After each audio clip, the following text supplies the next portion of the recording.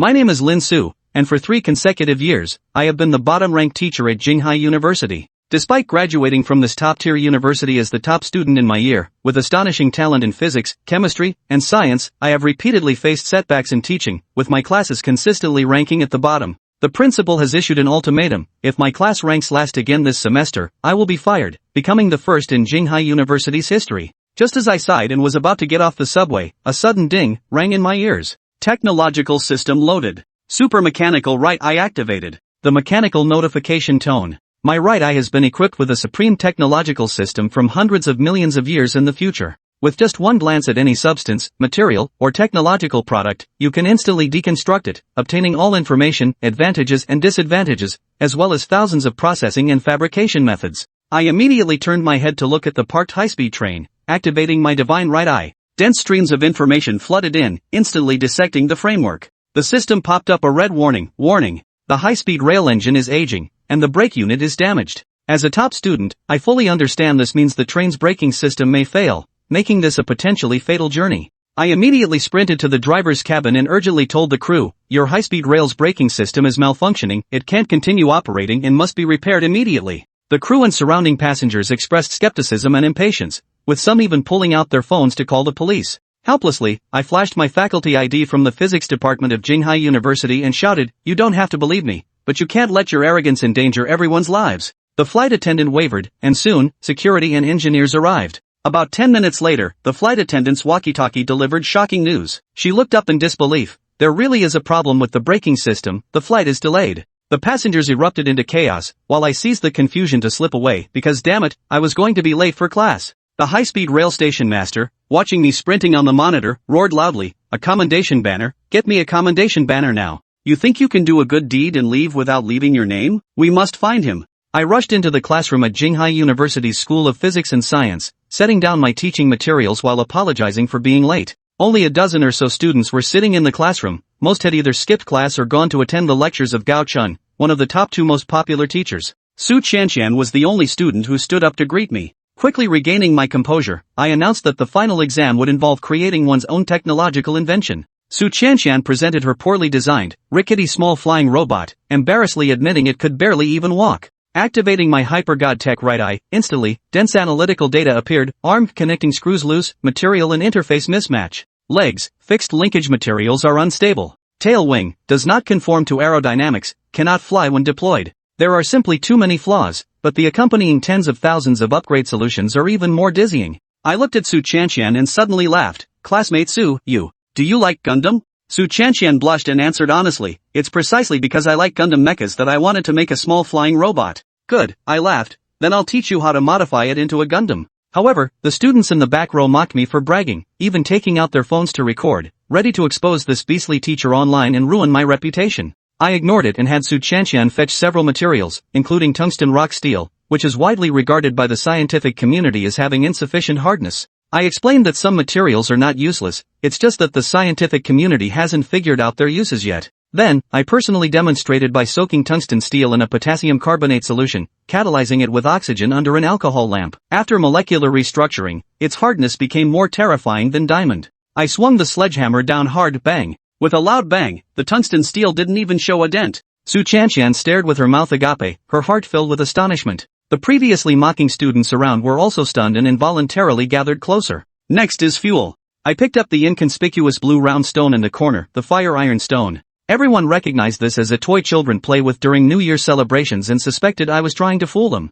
I signaled for them to step back further, then took the sulfuric acid solution and poured it all over the burning ironstone, yet it remained completely unchanged. Then, I sprinkled potassium peroxide powder on the surface of the pyrite, mixed it with sulfuric acid, placed it under an alcohol lamp, and immediately ran away at lightning speed. In the 3rd second, a brilliant flame suddenly erupted from the burning ironstone, a fiery column resembling a dragon soaring straight upward, and the massive explosion echoed throughout the entire teaching building. The ceiling turned completely charred black. This fuel. This is absolutely insane. Su Qianqian found it hard to believe. The classmates were speechless, saying it was too much. In just a few minutes, the series of groundbreaking new technologies I demonstrated left the students utterly astonished. I instructed Su Qianqian to go back and build the framework. As Su Qianqian's matter concluded, The other students immediately became restless. They eagerly pulled out their experimental designs, jostling to gather around, each clamoring, "Professor Lin, look at mine." Even the male classmate who had just recorded the video put on a fawning expression. I wasn't used to being enthusiastically treated by students for the first time, so I quickly dismissed the class and made a swift exit. I returned to the office, only to see many teachers gathered around Gao Chun, congratulating him for making it into the top 3 most popular teachers again. Gao Chun stepped closer, pretending to care but actually gloating as he mocked me for being last place again. At that moment, the principal stormed into the office and berated Lin Su furiously. "What were you up to during class just now? Why was the ceiling scorched?" he roared. "Your teaching quality is poor enough, and now you even want to tear down the school? I don't think we need to wait until the final exams are over. Don't bother coming back tomorrow. You're fired." Whispers broke out in the office, with many people taking malicious pleasure in the situation. I was just about to explain when a large crowd suddenly appeared at the door. There were reporters and police officers, bustlingly blocking the office door. A police officer looked around and shouted, "Excuse me, is this the office of Lin Su, Teacher Lin?" Chapter 3, Presenting the Commendation Banner. The principal's lightning-fast change of heart. Why are the police here? The moment the police uniforms came into view, the entire office erupted into chaos. What's going on? Many teachers paled. Judging by their conversation, it seemed they were here for Lin Su. Did Lin Su get into trouble? They whispered among themselves, casting peculiar glances at the bewildered Lin Su. Outside, it wasn't just police. A dense crowd of reporters had gathered, cameras clicking furiously. "I'm Zhang Mingyuan, deputy chief of Jinghai Police Station. Is Lin Su here?" Seeing the office frozen in shock, Zhang Mingyuan bellowed again. "Here! Here!" Gao Chen was the first to snap out of it, urgently pointing at Lin Su beside him. "Chief, he's right there." His expression was intense, as if he were identifying a suspect at a murder scene. With both police and reporters present, this was clearly an arrest operation. Gao Chen's heart surged with joy. Even though Lin Su's teaching performance now fell short of his own. As long as Lin Su remained, Gao Chen felt uneasy, as if a thorn had been lodged in his heart. Though he didn't know what this kid had done wrong. From now on, Lin Su would likely be forever branded as a disgrace at Jinghai University, never able to redeem himself. What brings the police here?"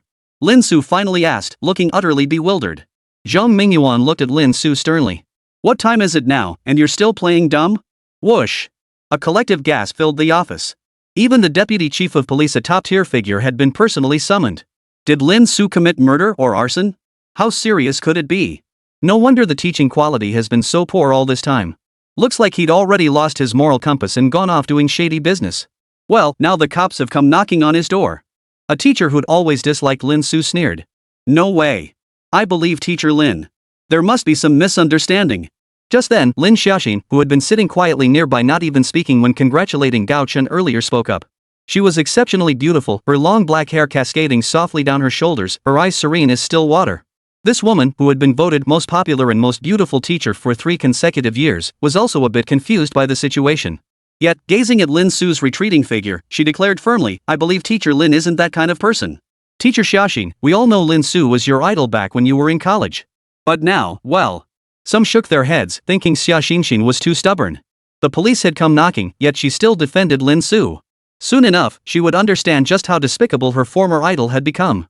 "We're here to confirm some details with you." Ignoring the murmurs around them, Zhang Mingyuan continued. Chief. Just then, the principal's bulky frame finally pushed its way through the dense crowd once more. The moment he appeared, he practically threw himself at Zhang Mingyuan's feet, wailing like a child. "I swear to you, Lin Su was no longer a faculty member of Jinghai University. I dismissed him just moments ago. Whatever he's been up to lately has nothing to do with Jinghai University." He seemed desperate to distance himself, as if terrified of being implicated by Lin Su. Gao Chen chimed in at that moment. "Officer, I can vouch for that. Jinghai University has always followed the law.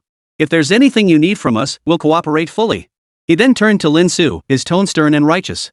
"Lin Su, what have you done? Spill everything now. Stop tarnishing Jinghai University's reputation." As he spoke, Gao Chen even advanced toward Lin Su, seemingly eager to impress Zhang Mingyuan by apprehending her first. "Stop right there." It was Zhang Mingyuan who lost his composure first. He bellowed, "What do you think you're doing?" Gao Chen paused, looking taken aback. "Comrade Director, I'm just assisting with the investigation." "What case?" Zhang Mingyuan felt both amused and exasperated. He quickly explained, "We're here to present Teacher Lin with a commendation banner." "What?" The next second, not just the principal and Gao Chun, but the entire office in perfect unison gasped in stunned silence upon hearing this explosive news. Lin Su, a commendation banner. How could anyone possibly connect the two? Comrade Director, you must have the wrong person. Lin Su was just the lowest ranking teacher at our school. Gao Chen instantly grew flustered, scrambling to say something. Shut up. Zhang Mingyuan was visibly annoyed. He rudely cut off the teacher who kept disrupting the proceedings. If Teacher Lin hadn't promptly discovered the brake failure on high-speed train G310 this morning, it could have led to a major accident causing hundreds of casualties. My savior! Where is my savior? Just then, a flurry of excited shouts erupted from the doorway. A middle-aged man burst in. The moment he spotted Lin Su, his eyes lit up like a starving wolf and he lunged toward her. Before Lin Su could even react, he had already rushed over, gripped Lin Su's hand tightly, and exclaimed through tears and snot, Teacher Lin, I finally found you. I'm Lu Fu, the station master of Anshin High-Speed Rail Station. Thanks to you this morning. I can't even imagine the consequences otherwise. Even now, waves of dread still washed over him. This time, Lin Su hadn't just saved his job, she'd pulled him back from the brink of disaster, sparing him from the grave charge of dereliction of duty. Such a debt of gratitude could rightly be called a second birth. No wonder the station master, usually so dignified in his high position, was now so overcome. Immediately, Lu Fu had someone bring over a commemorative banner and handed it to Lin Su, expressing his gratitude. Teacher Lin, you really ran too fast. If it weren't for the badge information we got from the surveillance footage and the assistance from the police officers, we might not have found you at all. Zhang Mingyuan chuckled and remarked, when I asked earlier, Teacher Lin was still pretending not to know. That spirit of selflessness, free from fame or gain, is truly admirable. As the deputy chief of the police bureau, what kind of people hadn't he encountered in his daily life? But someone like Lin Su, who did good deeds without seeking recognition, truly caught his attention. However, the impact of this incident is simply too significant. Headquarters has just decided to award Teacher Lin the Good Citizen Award. The reporters outside are already prepared. With that, Zhang Mingyuan warmly took Lin Su's hand. Teacher Lin, let's take a photo together now. Tonight's television broadcast will also cover this incident. Gazing at the Good Citizen Award in his left hand and the bizarre banner reading Master Teacher Saved Me in his right, Lin Su's lips twitched, forcing back the words, I was just rushing to work. Teacher Lin, could you describe your thought process at the time? Teacher Lin, I'm a reporter from Jinghai Daily. Could I ask? Beside him, a crowd of reporters, overcome with excitement, nearly shoved their microphones into Lin Su's mouth. Gao Chen's teeth were grinding so hard they might shatter. His fists clenched tightly, the flames of jealousy in his eyes seemed ready to solidify and burst into actual fire. No one could have predicted such a dramatic reversal of events.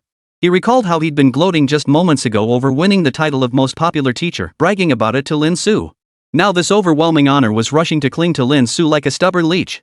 Compared to this, his own title seemed utterly ridiculous, like a child playing house. Why is it always like this? Gao Chen raged inwardly. Lin Su was now the center of everyone's attention, while he felt like an outsider, ignored by all. He had worked so hard all these years, only to end up like this. Gao Chen would never forget the global technology competition hosted by 36 of the world's top universities. In that gathering of elites, where genius was merely an entry ticket, Lin Su had crushed all the prodigies with such arrogant and unrestrained ease, declaring before countless witnesses, genius is merely the threshold to meet me. Back then, Gao Chen could only watch from the audience with envy. And now, it seemed he could only look up to her still. Huff. Gao Chen exhaled, forcing himself to take a deep breath. Though he never understood why Lin Su ultimately chose to fade into obscurity, becoming an ordinary teacher. What good is exceptional personal ability anyway? Now that they were both teachers, educating students was the top priority. The upcoming final exams? He would absolutely crush him underfoot. Alright, let's take the photo. We can't delay too long. Zhang Mingyuan ushered the reporters aside, then pulled Lin Su over to pose for the photo. He stood on the left, Lu Fu on the right. The two top executives instinctively positioned Lin Su front and center. Hold on. At that moment, the principal pushed his way over with a sheepish grin. Director, might I get in the shot too? Zhang Mingyuan chuckled. The old man really had thick skin. Comrade principal, didn't you just say Professor Lin has no connection to Jinghai University? Why are you butting in now? The principal's face flushed crimson as he hastily waved his hands. No. I was just talking nonsense earlier. Our contract with Teacher Lin is still valid. Legally speaking, he's still part of Jinghai University. Besides, what kind of person is Teacher Lin? He's our treasure at Jinghai University. How could we ever let him go? He quickly switched to a fawning expression toward Lin Su. Right, Teacher Lin? Lin Su was speechless. No wonder he could be president. This thick-skinned act was no joke. He wasn't prepared to burn bridges with the president, though. He merely smiled faintly. So, President, what about my salary? Double, no, quadruple from now on. Commuting by subway lately has been exhausting. I'll arrange a car for you immediately. But I accidentally damaged the ceiling in the teaching building just now. Damage? Mr. Lin, you were conducting an experiment. It's our building's poor quality. Workers' compensation will be processed immediately. Alright. Seeing the principal practically offering up his own office for my use, Lin Su quickly cut him off. Having already squeezed a hefty sum out of him, he didn't push his luck further. Then just stand over there, principal. Sure thing. Where was the principal's former haughty demeanor now? He happily took his place at the very edge. For figures at their level, the prestige of such achievements was priceless. This time, it wasn't just him, the entire Jinghai University had truly benefited from Lin Su's influence. Click. The camera froze the moment. The reporters, satisfied with their scoop, departed. But Zhang Mingyuan and Lu Fu were still lingering. Lin Su shot them a puzzled glance. With everything settled, why were these two old-timers still lingering? Did they want to linger over tea? As if reading her thoughts, Zhang Mingyuan chuckled softly. After a rare moment of deliberation, he spoke up. Actually, Teacher Lin. We came to see you this time, there's actually one more matter. Chapter 4, Su Chanqian turns down 5 million and gets targeted. Another matter? Lin Su frowned at Zhang Mingyuan's words. It's like this, Teacher Lin. Lu Fu rubbed his hands nervously, speaking cautiously. Today, you identified the high-speed train brake issue just by observation. Your expertise is truly astonishing. Coincidentally, our high-speed rail station is facing a critical challenge recently, so we thought we'd invite you to consult on it. As if afraid Lin Su would refuse, he quickly added, of course, we won't let you work for nothing. If you solve it, we'll reward you handsomely 5 million yuan. 5 million? The words had barely left his mouth when everyone in the office gasped, their eyes immediately turning green with envy as they stared at Lin Su. After all, even at Jinghai University, a nationally ranked top-tier institution, an ordinary lecturer's annual salary barely reached a few 100,000 yuan. Only professors could potentially earn over 1 million annually. And here was Lin Su, so young, and someone was willing to pay him 5 million just to solve a problem? This was practically a windfall from heaven. No, thank you. But the next second, Lin Su shook his head, his response surprising everyone. Is there something unsatisfactory? We can increase the salary.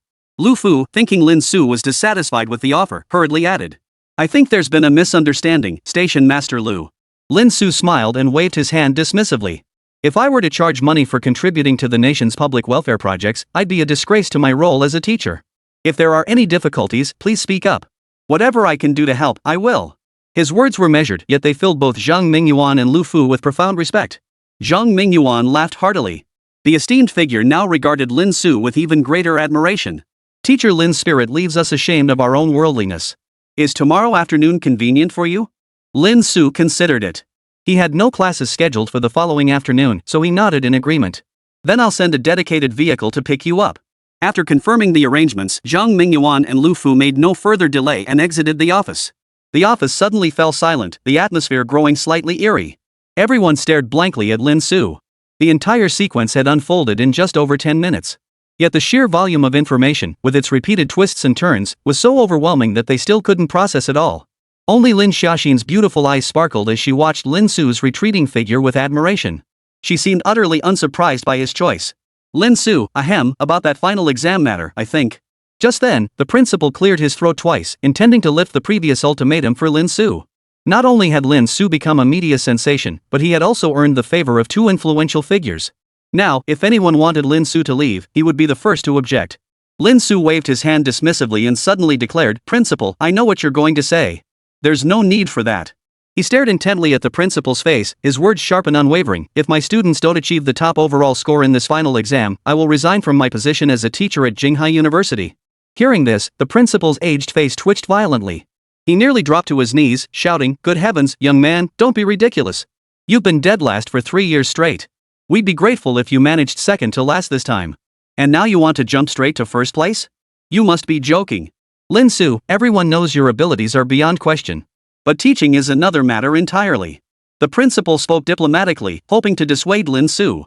In his decades of experience, he'd never seen anyone lift students from dead last to first place in just a few days. This wasn't even a matter of capability, it was pure fantasy. Gao Chun, however, finally seemed to find a point to attack Lin Su, sneering sarcastically, Senior Lin, don't let a little success go to your head and forget who you really are. When I was teaching today, all your students came over to listen to my lecture instead. When your classroom is packed to capacity, then we can talk about this.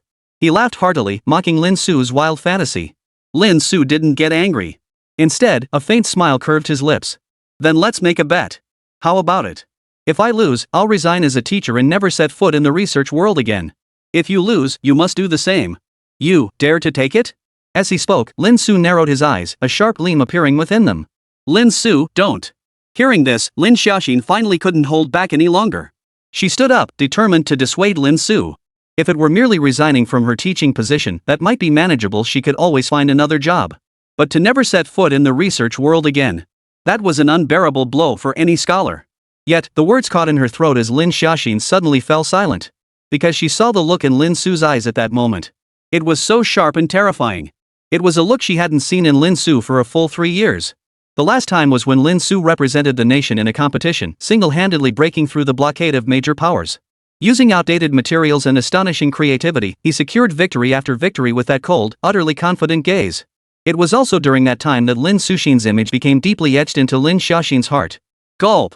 At that very moment, staring at Lin Su, Gao Chen suddenly felt an inexplicable chill run through his entire body.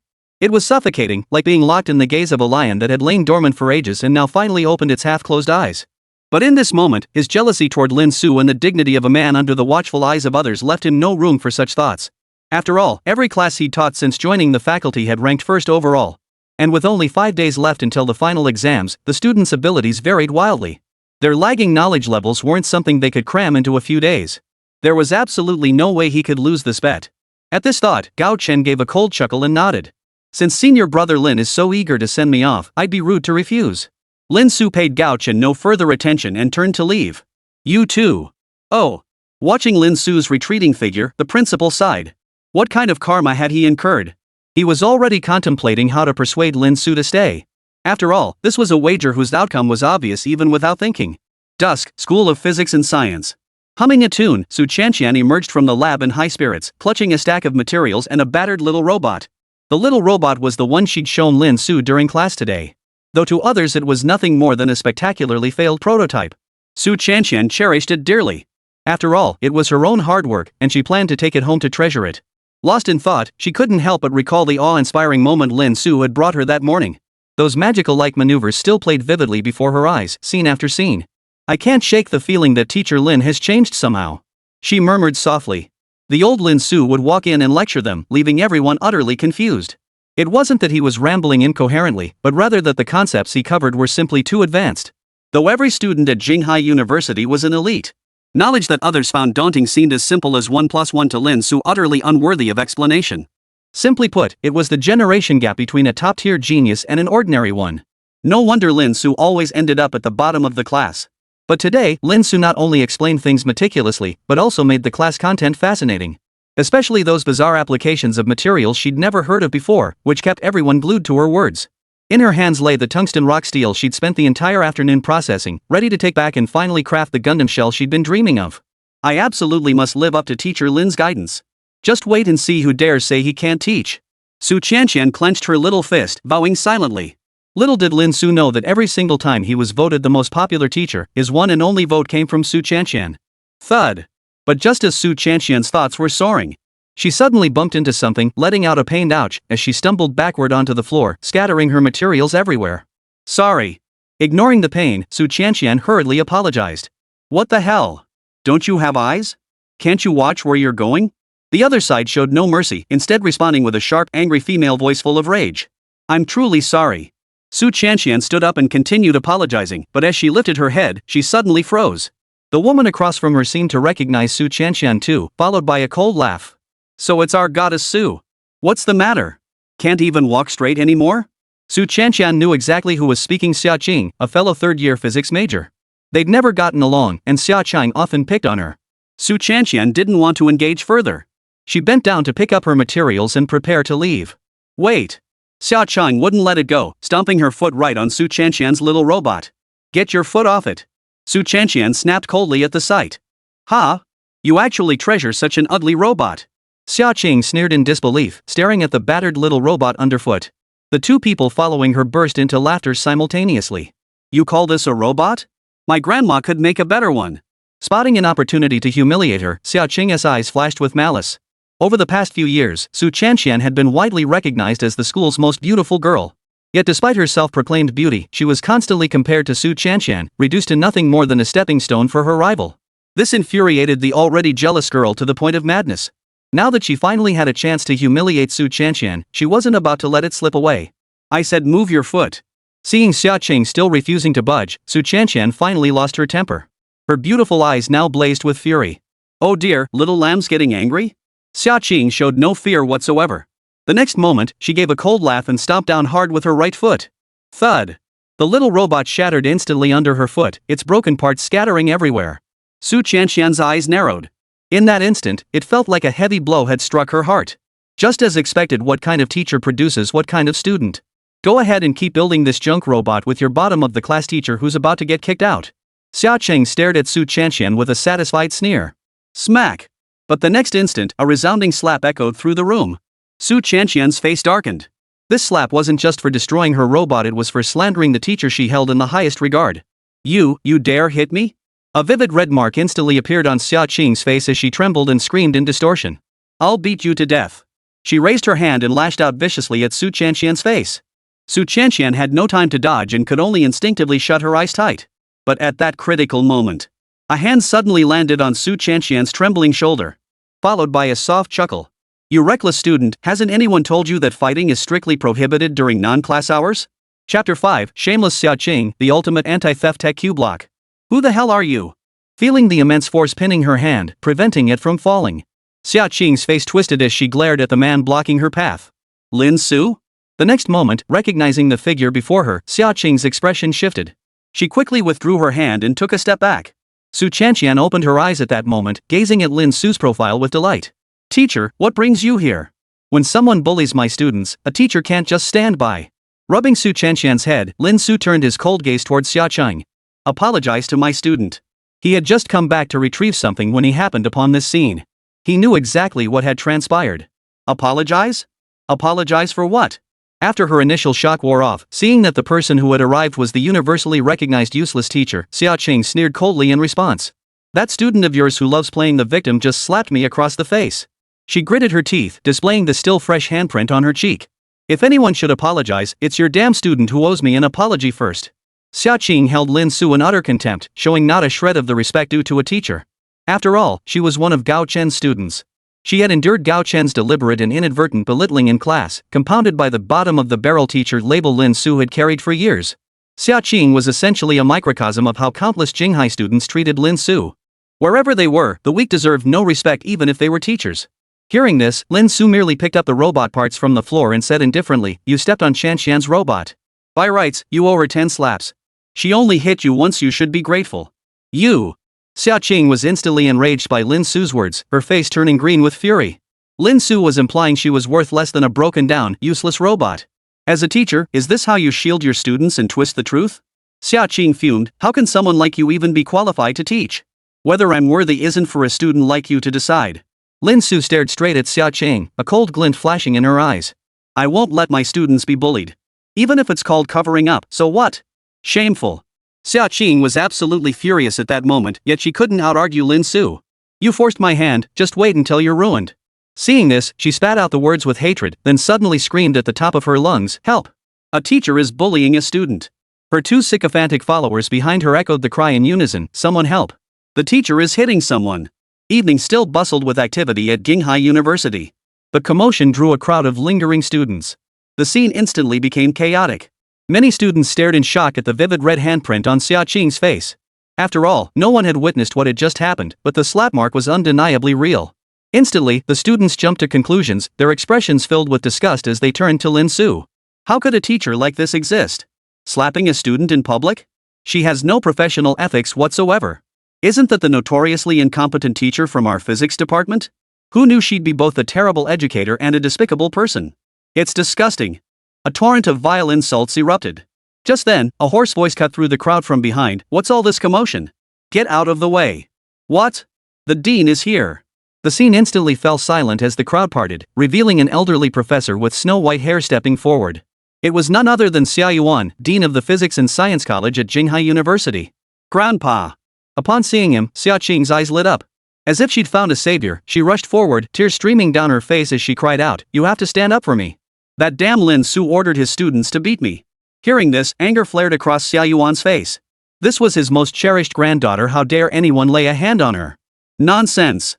At that moment, Su Qianqian finally couldn't hold back any longer and retorted, she started it. Oomph. Xia Yuan snorted coldly. If she started it, how come neither of you got hurt? Instead, my granddaughter got slapped in the face. Would my granddaughter risk her reputation to lie about this? Clearly, he believed his granddaughter's words unconditionally. Exactly. How could Xia Qing possibly joke about a girl's reputation? It's obvious you hit her and won't admit it. Xia Qing had no shortage of admirers at Jinghai Academy, and someone immediately chimed in to support her. That beast of a teacher. I'm going to expose him online. Some had already started filming, preparing to post the video on the school forum later, exposing this despicable teacher's true colors. You lot. Su Chanxian was on the verge of tears. With her kind-hearted nature, how could she possibly outwit the scheming Xia Qing? She was instantly at a loss. It's fine. Lin Su, however, remained completely unfazed throughout. Stepping forward with a smile, he said, in that case, Dean Xia, why don't we review the surveillance footage? As she spoke, Lin Su pointed toward a hidden camera tucked away in the corner. The moment Xia Qing saw the camera, her expression froze. She had completely forgotten about it. If the surveillance footage were retrieved, she would truly be ruined. Seeing his granddaughter's expression, Xia Yuan's own expression changed. He knew his granddaughter better than anyone and instantly realized there was more to the recent incident than met the eye. Yet his indulgence toward her led him to conceal the truth once more. Turning to Lin Su, he said sternly, Teacher Lin, I see you're still new to this. I won't pursue this matter further. Apologize to Xia Qing and we'll consider it settled. Poof. Lin Su nearly burst out laughing at this shameless old man. What if I refuse? You dare defy the dean's orders? Xia Yuan erupted in fury, pointing an accusing finger at Lin Su. Don't forget your place. I couldn't care less if you're a dean, village chief, or tribal chieftain. All I know is someone bullied my student, and I'm standing up for her, plain and simple. Lin Su met his gaze head-on, showing no fear. What's going on? This doesn't seem right. The gathered students whispered among themselves, sensing a reversal in the situation. It wasn't what it seemed on the surface. Could it be a misunderstanding? A girl gushed at Lin Su. Yes, I did say something about you. Seeing the situation take an unexpected turn, Xia Qing finally couldn't hold back. I just called you a useless teacher at the bottom of the class. Did I say anything wrong? Every class you teach ends up at the bottom of the rankings. Nowadays, which physics student doesn't avoid you like the plague? Does telling the truth deserve a beating? At this point, she might as well go all out. The onlookers fell silent, clearly aware of Lin Su's notorious reputation as the bottom-of-the-barrel failure. Don't you dare talk about Teacher Lin like that. He's the best. Amid the silence, only Su Chanxian spoke up in defense. Oh, is that so? As if she'd been waiting for Su Chanxian to say that, Xia Qing's lips curled into a cold smile. Then does Teacher Lin dare to prove it? With that, she pulled a cube-like object from the backpack behind her. She announced to everyone present, this is the Rubik's Cube lock I recently acquired at great effort, a rare find from the renowned American locksmith and techmaster, Mr. Leo. This Rubik's Cube lock has been officially certified as the world's most secure reinforced lock. If Teacher Lin can crack it, I'll not only apologize to Su Chanxian, I'll even kneel and apologize. She wore her smugness like a badge. But if you fail, both of you will publicly apologize to me on the school forum. Dare you? This is pure bullying. Su Chanxian, who had clearly heard of this Rubik's Cube lock, immediately retorted angrily, this lock has 6 sides, each with 36 buttons. Pressing any button randomly causes all buttons on the other sides to either sink in or pop out. Crucially, you only get 20 presses. After that, it resets completely. You must press 10 random numbers in sequence from hundreds of buttons matching the random code displayed on the central controller to make all buttons sink in and unlock it. Even the most powerful supercomputers today couldn't crack this cube lock. And you expect humans to solve it? This is simply impossible. Xia Qing clearly understood this herself, yet she shamelessly pressed on, if you're scared, just say so. Why all this nonsense? Isn't your teacher Lin supposed to be so amazing? If he's amazing, he should do what others can't. If you're scared, then tuck your tail between your legs and get lost. Teacher, please. This mess started because of me. I can't let you get dragged into this any further. The other party was clearly bullying her. Su Chanxian looked at Lin Su, a hint of guilt flickering in her beautiful eyes. If not for her, why would the teacher become the target of everyone's criticism? But just then, Lin Su suddenly smiled and gave Su Chanxian a firm pat on the head with his right hand. I told you I'd stand up for you. Don't be afraid. With that, under Su Chanxian's stunned gaze and the astonished stares of everyone else, Lin Su stepped forward, his voice calm yet brimming with unwavering confidence. I accept this challenge. Chapter 6, 3 million possibilities? No, only one. The moment the words fell, the entire venue fell silent. Xia Chang, Xia Yuan, and even the surrounding students froze, staring at Lin Su in disbelief. It seemed no one could have imagined anyone would actually accept such an utterly unwinnable challenge. That was the world-renowned, unbreakable, monstrous Rubik's Cube lock. Hundreds of buttons meant billions of possible combinations. Even more terrifying was that the solver had to pick the one correct option from those hundreds of millions of possibilities and press the 10 buttons in the exact right sequence. If they ran out of chances and the buttons were scrambled again, all their effort would be wasted. Such demanding requirements and astronomical data volumes were tasks beyond even supercomputers, let alone an ordinary teacher? This was the unanimous thought of everyone present. Lin Su must be out of his mind. What? You're scared now that I've agreed? Lin Su chuckled mockingly at Xiaoqing, who was speechless. Impossible.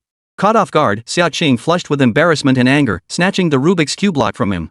I'll be damned if I can't solve this masterpiece by Master Liu. If you solve it, I'll eat this lock whole. Lin Su ignored her, turning his gaze instead to Xia Yuan. Dean Xia, since both parties have accepted, I'll have you serve as the notary. Would you be willing? Poof. You delusional young upstart. Thinking this, Xia Yuan, as a professor, understood better than anyone just how reckless Lin Su could be. His eyes turned cold as he declared, I bear witness in my capacity as dean. Should anyone violate this agreement, they will be dealt with according to university regulations. His words were clearly directed at Lin Su to prevent him from reneging later. As for the consequences of their defeat, what a joke! That was impossible. Very well. Satisfied with the response, Lin Su returned his gaze to the Rubik's Cube block in his hands. At this moment, all the buttons on the Rubik's Cube block protruded outward, still emitting a faint metallic sheen in the twilight glow. Can Leo? Gazing at the magic cube block, he recalled what Xiaoqing had said earlier. Memories surfaced in Lin Su's mind. That kid who used to trail behind him, pulling out all sorts of high-tech locks, bragging arrogantly that he'd never be able to crack them. Only to hang his head in defeat after being bested by him. Seemed he'd become quite the big shot now. Too bad, he'd still be defeated by him today. A fleeting light flashed across his right eye, the super god technology right eye activated. In an instant, the intricate Rubik's Cube lock mechanism, encased in countless buttons, was peeled away layer by layer.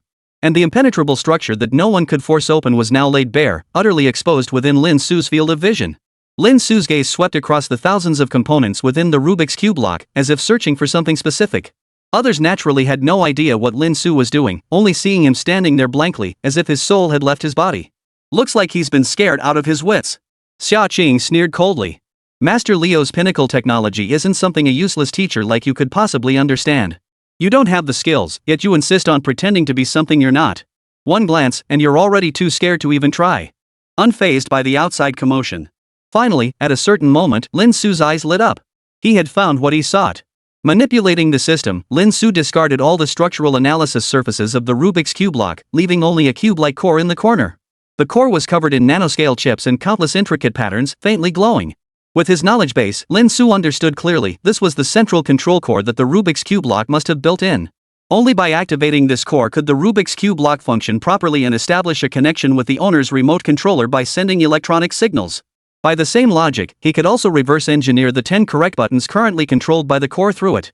The super god right eye activated once more. Countless circuits connected to the control core were peeled away layer by layer, like thousands of tangled wires being effortlessly untangled. Soon, Lin Su pinpointed the 10 correct buttons. Lin Su's eyes returned to their normal jet black hue. The system's task was complete. All it could do was provide the sole correct option from billions of possibilities. But the ordeal was far from over. Lin Su had to rely on himself to press these 10 buttons in the correct sequence. Without delay, Lin Su pressed each of the 10 buttons in sequence. The sound of click, click echoed. With each press, he scrutinized the raised and recessed states of every button on each panel, as if etching them deeply into his memory. Meanwhile, Xiaoqing, watching nearby, suddenly paled. She was stunned to realize that the 10 buttons Lin Su had pressed, though out of sequence, matched exactly what was currently displayed on her own control panel. How was that possible? How did he manage it? Xiaoqing was nearly stunned into speechlessness. In just over 10 seconds, Lin Su had picked out the 10 correct buttons from hundreds? Calm down, calm down. Taking a deep breath, Xiaoqing forced herself to keep her expression neutral, determined not to let Lin Su see through her shock. This was only the first step. Gritting her teeth, she thought, he couldn't possibly figure out the random button sequence that would make anyone else dizzy. Just as a storm raged within Xiaoqing's mind, Lin Su suddenly spoke up, asking Su Shanshan, let me ask you, if you have 10 buttons to arrange, how many possible combinations are there? Su Shanshan was a bit confused why her teacher was asking this, but for such a simple question, she answered honestly, over 3,620,000 possibilities. Lin Su said nothing, merely pressing the first button on the Rubik's Cube block with a light touch. Click. The buttons on the other 5 sides shifted in response, some rising, some falling, in no discernible pattern. Then came the second press, the third. The 9th press. The cube block kept shifting. Everyone held their breath, staring intently at Lin Su's movements. He's not just pressing buttons randomly, is he? He is. Who presses that fast without a single moment of thought? Finally, the gathered students couldn't help but murmur among themselves, convinced Lin Su was just gambling on luck, hoping for a blind cat to stumble upon a dead mouse. Only Xia Qing, who had seemed certain of victory moments ago, now breathed heavily. Fear crept into her pupils as she watched Lin Su's movements, her face breaking out in a cold sweat. The Rubik's Cube lock had only 10 button presses left. Lin Su had no room for error.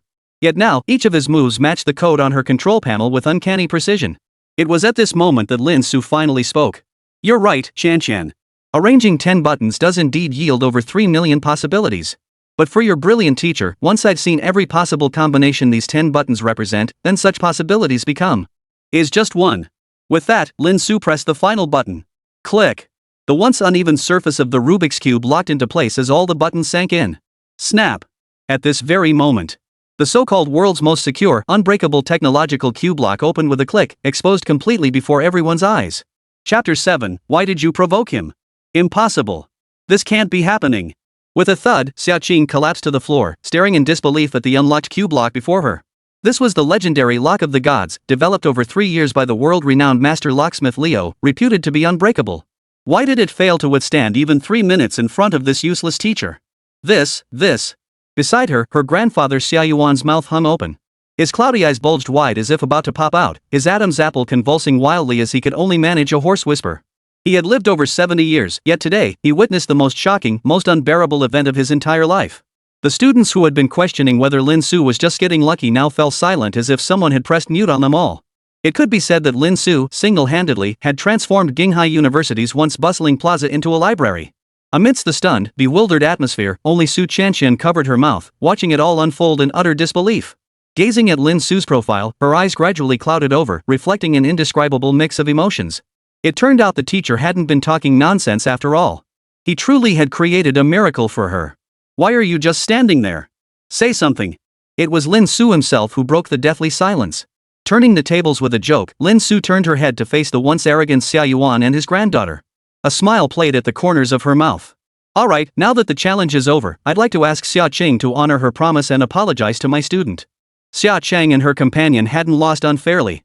Truth be told, solving that Rubik's Cube lock this time around was probably something only Lin Su could have accomplished in the entire world. First, he needed the system's godlike deconstruction ability to filter out hundreds of millions of distractions and pinpoint the correct solution. Otherwise, even if Lin Su had tried until the end of time, he wouldn't have found a solution. Next came the ultimate application of Lin Su's terrifying memory and deductive reasoning. He committed every possible button combination to memory, then frantically deduced the correct sequence within mere seconds, unlocking the Rubik's Cube lock. It could be said that to break the seemingly unsolvable Rubik's Cube lock, both the God-tier system and Lin Su's own abilities were indispensable. No, don't. At that moment, meeting Lin Su's icy, suffocating gaze and the strange looks from the surrounding classmates, Xia Qing, who had once ruled with an iron fist at Jinghai University, relying on her powerful connections, finally felt fear. She had always considered herself a goddess above everyone else. How could she possibly apologize to her long-hated enemy, especially by kneeling? How could she ever hold her head high at Jinghai University again? She would become the laughingstock of the entire campus. That kind of ending, she couldn't accept it. Grandpa, save me. Save me. I refuse to kneel. Xia Qing wept bitterly, hiding behind Xia Yuan's back as she clung to this last shred of hope. Xia Yuan's weathered face twitched. For his granddaughter's sake, he steeled himself and snapped, Lin Su, don't push it too far. She's just a student, and you're a teacher. Is this really necessary? Lin Su smiled coldly. What? The noble and upright Dean Xia wants to back out now? Don't forget how you witnessed this in front of all these students just moments ago. You didn't mention your granddaughter was a student when we made the bet. Now that you've lost, suddenly it matters? Is this how the esteemed dean of Jinghai University handles defeat with such double standards? You. Xia Yuan fumed, his beard bristling and eyes bulging, yet he couldn't refute a word. His blood pressure shot through the roof. At his age, reputation was his most cherished asset. But now, the student's skeptical, disdainful stares pierced him like a fishbone lodged in his throat, making him feel utterly miserable. The authority he'd painstakingly built over decades seemed to be crumbling before his eyes. Lin Su, do you truly intend to oppose me to the very end? Don't forget you're still just a lecturer. This is insubordination. Risking ruin in his twilight years, Xia Yuan thrust a finger at Lin Su, seemingly trying to force submission through authority. Don't forget the president's explicit order regarding you. If you leave now, I might be able to put in a good word for you to keep your position at Jinghai University. He presented what he believed to be an offer Lin Su couldn't possibly refuse. Old bai dang, are you out of the loop? Whether I stay at Jinghai University is no longer up to you to decide. Lin Su scoffed. Get your granddaughter to kneel and apologize. My time is precious. Very well, very well. Xia Yuan was utterly enraged. At this moment, he cared not a whit about the consequences. Earlier mention of the president had sparked an idea. He decalled the president immediately and have this ungrateful fool expelled. Then Lin Su, no longer a Jinghai University faculty member, would automatically void this bet. He refused to believe that with his decades of standing at Jinghai University, the president would defy his will over some worthless teacher about to be fired. Beep. He dialed the president's number right in front of Lin Su and said coldly, "You forced my hand, Lin Su." The call connected quickly. The president's voice came through. "Hello? Who is this?" "It's me, Xia Yuan." Xia Yuan's face darkened as he recounted the entire incident to the president in detail. Then, his voice thick with fury, he demanded, "President, fire this disrespectful brat immediately. Otherwise, I'm out of here." Just as Xia Yuan lifted his head triumphantly, expecting the situation to unfold exactly as he planned. But all he heard was the principal fall silent for several seconds before erupting in a terrifying roar. "Xia Yuan, what the hell are you doing? I'm warning you, don't you dare mess with Lin Su right now, or I'll fire you on the spot." Xia Yuan froze in shock, stammering urgently, "Principal, what do you mean?" The principal roared again. "Lin Su just pulled off something that shook the entire Jinghai city today. The police chief, deputy director, and subway station manager are practically kissing his ass right now.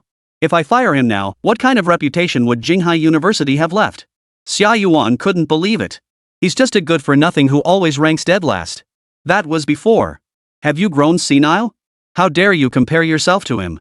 Have you forgotten what every teacher says about Lin Su? You can criticize his teaching, but never question his competence. Listen, whatever he tells you to do now, you accept it unconditionally. This is my final warning." Clunk. Xia Yuan's phone slipped from his hand and fell to the floor. His eyes went blank, and he could no longer hear the principal's voice. "Grandpa, how is he?"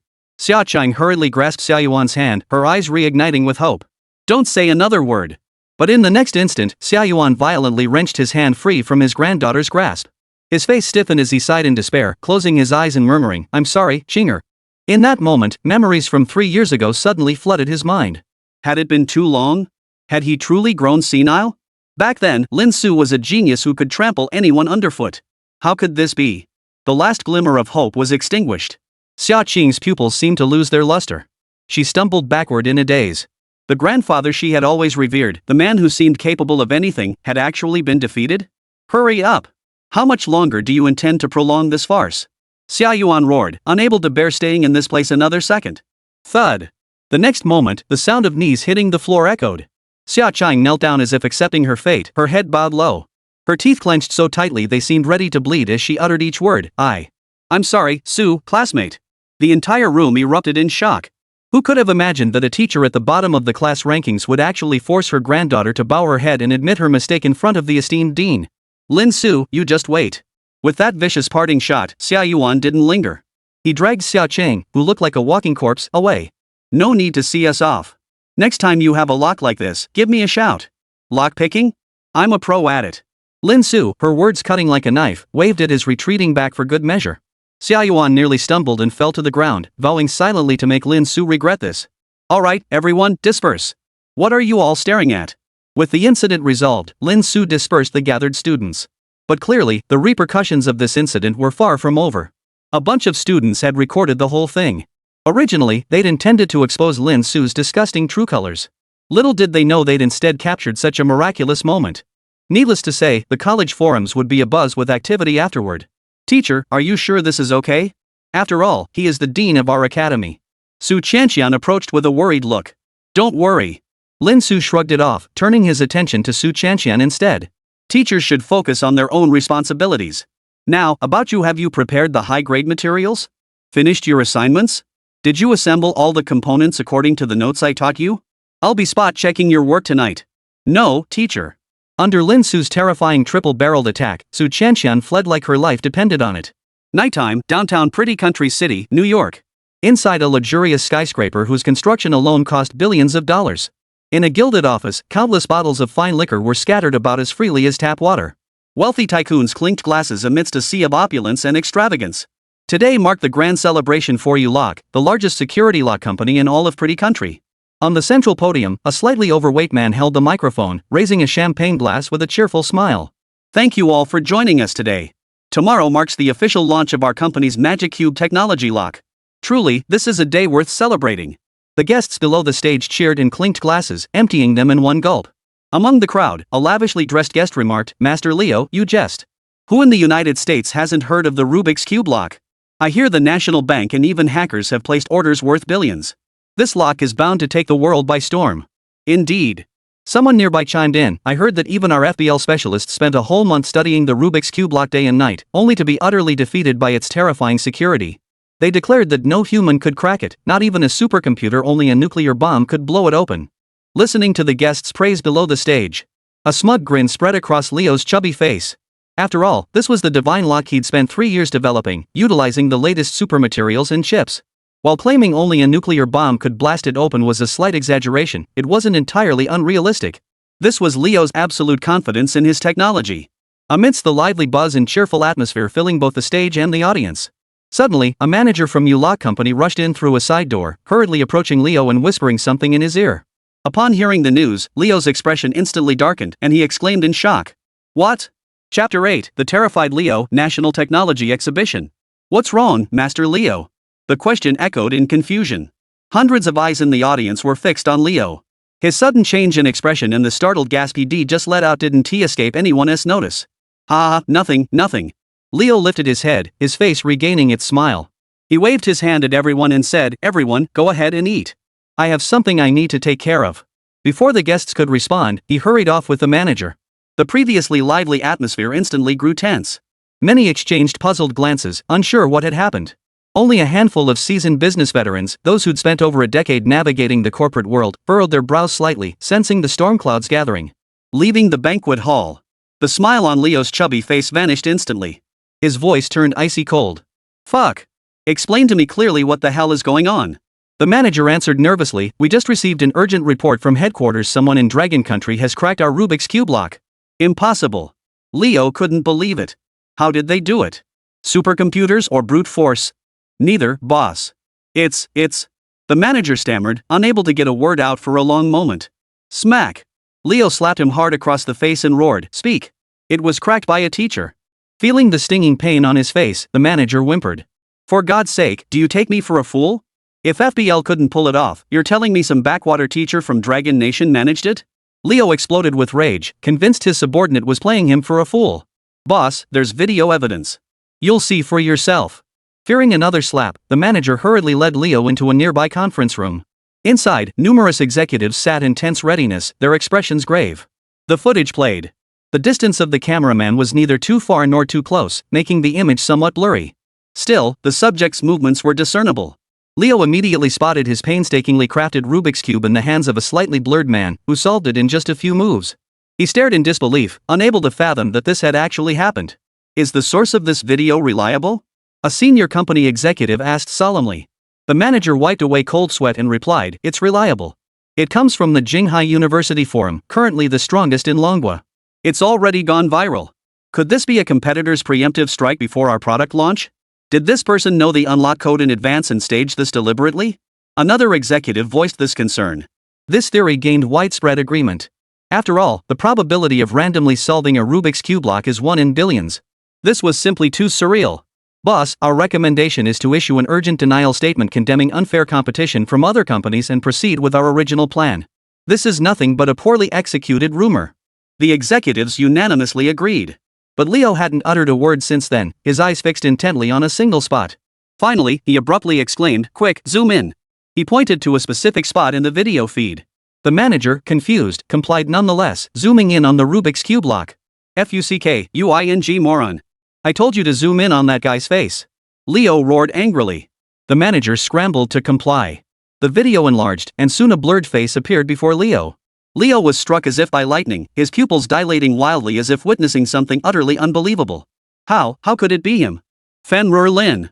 Even in this blurred state, Leo instantly recognized the man who had cast such a deep psychological shadow over him. Fenrir was a terrifying entity from Norse mythology, so powerful he had devoured the mighty chief god Odin himself. This was the nickname unanimously given to him by geniuses from the United States and other nations back then, a testament to how deeply they feared him.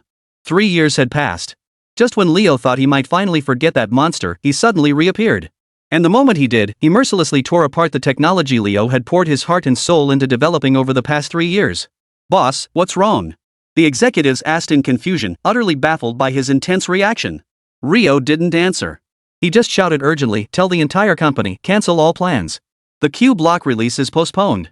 "What?" The management erupted in chaos, voices overlapping in protest. "Boss, forget the hundreds of millions already sunk into marketing. This sudden reversal will create an uncontrollable PR disaster with external partners and the public. I said delay it, so delay it. Stop all this nonsense." Leo's hands were trembling slightly. The Q Block's advertising slogan was simple and direct: as long as the world doesn't explode, the Q Block will endure forever. Now, suddenly, some guy had opened it with his bare hands. How were they supposed to sell the product now? Wouldn't they become the laughingstock of their peers? If it were anyone else, Leo might have dismissed it as malicious business competition. But if it was that man, he believed he could actually pull it off. Jinghai, a villa somewhere. Tick, tick. Crystal clear droplets fell from her hair. Su Chanxian, freshly bathed, emerged from the bathroom wrapped in a towel. Swaddled in the towel, glimpses of her figure were revealed, her snow-white skin shimmering with an alluring glow under the light. Coming, for heaven's sake." Su Chanxian muttered under her breath as she sat on the bed and picked up her phone. Since just moments ago, her phone had been ringing off the hook, the incessant ringtone never ceasing. "Chanxian, you've really hit the jackpot this time." The moment she answered, an excited female voice burst through the line. It was Su Chanxian's best friend, Luingxue, currently studying at Qingbei University, ranked second in the country. "What's going on?" Su Chanxian was completely baffled. "You haven't heard? Universities nationwide are buzzing. The video's gone viral. Everyone's talking about this mysterious teacher who, in a fit of rage over a student, solved the legendary Rubik's Cube block in just 30 seconds. The video's a bit blurry, but I could tell right away that girl is you." Luingxue chattered on. "Who is that teacher of yours? He's way too handsome. I'm going to audit your classes tomorrow." Her best friend's starstruck expression left Su Chanxian sighing helplessly. "He's our physics teacher. Finals are coming up soon, you should focus on studying." After fending her off, the gossipy friend finally quieted down. Su Chanxian opened the school forum. Sure enough, today's events were being discussed everywhere. The onlookers fell into two camps. 81 Mr. Lu, I've had it with that green tea girl for ages. Does she really think she's a goddess? Why aren't her little sheepies making a fuss this time? Black Tiger, is the guy above you nuts? Why talk about girls? What if Xia cries? Dog Slayer, you brainless moron upstairs should go join Bo Yang Yang and Double-Faced Turtle in a sworn brotherhood. You disgusting, pathetic suck-up. One group relentlessly flogs Xia Yuansuan's granddaughter and the army of suck-ups online, condemning them for resorting to underhanded tactics only to get humiliated in the end, truly reduced to Jinghai University's two biggest clowns. After all, these two have done plenty to piss people off in their daily lives. Getting mocked by the entire internet is just karma. The other group is stunned by Lin Su's mind-blowing skill. Xiaoye, who is this teacher? Solving a Rubik's Cube block without any tools? That's insane. Auto man, girl, you don't even know the most notorious deadweight professor in the physics department? The one whose students consistently rank dead last. Xiaoye, who cares about rankings? Just for outsmarting American high-tech like that, I'm a fan. Cohen, you're gorgeous, humph. I won't deny he's a talented teacher, but if he were to teach me, I'd refuse. His classes aren't worth a damn. The comments section split into two camps. Some worshipped Lin Su's terrifying intellect, while others resented his fame, harping on his past academic struggles and hurling insults. Oomph. Teacher Lin will show these haters what they're missing. Sucking her lip in defiance, Su Chanxian transformed into a keyboard warrior, anonymously lashing out at others. Ding dong. Just then, a message from Lin Su popped up on her phone. Ready? Let's start the Penguin meeting livestream. I'll explain it live for you. Got it. After replying, Su Chanxian changed into her loungewear, booted up her computer, and logged into Penguin meeting. Just type build Gundam to create a room. Su Chanxian wasn't very familiar with the process and fumbled around for a while before finding the video button. However, clicking the button brought up a slew of options, such as whether to enable the microphone or activate the camera. Without scrutinizing them, Su Chanxian tapped confirm, completely unaware that she'd also selected the default live streaming option. After sending the room number, Lin Su joined quickly. The moment he entered, he was stunned. Where on earth is this? Su Chanxian's background revealed an absurdly large room, packed with countless scientific instruments, truly luxurious. Su Chanxian froze for a moment before replying, "It's just my lab at home." "Don't you have one at your place, Professor?" Stung to the core, Lin Su fell silent for 2 seconds. Damn it, this girl was secretly loaded. Without further comment, Lin Su motioned for Su Chanxian to roll the Gundam over. After a night of hard work, Su Chanxian's Gundam had taken shape. She'd even coated the surface in blue and white, giving it an even more imposing presence. Of course, it was still just an empty shell, requiring internal components, power sources, and so on. Now, do exactly as I say. Without delay, Lin Su began instructing Su Chanshan. First, open the chest plate on the Gundam. First Scientific Research Institute of Jinghai City. Ugh, what a headache. Leaning back in his chair after wrapping up an online meeting, a middle-aged man in a lab coat sighed. The man was Zhang Tao, director of the institute. The higher-ups had just organized a preliminary seminar for the Dragon Nation Student Science and Technology exhibition, requiring each province and municipality to select 3 suitable original scientific projects for exhibition at the conference. The exhibition was scheduled to take place in Jinghai. As the host, Zhang Tao felt immense pressure.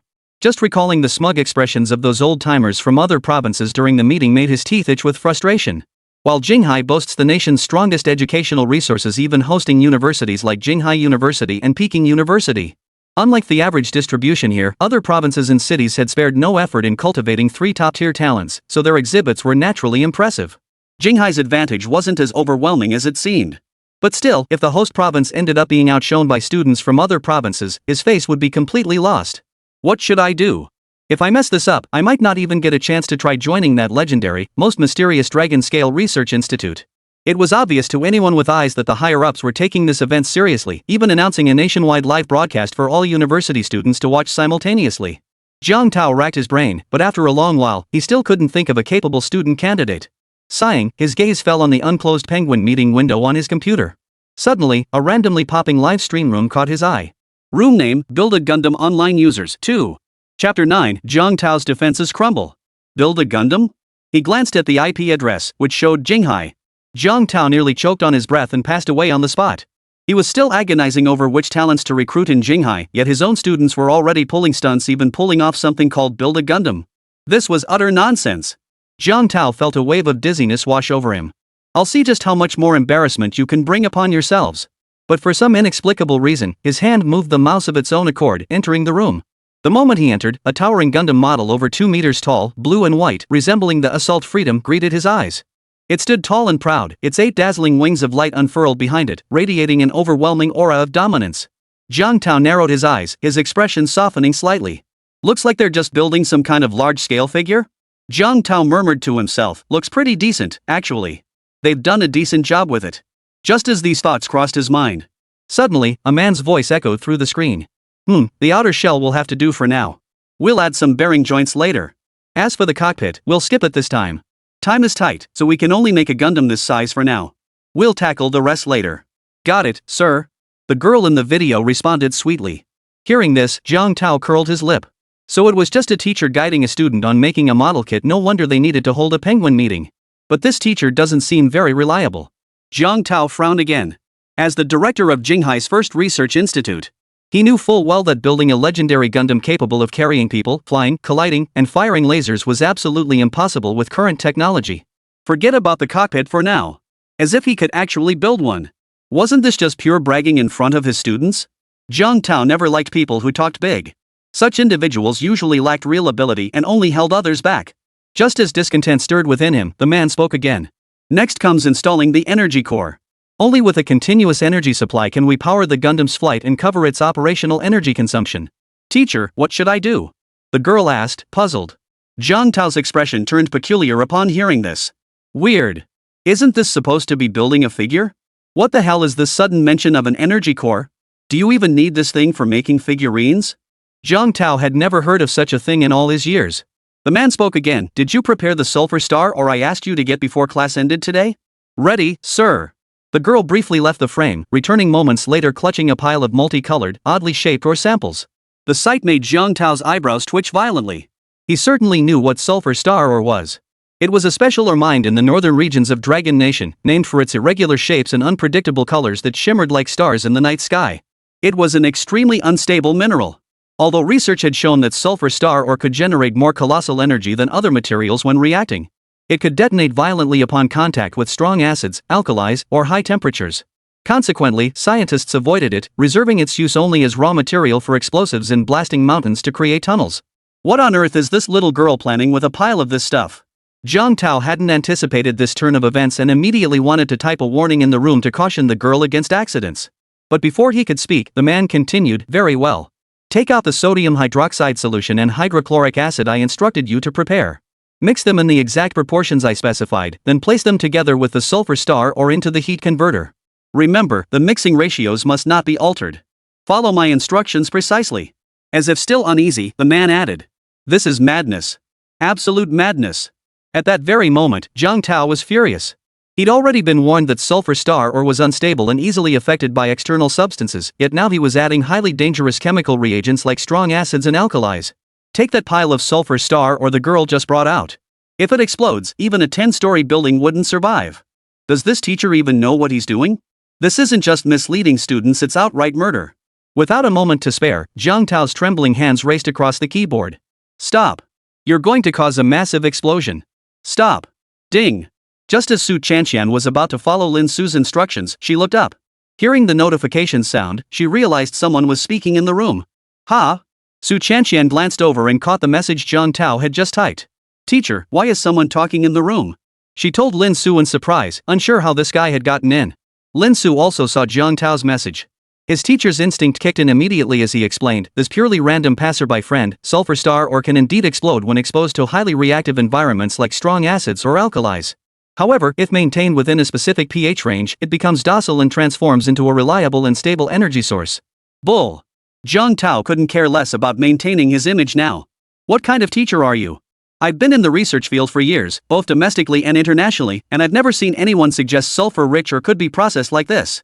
Well, now you know. Lin Su chuckled, showing no sign of anger. This method, naturally, was also provided by the system, one of its solutions for processing sulfur star ore. It must be said, the natural world truly held wonders. Lin Su understood why this sudden intruder doubted his claims. After all, this method for handling sulfur star ore was indeed rather unorthodox. To harness it safely, it must be maintained within an extremely narrow pH range of 2.0 to 2.1. Such conditions were unimaginable not only to scientists from other countries, but even to Lin Su himself. This was precisely why Lin Su had repeatedly emphasized to Su Chanxian that the solution must be mixed in precise proportions. Of course, even if Su Chanxian had messed up the proportions, it wouldn't have been a problem. The super god technology, right? I could detect the solution's pH level, and Lin Su would have intervened in time. Ignoring the strange passerby's words, Lin Su said, Chanxian, don't mind him. Keep going. Su Chanxian trusted Lin Su implicitly, and she understood sulfur star ore. But now, Lin Su's words carried the weight of an imperial decree to her. She began the operation with decisive precision. Stop it. What's wrong with you two, teacher and student? Don't you care about your lives? Jiang Tao was genuinely panicking. He hadn't expected that even after speaking so plainly, they would still insist on their course of action. I'm Jiang Tao, director of the First Research Institute of Jinghai. I'm not lying to you, stop this immediately. Finally, he decided to throw his authority behind him to intimidate these two reckless fools. Surely this will make you stop? Jiang Tao had considerable confidence in himself. In his daily life, even high-ranking officials treated him with utmost respect, let alone some lowly teacher. Bro, you're just the director of a research institute. If you're that important, then I'm the boss of the Dragon Scale Research Institute. But to his shock, Lin Su wasn't fazed in the slightest. Instead, he sneered coldly, Chanxian, go. Jiang Tao was so enraged his beard bristled and his eyes bulged, his blood pressure skyrocketing. He couldn't spare a moment to ponder why this ordinary teacher knew about the legendary, secretive Dragon Scale Research Institute. He was nearly overcome with rage. People always praised him for his steady composure, yet this was the first time a youngster had ever enraged him to such extremes. The venerable, octogenarian Dean Jiang Tao experienced the terrifying power of online bullying for the very first time. Watching Su Chanxian dump a basketful of sulfur star ore into the prepared solution, Jiang Tao closed his eyes in resignation, bracing for the violent explosion that might follow. Excellent. Next, seal the energy converter and install it inside the Gundam. Once activated, it will convert into kinetic energy for the mecha. So cool. But who could have imagined that moments later, the expected explosion never came? Instead, voices began conversing. What? Jiang Tao's eyes snapped open as he stared at the scene in utter disbelief. The sulfur star ore hadn't exploded? The First Research Institute of Jinghai was now utterly silent, so quiet that Jiang Tao could even hear his own heart pounding wildly. Could it be that what that person said earlier was true? Could that seemingly absurd method truly tame the sulfur star mine? Jiang Tao knew what this meant. Energy resources had always been fiercely contested by nations, otherwise oil wouldn't have sparked so many conflicts. This was nothing short of an explosive discovery. He hurriedly typed, how did you achieve this? What was the exact pH value? I am Jiang Tao, director of Jinghai First Research Institute. If this is true, submit it to our institute, and we will award you a commendation banner. Commendation banner? Seeing those words, he recalled the bizarre master teacher, save me, banner from this afternoon. Lin Su's lips twitched. Shanqian, kick this guy out. What a joke. I suspect he's a spy from the States trying to steal our technology. Lin Su had national pride, but he wasn't stupid. A formula with such immense potential value, you think a mere banner will suffice? Living in a dream world? Got it. Su Qianqian tapped her finger, instantly kicking the guy who was still trying to say something out of the chat. You have been kicked from the room. She stared at the bright red text. Bang! Jiang Tao finally couldn't take it anymore and slammed his fist hard on the table. What's wrong, Dean Jiang? Hearing the commotion, the assistant outside rushed in to check on the situation, fearing something had happened to Jiang Tao. But upon entering, he saw Jiang Tao's face flushed crimson, looking utterly flustered. Nothing. Jiang Tao quickly took a sip of water, taking a while to steady his heaving chest.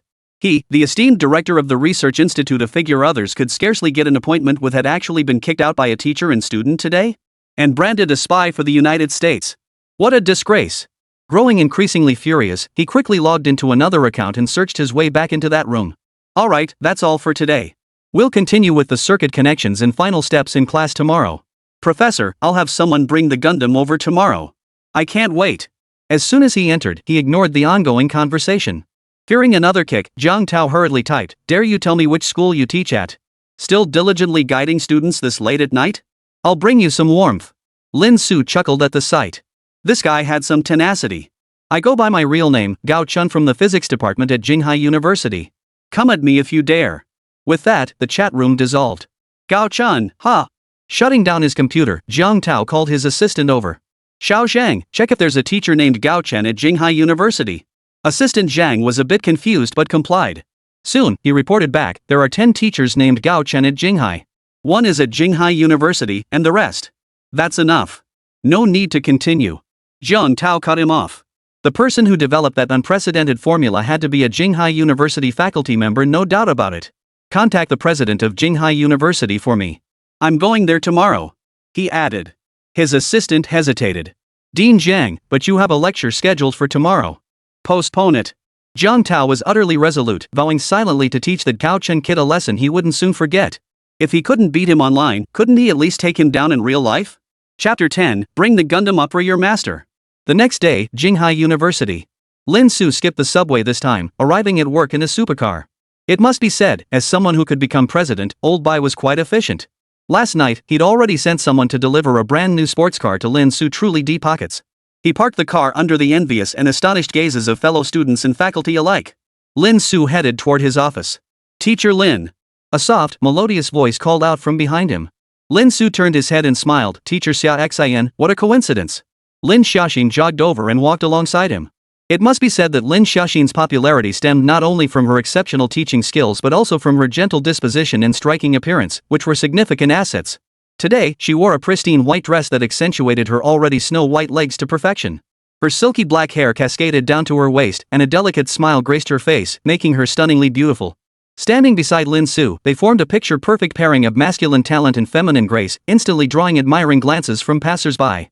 "I heard you clashed with Dean Xia Yuan yesterday?" Lin Xia's flawlessly beautiful face, as white as snow, was now filled with concern as she asked. "He's never been easy to get along with. He'll likely make things difficult for you later, like during the final exams. After all, what you said yesterday has probably reached his ears." She was referring to Lin Su's declaration that he'd resign if he didn't come in first. "Don't worry. That half-dead old geezer poses no real threat to me. If he wants to play dirty tricks, I'll just wait for him." Lin Su wore his usual nonchalant expression, showing no regard even for his direct superior. Listening to Lin Su's arrogantly defiant words, Lin Xia silently studied his profile and found herself inexplicably flushing. Ever since that incident, Lin Su has changed. For the past 3 years, he's been refined and easygoing, seemingly uninterested in anything. But now, his eyes once again brim with absolute, arrogant confidence like the sharpest sword, unabashedly radiating its own piercing cold light. Some people overdo their confidence, making everyone think they've lost their mind. Yet Lin Su's audacious confidence felt entirely justified to everyone because he possessed the strength to back it up. Lin Xia felt a premonition. The once unrivaled Lin Su seemed to have returned. She spoke up immediately. "Lin Su, are you free for lunch today?" "What's up?" Lin Su asked, puzzled. "I'd like to treat you to lunch. There's something I need to ask you." Lin Xiaoxin suddenly felt a bit shy. "Can't you tell me now?" Lin Su looked somewhat perplexed. "Oh, come on, it's just something important." She pouted playfully. If not for the crowd outside, Lin Xiaoxin would have stomped her feet and scolded Lin Su. A girl actively offers to treat you to a meal, and you're still agonizing over what it could be. For a split second, Lin Xiaoxin even doubted herself. Fine. Lin Su didn't refuse and followed Lin Xiaoxin into the office. Good morning, Teacher Xiaoxin. As soon as they entered, several teachers in the office greeted Lin Xiaoxin. As for Lin Su beside her, she was ignored as a matter of course. They had always been somewhat hostile toward Lin Su. After his recent high-profile antics over the past 2 days and yesterday's confrontation with Dean Xiaoyuan, now the teachers were even less inclined to associate with him, secretly wishing he'd leave Jinghai University as soon as possible. Jealousy reared its ugly head everywhere. No one wanted to see someone more perfect than themselves become their colleague. Sometimes these professors even wondered, was Lin Su, this god-tier talent, really just bored enough to come teach here? Wasn't this like a max-level expert coming to fish in a newbie village? Thankfully, he's terrible at teaching. Otherwise, they'd genuinely be looking for a place to hang themselves. Teaching? What a joke. Just then, Gao Chen leaned over and whispered to Lin Xiaoxin, Xiaoxin, did you hear? Something big is happening at our school today? Big event? Lin Xiaoxin asked, puzzled. You bet. Gao Chen looked both excited and mysterious. I just heard the principal say that the director of Jinghai First Research Institute is coming to our school today for guidance. It seems to be related to the upcoming Science and Technology exhibition. The other teachers gasped in unison. The director of Jinghai First Research Institute was a renowned veteran in the scientific community. And the principal just told me. Dean Jiang Tao specifically requested to see me. Jiang Tao wore a look of smug satisfaction. He might even want me to participate. At this, the teachers' faces paled with astonishment. Teacher Gao Chen is about to become famous. If he appears on national live broadcast, won't he shoot straight to stardom? They were filled with envy. Listening to the praise around him, Gao Chen felt incredibly pleased. He immediately shot Lin Su a meaningful sideways glance and declared, as a teacher, true ability lies in strong teaching skills. I never resort to underhanded tactics. As for his mockery, Lin Su's expression turned peculiar as a bold thought took root in his mind. Holy crap, could yesterday's spy really be the Research Institute director? He shot Gao Chen a pitying look and said, well then, congratulations, Teacher Gao. Then, as if afraid he couldn't hold back his laughter, he hurriedly left the area and headed for the lab. Poor Gao Chen, thinking Lin Su was intimidated by him, felt immensely pleased. He had already begun fantasizing about his bright future ahead. With academician Jiang Tao's endorsement, his path in the scientific world would surely be smooth sailing. 2 hours later. Physics and Science Building, Room 201. Su Shallow still sat in the front row, though today her expression was somewhat peculiar. Apart from her, the front row remained as empty as ever. The back rows of the classroom, usually empty, were packed today. Hey, Oldly, is what you said really true? Is that dead last teacher actually that amazing now? I'm not lying. I saw it with my own eyes yesterday. That burning iron stone, the kind kids play with, shot up like hellfire in his hands. The flames even reached the ceiling. Now that you mention it, I vaguely recall, the teaching building did explode yesterday. 2 students sitting together whispered. Suddenly, someone nearby sneered coldly. Well, I'll be damned if I don't see if this bottom of the class teacher really has some skills. I came here specifically for this today. The original speaker froze, turning to stare at the newcomer in surprise. Wang Meng? What are you doing here? Wang Meng was also one of Lin Su's students, but he was arguably her #1 detractor. Not only did he never attend her classes, but he seized every opportunity to bash her on forums. It could be said that part of Lin Su's extremely poor reputation was down to this guy. Wang Meng sneered coldly, of course I'm here to see for myself. I don't buy any of your building a Gundam nonsense. It's clearly just trash talk spread by this garbage teacher after seeing everyone ditch his class. Unable to compete with teacher Gao Chen, he resorts to these dirty tricks. The 2 students suddenly understood. So Wang Meng had come looking for trouble. Just then, Lin Su walked in. But when he saw the chaotic scene inside the classroom, he froze. He immediately stepped back, retreating from the doorway. After glancing at the sign displaying Class 201, he walked back in, his expression one of utter shock. Su Qianqian giggled. Teacher, you're in the right place. Ahem, class is in session. Lin Su cleared his throat awkwardly and walked to the front of the classroom. The sparse good morning, teacher greetings were sparse, with few acknowledging him. But Lin Su felt deeply moved. After 3 years of teaching, this was the first time the entire class had been so orderly. To commemorate this historic moment, Lin Su decided to go all out. He stepped onto the podium, set down his lesson plan, and smiled. Students, today we'll be learning how to amplify radar signals 100-fold. 100-fold? The words fell, and the students below, who had been whispering, fell silent all at once. Stares of shock instantly converged on Lin Su. Wang Meng, however, laughed loudly. I knew you were here for the gimmick. 100 times radar? You must be dreaming. He He showed no respect for Lin Su, speaking directly in class.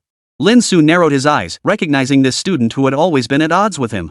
He countered with a smile, "Well then, young man, do you know what the most powerful radar is today?" Wang Meng, naturally unafraid of Lin Su, immediately looked up and declared, "Of course it's the Eagle's 32 megawatt and FPS 87 radar. Its capabilities are so powerful it can even detect and track over 300 satellites in outer space." Finishing, he sneered as if to mock Lin Su's ignorance, "Forget 100 times if you could even replicate it, I'd admit you're impressive." He knew full well it was impossible. To mount that radar, the Eagle had carved out an entire swath of land for construction, complete with cooling systems, power supplies, and everything else needed. Skeptical murmurs rippled through the classroom. "Oldly, be honest, are you trying to get us locked up? Now I'm not sleepy anymore, I'm ing murderous. Is this some sci-fi story you're telling us? This teacher's gone completely mad." Many students shook their heads, regretting their naivety for believing the rumors earlier. Lin Su understood their thoughts perfectly, a faint smile playing on his lips as he pulled something from his bag.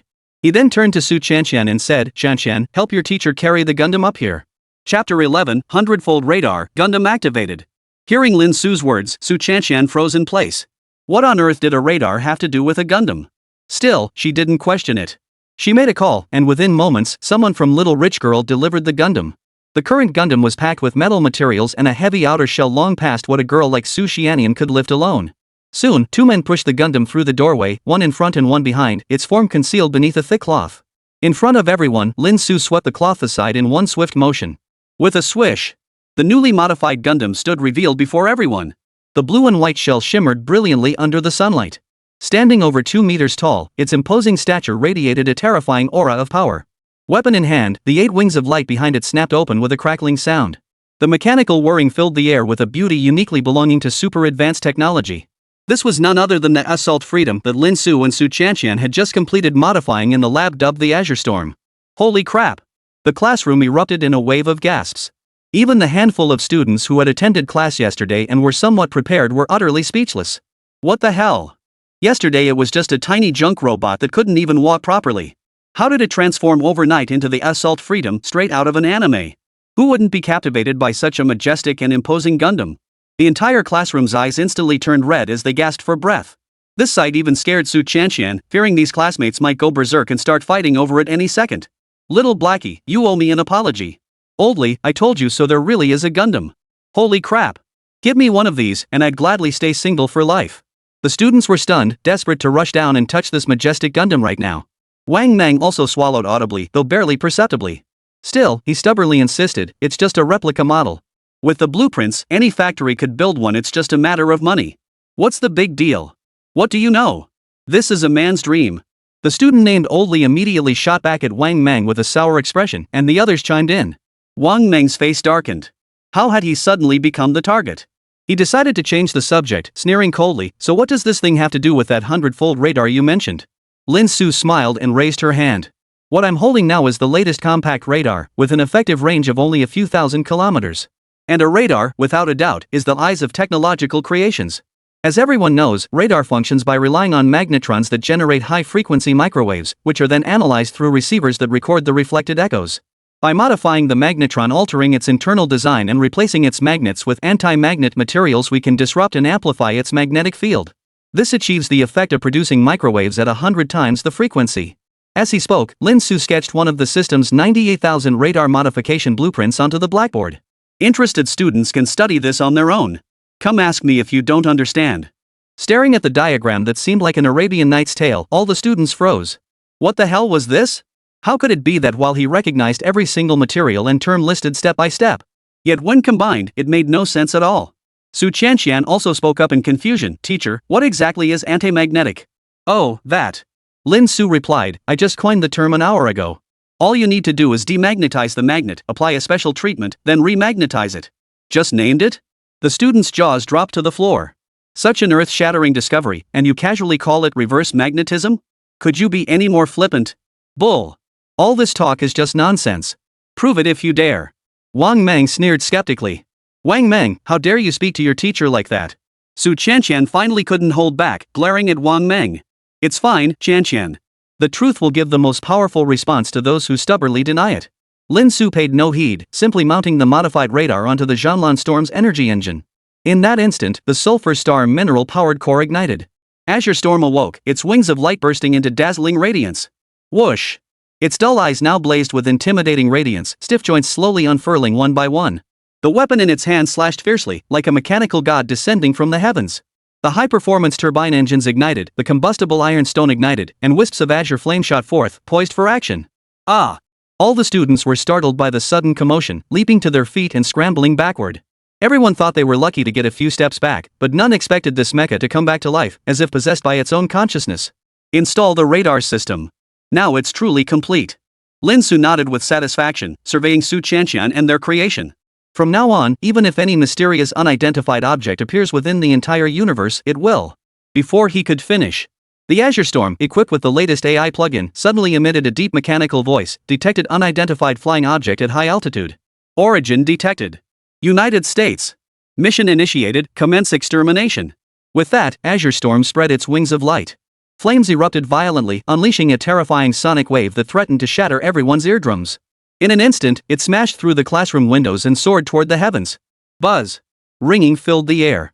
Su Qianqian gaped, turning to Lin Su. Teacher, was this part of your plan? Arranged? Hell no. Hurry up and chase it. Lin Su looked utterly shocked, equally unprepared for such a turn of events. He hurriedly grabbed Su Qianqian and dashed outside. As for the other students, like Wang Meng, they were nearly scared out of their wits by the commotion, speechless for a long time. www.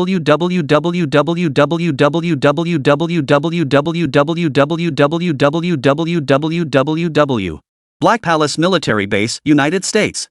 Before a massive combat monitor stood a stern-faced commander. His gaze was fixed intently on a tiny white dot on the screen. At one point, a smile finally broke across his lips as he exclaimed excitedly, "Everyone, we've succeeded." Fantastic. A thunderous cheer erupted around him. Quickly, arrange a press conference and broadcast it live worldwide. I want the entire world to witness this thrilling moment for our great nation. He barked the order impatiently, and his subordinates immediately scrambled to comply. Turning around, the highest commander of the United States, named Hansen, still couldn't hide his excitement. For just moments ago, their nation's newly developed stealth fighter, the F-99, had successfully evaded detection by the Dragon Nation's super radar and entered their territory. This signaled a massive leap forward in the beautiful nation's military prowess. He could hardly wait to announce this thrilling news to the world, simultaneously intimidating other nations and reaffirming the United States' dominant position. The White House press conference. A vast plaza thronged with journalists and cameras. Hansen stood tall at the podium, a massive screen suspended behind him. He proudly raised his hand, displaying it to everyone. As you can see, our latest research on the F-99 stealth fighter has yielded remarkable results. It is now soaring over the territory of another nation. The room erupted in an uproar. With international tensions running high, this move by the United States was unquestionably a provocation against another nation's territorial sovereignty. A reporter immediately asked, "Commander Hansen, which country is this?" A playful smile touched Hansen's lips. "Why, our friendly Dragon Nation, of course. Naturally, our beautiful country has always cherished peace. This is merely a routine military exercise to test the fighter's performance. I'm sure Dragon Nation won't mind. The Dragon Nation's rapid development has reached a pace that even unsettles the United States. So whenever new technological breakthroughs emerge, the Dragon Nation is the first to be targeted." Crash! The sound of a cup smashing echoed through the room. Inside the Dragon Nation's command center, Supreme Commander Wang Ren seethed with fury. The pretty country has truly gone too far. They've even extended their claws into our Dragon Nation, broadcasting it live globally. Clearly, they intend to trample our nation's dignity underfoot. Every soul in the command center fell silent, frozen in fear. Disgraceful. Utterly disgraceful. Have you located that fighter jet yet? Wang Ren demanded again. The monitoring technician beside him replied nervously, "Commander, we've combed through all national radar data, but it's still nowhere to be found." Damn it! Wang Ren cursed furiously. Where did the United States pull this new technology from? Give the order at any cost, that fighter jet must be shot down. This concerns the dignity of our Dragon Nation. Back at the Black Palace, Hansen was still smugly explaining. He signaled his staff to switch screens, allowing the entire world to see the interior of the fighter jet. As you can see, through the relentless efforts of our scientists, the F-99 not only employs the latest polyhedral structure to significantly reduce radar detection, but its hull is also covered in a brand new material excavated last month in the northern region. Research confirms this material can absorb electromagnetic waves to an extraordinary degree. Hansen proudly explained that he dared to reveal such classified information precisely because he knew other nations couldn't replicate their latest technological breakthroughs. The global audience watching the live broadcast fell into a prolonged silence. especially the citizens of the Dragon Nation, who felt a deep sense of helplessness. Had the technological prowess of the United States truly become this terrifying? With such technology, if it were secretly smuggled into a nation's territory in large quantities one day, no one would even notice.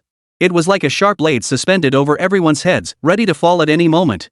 Look, fellow journalists. This is the aerial view of Dragon Nation's territory. Hansen grew increasingly smug, his tone brimming with arrogance. This time, he intended to trample the Dragon Nation underfoot before the entire world. But just then, the transmitted footage suddenly began shaking violently. What's going on? What's happening with the information department? Hansen's brow furrowed instantly. He summoned the information department members with obvious displeasure. Why is the image shaking so badly? The information department member wiped sweat from his brow and replied, "The signal is perfectly fine, Commander." Then why is this happening? Just as Hansen was about to say more, he suddenly noticed the information department member's face trembling violently with fear. Commander, you must look at that.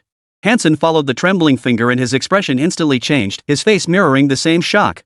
At that very moment, on the large screen behind him, the live feed from the F-99 was still shaking violently. And at that very instant, a blue and white silhouette appeared before the F-99 fighter jet. Boom! A terrifying sonic boom reverberated like an explosion. The light wings behind the shadow unfolded, slicing through the clouds at an unimaginable speed until it arrived in an instant. Its glowing eyes radiated an overwhelming aura of power. Before the eyes of the entire world, a commanding mechanical voice boomed across the skies, like a proclamation from the heavens. Dragon Nation territory, foreign nations forbidden. Chapter 12, Dragon Nation territory, foreign nations forbidden. Dragon Nation territory, foreign nations forbidden. The mechanical voice, as grand as a temple bell, reverberated in everyone's ears. In that instant, as the blue and white Gundam materialized before their eyes and delivered its unquestionable verdict. Whether it was the smug Americans, the furious and unwilling Dragon Nation citizens, or even the other nations gloating over their misfortune, all of them simultaneously gaped in disbelief. Holy crap! What the hell is that thing? God, am I seeing this right? Why does this mecha look so much like the Strike Freedom? And why is it appearing on Dragon Nation's territory, soaring through the skies? When did our country develop such an awesome Gundam? It's way too cool. Countless discussions instantly flooded the internet, all stunned by this mighty Gundam that seemed to have stepped straight out of an anime. The Azure Storm boasted a domineering, fierce appearance. Its streamlined body combined with sharp wings showcased immense power and speed. The surface featured alternating blue and white hues, smooth and sturdy, with clean, flowing lines. Beneath dazzling wings of light, azure flames erupted, creating a dreamlike, ethereal spectacle. Hovering in midair, Azure Storm now pointed its razor-sharp beam saber directly at the foreign intruder, the F-99. Hansen's smug grin vanished, his face stiffening. The once bustling atmosphere of the press conference plunged into an icy silence upon the mech's arrival. Not a single voice dared speak. Finally, Hansen forced himself to speak. Everyone, no need to panic. It seems our friends from Dragon Nation have discovered us and are preparing for a friendly military exercise. Even now, he couldn't fathom how the Dragon Nation had managed to bypass the F-99's formidable anti-detection capabilities and dispatch such an unprecedented mech to intercept them. But with events having unfolded thus far, they who prided themselves as the world's dominant power were now in too deep to back down. They had to shoot down this mech, or they would lose all face in front of a global live broadcast. He immediately ordered in a low voice, "Contact the F-99 pilot. Authorize attack. Shoot this thing down. The Dragon Nation actually dares to retaliate. We must teach them a lesson." Then, with confident authority, Hansen declared, "While the F-99, our nation's newest and most powerful fighter jet, possesses exceptional counter-surveillance capabilities, that is not its strongest suit. Its offensive capabilities have been refined through generations of development. Now equipped with the latest AIM-269 air-to-air missiles, it can effortlessly obliterate any aerial target." As a commander of the United States, Hansen naturally possessed profound knowledge of military weaponry. Judging by the speed that mech just demonstrated, its defensive capabilities couldn't be too strong. After all, if you want to carry heavy, high-defense materials, you have to make trade-offs between speed and defense. And with the F-99's formidable missiles, taking down such a fragile mech would only require a single shot. That flashy contraption from the Dragon Nation would be shot down in an instant. Then the entire world would witness how utterly helpless this flashy, useless contraption was against the United States' top-tier fighter jets. Copy that. High above, the pilot who received the command message swallowed hard, his hands visibly trembling. He had served for 10 years, fought in countless wars, and was considered one of the most elite special forces aces. But today, facing this unheard-of enemy, even he who feared neither mountains of corpses nor seas of blood tasted fear for the first time. The missile bay opened, and the formidable AIM-269 missile protruded from the fuselage, locking onto the azure wing, blocking its path. The pilot's eyes hardened with resolve as he slammed his finger down on the launch button. Boom! The AIM-269 missile screamed toward Azure Wing at terrifying speed. A weapon of devastating power typically deployed to annihilate swarms of enemies. But today, it had only one target. At the Black House press conference, every breath was held, every gaze fixed on that missile. Whoosh! The missile arrived in an instant. Yet, at the very instant it was about to make contact with Azure Wing, Azure Wing's dazzling wings of light suddenly flashed with a streak of light, vanishing into a blur at the original spot. The missile shot through the air, yet struck nothing. What? People around the world were stunned, doubting their own eyes. Where did that massive mecha go? Where did it go? How could it move so fast? The next moment, in the sky not far away, the figure of Azure Wing flashed into view. The beam saber in its hand slashed down with thunderous force. The pilot's expression changed instantly as he maneuvered the fighter to narrowly evade the attack. Simultaneously, he frantically pressed the launch button again, sending wave after wave of missiles hurtling toward Azure Wings. But it was utterly futile. Faced with Azure Wing's terrifying speed, even the F-99 capable of reaching Mach 3 seemed as slow as an old lady crossing the street. The missiles were dodged with ease. Watching it all unfold, cold sweat began to trickle down Hansen's forehead. Why was this mecha's speed so terrifying? If it's made entirely of lightweight materials, shouldn't it collapse under the pressure at such speeds? How on earth did Dragon Nation build a mech that defies all scientific principles? Hansen racked his brain but couldn't fathom it. Forgetting all about maintaining his commander's dignity, he roared at everyone, "Issue the order. Initiate fire support." Fuck! Hansen cursed under his breath. If one missile couldn't hit, then unleash the entire barrage. See how you'd dodge that? The F-99 pilot gritted his teeth. At this point, he had no other choice.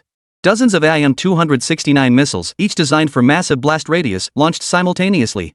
Each one costing tens of millions of dollars, these precious missiles hurtled toward Azure Wing at all costs, determined to obliterate it. Meanwhile, Azure Wing had indeed halted its movements. As if its calculations revealed that even its speed couldn't outrun the blast radius. It stood frozen in place, unresponsive, as if it had crashed. Mech, move! Don't get hit by the missiles. Every Dragon Nation citizen watching this scene felt their hearts clench, silently praying. It could be said that this blue and white mecha was now defending the very last shred of Dragon Nation's dignity. If even it were to crumble under the might of the beautiful country's technology, then Dragon Nation would forever live in the shadow of the United States. Hurry up! Dispatch our Air Force to provide on-site support. The mechs are about to be destroyed. We must capture the F-99 before it escapes. At the Dragon Nation Command Center, Wangren clenched his fists and roared in fury. After the battle commenced, radar finally detected the F-99's location. And based on the data analysis from the top scientists gathered around him, even with armor plating the most advanced shell known to the world today, the mysterious mech still had a 0% chance of survival. This was precisely why Wangren was so desperate. At that very moment, Hansen, inside the Black Palace, finally exhaled in relief. At that moment, dozens of AIM-269 missiles detonated simultaneously. Terrifying flames and explosions instantly filled the entire screen. He was certain that at the epicenter of that blast, nothing could withstand the extreme heat. Only annihilation awaited. Let alone a tiny mech. Though the process had its complications, the outcome was ultimately favorable. Hansen sneered coldly, his voice tinged with smugness. I must admit, the toy developed by Dragon Nation this time does have some merit. But I still wish to offer Dragon Nation a piece of advice: refrain from pursuing flashy, superficial technology. Before our most advanced F-99. Before he could finish, Hansen's pupils dilated violently, his eyes nearly popping out of their sockets. As the shockwaves of the explosion slowly dissipated, the silhouette of a dark figure gradually came into focus, standing motionless in place. How? This can't be. This is impossible. The pilot's incredulous roar echoed through the feed. The flames finally dissipated, revealing the Azure Wing once more before everyone's eyes. It remained suspended in midair, the layered armor anti-beam shield mounted by Lin Su firmly positioned before it at this moment, not a single scratch visible. Not a single scratch. The entire global audience watching the live broadcast fell silent, utterly speechless at the shock unfolding before their eyes. Could such technology truly be created in today's world? It was simply beyond belief. No. No. Falcon requesting return to base. Falcon requesting return to base.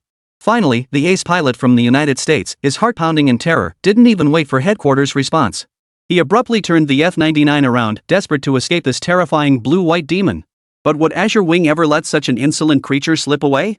At that moment, it unleashed its full power, its entire form shrouded in dazzling flames. All gun ports deployed, systems activated. The pitch-black muzzles of the M200 plasma beam cannons on Azure Wing locked onto the fleeing F-99. Boom! The beam instantly pierced through the F-99's wings, as flimsy as crumbling tofu. This super fighter, which had once flexed its muscles over Dragon Nation's territory, proved incredibly fragile. Having lost both wings, it plummeted rapidly. The pilot, utterly terrified, screamed, "F-99 has sustained catastrophic damage. Requesting command support. Requesting command sup." Before he could finish, a violent jolt shook the fuselage. The rapidly plummeting F-99 seemed to hover in midair. Before the bewildered pilot could comprehend the situation, he looked up, only to be confronted with the most terrifying moment of his life. Two crimson eyes suddenly appeared before him in the cockpit, filling his entire field of vision.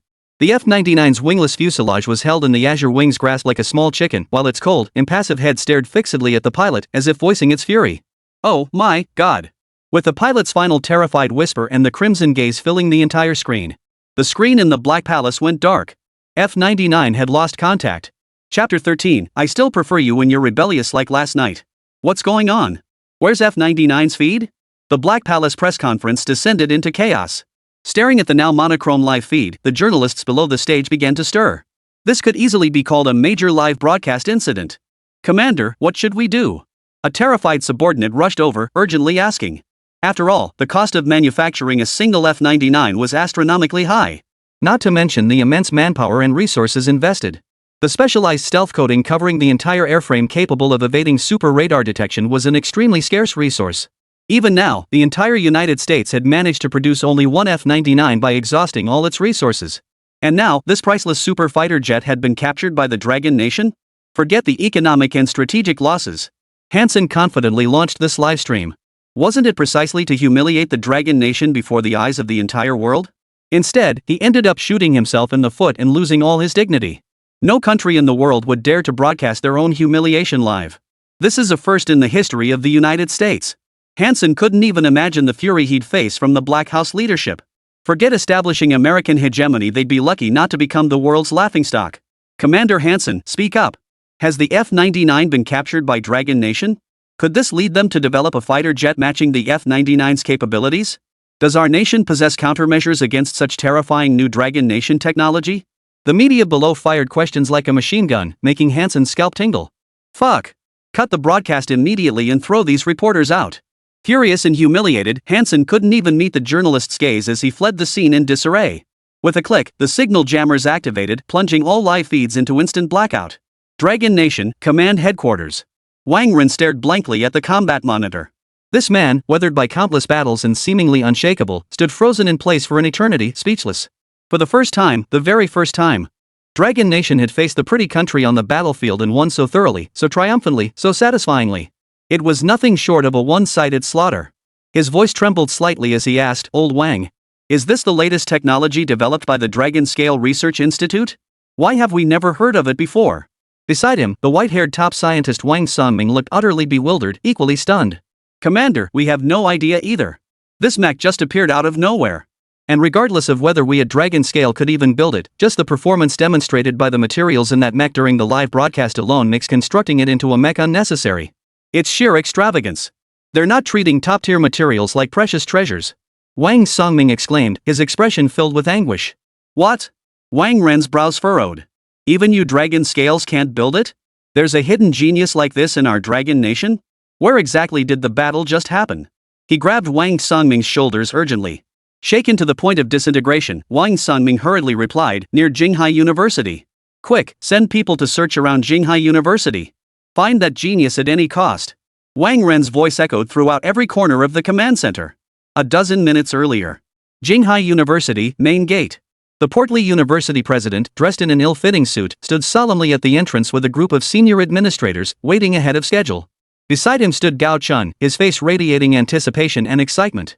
Gao Chen asked nervously, "Why isn't Dean Jiang Tao here yet?" The president shot him a stern look and whispered, "What's the rush? Don't say anything out of turn when academician Jiang Tao arrives.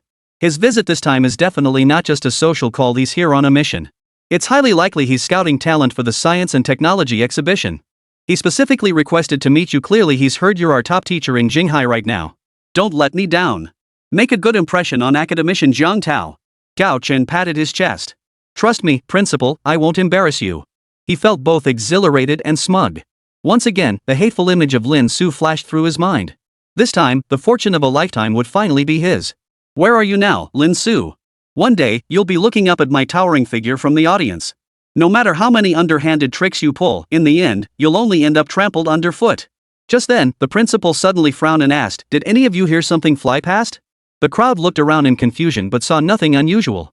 The president shook his head, then his eyes lit up. Forgetting about the strange sound, he hurriedly led the senior officials toward a black sedan. "Ah, Dean Jiang, you finally arrived. Our Qinghai University is truly honored by your presence." The principal flashed a fawning smile at Jiang Tao as he stepped out of the car. Jiang Tao ignored him, stepping out and demanding urgently, "Which one is Gao Chun?" The president's expression froze for a moment before quickly shifting into a cheerful smile. "Over there, Dean Jiang." Gao Chen, ever the showman, hurried over, bowing and scraping. "Dean Jiang, hello. Hello. I've heard so much about you." Jiang Tao narrowed his eyes, sizing Gao Chen up from head to toe. Seeing his current obsequious posture, he let out a cold snort. "I preferred your defiant attitude last night." The remark sent a sudden chill through the room. Everyone present suddenly looked at Gao Chen with a strange expression. "Last night, defiant? What the hell?" Especially those from Qinghai University, particularly the stunned president. Their gaze toward Gao Chun had completely changed. No wonder academician Jiang Tao specifically requested to meet Gao Chun. Could it be they've struck some strange deal? Fine, fine. You're a male teacher, and to climb the ladder, you actually resorted to this kind of trickery. Gao Chen felt stifled himself. What on earth was going on here? Why did he suddenly feel a tightening in his gut? He quickly interjected, "Dean Jiang, is there some misunderstanding? Have we met before? Still playing dumb?" Jiang Tao chuckled inwardly, his anger already dissipating. As the director of a prestigious research institute, he certainly wasn't the type to hold grudges. Coming to Qinghai University this time, seeking revenge on a keyboard warrior in person was only a minor reason. The main purpose was to meet this genius who could work wonders with Sulphur Star Oregon. If he could lure him into his research institute, that would be even better. His expression softened slightly as he said, "Alright, I'm not one to hold grudges. Bring out that mecha for me to see. I'm quite interested in it." "Mecha? What mecha?" Everyone was baffled again. Especially the others who had come with Jiang Tao. They all wondered if Dean Jiang Tao had lost his mind today, first acting all arrogant and rebellious, then going on about mechs. What the hell was he thinking? Gao Chen was utterly bewildered. But just as he was about to explain, suddenly, his pupils contracted sharply as if he'd seen something. His teeth chattered as he stammered, Dean Jiang Tao, are you talking about that thing in the sky?" Everyone turned to look in the direction of his voice. The next moment, their mouths dropped open simultaneously, expressions frozen in utter shock. Boom! The explosive sound wave swept across the entire sky above Qinghai University. A dazzling blue and white figure sliced through the clouds, diving straight toward Qinghai University. The airflow from its tail fin carved a long trail across the sky. And in its grasp, it seemed to be holding a fighter jet that had appeared out of nowhere. Boom! Another deafening roar. Like a celestial demon slayer descending from the heavens. In the next instant, under the utterly horrified gazes of countless onlookers, that figure landed with a thunderous crash on the plaza, kneeling on one knee in a heroic pose that sent terrifying tremors through the ground. As the dust settled, the crimson gaze of azure wings pierced through the haze, its mechanical voice echoing. Target captured. Mission complete. Chapter 14, Call it Warwolf 1, codename Cold Blade. At that very moment, throughout Qinghai University, whether in classrooms or on the plaza, everyone was startled by the immense commotion. The square was teeming with people, all staring in utter shock at the imposing blue and white mecha at the center. Even more astonishing, this mech itself was only a little over 2 meters tall, yet it was casually holding a fighter jet larger than its own body as if it were a toy. With just one hand? How is this possible? How is this possible? There was no big truck, no accident. How did they end up in another world? The crowd stared in disbelief, rubbing their eyes in shock, wondering if they were seeing things. Only one thought remained in their minds. Holy crap, the model came to life. The only ones who had any clue what was happening were the students from Lin Su's class. The notoriously argumentative Wang Meng stared blankly at Azure Wing, his pupils dilating as if in the grip of an earthquake, speechless for a long moment. That thing everyone dismissed as a pipe dream actually possessed such terrifying combat prowess? Teacher Lin. Where is Teacher Lin? The next moment, he suddenly roared frantically, searching everywhere for Lin Su's figure. Dad! Dad! I'm your long-lost son. Quick, help improve my design too. In that instant, Wang Meng, Qinghai University's #1 Lin Su hater, transformed into Lin Su's most devoted son. Move aside. Move aside. On the other side, Jiang Tao and the university president finally rushed over upon hearing the commotion. Pushing through the crowd, the moment Jiang Tao saw Azure Wing, his eyes nearly popped out of his head. As the director of Qinghai's premier research institute, the cutting-edge technology he encountered daily was beyond the imagination of ordinary people. Truly, aside from groundbreaking new discoveries, few things could stir his heart anymore. But at this moment, Jiang Tao's mind was in a storm, nearly losing his ability to think. He stared fixedly at the azure wing, unwilling to look away for even a second. Those lines, that sheen, the mysterious equipment mounted upon it. It was every scientist's dream machine. No! Jiang Tao felt dizzy. Yesterday during the livestream, it was just a model being loaded into the energy core. How the hell did it start soaring through the skies and diving into the earth today, and somehow even snatched a fighter jet from who knows where? This level of shock is like a newborn baby grabbing a basketball the very next day and singing, dancing, and rapping to you. This progression is way too fast. It's like some higher power is guiding it on the spot. All it has to do is mindlessly execute. Then he turned to Gao Chun, his voice brimming with unrestrained excitement and ecstasy. You little rascal, you can't hide it anymore. I never expected this. His voice was filled with astonishment. Just one night passed, and you've already modified the mech to this extent. By the way, where did you get this fighter jet? You didn't confiscate the nations, did you?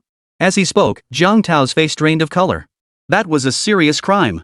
Meanwhile, Gao Chen stood dumbfounded beside him. Ask me? Who should I ask? Why hadn't he understood a single word President Jiang Tao had said from the very beginning? He was nearly scared out of his wits by this mech, for crying out loud. Fortunately, just then, an assistant approached with a phone, whispering something into Jiang Tao's ear. What? American fighter jets just invaded our territory? And none of our super radars detected a thing? Quick, we need to get back. Seeing the information on the phone, Jiang Tao's expression immediately darkened, turning grim. But the very next second, just as he was about to return to the research institute to confront the enemy, his expression froze abruptly. He whipped his head around to stare at the azure wing.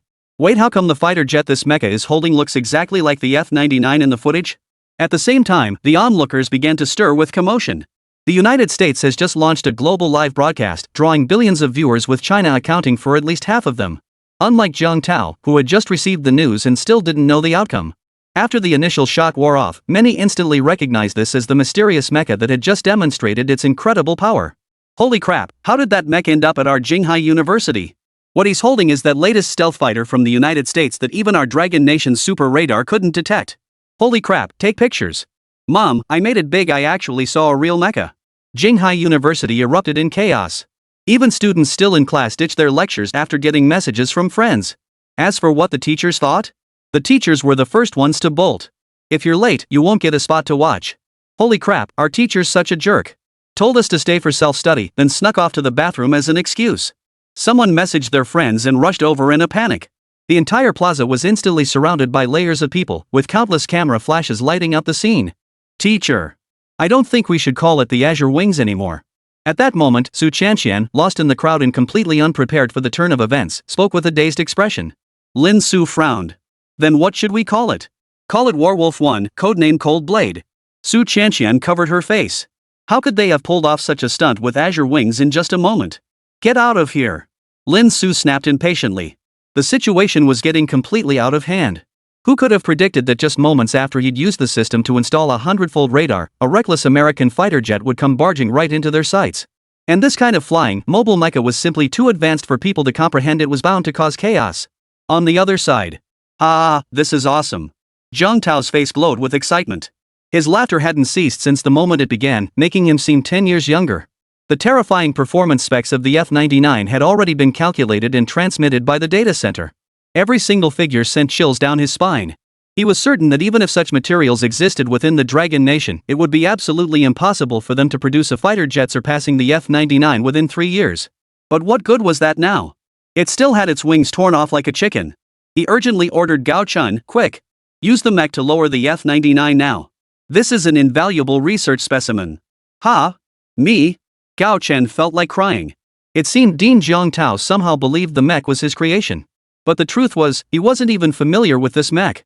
He wanted to explain, but seeing the hopeful gazes around him, he suddenly felt reluctant to let go of this feeling. Even top scientists were fawning over him. This feeling was utterly delightful. Maybe this mech is ownerless? Why else would it just sit here motionless? The next moment, a bold thought flashed through Gao Chen's mind.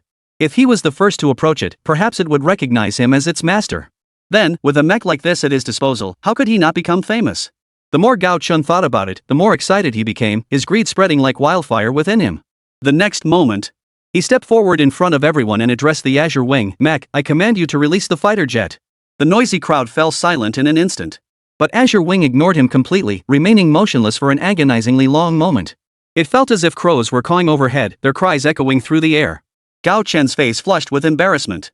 Feeling awkward, he took another step forward and roared, "Didn't you hear me?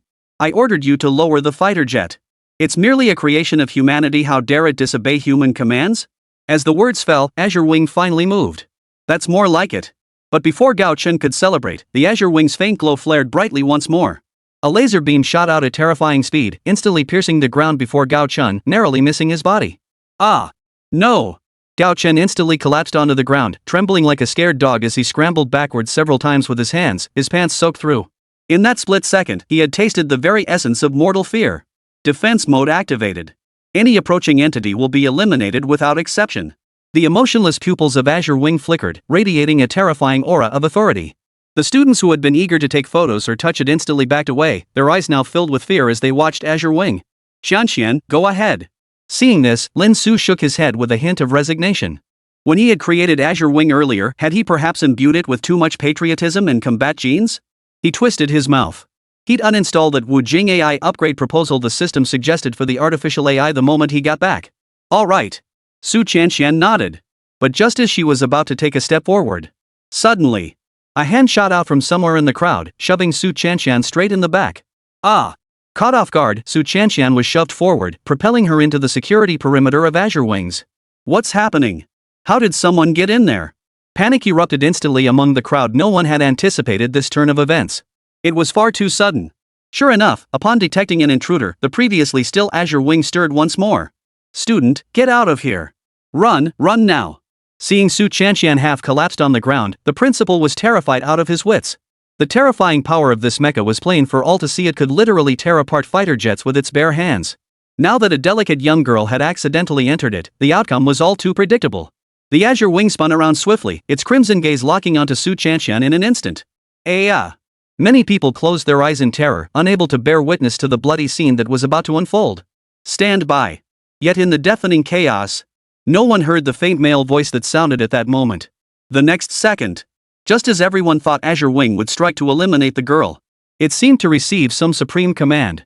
The crimson glow in its pupils dimmed in an instant. Then, it tossed the fighter jet aside, slowly retracting. The wings of light unfurled behind it. Like a humble knight, it knelt down toward Lin Su's position. Finally, under the utterly horrified gazes of Jiang Tao, the principal, and countless students of Jinghai University, this super mecha, feared by countless, bowed its head reverently and declared, "Master." Chapter 15, Get Lost, Xiao Chang. Lickspit Jiang Tao. Master? At the sight of Azure Wing's gesture, the once noisy crowd fell suddenly silent, eyes wide with disbelief. Holy? Only now did everyone suddenly realize that this incredibly powerful mecha wasn't actually made by the state, but belonged to the seemingly delicate young woman standing before them? Since Lin Su and Su Qianxian were in the same location, even though Azure Wing was actually under Lin Su's command, many people still jumped to the conclusion that Azure Wings was bowing down to Su Qianxian. Witnessing this scene, many Jinghai University students were instantly dumbfounded. What the hell does it mean to suddenly pull out a Gundam when you're just a student? Yes, it's her. Jiang Tao, however, was overjoyed at that moment. He recognized Su Qianxian and immediately turned to Gao Chen. "How come your student is fine, but you get into trouble the moment you step inside?" Gao Chen clearly hadn't recovered from his earlier terror. After stammering for a while, he finally managed to say with a face ready to burst into tears, Director Jiang, I'll be honest, she's not my student. And I didn't build this mecha either. You." Jiang Tao nearly choked on his own rage. "It wasn't built by you, then what the hell were you pretending to be, some big shot over there? How could he have wasted so much emotion on a worthless piece of trash?" Under the scornful, mocking stares of everyone present, Gao Chen regretted it so much he could have kicked himself. He'd been completely blinded by greed just now. Now look at him. Not only had he made such a huge fool of himself in front of everyone, but he'd also caused Dean Jiang Tao's regard for him to plummet. Total disaster. Meanwhile, Lin Su's eyes were icy cold. He had been right beside Su Qianxian just now. How could he not have noticed someone tampering with things, clearly trying to kill her? "Azure Wings, lock onto that individual." He issued the command. Azure Wings swiftly rose to his feet. Through the biometric recognition function embedded in his radar, he instantly locked onto the individual who had just made the move. It extended its hand, unleashing a terrifying suction force in an instant. The crowd was instantly blown off their feet. Whoosh! Soon, a figure was sucked out of the crowd by Azure Wing and clutched tightly in its grasp. The hat used for concealment was instantly blown away, revealing the figure's true face to everyone. It was Xia Cheng. "Let me go! Let me go!" Xia Cheng was now completely panicked. Her escape attempt had failed, and she struggled desperately in Azure Wing's grasp. The gathered students erupted in chaos. No one could have imagined that Xia Qing, the granddaughter of the esteemed dean, would attempt to take someone's life in broad daylight. Su Chanxian stood up, her voice filled with fury. Xia Qing, why did you do this? Gazing at Su Chanxian's exquisite features, Xia Qing's jealousy burned so intensely it threatened to consume her. She never imagined that this mecha, which had left everyone in awe and shock, was actually created by that damned woman, Su Chanxian. Now, as she was seized by azure wings, Su Chanxian regarded her with the contempt one might reserve for a lowly insect. This stark contrast only fueled her hatred to the extreme. Xia Qing shot Su Chanxian a venomous glare and retorted, Su Chanxian, we do have our differences, but don't make baseless accusations. I was standing quietly in the back of the crowd the whole time. You must have deliberately manipulated the mecha to take revenge on me. Is that really necessary? Xia Qing's remaining sycophants, eager to see their goddess wronged, immediately barked in agreement, yeah. What's so great about having a big mech? Did any of you actually see Xia Qing push her? You need proof for these things. At this, many exchanged confused glances, unsure whom to believe. Let me down this instant, you filthy. Xia Qing felt triumphant inside as she hurled insults at Su Chanxian. Don't think having someone backing you gives you the right to slander others. Oh, is that so? At that moment, Lin Su stepped forward with a cold smile. He then addressed the azure wings, activate recording mode. Open the holographic replay. Yes. Azure Wing responded. Soon, a rhombic crystal on its chest glowed as the stored footage was retrieved. A virtual screen materialized before everyone's eyes. Within the holographic display, everyone clearly saw Xia Qing, wearing a hat and marked with a distinctive color, shove Su Chanxian from behind, revealing a vicious grin. Whoosh! The irrefutable evidence sent the entire crowd into an uproar. The sycophants fell silent instantly, leaving only Xia Qing, her face as sour as a sourpuss, hanging in midair like a dead dog. Principal? Lin Su couldn't be bothered with small talk. She shot the principal a sideways glance. As a student, if she lacks even basic decency, does she deserve to be called a student? Hearing this, Xia Qing panicked and lashed out. Lin Su, what do you mean? Are you trying to expel me? You're delusional. My grandfather is. Xia Yuan, is it? Lin Su sneered coldly, addressing the principal, me or her. You choose. You. The principal was at a loss. This was blatant blackmail. But he had no choice but to swallow it. Students were one thing, but these old foxes knew exactly what was going on. Who didn't know that behind Su Chanxian's mecha creation, Lin Su was undoubtedly pulling the strings? Why would he be crazy enough to offend such a powerful figure? Besides, Jiang Tao was right here. If he took Xia Qing's side, wouldn't Jinghai University's reputation go straight down the drain? With that thought, he wasted no words. Student Xia Qing, he declared on the spot, has committed malicious harm against a classmate under severe circumstances. You are hereby expelled. No. You can't do this. Principal, my grandfather is Xia Yuan. Xia Qing was utterly dumbfounded. She couldn't comprehend how things had escalated to this point. Azure Wings tossed her aside like trash. Soon, people arrived and dragged the cursing Xia Qing away. No. Don't. Even as she was dragged away, Xia Qing's mouth spewed furious curses, her eyes filled with deep regret. She had realized that everything Su Chanxian possessed now had been brought about by that teacher whom everyone had deemed useless. If only she hadn't offended him back then, and instead curried favor with him, things wouldn't have turned out this way. What Su Chanxian possessed, why couldn't she, Xia Qing, have it too? Alas, life offers no second chances. From this day forward, Xia Qing would be erased from Jinghai University's records. After settling the matter, the president hurried to gauge Jiang Tao's expression. After all, this was an embarrassment for Jinghai University. It would be disastrous if this influential figure took offense. But who could have imagined that Jiang Tao, far from being angry, was instead beaming with delight? He rushed over and exclaimed to Lin Su, Professor. It's Jiang Tao. Lin Su shot Jiang Tao a dismissive glance. Old dang? Who the hell are you? The moment the words left her mouth, the principal who had followed behind froze in place. This was Director Jiang. Even he, the principal, had to bow and scrape before this man. And you, a mere teacher, have the nerve to act so arrogant. How dare you speak to Director Jiang like that? Lin Su, you. Just as the principal was about to reprimand Lin Su, Jiang Tao not only showed no anger but grabbed Lin Su's hand urgently, exclaiming, I'm the one from yesterday's livestream. You should remember me. After being so rudely dismissed by Lin Su, Jiang Tao even felt a surge of emotion, almost bringing tears to his eyes. That heart-stopping feeling from a single sentence had to be him. Oh, it's you. Lin Su had already suspected as much, so the revelation didn't surprise him too much. She simply said, we'll talk later. There's something more urgent right now. With that, he left Jiang Tao standing there and headed straight for the F-99's location. Ha. Fine, it's normal for young people to be busy. I'll wait for you. Zhang Tao didn't get angry, he actually stood there with his hands in his pockets, waiting. Witnessing this scene, the principal was utterly flustered, his pupils dilating wildly. Wait, wasn't that just now your noble bearing and dignified demeanor? Now you're acting like a sycophant. Mind your stature, Director Jiang. The principal's worldview was shattered. At that very moment, inside the shattered cockpit of the F-99, the handsome ace pilot would slowly regain consciousness. Moments earlier, the terrifying descent speed of the Azure Wing and the overwhelming fear had sent him into a panic-induced blackout. Only now did he regain consciousness. With great effort, Wood opened his eyes. He felt dizzy, but he could make out an unfamiliar man approaching him. His head still spinning, he tried to speak. The stranger leaned down first and addressed him. "Hello, you brain-dead foreigner from across the ocean." Still groggy, Wood froze in shock.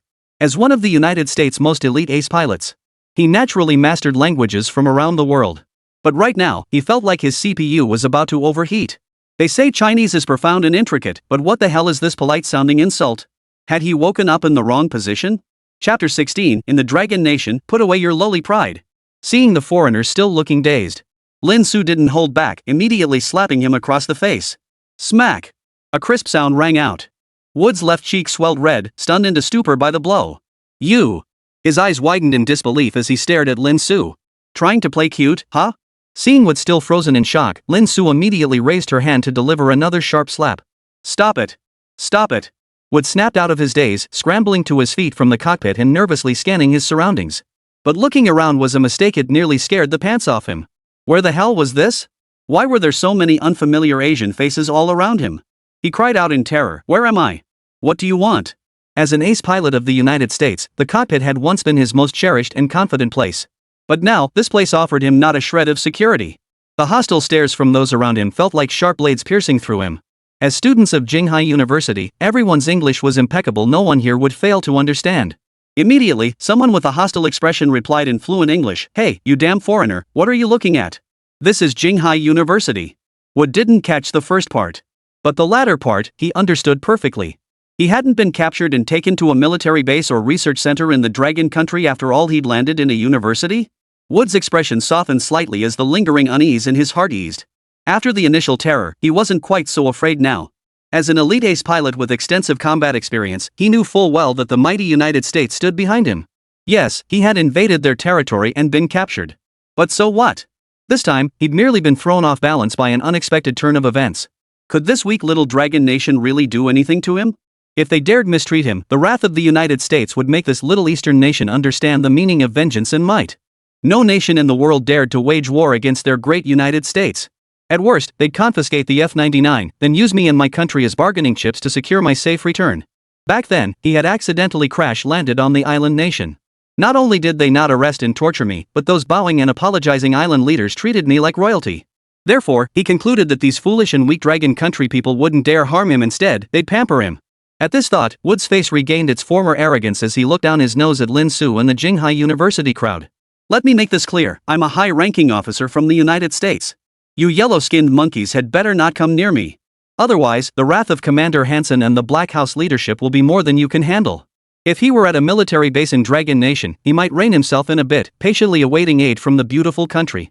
But this was merely a university filled with lowly students. Why should he be afraid? Especially you. Wood seethed with resentment over Lin Su's earlier slaps. I'll take you to a military tribunal. You abused a prisoner of war, prepare for punishment. The United States 1T let you off. He spat venomously, showing not a shred of the self-awareness expected of a prisoner of war, instead brimming with arrogance. Sure enough, upon hearing Wood's outrageous words, Jinghai University erupted. Damn it, he's just a prisoner, what's he playing at? That foreign devil even dares to show his ugly face? You stupid foreign bastard, forgot how pathetic you looked getting beaten like a dog by that mech during your livestream? You brain-dead foreign bastard. I'll your mother. Instantly, a torrent of sweet nothings flooded Wood's ears, nearly drowning him in insults. Wood had never encountered such a rich variety of insults in the profound Chinese language. He was going dumb. This wasn't how he imagined things would go. Back in Japan, the moment he uttered a single word in English, those Japanese practically bowed down to him in reverence. So why, in the Dragon Kingdom, was he being cursed even worse after revealing his identity? But even so, as a self-proclaimed noble citizen of the beautiful country, Wood couldn't possibly stoop to serving these lowly dragon country people. He still held his head high and stubbornly declared, a bunch of monkeys who only know how to jump around. No matter how much you scream, it won't change the fact that you're weaklings. Smack! Before he could finish his sentence, Lin Su delivered another resounding slap. Then she kicked Wood back with a forceful stomp. Thud. Her right foot pressed down hard on his chest. Under Wood's terrified gaze, Lin Su coldly declared, "Once we're in our dragon nation, you'd better stow away that useless, lowly pride of yours. I could have grabbed you like a stray dog in front of the whole world, and I wouldn't have hesitated to kill you outright. In my eyes, you're nothing. Understand?" Under Lin Su's overwhelming pressure, Wood was too terrified to utter another word. His limbs trembled violently, his pupils contracting wildly. Teacher Lin is so cool. Watching Lin Su stand atop F-99, his foot crushing the arrogant ace pilot of the United States, Su Chanqian's beautiful eyes sparkled brightly. This sentiment echoed in the hearts of countless Jinghai students present. The world situation was now treacherous. Technologically advanced and militarily formidable, the United States weighed on everyone's hearts like a mountain, leaving them breathless. But today, Lin Su shattered Wood's arrogant backbone with a single defiant kick and shattered countless preconceptions in the hearts of the Dragon Nation's people. America is not invincible or terrifying. They too can be trampled underfoot as the weak. Truly a genius, the genius our nation needs. Jiang Tao murmured hoarsely. He asked himself, if he were in that position, he too would likely have chosen to swallow his pride for the sake of international relations. But Lin Su's series of actions seemed to reignite the long-dormant passion within him, despite his advanced age. When exactly had he lost that proud, unrestrained spirit that every scientist should possess? Gazing at Lin Su, Jiang Tao saw a reflection of his former self. Once, he too had burned with passion for the Dragon Nation, pouring his heart into research solely to make his homeland strong. Yet later, he had been crushed by relentless adversity. Under the repeated battering of the mighty United States, he had become the timid, hesitant figure he was now. Jiang Tao clenched his fists silently. In this moment, he saw in Lin Su a future brimming with limitless potential. A genius radiating the unparalleled arrogance that belongs only to the truly exceptional. Under the gaze of the crowd, Lin Su stepped forward slowly. Simultaneously, he addressed the entire crowd. This man is named Wood. He slaughtered over 300 martyrs of our Dragon Nation on the battlefield and then committed the heinous act of posing for photos beside their corpses, mocking them. Today, you young people will collect a portion of the debt owed to those heroic spirits. Oh, right, I almost forgot. Lin Su suddenly interjected. When Azure Wing descended just now, it accidentally destroyed all the surrounding cameras. No one will ever know what happens here. Don't go beating up our international friend now, you hear? As Lin Su's words fell, every Jinghai student present suddenly became acutely aware of their own pounding hearts and heavy breathing. Though today's college students radiate a clear-eyed naivety, innocent and adorable, when it came to matters of national importance, they were anything but confused true mini-war wolves. They might look a bit dim-witted in everyday life, but their hearts burned fiercely red. Assaulting the handsome ace pilot, wasn't this a war merit delivered right to their doorstep? In an instant, the bloodline markings of the Dragon Nation's people surged forth, awakening the beasts slumbering within their bodies. What are you doing? You can't do this. As the crowd closed in, fear spread across Wood's face. God! With so many of them, he was bound to get beaten to a pulp, right? You foreign devils love to scream, huh? Let's see if you can scream now. As one student roared and charged forward, the scene finally erupted. Complete madness. Wood was dragged out by the students and subjected to a brutal beating. Thud. Thud thud thud. Countless fists, each as big as sandbags, rained down on Wood's once arrogant face. Ugh. Stop. I'm a prisoner. You can't do this. You're violating international conventions. Wood wailed, utterly powerless to resist. Like a fish on a cutting board, he was savagely beaten by the Jinghai University students who had long despised him, his face swelling instantly into a pig's head. I didn't see anything. The principal watching nearby felt he should intervene. But he found himself utterly unable to speak. Because, this felt incredibly satisfying. Moreover, he had a premonition that if he tried to intervene, the students would surely beat him up too. The next second, the principal was stunned to see Jiang Tao suddenly peel off his white lab coat, the one marked director of the First Research Institute. Director Jiang, what are you doing? The principal stared in disbelief. But Jiang Tao glared at him in feigned ignorance. Young man, don't talk nonsense. Who's Director Jiang? I'm just an old man passing by. With that, he swung his arm and charged in to join the beating of Wood. You foreign devil, taste grandpa's 3 peasants' punches. Old man pushes cart, let's go. In that moment, Jiang Tao felt his blood boil with fury. Chapter 17, Dragon Nation's Number 1. At that moment, Wood wished he were dead. Watching these lowly scum he'd once looked down upon now beating him senseless, he could only endure it silently. Wood wished he had died by that mysterious mech's hands just now, at least that would have been dignified. Even if he managed to be rescued back to the United States this time, this incident would forever haunt him for the rest of his life. Disgraceful. Utterly disgraceful. He even saw some old man who'd appeared out of nowhere shouting, "Those who offend China shall be punished, no matter how far they flee," while attacking his groin. What was far more unbearable than the physical pain of his shattered anus and testicles was the utter shattering of the pride and dignity he had built up over the past decade. You will get what's coming to you. Wood, several teeth missing, mumbled through clenched jaws, his eyes blazing with hatred. Still talking tough. But his threats had no effect whatsoever. The more he resisted, the more vigorously the students beat him. Finally, after about 10 minutes, Wood was barely clinging to life, breathing out but not in, looking utterly miserable. Enough, enough. Lin Su finally spoke up to stop them. If they kept going, they might actually kill him. Now, in the eyes of this group of students, Lin Su was nothing short of a god. No one dared to look down on him anymore, and they obediently dispersed. Wood lay utterly exhausted, his body covered in wounds, finally able to catch his breath. God, these savage dragon country people had finally let him go. But before he could savor his relief, Lin Su's voice rang out again, like a heavy hammer striking Wood's heart. Those who missed their chance, don't be sad. Spit if you need to spit. Take photos for your social media feeds if you want. The Jinghai students froze for a moment upon hearing this, then erupted once more. Long live Teacher Lin. They cheered. Teacher Lin always had so many creative ideas. They were just starting to worry they wouldn't get their fill of fun. Hey, hey, hey! You there, young man. No need to rush. Everyone line up and take turns, one at a time. Seeing the scene nearly spiral out of control again, Lin Su quickly stepped in to restore order. Soon, a long line snaked like a dragon before Wood. Wood's heart pounded in terror. He felt utterly defeated. His gaze toward Lin Su was like staring at a demon. Was this guy from the dragon country Satan reincarnated? No. Fear gripped Wood's heart. Even if Satan himself arrived, he'd have to bow obediently and call him the living king of hell. I'm sorry, isn't that enough? In that moment, the fearless Wood truly panicked. Pa! Still pretending? Spit, spit, spit. P-I-U.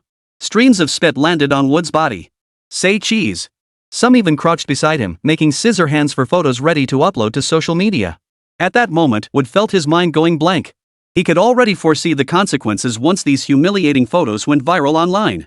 Once upon a time, whenever photos of Falconwood were displayed, it was either to honor his military achievements before high-ranking officials, or they were posted on enemy nations' wanted lists. Each one struck fear into the hearts of all who heard of them. But from now on, he would undoubtedly become the laughingstock of the entire world. Colleagues, enemies, family, anyone who saw him would know he was a disgraced pilot drowned in scorn. Speak! Dragon Nation's #1. Someone barked at Wood. Dragon Nation's #1. Ha ha ha ha ha, Dragon Nation's #1. Wood suddenly burst into maniacal laughter, drool dripping from the corners of his mouth. He looked like a complete lunatic, flailing his arms wildly. Everyone froze, speechless for a long moment at Wood, who could only repeat #1 over and over. Holy crap, has he lost his mind? Lin Su was also taken aback. Even for a decorated ace pilot from the United States, his stress tolerance seemed a bit weak. Actually, you can't really blame Wood. After enduring a series of terrifying ambushes from the mysterious mecha, he was already on the brink of breaking down. Then, barely awake and still groggy, he got thoroughly beaten by Lin Su. Finally, he was subjected to an inhuman wave attack that felt like relentless humiliation. The fact he'd lasted this long was a testament to his astonishing willpower. Lin Su felt nothing about it. With the souls of so many innocent Dragon Nation warriors on his hands, this bastard had long since become a blood-soaked monster. Who knows what will happen when? After the United States went through immense trouble to redeem Wood, only to discover that their ace pilot cultivated with endless effort had suddenly become a complete idiot who only screams Dragon Nation #1. Just imagine the look on their faces. Buzz buzz buzz. And right at that moment, the sound of rapidly spinning propellers erupted. Dozens of helicopters descended from the sky. Cover your heads and get down. I repeat, everyone cover your heads and get down. Soon, the helicopters hovered overhead. As the ropes were lowered, fully armed Special Forces soldiers descended one by one. A chilling aura spread, instantly surrounding everyone. The students had never witnessed such a scene before. They immediately huddled together, too terrified to utter a word. Disperse the students. Simultaneously, force everyone to delete all information related to the mysterious mecha. At the same time, a cold voice rang out from the rear. The Special Forces obeyed the order, immediately dispersing and taking control of the unsuspecting students. Lin Su remained motionless, narrowing his eyes slightly as he watched the figure who had just issued the command. Jiang Tao also spotted him and exclaimed in surprise, "Hansong? Looks like higher-ups are taking this seriously, they actually sent him." The principal, confused, asked, Is he that important?" Jiang Tao's expression turned grave as he replied, "His background is terrifyingly deep. Despite his youth, he's already the chief instructor of White Tiger, our nation's most elite special forces unit. And he's certainly not stopping there. In the future, he might even become the commander's right-hand man." Hearing this, the principal sucked in a sharp breath. Holy crap! This guy's a super big shot. He suddenly felt a wave of dread wash over him. First Jiang Tao, then Wood, and now Han Song. What the hell is wrong with Jinghai University today? Why are all these big shots showing up? This place is about to burst at the seams, seriously. The situation was quickly brought under control. Han Song approached with an icy expression, his gaze immediately locking onto the azure wings at the center of the plaza. In that instant, a fleeting yet undeniable shock and greed flashed across his eyes. If I possessed a mecha like this, wouldn't I become world-renowned from now on? Soaring to the top wouldn't even be a dream. Thinking this, Han Song vowed to himself that he absolutely had to get it. After a long moment, he reluctantly forced himself to tear his gaze away and look toward the F-99. Then, his brow furrowed. He spotted Wood. He was covered in grime, drool still dripping from his mouth. His eyes darted up and down with a sly, intelligent glint, mimicking a dog as he stuck out his tongue and licked everything around him. What the hell? Han Song's heart sank, and he immediately roared, "Where's the president of Jinghai University?" "The president? Get your ass over here." Sir, right here, I'm the president." The president dared not delay, rushing over to wipe sweat from his brow as he spoke. What the hell is wrong with this guy? How did he end up like this? Han Song cursed, has he gone completely mad? The president was drenched in sweat, momentarily at a loss for words. He stammered, this. He couldn't very well say they'd been driven mad by Jinghai University. Instructor Han, that's where your knowledge falls short. Jiang Tao, being the seasoned one among the accomplices, spoke without a hint of embarrassment. This foreigner was already like this when the mecha captured him. Probably scared out of his wits. Are you kidding me? Han Song nearly exploded in rage. If not for knowing Jiang Tao and maintaining some respect for his position, he would have cursed him out to his parents. This guy's covered in bruises and drool, are you saying the mech just spit on him for no reason? Han Song retorted with a cold sneer. Jiang Tao pondered solemnly before replying, maybe the mech has its own preferences. Put. Finally, Su Chanxian, who had been standing beside Jiang Tao the whole time and thus hadn't been shooed away, couldn't help but burst out laughing. What's with this old man? His deadpan nonsense was just too hilarious. Hearing the laughter, Han Song, realizing he'd been completely played, turned dark and menacing. Sir, look. Just then, a White Tiger Special Forces soldier approached, holding a video from a student's phone to show Han Song. The footage was crystal clear, starting from the moment Lin Su stepped on Wood and continuing through all her subsequent antics. Absurd!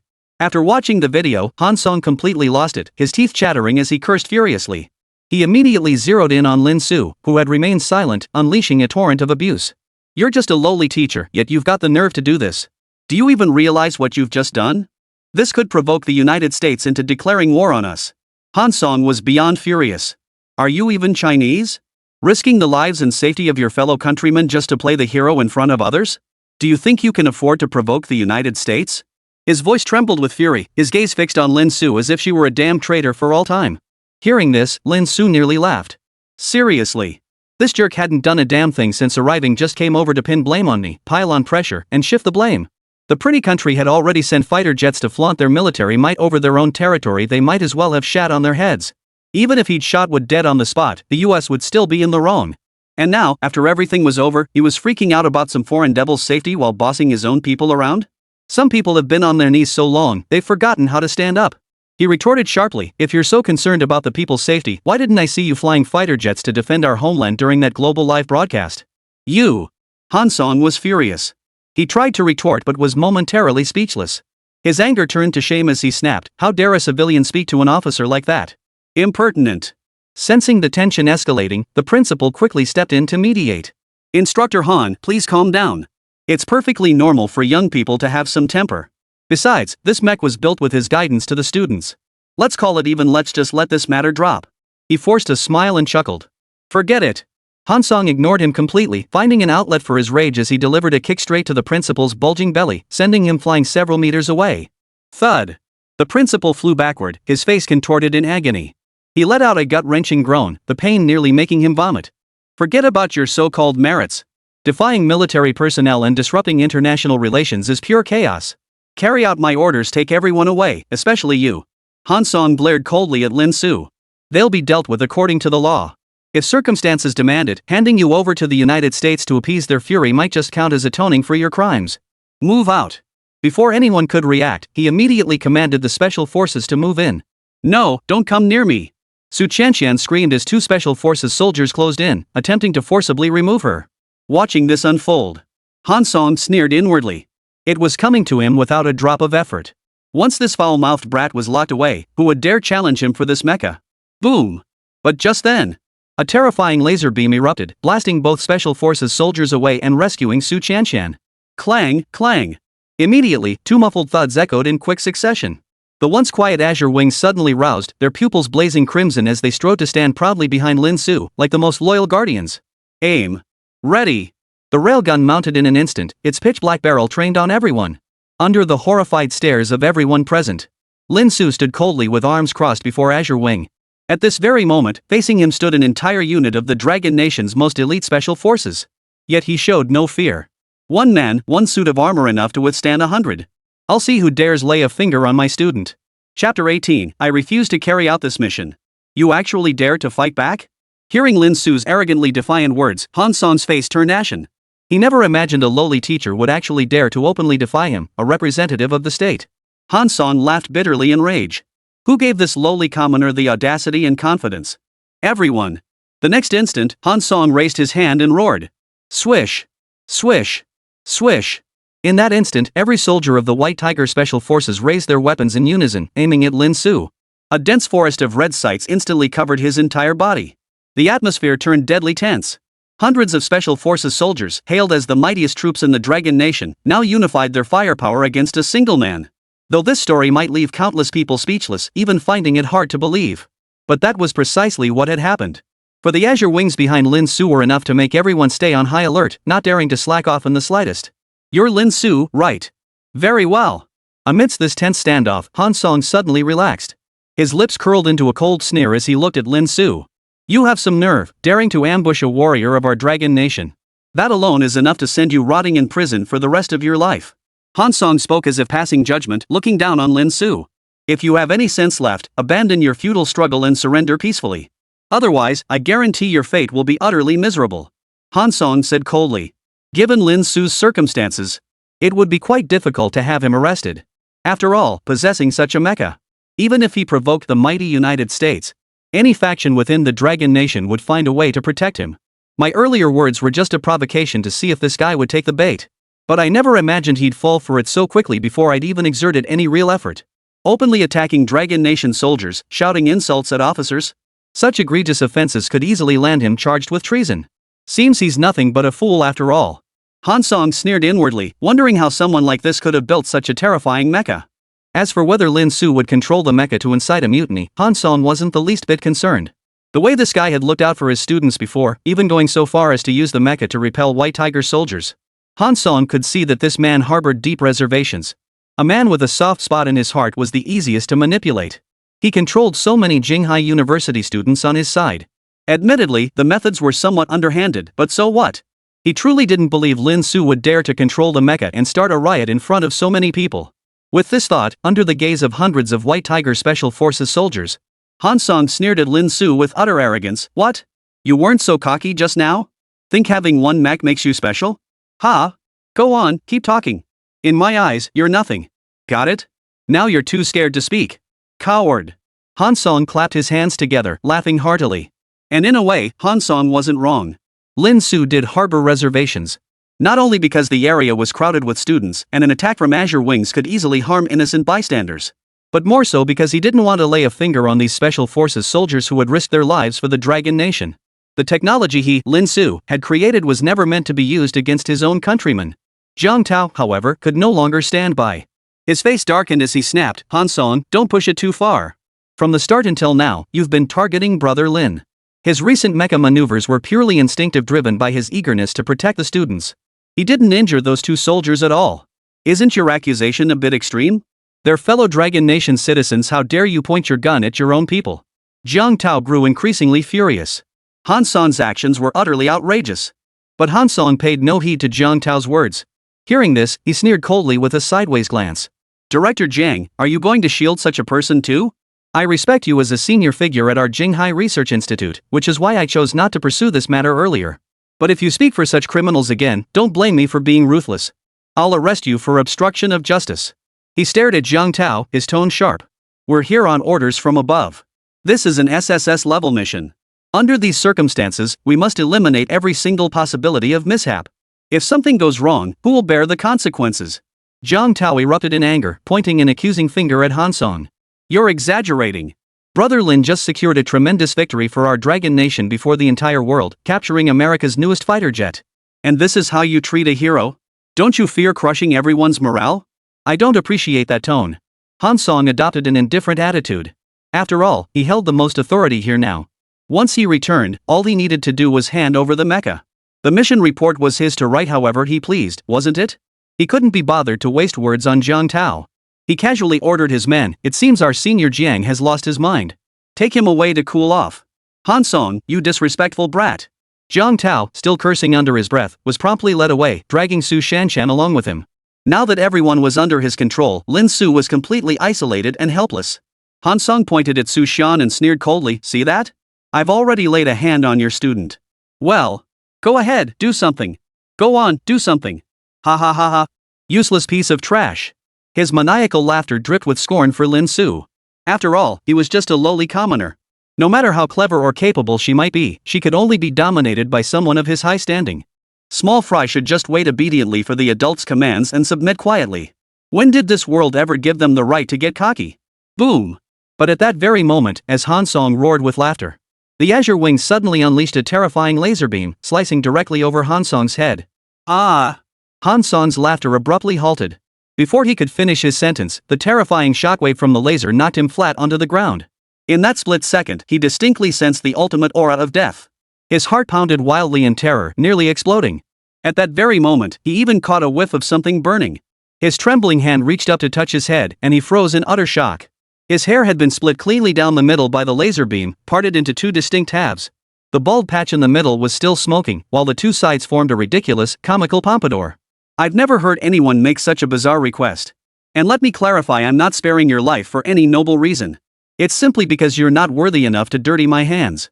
Up ahead, Lin Su leaned lazily against Azure Wing, gazing at Han Song with the condescending look one might reserve for a simpleton, utterly dismissive of him. You lowly scum, you deserve to die." He seemed to sense the strange looks his subordinates were now giving him. Han Song's teeth chattered violently as he couldn't help but stomp his feet and curse. As the most cherished son of the Dragon Nation's current third in command, he had ascended effortlessly from birth, his path smooth and unimpeded until now. When had he ever endured such humiliation? In that moment, nothing else mattered. He only wanted that despicable bastard dead, as if that alone could quench the rage burning in his heart. All units, obey my command. Open fire. Turn this bastard into Swiss cheese. Han Song roared in fury, ordering the White Tiger Special Forces to attack immediately. Halt! Han Song, are you intent on destroying the future of the Dragon Nation? Jiang Tao, watching from afar, saw this scene and instantly felt his eyes bulge with rage as he roared madly. Only he understood the true genius of Lin Su and the immense potential he held to aid the Dragon Nation in the future. Such a prodigy absolutely could not be lost here, dying in such a ridiculous manner. Teacher, hide quickly! Su Chanshan's heart-wrenching scream echoed from nearby. Not far away, even Lin Su hadn't anticipated Han Song's utter madness reaching such extremes. His brow furrowed. But just as he prepared to activate the Azure Wing's defense, an unexpected turn of events unfolded. After waiting for quite some time, the gunfire Han Song had anticipated never materialized. The scene remained eerily silent. Han Song froze, then whipped around in fury. What the hell are you idiots doing? I told you to shoot. Didn't you hear me? I'll say it again, fire now. Han Song gritted his teeth and barked the order again. But the next second, even as Han Song repeated himself, not a single shot rang out. The silence was deafening. Faced with Han Song's interrogation, the White Tiger Special Forces soldiers fell into an eerie silence. Such hesitation and silence seemed uncharacteristic for a battle-hardened elite unit like theirs. But the current situation was indeed far too complex. Before arriving here, every member of their unit had witnessed the live broadcast from the United States. Their hearts burned with excitement at the appearance of that mysterious mech. Only they knew how hard-won this victory truly was. As White Tiger Special Forces soldiers, every mission they undertook was nothing short of heart-pounding. Especially in battles against the United States, they suffered devastating losses every time. Facing the enemy's superior equipment, even the White Tiger unit often found themselves on the losing side. And even when they did win, the toll exacted was terrifyingly high. It was less of victory and more a Pyrrhic triumph achieved by sacrificing lives. To this day, the images of fallen comrades still replay endlessly before these soldiers' eyes. Yet now, when a glimmer of hope finally appears, they are expected to turn their guns on the very heroes they once admired? They couldn't do it. What the hell are you waiting for? Fire now! Are you ing newts? Say something. Han Song finally lost his temper. Since taking command of the White Tiger Special Forces, he had never encountered such a situation. But now, his own men were betraying him for a stranger? How could he possibly tolerate this? Han Song glared coldly, his voice laced with menace as he confronted the nearest man. Lien Yuan, what the hell are you doing standing over there? Don't you want to be captain anymore? Lien Yuan, the White Tiger Special Forces captain, wore a grave expression.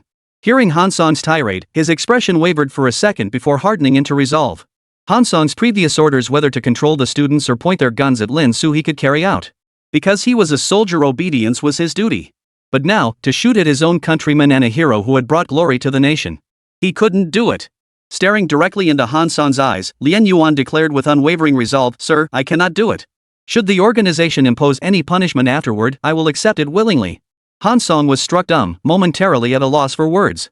Then, forcing a deep breath, he gritted his teeth and said, "Don't forget, Lien Yuan, how you got this captain position in the first place. I gave it to you, and I can take it away just as easily. Carry out my orders now, and I'll let bygones be bygones.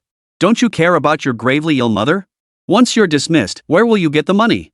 Struggle flashed in Lien Yuan's eyes as he recalled his mother's critical illness requiring a fortune for treatment. If he were dismissed, his financial lifeline would be severed. His eyes flickered as he plunged into agonizing conflict. Seeing this, Han Song sneered inwardly. What noble principles! Ridiculous. He was still firmly within my grasp. Those damned soldiers dared to humiliate him like this. Once he returned, every single one of them would face his harshest punishment. I. Just as Lien Yuan lifted his head, ready to accept his fate, a series of images suddenly flooded his vision. In the visions, fallen comrades lay beside him, forcing smiles uglier than tears as they uttered their final, blood-stained pleas. "Damn it, I haven't lived enough yet." "Ugh, never mind. Lien Yuan, kill the Japanese for me from now on." His mother, not yet stricken by illness, stroked his childish head, urging him to study diligently and bring glory to the nation someday. The day the young boy joined the army after countless hardships, raising his hand with fervor to swear an oath beneath the red flag. These most searing images shattered and reassembled, instantly shattering Ming Yuan's confusion. Lien Yuan roared inwardly. If he surrendered now, his comrades, his gravely ill mother, even his former self, they would all despise him. In that instant, gazing at Lin Su in the distance, a light reignited in Lien Yuan's eyes. In that moment, he made his choice. Report. This time, I refuse to carry out the mission. With that, he slammed his weapon down onto the ground right in front of the stunned Han Song. This demonstrated his resolve. As a soldier, if he couldn't even hold fast to his own convictions, then he was unworthy of the uniform. "What? What did you say? How dare you? How dare you?" Completely taken aback, Han Song doubted his own ears. His face contorted with disbelief as his finger trembled violently, pointing at Lien Yuan. "Rebellion! Rebellion!" Lien Yuan's words spread like wildfire across the grasslands. In the next instant, countless soldiers of the White Tiger Special Forces Squadron lowered their weapons. They weren't fools. They knew the man standing silently beneath the mecha armor was the true hero of the Dragon Nation. A hero should not be wronged. I, Zhang Buotao, refuse to carry out this mission. I, Chen Mingji, refuse to carry out this mission. I, Su Changquan, refuse to carry out this mission. One after another, these impassioned voices echoed across the square. Like the most majestic symphony, in an instant, all the White Tiger Special Forces soldiers laid down their weapons. Today, I raise my hand to testify to my own resolve. Chapter 19, Duel. K1 Mechanized Arm. You, all of you, very well. Gazing at the White Tiger Special Forces soldiers who had all lowered their weapons in unison, Han Song's face turned ashen. He never imagined that he would become a commander without a single soldier at his side at this very moment, every man under him having betrayed him. Just like dog, disgusting things are disgusting everywhere. At that moment, Lin Su's sneer rang in Han Song's ears, delivering a final, brutal blow. "Now it's my turn to say that line. You were so tough just now, weren't you? Come on, I'll give you the chance to strike." Lin Su smiled at Han Song, as if looking at a clown. Truth be told, even Lin Su hadn't expected the White Tiger Corps soldiers to act this way. But it was precisely because Longhua still had so many shining individuals. He was willing to build his homeland into an even stronger nation. But before that, he must first eliminate some disgusting parasites. "You!" Lin Su's sharp retort left Han Song's face as grim as could be. Now he was alone, facing Lin Su and the mecha behind him with nothing but a feather? What was the difference between this and suicide? Han Song was now stuck between a rock and a hard place, unable to advance or retreat.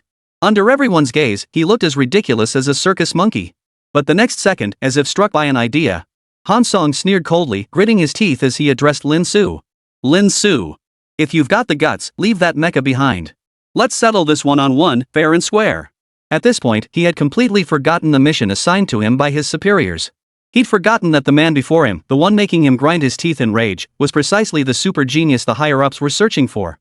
All Hansong wanted now was to save face and cripple Lin Su. Are you kidding me? Hearing Hansong's words, Lin Su instantly reached up to scratch his ear in disbelief, wondering if he'd misheard. Are you brain dead or something? Lin Su retorted, I have a mecha I'm not using, so I just go around dueling people for fun? You think everyone's as stupid as you? Humph. Hansong sneered coldly. Oh, and he added, your dear students still have plenty of evidence on their phones proving they beat up Wood. You could say we caught them red-handed. If you don't dare accept the challenge, I'll make sure to hand all this evidence over to the authorities. Hearing Hansong's words, Lin Su's expression darkened instantly. The recent assault on Wood by Jinghai students was a matter that could be either minor or major. Originally, Lin Su had assumed that since he had just achieved a victory and the United States was clearly in the wrong, they would ultimately swallow their pride and back down. After all, China wouldn't side with outsiders and would likely turn a blind eye. But the Hansong before him clearly had powerful connections. If he mobilized his backers, the students would inevitably face some punishment. After all, this did constitute a violation of international conventions to some extent. This was absolutely not what he wanted to see. Well, is that enough for you now? Hansong sneered coldly, confident he had Lin Su's weak spot firmly in his grasp. So what if those traitorous soldiers had betrayed him? Now he alone could take down this damned bastard. Fine. I agree. Suddenly, Lin Su replied. The moment the words left his mouth, everyone was stunned. Had Lin Su lost his mind? Even the soldiers of the White Tiger Special Forces Squadron all wore expressions of utter disbelief. Others might not know. But as soldiers under Hansong, they knew exactly how formidable he was. His rise to this position wasn't solely due to powerful connections, his own combat skills were terrifyingly formidable. No, Lin, don't do it. Once free from restraint, Jiang Tao immediately panicked. After barely escaping the previous crisis, why was Lin Su now throwing himself into the fire pit? Wasn't this tantamount to suicide? A disciplinary action was one thing, but the students wouldn't suffer any significant consequences. But Lin Su was facing the instructor of the Dragon Nation's strongest special forces unit. As a teacher, what right did he have to challenge someone to a duel? Ha ha, at least you're a real man. Hansong's heart surged with wild joy. If Lin Su had played the coward, Hansong would have had no way to deal with him. But he never expected this guy to be so foolish, actually daring to challenge him to a fight. With a clatter, Hansong dragged over a massive crate from the side, then opened it with a solemn expression. Creak! The box slowly opened to reveal a massive mechanical arm inside. The next second, Hansong pulled it out and strapped it onto his right hand. Buzz! The engine roared to life. The mechanical arm instantly tightened, seamlessly integrating with Hansong's arm. A faint blue energy glow appeared on its surface as the core activated. The massive mechanical fist clenched abruptly, radiating a terrifying sense of power. Feeling the sudden surge of power, Hansong commanded the mechanical arm to slam it down onto the ground. Boom! A terrifying sound echoed as the ground in front of Hansong was smashed into a massive, deep crater. That felt awesome. Hansong roared with laughter, turning to Lin Su. Since this is a duel, bringing my own gear isn't too much, is it? This is the K1 Mechanical Reinforcement Arm, recently developed by the Dragon Scale Research Institute. Though still in the experimental phase, using it against you is really a waste of its potential. Witnessing this, Jiang Tao erupted in fury. Hansong, could you be any more shameless? You already have every advantage in a one-on-one fight, and now you dare use technology? He immediately turned to Lin Su and shouted, Lin Su, ignore him. He's clearly trying to cripple you. Don't fight him. Even the Jinghai students watching from afar were enraged, shouting, Teacher Lin, don't act impulsively. Let them discipline us, we won't blame you. This is our own choice. Yet, despite the crowd's pleas, Lin Su shook his head, his expression resolute. Before any other role, I am first and foremost a teacher. He would not allow his students to bear even a speck of disgrace. Very well, very well. Hansong chuckled coldly, his gaze upon Lin Su as if he were already dead. He shamelessly added, don't say I'm picking on you, you can use weapons too. I never told you not to bring them. That suits me just fine. To everyone's surprise, Lin Su nodded and turned toward position F99. Hansong's grin froze instantly, a vague unease stirring within him.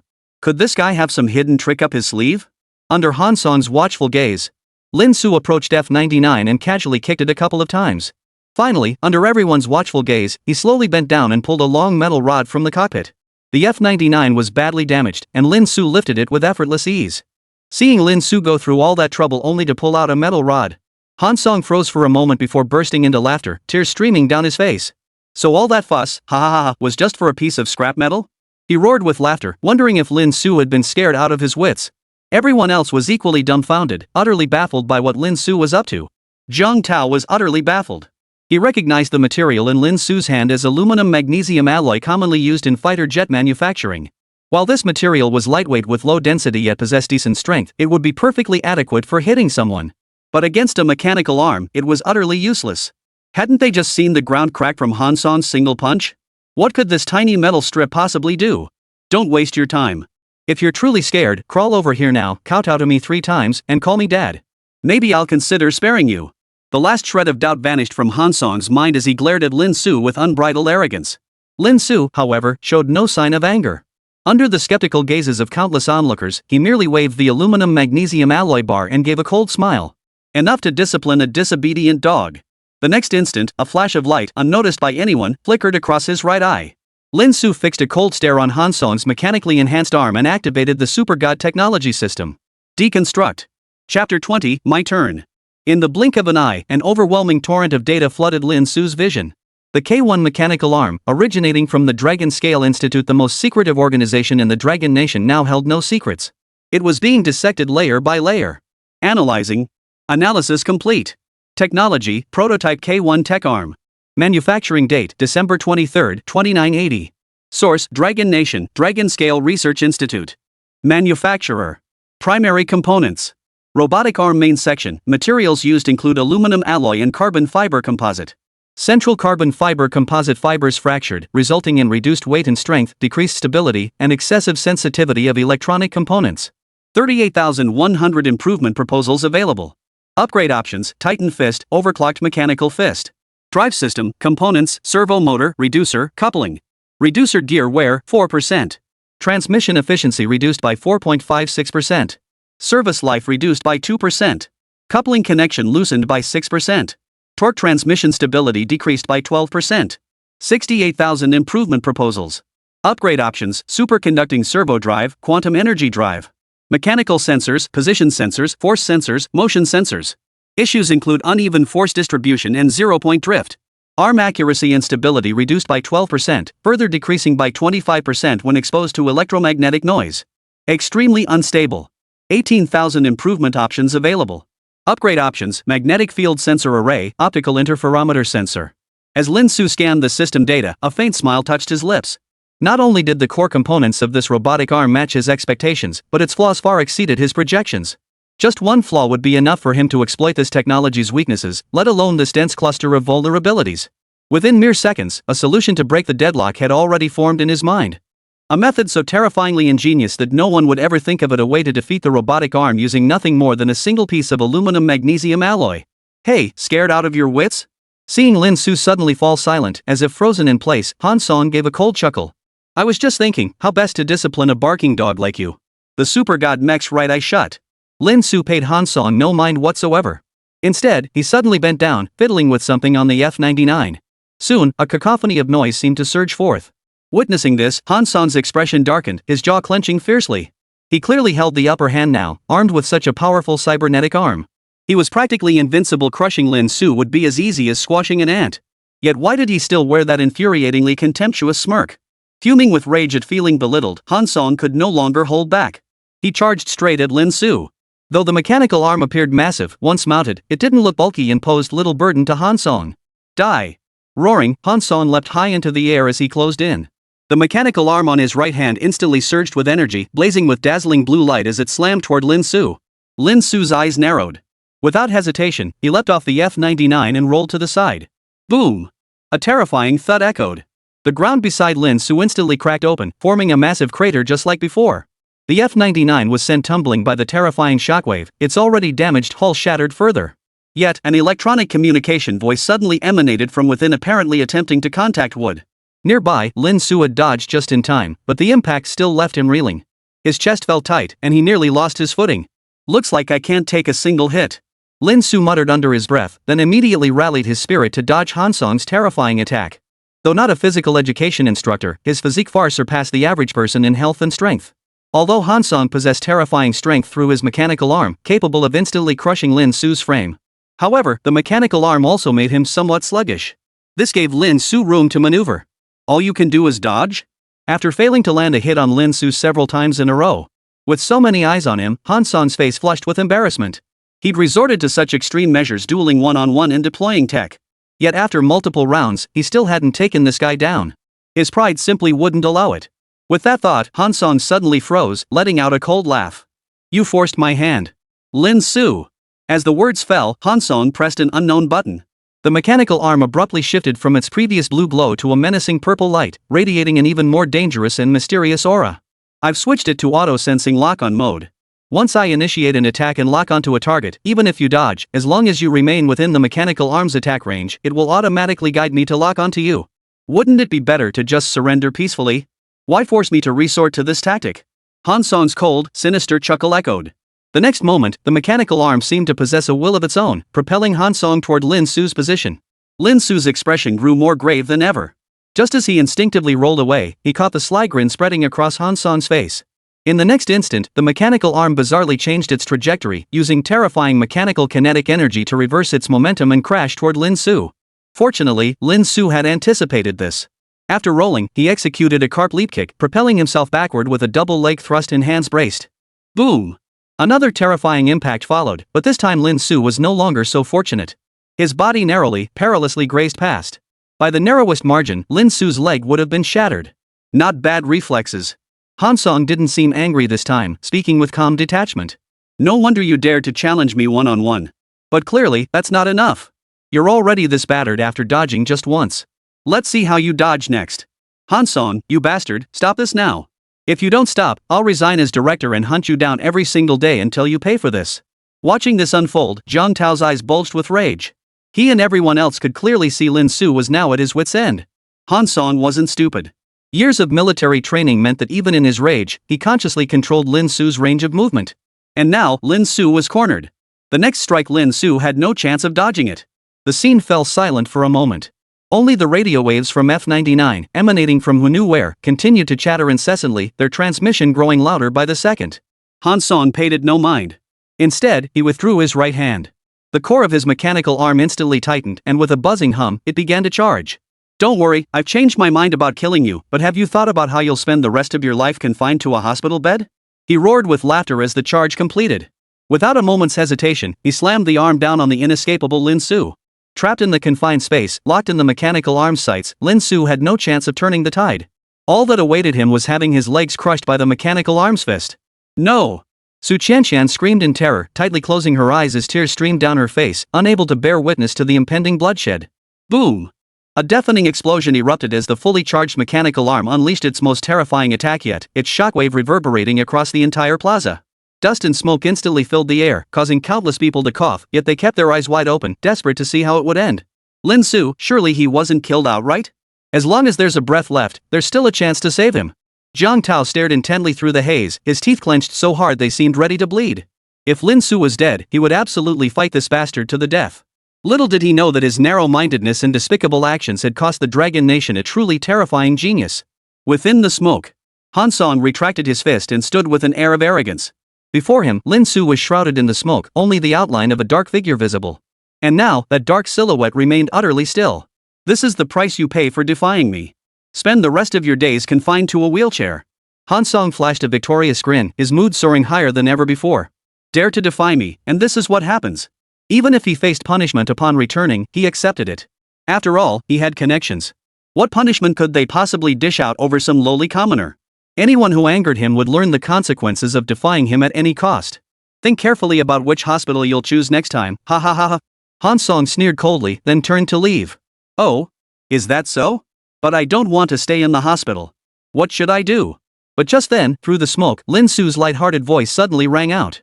Han Song froze in shock, whirling around and involuntarily stumbling back several steps. His voice trembled like he'd seen a ghost. How is this possible? How can you still speak?" The smoke and dust finally began to dissipate slowly. Lin Su's dark silhouette gradually shifted from outline to substance.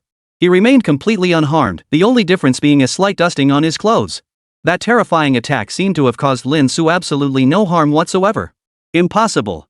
Absolutely impossible. Could Lin Su possibly be some kind of superhero? Han Song was struck dumb, utterly stunned. That blow he had just delivered had been a solid, crushing impact. At that very moment, under Han Song's stunned gaze, Lin Su stretched his body, shook his head, and suddenly smiled. His words were as cold as a demon's. "It's about time. You've had your fill of pretending. Now, it's my turn, isn't it? You should know, I've been waiting a very long time. Chapter 21. You shouldn't have used technology in front of me. What's going on? Han Song's pupils dilated violently, his speech stuttering slightly.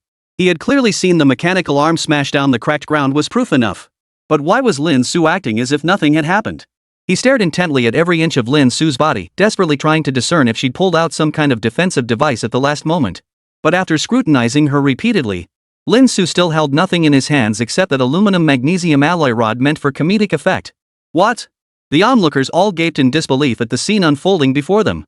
Even from a distance, they had felt the terrifying energy erupting from the K1's mechanical arm. Yet now, not only had Lin Su gotten back up, but he seemed completely unharmed? Could it be Han Song missed? As one of the top scientists in Dragon Nation, Jiang Tao was equally baffled, murmuring, who would have thought young brother Lin had such incredible luck? The K1 robotic arm is still in the experimental phase, far from perfected. And Han Song had switched it to auto-targeting mode earlier.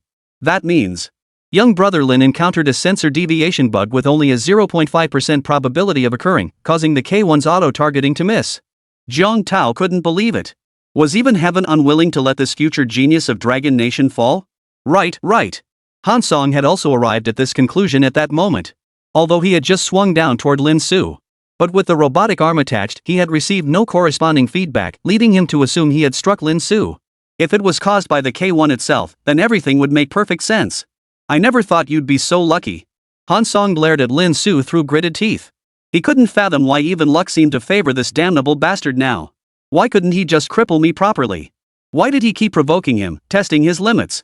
Taking a deep breath, Han Song closed in on Lin Su, his voice cold as ice. Luck got you out of it once. Let's see how you dodge the next one. Facing Han Song's chilling glare, Lin Su merely straightened his slightly crooked tie, seemingly unconcerned. He remained rooted to the spot, unmoving. Then, lifting his eyes, he spoke in a tone laced with pity. Do you really think it was just luck? Lin Su's words stunned Han Song. For some reason, that vague sense of unease surged back into his heart. This man seemed utterly unflappable in any situation. Even now, with such a vast disparity in strength, he maintained that same impassive demeanor. Was it all an act? Or does he truly have something up his sleeve? Han Song's expression flickered between light and shadow as he suddenly came to a halt. What's going on?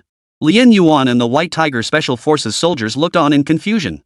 This was supposed to be a one-sided beating that would end in a matter of seconds. But now, why had Han Song suddenly stopped moving, as if he was genuinely wary of Lin Su? He was clearly wielding the most advanced technology currently available in Dragon Nation. And his opponent was merely a teacher, wielding nothing more than a rusty iron bar. What was there to hesitate about? Just then, Han Song turned to Lin Su and asked, "You really aren't afraid?" Lin Su wore an exasperated expression. "It's just disciplining a disobedient dog. Do we really need to make such a big deal out of it? I'll stay right here. If you want to hit me, go ahead. I have a lunch meeting later." Hearing Lin Su's words, Han Song finally laughed in exasperation. He suddenly realized how foolish he'd been. He was clearly just a bluffing fool. What the hell was he afraid of? Maybe he was just playing mind games to stall for time. Then you'd better stand still and not move. At this thought, Han Song's eyes hardened once more. His mechanical arms surged with power, crashing toward Lin Su. And Lin Su actually did exactly as he said, not a single muscle twitched. "You're asking for it." Han Song's expression turned icy as he stared at Lin Su, expecting to see any trace of fear or panic on his face. But as he closed in, all he saw was the slow, mocking curve forming at the corner of Lin Su's lips. And at that very moment, Han Song was stunned to discover that the K1 mechanical arm suddenly seemed to malfunction, hurling him violently in another direction. Stop! Stop right now! There's nothing over there! Han Song panicked, desperately trying to pull the arm back. But the K1 arm was now in auto-lock mode. How could Han Song possibly pull it back with just his own strength? Boom! The arm swung wildly like a cannon firing at a mosquito, once again striking empty air under the horrified stares of countless onlookers before crashing down onto the open ground beside Lin Su. Thud! Han Song, his balance thrown off, instantly took a faceplant. How could this happen? Is K1 malfunctioning? Wasn't this the cutting-edge technology Dragon Scale had spent years developing? Why is it malfunctioning repeatedly? Han Song was stunned. I told you, even if I stand still, you won't hit me. Lin Su stretched lazily, looking almost sleepy. You? Han Song was furious. But he had no clue how the K1 robotic arm worked. He couldn't fathom why this was happening. If you're dumb, read more books. Maybe you can sign up for my class someday and I'll explain it to you. But hey, you'll have to stand outside the door and listen with the dogs. Oh, wait, you are a dog. My bad. Lin Su's mocking words rang in Han Song's ears. A wave of humiliation washed over him. He had actually been mocked by a lowly teacher. No time for further thought. Han Song, pushed beyond endurance, retracted the robotic arm. Staring at Lin Su with icy coldness, he declared, "Lin Su, I don't know what tricks you used to make K1 act like this, but your luck has run out. You seem to have forgotten where you stand." Han Song sneered coldly, switching K1's mechanical arm mode from auto-lock to autonomous control once more. Since the system had failed, he would reclaim the initiative. Lin Su had nowhere left to run anyway. He refused to waste another second. Every moment felt like a deepening stain on his pride. "Now let's see what you can do." He wasted no more words, switching modes and swinging a heavy punch toward Lin Su. At that critical moment, as if anticipating it all along, Lin Su hurled the aluminum magnesium alloy in his hand toward Han Song. Still trying to resist? Han Song's eyes narrowed as he instantly swung his right mechanical arm to smash it away. But no one could have anticipated that the instant the mechanical arm made contact with the aluminum magnesium alloy, a surge of electricity erupted without warning. The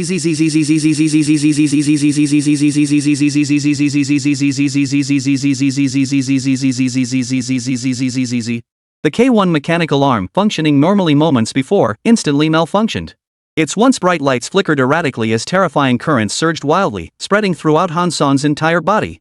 Han Song was instantly struck by the backlash, his entire body convulsing from the electric shock. He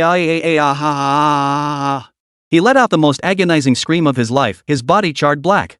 The K1 robotic arm, seemingly unable to withstand the electrical pressure any longer, dimmed its light. With a wail from its gears, it instantly became scrap. Crash! Han Song, unable to hold himself up any longer, stiffened completely and fell backward, his body going rigid. "If you fought me fair and square, relying solely on your own skills, I wouldn't stand a chance." It was at this very moment that Lin Su finally moved. He slowly approached Han Song, who was writhing in agony, towering over him with an unprecedented coldness in his eyes. "Your mistake was thinking you were smarter than me, and using technology against me." He tore off his tie and tossed it aside before straddling Han Song. "You can threaten me, but you should never threaten my students." With a detached tone, Lin Su raised his fist and began pounding it into Han Song's face, blow after blow. Thud, thud, thud. Han Song's face, already charred black, swelled into a bruised mess under Lin Su's relentless blows, blood gushing from his mouth. "No, please stop hitting me. I'm sorry. I truly am sorry." Han Song tried to resist, but it was utterly impossible. Lin Su held nothing back with each blow. The dual torment of physical and mental agony finally shattered Han Song's psychological defenses completely. I'm not seeing things, am I? Senior Jiang. From a distance, Su Chanshan watched Lin Su's one-sided assault on Han Song. Her voice trembled like a whisper as she turned to Jiang Tao beside her. "What the hell is going on? You're a veteran in the scientific community, you must know. Why did Han Song's mechanical arm get destroyed just because Teacher Lin tossed an aluminum magnesium alloy at it?" Gulp. Swallowing hard, Jiang Tao hadn't anticipated this outcome either. The best outcome he could have imagined was Lin Su escaping successfully, or perhaps gaining the mech's protection to stalemate Han Song. But who could have imagined that Lin Su, acting alone, would defeat Han Song, a soldier wielding the K1 mechanical arm, so effortlessly? Forget being a student. Even after years of research in the scientific community, he couldn't comprehend it. It was beyond his grasp. How did she do that? Chapter 22, Because I Dare to Bet. Under the stunned gazes of the crowd, Lin Su's fists continued to rain down blow after blow, seemingly without fatigue. Ugh. Ah. After what felt like an eternity, Han Song had lost even the strength to beg for mercy, his mouth now filled only with agonized wails. His pitiful state was even more wretched than Wood's had been. "Brother Lin, stop." Jiang Tao approached at that moment, his expression grave. "Are you telling me how to do my job?" Lin Su shot him a sidelong glance. No. Jiang Tao waved his hands frantically. Uncertain why he felt so constrained speaking to a junior as an elder, he hurriedly added, "His father isn't someone to mess with. Just teach him a lesson and leave it at that. Otherwise, trouble will follow." He offered the well-meaning warning. Hearing Jiang Tao's words, Lin Su finally stopped her actions. She stood up with disgust, staring at Han Song's face, now swollen like a pig's head. "Right, better to avoid a mess later." Is your name Lien Yuan?" Lin Su turned to Lien Yuan with a smile and greeted him. "Ah, yes, that's me." As the captain of the White Tiger Special Forces Squad, his status should have been far above that of Lin Su, an ordinary teacher. For some reason, his gaze toward Lin Su suddenly felt a bit tense. He hurried over, nodding repeatedly. For the man before him now truly seemed too mysterious. Not only had he created such a terrifying mecha, but he had also effortlessly defeated his own instructor in an instant. Could such feats truly be accomplished by a human? Then please carry these two away. Your mission this time was to retrieve Wood, right? Here, take them all. Lin Su still held great admiration for the White Tiger Special Forces. Lin Su held deep admiration. Not only because of their actions just now, but more so because they defend the nation's territory. They are true warriors. Unlike Han Song, a worthless parasite who needs to be taught a lesson. With that, Lin Su prepared to leave. After all the commotion, it was nearly noon. She still had a lunch date with Lin Xiaoxin. Wait. Zhang Tao couldn't sit still any longer. He grabbed Lin Su's arm urgently and asked, "Professor Lin, how on earth did you manage to do that?" He was utterly baffled by what had just transpired. The K1 robotic arm is still in the experimental phase, but such a major accident occurring is clearly abnormal. How did you manage it? Just with that flimsy alloy bar? Clearly, this was the burning question on everyone's mind. Su Shanchan and Lian Yuan perked up their ears, equally curious. Oh, this. Lin Su adopted a nonchalant tone, but instead asked first, "Did you hear any sounds?" A sound? Lin Su's question instantly left everyone baffled. Does moaning count? Zhang Tao glanced at Han Song lying on the ground and delivered a final jab. It's noise. Ignoring Zhang Tao, Su Shanchan, who had been listening intently with her eyes closed, suddenly opened them and exclaimed. All eyes immediately turned to the nearby F-99. The sound of communication equipment inside continued to emanate without pause. It was clear that the pretty country was relentlessly trying to contact Wood. But Professor, how does this relate to the K1 robotic arm malfunctioning earlier? Su Chanxian asked in confusion. Even as a top student at Jinghai University, she was completely baffled and couldn't connect the dots. Lin Su gave a mysterious smile. Electromagnetic noise. Electromagnetic noise? Everyone froze. Zhang Tao suddenly looked stunned, as if struck by some revelation. Before Zhang Tao could ponder further, Lin Su continued, the K1 robotic arm has too many vulnerabilities. Although its sensors utilize cutting-edge technology, it's clear the developers didn't even get the materials right. The sensor's performance is severely compromised. He explained slowly, if exposed to electromagnetic noise interference for a sufficient duration, the K1 robotic arm sensors will malfunction under its influence, leading to misjudgments. So Han Song's idea back then was actually spot on. Lin Su was indeed stalling for time, allowing the sensors within the K1 robotic arm to be exposed to prolonged interference. So, that's why you activated the F-99's communication system, teacher? Su Chanxian mused thoughtfully. Not exactly. Lin Su chuckled. I simultaneously activated the communications system, radar system, and electronic warfare system to ensure sufficiently intense electromagnetic noise. Seems those dragon scale guys aren't all they're cracked up to be, just a bunch of fools, easily fooled like that.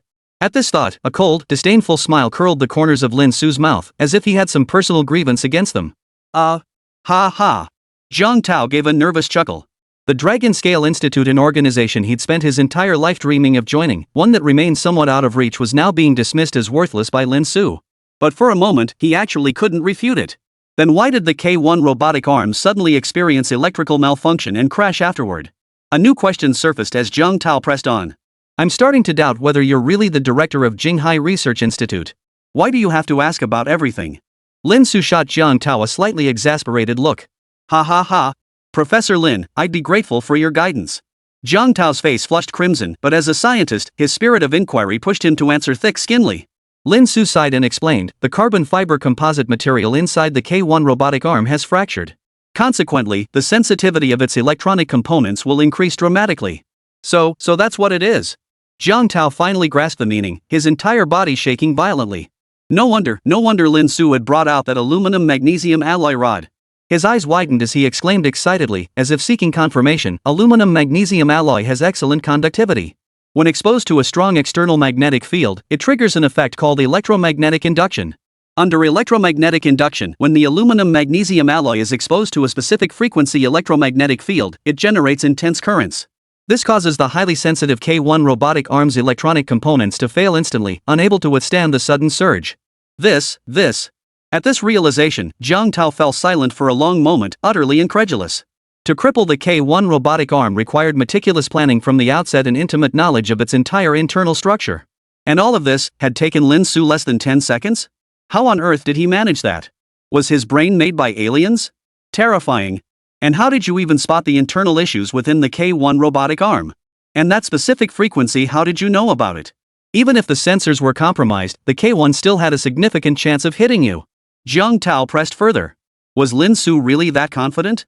This was a matter of life and death. This time, Lin Su didn't answer. He merely gave Zhang Tao a meaningful look. Zhang Tao understood. This touched upon core classified information, so he wisely chose to keep quiet. And naturally, Lin Su couldn't reveal any of this to others. What the hell frequency? What internal issues? Even if he had X-ray vision, he wouldn't be able to see through it all. All credit goes to that god-tier super tech system. But, Lin Su said, I can answer your last question. Lin Su suddenly smiled. Of course I know the success rate isn't 100%. But just as science has no experiments with guaranteed success, a 60% success rate, isn't that high enough? Hearing Lin Su's words, Zhang Tao was utterly stunned, speechless for a long moment. Madman. Absolute madman. That was the only thought racing through Zhang Tao's mind at that moment. Now he finally understood why people always said there was a fine line between genius and madness. Simply because there was a 60% chance of success. He dared to gamble his life against someone who wanted him dead? Director Jiang, you're getting on in years, no need to make such a fuss. Patting Zhang Tao on the shoulder, Lin Su uttered those still heart-stopping words before leaving the chaotic scene.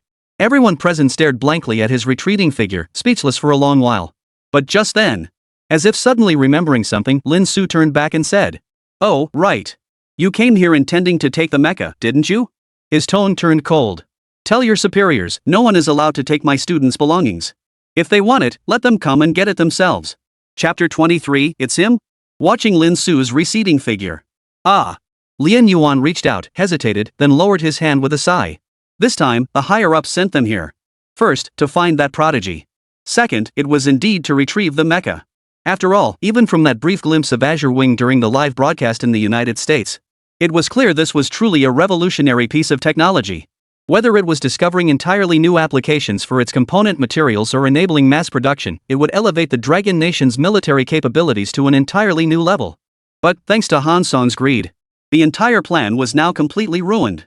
As for forcibly seizing it, the last person who entertained such thoughts is now lying on the ground, barely clinging to life. Carry them away. With no other choice, Lien Yuan ordered his soldiers to carry both Wood and Han Song back to the helicopter. The helicopter took off again, quickly vanishing into the horizon. Watching the White Tiger Special Forces vanish, Zhang Tao found himself at a loss for words. He had only come today to scout for a genius to participate in the Technology Exhibition Conference. Who could have imagined so many things would happen? As the director of Jinghai's premier research institute, he had encountered countless prodigies in his career. They were either teenage prodigies who had shown remarkable talent at a young age, top-ranked superachievers in the college entrance exams, or even young scientists who had published countless patents. Yet today, compared to Lin Su, an ordinary teacher, their lack of aura made them seem utterly overshadowed. Why had he never heard of such a figure in all these years? Such a prodigy should have made a name for himself throughout the entire nation long ago. Why was she still unknown, merely a university lecturer? He turned to the principal, his voice tinged with confusion. Just who is this Lin Su? The president paused, taken aback. He paused to recall before answering. Even when he was a student at Jinghai University, he was widely regarded as the most outstanding genius without a doubt. Back then, I had hoped to recruit him as a faculty member. He continued, but back then, he seemed to have other plans and declined my offer. After that, it appears he represented our Dragon Nation in a mysterious scientific competition. But, after that competition, he returned to Jinghai University, looking utterly drained. He told me he only wanted to be a teacher. The president spoke slowly, swallowing the last half of his sentence. I even considered firing him earlier before he could finish. He feared Zhang Tao would kill him on the spot if he uttered those words. A mysterious scientific competition? Zhang Tao murmured softly, his eyes flickering with shifting expressions as if forming a hypothesis. Finally, he spoke again. Next month, our nation will host the National College Student Science and Technology Exhibition. Each province must send representatives. I thought that young lady earlier was quite promising. What do you think? He narrowed his eyes and turned to look at the principal. The principal froze for a moment, then broke into a wide smile. He knew perfectly well that Zhang Tao had his eye on Lin Su, the one behind Su Chanshan. He quickly agreed, of course, Director Jiang. You can count on us. With such an opportunity to bring glory to Jinghai, we'll certainly do our best to mobilize everyone. This was a blessing sent right to their doorstep. When would Jinghai University ever get the chance to connect with Jinghai's premier research institute? This was nothing short of a stroke of incredible fortune. Dragon Nation, Command Headquarters. In the bright, spacious command room, Wang Ren, usually composed and calm no matter the situation, appeared restless and agitated today, pacing back and forth as if unable to settle his restless thoughts. He glanced at the time again and murmured, why hasn't White Tiger returned yet? What could possibly take so long? Ha ha ha. Commander Wang, it's rare to see something concern you so deeply. Just then, a voice behind Wang Ren broke the silence, an aged laugh tinged with a touch of cheerfulness. Wang Ren turned to see a white-haired elder slowly approaching. He wore a plain white lab coat, his face etched with wrinkles, yet his eyes still sparkled with sharp intelligence. Old Meng. Recognizing the elder, Wang Ren paused in surprise before hurrying forward. What brings you here? This man is a living fossil among the giants of Longwa's scientific community. During the nation's darkest days, he and a group of fellow scientists persevered under the most challenging conditions, making indelible contributions to the nation's progress. Though this eminent figure, Meng Tianque, has since retired, Wang Ren still dared not treat him lightly. He. The elderly man, affectionately called Old Meng, chuckled softly. I hear something momentous happened in our Dragon Nation today. That F-99 from the pretty country, terrifying even on paper, was instantly destroyed by a single mecha. How could I not come see this for myself? I never imagined it would stir you into action. Wang Ren gave a wry smile. According to our data analysis, that mysterious mecha ultimately landed at Jinghai University. It's highly likely its creator intended to conceal its presence by blending it among the large student population, eventually retrieving the mecha and departing without a trace. That's certainly a possibility. Old Meng nodded. Given that this mech's radar could detect the F-99, which even our super radar couldn't pick up, hiding it would be impossible with just surveillance equipment alone. Now we'll see what news comes from the White Tiger Special Forces. We've been maintaining constant contact until just 5 minutes ago. For some reason, the entire White Tiger unit has gone offline. Wang Ren's expression grew grave. Lost contact? Old Meng's brow instantly furrowed. Could they have encountered danger? Did the Mets launch an attack on them? No. Wang Ren shook his head. If they were under attack, the entire White Tiger Special Forces team wouldn't have lost all communication capabilities in an instant. The only explanation is that they encountered some unexpected situation. Worry clouded Wang Ren's eyes. That mysterious mecha now hung like an enigma over everyone's minds, shrouded in fog. The creator of that mech. What exactly was their stance toward the Dragon Nation? Friend or foe? Commander, the White Tiger Special Forces have returned. Just then, the command center personnel suddenly relayed the news. Quickly, Old Meng, let's go. Wang Ren's eyes lit up instantly, shedding his usual composure. He hurriedly led Old Meng toward the White Tiger Special Forces team. Outside the Dragon Nation Command Headquarters, at the military base. Under the watchful eyes of Wang Ren and other high-ranking Dragon Nation officials, dozens of military helicopters slowly touched down. White Tiger Special Forces soldiers emerged one by one, forming ranks with military precision and reporting, Commander, good day. What's the situation? Wang Ren asked urgently, turning to the squad leader, Lien Yuan. Well. Lien Yuan hesitated for several seconds before finally declaring with a look of grim resolve, Commander, we have successfully identified the creator of the mecha. However, we were unable to recover the mecha itself. Hearing Lien Yuan's words, Wang Ren's heart sank instantly. Though he had mentally prepared himself, the reality still felt crushing. If the groundbreaking technology applied in this mecha couldn't be studied, it would be an irreparable loss for Dragon Nation. At that moment, Wang Ren narrowed his eyes and suddenly demanded, where is Han Song? Wasn't he leading the team? Where is he? Lien Yuan's expression turned awkward before he ordered soldiers to carry a figure over.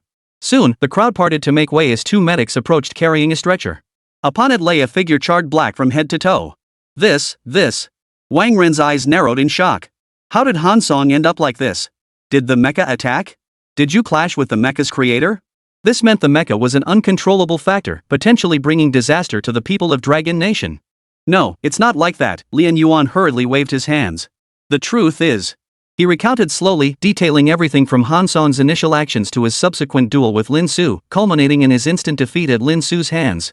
As they listened, the Dragon Nation delegation, even Wang Ren himself, gaped in disbelief. Are you absolutely certain you're not lying? After a long moment, Meng Tianque's face, dry as tree bark, twitched in disbelief. You mean, he destroyed the K1 mechanical arm in under 5 minutes with a single alloy rod?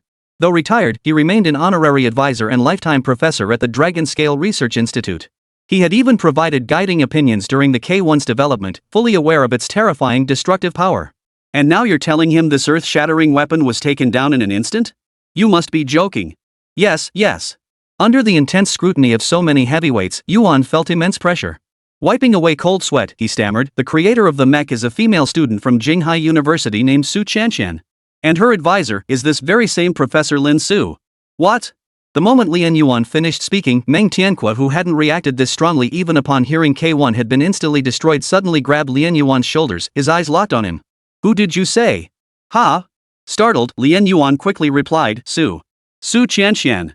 I'm not talking about that girl from the Su family in Jinghai. I'm talking about the one behind her. Meng Tianque exclaimed urgently. Lin Su. Lien Yuan was nearly scared out of his wits, utterly baffled as to why the venerable old Meng would react so strongly. After all, given old Master Meng's stature and standing, even Jiang Tao, who just made a name for himself in Jinghai, would be left in the dust, bowing respectfully and addressing him as Senior Master. He knew Lin Su was no ordinary person. But wasn't Elder Meng's reaction a bit over the top? He was just a teacher. So that's it. No wonder, no wonder. With the answer finally clear, Meng Tianqi slowly released his grip, his eyes clouding over as if memories were surfacing. He murmured softly, as if in a dream, it was him, it was him. Chapter 24, the story from 3 years ago, the crown of ascension. What's wrong, old Meng? Shaking off his shock, Wang Run looked at Meng Tianqi's intense reaction and asked with some confusion. Ah. Jinghai University, that unheard of powerhouse in technology, one should have thought of him sooner. Meng Tianqi seemed to age visibly in an instant, sighing deeply. This Lin Su, he was once my private student. Your student? Wang Run was immediately stunned. After all, as one of the foremost pioneers and authorities in Dragon Nation, Meng Tianqi had countless students vying to be his disciples. Even some geniuses from the Dragon Scale Research Institute had sought to become his students merely for the prestige of the association, yet he had refused them all. For 3 years now, he had declared he would take no more students. Yet this person named Lin Su had actually been Meng Tianqi's student and a closed-door disciple at that? Just how terrifyingly gifted must one be? That would cause a figure of Master Meng's stature to refuse to take on any more disciples? Why had he never heard of him before? Meng Tianqi didn't directly answer Wang Ren's question. Instead, he sighed deeply and said, Commander Wang, do you recall the annual Global University Technology competition called Ascension to the Gods? Wang Ren furrowed his brow, thought carefully for a moment, then nodded. I have a vague recollection. This competition, spearheaded by the United States, was recognized and participated in by nations worldwide as the pinnacle of academic honor. Each nation sends a handful of the most brilliant geniuses, selected from millions, to compete for the most glorious crown, the title of God. It could be said that whoever claimed that sole championship would become the most dazzling genius of their generation, trampling countless other so-called geniuses beneath their feet, using their bones as stepping stones to ascend to godhood. Each year, a statue of that sole god is carved into the grandest and most imposing temple of the gods in the United States. Over the years, this competition has long transcended its origins as a minor tournament among elite universities, evolving into one of the most monumental events in the scientific world. As everyone knows, science knows no age limits. Child prodigies are a dime a dozen, and the technological breakthroughs created by each generation's god are enough to astonish the scientific world. Take this year's god, Leo Anderson from Stanford University. He developed a revolutionary application for cobaltite crystals, a material unique to the northern United States, leading to the creation of the F-99 super stealth coating, a genius capable of crippling all of Dragon Nation's super radars. Why bring this up suddenly? Mentioning this competition made Wang Ren's expression sour. After all, despite the Dragon Nation pouring massive investments into scientific research and education, it still lagged behind those powerful nations with deep-rooted foundations on the international stage. It could be said that while this global university tech competition generated tremendous hype abroad, with each edition even rivaling the excitement of the quadrennial World Cup, but in Dragon Country, it was nothing out of the ordinary, with no buzz whatsoever. This wasn't because the Dragon Nation looked down on the tournament. Rather, it's because the Dragon Nation has mostly served as mere window dressing in this tournament, nothing more than another skeleton on the ladder to godhood. To put it plainly, it's just a numbers game to fill the roster. Over time, the Dragon Nation grew increasingly disheartened about the tournament. Though they still sent their most elite talents, it did nothing to alter their fate of merely making up the numbers. Last year's tournament was especially painful to recall. All 3 of Dragon Nation's prodigies were soundly defeated, ending up well beyond the top 10, a true disgrace. Over the past decade, the nation's best result was a 6th place finish 5 years ago. They've never even cracked the top 3. It's a big deal. Meng Tianqi seemed reluctant to revisit that memory, taking a long moment before speaking. Once, our Dragon Nation nearly produced a genius who could ascend to godhood. You mean? Wang Ren's voice suddenly grew urgent. That teacher named Lin Su, your student, nearly became one of the gods in the pantheon? How could that be? He couldn't believe it. As the commander of Dragon Nation, he understood the true state of his nation's technology better than anyone. Squeezing into the top 3 under the targeted pressure of other major powers was already an achievement worthy of being carved into the historical monuments of Dragon Nation. The genius who once achieved the nation's best ever 6th place finish now headed the Dragon Scale Research Institute. And now you're telling me someone nearly beat the top geniuses from the United States, Japan, and the United Kingdom? He immediately shook his head, his expression serious. Professor Meng, I understand you might be biased toward your own students, but this is taking things too far. It doesn't align with your usual pragmatic approach. Meng Tianqi shook his head, as if anticipating Wang Ren's reaction all along. He slowly recounted that long-buried history. Back then, I was invited to give a lecture at Jinghai University. During the talk, I discussed the impact of friction on the automotive industry. As everyone knows, friction has always been a major headache in metal processing. For instance, the friction between a high-speed rotating grinding wheel and a metal surface generates significant heat and fine swarf. If friction and heat dissipation aren't effectively controlled, it can lead to grinding wheel fractures or metal surface damage, resulting in losses. Despite generations of technological advancement, current methods for reducing friction have essentially reached their limits. Experts from the United States even published papers declaring further progress impossible. It was at this moment, in a conference hall packed with thousands, that Lin Su stood up alone. He looked straight at me, showing no fear whatsoever. Instead, his gaze brimmed with fierce determination and utter contempt. To this day, I still remember the words he spoke. Meng Tianque closed his eyes. He told me, "What the hell do those American experts know? If technology isn't used to break through the unknown, then what's the point of science existing at all?" How eloquently put. Meng Tianque spoke with palpable emotion. But back then, I just smiled and told him to sit down, completely overlooking one crucial thing. What was that? All the high-ranking officials of Dragon Nation fell silent, listening intently. Only Wang Ren asked. That in that hall filled with thousands of people, not a single one showed a trace of amusement or mockery. I didn't even hear the faintest chuckle. Meng Tianque's voice trembled. It was as if everyone present believed he could actually pull it off. Do you have any idea how terrifying that is? That was Jinghai University, teeming with geniuses. Yet it seemed as if everyone was bowing down before that young man named Lin Su. Wang Ren's expression turned pale with shock, leaving him speechless for a long moment. Geniuses all possess pride, yet someone could break every last one of them? Then, just 3 days later, Lin Su arrived. He came to me with his research. Based on his theory and experiments, he reduced friction under identical processes by a full 3% more than even the most advanced technology available today. This was a 3% reduction after reaching the absolute limit. And he achieved it in just 3 days. Commander Wang, can you imagine how utterly stunned I was at that moment? I think I understand why those geniuses were so impressed. I couldn't wait to make him my student, but he seemed a bit reluctant at first, only agreeing reluctantly later. At this thought, Meng Tianque chuckled wryly. This was likely the first time he'd ever been looked down upon by a student. It wasn't so much that he took Lin Su as a student. It was more like he'd thickened his skin to make Lin Su his student. After that, I never took on another student. Because even if you added them all together, they wouldn't amount to a fraction of Lin Su. And then what happened? Wang Ren's breathing grew slightly heavy. If Meng Tianque's words held any truth, then he couldn't even be considered an ordinary genius. He was truly the star of literature of the Dragon Kingdom. How could such a dazzling prodigy now be just an ordinary, unknown teacher? Then came the global competition. But I suddenly fell ill and couldn't travel abroad, so I had to send Lin Su alone with the team. At this point, Meng Tianque's expression darkened with profound regret. If only he had been there. Could the outcome have been different? What's wrong? Wang Ren asked urgently. I don't know much about what happened afterward, but according to some students who participated, Lin Su swept through countless geniuses with unstoppable momentum. They even gave him a terrifying nickname, Fenrir. He fought his way to the finals, facing off against Adam, another prodigy of that generation, equally dazzling in his brilliance. Wait. Adam? Wang Ren interrupted in shock. You mean the deputy director of SSS-Grade, the most powerful research institute in the United States right now? The guy who developed the terrifying new J-40 tank that swept across our battlefields? That's right. Meng Tianque nodded. And this Adam, he was defeated by Lin Su back then. What? Wang Ren stared in disbelief. At that moment, he could no longer contain his shock. That was Adam. The fourth-ranked genius in the latest list of America's top 10 research scientists. He actually lost to Lin Su? What the hell was going on? It was precisely at this moment, amidst the stunned expressions of everyone present, that Meng Tianque dropped a bombshell. And as far as I know, that year, no god was born. Chapter 25, Betrayal. Once more you are a rotten generation. No god. Old Meng, what do you mean by that? Wang Ren was stunned. Though he managed countless affairs daily and was perpetually swamped with work. How had he never heard this news? Commander Wang, it's perfectly understandable that you wouldn't know. Meng Tianque shook his head. Because this incident stands as the biggest scandal in the history of the global university science and technology competition. After it happened, the United States expended significant effort to suppress it. Combined with the fact that domestic attention toward this competition was already insufficient, it's only natural you wouldn't have noticed. But still, those were budding geniuses on the verge of becoming legends. Even with suppression, surely someone would have told me? Did the entire delegation go mute?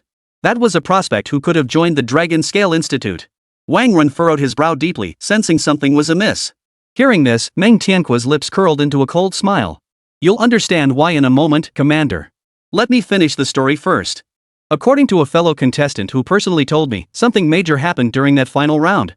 In the finals, the United States provided a material called iron crystal element number 3. The task was for both teams to research it within a set time limit. Based on their findings, all judges would score them, and the higher score would win. But that's where the problem lay. Meng Tianquo's expression darkened considerably.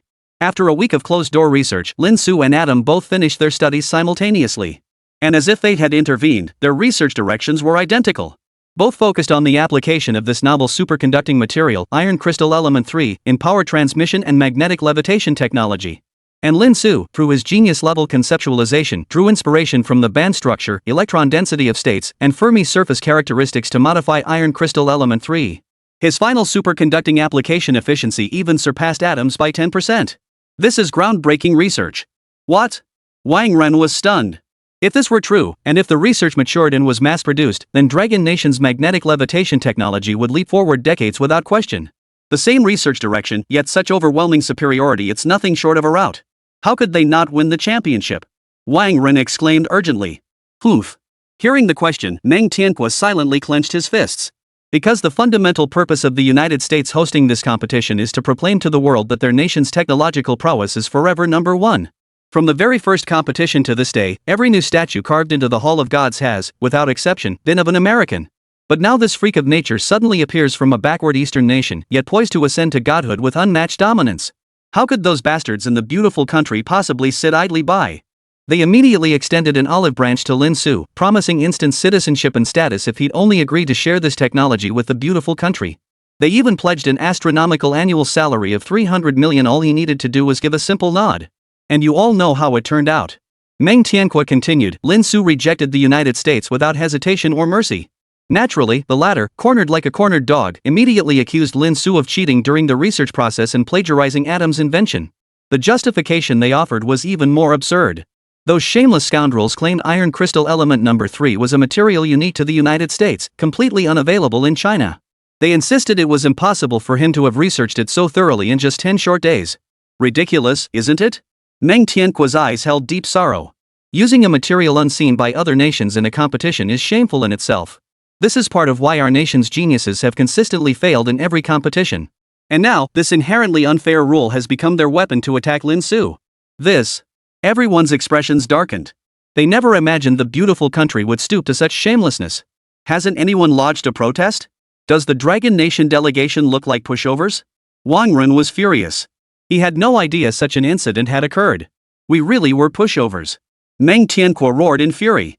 The entire delegation, from the leaders down to the ordinary contestants, chose silence out of jealousy toward Lin Su's genius aura. Not a single soul was willing to speak up for Lin Su. It seems they believed the United States was simply invincible. Perhaps Lin Su really did cheat. Or maybe losing an honor China never truly deserved was less important than their own aura of genius being stolen by a peer. Jealousy can drive people mad, that's an eternal truth. Even their own countrymen couldn't measure up to the opponent. Upon hearing this, Adam immediately relinquished his victory in the finals, declaring he would not recognize the outcome. Thus, at that divine ascension gathering 3 years prior, no one ascended to godhood. This is outrageous, absolutely outrageous. Wang Ren erupted in rare, extreme fury. Tell me who the team leader is. I must punish them severely. Not only had they cost the Dragon Nation a supreme honor, but they had personally strangled the rise of a godlike genius. Oof. Meng Tianquo sighed meaningfully at that moment, addressing Wang Ren. Commander, are you truly capable of doing this? What do you mean? Wang Ren froze, baffled by Meng Tianquo's words. Under the puzzled gazes of everyone present, Meng Tianquo closed his eyes and uttered that name. The team leader at the time was the current director of the Dragon Scale Research Institute. Wen Qingshi. What? Old one. Even with Wang Ren's composure, his pupils suddenly contracted upon hearing that name as if he'd never imagined it possible. In that very instant, everything clicked into place for Wang Ren. No wonder he hadn't received a single piece of information from that side. No wonder that prodigy had never once appeared on the Dragon Scale Institute's annual seed reserve list. No wonder old Meng announced his retirement 3 years ago, never to formally participate in Dragon Scale Institute affairs again. Because an invisible hand was manipulating everything behind the scenes. But even so, Wang Ren truly had no way to deal with Wen Qingshi, just as Meng Tianquo had said. Now he was the director of the Dragon Scale Research Institute, with a team of scientists beneath him who were all students from his faction. If he were to punish Wen Qingshi over mere unfounded rumors, it would likely send shockwaves through the entire scientific community, potentially causing devastating repercussions. As commander, for the sake of Dragon Nation's stability and future, he could never risk provoking the colossal figure of Wen Qingshi merely for the sake of one young man. The room suddenly fell silent. At that moment, beside Wang Ren, Vice Foreign Minister Lu Haidao spoke up. Commander, how should we handle Lin Su now? Regardless of his past actions, he has indeed caused Dragon Nation a major problem today. Deal with him? Wang Ren snapped out of his reverie, his expression blank as he turned to Lu Haitao. Share your thoughts. Seeing this, Lu Haitao's face lit up, thinking he'd gained Wang Ren's approval. He immediately replied, first, the mecha must be surrendered to the state. If that Lin Su refuses, we'll use force. It's far too dangerous for such technology to remain in civilian hands. No one knows what he's capable of now. Second, the United States is already pressuring us. They've threatened full-scale war if we don't return wood.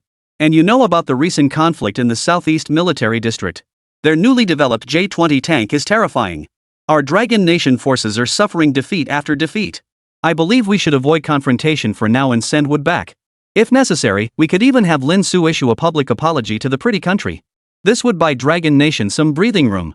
After speaking, he shot Wang Ren a smug look, seemingly awaiting praise for his proposal was indeed flawless. No matter how glorious that Lin Su fellow's past achievements may have been, he was now merely a teacher. The commander would never risk offending the United States over a mere civilian. Lu Haitao, are you courting death? Hearing Lu Haitao's words, Meng Tianque finally lost his temper, ready to fight him to the death with his aged body. Lu Haitao took a quick step back, sneering coldly, "Old Meng, I respect you as a senior of our Dragon Nation, but don't push it too far." Lin Su first crippled Han Son like this. Considering the mistakes on both sides, we've already shown remarkable restraint by choosing not to pursue it. Now you want to let him keep that mech? What if he's become a villain? If that mech goes berserk, it could cause irreversible destruction to the entire city. Are you really going to stand by and do nothing, Old Meng? He argued with righteous indignation, pressing his point relentlessly. Besides, with the United States riding such a high wave of influence now, what's wrong with trading the dignity of an ordinary person like Lin Su for peace? It's a contribution to our Dragon Nation. You! Meng Tianque's chest heaved violently. What on earth did these people take his students for? Tools? A wave of sorrow suddenly washed over him.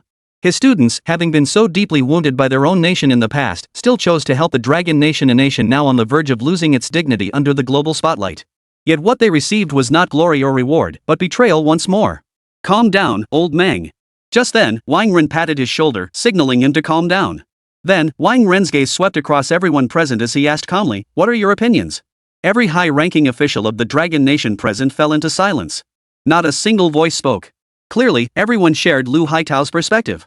After all, sacrificing a single insignificant individual to gain a powerful mecha and a brief respite, it seemed like a no-lose deal. Amidst this quiet atmosphere, Wang Ren slowly closed his eyes and murmured, "Now I finally understand why that young man named Lin Su chose to become a teacher." "Commander, what do you mean by that?" Lu Haitao felt a sudden unease and hurriedly asked. "Why?" Wang Ren gave a disappointed cold laugh, his gaze fixed on Lu Haitao as the killing intent accumulated over years of battle emanated from him unchecked. "Because you people are already a rotten generation." Chapter 26, Top Secret Figure Lin Su, dazed Lu Ju. "Commander, what do you mean by that?" Lu Ju, stunned, stammered. Lu Haitao nearly wet himself in fright, his legs buckling as he hastily added, "I wasn't speaking recklessly. This is all for the sake of our Dragon Nation." "For the sake of?"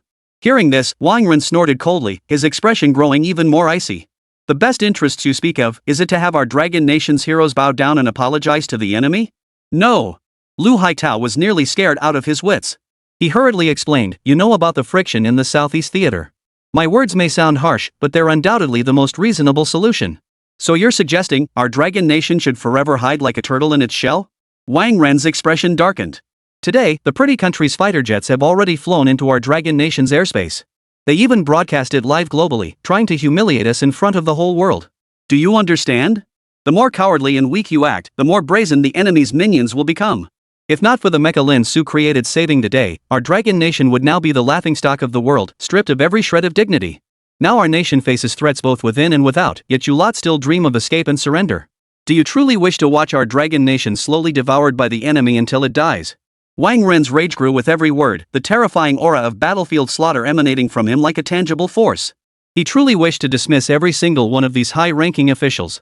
A bunch of cowards who, once elevated to high positions, became timid as mice, thinking only of their own interests. "No, no." Lu Haitao, bewildered by how things had escalated, trembled as he pleaded, "I didn't think it through, Commander. Give me one more chance. I'll go award Lin Su her commendation right now. I promise it'll be a grand ceremony."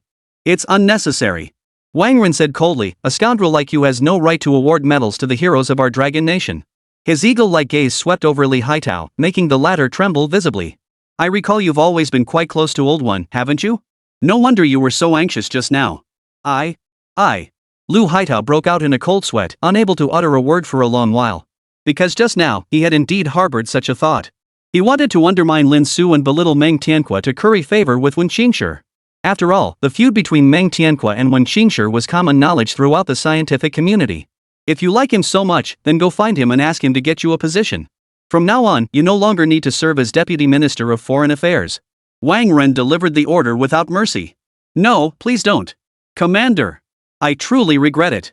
Lu Haitao finally panicked. It had taken him over a decade of grueling struggle to climb to this position. Being stripped of his post now felt no different than being killed. He knelt down, tears streaming down his face, reaching out to grab Wang Ren's trouser leg in desperation. Commander, I spoke out of turn just now. But over all these years, my loyalty to the Dragon Nation has been unwavering. Get out. Wang Ren kicked Lu Haitao's beer belly, the result of years of accumulation flying backward. His warning gaze swept over all the other high-ranking officials of the Dragon Nation. Our Dragon Nation fears no one. Anyone who dares to fight us will find us ready to fight back. Today, Lin Su used her mecha to straighten the spine of our nation, which had been bent for years. Yet you, sitting in high positions, only think of breaking the backbone of our Dragon Nation. From now on, if anyone proposes such treasonous acts as today's, Lu Haitao will be your fate.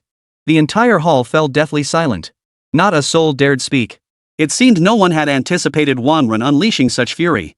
Having intimidated the assembled high-ranking officials, Wang Ren turned his gaze to Lien Yuan, his tone tinged with a hint of regret. Finally, did Lin Su say anything? Lien Yuan swallowed hard, hesitating for a long moment before replying. He said the mecha belonged to his student. If you want it, you'll have to retrieve it yourself. The entire room gasped in shock. No one had anticipated Lin Su would be so audacious. This was the commander of the Dragon Nation. His words were utterly disrespectful and reckless. Just as everyone anticipated the commander's furious outburst. Who would have thought that Wang Ren showed no sign of anger at all? Instead, he sighed softly. This is something our Dragon Nation owes him. It's only natural he harbors some resentment. After speaking, he swept his gaze across the assembled Dragon Nation high-ranking officials. These figures, whose names carried weight in the real world, now dared not even breathe loudly. After a long pause, Wang Ren declared, effective immediately, seal off all online information regarding Lin Su. Elevate his files to SSS level top secret.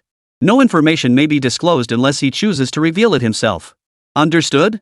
As for the mecha matter, everything will proceed according to Lin Su's wishes. If he chooses to provide them, so be it. If not, then not. As a pillar of our nation, I trust he would never harm Dragon Nation. Anyone who dares to cause trouble for Lin Su without cause, will bear the consequences themselves. With that, Wang Ren shot a cold glance at everyone present before turning and walking away. Yet the atmosphere, frozen to its absolute limit, remained unbroken. All eyes fell upon Li Haitao, lying on the ground in utter despair. The Dragon Nation's high-ranking officials felt their limbs grow numb with cold, frozen in place for an eternity. The name Lin Su was etched deep into their minds at that very moment. Far away, Wang Ren's eyes regained their calm as he walked off, as if the anger and coldness had never surfaced. Wen Qingshi's family has dominated for far too long. After Elder Meng's departure, they've long ceased striving for progress. The scientific community is now stagnant, with factional strife more intense than research itself. This dismissal of Lu Haitao serves as a small warning and check on him and others. The Ministry of Foreign Affairs could use some fresh blood too. Wang Ren's thoughts churned. The Dragon Nation faced too many problems now, he had far too much to ponder. Finally, he sighed, murmuring to himself, Lin Su, if you truly possess the genius of legend, then rise up. Walk over those heaps of bones once more and become a god again for me to see. I await that day. Lu Ju was a bit dazed. Just half an hour ago, she had received an unexpected appointment from above. She had been transformed into the Deputy Minister of Foreign Affairs. Due to her radical approach, she had endured constant marginalization and neglect within the ministry over the past 3 years. Her former superior, Lu Haitao, had even hinted that if she slept with him, he would secure her future promotions. This, of course, had sparked a furious outburst from the hot-tempered Lu Ju. Yet Lu Haitao managed to suppress the incident afterward. This only made Lu Ju feel more and more invisible within the ministry. Who could have imagined that today, this disgusting middle-aged man, Lu Haitao, would suddenly be gone? Had she just stumbled into an incredible stroke of luck? Even now, Lu Ju felt a dreamlike sense of unreality. After all, countless people coveted that coveted deputy minister position. Why me? When she inquired with her superiors. But the response was vague and evasive, and the call ended abruptly. But there was no time for overthinking now. She was about to face one of the biggest challenges since taking office. Hosting the upcoming Dragon Nation press conference. Today's events involving Longwa and the United States had sent shockwaves across the entire world. The internet was ablaze with countless discussions about the mysterious mecha, rumors running rampant. The United States Embassy was exerting even more pressure, demanding Longwa provide an explanation for detaining Wood. The cowardly bunch at the Ministry of Foreign Affairs dared not touch this hot potato. Suddenly, the heavy burden fell squarely on her shoulders, the newly appointed Vice Minister of Foreign Affairs. Staring at her reflection in the mirror, Lu Ju's gaze was unwavering, showing no trace of fear. She had been waiting for this moment for a very long time. She possessed extraordinary beauty. At 27, she had shed the awkwardness of youth, radiating an alluring, mature charm. Golden waves cascaded down her shoulders, her skin smooth and flawless, her face as luminous and translucent as snow. Her long, straight legs, hinted at beneath the uniform skirt and black stockings, made her all the more alluring. No one could look away, the word temptress inevitably coming to mind. Though Lu Ju never lacked admirers, none had ever met her standards. Because of this, countless people privately called her the unattainable flower of the Ministry of Foreign Affairs. She applied a simple swipe of lipstick. Just then, Lu Ju's phone lit up. She picked it up to see a message from her cousin, Lu Yingxue. Cousin, grandfather's birthday is coming up in a few days. Remember to come celebrate. Even though they all oppose what you're doing, we're still family, after all. She let out a cold laugh, recalling the smug faces of those self-righteous family members. Lu Ju casually replied, okay. Just as she finished getting ready and opened the door, Lu Ju froze. There stood Lu Haitao, looking utterly lost as he clutched a large suitcase. The once flamboyant man now looked utterly wretched. Not a single soul acknowledged him on the street. Naturally, Lu Ju had no intention of acknowledging him. She immediately tried to walk around him. But Lu Haitao spotted her instead, suddenly blocking her path with a cold sneer. Lu Ju, feeling pretty smug now, huh? Move aside. A look of disgust flashed across Lu Ju's beautiful face. Or I'll call for help. Lu Haitao's expression twisted in fury. Back in the day, he had wielded immense power at the Ministry of Foreign Affairs. Now, he was being looked down upon by a woman. Seems you're pretty close with that Lin Su fellow. How else could you become Deputy Minister of Foreign Affairs? I thought you were some kind of chaste heroine, turns out you've had a lover all along. Lu Haitao sneered coldly. After his dismissal, the resentment in his heart was thick enough to cut with a knife. But he dared not direct his resentment toward Wang Run, or even Lin Su, who had now become a top-secret figure. Naturally, his hatred shifted toward Lu Ju, who had taken his place. And based on seniority and background, the position of vice minister should never have fallen to a woman like Lu Ju. Lu Haitao initially assumed it was the Dragon Nation's eagerness to curry favor with Lin Su, and had therefore elevated Lu Ju, who might have close ties to Lin Su. Otherwise it just doesn't make sense. Lin Su? Lu Ju froze at the name. She'd never heard it before. But judging by Lu Haitao's tone, could her bizarre promotion possibly be connected to this man? It seemed she'd need to look into this matter after everything settled. Still, despite her inner doubts, Lu Ju remained impassive. She walked calmly past Lu Haitao. She couldn't be bothered to spare this repulsive man a single glance. You just wait, you bastard. Glaring at Lu Ju's graceful retreating figure, Lu Haitao gritted his teeth, clenching his fists tightly. He would never lay a finger on Lu Ju again in this lifetime. Then he would destroy her. Just you wait, you. A sinister smirk suddenly spread across Lu Haitao's lips. I'll make sure the whole world sees you disgraced. Chapter 27, I'll intervene when the time comes. Noon, Jinghai University gates. Lin Su, wearing sunglasses, reclined leisurely in the driver's seat of a sleek sports car. He exuded the aura of a spoiled rich kid who ruled the streets. He was waiting to meet Lin Xiaoxin for lunch. But just then, Lin Su's phone suddenly rang. He picked it up to see it was Meng Tianqua. Teacher? Why is he calling me out of the blue? Lin Su felt puzzled. He still held great respect for this veteran figure. He answered the call. A hoarse voice came from the other end, hee. Lin Su, what have you been up to lately? Lin Su replied curtly, teaching my students. What else could I be doing? Busy is good. Busy is good. Meng Tianqua chuckled on the other end. He was being so careful. It was hard to tell who was whose student between him and Lin Su. Ahem. Meng Tianqua cleared his throat twice, sounding slightly awkward. I've come to ask for your help with something. Lin Su chuckled inwardly, already guessing his purpose. She cut straight to the point. You want me to step in and resolve this current mess? Meng Tianqua instantly grew flustered, his tone cautious. Well, it's like this. You know how much this matter has stirred up outside. The commander is having a hard time with it too, so I came to seek your advice not to force. Meng Tianqua phrased it with extreme caution. If anyone else heard this, their jaws would drop in shock. When did the commander of the Dragon Nation, a man of such high rank and power, ever need to seek others' opinions? Lin Su remained silent for a moment before replying. Teacher, you know I don't want to draw too much attention right now. I'm not afraid of trouble from the United States, but why go out of our way to waste our own time? I see. Meng Tianqua sounded slightly disappointed. However, just as he sighed, Lin Su suddenly spoke up. If it truly comes down to it, I'll step in. Really? That's wonderful. Meng Tianqua's face lit up instantly. With Lin Su's assurance, what was there to fear? He knew his student's temperament well. He wouldn't stand by and watch the nation be humiliated by others. I'll go tell the commander right away. He'll be thrilled. Meng Tianqua hurriedly added, the commander has been wanting to meet you too. When you have time. Beep. Before he could finish, Lin Su hung up on him. Meng Tianqua gave a wry smile. In the entire Dragon Nation, he was probably the only student the commander bothered to ignore. Knock knock. Lin Xiaoxin knocked on the car window. Lin Su opened the door. Lin Xiaoxin stepped into the sports car with grace. Good afternoon, Teacher Lin. She offered a faint smile before adding with concern, after everything that happened earlier, you still came to have lunch with me. Are you sure you're okay? It's fine. There are always smart people at the top. Inside the car, Lin Su appeared completely unconcerned. All this time, the higher-ups hadn't made a move. They'd only sent Meng Tianqua and himself to play the sympathy card. It seemed they'd reached some kind of understanding with her. Earlier, he'd seen several officers carrying confidentiality agreements to get signatures from the students who had gathered earlier. His presence had been minimized to the extreme. Even if someone with ulterior motives tried to investigate later, they'd likely only trace it back to Su Chanshan. Look! The Ministry of Foreign Affairs seems to have called a sudden press conference. Suddenly, Lin Xiaoxin gasped as she looked at her phone. Oh? Lin Su perked up, leaning closer to Lin Xiaoxin. I'm curious to see how they'll respond. This won't be easy.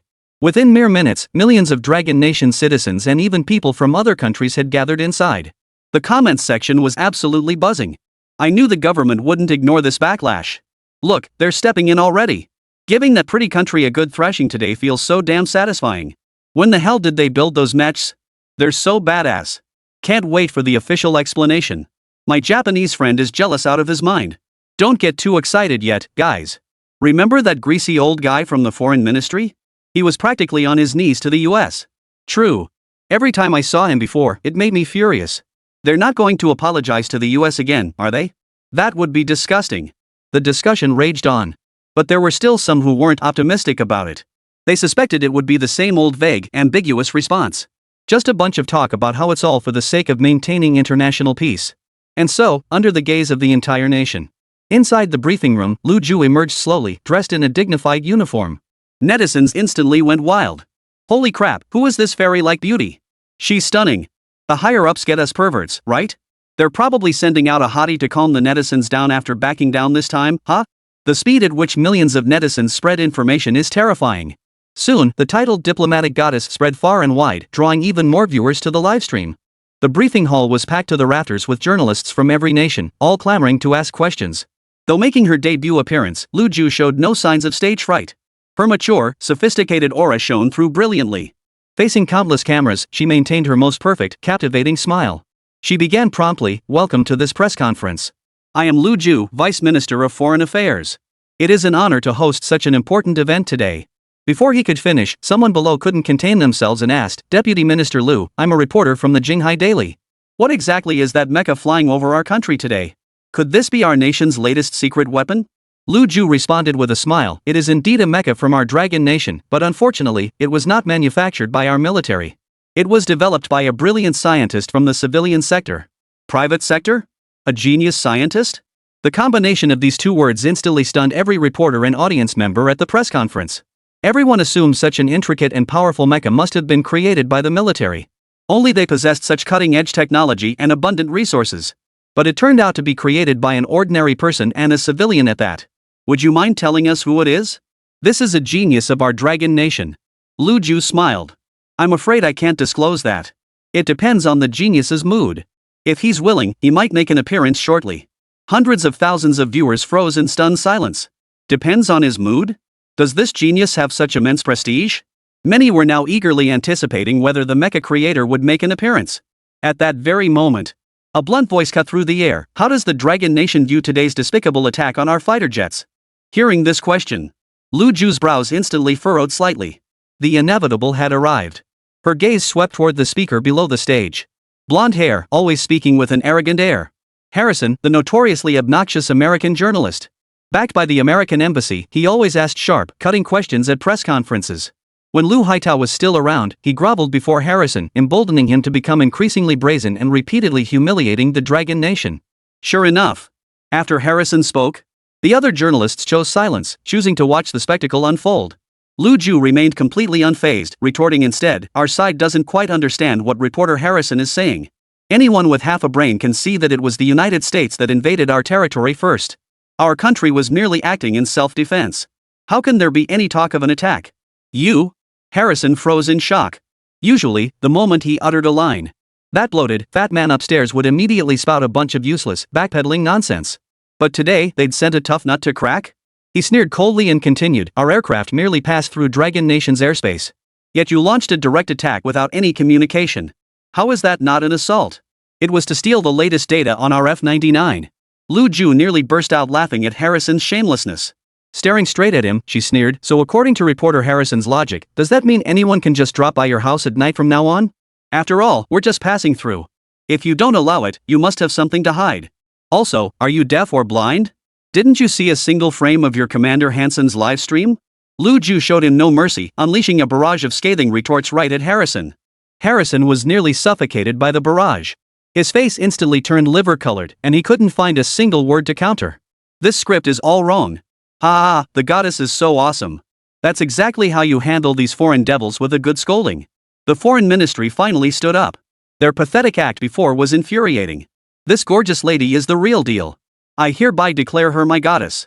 Trolls, speak up. Where are the foreign devils and Japanese pirates? Still up for a showdown, bro?" Netizens flooded the comments with "that felt good." Those from other countries who had previously dared to jump up and down claiming the Dragon Nation would definitely back down instantly fell silent. Feeling the stares of those around him, Harrison felt like a circus clown. His expression grew increasingly grim. "You forced my hand," he muttered bitterly to himself. He then pulled a USB drive from his pocket and sneered coldly at Lu Ju, "Then I'll see how you Dragon Nation responds to what comes next." Gazing at Harrison's face, now twisted with viciousness, a sense of foreboding suddenly gripped Lu Ju.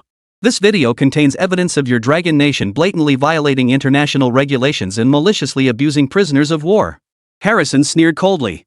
He inserted the USB drive into the computer, and the projector beside him instantly displayed the footage. The person filming seemed to be quite a distance away, not inside Jinghai University. Yet one could still make out a blurry crowd lining up to approach Wood one by one. Some seemed to be taking photos, others spitting everything imaginable. Upon seeing this scene, Lu Ju's heart sank instantly, her brows furrowing slightly. This was completely unexpected. She herself was unaware of these matters, she had no right to know. Where on earth did Harrison get this information? What? Nothing to say? Is this how you people in Dragon Country handle things? Maliciously abusing prisoners? Your behavior is utterly despicable. Harrison was utterly smug. Watching Lu Ju, he felt an immense sense of satisfaction. Let's see how you respond to this. Such irrefutable evidence, an unexpected live broadcast mishap. It was enough to make this newly appointed guy lose face in front of the entire world. This is what happens when you dare to provoke Harrison. Sure enough, Lu Ju was momentarily at a loss for words. Even with her formidable mental fortitude, this was her first time in the spotlight. Faced with this unexpected turn of events, she was momentarily at a loss. Caught completely off guard. The crowd both inside and outside the arena erupted into a frenzy. Whispers filled the air as all eyes fixed on Lu Ju, waiting for her response. Her hands and feet grew icy cold. This was completely beyond her expectations. This. Biting her red lips, Lu Ju remained silent. But just then, a strange electronic voice suddenly echoed through the venue. "Who's that stray dog barking? Who told you this is prisoner abuse?" Chapter 28, The Mysterious Mr. L. Azure Wings makes an appearance. What was that? The sudden voice sent shockwaves through the entire crowd. Harrison flinched, then looked around angrily. Who's playing tricks? On stage, Lu Ju was also momentarily stunned. But just then, a voice from the main control room crackled through her earpiece. After listening, her beautiful eyes suddenly brightened, sparkling like starlight. Her earlier flustered demeanor vanished instantly. Instead, a profound sense of reassurance and excitement filled her. She announced, "Everyone, please remain calm. The voice you just heard belongs to the genius of our Dragon Nation, the true creator of the mecha." What? The entire crowd gasped in shock. No one expected the mysterious mecha creator to appear at this moment. Was he here to launch a counterattack? Harrison froze for a moment, then let out a cold laugh. What kind of so-called genius hides behind a mask? Lin Su's voice rang out. What kind of stray dog thinks it's worthy to see its master? Now your Commander Harrison trembles at the sight of me, and you, his lapdog, think you're worthy? And remember my name. I am L. I will be the nightmare haunting your beautiful country. His voice, altered by special synthesis, sounded like an ordinary male voice. But its aggression was no less potent. As for the codename L, it was just a pseudonym Lin Su threw together using the first letter of his surname. You. Harrison exploded with rage. Is this how you Dragon Nation handle matters? Not a single word about prisoner abuse? Lin Su chuckled. You might be misunderstanding. How could this be called prisoner abuse? The video clearly shows our caring Jinghai students tending to an injured pilot. You. Harrison nearly choked on his breath. This was utterly shameless. He took a deep breath and pointed at the projector. Then explain to me what's going on here. Inside, a Jinghai student was pulling Wood into a selfie, making a peace sign. Lin Su responded calmly, Pilot Wood, who just landed, is seriously injured. A kind-hearted student is helping him consult with our doctors at Jinghai First Hospital online for emergency treatment. Do they need to make scissors hands during emergency treatment? Those aren't scissors hands. Lin Su explained, it's a touching story. The hospital staff said the house call fee was 2,000 yuan, so our students spontaneously donated 2,000 yuan. The two fingers raised represent 1,000 each. Holy! Harrison had even picked up some Chinese, and he was nearly furious. Then explain this to me? You Dragon Country people grabbed Pilot Wood by the collar and even slapped him twice. Harrison gritted his teeth. You can't possibly try to wriggle out of this one, can you? What denial? Lin Su looked utterly innocent. Pilot Wood was about to pass out from the heat. Our college students were cooling him down. That wasn't slapping him, it was fanning him. Fuck. Harrison finally exploded in curses, unable to find a counter-argument. The whole world knew the Dragon Nation was spouting nonsense. But they couldn't do anything about it. The video was too blurry, anyone could twist it to their advantage. Mainly, he never expected this mecha creator to spout such utter nonsense with such deadpan seriousness. Who could stand up to that? This is killing me. God, L is such a breath of fresh air. A breath of fresh air? More like a mudslide, holy crap, I'm dying. Look at that guy eating. Netizens were laughing their heads off. The entire livestream was filled with a joyful atmosphere. Watch your language. Lu Ju promptly interjected. Serious eyes fixed on Harrison, any further disruption of the proceedings, and I will have you removed. Alright. Harrison knew full well that this was Dragon Nation's territory. He couldn't gain any advantage here. He had no choice but to swallow his pride. He sneered coldly, the Dragon Nation truly has no shame, but all they can do is talk big. It seems you're intent on declaring all-out war against our United States. My Dragon Nation fears no challenge. Bring them on, and we'll crush them one by one. Wood is your best example. Lin Su responded with unyielding defiance. Is all your Dragon Nation good for is talking tough? Harrison sneered, the Southeast Theater is being swept clean by the tanks developed by our master Adam. Where do you get your confidence? Don't tell me your Dragon Nation is about to develop a tank that can rival the J-60. Harrison sneered.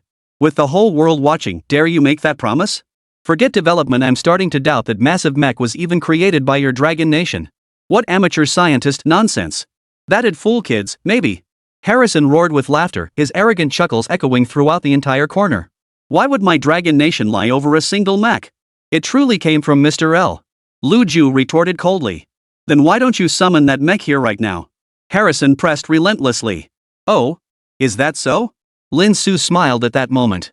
He had never encountered such an unusual request before. Very well, I'll grant your wish.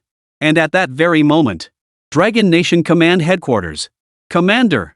An unmasked hyperspeed object detected over the sea near the capital, reaching an astonishing 12 Mach. At that very moment, a staff member's startled cry suddenly rang out from nearby. Wang Ren looked up. Above Jinghai, a red dot flickered at terrifying speed, racing across the radar map. What? Wang Ren's eyes narrowed sharply. The staff member exclaimed in shock. Judging by the direction, it looks like it's heading toward the Jinghai Foreign Affairs Press Center. Wang Ren was instantly stunned. Lin Su had taken direct action? So fast. Inside the briefing hall, everyone was stunned for 2 or 3 seconds by Lin Su's words. Harrison, who had been listening intently but heard nothing, finally relaxed. Convinced this must be just another bluff from the Dragon Nation. He burst into laughter. Oh my, I was so scared. Why hasn't the mech arrived yet? That really scared the living daylights out of me. Now I suspect this so-called L of yours is just some random imposter. You're deceiving all of Dragon Nation. You. Lu Ju clenched his teeth in fury. But no words came out. Truth be told, she herself wasn't certain if L was truly that mysterious mecha creator. No matter how composed she remained, no matter how calm she stayed in crisis. At this moment, she was utterly helpless. Her only hope now was that L could truly summon the mecha. But could he do it? Her helplessly beautiful eyes seemed to brim with tears. Would L help her? As the elusive unattainable beauty of the foreign ministry, For the first time in her life, she found herself pinning a sliver of hope on a man she'd never even met. Step down. Harrison pressed his advantage, shouting from below the stage. Surrounded by journalists from other nations. They had clearly coordinated with Harrison beforehand. At that moment, they all joined in, shouting "Step down" at Lu Ju. The tone of the live stream's comments shifted. The masses were quick to jump to conclusions. Under Harrison's orchestration and the deliberate efforts of those with ulterior motives, many began to believe the Dragon Nation's leadership had deceived everyone this time, fabricating some so-called L. The flames of anger ignited instantly, and they too began flooding the chat with "Step down." The scene descended into complete chaos. It was nothing short of a major live streaming disaster. In the far corner of the press room, Lu Haitao hid in a corner, watching Lu Ju on stage, now utterly flustered. A cold, satisfied sneer spread across his puffy, flabby face. "You worthless woman. Now that the whole world despises you, I'll see how you manage to keep your job at the Ministry of Foreign Affairs. You really think you're someone important? Do you think you can take on the United States? You even dared to resist. You're just digging your own grave." Lu Haitao was utterly triumphant. That earlier video clip, of course, had been slipped to Harrison by him. His sole purpose? To destroy Lu Ju, the woman he could never have. He could even foresee how much of a target Lu Ju would become online after this incident. "Seems you're not that important to Lin Su after all. She hasn't come to help you yet." Ridiculous. He thought coldly to himself. Lu Haitao prepared to turn and leave. Boom. But just then, a roaring explosion erupted from above the briefing hall, halting his steps. A chill ran down Lu Haitao's spine, and goosebumps instantly erupted all over his body. Could it be? The next moment, under the stunned gazes of everyone present, above the open-air conference hall, a sapphire blue mecha roared into existence from the distant sky in an instant, trailing a tail of flames so violent and dazzling it seemed capable of shattering eardrums. It hovered in midair, perfectly aligned with the sun, radiating a dazzling brilliance. Azure Wings makes its entrance. Chapter 29, a dominant arrival, suppressing all. What? What is this? Staring skyward, everyone in the broadcast hall was rendered speechless by the sight. Previously, witnessing Azure Wings had been merely through a live stream. Only by experiencing that overwhelming pressure and awe in person could one truly grasp the terrifying force. Just how terrifying a presence he had truly faced. Mac? The once confident Harrison man froze in shock. Gazing up at the mecha looming overhead like a celestial deity, their confident faces drained of color in an instant. Inside the briefing hall, Lu Ju instinctively covered her delicate red lips with her hand, her eyes filled with disbelief. That mecha, that man. L was real. He was truly that mysterious genius. At that very moment, Azure Wings' gaze locked onto the previously arrogant Harrison. The next instant, it dove down, descending upon the briefing hall. Boom! Chaos erupted instantly as countless reporters scattered in all directions, clearing a path for Azure Wing. Harrison instinctively turned to flee. But Azure Wing's speed was blindingly fast. In an instant, it seized the back of his collar. He hoisted it up. What are you doing? Harrison's face drained of color. His legs dangled in midair as he kicked frantically, terrified out of his wits. Didn't you want to see my mech? A slightly mocking voice came from within the mech, L's. Harrison's voice thick with regret, he pleaded urgently, I saw it. Put me down now. Are you openly attacking a foreign journalist? Tell me who gave you the video? At that very moment, Lin Su's mechanical, muffled voice echoed from the Azure Wing. What right do you have to interrogate me like this? I'm embassy personnel. You have no authority to detain me. Harrison gritted his teeth, staring intently at the Azure Wing's towering frame several times his own size, his defiance unwavering. Click. Click. Azure Wing wasted no words. The twin tracking railguns on its back activated instantly, mounting onto its shoulders. The pitch-black muzzles glowed red-hot, emitting a whirring roar as they seemed to gather power. I'll talk. Feeling the temperature around him surge suddenly, Harrison's pants were soaked through, his pupils dilated, and he babbled incoherently, It's Lu Haitao. The Lu Haitao from your country's Ministry of Foreign Affairs.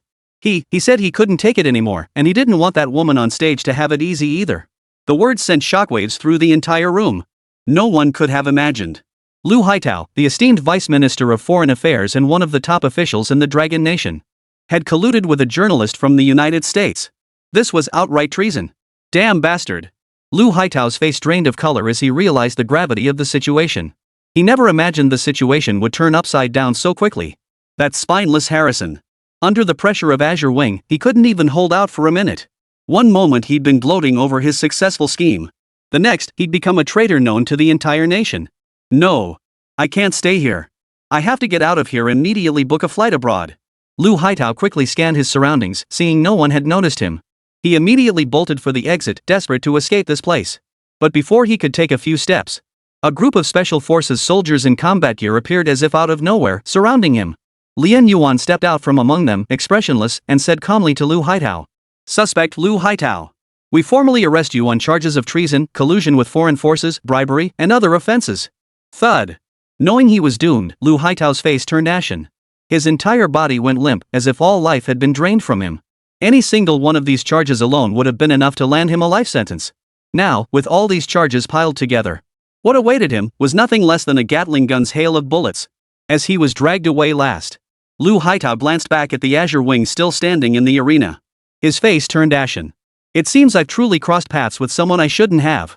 That Lin Su, I've never even laid eyes on him. Yet it was precisely him who, in a single day, had transformed me from a high and mighty big shot into a death row inmate. If only he could start over, he wouldn't dare act so recklessly in front of Wang Run from the very beginning, belittling Lin Su like that. Alas, life offers no second chances." Return to the announcement hall. He got the answer he wanted. Azure Wings hurled him out under Harrison's horrified gaze. Ugh. Ah. Harrison slammed hard onto the floor, his body convulsing in agony. It felt like every bone in his body was shattering. Ignoring Harrison, who lay like a dead dog, Azure Wings raised its head and coldly declared before the countless cameras in the press conference hall, "J60? No matter how much hype surrounds it, in my eyes it's nothing more than a toy car. If anyone dares to violate the southeastern border of my Dragon Nation again, I won't hesitate to personally destroy your so-called cutting-edge technology. One last warning, IML, don't even think about spying on me. Otherwise, you'll suffer terribly." With that, Azure Wing vanished like the wind, gone in an instant. Only chaos and shock remained in the hall. But it was easy to imagine. Whether in the international arena or across the internet, this single statement would continue to reverberate. The mysterious mecha creator publicly issued a fierce warning to humiliate the United States. The formidable codename L is destined to become legendary across the globe. On stage, Lu Ju covered her mouth even though the Azure Wings had vanished. Her eyes remained fixed on the spot where it had stood, frozen like a statue. Even now, it felt like a dream. In her most helpless moment, this mecha descended like a celestial being, pulling her out of the abyss, and then delivered such a commanding declaration. Feeling her heart pound wildly within her chest, Lu Ju's beautiful face gradually hardened with resolve. Lin Su. Could you two be the same person? I will find you. Chapter 30, Lin Xiaoxin's sudden confession. Outside Jinghai University. Watching the footage from the live stream just now, Lin Xiaoxin, who usually maintained a dignified and composed expression, couldn't help but gasp in astonishment for the first time. Turning to Lin Su beside her, she exclaimed in disbelief, "Teacher Lin, from so far away, how did you synchronize the mecha's speech?" Her beautiful eyes brimmed with unmistakable astonishment. Meanwhile, Lin Su leaned lazily against the comfortable seat of the sports car. Only after confirming Azure Wing's return did he casually remark, "Just applied some basic remote communication tech. What kind of mecha doesn't even have a voice function?" After witnessing Harrison's arrogant demeanor during the live broadcast, Lin Su naturally had no intention of indulging this foreign devil's delusions.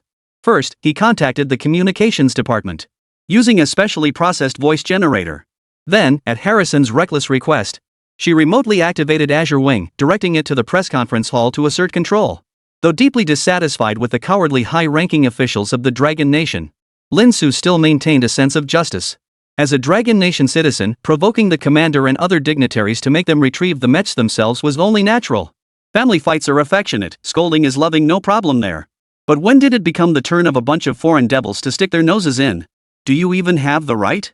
As for that pretty country's latest J60 tank, the J60, the latest tank causing Dragon Nation immense pressure, Lin Su had naturally researched it and dismissed it with contempt. With his godlike tech system in hand, the J60 was no different from a toy tank to him. If those pretty country folks get itchy for a fight, he wouldn't mind helping them loosen up their muscles. After this minor incident, Lin Su acted as if nothing had happened, completely unaware that his identity as L had already unleashed a global storm. Glancing at Lin Xia, he thought to himself, now that this is settled, where should we grab a bite?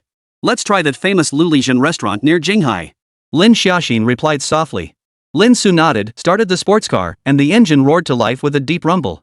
At that very moment, Lin Su said, "Teacher Xiaoxin, it's about time you told me why you asked me out to dinner. I don't buy that you just wanted a simple meal." Hearing this, a barely perceptible blush spread across Lin Xiaoxin's cheeks. After a long pause, she finally said, "This time, I came to ask you to be my boyfriend." What? Lin Su was so shocked he nearly fell face first onto the steering wheel. This was way too sudden. Lin Xiaoxin, a goddess who had won the title of Campus Beauty Queen at Jinghai University, a place teeming with beauties. Her admirers could form a line stretching from Jinghai all the way to the capital. So why was he suddenly confessing now? Meanwhile, noticing Lin Su's expression was off. A fleeting look of disappointment crossed Lin Xiaoxin's face. She quickly composed herself into a flawless smile and explained, "Teacher Lin, you've misunderstood." She continued, "Lately, my family keeps pressuring me to get married, forcing me to find a boyfriend. I don't want to, but they just go ahead and arrange blind dates for me anyway. No amount of persuasion can stop them." Lin Xiaoxin sighed. "So I had no choice but to ask you to pretend to be my boyfriend and help me get through it." "I see." Lin Su finally exhaled in relief. To be honest, it was impossible for him to remain calm in the face of Lin Xiaoxin's breathtaking beauty. But if he were suddenly asked to consider this matter, Lin Su genuinely didn't know how to handle it. "So, Teacher Lin, what exactly are you suggesting?" Lin Xiaoxin smiled faintly, her gaze fixed on Lin Su. Lin Su gave a wry smile. "Now that I've already gotten on board, what else can I do? Of course I'll help you." Lin Xiaoxin covered her mouth with a soft smile, her fleeting radiance utterly captivating. Beyond the glass palace, Lin Su parked the car in a spot. This place could be considered one of the epitomes of Jinghai's luxury scene. Luxury cars were everywhere like clouds. Those coming and going were either wealthy or influential. All were individuals holding significant status within Jinghai. Lin Xiaoxin stepped out of the car and said to Lin Su, "I've reserved our spot. Let's go." Lin Su walked beside her. Even in a place like this, Lin Xiaoxin's beauty remained unmatched, outshining all others. Along the way, she drew countless admiring glances from men and hostile stares from women. It must be said, walking beside such a stunning beauty, Lin Su felt a certain pressure under the weight of so many envious male gazes. "This way, please." Entering Liu Lijun, a smiling attendant soon guided them. They walked down a corridor of moderate length. The attendant lifted a curtain. A spacious hall immediately came into view. The hall was filled with numerous guests. Precious porcelain and other art pieces adorned both sides. Above hung an expensive crystal chandelier, softly diffusing a gentle glow. The most eye-catching feature, however, was the vast, suspended bell hanging high above the hall. A colossal suspended bell hung in the air. The chime was clearly the work of a master artisan. Its entire body was a dark brown that perfectly complemented the glass chandelier. Intricate, ornate patterns spread like vines along its outer contours. The hour and minute hands turned with a satisfyingly robust motion, accompanied by the intricate workings of countless gears and chains behind it. It can be said that, no matter where you are within the glass treasure, one could lift their gaze to behold this exquisitely crafted, breathtaking clock. It was Lin Su's first visit to Liuzhen. Even with his discerning eye, he couldn't help but be secretly amazed by such a luxurious yet tasteful arrangement. That Liu Lijun could operate in the prime real estate of Jinghai and garner such high praise. It truly lived up to its reputation. But today, Liuzhen seemed unusually bustling compared to its usual quiet demeanor. Many guests gathered together, chatting excitedly about something. As Lin Su and the other approached, the chatter instantly reached their ears. "Our Dragon Nation has finally had its moment to shine. Today's press conference was so satisfying. That genius named L is truly a prodigy of our nation." "Exactly. President Song, I didn't expect you were watching the live stream too." The man addressed as President Song waved his hand dismissively. "What do you mean also? Was there anyone who didn't watch the live stream today? Almost every employee in my company was goofing off watching it. HR spotted them and nearly had a fit." "Did you punish them, President Song?" someone asked. "Punish them? Hell no. I may be a capitalist, but I still have a shred of conscience." President Song laughed heartily. HR wanted to dock pay, but then he grabbed a random phone to see what was so captivating. Then that giant mech appeared. He watched for 5 seconds and got hooked himself. He even said, "If I don't watch this, I deserve to get docked." The entire room erupted in laughter, sharing a knowing smile. Lin Su, who happened to be passing by, froze upon hearing this. He hadn't expected this incident to have escalated so dramatically. Even at places like Liu Lijun, where the wealthiest elite usually gathered, people were discussing it. It seemed to have stirred up quite a storm. Lin Xiaoxin smiled. She whispered to Lin Su, "Teacher Lin, these are all your fans." Lin Su sighed helplessly. It seemed her decision to keep a low profile was the right one. Otherwise, starting tomorrow, the threshold of Jinghai University would be worn down. She wouldn't even be able to quietly go about being a teacher anymore. I wonder who L really is. If I ever find out, I'll definitely pay them a visit. And pour a few $100 million into his research. It was at that very moment President Song's face lit up with admiration and longing. A talent like that would shine brightly anywhere. Exactly. Someone chimed in, and the newly appointed Vice Minister Lu is quite impressive too, nothing like those spineless types before. Not only is she stunning, but she's got real presence. My good-for-nothing son has been raving about some goddess ever since he saw her. He's practically going crazy. Ha ha ha. Someone nearby suddenly murmured mysteriously that American reporter nearly humiliated Goddess Lu earlier. Then that mecha conveniently appeared. I don't buy there's no foul play involved. Maybe Goddess Lu and that mysterious genius know each other? Maybe they're even a couple. Whoosh. The room erupted in a roar of commotion. Many were stunned at first, but soon found the idea compelling. A beauty paired with a genius, isn't that a perfect match? President Song laughed heartily, his laughter ringing out brightly. Lin Su, standing nearby, froze like a statue. No! She hadn't even seen Lu Ju's face. What the hell is with these people suddenly shipping us? I want to keep my reputation clean, okay? Meanwhile, Lin Xiaoxin beside him had gone expressionless at some point. A sudden sense of unease washed over her. Lu Ju's looks were indeed on par with hers. Then Lin Su. At this thought, she bit her red lips lightly with her pearly teeth, deciding she must investigate thoroughly later. Just as everyone was chatting in pleasant harmony, a discordant voice suddenly cut through the air, dripping with contempt. What L? What genius? I don't buy it. Chapter 31, Returnee? Turtle. At these words, the room fell silent. In an instant, all eyes turned to the young man who had abruptly interrupted. The speaker was young. Around 27 years old. He sported a slick-back hairstyle and wore a suit that looked expensive just by its appearance. His gaze held a hint of disdain and condescension as he surveyed the crowd. As if everyone present were a bunch of narrow-minded fools. Under the gaze of the crowd. As he approached, he sneered, "What genius from the masses? To me, it's nothing but a clumsy ploy from the higher-ups." Immediately, someone took offense and retorted, "That mech has already appeared in the briefing hall to dispel the rumors. Doesn't your statement sound childish and ridiculous?" Ridiculous? I think you lot are the ones who are. The man looked at them as if they were fools. That mech's design clearly draws inspiration from the island nation. And according to recent intelligence I've obtained, the island nation is already developing similar large-scale mechs. Which means this mech might just be a defective model dragon country bought from the island nation. Before long, the island nation will unveil a new generation of combat mechs that will astonish the world. He added, "What amateur scientist? I don't buy that anyone who developed this tech wouldn't want to claim fame for it. It's just that those in power aren't thick-skinned enough to claim it as their own development and risk being mocked by the island nation later. So they fabricated this so-called genius named L to muddy the waters." His words exploded like a bombshell, stunning everyone present. The island nation had been researching battle armor all along? After a long pause, someone finally spoke up in disbelief, "You don't look that old. How would you know about things happening in Japan? And, if that's true, why would the island nation sell us their mechs for nothing?" The man shook his head, looking down on them. "It's precisely because our dragon nation has so many fools like you that we'll never catch up. Unlike the island nation, everyone over there is intelligent, with an average level of quality far surpassing ours." At this point, he lifted his head proudly. "I went abroad to study at 18. Now I'm pursuing a master's degree in physics at the University of Tokyo. Is it so strange that I know some inside information? As for why they gave them to us? I already said they're defective. The island nation just used us as a sucker, paying for everything and doing all the work just to get experimental data." The words sent shockwaves through the entire room. For what this man had revealed was utterly shocking. The previously jubilant atmosphere instantly fell silent. A master's degree in physics from the University of Tokyo. That's no small achievement. Seemingly satisfied with the stunned reactions and admiring glances around him, the man declared haughtily, "Of course, the higher-ups aren't that foolish. They wouldn't just hand over the reins to others.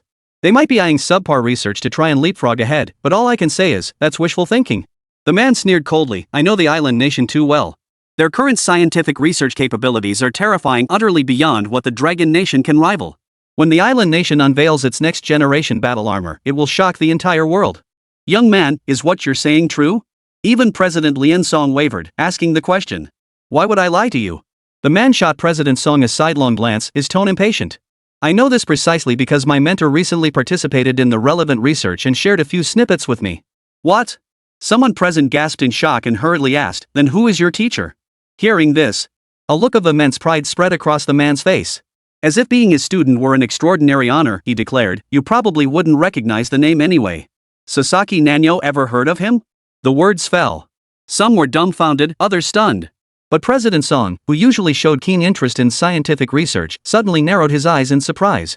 "You mean that genius scientist who made waves across Japan at just 30 years old? The one who developed that groundbreaking interactive robot system?" The man seemed somewhat surprised. I didn't expect anyone to know. I just happened to be back in the Dragon Kingdom with my professor to handle some matters, but I never imagined. The man shook his head. Dragon country is still so pathetic. It can't hold a candle to Japan. At the end of the day, it's just your one-sided account. We trust our country. Of course. Even so, some still thought the man was spouting nonsense. You're all frogs in a well. Why should I waste my breath on you? The man dismissed them with a look of contempt, as if observing mere ants. A stunned silence fell over the crowd. Some were displeased with the man's attitude and his constant belittling of the Dragon Nation while elevating the island nation. They couldn't find words to counter him. It was at that very moment. The man looked up and suddenly spotted Lin Xiaoxin standing nearby. His face lit up instantly, and he exclaimed excitedly, "Xiaoxin, you're here?" Shedding his earlier pride, he eagerly approached her like a devoted puppy, grinning. "Uncle Lin said you'd come by at noon, so I came early to wait." "Are you hungry? I'll order right now." He struck a gentlemanly pose. He was ready to receive Lin Xiaoxin's grateful gaze. But Lin Xiaoxin merely gave a faint nod. Then, she affectionately slipped her arm through Lin Su's beside her and said coldly, "Yi Ping, I think you've misunderstood something. I came here to tell you. I have a boyfriend now." "What?" The smile on Yi Ping's lips froze instantly. He prided himself as an overseas educated genius. Once he returned to Dragon Nation, he'd be the kind of figure that big shots would scramble to grovel before. A true prodigy, the entire nation would beg him to return. As for Lin Xiaoxin, this peerless beauty, he had been utterly captivated the moment he first laid eyes on her, consumed by desire. He was confident his talent and status would make her his easily. But now, before he'd even begun. "Damn it, it's over already?" He immediately turned his gaze to Lin Suxin beside Lin Xiaoxin. He scrutinized her several times. Besides looking somewhat decent, her outfit was plain, and she wore no expensive jewelry. A total country bumpkin. Someone like this could actually get with Lin Xiaoxin? At this thought, Yi Ping sneered inwardly. Most likely, he was just a plant sent by Lin Xiaoxin. As long as he applied a little pressure, he'd show his true colors in no time. Doesn't he even know what he is? How dare he compete with me for a woman? With that thought, Yi Ping looked at Lin Su with an air of superiority and smiled. I wonder what position this gentleman currently holds. My name is Yi Ping. I hold a master's degree in physics from Tokyo University. In a few years, I'll be a professor. As for salary, well, it's nothing to write home about. Tokyo University offered me 30 million a year to join them. He spoke slowly, a smug smile playing at the corners of his mouth. As his self-introduction concluded. Whoosh! A chorus of gasps erupted throughout the venue. 30 million yen a year. That's outrageous. Amidst the stunned reactions of many, Lin Su, however, appeared completely unfazed. He merely nodded and remarked, "Only 30 million? That really isn't high." The annual salary that had just startled so many people didn't even merit a flicker of emotion from Lin Su. After all, he had turned down offers from the United States worth hundreds of millions annually. This few million? It was child's play. Sure enough. Upon hearing Lin Su's response, Yi Ping, who had been expecting the other party to look shocked, suddenly turned ashen-faced like he'd just eaten something disgusting. He'd just been being modest. You lowly nobody actually took that and ran with it? I gave you face. He gritted his teeth. Then tell me about yourself. I want to see just how high you've climbed. Lin Su shook his head. Money is just numbers to me. I can have as much as I want. As for my status, Lin Su smiled. Currently just an ordinary lecturer at Renjinghai University. Ha! Yi Ping's rage turned to laughter. Poor and pretentious. Do you even make 200,000 a year? As an ordinary teacher, can you afford to make Xia Xin happy? Lin Su shrugged indifferently, wrapping his arm around Lin Xiaoxin's slender waist. Then, facing Yi Ping casually in front of everyone, he said, "Whether my woman is happy or not, what the hell business is it of yours, you pathetic sycophant?" Xiaoxin said to stop sending her good morning and good night messages all the time. She finds it disgusting, got it? Feeling Lin Su's strong arms encircle her body, Lin Xiaoxin's delicate frame trembled slightly, her face flushing with a vibrant blush. Yet she offered no resistance, remaining perfectly docile. "You!" Watching his goddess being held so submissively by another man, Yi Ping trembled with rage, pointing at Lin Su and shouting, "Do you know who I am? I'm from Tokyo University." "Shut up." Lin Su cut him off impatiently, a returning overseas student? Just a pathetic, foreign-obsessed turtle who can't even remember his own father's surname. A spineless weakling who spent years abroad and doesn't even know his own father's surname. Japan is your daddy, huh?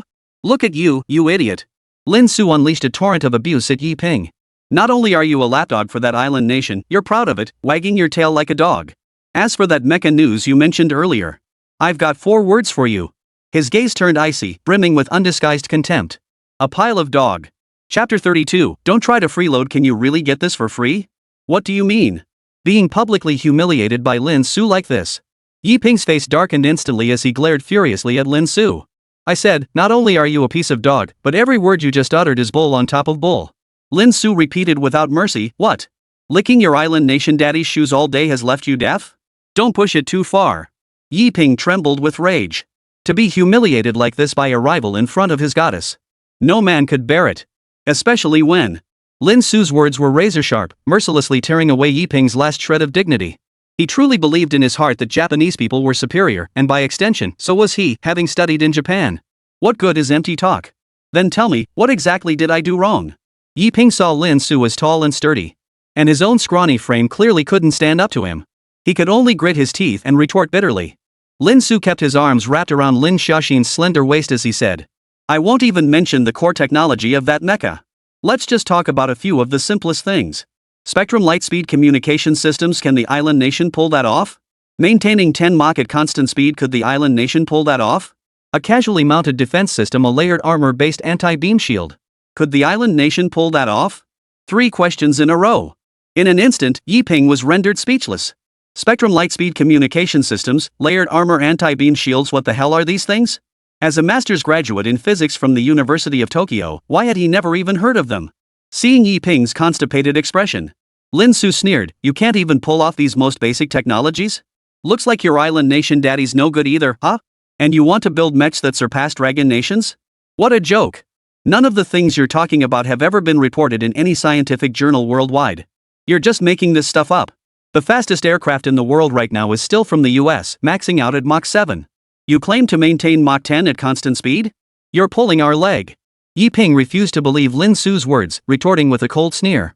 You're a frog in a well. Why should I bother explaining anything to you? Lin Su couldn't be bothered with further discussion, returning Yi Ping's earlier description of the group right back at him. This instantly made Yi Ping's face flush crimson with rage. A master's degree in physics, a genius selected from thousands. The most prized student of the renowned Japanese scientist Sasaki Nanyo. And today, he was being looked down upon by some lowly teacher? This was nothing short of turning the world upside down. Gentlemen, please calm down. Amidst this tense standoff, a soft, gentle female voice suddenly drifted from nearby. All eyes shot up, and then everyone gasped in surprise. The newcomer was a mature, voluptuous woman with a slender figure and cascading black hair like a waterfall. She wore an elegant, floor-length black gown adorned with scattered diamonds, her every step making her shimmer like starlight. Earrings, bracelets, and exquisite jewelry adorned her earlobes, wrists, and the delicate curve of her neck, radiating an indescribable aura of nobility. President Song exclaimed in astonishment, Ms. Yi? What brings you here? The visitor was Chen Xin, the largest shareholder and founder of Liuzhen. She was usually as elusive as a dragon seen only in glimpses. Who would have thought today's incident would stir her from her seclusion? The room fell silent. Chen Xin surveyed the room, her lazy demeanor tinged with mature charm. A guest is a guest. Please, both of you, don't make such a scene. But he's spouting nonsense in front of all these people and humiliating me. Are we just going to let this slide? Yi Ping remained furious, glaring at Chen Xin as he spoke. Chen Xin had clearly witnessed the entire incident. Her almond-shaped eyes flickered with disdain as she addressed Yi Ping lazily, I'm just a helpless woman. I know nothing about technology. But I have a way now to let everyone here know who's right. What method? Yi Ping's eyes lit up. Chen Xin gently swept aside a strand of hair from her temple, revealing an exquisite, expensive pendant. She smiled softly, everyone, please look up. At her words, everyone looked up and gasped in shock. It was then they all noticed. The enormous hanging bell, which had always been in motion and had become a signature decoration of Liu Lijun, had suddenly stopped moving. Chen Xin spoke up at that moment, as you can see, the pendulum clock at our Liuzhen has been malfunctioning frequently lately for some unknown reason. Even after professional engineers examined it, they couldn't pinpoint the cause. It works for a short while before malfunctioning again. At this point, Chen Xin looked slightly exasperated. She turned to Yi Ping and Lin Su. Both of you are brilliant scholars. If either of you could identify the cause of the bell's malfunction, wouldn't that prove whose abilities are superior? As she spoke, a captivating smile curved her lips, instantly mesmerizing many present.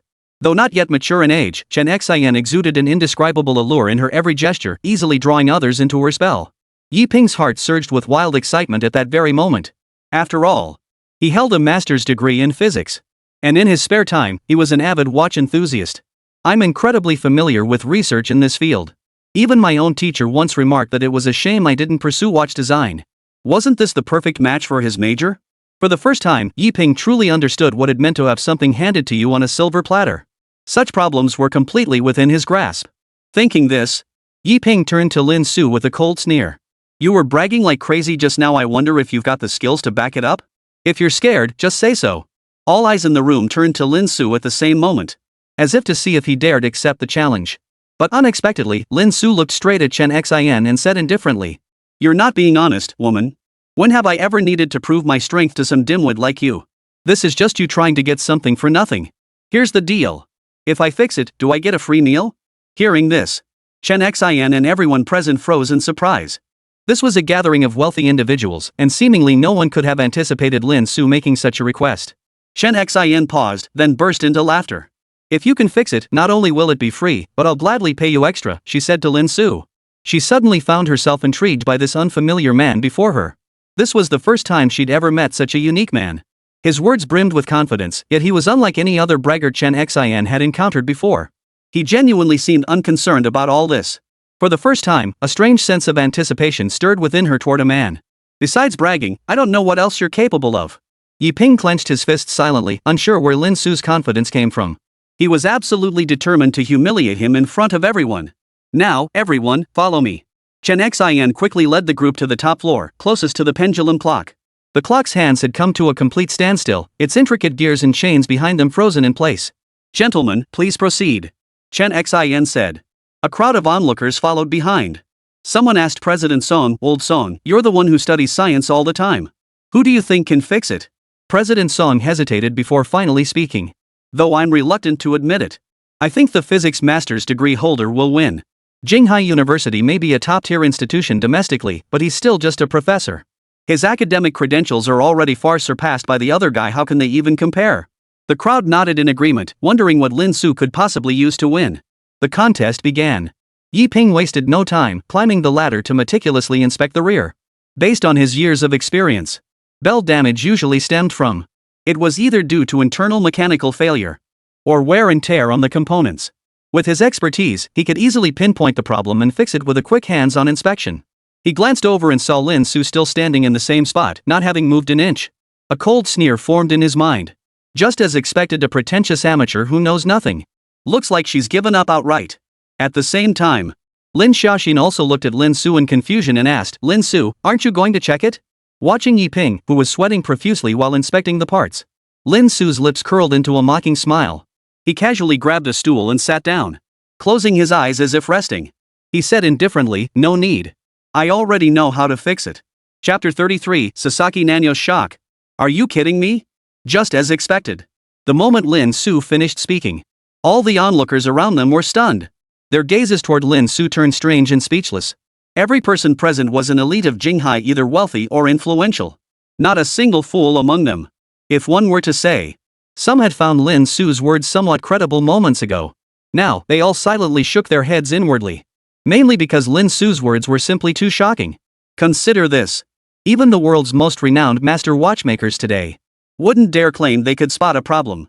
Could spot a problem in the most ordinary watch. It would inevitably require a thorough examination. Yet here, this man not only skips the inspection.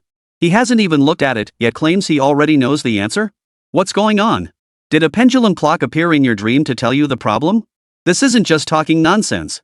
It's a blatant attempt to grind everyone's intelligence into the floor. President Son's expression immediately darkened. As the CEO of a publicly traded company, this was the first time he felt like he'd been played. Everything that just happened was nothing but the ramblings of a madman. Damn it, this is ridiculous, being played by a lunatic. Someone muttered discontentedly, glancing at Lin Su. President Song sighed, feeling like a complete fool himself. Well, maybe we shouldn't say that. Who knows? Maybe we'll get to see that returnee solve this problem for us. At least it'll be an eye-opening experience. He didn't even want to mention Lin Su's name anymore, utterly speechless inside. He understood Lin Su's previous reluctance to see others disparage the Dragon Nation. But that didn't justify spouting such empty boasts. This would only tarnish the Dragon Nation's reputation further. Even Chen Xin furrowed her delicate brows at that moment. She began to doubt whether she, who had seen countless people, had made a mistake this time. She wasn't short on money, and the engineers she'd hired were all top-tier experts in their fields. They'd studied it for hours without any results. How could anyone possibly diagnose remotely without physical examination?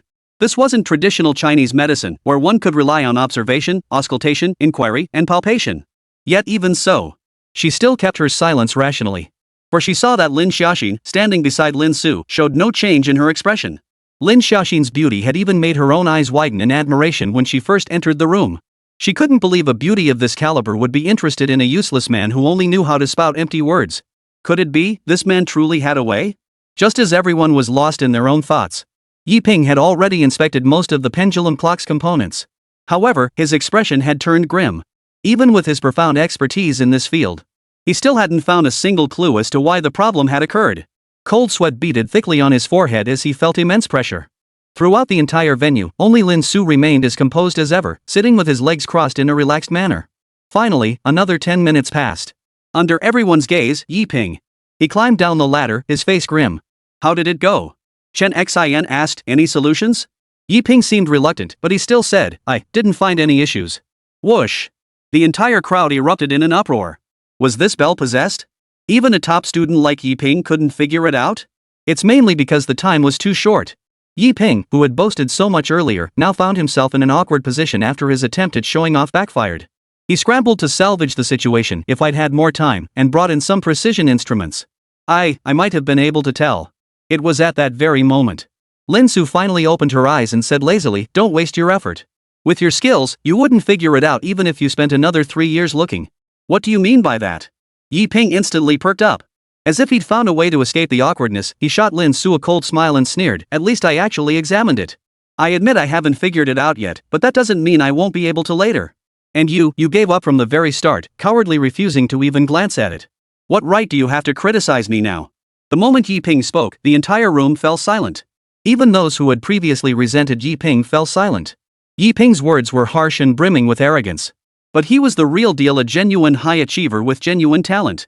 But Lin Su, who had been nothing but a loudmouth from the very start, was the one they despised the most. Even that supposed teaching position at Jinghai University might be a complete fabrication. Chen Xian spoke up at that moment. Sir, you mentioned earlier that you found a solution. Now that the other party has withdrawn, you might as well share your perspective. Chen Xian's words were clearly testing Lin Su. Was he truly a super genius with real ability? Or a fraud spouting nonsense? Truth or deception, one test would reveal all. Ding ling ling. At that very moment, Yi Ping's phone suddenly rang. He picked it up and immediately broke into a wild grin. Yes. I'll come pick you up right away. He hung up excitedly. His face then lit up with immense pride as he looked at Chen Xian and declared, you guys at Liu Lijian are in luck today. My teacher just finished up and was about to come see me. I might not be able to figure it out, but my teacher can easily spot the problem with this hanging bell. What? Sasaki Minoru? That renowned scientific authority, he's actually coming? At those words, even Chen Xian, whose expression was usually as still as a well, couldn't help but show surprise on her lazy, alluring face. This was undoubtedly a major figure. In Japan, he'd be a national treasure as rare as a giant panda. Quick, take us to greet him. President Song and the others were instantly abuzz. You couldn't buy your way to meet someone like this. They'd hit the jackpot today. Many who had previously looked down on Yi Ping now fawned over him. They wanted to go downstairs with him to greet the guest. Let's go. Don't pay any mind to that clown. Yi Ping, basking in the reflected glory, was in high spirits. Even the frustration over failing to spot the problem with the pendulum clock vanished without a trace. Not forgetting to take a dig at Lin Su, he departed with an air of smug superiority, surrounded by his admirers. Chen Xian hesitated slightly, but finally said to Lin Su, excuse me, everyone. With that, she descended the stairs. But she didn't abandon Lin Su and the others to fend for themselves. She instructed the waitstaff to bring over the finest beverages. The atmosphere suddenly grew a bit awkward. Lin Xiaoxin glanced at Lin Su with curiosity. That Sasaki Nanyo fellow, do you know him? She knew about Lin Su's trip abroad to participate in the Ascension event. That guy. It took Lin Su a moment to recall such a figure, and she replied slowly, I vaguely remember him. Back in the day, among the younger generation, he was considered one of the top 5 geniuses Japan could produce. Still, he wasn't quite up to par. Lin Xiaoxin suddenly didn't know what to say. One moment Lin Su called him a genius. Then she dismissed him as ordinary. As if genius were merely a unit of measurement to him, as common as cabbages on the street. Soon, a commotion erupted downstairs. It must be the crowd welcoming Sasaki Nanyo. Waves of respectful greetings echoed through the air. Lin Su remained unhurried, leisurely sipping a glass of the 1,000 yuan a bottle resin drink and remarked, not bad. Soon, the lively chatter grew louder as it drew nearer. Amidst it, Yi Ping's voice rang out, "Teacher, please take a look at this peculiar hanging bell. I've studied it for ages and can't figure it out. I reckon only you can make it ring." Yi Ping's flattery was quite polished. Clearly, he practiced this often. Sasaki Minami, however, seemed thoroughly pleased. A rich voice promptly responded, "Oh? Such an oddity. I must take a closer look then." The crowd parted to reveal a figure emerging. Yi Ping spotted Lin Su. He hadn't expected the guy to be so shamelessly persistent. His disgust surfaced instantly. "Teacher, there's a lunatic up ahead. Please ignore him later. It wouldn't do to have him sully your eyes." "Oh?" Sasaki Nanyu paused, then followed his student's gaze forward. But the next moment, he saw Lin Su sitting on a chair, leisurely sipping his drink. Not even glancing his way. He felt as though he'd witnessed something utterly unbelievable. His pupils dilated violently. The expression of pure delight he'd been basking in moments ago collapsed instantly, replaced by utter shock. Trembling lips blurted out, "Lin. Senior Lin?" Chapter 34, An unheard of method of destruction. At that moment, Sasaki Minoru was trembling all over. He hadn't expected this. He had only intended to check on his students and grab a bite to eat. Yet here he encountered that being who felt like a demon in his heart. During that fateful Ascension tournament, representing the island nation, he displayed remarkable prowess in his very first match, shining brilliantly. After easily defeating the competitor from Curry Nation in the first round, Sasaki Minami's confidence swelled, silently vowing to bring glory to his nation in this tournament. But at that very moment, he caught sight of Lin Su in another arena. It seemed that match had ended long ago. Lin Su's opponent was Sakuraji Keiko, another competitor from the island nation. Dragon Country? Sakuraji should have won easily. She must have encountered a rookie. That's what Sasaki Minami thought at the time. But the next second, he realized something was terribly wrong. Sakuraji Kazuko was crying, and Lin Su seemed to be consoling her with a hint of resignation. Many people, including Sasaki Nanyo, stormed over in anger upon seeing this. They assumed Lin Su had lost and was acting like a bully. Bullying Sakuraji Go. But who could have imagined? The situation was nothing like they imagined. Sakuraji Go had already lost. The reason for her tears? In the first round, the robot assembly competition using parts provided by the venue, he had crushed her in just 10 minutes. Not only was the robot flawlessly assembled, but it could even shrug its shoulders in that Iron Mountain lean move. Meanwhile, Sakuraji Aiko hadn't even finished assembling a single leg for her robot. Her tears were born of utter humiliation. It was at that very moment the name Lin Su was etched into Sasaki Nanyo's heart for the very first time. And after that, Lin Su continued to steamroll forward with unstoppable momentum. Sasaki Nanyo was fortunate enough. Even when he was eventually eliminated, he had faced Lin Su. If the showdown between Lin Su and Adam was hailed by many as the pinnacle of the tournament, then the rest of the competitors were mere cannon fodder to be dispatched at will. At that time, the name Lin Su was the most terrifying name in the entire arena. Some even prayed before matches that they wouldn't face this demon from the Dragon Nation. And now, even after all this time, upon seeing Lin Su again, an inexplicable dread and fear still welled up within Sasaki Nanyo, as if it had been etched into his very genes. Teacher? What's wrong? Yi Ping was utterly bewildered. He had no idea why his respected teacher had suddenly reacted this way upon seeing Lin Su. And what the hell was this Senior Lin nonsense? Wasn't this guy just a swindler, a fraud spouting nothing but hot air? How dare he be addressed as senior by his own mentor, the renowned Sasaki Nanyo? Yi Ping and the others were all stunned. They couldn't believe their ears. Yi Ping hurriedly protested, "You must be mistaken, teacher. He's nothing but a lunatic. Bastard." Sasaki Nanyo snapped back to his senses. His anger flared, and he even let slip his native tongue. Smack! A massive slap landed mercilessly across his student's face. "Shut your mouth. How dare you insult Senior Hayashi like that?" Sasaki Minami was nearly scared out of his wits. His foolish student didn't understand how terrifying Lin Su was. As someone who had witnessed it firsthand, how could he not know? This. Yi Ping was reeling from the slap. His earlier smugness and pride instantly turned into utter terror. How had things suddenly turned out this way? A wave of intense unease surged through him. He. Senior Lin, it's been ages. What brings you here? After disciplining his student, Sasaki Nanyo hurriedly plastered on a smile and approached Lin Su to greet him. His unique craftsman spirit kicked in, and he bowed repeatedly. Ha! Everyone was utterly stunned once more. Especially President Song and the others. Just moments ago, they had been groveling below to welcome Sasaki Minami.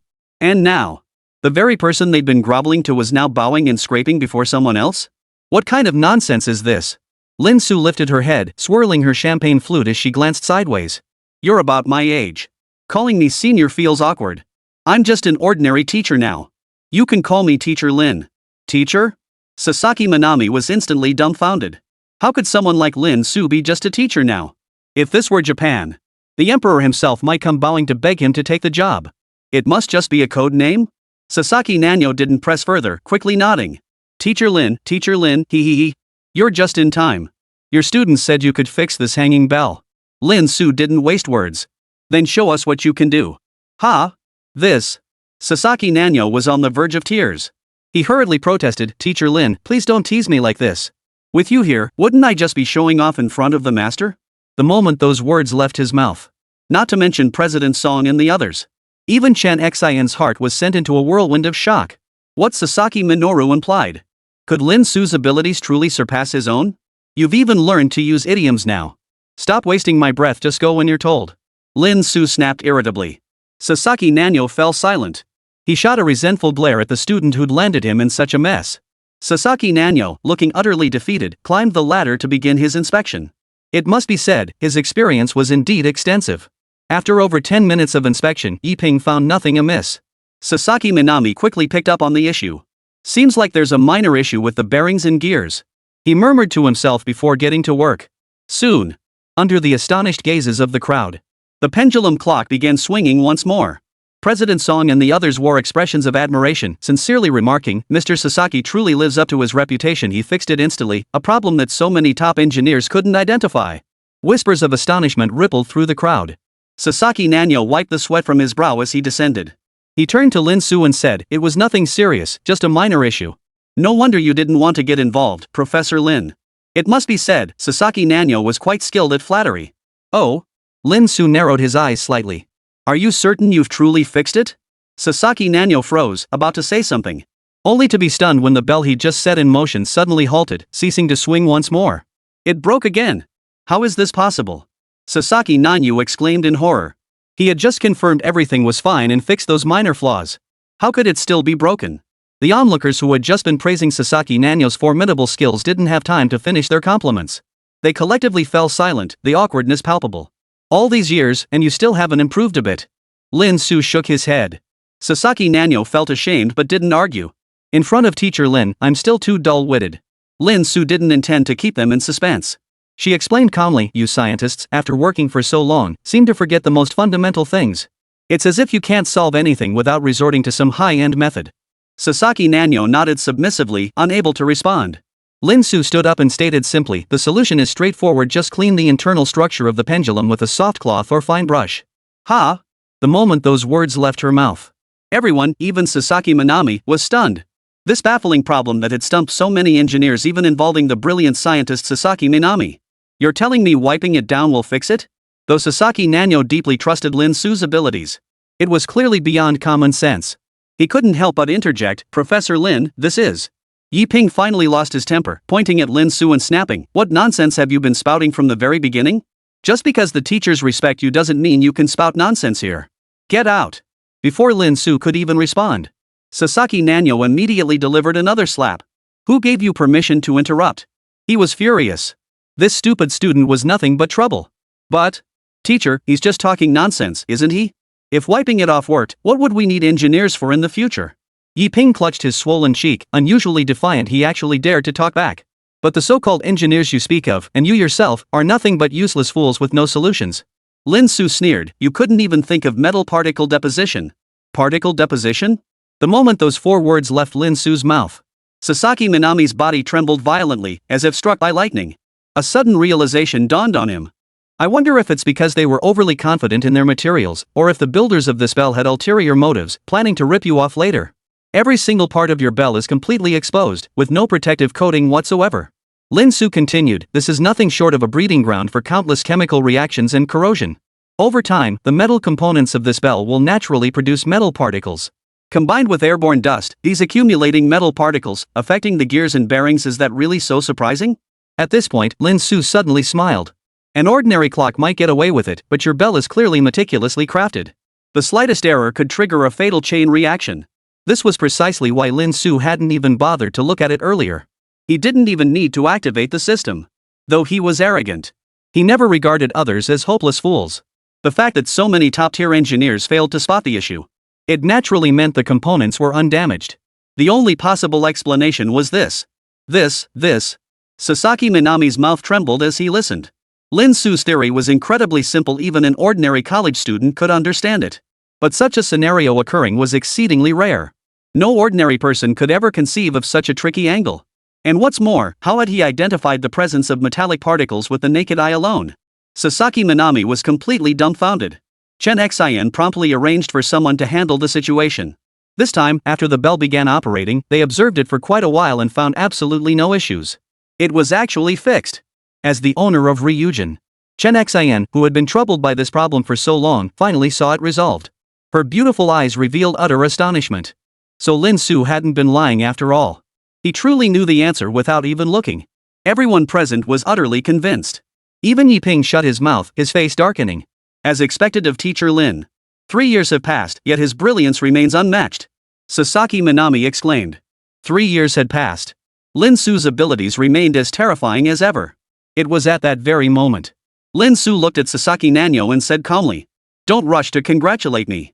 The matter is resolved now. It's time we settled our accounts." Chapter 35 Yiping, reduced to erect. Chen Xian sigh. Settle accounts? Teacher Lin, what do you mean by that?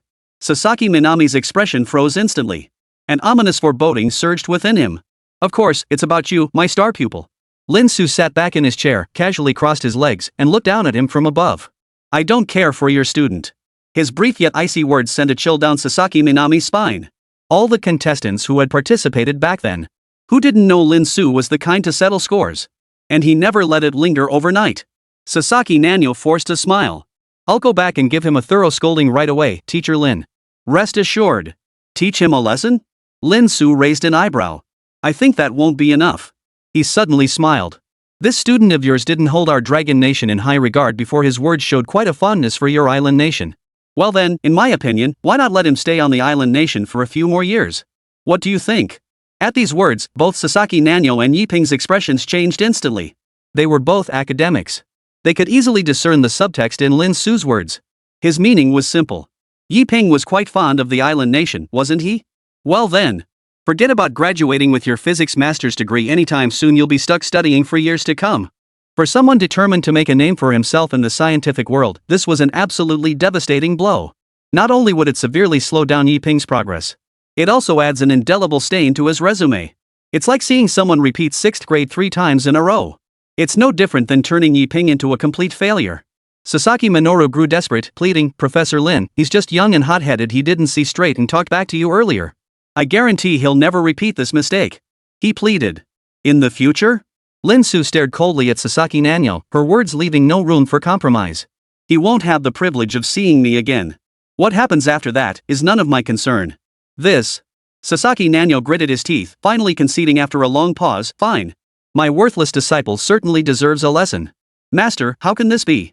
Yiping naturally refused to accept this and immediately tried to say something to Sasaki Nanyo. He simply couldn't comprehend it. Even if Lin Su's abilities were truly far superior to his own teacher's. So what?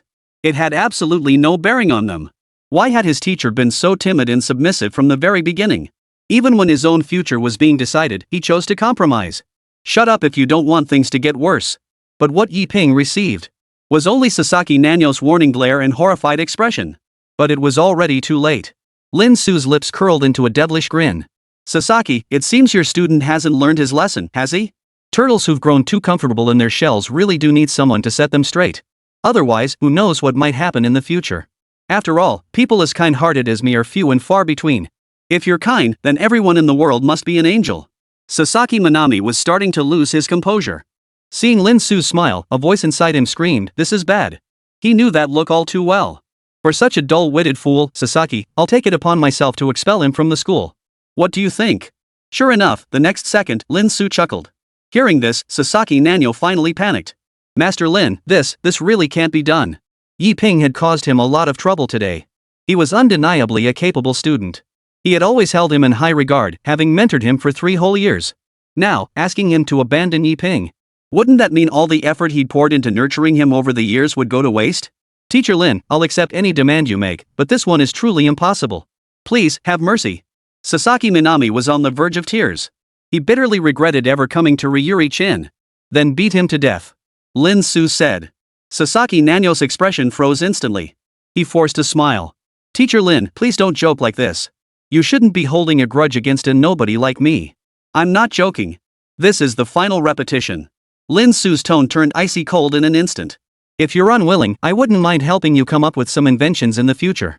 Hearing this, Sasaki Nanyo's body went limp, nearly collapsing to the ground. This was precisely why he feared Lin Su so intensely. At their level, money meant little. What truly mattered was whether one could carve out a name for oneself in the scientific community and create world-shaking technological breakthroughs. But if targeted by a demon like Lin Su, just imagine. After enduring immense hardship to finally develop the most advanced technology in your field, before it even hits the newspapers or magazines, someone else spends a few days developing technology that's more advanced, cheaper, and performs better than yours. Wouldn't you feel utterly devastated? And this is based on real-life examples. Once, a challenger from the land of the rising sun taunted Lin Su with vile insults. From that moment on, the poor kid became a target for Lin Su. Whenever he published a new paper, the very next day, Lin Su's more advanced theoretical research would inevitably appear on schedule. Before the flames of the former's research could even ignite, they were instantly doused by a bucket of cold water. This pattern repeated itself over and over. Sasaki Nanyo heard that the man had fallen into depression. The once brilliant genius was driven mad by the torment. But let's not dwell on those past events. He had also heard about Leo's previous work on the Rubik's Cube lock. Leo Corporation spent years developing it, pouring billions into R&D, and splurging billions more on marketing for this top-tier tech lock. Only for Lin Su to crack it overnight, resulting in a loss of over $1 billion. Where do you even go to seek justice for this?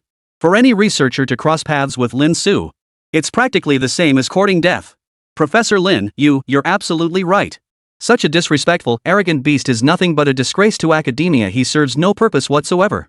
Sasaki Minami closed his eyes and gritted his teeth, speaking as if he'd thrown caution to the wind. Professor. Yi Ping finally panicked. The aura he carried day in and day out was 90% due to Sasaki Nanyo. Without his teacher, what the hell would he be? Get out. Don't ever call me teacher again. Sasaki Nanyo was a decisive man. He severed ties with his favorite student on the spot. Everyone stared at this scene of teachers' kindness and students' filial piety, their mouths gaping wide open. No one could have imagined. The man who had been deemed a madman by everyone before possessed such terrifying power. Not only did he toy with a big shot like Sasaki Minami like that, he even made him abandon his most cherished student. Yi Ping was filled with regret at that moment. He had kicked against an absolute iron wall, this time one he should never have provoked. Teacher Lin, I was wrong. I was truly wrong. I failed to recognize your true stature. Please spare me this time. He wept bitterly, knowing his only hope now was to beg for Lin Su's forgiveness. Otherwise, his degree would be delayed, his professor would abandon him. He would become a laughingstock to everyone. Lin Su, however, couldn't be bothered to spare him another glance. Sasaki, she said coldly. Get out of here. Sasaki understood Lin Su's meaning perfectly well. He cursed under his breath, then dragged Yi Ping, who was as limp as a rag doll, away with a grim expression. Wait. Lin Su suddenly called out. Sasaki Nanyuichi's body trembled. Turning fearfully, he stammered, What is it, Teacher Lin? A gentle smile touched Lin Su's lips. Don't try to pull the wool over my eyes. You know the consequences. Cold sweat instantly broke out on Sasaki Minami's back. The last shred of hope vanished from his heart in an instant. Yes. He didn't dare linger for a second longer, fleeing as fast as his legs could carry him. And so, the matter concluded in such a dramatic fashion. Chen Xin, the elegant proprietress, was undoubtedly the most shocked of all. She had believed she had treated Lin Su with the utmost respect. But she never imagined he could be so terrifying. She slowly approached him, shedding her usual languid and alluring demeanor, and addressed Lin Su solemnly. Thank you, Mr. Lin, for your assistance to Liujian today. This humble establishment will forever remember your kindness. All expenses incurred today shall be waived in your honor, with Liujian covering the entire bill. Additionally, here is our Liujian Liuli card, which we now present to you as a gift. Chen Xin said with a smile. The Liuli card? Upon hearing this name, the entire crowd gasped in astonishment. For everyone knew this was the most prestigious membership card in all of Liujian. Holders of this card enjoy lifetime complimentary dining at Liujian and receive the highest level of service. Even after all these years since Liujian's founding, only a handful of Liuli cards have ever been issued. Rumor has it the last person to receive this card was Wen Guosher from some legendary, top-secret research institute in the Dragon Kingdom. Someone in the crowd gasped in astonishment. In Chen Xin's eyes, Lin Su's importance was nearly on par with that national treasure. But who could have imagined? Faced with this honor that left everyone else in awe, Lin Su couldn't care less. He merely remarked indifferently, "I don't care. Just waive the bill. And those idiots should pay their own way, why should I do them a favor?" Snap. The entire venue seemed to echo with the sound of countless jaws dropping. Such a precious membership card. He actually discarded it like trash? Ah. Chen Xin, however, seemed unsurprised, merely sighing softly to herself. Lin Su had been willing to help earlier. Likely because she had instructed the staff to attend to him properly, ensuring no breach of etiquette. But in the end, she had still chosen to go greet Sasaki Minami. It could only be said that one misstep led to another. Her attempts to rectify the situation came too late. Such a low-key yet influential figure, how could he possibly take notice of a mere place like Liujian? This time, Ryuri Chin had truly missed out on a colossal fortune. It was precisely at that moment. Lin Su's phone suddenly rang. Chapter 36, Chen Xian's Inner Thoughts, Storms Brewing. Ignoring the chaotic scene, Lin Su stepped aside to answer the call. A hearty laugh filled the line. "Teacher Lin, I hope I'm not disturbing you? Who is this?" Lin Su froze. The other end visibly stumbled. After several awkward seconds, the voice finally came back. "Teacher Lin, you're such a busy person you forget things." "It's me, Zhang Mingyuan." Lin Su realized with a start, oh. Director Zhang. So much had happened in just one day. Lin Su had nearly forgotten about the deputy director of Jinghai Police Bureau. Teacher Lin, are you free this afternoon? If so, I'll send someone to pick you up. Zhang Mingyuan said. I'm free. Have someone come to Liujian shortly. Lin Su replied. He wasn't the type to stand someone up if he'd promised to go to the high-speed rail station today, he'd see it through. All right. The time was confirmed. Zhang Mingyuan was also a man of decisive action. He hung up the phone promptly, ignoring the countless eager individuals around him who were itching to curry favor. Guided by Chen Xin, entered the most expensive heaven-grade private room at Liujian. To Lin Su's surprise, Chen Xin, the esteemed proprietress, was willing to lower her status, and was now bending her slender waist, a faint smile on her lips, personally pouring wine for Lin Su. The wine was Romani Conti from Burgundy, France. A single bottle was a luxury item priced at over 120,000 yuan. Madam, you're really going all out here. Lin Su didn't hold back, laughing openly. Chen Xin showed no awkwardness, instead responding with grace. A woman who's done wrong must naturally apologize to Mr. Lin. After all, at my age, I've never had a man to rely on since birth. I've always had to depend on myself. She shot Lin Su a wistful glance, her eyes brimming with alluring charm. Oh? What exactly did you do wrong? Lin Su found himself intrigued. Chen Xin suddenly winked mischievously. Wasn't neglecting Mr. Lin enough? Lin Su didn't buy her excuses. Is that really reason enough for a distinguished proprietress like you to personally serve as waitress? Chen Xin's expression finally turned serious. She sighed softly. To tell you the truth, I'm afraid Mr. Lin would laugh at me. Perhaps I've grown too accustomed to being frugal, calculating every detail, and in doing so, I've gradually lost sight of many things. Chen Xin set down the wine, gently placing the stemmed glass before Lin Su. Who in the Dragon Kingdom wouldn't be disgusted by Yi Ping's words? Yet as the owner, I didn't kick him out immediately. When Sasaki arrived later, I was still weighing the impact on Ryuzan and chose to receive him personally. But witnessing Mr. Lin's handling of the situation just now that was truly satisfying, a real relief to the heart. Chen Xin sincerely remarked, the greatest heroes act for their country and its people. Perhaps Mr. Lin might find me a bit pretentious, but I've always admired those who dare to do what ordinary people won't. Mr. Lin, you spoke out for justice on behalf of the nation. Chen Xin deeply admires that. That's why I wanted to pour your wine personally. In this regard, Chen Xin spoke with complete sincerity. Lin Su's identity remained shrouded in mystery, making him all the more intriguing. But whether Lin Su existed or not, it made no difference to the operations of Liujian. It certainly wasn't enough to make her, as the owner, stoop to such lengths. Having said that, Chen Xin said no more, bowing her head elegantly before turning to leave. Lin Su watched her retreating figure. Her eyes finally held a hint of admiration. Truly, she was a woman capable of navigating this circle of elite power brokers and wealthy individuals on her own. She truly was different from ordinary women. The United States Black House Command Center. Hansen had been standing motionless in the operations room for quite some time. His expression was grim. Not a single person around him dared to approach and speak. Everyone worked with extreme caution. Even placing a file down was done with the utmost silence. Today, Hansen had made the United States look utterly ridiculous in front of the entire world. Naturally, he was lambasted by that donkey president in the White House. Now no one dared cross him. Finally, he spoke up. Has the Dragon Nation responded yet? What will it take for them to agree to exchange wood? He gritted his teeth so hard it seemed he might draw blood. Having served as commander of the pretty country for so many years, he'd always bullied the weak under the pretext of maintaining peace at the slightest provocation. When had he ever been so humiliated? To beg a weak nation like Dragon Country to release prisoners? The liaison officer beside him replied nervously, "The Dragon Nation says they need 200 of their soldiers captured in the Southeast Theater to make the exchange." 200? Why doesn't Dragon Nation just go rob them? Hansen instantly flew into a rage. Typically, when nations exchange hostages, it's always a one-to-one equal exchange. Even though Wood's status was special, a top-tier pilot painstakingly trained by their beautiful country, a few dozen would suffice. Yet they dared demand 200 at once. Does the Dragon Nation really think my beautiful country is easy to bully? Hansen said coldly, "Tell them 50, and not a single one more. They know the consequences of angering me." The liaison carried out the order. Soon, the man's face turned pale as he addressed Hansen. "Dragon Nation says." "Dragon Nation says." What did they say? Damn it. I'd love to kick your ass with my boot. Hansen snapped urgently. They said screw you, change it or not. The liaison officer was on the verge of tears. This was the first time encountering such an unreasonable diplomatic approach. Fuck. Hansen flew into a rage, smashing everything within reach. Did they really think they'd pulled off a minor victory over us Americans? That they could act so brazenly? Hansen's face darkened as he immediately called the president, requesting military sanctions against the Dragon Nation. But he was met with another tirade from Obama. "Wait until you useless bunch figure out the secrets of Dragon Nation's mysterious mechs before you speak, you good for nothing." Obama's furious tirade still echoed in his ears. Hansen was nearly boiling with rage.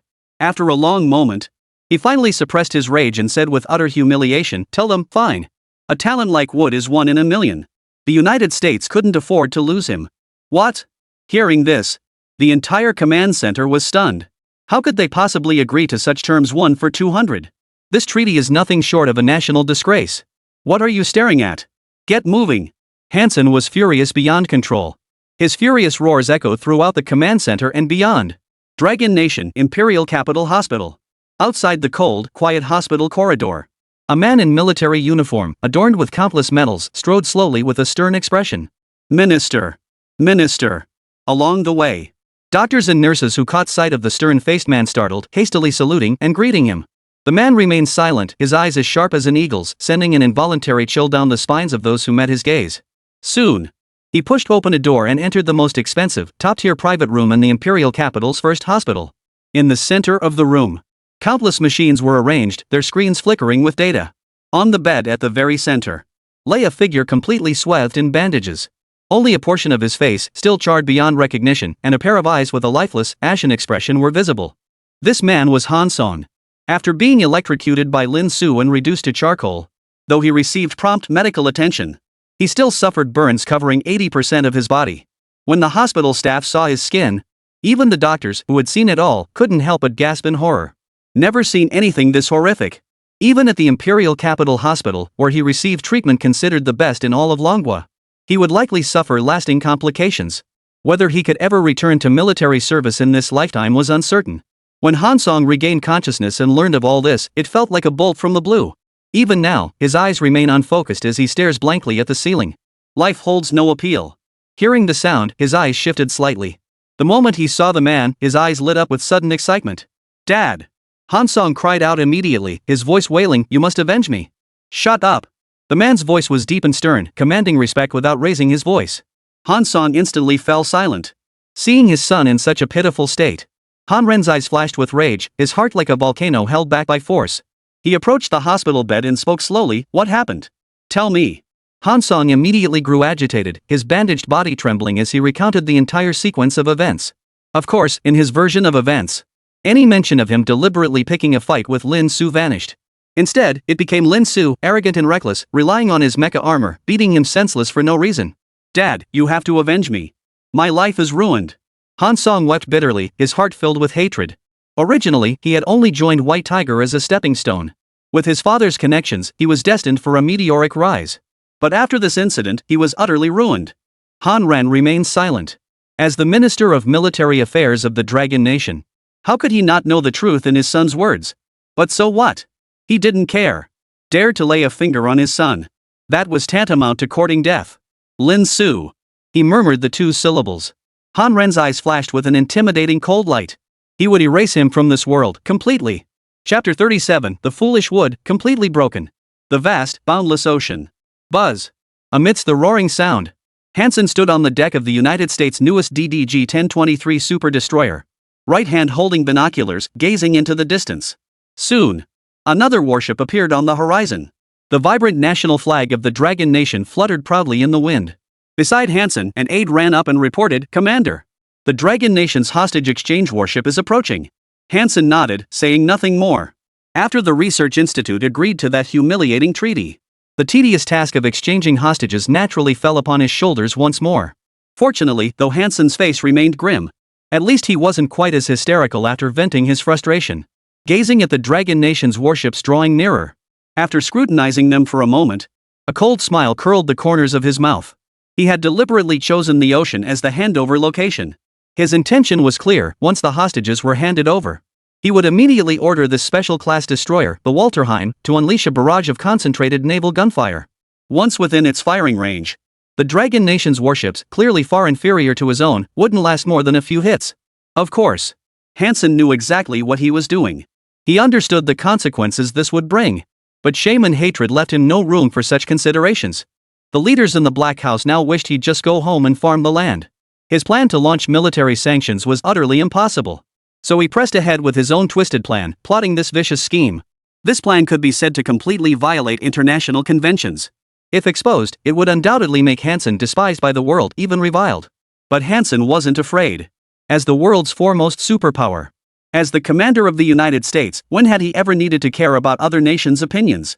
He had participated in countless inhumane wars, both large and small, for the United States. Today, standing proudly on this deck, was different. Today, he would use these very guns to wash away the shame upon him with the blood and tears of the Dragon Nation.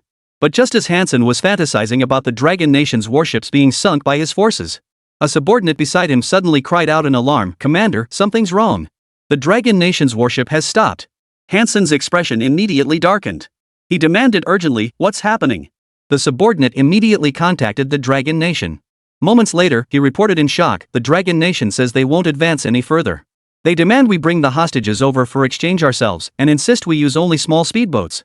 Hansen's smug grin froze instantly. Those despicable Longwa bastards. Hansen gritted his teeth in fury. Had they detected his intentions? He forced himself to calm down. No way. Make them come over here. Who exchanges hostages from such a distance? His subordinates relayed the message immediately. Half a minute later, they returned with a troubled report, "Commander, they're sticking to their original stance. Take it or leave it." Bang! Hearing this, Hansen's fist slammed hard against the warship's railing in fury, veins bulging. His plan had failed before it even began? Hansen felt utterly powerless, as if punching cotton.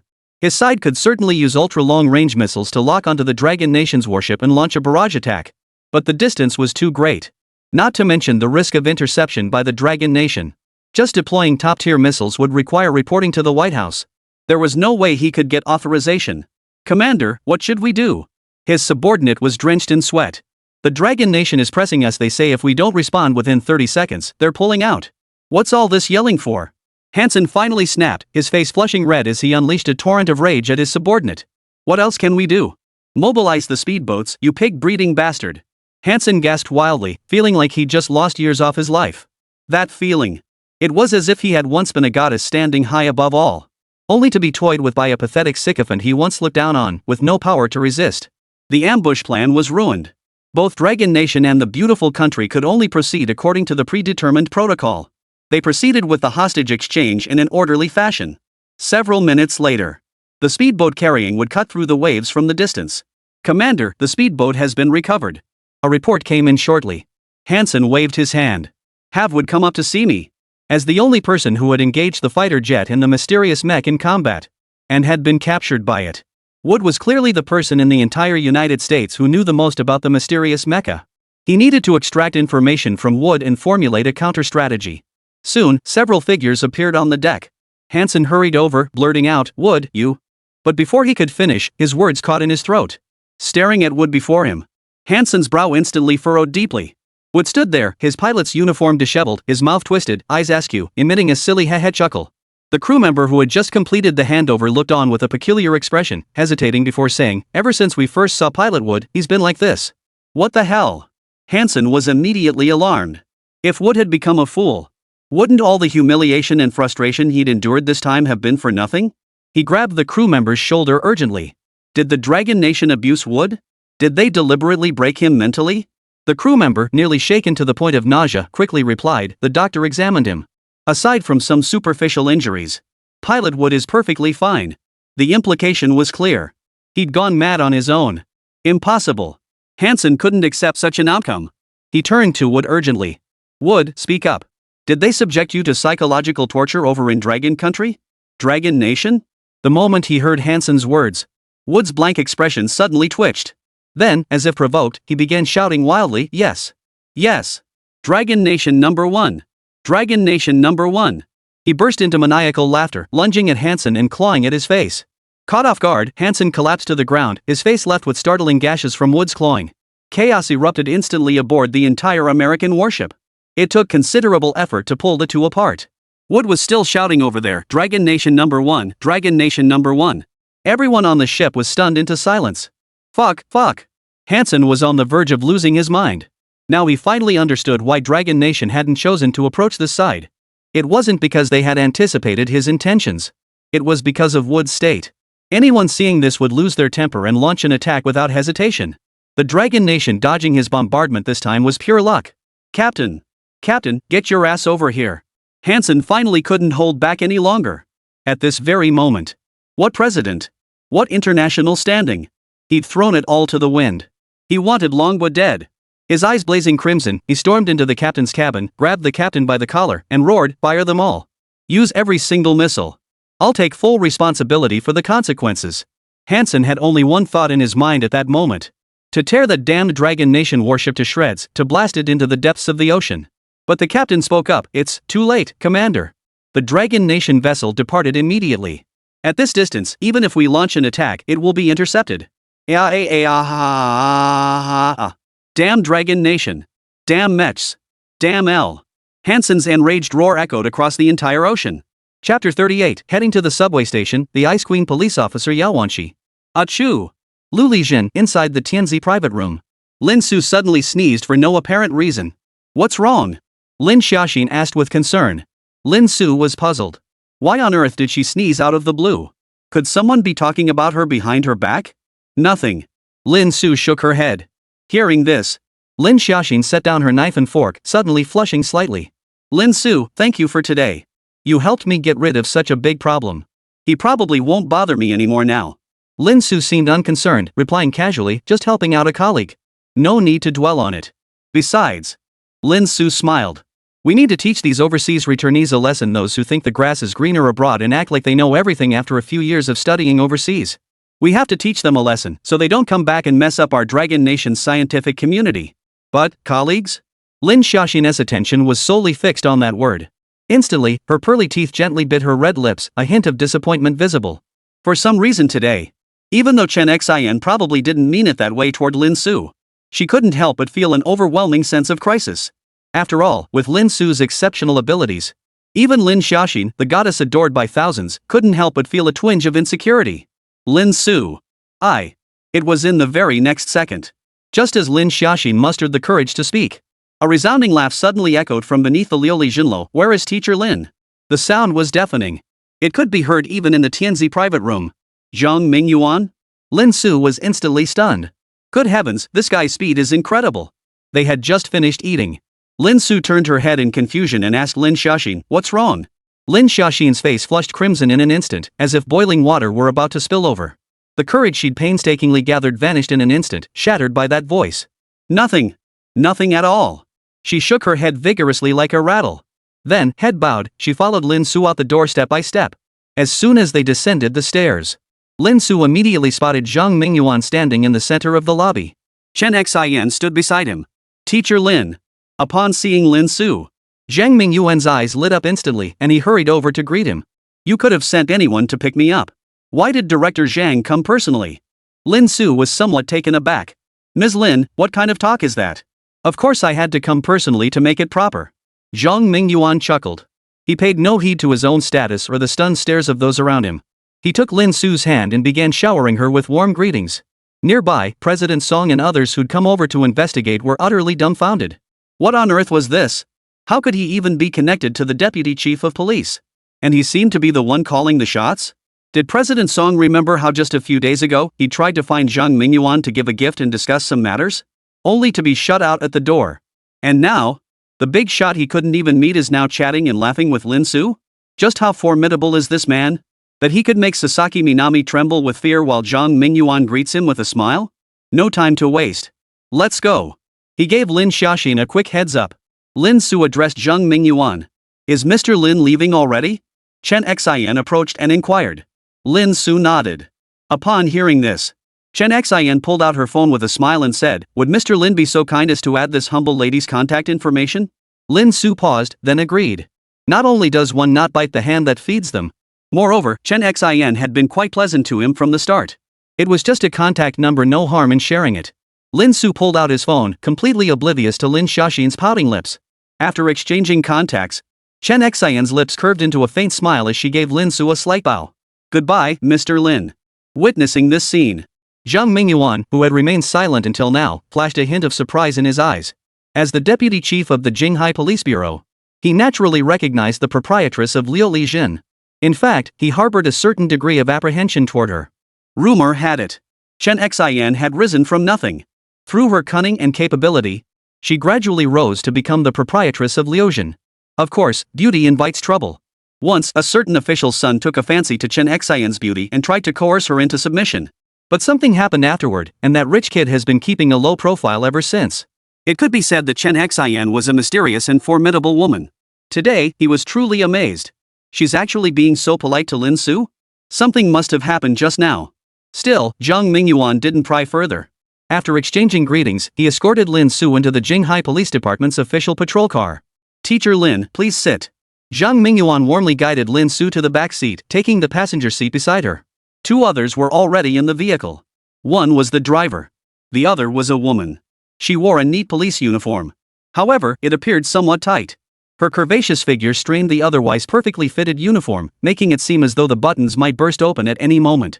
Her hair was cut into a sharp, shoulder-length bob, exuding a touch of masculinity without losing her feminine charm. Her bare face, deliberately makeup-free for work, remained flawless and blemish-free.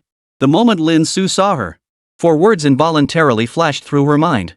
Busty milk tea. But, such a beauty. Her expression was somewhat stiff, even meticulous. Even when she saw Zhang Mingyuan get into the car, she merely gave a nod. Zhang Mingyuan introduced, "This is Comrade Yao Wanqi. She's the police beauty of our Jinghai Police Bureau. She'll personally escort you to the high-speed rail station to meet Station Chief Lu Fu." Zhang Mingyuan added. The icy beauty police officer addressed as Yao Wanqi turned her head, her voice devoid of emotion. "Commissioner, please refrain from mentioning meaningless titles in front of others." Zhang Mingyuan gave a nervous chuckle. "And you?" Lin Su was somewhat surprised. "So this guy actually came out of his way to give me a ride even though he had other plans? Had she become that influential?" "Ah." Zhang Mingyuan sighed. The higher-ups called a last-minute meeting. Who knows what the hell the States is up to? Didn't we capture some American pilot today? Who knew things would go wrong after the exchange? Sudden troop movements in the Southeast Theater under Commander Hansen's command, tensions flared instantly. That's why the higher-ups called this emergency meeting. At this point, Zhang Mingyuan sighed again. Looks like things are going to get turbulent again soon. Hearing Zhang Mingyuan's words, Lin Su fell silent. He probably understood why the pretty country had gone berserk. Seeing the ace pilot turn into such a fool. No one could bear it. "By the way, Teacher Lin," Zhang Mingyuan inquired, "I heard that mysterious mecha landed at your Jinghai University today. Do you have any news? Who built it? It's incredible." He looked at Lin Su eagerly. Even Yao Wanqi, the aloof policewoman sitting in the front row, turned her head. Lin Su scratched his head. He couldn't exactly say the mastermind behind it was sitting right in front of them. He shook his head immediately, choosing to keep it to himself. "I don't know either. I was in class at the time." "Oh." Zhang Mingyuan looked disappointed inside. "Whoever built this mech is a genius.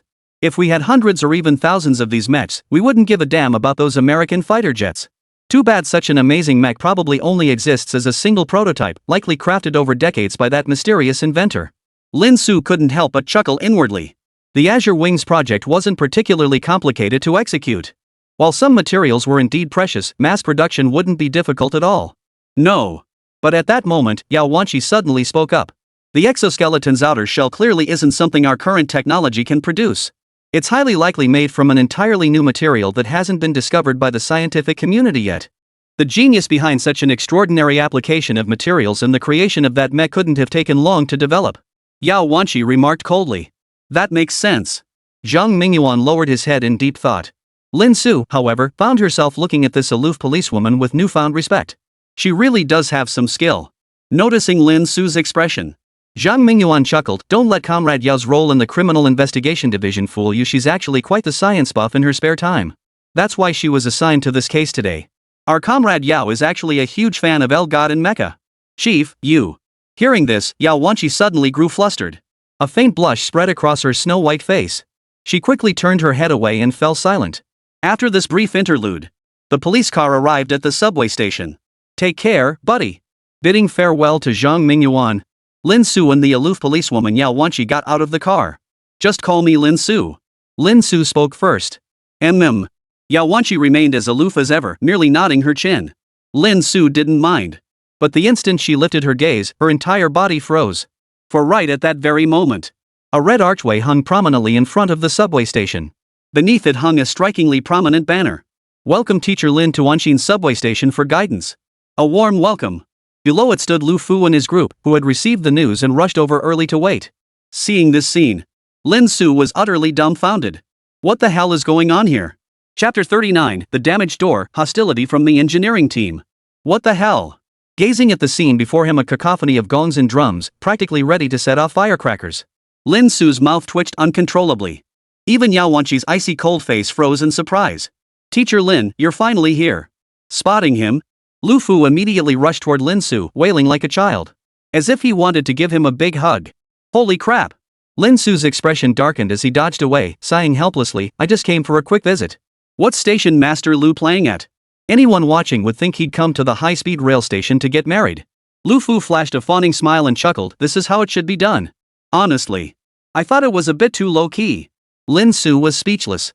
Haven't you noticed the suspicious stares from passengers coming and going, practically drowning us? And this was supposed to be low-key. This Lu Fu truly deserved his position as station master. What a bloody genius. Let's go inside and talk. What's the problem? Lin Su made a beeline for escape from this social disaster zone. He introduced, this is Officer Yao from the police station. Lu Fu chuckled. Chief Zhang has approved it. Both of you are honored guests, please come in. The three entered the subway station. A dozen or so people were already gathered inside. Lu Fu pointed to the man at the front and said, this is our station's deputy station manager, Lu Yu. Deputy station manager Lu Yu looked quite amiable. He smiled warmly at Lin Su and the other person. Good afternoon, everyone. Behind him is our station's engineering team, led by our chief engineer, Hongen. Chief engineer Hongen stepped forward and smiled at Lin Su. Professor Lin, right? The station manager has been praising you constantly. You must be quite an accomplished individual. That said, Lin Su suddenly furrowed his brow slightly. He could see the hint of defiance in his eyes. And indeed, that was the case. Lu Fu had invited Lin Su over this time. Was to resolve a critical issue that had emerged a few days prior with train G301 at Anshin subway station. A critical issue that had surfaced just days prior. The doors refused to close. Such a minor issue should have been easily resolved. But this time, the team of engineers led by Hongen found themselves completely stumped. They hadn't found a single solution. This sent Lu Fu into a rage. He declared that the subway station was wasting all the money spent on their salaries each year. Then, out of nowhere, he brought in this obscure guy. He proceeded to lavish praise upon him right in front of them. He practically reduced them to dust while elevating Lin Su to godlike status. Upon learning that the man was merely an ordinary teacher. As someone in research, Hongen, after all, graduated from a prestigious university and had his own pride. As a professional researcher, being compared to a layman teacher by his superior, he naturally felt resentful. So ever since Lin Su walked in, he'd been scrutinizing her, a smile hiding a dagger. Well, it's like this. After a lengthy explanation, Lu Fu finally revealed the full story. Lin Su gave a low "oh," now understanding the hostility around him. He was also somewhat surprised. This situation was indeed uncommon. He immediately said, then take me to see it. The group promptly set off in a large procession toward a stretch of railroad tracks. The area was currently cordoned off. G301, a pristine white train, sat motionless here. It appeared to have been idle for several days. This is it, Teacher Lin. You're so resourceful, please take a look. Leaving it like this is no good. We're going to lose everything. Lu Fu pleaded with a mournful expression. Oomph. Behind him, several engineers immediately let out disdainful snorts. Clearly, they didn't hold much hope for Lin Su. A problem that even a professional team like theirs couldn't solve. How could a teacher possibly understand? Lin Su nodded and walked toward the damaged car door. The door was wide open. The exterior was impeccably smooth and clean, showing no signs of impact or damage. Lin Su glanced around and nodded. Looks like it's not a parts issue. After all that time, that's all you found? Finally. One engineer in the team couldn't hold back any longer. He snorted coldly at Lin Su, his tone sharp. We've already inspected it top to bottom. If that's all you've got, don't waste everyone's time. Lu Wu, watch your mouth. Before Lu Fu could speak up, Hong'an scolded, since the station chief invited Teacher Lin here, he must possess exceptional skills. Who are you to question him? Listening to their exchange, Lin Su sneered inwardly. One playing the good cop, the other the bad cop, quite the seamless act. They want to roast me over an open flame, is that it? Since you can't see it, then just shut up. Lin Su wasn't about to indulge them. She addressed Lu Wu coldly, your nonsense is as useless as your skills. Just watch quietly. You. Lu Wu exploded in rage, only to be restrained by Hong'an. Hong'an wore his usual insincere smile. Then we'll await Teacher Lin's good news. At that moment, Yao Wenqi seemed to sense the peculiar atmosphere in the room. Having remained silent until now, she suddenly addressed Lin Su. Could it be a malfunction in the door lock mechanism, or perhaps the door panel is loose? Maybe the mounting screws have come loose, or prolonged use has caused the gap between the door panel and the car body to widen, preventing the door from closing properly? Hearing her words, Lin Su was somewhat taken aback. This aloof policewoman, was she actually helping him? He chuckled dryly and replied, no, sometimes the problem lies not necessarily internal, but external. As he spoke, a faint glow flickered in his right eye. The super god mechanism's right eye activated instantly. It locked onto the damaged car door. Analyzing. Analysis complete. Opening closing mechanism, transmission assembly, drive chain, pulley, stop mechanism retrieving. Retrieval complete. Issue, minor wear. Sealing mechanism. Retrieving. Retrieval complete. Electrical system scanning. Scanning complete. Control system scanning. Scanning complete. Buttons, switches, sensors show slight wear. Warning, anomaly detected, control system anomaly. Logic error. Seeing this, Lin Su's lips curved slightly. He'd found the problem. What the hell are you doing? Just standing there spacing out? Lu Wu, growing impatient, snapped, if you don't have the right tools, don't take on the job. Stop stubbornly wasting everyone's time. Teacher, just go back to teaching. Do you really think our combined experience over a decade can't match yours? Hong'an refused to play the impartial mediator this time. Standing aside, he too sneered inwardly. Hearing this, even Lu Fu suddenly felt a twinge of doubt. How could even Lin Su fail to spot the problem? Otherwise, why was he standing there like a fool? He cautiously inquired, how is it, Teacher Lin? The light in Lin Su's eyes faded as he turned away and replied indifferently, I've found the problem. What? At those words, everyone present gasped in shock. Lin Su stood motionless here. How could he have figured it out? After all, they hadn't been inside the jade treasure just now. Otherwise, witnessing Lin Su's earlier repair without even glancing at it, wouldn't they have fainted on the spot? Hong'an finally smiled. He had been worried that Lin Su might threaten his livelihood. But now it seemed his webmaster had simply failed to recognize talent. He'd hired a guy who talked a big game. With such a massive team of engineers. Had been working day and night for so long on a problem with no leads. He stands here for a few seconds, barely touches the door, and claims he's solved it? What a joke. Ha! Even Lu Fu, who had previously placed the most faith in Lin Su, was dumbfounded. In disbelief, he stammered, Teacher. Teacher Lin, what did you say? You're not joking, are you? Behind him, Yao Wenqi furrowed her beautiful brows, staring at Lin Su in confusion. She was someone who approached everything with utmost seriousness. Originally, under Zhang Ningyuan's influence, she had actually formed a favorable first impression of Lin Su. As a science enthusiast, she had always respected and admired capable scientists. But now it seemed everyone had misjudged him? Or perhaps, Yao Wenqi's beautiful eyes fixed intently on Lin Su's retreating figure. Did he truly have something to back him up? Chapter 40, Don't blink, it'll happen fast. Amidst all the skepticism, mockery, and puzzled stares, Lin Su remained calm, speaking in a measured tone. Within the door control system, the control logic is responsible for receiving and processing various signals. If it malfunctions, it will prevent the doors from closing. And data issues, naturally, aren't something humans can detect through manual inspection. Consider this, even if your phone has no issues whatsoever, but it's powered off, no matter how many repair shops you take it to, the technician won't be able to identify any problems. At this, the crowd fell silent, stunned. As the top student in the criminal investigation department, even Yao Wanqi's face showed a thoughtful expression. But how did he figure that out? She murmured to herself. Could it be based solely on deduction? But what gave him such confidence?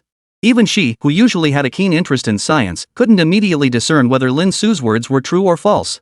At that moment, Lu Yu, the deputy station manager who had remained silent until now, spoke up. Professor Lin, what you're saying makes sense. But, Lu Yu shifted his tone. Our control system's pre-programmed protocols are top secret. Who could possibly access them normally? How could they suddenly be tampered with out of nowhere? Hearing this, Lu Wu sneered coldly. I think this guy is just making up some excuse to fool us.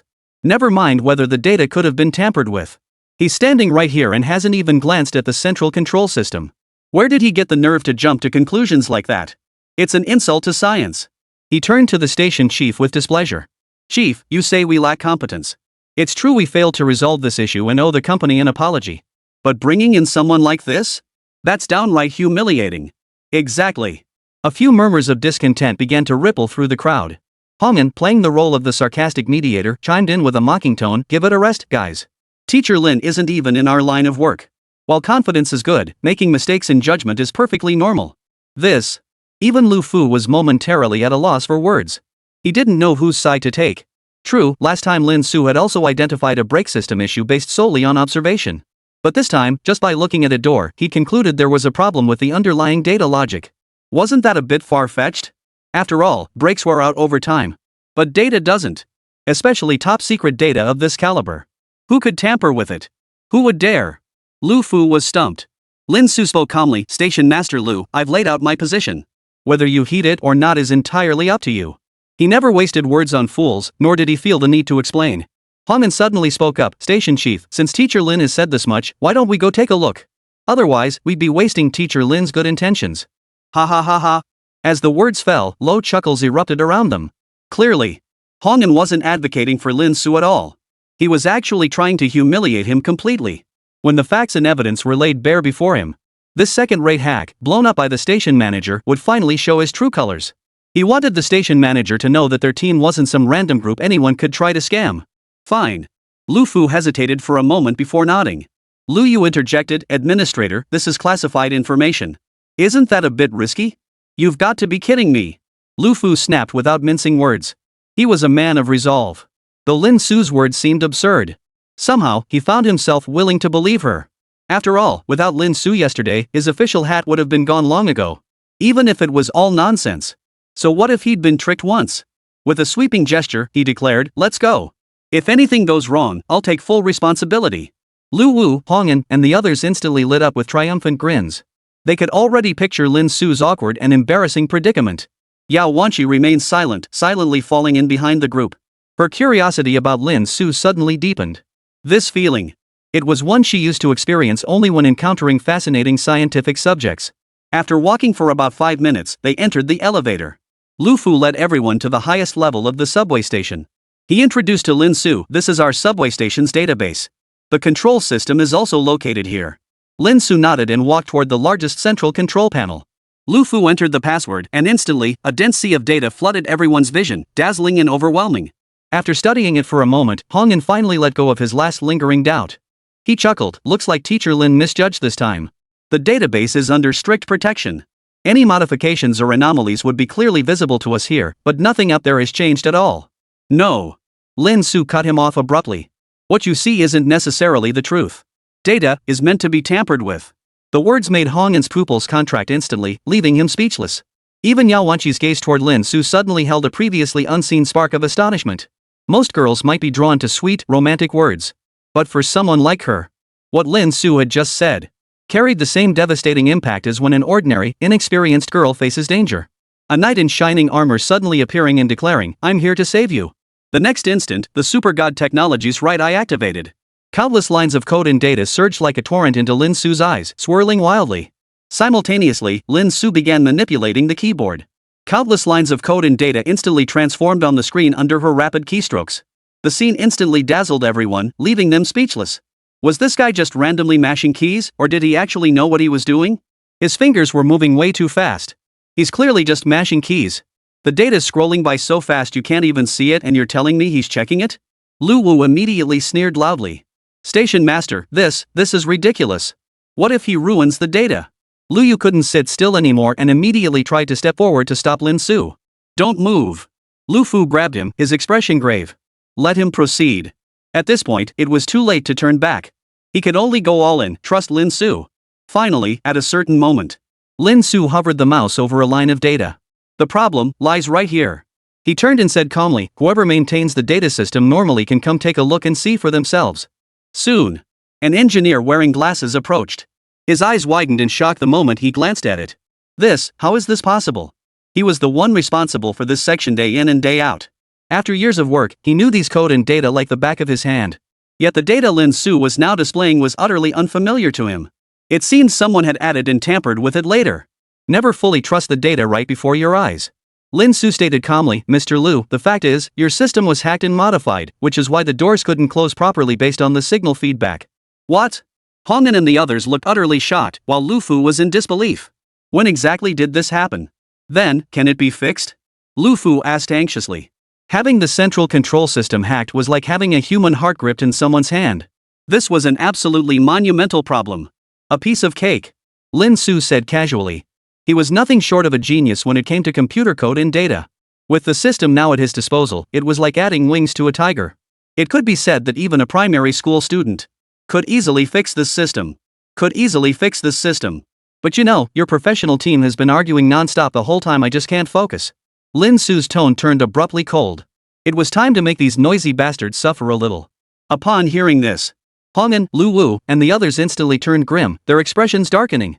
None of them had expected Lin Su to actually uncover the root of the problem. Recalling their earlier mockery of Lin Su, those harsh, sarcastic words. Now they all felt like vicious slaps, stinging their faces with each sharp crack. Lu Fu now truly regarded Lin Su as a god. How could he dare defy her? He hurriedly declared, Teacher Lin, I'll fire this bunch of good-for-nothings who just eat for free right now. They're an eyesore.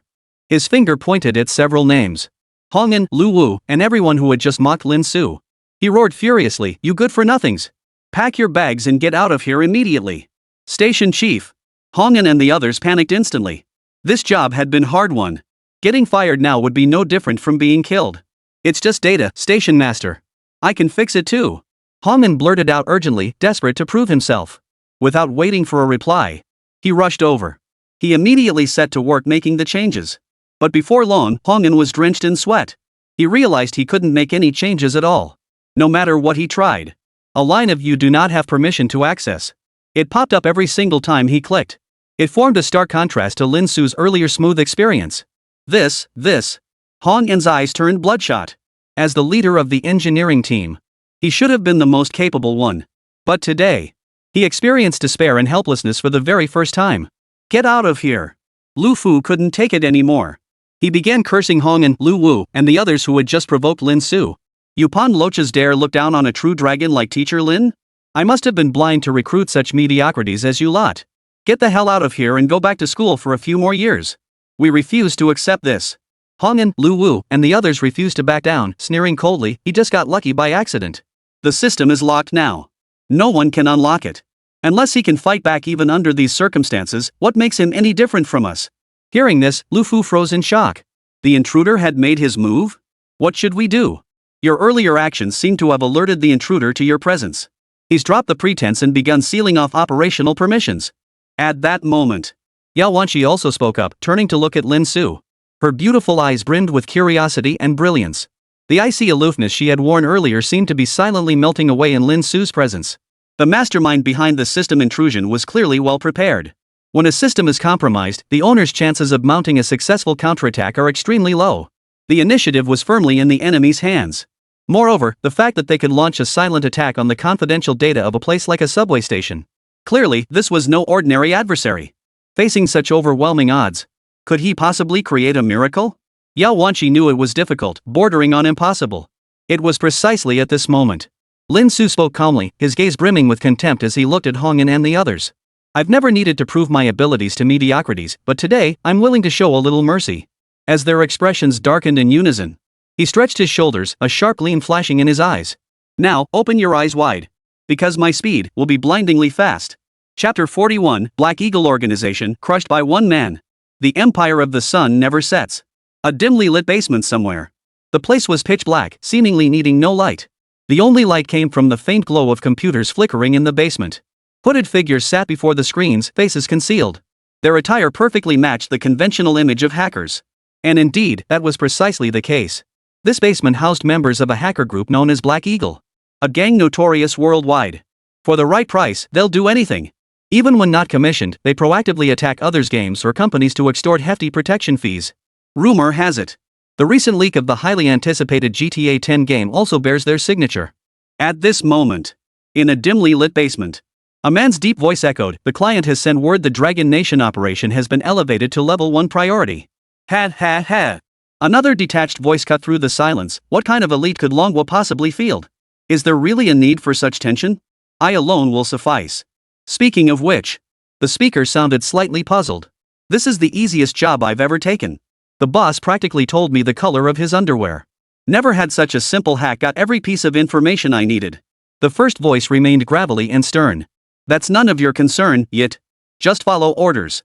Don't underestimate it. The Dragon Nation still has its elites. Watch your step, don't screw this up. Got it, Eagle King. The hacker named Yit, however, seemed unconcerned, turning away with an air of indifference. Eagle King was the leader of their organization and its most formidable member. See? This was a piece of cake. Soon. Yit declared, I've already set it up. They won't get a single bit of access until the boss gives the green light. He sneered contemptuously. As if he could already see the guy on the other end of the screen sweating buckets from his little trick. He's not moving. Looks like he's given up resisting? He watched for a while longer. Yit remarked boredly, that's the best China's got. Most of the people working in subway stations are probably their top talent. Turns out he couldn't even last half a minute before going completely silent. Hearing this, Eagle King walked over, frowning. Is it over? The customer's tone hadn't been exactly relaxed when they sent that message earlier. Probably. Pete rested his hands behind his head. Just as he was about to say something else, his pupils suddenly contracted sharply. Because on the surveillance feed, the compromised system had launched another counterattack. Still not giving up. A cold smile touched Ite's lips as he began his operation. Advantage, technology, equipment, every advantage is on my side. Tell me, what do you have to turn this around? His fingers flew across the keyboard. Data and code crystallized in an instant under his hands. Crossing oceans to intercept a target thousands of miles away. Interception failed. Interception failed. Command error, please retry. Permission error, cannot execute. But soon, the smile on its lips froze solid. As he stared at the scrolling error messages on the screen, the contempt in his eyes transformed into sheer horror. Because his entire attack had just been nullified. What's going on? Ike muttered under his breath. His previously relaxed posture slowly straightened. He was getting serious. Yet as the situation unfolded, Yit's expression grew increasingly grim. He had clearly gained the upper hand early on, possessing nearly all the system's privileges. Yet after several rounds of confrontation, not only did all his intrusions fail, but his privileges were being stripped away one by one. It felt like losing territory inch by inch in a siege, utterly helpless. What's going on, It? Black Eagle also sensed something amiss and asked in a low voice. Boss, the situation's changed. That guy over there isn't ordinary. Yit clenched his teeth, his voice thick with shock. Everyone halt all actions immediately and support Yit. Black Hawk commanded decisively. 8 didn't argue, his eyes fixed intently on the screen. Beads of sweat formed on his forehead. To join the Black Eagle organization. These were geniuses selected from among 10,000 in the computer field. It was rare for the entire studio to be mobilized simultaneously. But they were a group of mercenaries. What's dignity? They care only about efficiency and profit. They'd swarm in without a second thought. With his comrades' support, it suddenly felt a bit easier for Yit. Sure enough, the counterattack over there slowed down considerably. Poof. Daring to oppose Black Eagle? You're still too green. Seeing this, Yit sneered coldly. Though he had no idea when such a terrifying figure had emerged from the Dragon Nation. But so what? He was still powerless to turn the tide. They were a pack of Black Eagles swarming out at the scent of blood, about to hunt down their isolated, defenseless prey. Anshin subway station. Staring at the central screen, where pop-ups kept appearing one after another, you do not have permission to access, data will be automatically destroyed shortly. The dense cluster of windows was enough to trigger anyone's fear of crowds. Everyone stood frozen, speechless. The only sound left in the room was Lin Su's fingers tapping on the keyboard. This was a war without gunpowder. But on their side, there was only Lin Su. Though many present were clueless about the technicalities, it was enough to see the immense pressure Lin Su was bearing. Yet he remained as calm as ever, strolling through it all with unwavering composure. Finally, a faint smile touched Lin Su's lips. After playing this childish game with you for so long, you finally decided to call for backup? His expression shifted to a cold smile, as if his scheme had succeeded. Then I won't hold back anymore. The words fell. His fingers flew across the keyboard, drawing upon the system and his knowledge. He typed out line after line of data at a terrifying speed. In the very next instant, a scene that left everyone utterly speechless unfolded. The malicious pop-ups and garbled data that had swamped the screen like an endless swarm of locusts suddenly vanished like receding tidewater. In less than 10 seconds, the entire central control system's screen returned to its previous state. Calm and clear, a pristine expanse. What the hell is going on?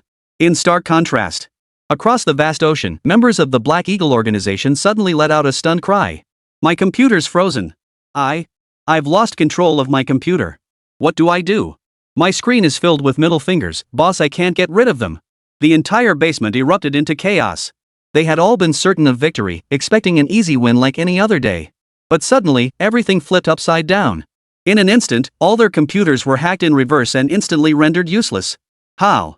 I'll handle it. As the leader, Hawk King remained relatively composed. He took matters into his own hands, but after a moment of frantic operation, gazing at the row of crashed computers. Even with his skills, he found himself utterly helpless. Even his own computer, a priceless repository of countless data, had been silently infiltrated by that mysterious figure through the local area network. It was now locked behind an absurd password lock exceeding 1,000 characters, reinforced with various anti-brute force and anti-intrusion measures. The system only allowed a maximum of 12 characters for the password input.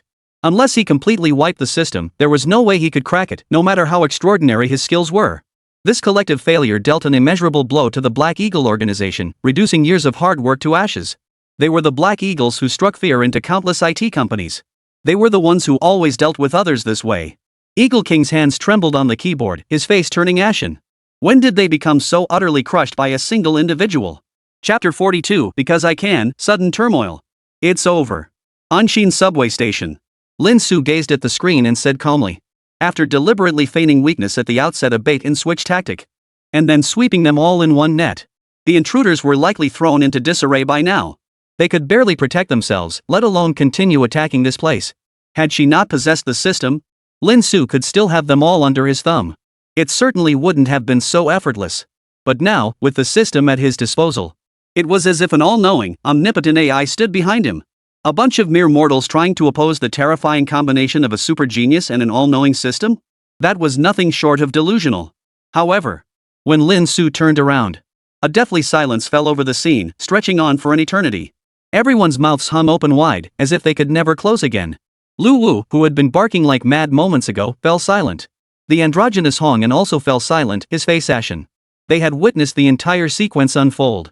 That cyber attack, which no one could withstand, had failed to make even the slightest ripple before Lin Su. Even now, even the most stubborn and defiant among them had to admit, Lin Su alone was truly worth an entire team. He was practically a walking computer. Cool-headed, terrifying, and never making a single mistake. It even made them feel something. Were they and Lin Su truly from the same world? The icy-cold policewoman Yao Wanqi's face remained as cold as ever. But only she knew the storm raging within her heart. Lin Su's earlier, almost magical demeanor had etched itself deeply into her soul, an impression that would never fade. She suddenly realized that the longer she interacted with him, she found herself growing more and more unable to see through this man shrouded in mystery. Unlike any man she had encountered before. Whether they were boastful men seeking to draw near her, nor those with genuine talent and noble lineage. Lin Su carried no aura of grandeur. Standing there, he appeared utterly ordinary. But the moment you tried to understand him just a little more, it felt like falling into an abyss with no bottom. Was he truly just a teacher? For the first time in her life, she felt a sense of curiosity toward a man. And perhaps she hadn't even realized it herself. For a woman, this was deadly. Station Master Lu, why don't you go take a look now? It should be ready. It was Lin Su herself who broke the silence. Ah, right. Lu Fu snapped out of it and hurriedly led the group downstairs in a flurry. Only Lin Su and Yao Wanqi remained on the scene. Lin Su was slightly surprised. Aren't you going to check it out? I can handle things here on my own. Yao Wanqi shook her head. No need. I already have my answer. Hearing this, Lin Su found herself intrigued. This aloof little policewoman seemed to trust him implicitly. You trust me that much? He asked. Yao Wanqi suddenly felt inexplicably flustered. After a long moment, she regained her composure and replied coldly.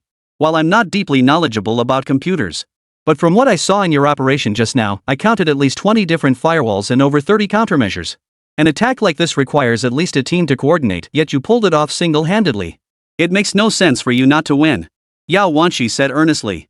Lin Su smiled faintly, choosing not to elaborate further. In truth, both his defensive and offensive tactics had involved at least 100 distinct methods. It was simply beyond Yao Wanshi's current level to discern them. But it was enough to make Lin Su take notice. She truly was a policewoman passionate about science. What are your thoughts on those intruders from earlier? Noticing Lin Su's ambiguous expression, Yao Wanshi felt slightly uneasy and pressed. Breaching state facility secrets is a serious crime. As a member of the Criminal Investigation Division at Jinghai Police Bureau, I can't just stand by and do nothing. The detective instincts of the young policewoman kicked in, and she replied earnestly. I see no need to hide anything from you. Lin Su suddenly smiled. I sent them away because I just discovered something interesting. Something interesting? Yao Wanshi asked in confusion. Subway station. Watching the doors of G301 resume functioning. It was just a simple, everyday occurrence. Lu Fu nearly burst into tears. No one could have imagined. A mere train door could be linked to a system hack. If it weren't for Lin Su, who knows when someone might have broken into his home. A door that won't close is the least of their worries. But if the mastermind behind it all were to manipulate the train into an accident someday, who would take responsibility? He'd probably even let Lu Fu call Lin Su his own father. He's practically a second father. At that thought, he turned around with lingering fear. He roared at Hongyan and the others, see that? That's the gap between you and Teacher Lin. Now get the hell out of here. Stay put at the high-speed rail station, we don't need a bunch of useless good-for-nothings like you. Station master, we. Hongyan and the others reached out, wanting to say something. But their hands fell limp, unable to utter another word. The brutal truth was laid bare before them. The weak remain weak. Whatever they said now would only invite ridicule. Blame it on their initial underestimation of Lin Su. How could this happen? Seeing what Lin Su had just demonstrated, Yao Wanshi's lovely face was filled with shock. She seemed utterly unprepared for this. Ha! Lin Su smiled faintly. This is the last piece of information I can provide. From here on out, it's up to you police officers to pursue the investigation. After all, I'm just a simple teacher. So now we find out you're a teacher? Hearing this, even Yao Wanshi, the Ice Queen herself, nearly blurted out in surprise. But in the end, she nodded. She immediately prepared to descend the stairs to report to the higher-ups. This was no small matter. No one noticed. The camera above their heads seemed to shift imperceptibly at that moment. It turned toward Yao Wanshi's position. Ding dong. The elevator ascended. Yao Wanshi pressed the button for the first floor. At that very moment, Lin Su suddenly approached. This is settled. I should be heading back now. He stepped in, standing beside Yao Wanshi. The elevator doors closed. The confined space held only the two of them. The atmosphere suddenly felt a bit awkward. Lin Su seemed indifferent, staring ahead lost in thought. Yao Wanshi, who usually showed no interest in anyone, suddenly felt uneasy all over. The distance between them was very close. Yet, inexplicably, she didn't pull away. She could even catch the faint scent of male hormones on his skin. Lin Su. Yao Wanshi's voice trembled slightly. Are you really just a teacher? That terrifying data attack with thousands of simultaneous channels, even the most elite companies in Longwa would be completely paralyzed without any defenses. But you managed to block every single one. How on earth did you do that? She finally voiced the question weighing on her mind. Hearing this, Lin Su's face remained expressionless. He merely replied indifferently, why are there so many whys in this world? Why are some people born with certain abilities? Why are other people's children naturally so intelligent? Do these questions truly have answers? No.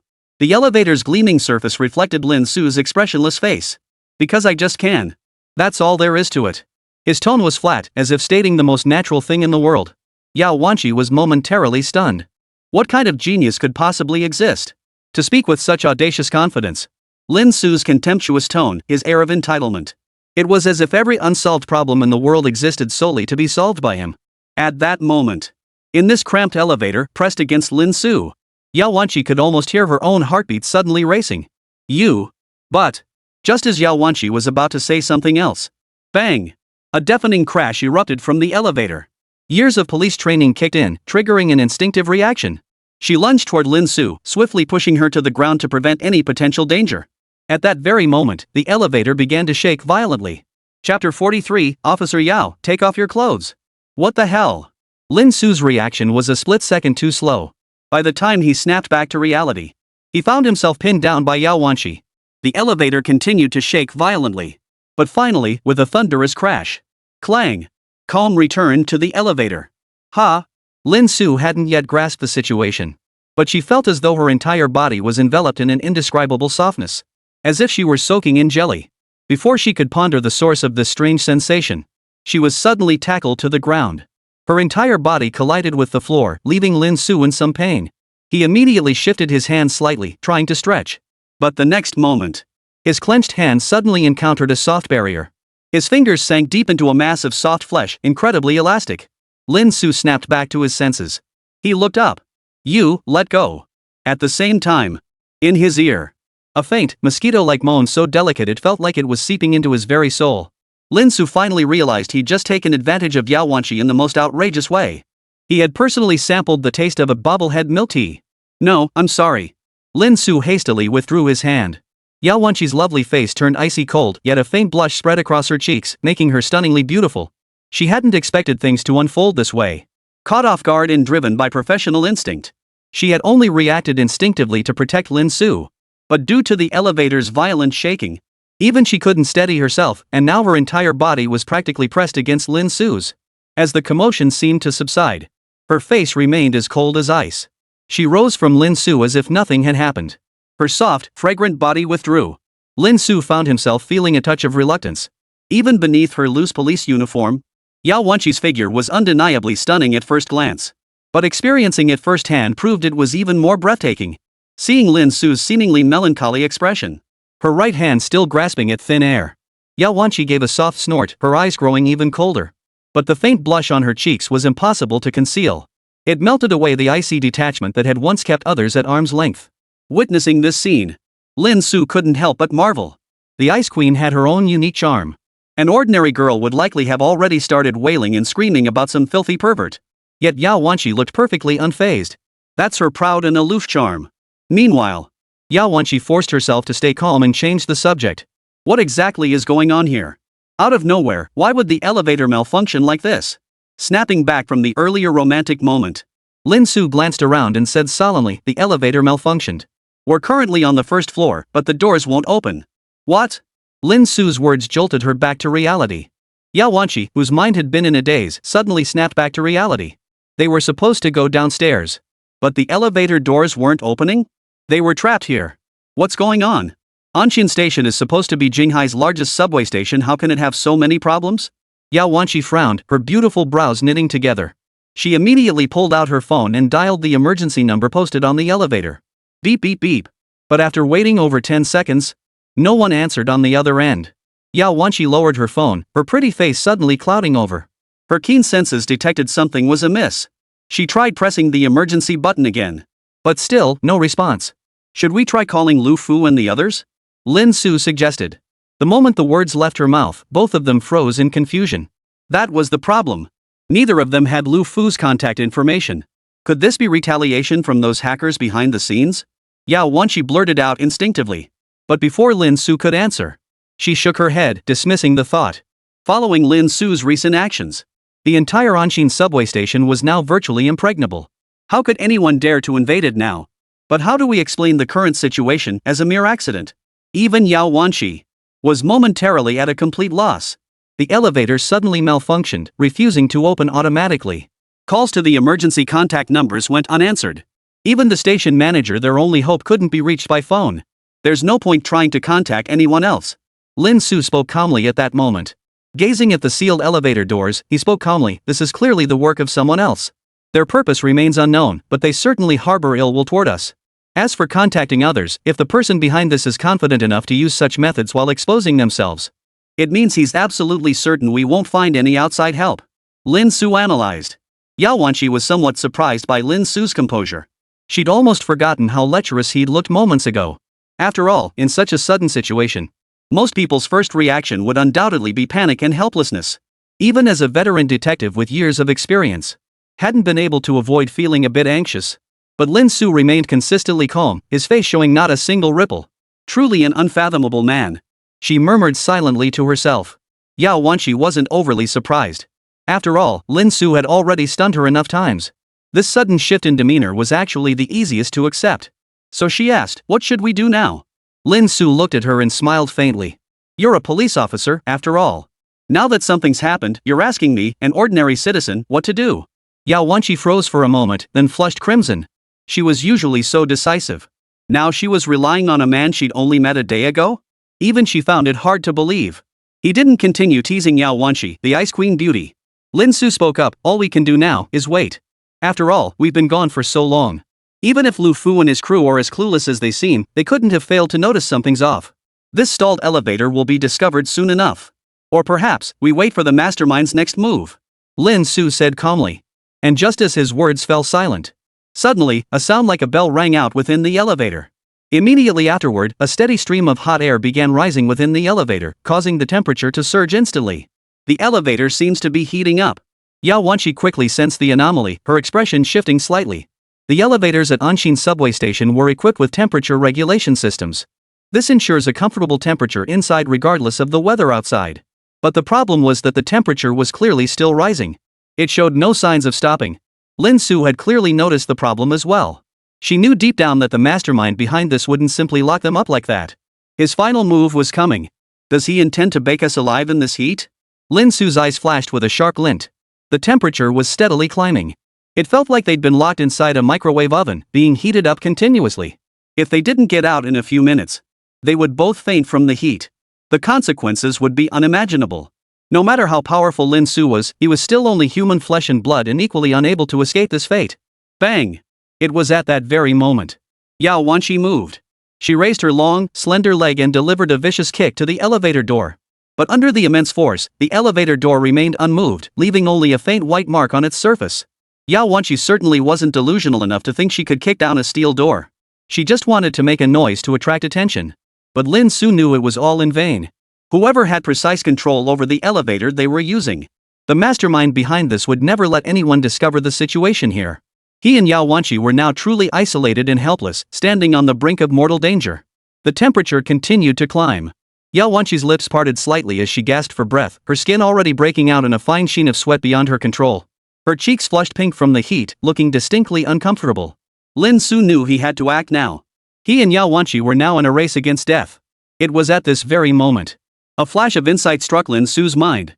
He shouted at Yao Wanqi, "Officer Yao, take off your clothes." Chapter 44, Out of Danger, Something's Wrong. Sure enough. Upon hearing Lin Su's utterly shocking words, Yao Wanqi's fair face turned icy cold, radiating an unprecedented chill. At a time like this guy was still thinking about such things? You've misunderstood. Seeing Yao Wanqi's expression, Lin Su couldn't help but feel both amused and exasperated, knowing she must have misunderstood. Of course, he also blamed himself for speaking too hastily. He explained, "I have a way to get us out, but it requires Officer Yao's cooperation." Hearing this, Yao Wanqi's expression turned slightly peculiar. What kind of escape plan required taking off her clothes? The physical exertion from kicking down the door earlier, coupled with the rising temperature. Yao Wanqi's sweat had long soaked through her hairline. Without even realizing it, she had unbuttoned 2 buttons. Alluring curves emerged, briefly revealing a glimpse of skin. Only then did Yao Wanqi realize what had happened. She hastily covered her chest, glaring at Lin Su with utter distrust. She still thought he was a pervert. "I only accidentally touched you just now. And you were the one who leaned in," he muttered in exasperated complaint to himself. Under Yao Wanqi's piercing gaze, Lin Su forced a wry smile. "Now isn't the time to dwell on this, Officer Yao. If you trust me, just do as I say." Yao Wanqi felt a sudden pang of conflict. She was a conservative woman. She always kept herself tightly wrapped up. This was the first time she'd ever undressed in front of a man. Yet Yao Wanqi understood clearly. In such a critical moment, Lin Su wouldn't be making baseless accusations. Her initial doubt had been merely an instinctive reaction. Almost simultaneously, she swiftly shed her outer garments, leaving only the white shirt beneath. The white shirt stretched taut and bulging. Her stunning figure and curves, freed from restraint, bounced freely, revealing everything without reserve. The elevator was suddenly filled with springtime allure. Even Lin Su, who had mentally prepared himself, was momentarily stunned. For a moment, he forgot what to say. Seeing Lin Su's expression, a flicker of irritation stirred within Yao Wanqi's heart. Whether from anger or embarrassment, she turned slightly and addressed Lin Su coldly. "What now?" "Ahem." Lin Su quickly averted his gaze. He said, "Officer Yao, you should have a small knife with you, right?"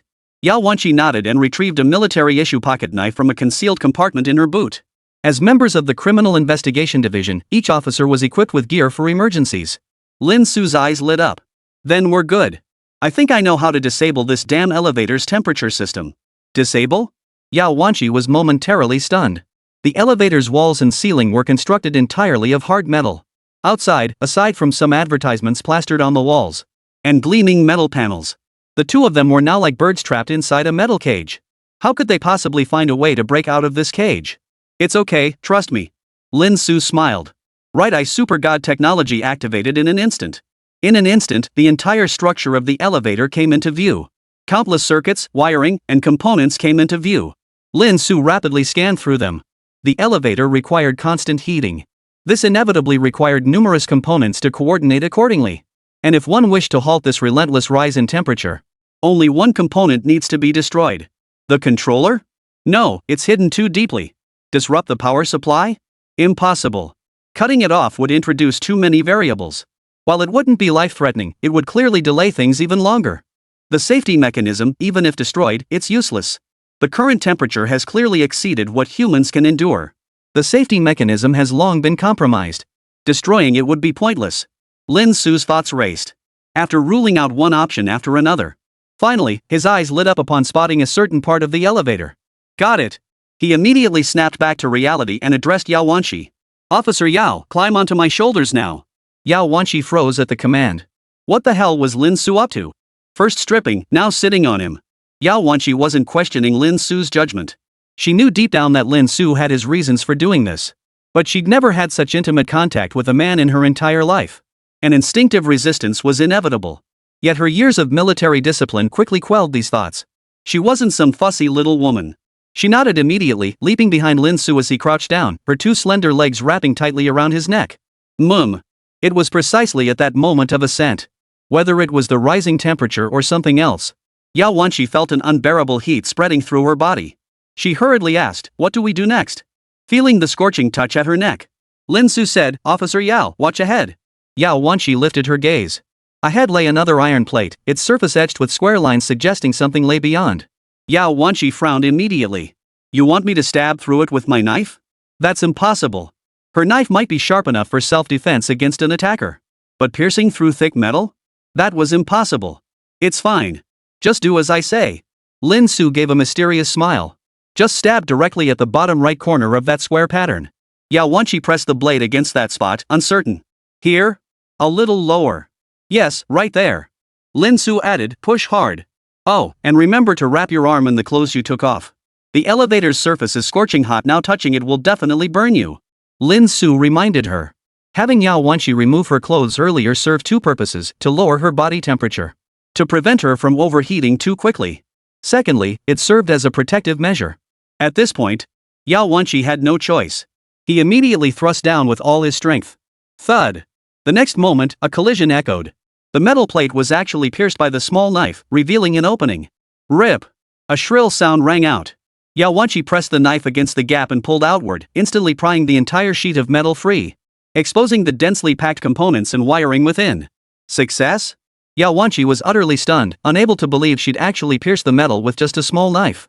How on earth did she manage that? But this was no mystery to Lin Su. With the system's insights, he had long identified the elevator's weakest point. It seemed to be a flaw present since construction. The structural integrity here fell far short of standards. The spot Lin Su had pointed out was like striking a snake's vital spot, guaranteed to work. And then? Yao Wanqi wiped the sweat from her forehead. Her consciousness felt increasingly hazy. The intricate web of components and wiring before her eyes was making her dizzy. Yao Wanqi dared not act rashly and sever everything at once. Otherwise, it might trigger unforeseen complications. Lin Su's right eye still flashed with light. After a moment, he decisively ordered, "Cut the third yellow wire from the top down in front of you." Got it. Without pausing to ponder why the Lin Su below was carrying him, he could see the scene before his eyes. Yao Wanqi followed Lin Su's instructions. Gritting her teeth, she swung the military knife and severed the thread. In the very next instant, the unbearably scorching heat that had enveloped the surroundings abruptly subsided. The surrounding area gradually returned to a normal temperature. It actually worked? Yao Wanqi's pretty face was filled with shock. Lin Su breathed a sigh of relief. If it had taken just one more minute, he and Yao Wanqi might have truly been roasted alive. The spot she had instructed Yao Wanshi to cut earlier was precisely the hidden temperature controller within the elevator. Temperature controllers typically consist of components such as thermistors, thermocouples, and integrated temperature sensors. A thermocouple, which measures temperature using the thermoelectric effect, is usually made from two different types of metal wires.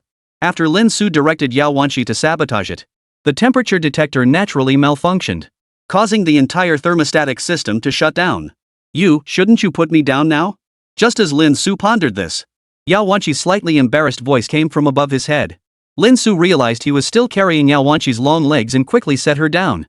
You know about elevators? Now that the crisis had passed, Yao Wanshi finally had time to voice her lingering confusion. How could Lin Su know everything? His earlier maneuver left her utterly baffled, beyond comprehension.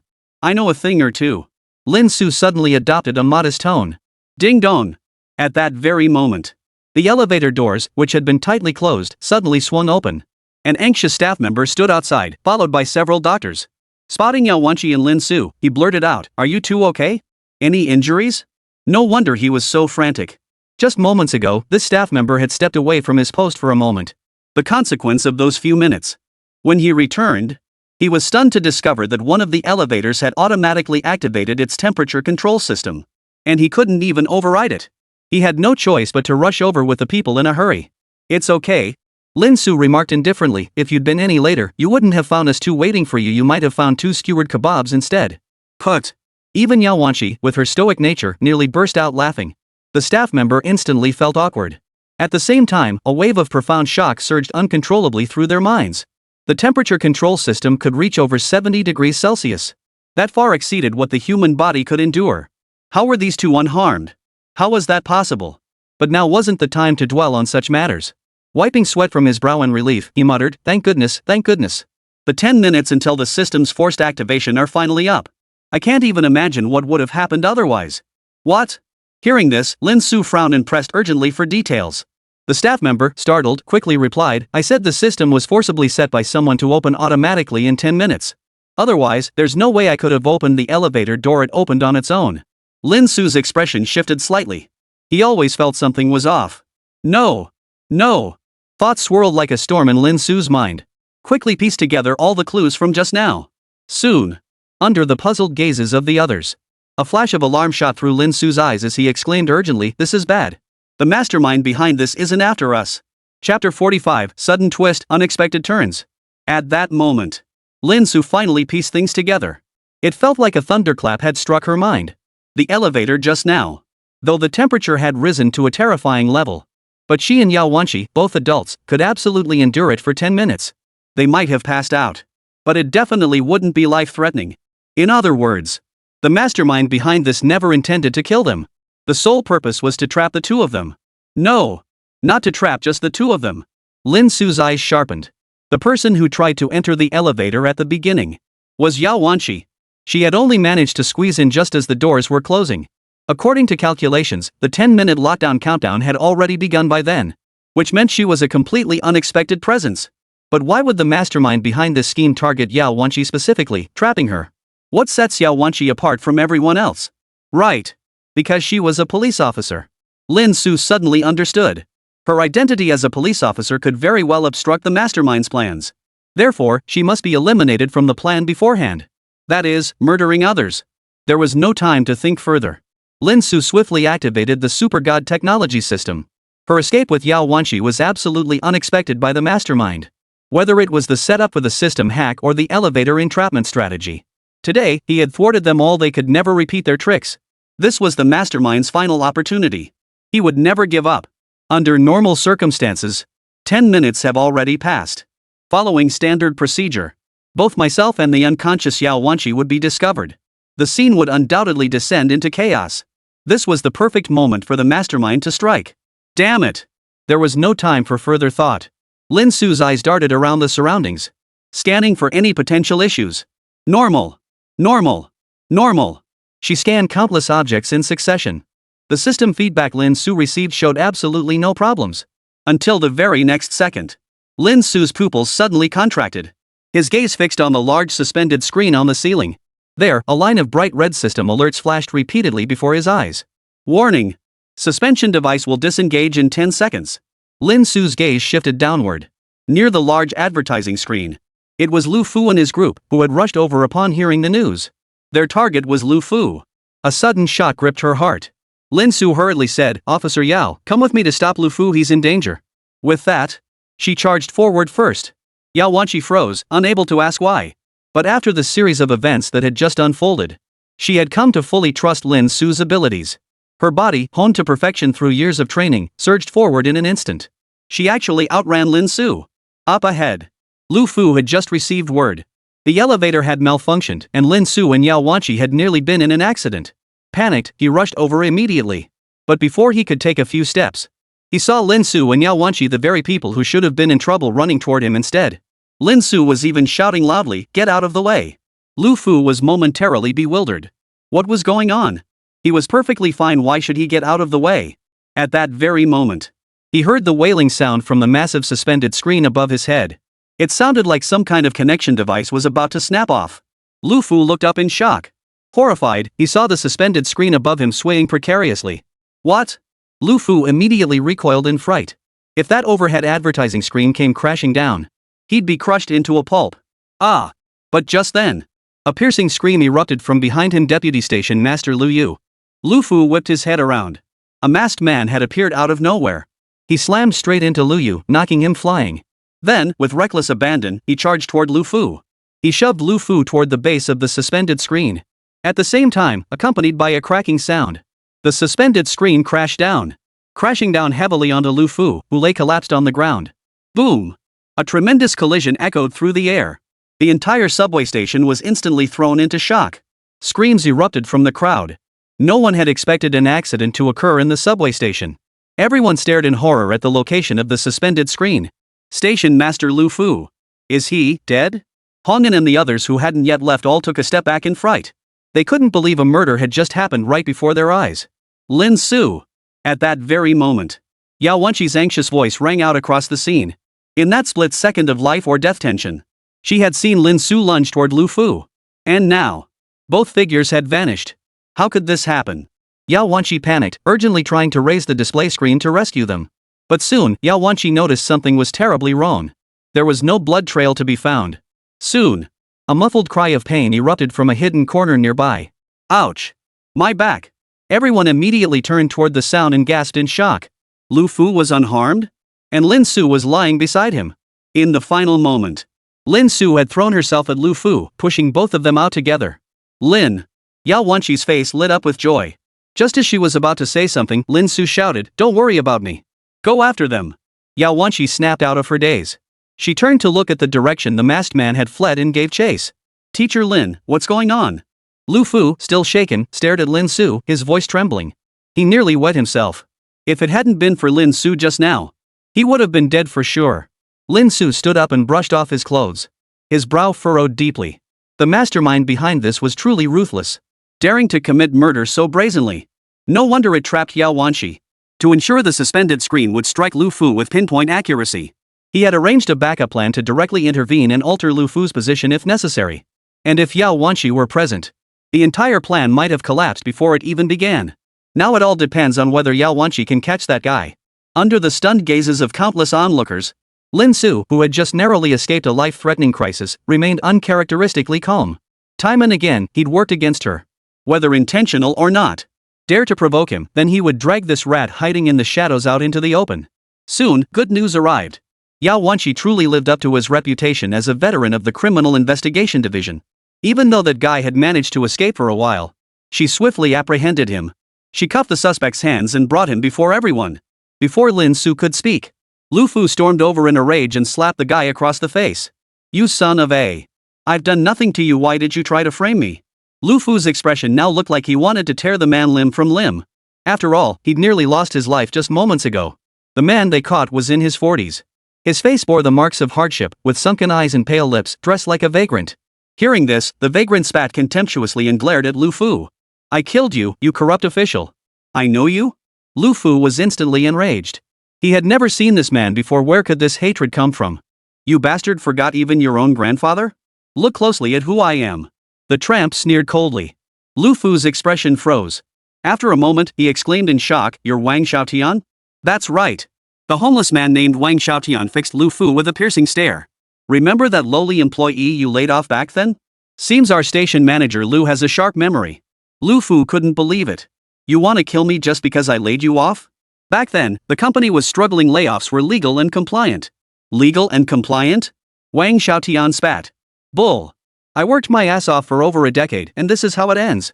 Not only did my wife run off with another man, but my mother's serious illness went untreated because I couldn't afford it.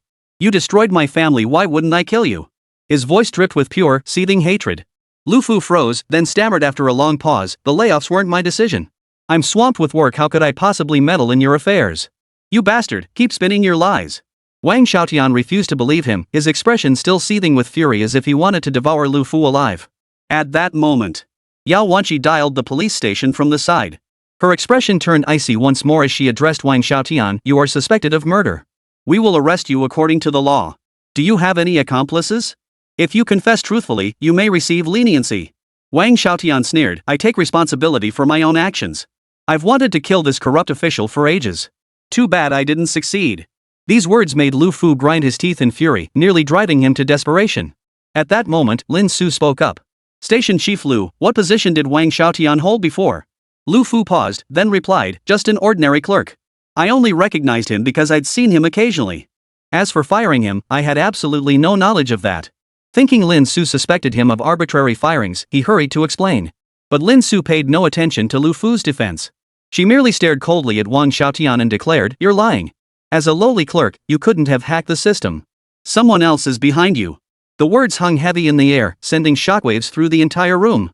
Wang Xiaotian's face paled. What nonsense are you spouting? I told you, I take full responsibility for my actions. Lu Fu erupted in anger, glaring at Hong An and the others. Damn it! It's definitely one of you bastards pulling this.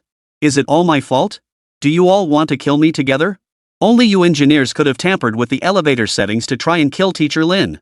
Lu Fu was seething with rage. Hearing this, Hong An and the others turned pale instantly. They did harbor some resentment toward Lu Fu. But it was nowhere near enough to justify murder as revenge. Yao Wanqi frowned at this point, finding the situation increasingly confusing. She turned to Lin Su and said, looks like we'll have to wait for my colleague to arrive before interrogating him. I doubt he'll confess then. Wang Xiaotian knew there was no way out. He could only say, fine. I'll talk. It was the leader who ordered me to do it. He pointed the finger at Hong An. Hong An immediately snapped, don't you dare make false accusations. I don't even know you. The surrounding crowd erupted in fury, refusing to listen to Hong An's defense. After all, everyone present knew Hong An had just crossed swords with Lin Su. And he'd been fired so ruthlessly by Lu Fu. He had ample motive to commit the crime. Moreover, he was an engineer at Anshin subway station. All the elements were in place. At that moment, Yao Wanqi approached Hong An, produced a pair of handcuffs, and said, cooperate with the investigation, Hong An. Hong An's face drained of color as he protested, but no one believed him. Hold on. At that very moment, Lin Su suddenly stepped in front of Yao Wanqi. No, he's not the killer. Yao Wanqi froze, then replied, regardless of guilt, since all evidence points to him now, we must follow the law. Lin Su gave a soft, quiet laugh. It's unnecessary. I know who the killer is. Chapter 46, The Unexpected Culprit, The Deduction. What? Hearing Lin Su's words, the entire room gasped in shock. What did Lin Su mean by that? The suspect had already been apprehended. He even revealed the mastermind behind it all. This was a done deal. Could there possibly be another twist? As everyone stood in confusion, only Hong An scrambled over to Lin Su, pleading desperately, Teacher Lin, I didn't recognize your greatness earlier. I deserve to die. I deserve to die. He slapped himself hard across the face. But I truly never meant to harm you. Clinging to his last hope, he spoke to Lin Su through a flood of tears and snot. What's going on? Yao Wanqi froze for a moment. Even with her years of experience, the likelihood of Hong An being framed was slim. After all, from the very beginning until now, all the evidence pointed directly at him. As for his tearful cries of innocence, every prisoner acted that way before being arrested. She was long past being surprised by such displays. Move aside. Lin Su disdainfully pulled away from Hong An's grasping hand and said coolly, police matters should be handled by the police. It's none of my business as an ordinary citizen to get involved. But what can you do? You crossed me. A cold smile tugged at the corner of her mouth. Lin Su turned. He looked at the man who had remained silent all along and chuckled softly, right? Dear murderer, the esteemed Lu Yu, Deputy Station Chief Lu? Whoosh. The words fell, and the entire room erupted in shock. Everyone was so stunned they couldn't speak, staring blankly at Lin Su. It seemed no one could have imagined the murderer he referred to would be Lu Yu. No one could connect this incident to him. Was Lin Su joking? Even Yao Wanqi, who trusted Lin Su the most, began to doubt his judgment. She spoke up. Lu Yu had no motive for the crime, right? Besides, he was right beside Lu Fu the entire time. He wouldn't have had the chance to act. Yeah, exactly. Lu Yu's always been so diligent at work. Why would he harm me for no reason? Even Lu Fu nodded in agreement. Exactly. Deputy Station Chief Lu Yu is known for being a good guy. Everyone's words contradicted Lin Su's assessment, unwilling to believe it. Even Hong An's previously agitated expression darkened. They had expected Lin Su to present some astonishing deduction proving his innocence. But this guy's method was just randomly accusing others of being the murderer to clear his own name. This isn't child's play. How could it be that whoever you say is the culprit becomes the culprit? He must be deliberately trying to disgust me and get revenge, right? Hong An seethed inwardly. Lu Yu was always kind and gentle to everyone at the subway station. Who at the high-speed rail station didn't respect him? And now you're saying this nice guy is a murderer? Bull. Meanwhile, Lu Yu also smiled at Lin Su. I don't know why Teacher Lin suddenly accused me of being the murderer. Setting aside whether I had the chance to act, I was caught in the crossfire when the incident happened just now and nearly lost my life. He looked at Lin Su with confusion on his face. He seemed utterly baffled as to why the label of murderer had suddenly been pinned on him. Teacher Lin, I think you should just... Lu Fu didn't want to make Lin Su too uncomfortable. He immediately tried to interject, suggesting everyone wait for the police to arrive before discussing it further. But Lin Su looked straight at Lu Yu and smiled. It's precisely because you have something to hide that it makes you even more suspicious. Hearing this, Lu Yu's brow instantly furrowed. The others were also a bit confused. They couldn't grasp the meaning behind Lin Su's words. Lu Fu immediately spoke up. Teacher Lin, what exactly do you mean by that? I saw with my own eyes that Lu Yu was hit by that guy just now. He's a victim too. How could he be colluding with the perpetrator? Lu Fu said. Yao Wanqi suddenly fell silent. It seemed as if she had gained some insight, but the crucial point eluded her for the moment. Lin Su spoke directly. Why don't you take a look around this subway station, Station Master Lu Fu? Lu Fu scanned the area, looking dazed. Lin Su smiled. Doesn't it seem very flat and spacious? Lu Fu nodded blankly. Could a subway station possibly be crowded? Then isn't that precisely the problem? Lin Su smiled. This is where the G301 subway line is temporarily shelved. Normally, no passengers ever come here, so naturally, no one would bother to come sightseeing either. If I'm not mistaken, Station Manager Lu Yu was at the very back of your group just now, right? Someone recalled and exclaimed, he was. Lin Su nodded and turned to Lu Yu. Then may I ask Deputy Station Manager Lu?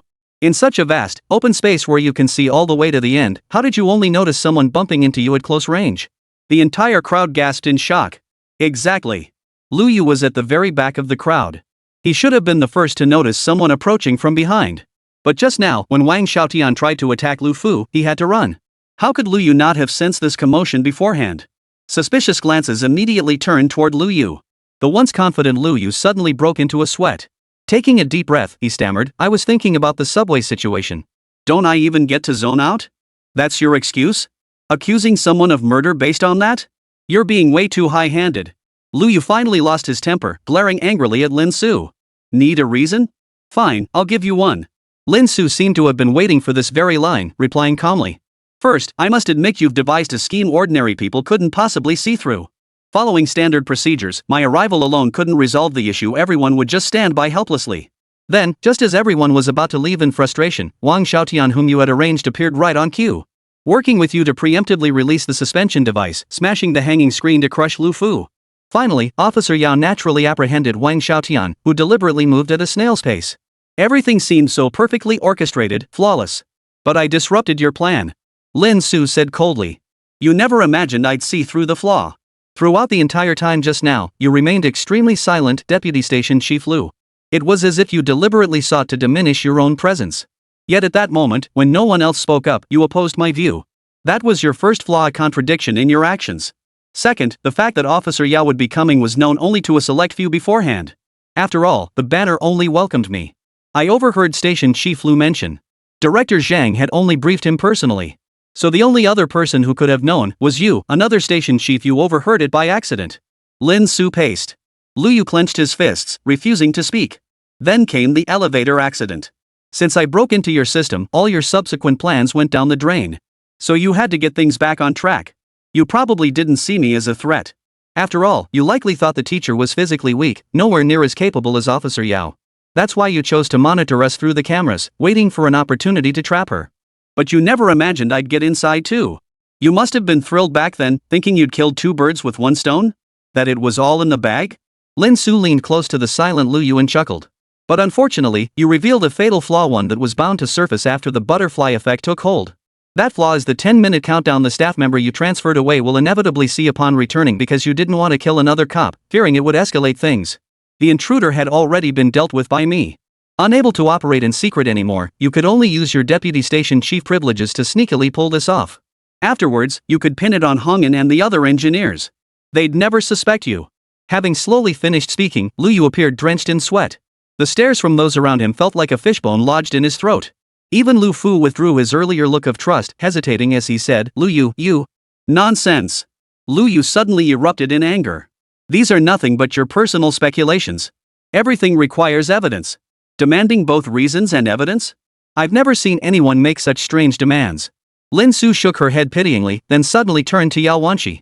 Remember what I showed you back then? Yao Wanqi nodded, puzzled. The hidden visitor log? Yes. Lin Su smiled. The Anshin metro station system operates on access cards, with the highest level being the white card. And the login information for the white card is inaccessible to anyone except its holder. But my apologies, I just happened to stumble upon it. Lin Su's lips curved upward. And the last time the white card logged in was just a few days ago, the day before G301 broke down, right? What a coincidence, Deputy Station Manager Lu Yu. Lin Su smiled. I didn't intend to get involved. After all, the police force is full of talented individuals. All they need to do is check who had that white card at the time, right? It couldn't have been you, so it must have been Station Manager Lu Fu. Lu Yu fell completely silent, gritting his teeth as he stared at Lin Su, his body trembling inexplicably. At that moment, Lin Su finally revealed a cold gaze, looking down on him as if passing judgment on Lu Yu. Now, Deputy Station Chief Lu, please, take the white card out of your pocket? Chapter 47, How could a scholar's affairs be called deception? At this very moment, everyone held their breath, staring intently at Lu Yu. You just altered the elevator settings to avoid disappearing from sight too long, creating the illusion of presence. You absolutely wouldn't put the white card back, you'd keep it on you at all times. After speaking, Lin Su glanced at Hongen. Hongen understood. His eyes flashed crimson as he lunged toward Lu Yu. Hand over your white card now. He had already been fired.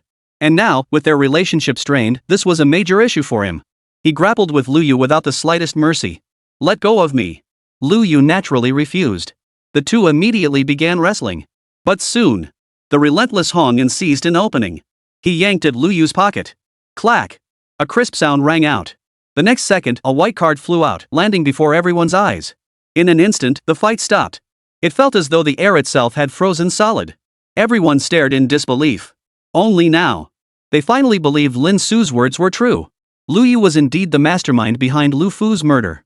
Hongen, visibly agitated, pointed at the white card on the ground and exclaimed, I told you I wasn't the killer. Who carries a white card around for no reason? Lu Fu stared in disbelief, demanding, Lu Yu, why did you do this? What did I ever do to you? Lu Yu fell silent for a moment before erupting, because I wanted you dead. Is that reason enough? At that moment, he completely shed his former hypocrisy, revealing his true self. I've been stuck as deputy station chief for a full decade. All the dirty, grueling work I'd been doing it all this time. And you? Lu Yu glared hatefully at Lu Fu. You didn't lift a finger all day, dumping every dirty, grueling task on me, and you still refuse to retire. Not a single day goes by that I don't wish you'd just drop dead so I can finally take over as station chief. At this point, Lu Yu saw no need to hide his true feelings anymore. Let me tell you straight, I sabotaged the brakes a few days ago too. A train crash with hundreds of people. Not even a few lives would be enough for you to keep sitting in that position. But, even the heavens are against me. Lu Yu pointed an accusing finger at Lin Su, his eyes bloodshot. You went and found this monster from who knows where. Now my plan to frame him is completely ruined. Ha ha ha ha. He roared with laughter. I have no choice. I have to kill you. Once you're dead, I'll become station master.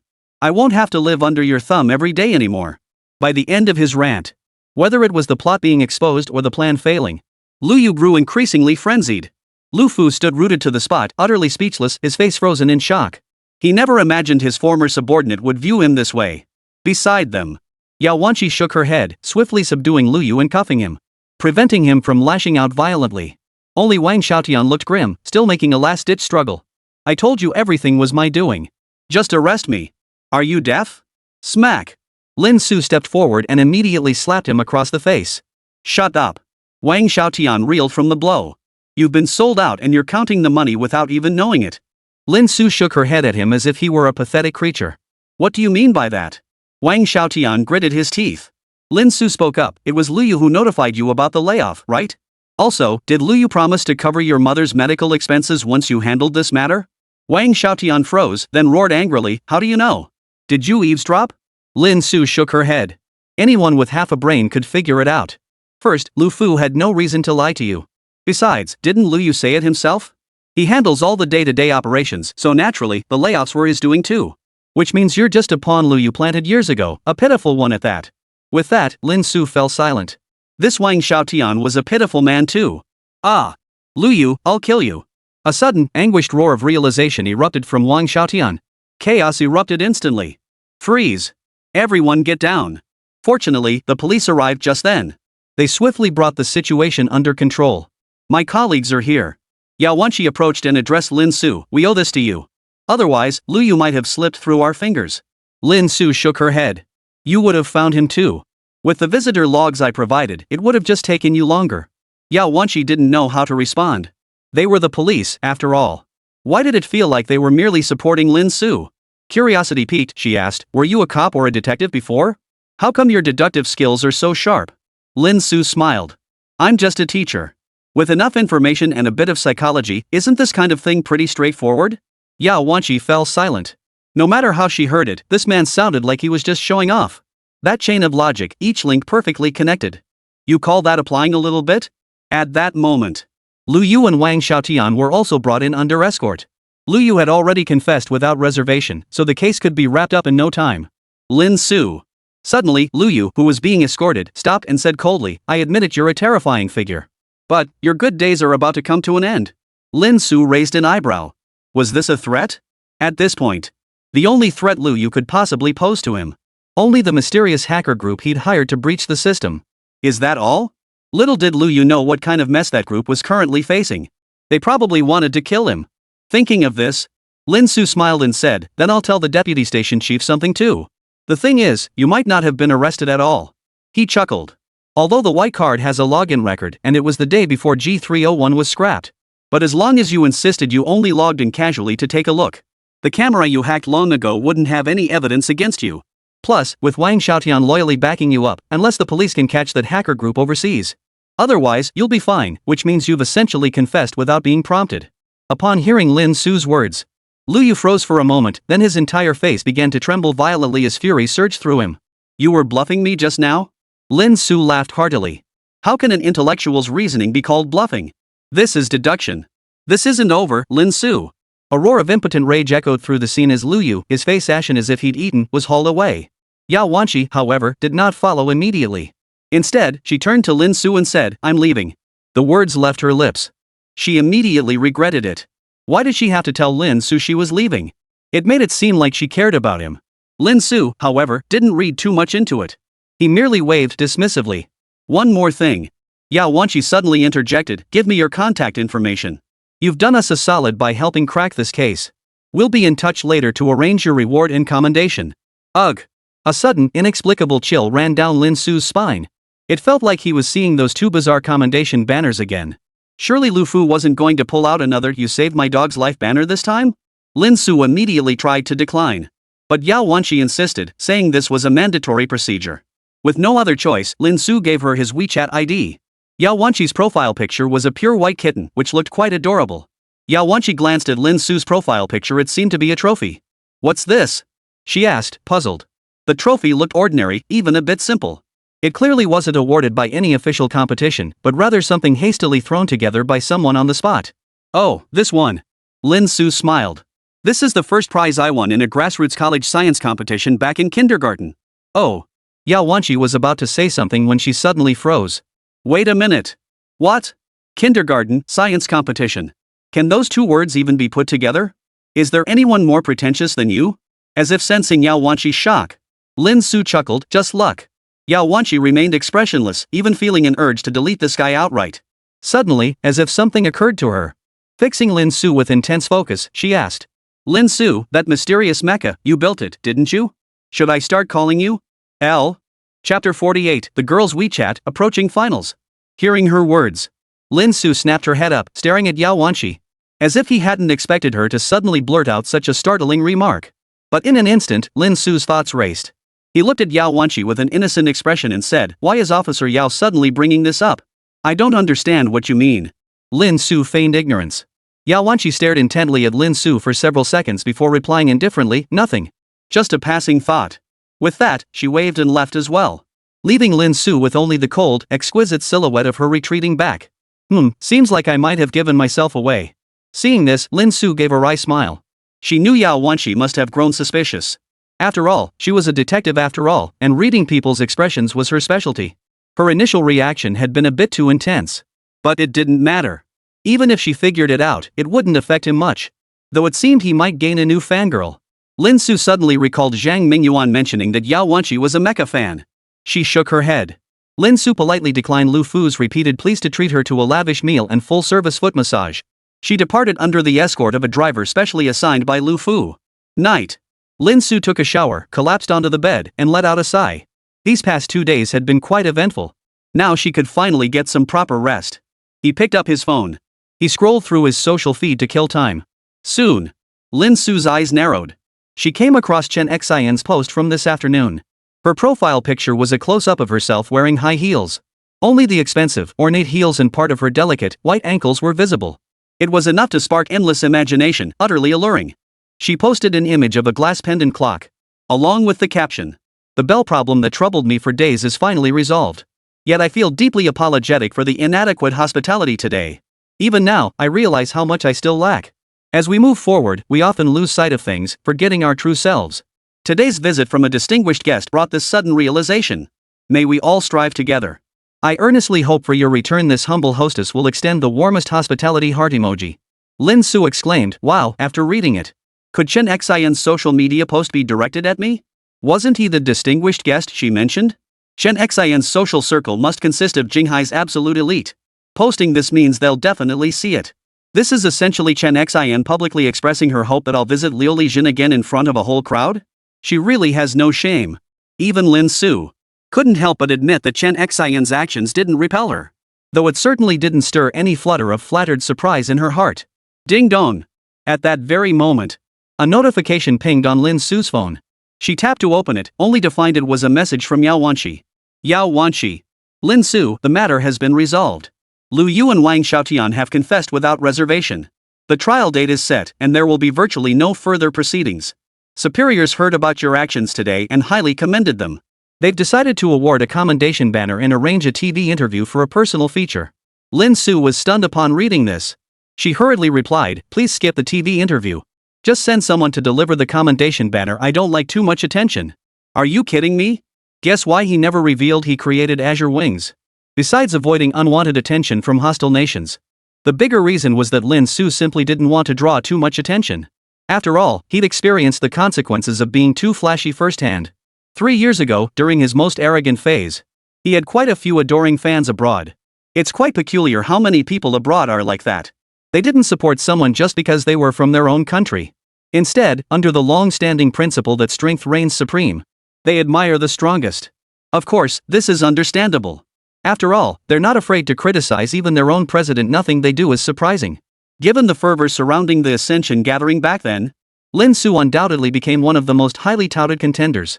Countless foreigners had spontaneously become his admirers. Lin Su still vividly remembered the awkwardness of being mobbed for autographs even when trying to use the restroom, nearly cracking under the pressure.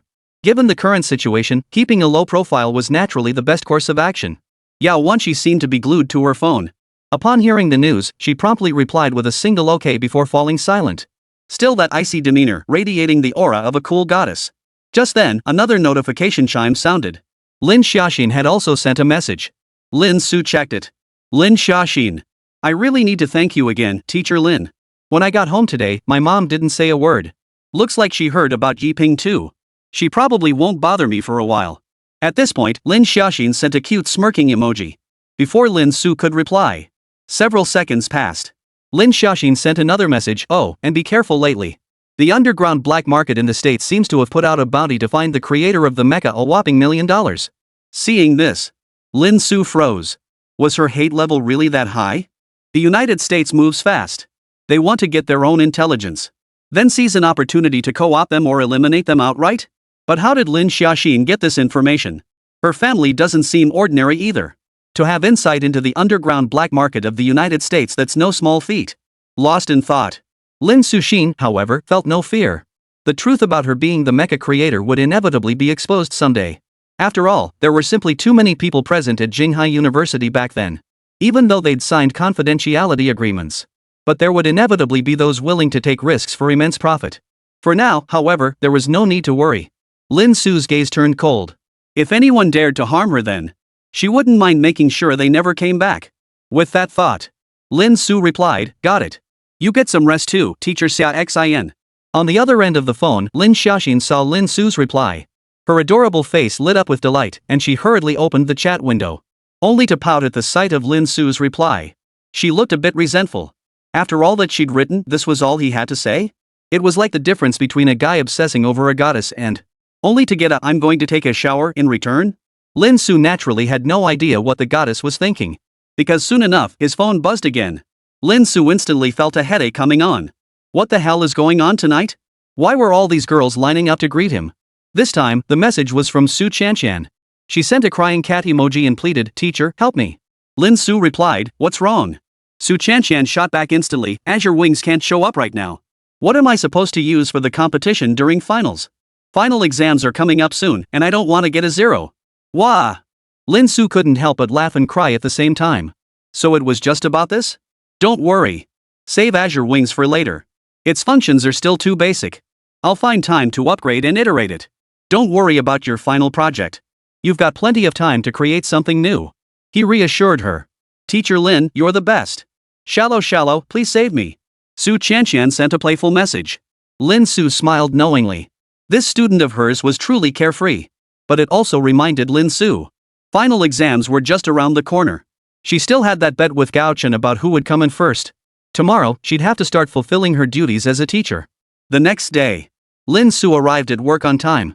Along the way, he could distinctly sense the students' gazes upon him. Something was off. It was no longer the contempt and mockery they once directed at the weakest teacher.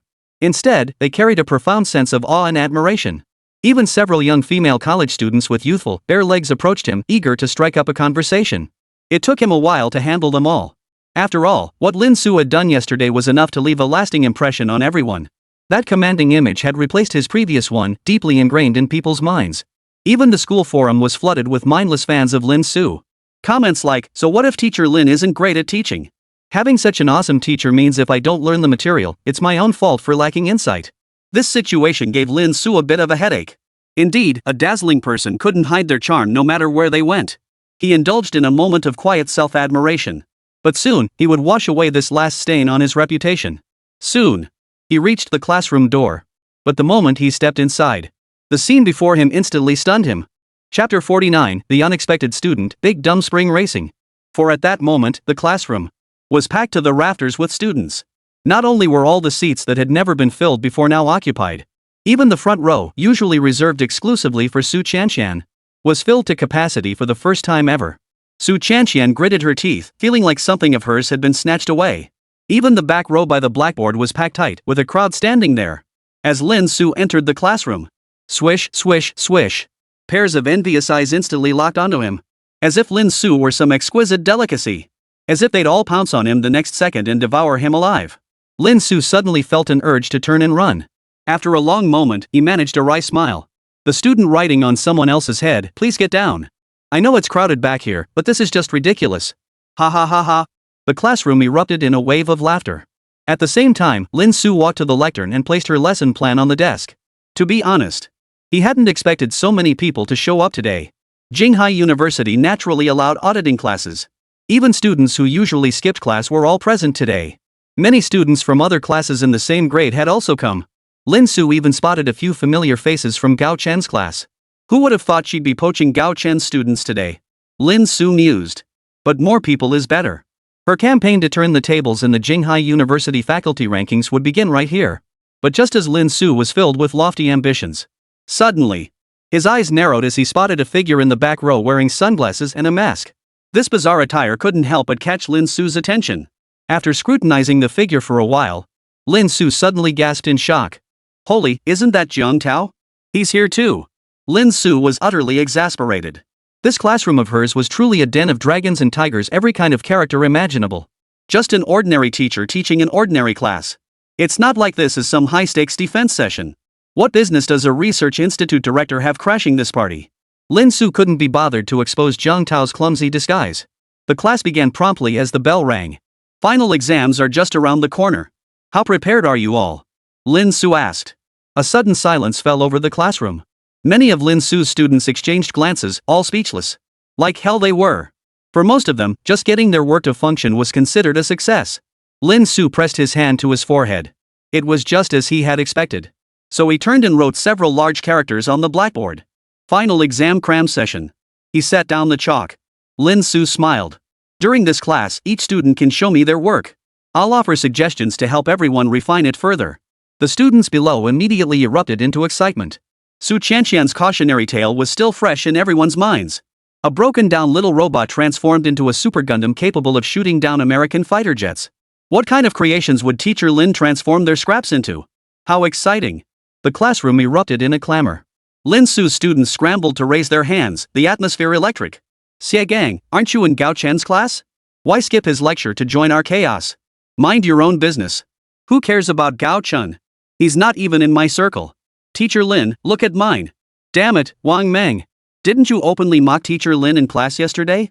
And now you have the nerve to raise your hand? Wang Meng's face flushed crimson as he stammered, everyone knows. I've always been Teacher Lin's biggest fan. Don't slander me like that, or else I'll fight you later. Ever since witnessing the terror of Azure Wings yesterday, Wang Meng had instantly switched sides from being the chief detractor to joining the army of admirers. Teacher Lin, my roommate's dying wish was for you to look at my work. Oldly, you bastard, you're asking for it. The classroom atmosphere was incredibly heated. It looked like a fight was about to break out. Stop. Lin Su hurriedly intervened. Every student will get a chance to see it one at a time. He soothed. As for the auditors, due to time constraints, we won't be accommodating them in class this time. The room instantly quieted. Students from other classes groaned in frustration, nearly slapping their thighs raw. They all regretted not choosing Lin Su's class back then. You see? Lin Su's class was the one that hadn't filled up even after being open for 3 days. Students who had missed the registration window or accidentally clicked the wrong button now suddenly felt vindicated, as if they'd struck gold. It felt like the exhilaration of successfully bottom fishing stocks. Soon, under the envious stares of students from other classes, Lin Su selected a male student sitting in the front row first. His name was Xiao Wu, and his final project was a 4-wheel drive model car. He seemed a bit awkward. He spoke to Lin Su with a touch of embarrassment. What I want to make is a smart race car that can automatically recognize obstacles on the road and drive at high speeds. That's an excellent idea. Lin Su nodded in approval. Go ahead and show us. Hearing this, Xiao Wu hesitated. But he still assembled his homemade simulated racetrack.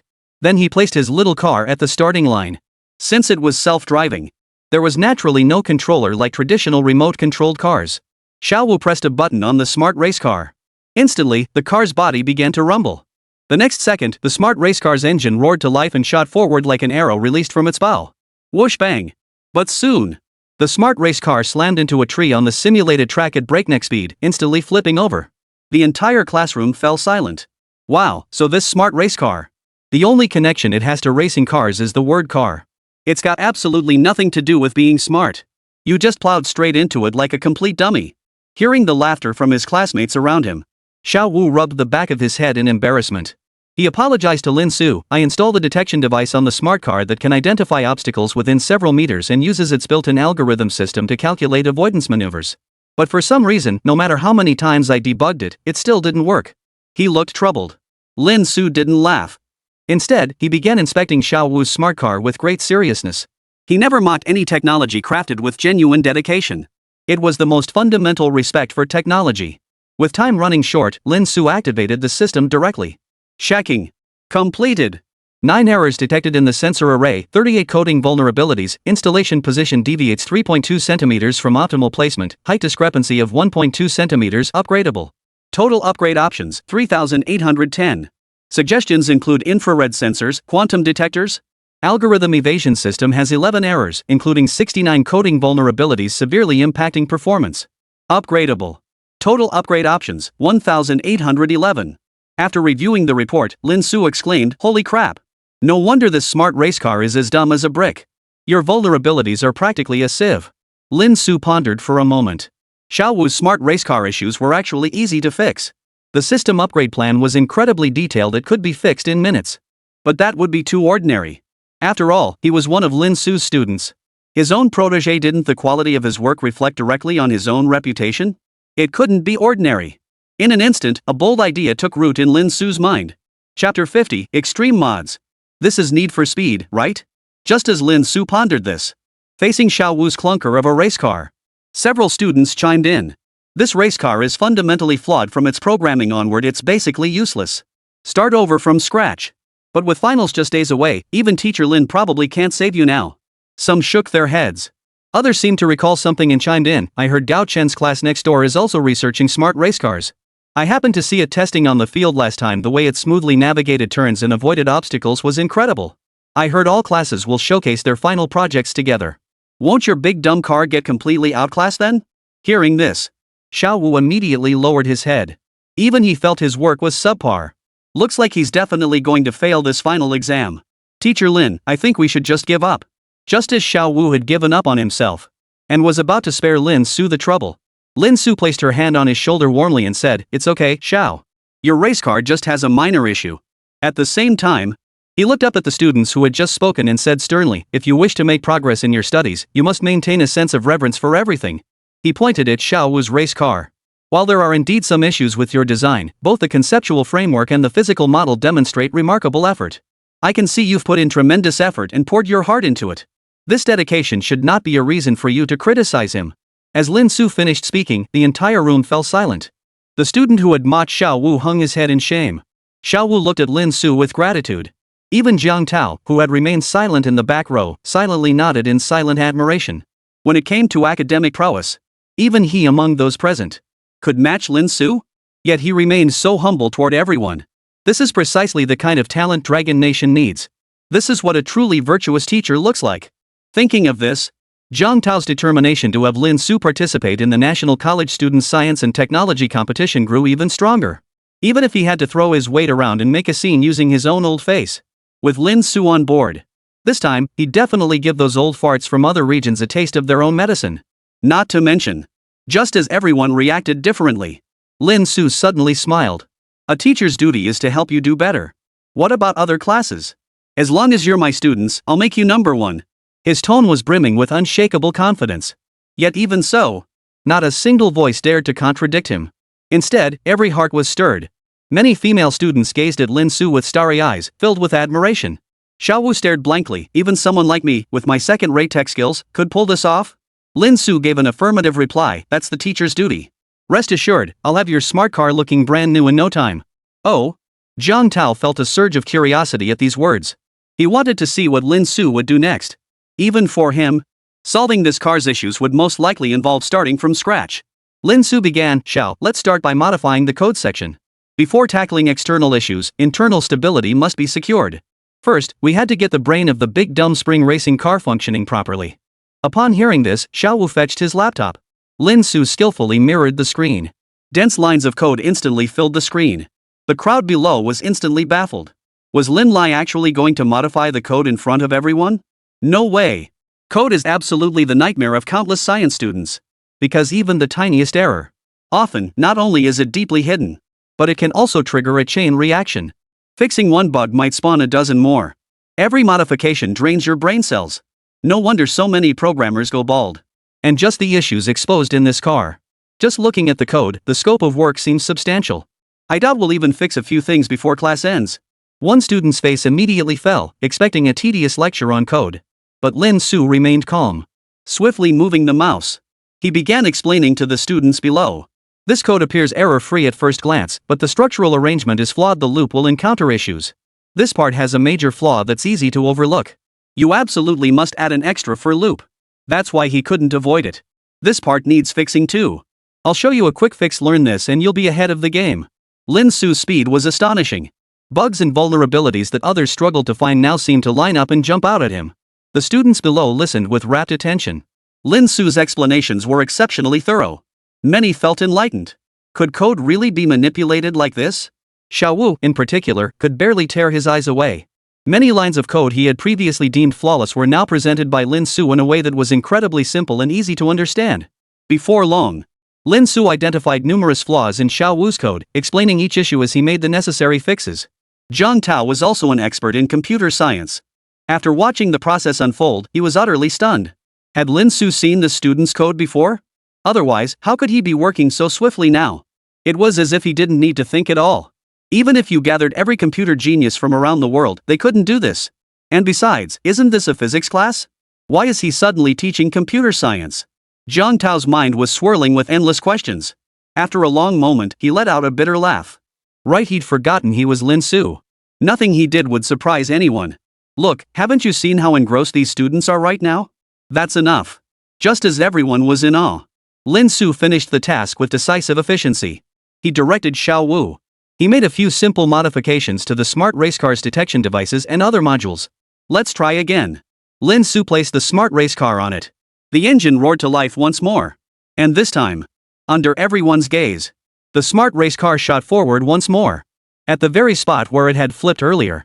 This time, the smart race car executed a flawless turn and continued forward, utterly smooth. No rollover. Wah! The crowd erupted in cheers and excitement. Xiao Wu was so excited he nearly jumped out of his skin. It took only a few minutes. Teacher Lin had casually solved the problem that had been troubling him all along. Thank you, teacher. Just as Xiao Wu was about to joyfully pack up the race car, Lin Su stopped him with a smile. This is just the beginning. Why the rush? Xiao Wu froze in surprise. The others were equally bewildered. But the next second, they all became excited. Judging by that tone, Teacher Lin was about to pull off another big stunt. Lin Su picked up the smart race car and asked Xiao Wu, "You designed the power system for this car, right?" Xiao Wu replied with a hint of embarrassment, "It does, but I haven't implemented it yet. It's still a work in progress." Lin Su nodded. Does everyone remember the special application we discussed for the combustible iron stone? The students immediately nodded excitedly. Only those not in Lin Su's class looked utterly confused. Especially Zhang Tao. How could he not know about any special uses for burning iron stone? Wasn't it just like those firecrackers kids play with? But seeing every student below nodding earnestly, Zhang Tao suddenly felt like questioning the meaning of life. It felt like he'd slept through the entire scientific revolution. What the hell? Had his academic standing been surpassed by a bunch of students?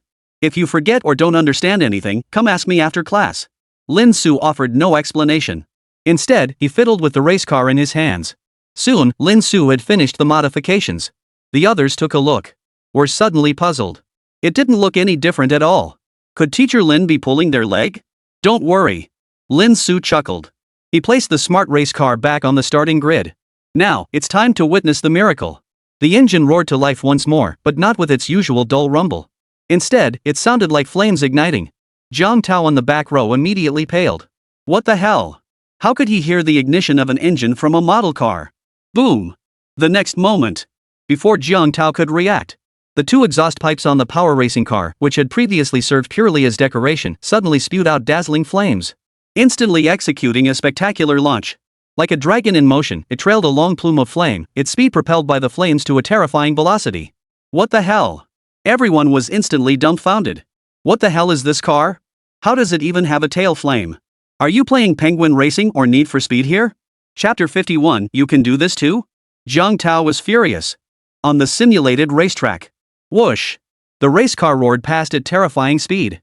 With a roar, every obstacle on the road was effortlessly dodged. And its speed shows no sign of slowing. Each turn was executed with flawless precision. Soon, under the stunned gazes of the crowd, the racing flames slowly extinguished and it returned to the starting point. The simulated track, hundreds of meters long, took less than 20 seconds. Teacher Lin, you're absolutely incredible. Xiao Wu felt like he was dreaming. This race car, combining speed and intelligence. Wasn't this the very scene he'd imagined countless times? Lin Su smiled faintly. This is just the beginning. Next, I'll guide you in a few directions. Over the next few days, go back and continue the modifications. Lin Su immediately shared additional concepts with Xiao Wu. Xiao Wu's jaw dropped wider and wider. More experts. Of course, modifications as earth-shattering as the Azure Wings. Lin Su naturally wouldn't mention them again. Otherwise, the entire class would pull out futuristic tech. Wouldn't the entire Jinghai University go into an uproar? Besides, even if they were given those insanely cool upgrade plans from the system, It would still be beyond the capabilities of these students alone. He would still have to step in. Otherwise, the final exam would lose its meaning. Ultimately, the students must do it themselves. My role is merely to assist and guide. Understood? Explain the principles, materials, and corresponding measures to Xiao Wu. Lin Su added, come ask me if you don't understand. I can't wait to see this race car transformed in a few days. Got it. Xiao Wu nodded emphatically. Those who get into Jinghai University are all geniuses selected from thousands. Often, they just lack a spark of inspiration. And now, Lin Su had provided everything crucial. If he still couldn't pull it off, he might as well find a crooked tree and hang himself. What Lin Su had just told him had his heart pounding wildly. Alright, next. Xiao Wu left with satisfaction. Lin Su looked up. The scene erupted once more. Students from other classes were now thoroughly impressed. Their thighs were practically sore from clapping. In just a few minutes, Old Man Chun's clunker had been transformed into a Need for Speed masterpiece. Holy crap, this guy's a cyber genius. Amidst the heated atmosphere, Lin Su also helped many people solve their problems. A combat robot? Nice idea, but the parts and joints aren't smooth enough and it lacks moves. Here's what we'll do. Modify these joints and add more data code. An automatic toothbrushing machine? You've got some ideas, kid, but that brush is practically shoving itself into your eye. Turn it off. Listen, I'll point out a few errors. After Lin Su's corrections, many students were thrilled, their eyes sparkling with excitement. Zhang Tao couldn't hold back any longer. He leaned over to ask a male classmate beside him, hey, what else can you do with flint? Isn't it just for playing with? The boy eyed Zhang Tao's peculiar outfit up and down before casually remarking, you're new here, aren't you? Zhang Tao nodded quickly. With an air of I knew it, he proudly declared, this is a use invented by teacher Lin himself. Just soak it in sulfuric acid, then mix it with potassium peroxide powder. With special professional processing using an alcohol lamp, it can unleash terrifying heat. Seriously? Zhang Tao froze in shock. How come I've never heard of this? Are you sure you're not just making this up? You're not pulling my leg, are you, young man? Zhang Tao questioned skeptically. He simply couldn't believe such a simple method. Could it really turn worthless material into something as exaggerated as they claimed? The male student instantly looked displeased. He shot Zhang Tao a sidelong glance and said flatly, if you're clueless, learn more. There's still plenty you don't know about teacher Lin. You little brat. Zhang Tao was instantly livid, his beard bristling and eyes bulging. He admitted he couldn't hold a candle to Lin Su. But he was, after all, the director of the prestigious Jinghai Research Institute. A prominent figure in the scientific community. And today, he was actually being looked down upon by Lin Su's student? Just you wait. Zhang Tao rarely let himself get worked up over a student. Just then, it was Su Chanxian's turn. Su Chanxian's new project appeared to be a new energy electric bicycle. According to her description, this electric bicycle utilized electricity as its power source. Yet its appearance remained largely similar to the traditional bicycles people were familiar with. Riders can generate electricity by pedaling to convert kinetic energy into electrical energy and achieve speeds beyond those of a conventional bicycle. It combines the eco-friendly benefits of traditional bicycles with the speed advantages of electric power. However, at present, she was struggling with the materials for this electric bicycle. She's tried several options. Some were too heavy, others too light. None of them were quite right. The lighter ones bent at the slightest touch. The heavier ones conflicted with her core concept of portability. What should we do? Su Chanxian looked at Lin Su with pleading eyes. Before Lin Su could respond, Zhang Tao suddenly perked up, as if he'd stumbled upon his own area of expertise. With a clatter, he immediately stood up, drawing everyone's attention. Then, under the curious stares of those around him, Zhang Tao slowly walked up to Su Shanshan and said kindly, Miss, you've come to the right person. Su Shanshan froze. Who are you, old man? Zhang Tao nearly choked on his words. Only then did he remember he was still in disguise. But even so, why did both teacher and student speak with such a sharp, cutting tone? Call me brother, got it? He coughed repeatedly. Zhang Tao finally caught his breath, removed his sunglasses, and declared with authority, I am Zhang Tao, director of the Jinghai Research Institute. I happened to be passing by Jinghai University today and dropped by to listen to Professor Lin's lecture.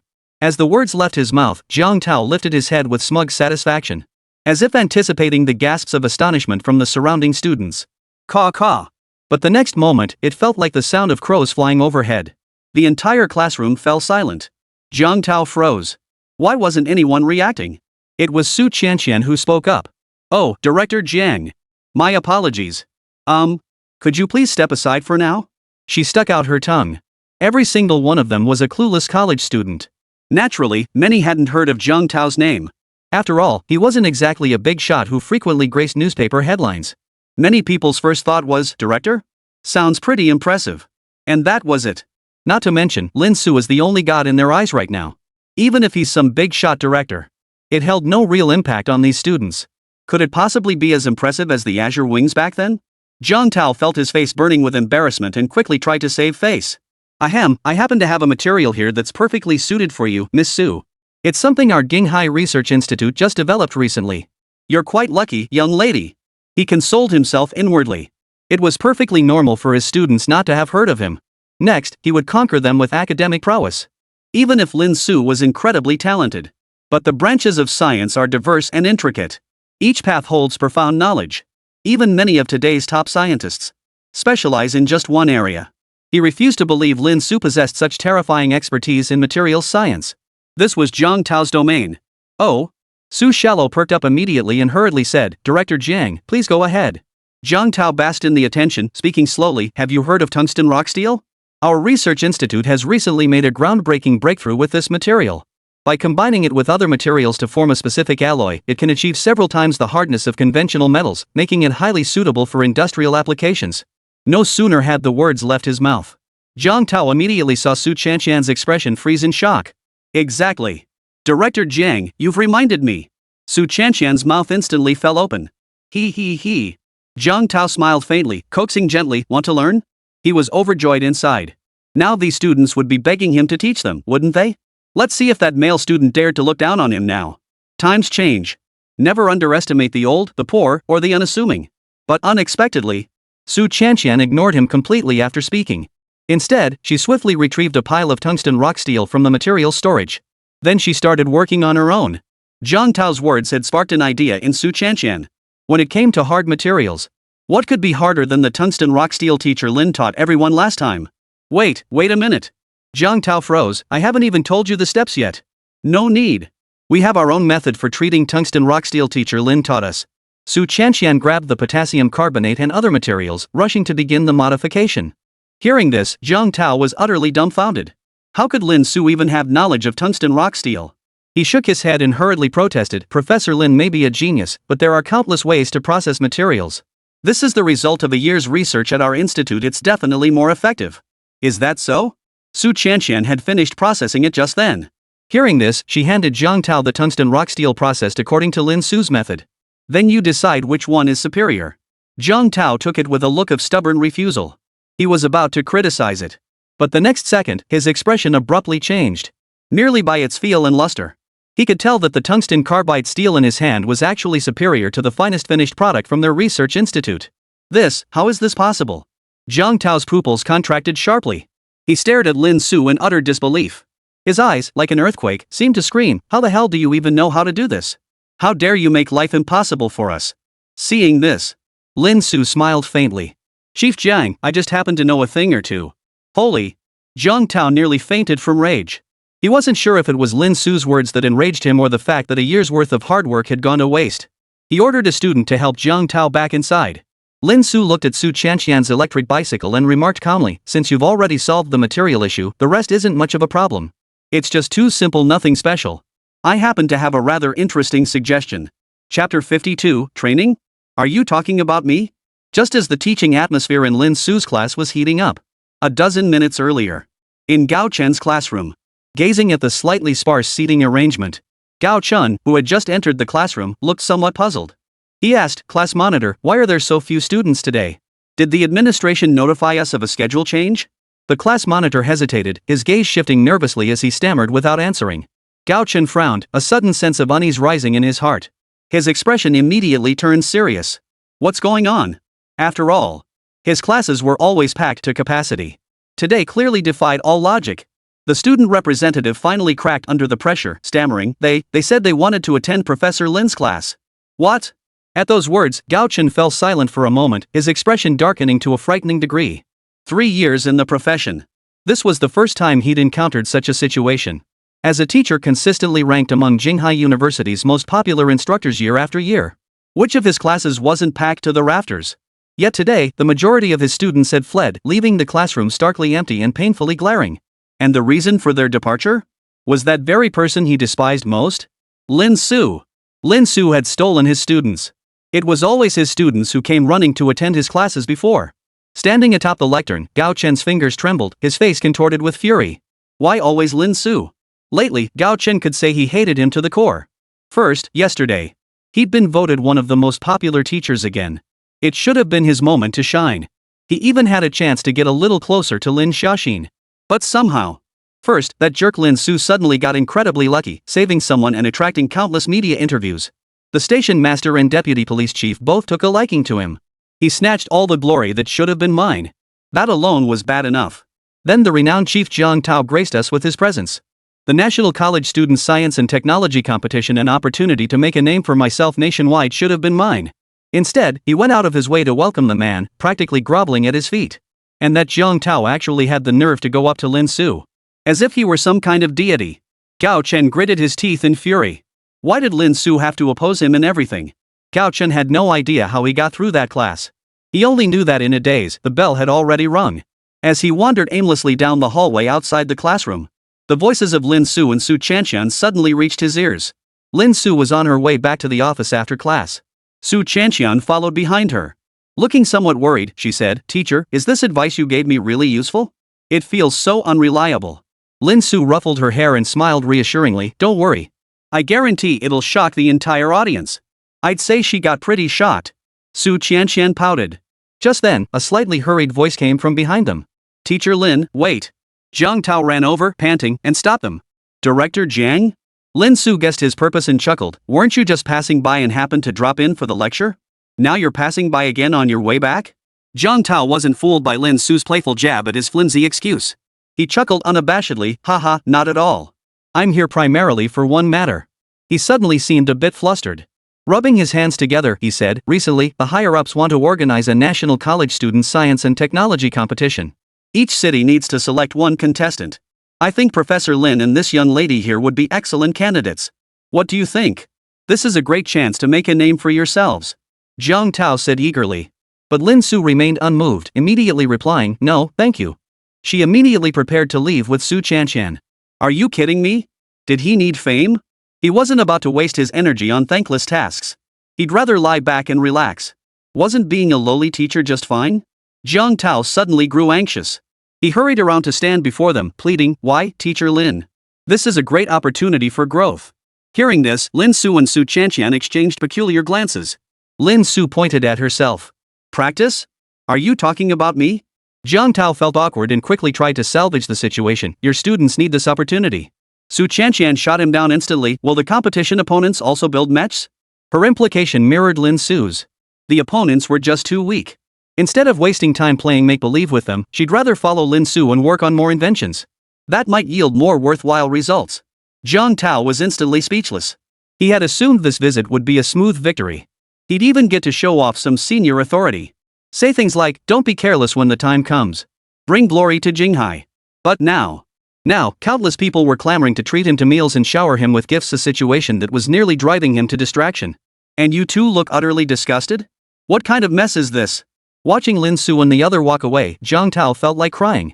Meanwhile, Gao Chun, who had witnessed the entire scene, suddenly lit up with excitement. He hadn't expected Lin Su to actually refuse. Didn't that mean he had a chance now? He hurried over and addressed Jiang Tao, "Director Jiang." Jiang Tao jumped in surprise. He shot Gao Chen a sharp look. "Who are you?" Gao Chen's face flushed with embarrassment. They'd only met yesterday. Had he forgotten him already? He took a deep breath and forced a smile. "It's me, Gao Chen. I was with the principal welcoming you yesterday." Jiang Tao pondered for a moment before realizing there was indeed such a person. His tone was less than welcoming. "What do you want?" Gao Chen immediately volunteered, "Director Jiang, I can participate in the science competition too." "That Lin Su is so ungrateful, how dare he talk back to you? His character is seriously flawed." Seizing the chance, he hurled accusations. "You don't know this, but his teaching performance has always been at the bottom. Even if he passes, he'll only bring shame to Jinghai. On the contrary, you can ask the principal at Jinghai University. I was among the top students." "Stop." Jiang Tao abruptly cut him off. His eyes flashed with icy coldness. "Who do you think you are, slandering Lin Su?" He was already at his wits' end trying to persuade Lin Su to join. And now Gao Chen had come to stir up trouble. He had practically walked right into the line of fire. Jiang Tao immediately unleashed a torrent of anger at him. "Get the hell out of here. Don't show your face around me." Watching Jiang Tao storm off in a rage, Gao Chen stood frozen in place, utterly flustered. He had no idea what he'd done wrong. He simply couldn't understand. Over the past 3 years, he had poured his heart and soul into it, expending untold effort to achieve his current standing. Whether it was experience or achievements. In what way was he inferior to Lin Su? Then why did everyone around him, whether it's Lin Xiaoxin, the principal, or even those influential figures outside the school, why is everyone scrambling to curry favor with Lin Su? Why the hell should they? All my years of hard work, dedication, and sacrifice, are they worth nothing in front of Lin Su? Gao Chen clenched his fists. It felt like reliving that scene from years ago, Lin Su's dazzling presence so blinding, no one could look directly at her. 3 years had passed. Just when he thought his hard work could finally surpass Lin Su, Lin Su had risen again so effortlessly, trampling him into worthlessness. Why? How dare she? Hatred flashed crimson in Gao Chen's eyes, his jaw clenching so hard it creaked. In that very instant, a cold voice echoed from behind him. Come. Let us destroy Lin Su together. Chapter 53, The Conspiracy, A Crisis Creeping In. The voice was icy cold. Like a malevolent specter, it abruptly materialized behind Gao Chen. Gao Chen's expression immediately darkened as he spun around. Who's there? But, before he could finish his words, upon seeing the owner of the voice, he gasped in shock. Dean Xia? The speaker was none other than his immediate superior, the dean of the physics department at Jinghai University, Xia Yuan, who shared the same grudge against Lin Su. It's me. Xia Yuan stared impassively at Gao Chen. Our goals are the same. That obnoxious, meddlesome Lin Su, we absolutely cannot let him remain at Jinghai University. Gao Chen. He approached with an air of undeniable authority. I know what you're thinking. You want to replace the damn Lin Su. With him around, you'll never get your chance in this lifetime. Dean Xia. Gao Chen felt the weight of Xia Yuan's presence pressing down on him, making it hard to breathe. He was stunned by the feeling of being completely red. So, join forces with me. Together, we can kick Lin Su out of Jinghai University for good. Xia Yuan's voice was cold, dripping with pure hatred. Strictly speaking, his hatred for Lin Su ran even deeper than Gao Chen's. Ever since his granddaughter had been humiliated by Lin Su, forced to apologize publicly before everyone, her dignity utterly shattered, and later expelled from Jinghai University by that damned Lin Su's schemes, his beloved granddaughter, Xia Qing, now stayed home all day, hysterical like a madwoman. Every day, she would scream Su Chanxian's name, cursing and smashing things. She looked like a complete lunatic, possessed by demons. How could this possibly ease Xia Yuan's heart? He'd tear Lin Su limb from limb to ease his hatred. Though to outsiders, all this was Xia Qing's own doing. Xia Yuan still blamed every single thing on Lin Su. If only he hadn't been so relentlessly aggressive, his granddaughter wouldn't have been driven to this desperate state. And he knew full well, if he didn't find a way to eliminate Lin Su soon, there would be no chance at all. Lately, the principal's attitude toward him had been shifting. Yesterday, he had even sought him out, ordering him to deliberately go easy on the students in Lin Su's class during the final exams. Boost the overall scores of Lin Su's students. Make Lin Su's class come out on top in this exam. This is blatant backroom manipulation. A principal of such stature, merely to retain him, he's willing to go to such lengths for Lin Su. Xia Yuan couldn't wait any longer. If he waited another few months, that principal's seat might just end up going to Lin Su instead. I know you and Lin Su made a bet. Whoever doesn't come in first this time has to leave, right? Xia Yuan spoke slowly. Gao Chen nodded, his tone earnest. Dean, I can definitely beat him. Lin Su doesn't know how to teach at all. Ha! Still dreaming at this point? Xia Yuan doused him with a bucket of cold water. Lin Su's current abilities are terrifying enough to make everyone despair.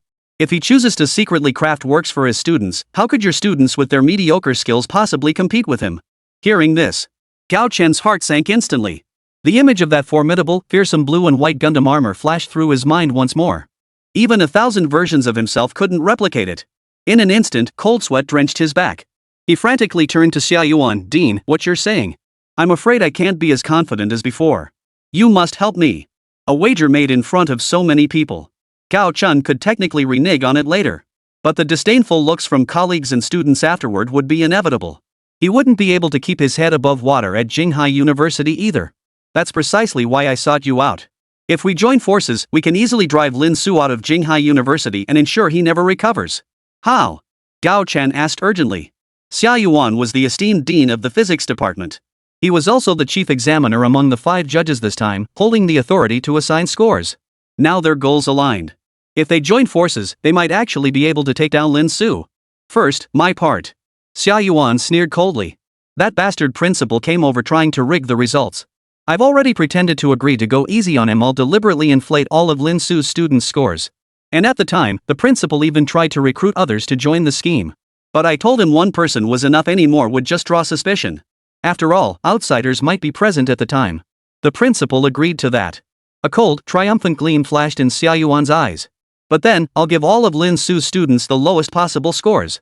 I'll make Lin Su's class scores plummet. Dean Xia, you're truly incredible. Gao Chen's heart skipped a beat, then surged with excitement. With 5 judges scoring in total, Lin Su would effectively lose one. How could he possibly compete with me now? There was no rule here about discarding the highest or lowest scores. Then I'll need your cooperation. Xia Yuan said coldly, relying solely on my own strength, unforeseen complications are inevitable. You are my backup plan. Backup? Gao Chen looked puzzled and asked, what exactly do you need me to do? Xia Yuan laid out his plan. The moment he heard it, Gao Chen's eyes widened instantly, his body trembling slightly as he stammered, Dean Xia, are we truly going to proceed with this? Xia Yuan replied coldly, at this point, do we have any way back? The rift between us and Lin Su is irreparable. If we don't act now, we'll definitely be expelled in the future. And besides, Xia Yuan shot Gao Chen a sidelong glance. This method might not even be necessary. It's uncertain whether Lin Su will even get past me. I've blatantly broken my promise. Even if the principal knows he's in the wrong and won't confront me publicly, will my troubles just disappear? I haven't said anything, so what are you still worried about? Gao Chen's expression shifted for a moment. Memories of Lin Su's humiliating treatment over the past few days flooded his mind. Finally, he gritted his teeth and nodded. You're right. A ruthless glint flickered uncontrollably in his eyes. After fully committing to Xia Yuan's cause, there was no turning back.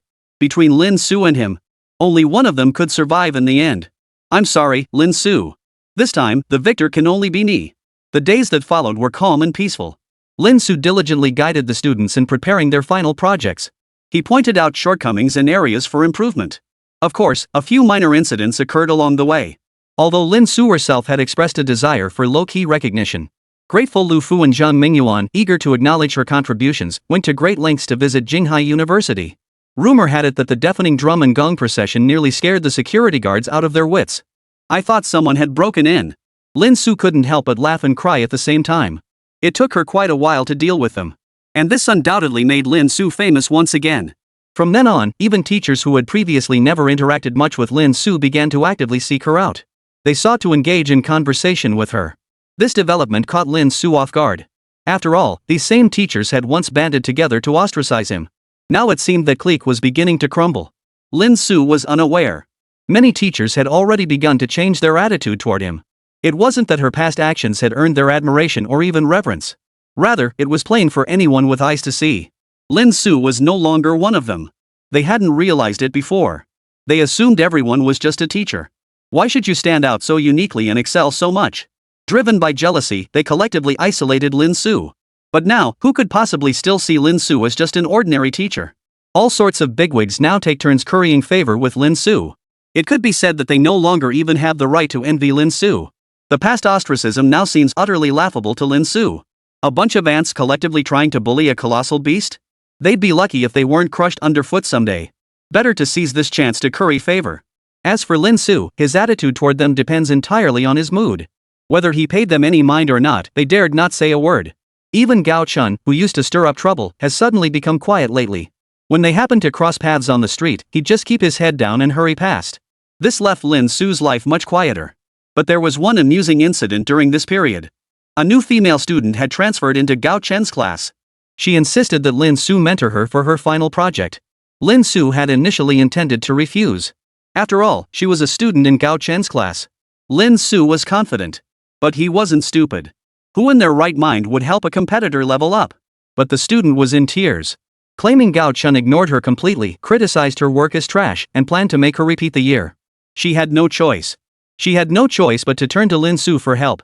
After hearing her story, Lin Su didn't hesitate. After all, one person couldn't determine the final outcome. He was still a teacher. His conflict with Gao Chen should not involve ordinary students. The female student named Lu Miaomia was naturally filled with gratitude toward Lin Su. Of course, Lin Su kept his guard up. Sensing something was off, he only taught the girl enough changes to barely pass the exam. As for the kind of ingenious ideas he'd given the rest of the class, that was out of the question. Soon, the night before the final exams arrived, And tonight was destined to be anything but peaceful. Because a bombshell announcement suddenly appeared on Jinghai University School Forum. Chapter 54, Breaking News 3 Heavyweights. That evening, on the Jinghai University Forum, a post shot to the top of the trending list at lightning speed. Breaking news. Major shakeup in physics department final exam supervision rumors suggest 2 heavyweight examiners and a mysterious guest will appear. The moment it appeared, it instantly grabbed everyone's attention. Final exams are nothing unusual. Every student has experienced them.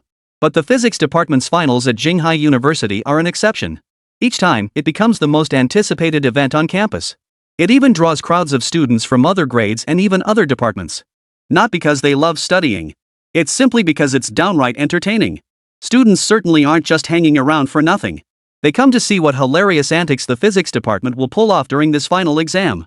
It could be said that every final exam produced enough laugh-out-loud technology. Whether it's clumsy robots hobbling along, or super helicopters that crashed before they could even stay airborne for a few seconds. Honestly, even if Xiao's big dummy Chun showed up back then, he probably wouldn't rank high on the hilarious scale. This alone speaks volumes about the exam's credibility. Consequently, a saying has even spread widely at Jinghai University.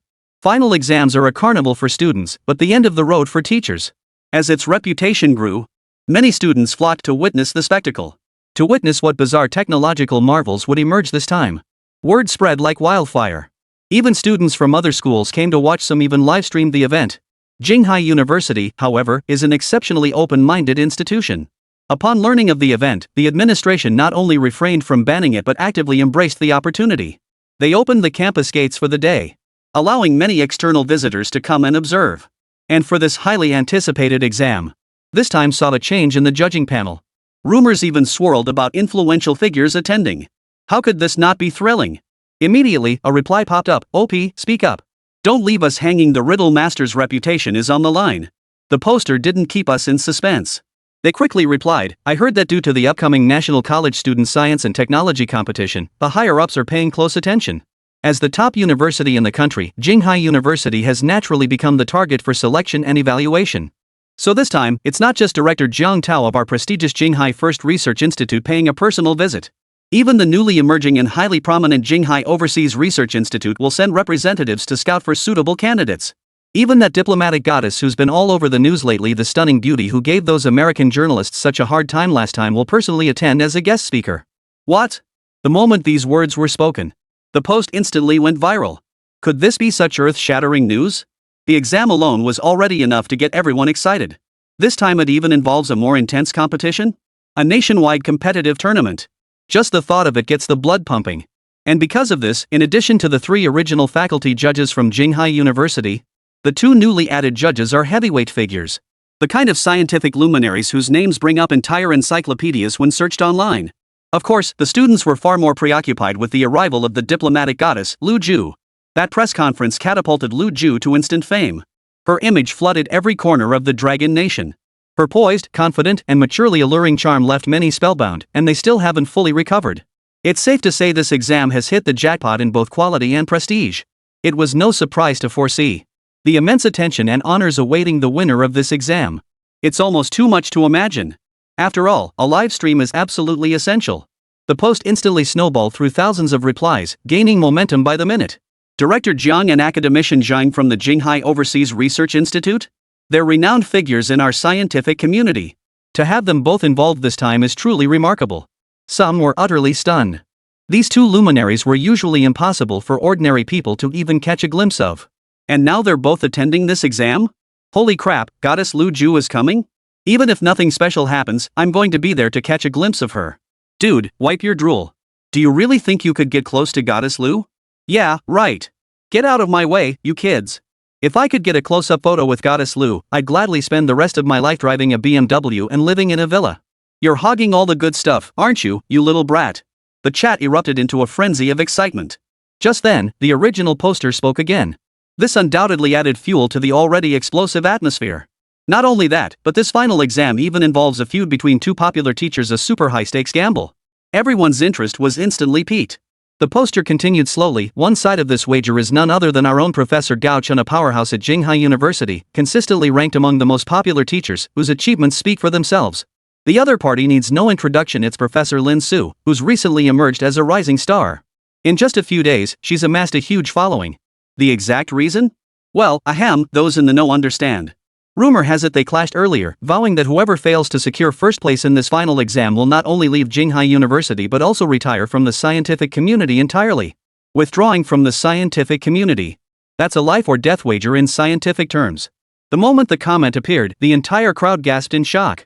Naturally, a significant portion of the students hadn't heard about this incident. Hearing it now left them speechless with shock. Only now did they realize that behind this highly anticipated exam lay such a terrifying wager. Whoever loses packs their bags and leaves. Could there be a more thrilling wager than this? In an instant, countless comments erupted below. Supporters of Gao Chun were numerous, immediately mocking, who doesn't know that Lin Su's class ranks dead last year after year? And now he dares to compare himself to teacher Gao Chun? Must be getting a bit too big for his britches after a recent fluke success. Don't forget, on the last rankings list, he was dead last, a guy despised by everyone. Another chimed in, exactly. His actions speak for themselves. Looks like he's gotten too big for his britches lately, thinking he's some great teacher. Too bad we probably won't see him around anymore. Screw him. I've hated that guy forever. If he wants to leave Jinghai University, he should just say so, no need for excuses. Others lashed out directly.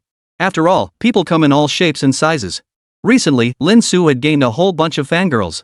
Naturally, this sparked envy in many. Hearing this news now, they were overjoyed. Some think Lin Su was courting disaster. But soon, a massive wave of Lin Su supporters drowned out the previous haters. What are you barking about? Aren't you spies from the pretty country? How dare you question teacher Lin's abilities? Didn't these brainless trolls even attend Lin Su's lectures? They're just repeating hearsay. Don't they know auditing her classes now requires passing a competitive exam? What era are we in where people still doubt teacher Lin? How many times does she have to prove you wrong? Lin Su's supporters unleashed a fierce counterattack, instantly forcing the critics into retreat. Finally, the critics retorted, a bunch of brainless fans, just wait until you're humiliated and have to slink away in shame. Bottom of the class for 3 straight years, and now you expect to leap to the top overnight? Do you really think Jinghai University is full of mediocrities? This remark left some people speechless. After all, the argument held merit. After all, the data showing Lin's class finishing dead last year after year was right there. In just a few short days. Could he really defeat Gao Chun, who had consistently ranked first year after year? After all, his students had accumulated years of experience. Their overall capabilities must now completely outclass Lin Su's side. The two groups argued all night, neither willing to concede. Some even started a poll to bet on the outcome. And Gao Chun actually garnered 69% of the votes. Clearly, even some of Lin Su's supporters subconsciously felt victory was unlikely. After all, Gao Chun's track record speaks for itself. It'd be incredibly tough for teacher Lin to pull off an upset. Of course, the final outcome could only be revealed on exam day. Regardless, with so many bombshells exploding simultaneously, this year's physics department final exam was undoubtedly the most extraordinary and grand. Countless eyes are eagerly awaiting. The next day finally arrived. Chapter 55, the final exam begins, storm clouds gather. The following day. Jinghai University. Early this morning. The Jinghai University sports field was bustling with people, a lively scene. Clearly, these were all students who had heard the news and come to watch. Jinghai University had deliberately scheduled the exam for a Friday. On this day, all Jinghai University students were free from classes. They called it a practical day. In other words, Jinghai University students were free to do whatever they pleased that day. Judging by the sheer density of the crowd, it seemed like the entire university had turned out today. The place was nearly bursting at the seams. Among them were quite a few outsiders mingling in the crowd. They roamed around with camera equipment in tow. Among them, the livestream by host Jiego was undoubtedly the hottest. As he walked, he narrated, "Hey everyone watching the livestream, this is the playground of the strongest university in Dragon Nation. This is the teaching building. What do you think? Pretty luxurious, right?" The chat window was indeed flooded with a dense stream of comments. "It really is luxurious. Too bad I chose to be a shut-in at home back when I had the chance to attend Jinghai University or Qingbei University. Yeah, me too. I was so close to getting into Jinghai University, those missing 500 points still haunt me. Dude, I could stomp on both sides of your answer sheet and still score higher than you." The room was filled with jokers. The entire livestream was filled with envy over Jinghai University's luxurious facilities and anticipation for today's exam. Relax, everyone. Jia was thrilled to see the high engagement. As a tech blogger, naturally, he was going to ride this wave of popularity. He flashed his badge proudly, declaring, "I'm the special guest streamer for Jinghai University this time. I'll be sitting front row to livestream the entire event. You're in for a real treat." The comment stream flooded with thumbs up emojis, praising brother Jia for his impressive credentials. Immediately, a curious commenter asked, so can the streamer sit next to Goddess Lu? Honestly, who cares if the camera captures the exam or the streamer's ugly mug? You could even keep the lens glued to Goddess Lu the whole time. The lecherous commenters instantly cheered. Jiego gave an awkward smile and fell silent. After all, he was just a streamer. Securing a front row seat was already a stroke of incredible luck. A goddess like Lu was far beyond his reach. He glanced around and announced, guys, cut the chatter, the exam's about to start. They're already organizing people to take their seats. I hear this round also involves selections for the national tech competition. This one's gonna be a real show. And Jia gave a mysterious smile. I got word yesterday that this exam even involves a grudge between two of the teachers. Whoever loses gets kicked out. How about that? Pretty thrilling, huh? Little did he know the commenters already knew. They mocked Jia Ge in droves. Inside scoop?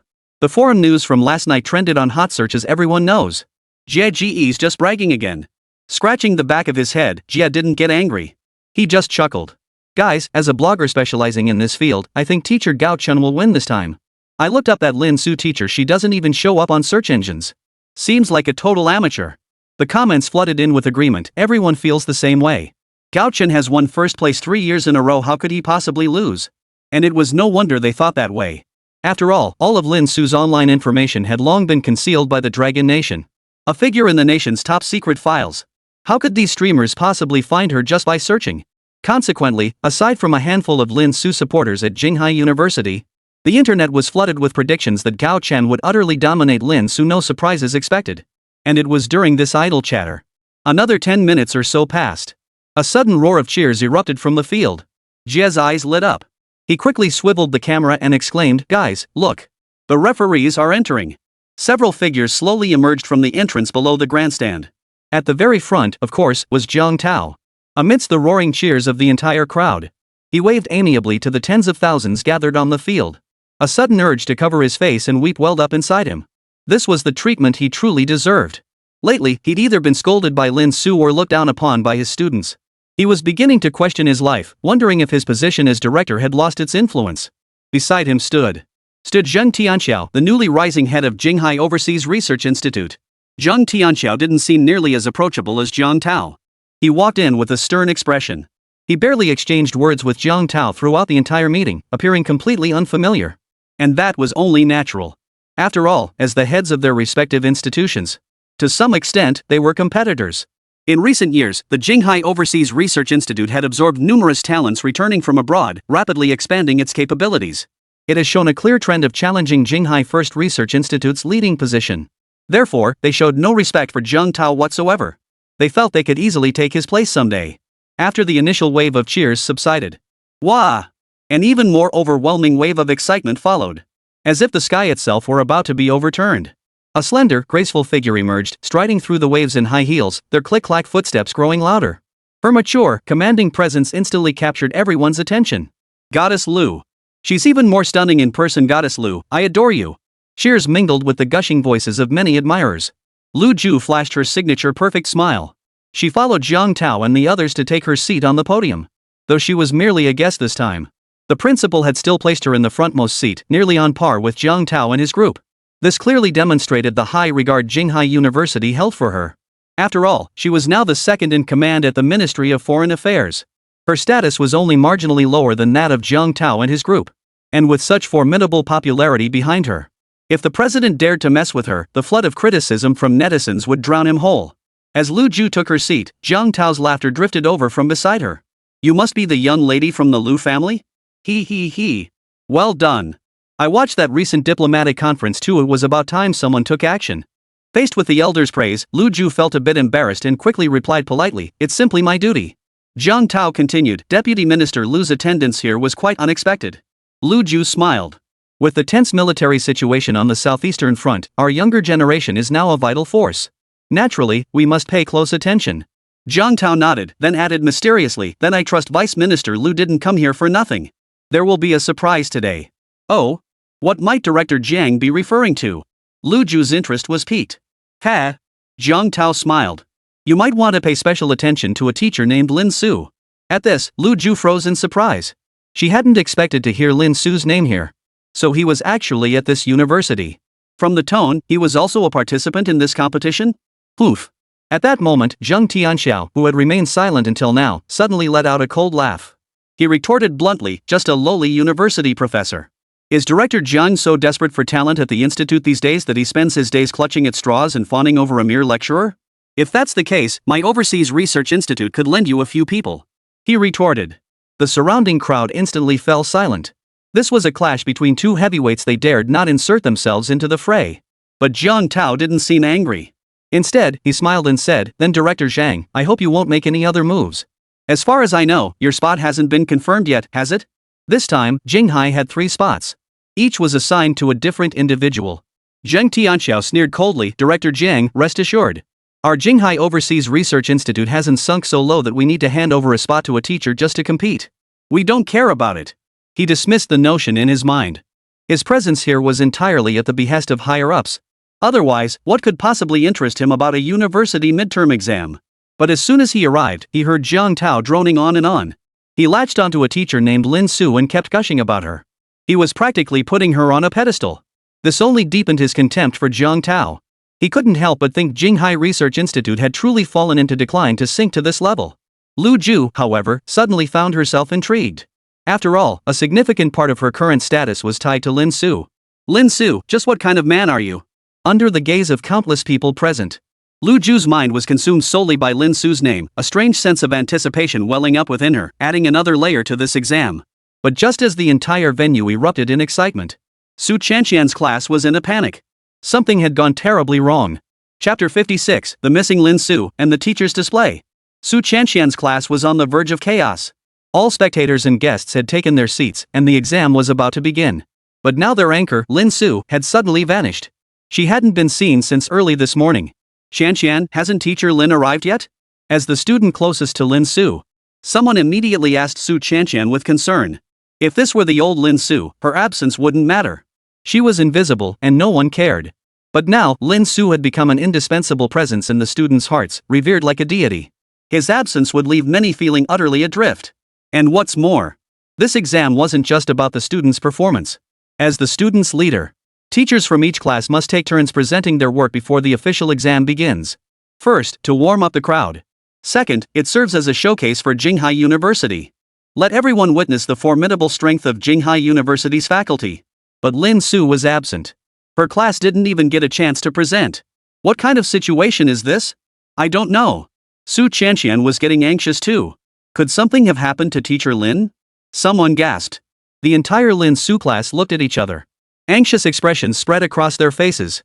At that very moment, outside an apartment complex in Jinghai, Lin Su stood in the parking lot outside his home, staring blankly at the luxury sports car gifted to him by the principal. "Which damn bastard slashed my tires?" Lin Su muttered in frustration. He had just stepped out, ready to drive. And it took him a while to start the engine before he realized something was wrong. He got out and discovered someone had tampered with his car. He had a pretty good idea who was responsible. But Lin Su knew the urgent priority was to get to school immediately. On any other day, she might be a little late. Not only would the students not blame her, even the principal would turn away and pretend not to notice. But today was exam day, a gathering of thousands. If I were late, the repercussions would be disastrous. Lin Su had always been punctual and naturally didn't want to break his promise.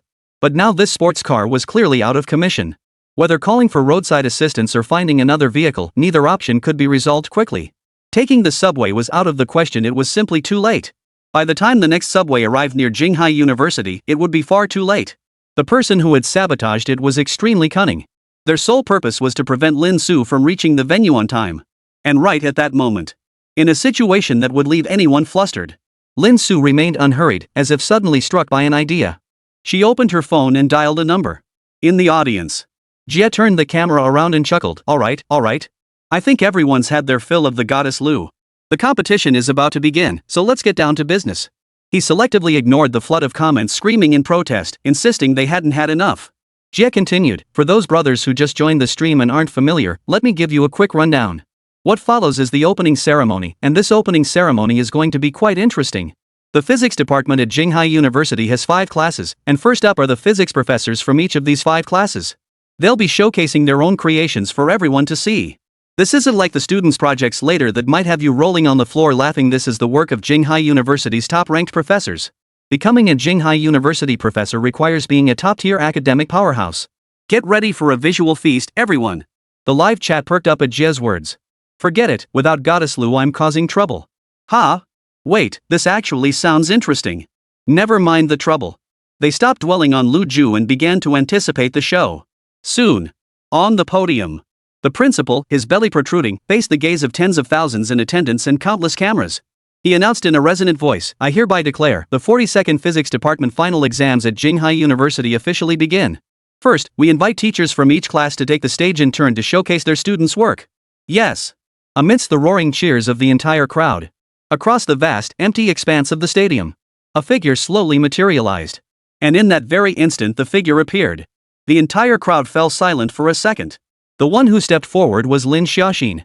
She was the first teacher to take the stage. Today, she wore her favorite white long dress as always. Her jet black, lustrous hair cascaded down like a waterfall. The simplicity of her attire did nothing to dim her own radiance. Instead, it felt as though it was meant to be. Such a goddess-like figure needed no adornment. The faint smile on her face was enough to captivate everyone. The original students of Jinghai University were fine. They had seen Lin Xiaoxin long ago. Now they had developed some resistance to her breathtaking beauty. But those who had just entered Jinghai University to gawk, or those who saw her on various live streaming platforms were absolutely blown away. When did Jinghai University get such a stunningly beautiful teacher? She's breathtaking. It reminds me of our class's pig-like homeroom teacher. Why do other schools get such gorgeous teachers? She's every bit as stunning as the legendary Lu goddess. Jinghai University is being so unfair hiding such a gorgeous teacher? This is the best recruitment brochure they could have. A storm of comments erupted. All were marveling at Lin Xiaoxin's graceful elegance and serene yet captivating charm. In an instant, Lin Xiaoxin became the undisputed campus goddess in countless hearts. Because she perfectly embodied everyone's fantasy of the ideal white moonlight. Meanwhile, on the sports field, Lin Xiaoxin, however, didn't seem particularly thrilled by the scene. Instead, a hint of worry clouded her expression. Clearly, she had just received news as well. Lin Su hadn't come. This worried her greatly. Could something have happened on the way? Teacher Lin, I can only delay things for you for a little while longer. I hope you can hurry over. Recalling the wager between Lin Su and Gao Chun, Lin Xiaoxin had been quite confident. But this sudden turn of events. Her heart suddenly leapt into her throat. If Lin Su were no longer here by then, where would she go? She sighed softly to herself. Lin Xiaoxin looked up and greeted everyone. Then, with a faint smile, she said, Thank you all for coming today. I'm Lin Xiaoxin, a teacher from Class 1 of the Physics Department. Today, I will be demonstrating a multifunctional sun hat. Saying this, Lin Xiaoxin took out the sun hat she had crafted. The surrounding screens simultaneously zoomed in, displaying an enlarged view for everyone to see. The hat was primarily off-white, and its surface design clearly showed thoughtful craftsmanship. Elegant yet understated, it held its own even against designs from some international luxury brands. But what possible connection could such a hat have to technology? The crowd looked on with confusion. It's just a sun hat. What kind of waves could it possibly make? Isn't it just something to block the sun? Seeming to notice the puzzled looks around her, Lin Xiao's gentle voice explained, This is a multifunctional sun hat. The sun hats we use daily only serve the simple function of blocking sunlight. While that is their purpose, it feels rather limited. So I made a few minor modifications. Lin Xiaoxin began her demonstration. First, simply touch the hidden sensor button beneath the brim. Then the hat automatically adjusts based on the wearer's location, the sun's angle of reflection, temperature, and more perfectly blocking all sunlight. Additionally, with its special material coating, this hat completely blocks UV radiation, so girls no longer need to fear the sun. And in extreme weather, like high winds, traditional hats risk being blown off. To prevent this, I've incorporated a stabilizing mechanism inside, ensuring the hat stays securely in place. And it doesn't add any extra weight to the hat itself. Lin Xiaoxin personally donned the sun hat. Her pure white dress paired with the elegant hat looked stunning. A gentle breeze swept by, making her flowing black hair dance like a dreamlike, ethereal figure. And on rainy days, this hat serves another purpose. By switching modes, it transforms into an umbrella. As she spoke, under the astonished gazes of those present, Lin Xiaoxin removed the hat and touched the sensor button. In an instant, the sun hat abruptly restructured and transformed. Simultaneously, lightweight metal material so light it seemed weightless extended from a hole on the side, protruding and reconfiguring into a frame. Within mere seconds, the original sun hat transformed into a lightweight umbrella. The crowd gasped in astonishment. Holy crap, is that even possible? A hat can turn into an umbrella? That's some seriously awesome imagination. It's practically a must-have multifunctional sun hat designed for everyday outings. It blocks UV rays when the sun's hot. And on rainy days, it transforms into an umbrella. And best of all, it's incredibly lightweight while still looking stylish and charming. It won't weigh you down. It's simply perfect. Guys might not be feeling it yet, but all the girls went crazy instantly. Where can I buy it? I'm ordering right now. Now I won't have to carry both an umbrella and those flimsy sun hats that blow away and barely block the sun when I go out. Teacher Xia Xian's creation is a true blessing for us girls. It's safe to say, Lin Xiaoxin's invention may not seem like cutting-edge tech. It genuinely makes life easier for people. This is evident from people's reactions. Once it hits the market, it'll sell like hotcakes. Even Lu Ju in the stands nodded in approval. Honestly, even she was tempted to buy one. This way, you wouldn't need to carry so many things when going out, just wear a hat. Truly, a professor from Jinghai University. What a huge surprise to start with. Lu Ju thought to herself. Her anticipation for what came next grew stronger. I wonder where Lin Su is on the field right now.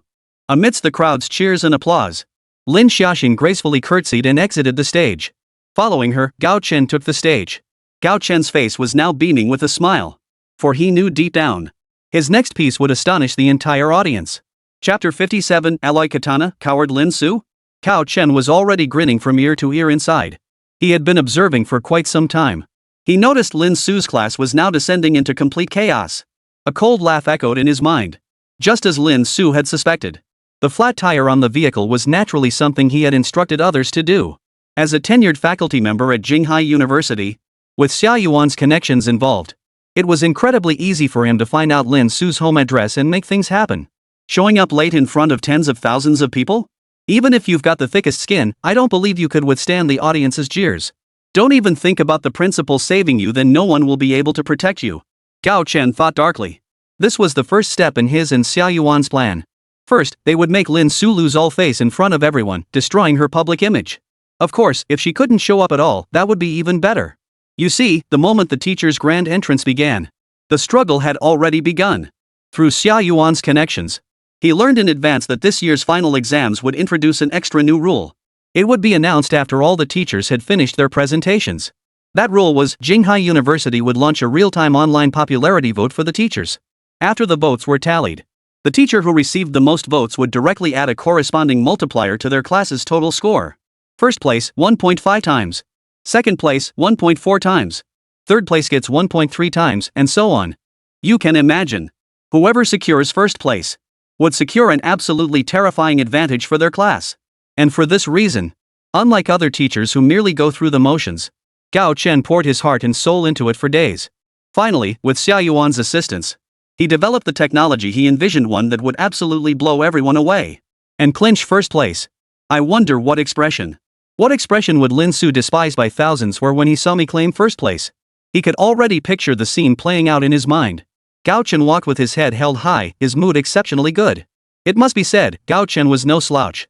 He wore black-rimmed glasses, dressed in a crisp, well-tailored suit. In the eyes of many, he truly looked like a refined and distinguished teacher. He fit the image of an elite teacher in the minds of many passers-by. Jia immediately introduced him to the live stream audience. This is Teacher Gao Chen, one of the two parties in the wager. What do you think? Pretty impressive, right? Wonder what Teacher Lin Su looks like. Better hope he doesn't lose both the game and his dignity. After all, our viewers will be the first to show no mercy with their words. Jia's livestream had no shortage of trolls. Even though the bet between Lin Su and Gao Chen had nothing to do with them. Netizens are like that, they'll find an angle to criticize anything. Meanwhile, on the elevated platform, even Zhang Tianxiao, who had been frowning the entire time, gave a rare, slight nod. He turned to Xia Yuan beside him and asked, "Is this the teacher with the best academic performance in your grade level?"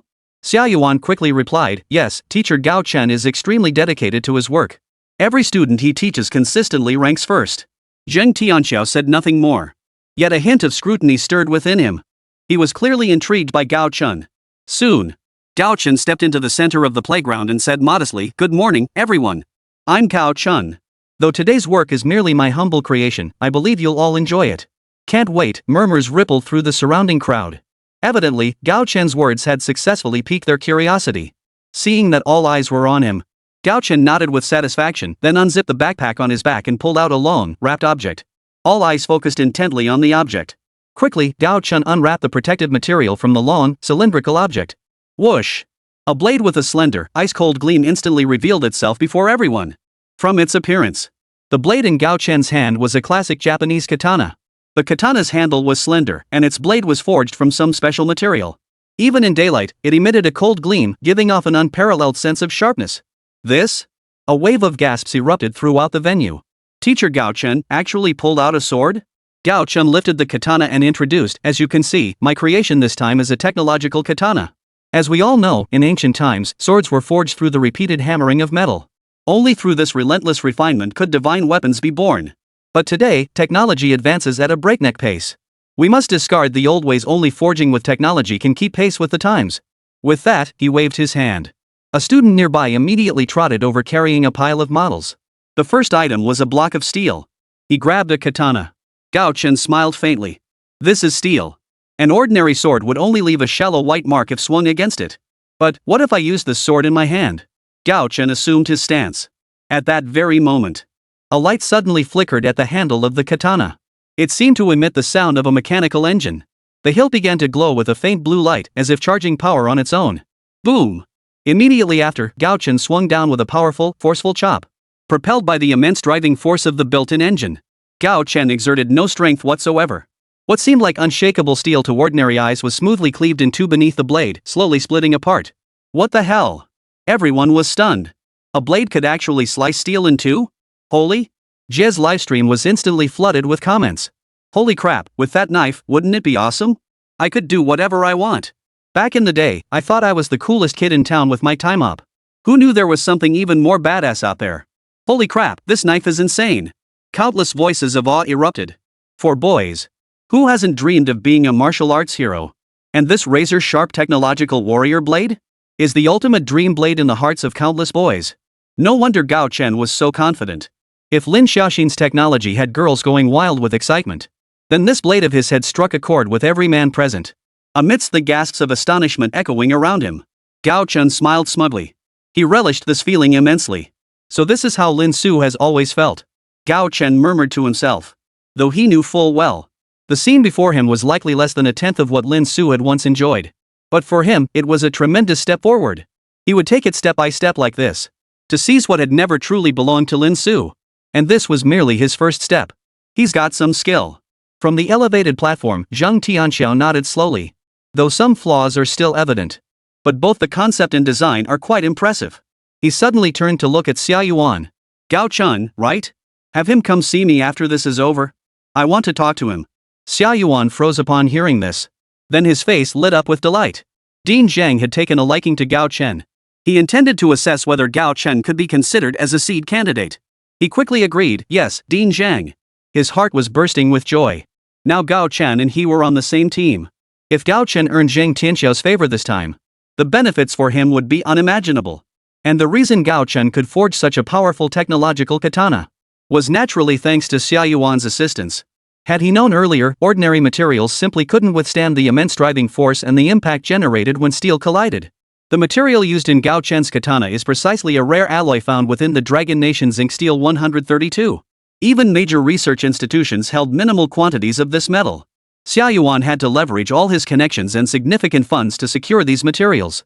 It could be said that to ensure Gao Chen crushed Lin Su and secured the top vote, he spared no expense.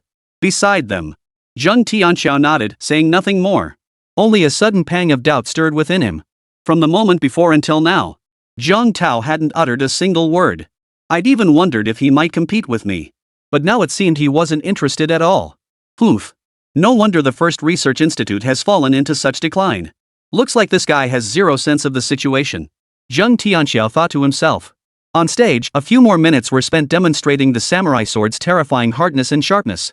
Gao Chen then exited the stage amid the reluctant gazes of the crowd. And next, it was Lin Su's turn. Where is Teacher Lin?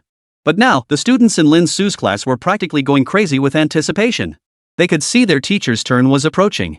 The main character still hadn't shown up. Chanqian, didn't you just contact Teacher Lin? A student asked anxiously. Su Chanqian was at her wit's end. I did contact him, but Teacher Lin hasn't replied. Lin Xiaoxin approached at that moment, her face clouded with worry. Where on earth did Teacher Lin go? The group fell silent. They too wanted to know where Lin Su had gone? But time waits for no one. The announcement echoed outside the square. Please welcome Teacher Lin Su from Class 3 to take the stage. Everyone perked up at once. With Gao Chen's demonstration just finished, the audience's curiosity about Lin Su grew ever more intense. They were eager to see what this teacher, also participating in the wager, what kind of work this teacher would have to pull out to match Gao Chen's stunning piece. Yet, under the spotlight of countless eyes, no figure appeared on the square. The announcement sounded again, "Please welcome teacher Lin Su from class 3. Please welcome teacher Lin Su from class 3. It rang out 3 more times. Yet the stage remained completely empty. The impatient audience erupted in chaos. Don't tell me they think they can't compete and just ran away? No way, where is he? Doesn't he even dare to show his work?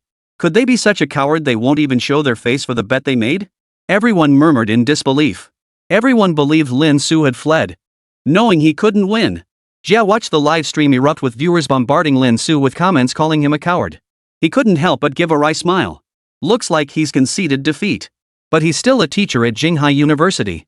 Is backing down like this really appropriate?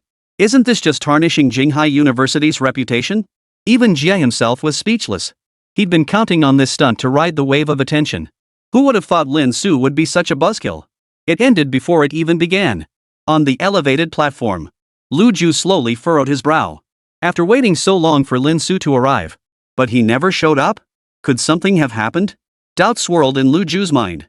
She felt Lin Su simply wasn't the type to act this way. Zheng Tianxiao finally sneered coldly, not missing the chance to taunt. "Looks like Director Jiang is going to be disappointed this time. That Lin Su you've been obsessing over hasn't even shown his face yet." Zhang Tao was equally bewildered and urgently tugged at the principal's sleeve, his voice dark. "Where is Lin Su?" The principal was dumbfounded. How could he possibly know where Lin Su had gone? After all, he wanted Lin Su to appear here more than anyone else. But she was simply gone. Only Xia Yuan in the corner let out a cold smile. It seemed Gao Chen's plan had succeeded. Lin Su clearly wouldn't make it to the opening ceremony. What a waste of the arrangements we've laid out for later. Xia Yuan shook his head. He hadn't expected Lin Su to fail the first stage and still not show up by now. With Gao Chen's score bonus later on, combined with his own deliberately low score, even if Lin Su possessed divine abilities, he wouldn't be able to turn the tables. This is what happens when you cross him.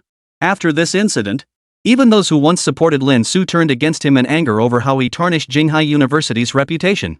The host looked awkward. This was a blatant on-air mishap. It seems Professor Lin has something to attend to. Let's now welcome. After a long pause, just as she wiped her brow and prepared to call the next person. Buzz buzz buzz. Suddenly, a fierce gust of wind surged across the square. Chapter 58, An Unexpected Entrance. The howling wind echoed in everyone's ears. Amidst it all came the sound of propellers spinning at breakneck speed. What the hell? Everyone's attention was instantly drawn by the tremendous commotion. Unconsciously, they all lifted their heads to gaze skyward. Then, tens of thousands in the venue simultaneously widened their eyes, mouths agape, as if witnessing something utterly unbelievable. There, against the azure expanse of the sky, a helicopter with an imposing exterior. Its fuselage bearing military markings, rapidly approaching this direction at an astonishing speed. Its black and gold hull reflected a cold gleam in the sunlight.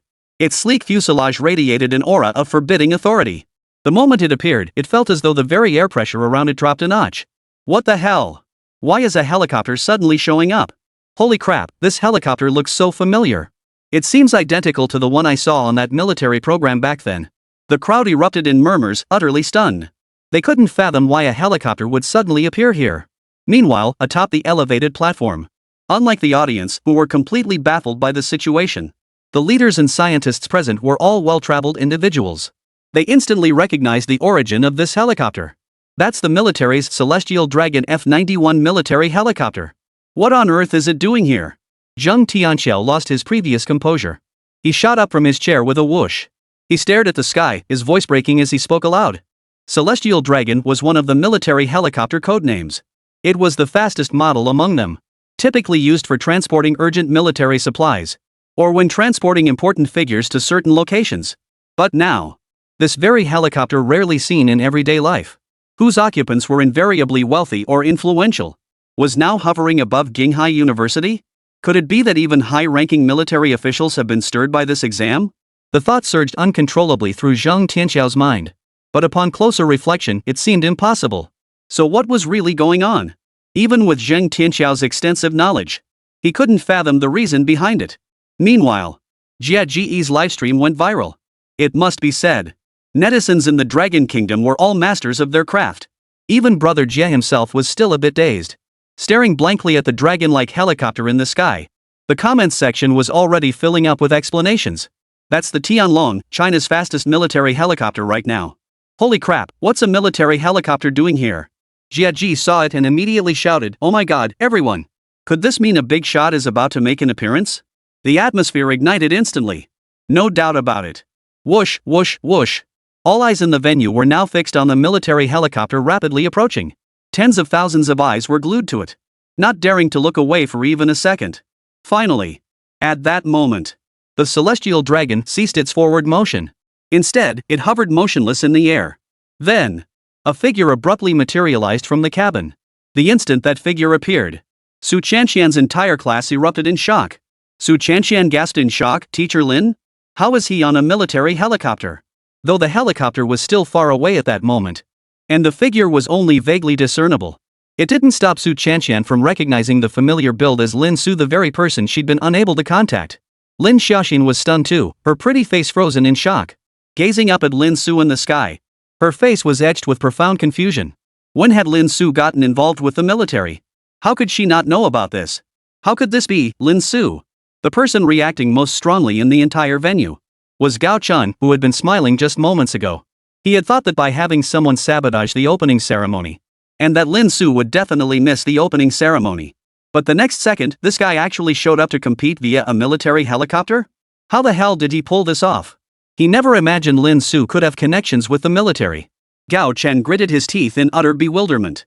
He could almost hear his teeth grinding to the point of shattering. High above, inside the hovering Tianlong helicopter, the pilot glanced sideways at Lin Su, who was ready to go. "Comrade Lin, landing with a hang glider at this altitude is extremely dangerous," he said, sounding somewhat anxious. He still hadn't fully recovered from the shock. Just over 10 minutes earlier, he had received an urgent call from headquarters.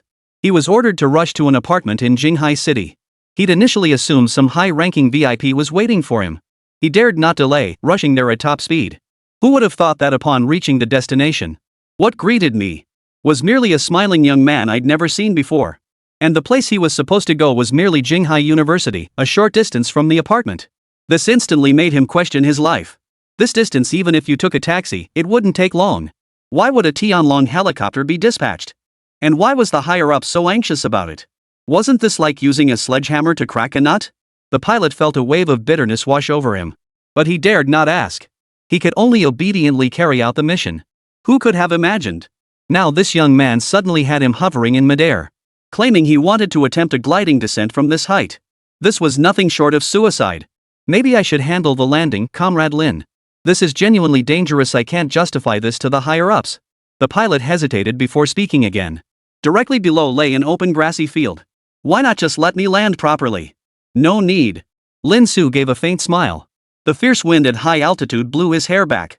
Then, without giving the pilot a moment to react, under the driver's horrified gaze, spread his arms wide and slowly fell backward. In an instant, his body plummeted, swept into the raging currents of the high-altitude air. Facing the onrushing gale head-on, Lin Su spread his limbs, his wingsuit unfurling as he soared through the air like a flying bird. Lin Su wingsuiting at this altitude? He's lost his mind. The principal and others on the podium who witnessed the scene nearly lost their minds, shouting that it was sheer madness. Though they didn't know much about this field, they knew this landing technique required sufficient altitude for cushioning and body reorientation. Yet Lin Su dared to glide from such a vertical height. He was practically courting death. Is that Lin Su? Lu Ju never imagined meeting Lin Su in such a manner. What an entrance, it was truly extraordinary. Then, as she listened to the surrounding crowd's descriptions, she immediately covered her red lips with her hand, her face filled with concern. Clearly, she understood just how dangerous Lin Su's actions were. And she wasn't the only one. At that very moment, everyone's gaze was fixed on Lin Su, plummeting rapidly through the sky. Their hearts were in their throats. The violent air currents at high altitude buffeted his form, throwing him off balance. Like a newborn chick, fragile enough to be knocked down by a sudden downpour at any moment. This is suicide. Holy crap, is this guy here to perform stunts? Landing from this height? Viewers in Jie's livestream flooded the comments with reactions. They all thought Lin Su was out of his mind. Even Jie himself was stunned, saying, "Guys, I might have to end the stream early. There might be gory footage coming up. I've dealt with this kind of thing before. I can guarantee with absolute certainty this guy won't land safely. With that kind of impact, the best case scenario is permanent disability." But before he could finish, Jie's words suddenly halted and he gasped in shock, wait, something's wrong. Because when he looked up again, Lin Su, who had been teetering on the edge moments ago, had regained his balance. He was descending through the air with remarkable stability. If someone far, far away witnessed this scene, they might even mistake it for a wild goose casually circling overhead. But soon, before anyone could breathe a sigh of relief, Lin Su made another astonishing move. Though he could have landed effortlessly, his body suddenly dropped. He deliberately accelerated. He suddenly dove toward the ground at breakneck speed. His body seemed poised to collide with the playground in an instant. Ah! Many timid girls in the crowd immediately covered their eyes, unable to bear witness to what would follow. But the very next second, an unexpected scene unfolded. Lin Su, who had seemed certain to meet his end, his body suddenly surged with power. He spun his body several times with astonishing precision, absorbing some of the impact. Then, as if he could see the invisible currents of air, he manipulated their force to spin sharply through the air several times. Finally, he charged toward the playground at a precise angle. His body rolled several times in midair. Finally, under the horrified stares of the entire crowd, Lin Su used the momentum of his roll to spring upright, hands braced against the ground for a forward flip, landing with perfect balance. In an instant, the entire field fell deathly silent. Every mouth gaped open, every pupil contracted. They stared at Lin Su as if he were a monster. The next second, within that vast hall where you could hear a pin drop, Lin Su smoothed her hair and bowed politely to everyone present.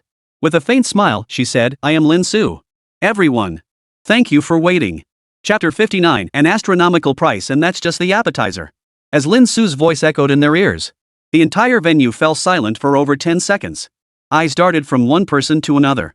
Then, like a raging flood, thunderous cheers erupted. That was so cool. That's insane. Gliding at such an extreme height, I wouldn't dare try it even if you gave me 10 times the courage. Dude, are you Batman? What a badass entrance. Tens of thousands of spectators gasped in unison. Just moments ago, everyone had assumed Lin Su would meet with disaster. Yet under these conditions of doubt, he demonstrated what a miracle truly is. Showed everyone what a miracle truly looked like. At that very moment, countless girls and online viewers turned their gaze toward Lin Su at the center of the field, their eyes filled with admiration and fervor. This is just too amazing. Upon the high platform, Lu Ju's hand, which had been covering her crimson lips, dropped unconsciously. Her beautiful eyes brimmed with disbelief and awe. She had imagined countless scenarios of meeting this mysterious man, Lin Su. Perhaps a chance encounter during work. Or perhaps a chance encounter on some street corner. But she never imagined Lin Su would appear before her in such a breathtakingly astonishing way. Gazing at the handsome man smiling in the center of the room, Lu Ju felt a bit dazed. Her mind went blank for a moment. Phew! Finally here. That scared the life out of me just now. From the vantage point of Class 3. Watching Lin Su surrounded by cheers, Su Qianqian rolled her eyes helplessly. Teacher Lin always does this. Really? She murmured with a hint of resentment. But her sparkling eyes betrayed her true feelings. Lin Xiaoxin, standing nearby, said nothing. She merely smiled silently, gazing ahead. A peculiar light seemed to dance within her eyes. Lin Su was just that kind of peculiar person. She always managed to do things in any place that ordinary people couldn't imagine. But clearly, this time, Lin Su's daring feat succeeded once more. And the effect was spectacular. The reactions of the people in the arena made that abundantly clear. This is the exact opposite of partial necrosis, it's a complete miracle. His name is Lin Su, right? I declare he's become the most impressive teacher at the opening ceremony in my eyes. Not even the King of Heaven himself could top him. Amidst this lively atmosphere, only two people felt a bit less than thrilled. Bang! Elsewhere, Gao Chen, consumed by rage. A fist slammed into the nearby wall, sending a thunderous echo reverberating through the space. His eyes, bloodshot with fury, fixed on Lin Su's location. The rage and jealousy in his eyes were so thick they seemed tangible. He never could have imagined that a situation he had once held firmly in his grasp could turn out like this. How on earth had Lin Su managed to get involved with the military? Gao Chen was tearing his hair out trying to figure it out. Looking at the fervent cheers now. Who even remembered his performance just moments ago? It had long been cast into the farthest reaches of oblivion. Just moments ago, he'd been fantasizing about stealing all the spotlight from Lin Su. Only to get slapped in the face the very next second. Who could stand that? His eyes darkened with fury, and he made up his mind. He turned and headed off somewhere. No one knew what he was up to. On the playground, Lin Su glanced at her watch. Phew, that was close. From start to finish, it hadn't taken him long to land. Still 1 minute away from being late. At least she'd managed to save face. Lin Su wiped the sweat from his brow. Truthfully, he still couldn't believe the military had sent a helicopter to personally pick him up. After all, he had only called Zhang Mingyuan earlier and informed him of the situation. He'd assumed at most they'd send a regular helicopter. But who would have guessed he'd suddenly gone off the deep end? He'd actually pulled out a military helicopter. Of course, what Lin Su didn't know was Zhang Mingyuan was just as baffled. After receiving Lin Su's request, he didn't dare delay. He immediately sought approval from higher-ups to deploy a standard helicopter. But who could have imagined? The moment his superiors heard the name Lin Su, they reacted like they'd been hit with a shock. The reaction was intense. They bypassed the cumbersome approval process entirely. They deployed the Celestial Dragon helicopter without any review whatsoever. This genuinely startled Zhang Mingyuan. Only then did he realize Lin Su was far from the simple figure he appeared to be. After all, even if he wanted to be a Celestial Dragon, the crew would have given him 2 big middle fingers and kicked him out. But when it came to Lin Su, the higher-ups were acting like sycophants, practically frantic. Back to the playground. Lin Su pressed his hands downward. The once noisy crowd fell silent instantly. At that moment, Lin Su took down the glider he'd just been using. He held it up for everyone to see. This is the smart glider I've been tinkering with. From my demonstration just now, I'm sure you all have a good understanding of it. Oh, right. Lin Su suddenly remembered something and cautioned that altitude was extremely dangerous, even for professional athletes. Please do not attempt to replicate this. Kids, you absolutely must have your parents. Oh wait, parents shouldn't try it either. Lin Su spread his hands and added, of course, tall, leggy beauties can contact me, I'll give you on-site lessons. A wave of laughter instantly swept across the field. Many girls blushed instantly. They silently cursed teacher Lin for being shameless. Lin Su composed himself and began his presentation. This glider is equipped with an intelligent detection system I developed myself. This device intelligently adjusts the wing's microscopic, dragon scale-like air resistance mechanisms which open and close based on the speed and direction of airflow around the body, enabling truly effortless control. In other words, anyone wearing this wingsuit, even a 90-year-old grandmother, could fly effortlessly. As Lin Su finished speaking, a collective gasp of astonishment rippled through the crowd. Many eyes turned to the wings in Lin Su's hands, their expressions shifting instantly. Anyone can fly? The appeal to everyone was overwhelming. The yearning for the skies is a desire etched into the very DNA of humanity since ancient times. It could be said that everyone has fantasized about soaring freely through the skies like a bird. But is it really that simple? Don't even mention extreme sports like paragliding, which require professional training to attempt. Even modern skydiving requires most people to be strapped to an instructor for a simple freefall experience. And now Lin Su claims even his old lady can fly? This is absolutely outrageous. Immediately, someone shouted, "Teacher Lin, how much for this? I'll buy it. Name your price." The speaker was some rich kid. He happened to have nothing to do today and came to take a look. And now he'd stumbled upon such a gem. For ordinary people to glide, either rely on an instructor's help, but that's no fun at all, or they need extensive training over a long period. A young master accustomed to a life of luxury and fine dining. How could he possibly endure that? But Lin Su's method is practically a lazy person's dream one-click speedrun. Every fluid, stylish move Lin Su just pulled off was all thanks to tech adjustments. Do whatever you want. Even professional athletes who'd poured their hearts into training would weep watching this. Who wouldn't be dazzled? What's the price? Name your figure. Tens of thousands, no problem. The young master declared again, exuding an air of unlimited wealth. Those around him didn't seem particularly surprised. After all, in their eyes, the high-tech gadget in Lin Su's hands clearly cost tens of thousands, just another toy for the wealthy. But who could have imagined? Lin Su merely smiled faintly and said to the young master, "Don't go jacking up the price, kid. Save yourself the trouble of people saying I'm overcharging." The young master froze in surprise. Was his offer really that unreasonable? Was it really that unreasonable? With this level of craftsmanship and functionality, tens of thousands was already a conservative estimate. But in the very next second, in front of everyone, Lin Su chuckled, "No need for such a high price. Seeing everyone's enthusiastic response, I'll have it produced by specialists in a few days. As for the price..." Lin Su gave a mysterious smile, teasingly building anticipation. Then, as everyone held their breath in anticipation, he casually announced, "299. What? The moment the price was announced, not only did the young master freeze in shock, even the bigwigs on the high platform were stunned. Xia Yuan seemed to have finally found something to criticize Lin Su for. He slammed his hand on the table and sneered coldly, just trying to win over the crowd. 299 won't even buy a single part and he's selling it outright? If that's the price, I'll take his surname," he declared with absolute certainty. Zhang Tao, however, laughed. Turning to Xia Yuan, he said, "Then I'll be waiting to see Dean Xia Yuan change his surname." "You!" Xia Yuan was about to explode with rage. But he quickly remembered that Zhang Tao was someone he couldn't afford to provoke. He could only swallow his anger and snort coldly. He thought to himself, "You're about to get humiliated." Many others in the crowd shared Xia Yuan's thoughts. They immediately began jeering, accusing Lin Su of bragging. They demanded he reveal the real price. A measly 299 yuan. That's barely enough for some students to grab a bite out. And now you claim it can buy a high-tech, freely flying glider? You're pulling our leg. But Lin Su's expression remained unchanged. Classmates, I have no reason to joke. The entire room suddenly fell silent, as if someone had pressed mute. Dead quiet. What? Seriously selling it for 299? No joke? Lin Su nodded. You'll find out in a few days. As one of your instructors, with so many of you gathered here at Jinghai University today, this is my small token of appreciation. I swear on my teaching credentials, if it's not this price when the time comes, you can come find me with a big cleaver. Lin Su's words immediately sparked another wave of laughter. But what overwhelmed them more was sheer astonishment. No one had expected this price to be genuine. Was Lin Su throwing money around just to build his reputation? But in reality, Lin Su's 299 yuan price tag not only avoided losses but even turned a small profit. After all, the raw materials were inexpensive. The real value lies solely in the detection devices and core components he created. And for Lin Su, these cost nothing. He could easily write them himself using the system. On another note, Lin Su wasn't short on money either. He had no intention of exploiting the Chinese people for profit.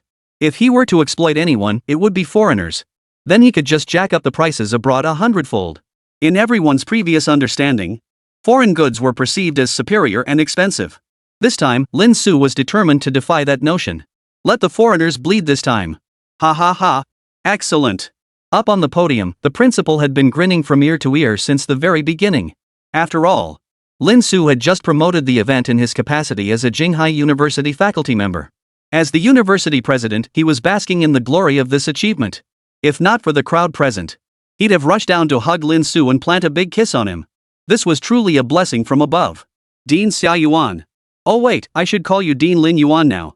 At that moment, Zhang Tao sneered at Xia Yuan, who stood nearby with a face as pale as death, on the verge of fainting from rage, not forgetting to add a taunt. You lot. Feeling the strange stares from those around him, Xia Yuan nearly lost control and roared to his feet. After a long moment, he finally forced himself to suppress his rage. The results aren't out yet. Who knows? Hearing his explanation, everyone shook their heads in unison. Xia Yuan was blatantly refusing to accept the outcome. Lin Su had announced it in front of so many people. How could he possibly tarnish his own reputation? At your age, how can you still have no shame? Scornful glances swept over him. Xia Yuan nearly choked on his own blood. Just you wait. Damn you, Lin Su. Humiliated and wrongly labeled as someone else's son, Xia Yuan seethed inwardly, wanting to tear Lin Su apart with his bare hands. You'll get yours soon enough.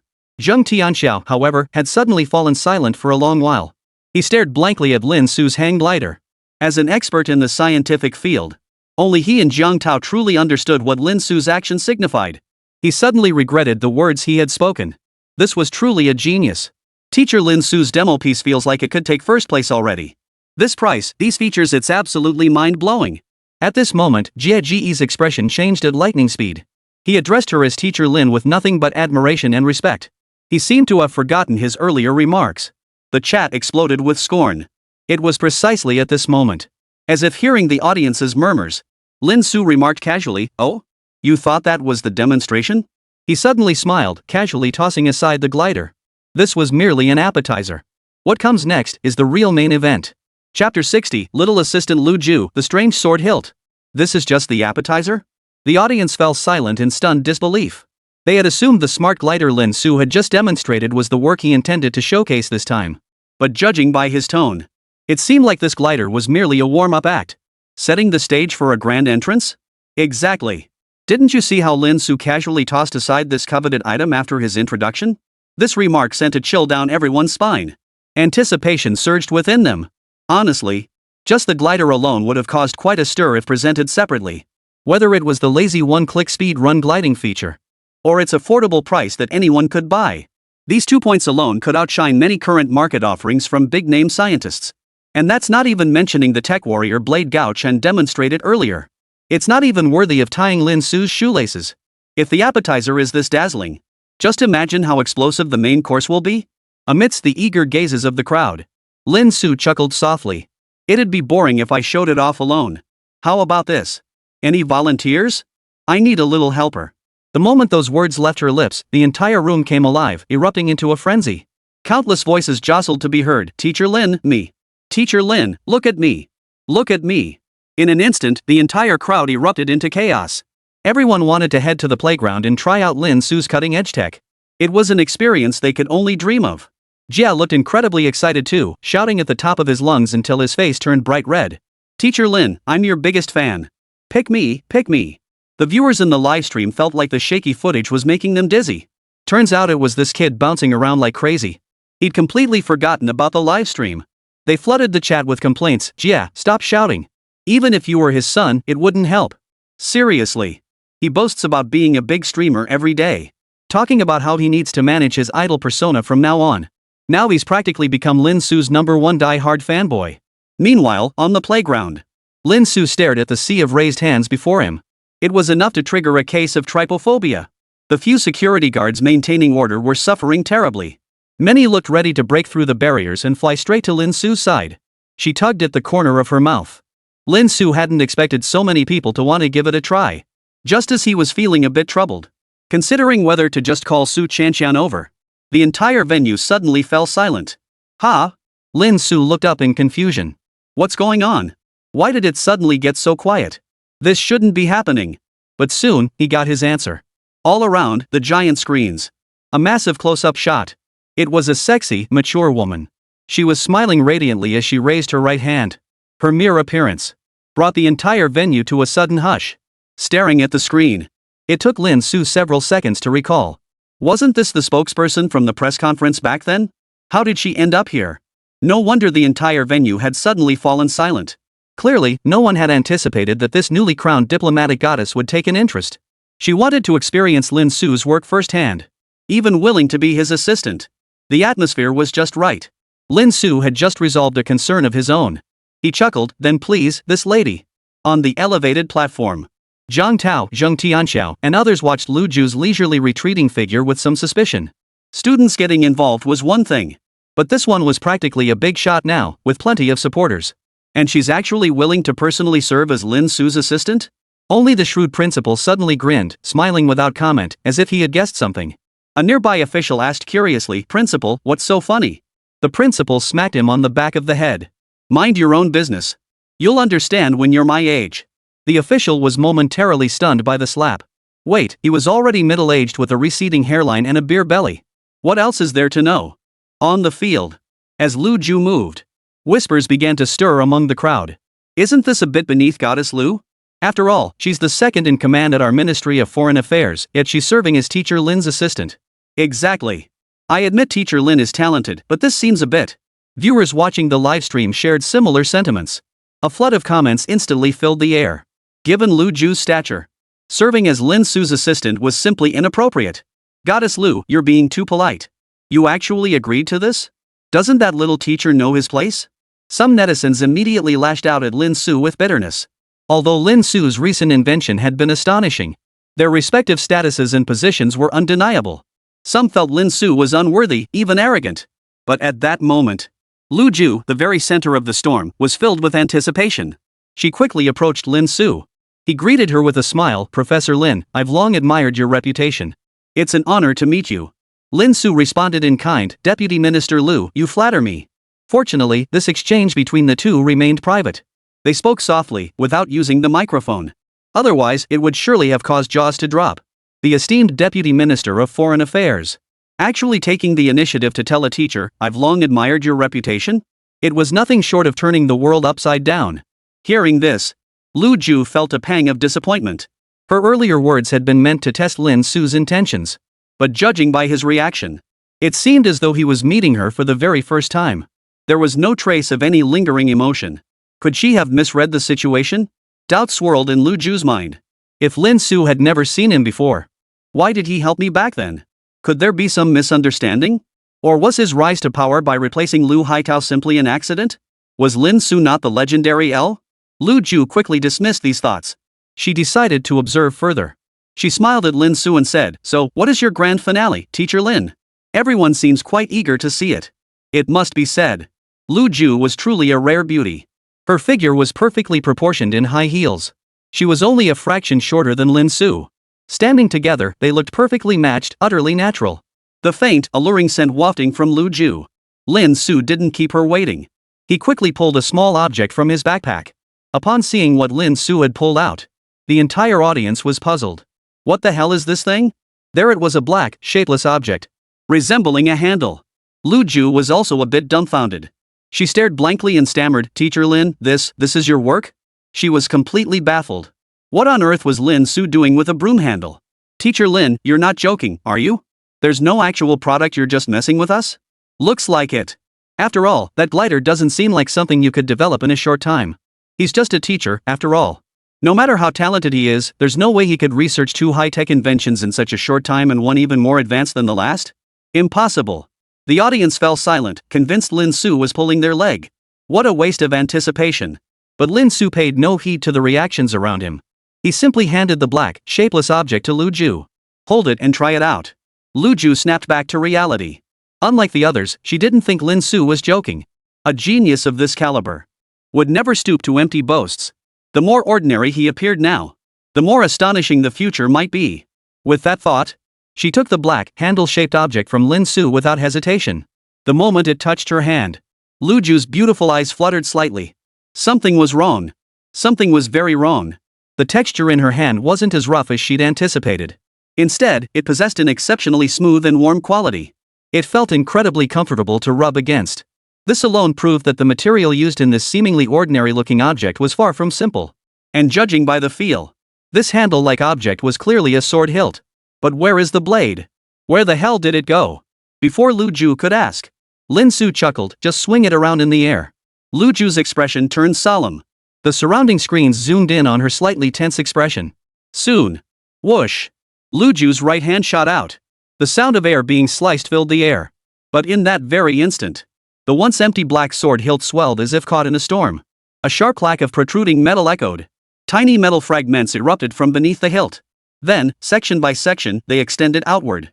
Countless fragments instantly reassembled, forming the blade. Lu Ju swung with blinding speed, so fast that everyone could only catch a fleeting afterimage.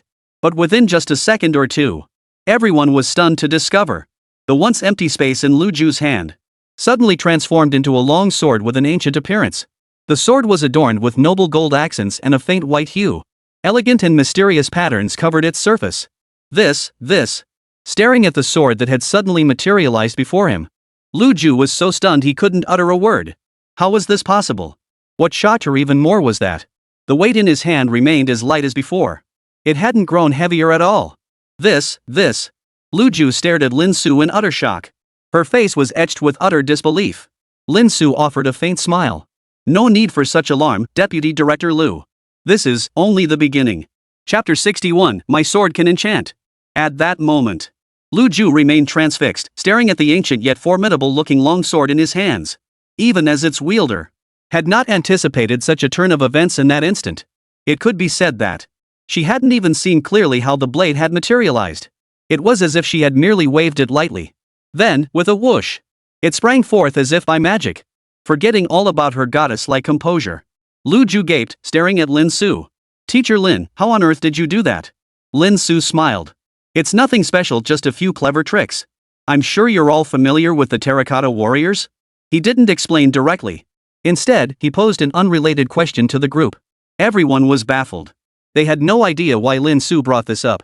Lin Su continued, "A bronze sword was unearthed from what was once pit number 2 of the terracotta army. At the moment of its discovery, it was found in a bent state." The audience listened intently. The Qin dynasty ended thousands of years ago.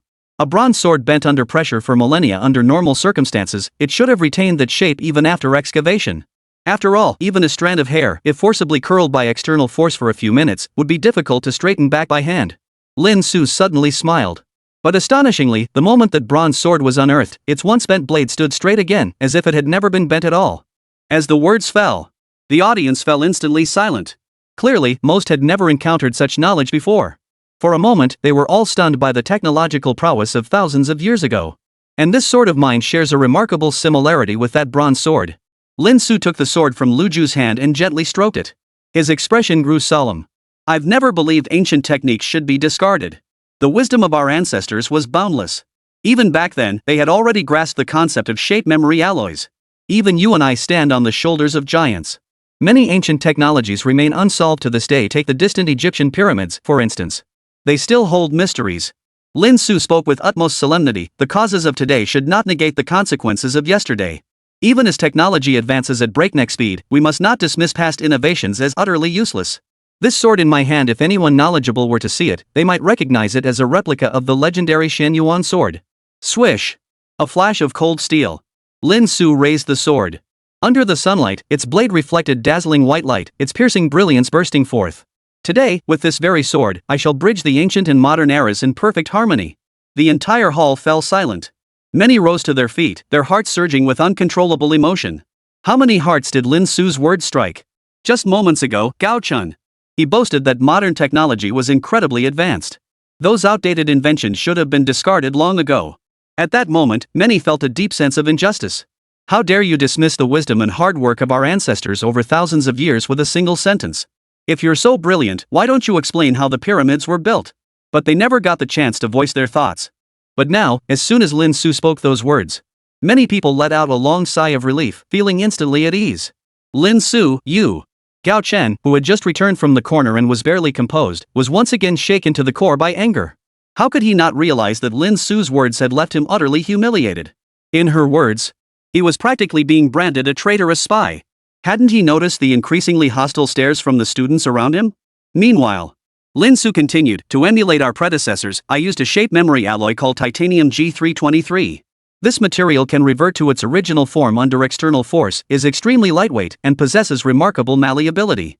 Titanium G323? What the hell is that? The moment Lin Su uttered those words, not just the audience. Even many of the scientific luminaries on the elevated platform were left utterly bewildered. Zheng Tianxiao frowned and muttered to himself, Titanium G323? When did such a metal appear in the world? I have no recollection of it. He glanced at his old rival Jiang Tao and the others. He found them equally bewildered. They'd never heard of it. He could barely contain his frustration. He tapped the microphone placed before him and asked, Hold on, let me interrupt. The entire venue fell silent in an instant. It seemed no one had expected Lin Su's words to even catch Zheng Tianxiao's attention. Zheng Tianxiao's eyes locked onto Lin Su. Our planet does indeed possess countless miraculous materials. Some have yet to be fully utilized even today. But where on earth did this titanium G323 come from? I've studied this field extensively, yet neither domestically nor internationally has anyone ever heard of a material by that name. Could it be that you simply made it up? His expression darkened. As the head of the Overseas Research Institute, he despised nothing more than empty boasts and academic fraud. Seeing the renowned academician Zhang suddenly voice his doubts about Lin Su, the room fell into an abrupt silence. Everyone waited to see how Lin Su would respond. Yet Lin Su showed not a trace of pressure from being confronted by such a heavyweight. Instead, he met Zheng Tianxiao's gaze without flinching. He replied with a casual air, Indeed, there is currently no information about this in the world. Then why did you? Zheng Tianxiao's expression darkened, but before he could speak, Lin Su's next words cut him off. But, Lin Su mused, just because it's never been observed doesn't mean it doesn't exist. Why should I fabricate descriptions for the usage I discovered myself? Is that so difficult? He never explained to Zheng Tianxiao how he had discovered it. He simply countered with a matter-of-fact retort. Is that so hard? This. Zheng Tianxiao suddenly fell silent, rendered speechless by Lin Su's retort. You see, research in materials science has now reached a state of saturation. It's not that materials have been explored to the point of exhaustion. Rather, given humanity's current technological capabilities, many materials simply cannot be fully understood, reaching a bottleneck. Consequently, worldwide, whenever a novel application for a new material is discovered, it creates quite a stir. This is precisely the headache plaguing countless scientists today. Yet from Lin Su's mouth, it sounded like no big deal at all. Yet the reality seems to be exactly that. Take that casual flick of her wrist reconfiguring the sword's blade from thin air using memory metal. Has anyone in the world managed to replicate that? It seems not. Which means, Lin Su wasn't making any of this up. But such a monumental invention. Are you really okay with being so nonchalant about it? Zheng Tianxiao nearly choked on his own blood. If it were anyone else, would have been itching to publish a few tech papers to announce it to the world. But Lin Su didn't think it was a big deal at all. No wonder Zheng Tianxiao thought Lin Su was bragging. For a moment, he didn't know what to say. He stood there frozen in awkward silence. Beside him, Jiang Tao cast a look of pity. At this very moment, wasn't Zhang Tianxiao just like his former self? If he knew about all those bizarre alternative uses for the materials Lin Su mentioned, wouldn't he be scared to death? Guys, check this out. Now that's what I call badass. Jiegu in the audience watched the scene, his blood boiling. He exclaimed excitedly to the brothers in the livestream, he dares to speak with such confidence even to the renowned dean himself. That commanding presence. If I were a girl, I'd kneel before teacher Lin right then and there. Even the usually argumentative commenters were in unanimous agreement this time. All marveled at how cool Lin Su looked when he spoke just now. That innate confidence made people instinctively feel convinced. At that moment, Lu Ju, sensing the awkward atmosphere, hurriedly stepped in to smooth things over. Teacher Gao Chen also crafted a katana earlier, and the results were astonishing. Many classmates were amazed. Teacher Lin just mentioned this is only the beginning. So, does the sword in your hand have any other special features? She asked expectantly. Lin Su, however, offered only a faint smile, with a subtle flick of his wrist. The next second, whoosh! A sudden, explosive crack echoed as flames abruptly ignited and swelled. Then, upon the once plain and unadorned blade, flames erupted, burning wildly. In an instant, they spread wildly from the hilt, swiftly covering the entire blade. The temperature surged violently. The Xianyuan sword in Lin Su's grasp was now engulfed in roaring flames, terrifying tongues of fire that seemed capable of devouring all creation. Swish! Lin Su swung the blade through the air, the flames streaking rapidly behind it, leaving a searing trail of fire. Then, amidst the stunned expressions of the entire crowd, Lin Su smiled faintly, the flames on his sword burning steadily. What if I told you, my sword is enchanted? Chapter 62, Water and Fire Enchantment? Did you just pull an anime move? A sword that can be quenched? Witnessing this scene, the audience was utterly dumbfounded. Some even slapped their own cheeks, wondering if they were dreaming. But the flames quietly burning along the blade proved to everyone that this was no illusion. It was real. Isn't this the kind of divine weapon you only see in fantasy novels? Someone gasped. Clearly, they hadn't anticipated the enchantment Lin Su spoke of. It wasn't the kind of haphazard spirit summoning practiced by Taoist priests in the martial arts world.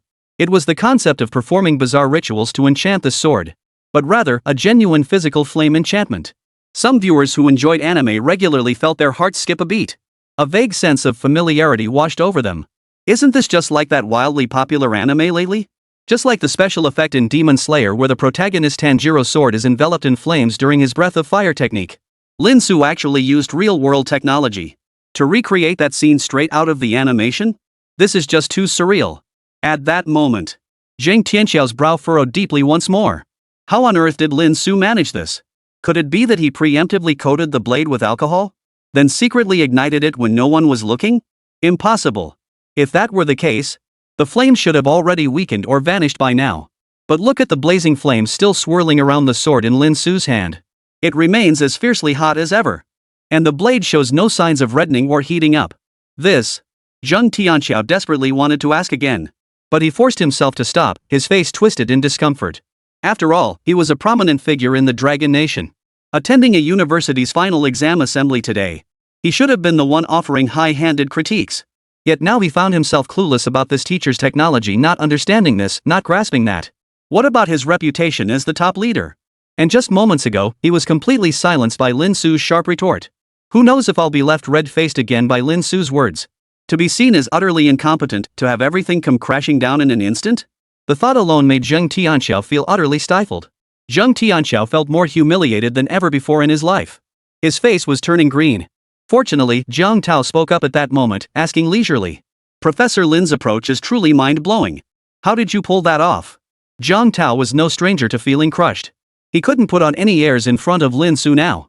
After all, when Lin Su had first pulled the object out, it was just a small, shabby-looking object. You wouldn't have known it was a sword hilt. Now it's instantly reassembled into a sword body. And it could be enchanted with flames. How did he even fit that in there? It's enough to fry your brain. Lin Su chuckled. Well, it's quite simple, really. Just a little trick. Another little trick?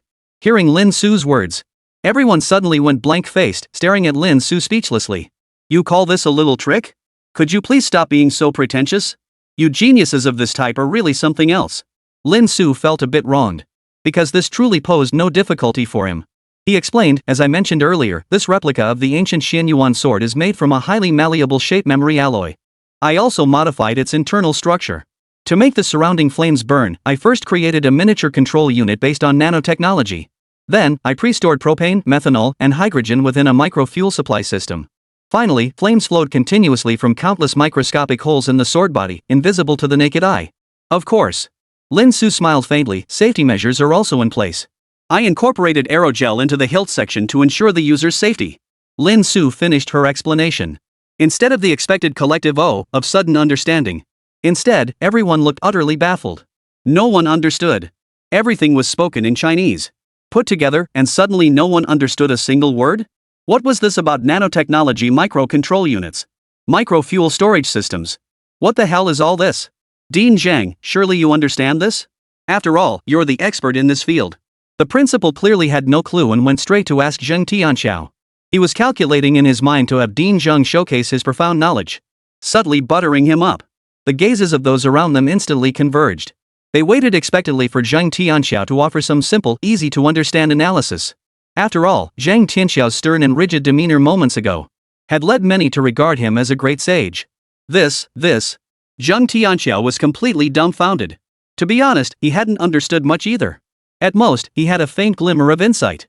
To grasp it fully, he'd definitely need to return to the research institute for careful study.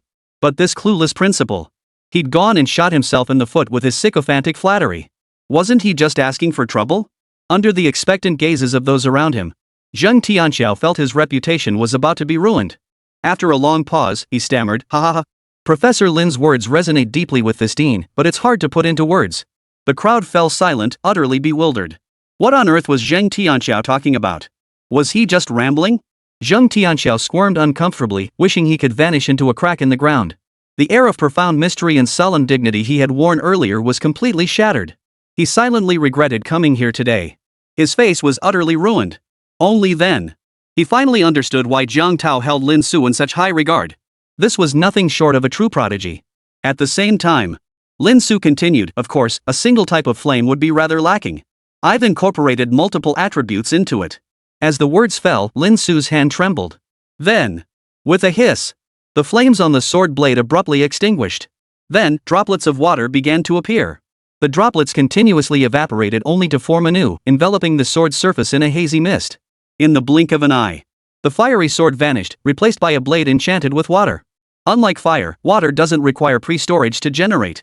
My built-in absorber continuously draws in surrounding water vapor, creating a self-sustaining internal cycle. Gazing at the ice-blue blade flowing with water, Lu Ju felt as if she were in a dream. She felt a relentless chill closing in on her position.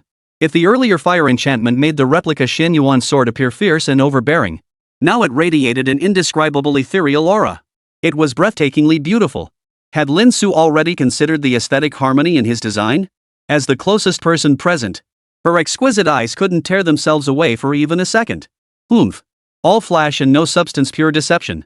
But just then, a blunt voice cut through the air. Chapter 63, Humiliating Xia Yuan. It's not just for show. The solemn atmosphere in the entire venue shattered instantly. All eyes turned toward the speaker. Xia Yuan. Under the gaze of the crowd, Xia Yuan snorted coldly. Technology isn't about flashy nonsense. What good is all this showmanship of yours?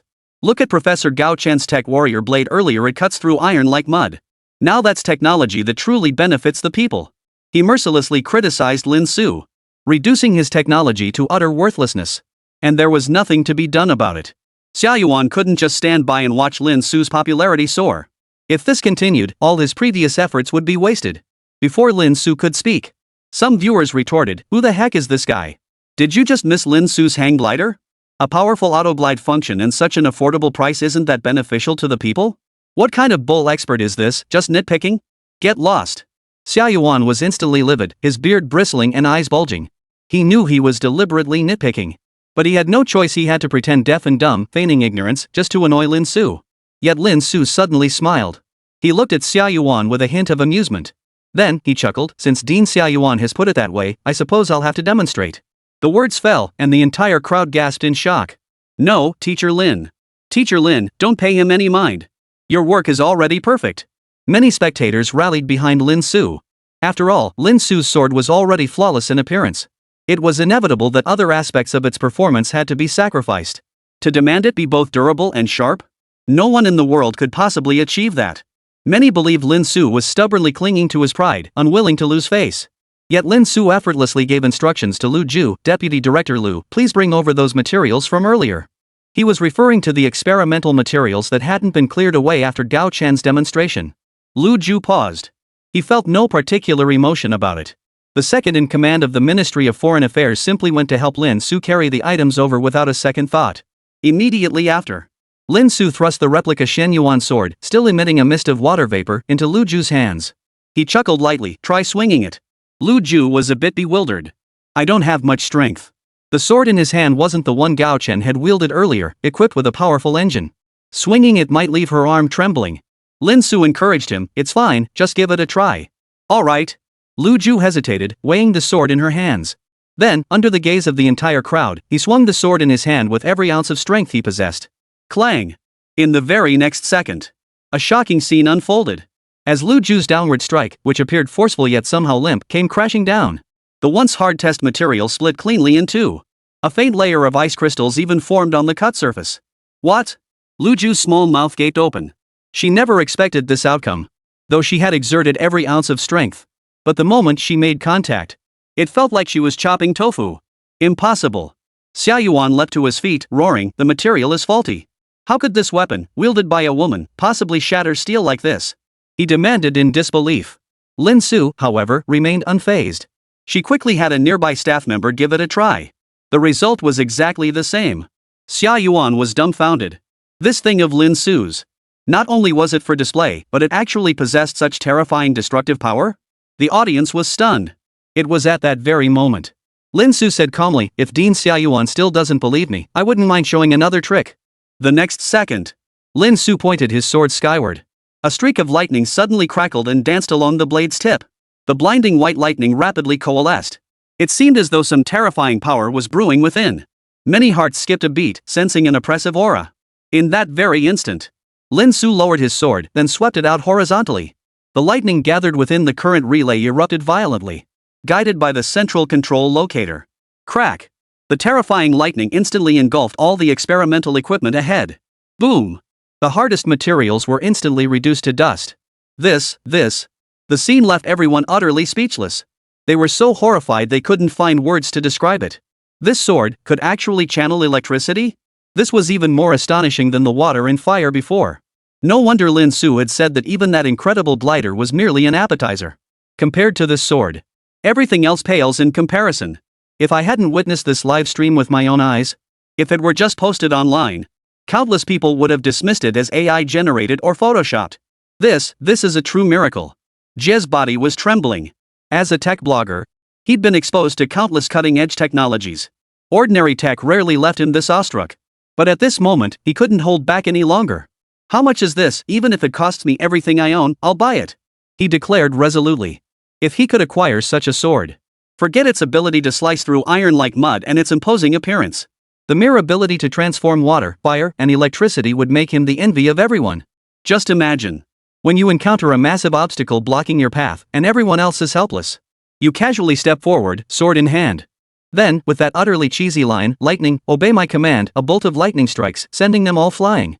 How exhilarating would that be? Who hasn't dreamed of being a great hero as a kid? And Lin Su's sword can turn your fantasies into reality.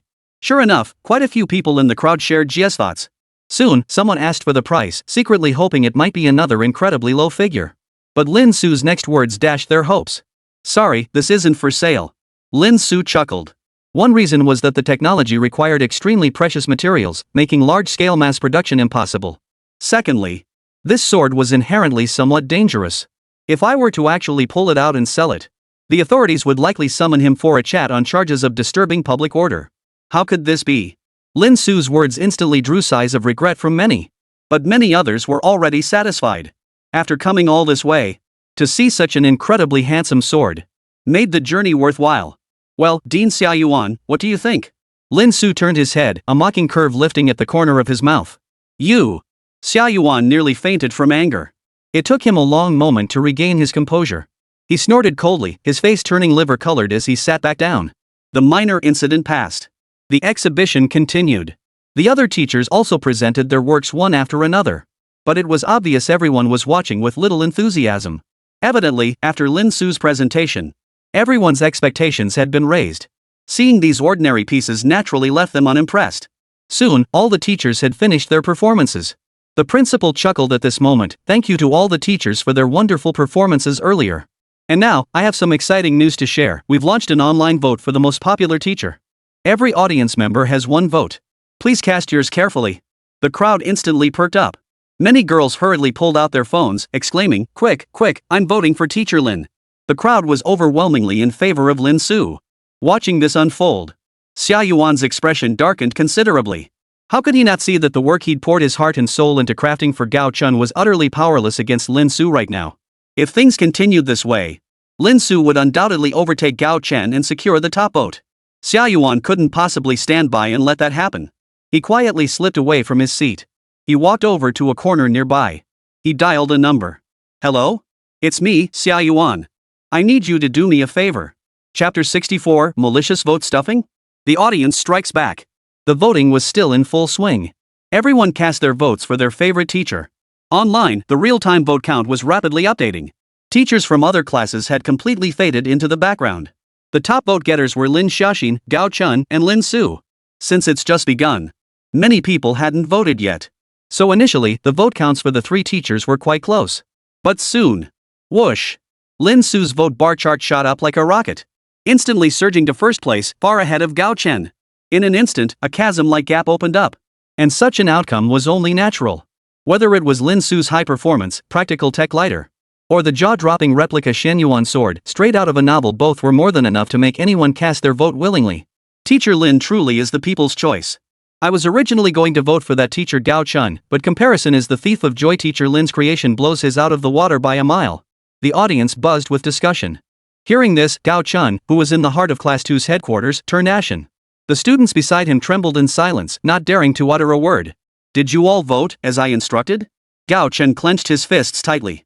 The refined, easygoing demeanor he usually projected in front of his students was completely gone. He practically roared at them, forcing the students to vote for him. We voted, sir." Gao Chen's students were all scared out of their wits. They never imagined that the usually kind and approachable teacher Gao Chen could have such a side to him. He looked like a demon from hell. "You voted? Then why aren't my numbers going up?" Gao Chen was furious.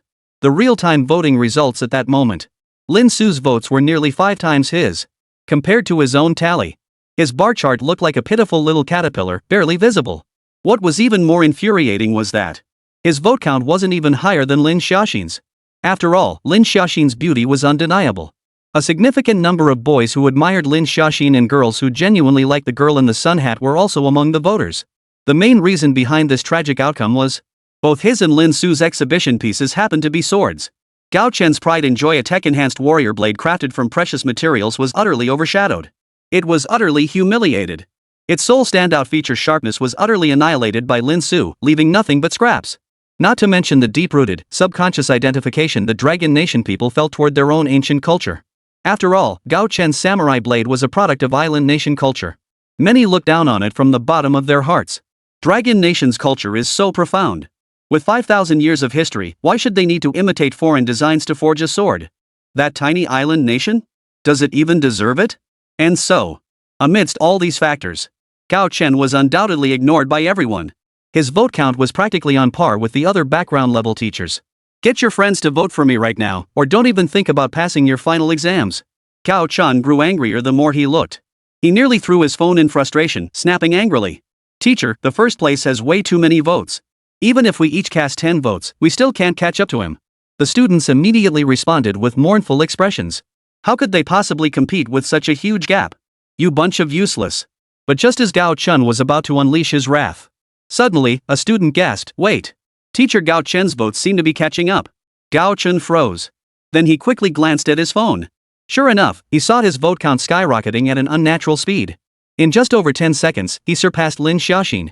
He had surged into second place. Gao Chen felt a surge of both surprise and delight. But he wasn't stupid. He immediately looked up. Sure enough, he met the meaningful gaze of Xia Yuan in the distance. A smile spread across Gao Chen's face. He knew Xia Yuan was stepping in to help him. Now let's see how Lin Su dares to compete with him? Ha! What's going on? How did Gao Chen, ranked third, surpass teacher Lin Xiaoxin? Soon, spectators monitoring the vote began murmuring in confusion. Everyone looked over, thoroughly puzzled. After all, Gao Chen's tech warrior blade has decent functionality. There are fans who like it, so it's not surprising he surpassed teacher Lin Xiaoxin. Someone speculated. The crowd didn't know what to say. They could only accept this as the only plausible explanation. But then, another unexpected turn of events occurred. After surpassing Lin Xiaoxin, Gao Chen's vote count not only failed to slow down, but surged wildly once more in an instant. Though he had been trailing far behind Lin Su, he now approached nearly half of her vote count. It could only be attributed to Lin Su's overwhelming initial lead. Even with Gao Chen's rapid ascent, he could only just catch sight of Lin Su's taillights. But there was still time left before the polls closed. If this momentum continues, Lin Su would absolutely be overtaken by Gao Chen. Something's wrong. Gao Chen's votes are rising too fast. This isn't right. Someone exclaimed in alarm. After all, vote counts naturally surge fastest at the beginning. After all, each person only has one vote. Once they cast their vote right away, they had no chance to vote again. It's impossible for this kind of late surge to happen. People today have long been seasoned by the trials of the internet. They instantly smell something fishy. Gao Chen hired online trolls to rig the votes. Scandal. Vote rigging.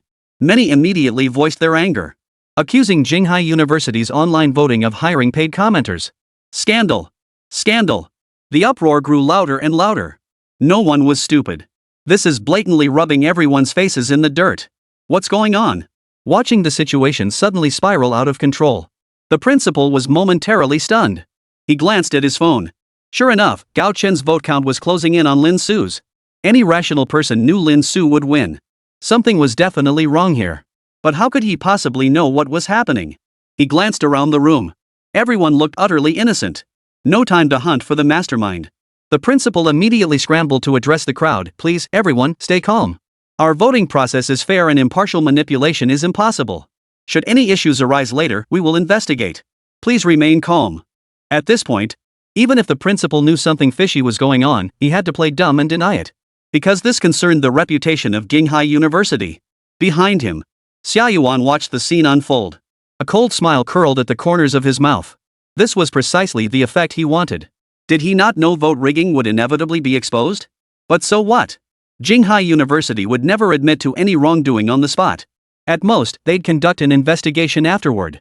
But by the time the investigation concluded, Gao Chen would have already secured first place in the vote, earned the bonus points, and won the competition. Lin Su will be out on her ear. By the time the investigation results came out, Lin Su would be long gone.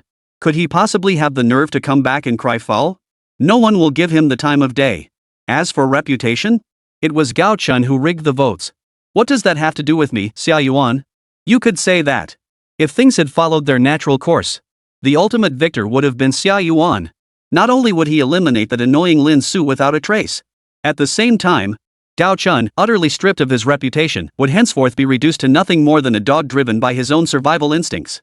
But, just as Xia Yuan was basking in his triumph, the scene unfolding before him suddenly froze his face in shock.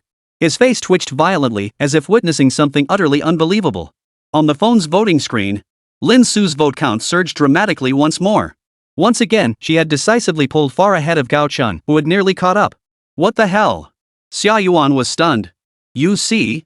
Gao Chen maintained such terrifying momentum because he found a steady stream of paid voters to flood the polls. Where on earth did Lin Su find these people?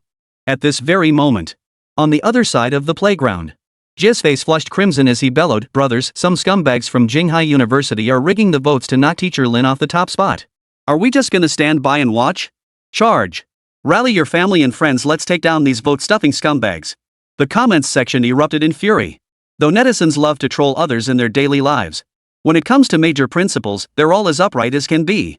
How could they tolerate such blatant underhanded tactics? Many immediately created secondary accounts to keep voting.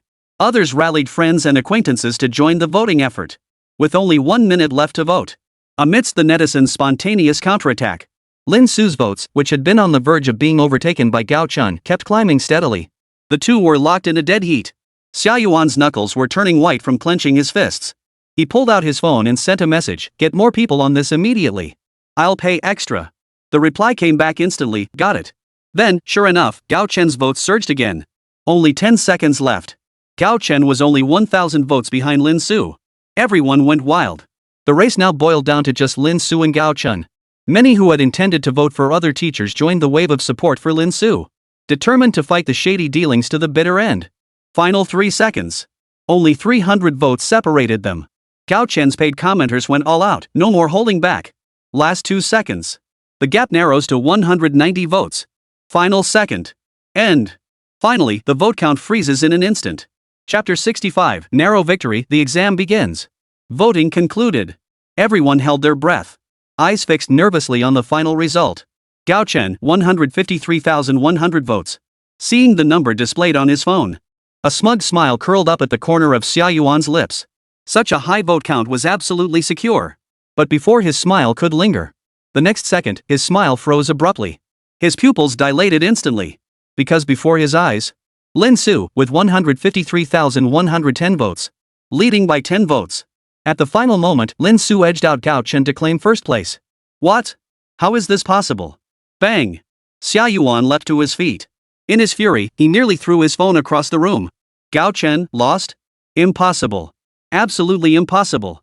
He had clearly employed every possible method. Providing Gao Chen with rare materials, personally guiding him. Set up Lin Su. Hired professional trolls to rig the votes. Why? Why, after going this far? Why can't I outvote Lin Su? He couldn't wrap his head around it. If the gap with Lin Su was a few thousand votes, or even tens of thousands, he could accept it. But damn it, he's trailing by a mere 10 votes. Xia Yuan was already over 70 this year. In an instant, his limbs went numb and cold, his heart clenched in pain, and his blood pressure surged. His eyes rolled back, and he immediately fainted.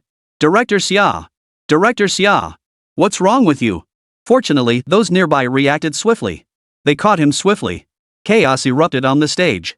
Xia Yuan's eyelids fluttered, his exhalations far outnumbered his inhalations. It took him quite a while to steady himself. Panting heavily, he declared, "I'm fine, no need to help me." Hearing this, the people around him, they let go. Clang! Caught off guard, Xia Yuan's legs gave way. Before he knew it, his whole body crashed onto the floor in a spectacular faceplant. "Leave me alone." Xia Yuan's voice trembled. Gritting his teeth, he struggled to his feet. Under the puzzled and bewildered gazes of the crowd, he slowly made his way out, leaning against the wall for support. Leaving the principal and other school administrators staring at each other in bewilderment. They couldn't fathom what had possessed Xia Yuan to act so wildly. Could it be that Teacher Lin's victory made him too happy? One teacher muttered in bewilderment. Hearing this, Xia Yuan felt stabbed to the heart. His legs buckled, and he nearly fell again. He couldn't bear to stay any longer. He stormed out in a rage. The moment he stepped outside, he angrily dialed a number. The moment the call connected, a torrent of furious curses erupted. "What kind of work are you doing over there? Aren't you supposed to be the biggest online troll army? How can you not even manage to push someone to the top spot?" He demanded answers. A frantic voice came from the other end, explaining, "Listen to me, Dean Xia. I really did my best. Gao Chen has a total of 150,000 votes, and 130,000 of those were from us. We've reached our absolute limit." Xia Yuan wouldn't hear his excuses. Then why did Lin Su jump to first place? Don't tell me he's rigging votes too. The voice on the line sounded on the verge of tears. "I have no choice. Even if we burn out all our fake accounts, we still can't beat the organic votes from netizens." Clearly, he hadn't anticipated things turning out this way. As a notorious leader of online vote stuffing operations, he had pushed himself to the absolute limit to generate 130,000 votes in just a few minutes. Who knew that person named Lin Su would be so popular? With a 1 vote per person limit. Yet she had surged to the top purely through organic audience support. Not even vote rigging can beat this. Damn it, you bunch of good-for-nothing losers. A thunderous crack. Xia Yuan could no longer contain his rage. He smashed his phone to pieces. On the playground. At that moment, Lin Su stared blankly at her own votes. Clearly, he was quite surprised that he had won the contest by a mere 10 votes. He was genuinely surprised. He hadn't expected netizens and viewers to be so supportive. Even the vote stuffers couldn't beat him. Lu Ju stood beside him, smiling warmly. She waved her phone at Lin Su. "Teacher Lin, I had my colleagues help vote for you just now, exactly 10 votes. Lin Su heard this. Paused for a moment before smiling. "Well, thank you for that, Deputy Director Lu. In a way, Lu Ju's 10 votes could indeed be considered crucial." "No problem." Lu Ju flicked the large curl at her temple, looking alluringly charming. "After all, you're Mr. L, contributing to our Dragon Nation. Helping you is only right." "L? The genius from the diplomatic press conference? What do you mean by that, Deputy Minister Lu?" But Lin Su looked at Lu Ju with an innocent expression, her face full of confusion. As if he had no idea what she was talking about. Ever since being tested by Yao Wanqi last time, Lin Su had become more cautious. Now, she never showed the slightest flaw in handling such situations. These words left Lu Ju momentarily stunned. Then, doubt began to grow in her heart. Could she have truly misjudged the situation? Could the renowned Mr. L truly have no connection whatsoever to Lin Su? But, in both of them, Lu Ju had discerned the same quality. That same breathtaking brilliance and genius. And that unparalleled confidence and pride. Lu Ju trusted her sixth sense, refusing to admit defeat. At this thought, she silently clenched her teeth and balled her fists. She thought to herself, sooner or later, I'll make you show your weakness. Amidst this jubilant atmosphere, the principal spoke again. Congratulations to teacher Lin Su for winning first place in this competition. This year, Jinghai University has introduced a new rule. The first place teacher will earn their class a 1.5x bonus on total points, while the second place. After finishing his announcement, he wiped the cold sweat from his forehead. Thankfully, things had turned out well. Otherwise, who knows what kind of storm might have erupted. At that moment, the audience once again buzzed with discussion. Everyone felt that their earlier efforts had paid off.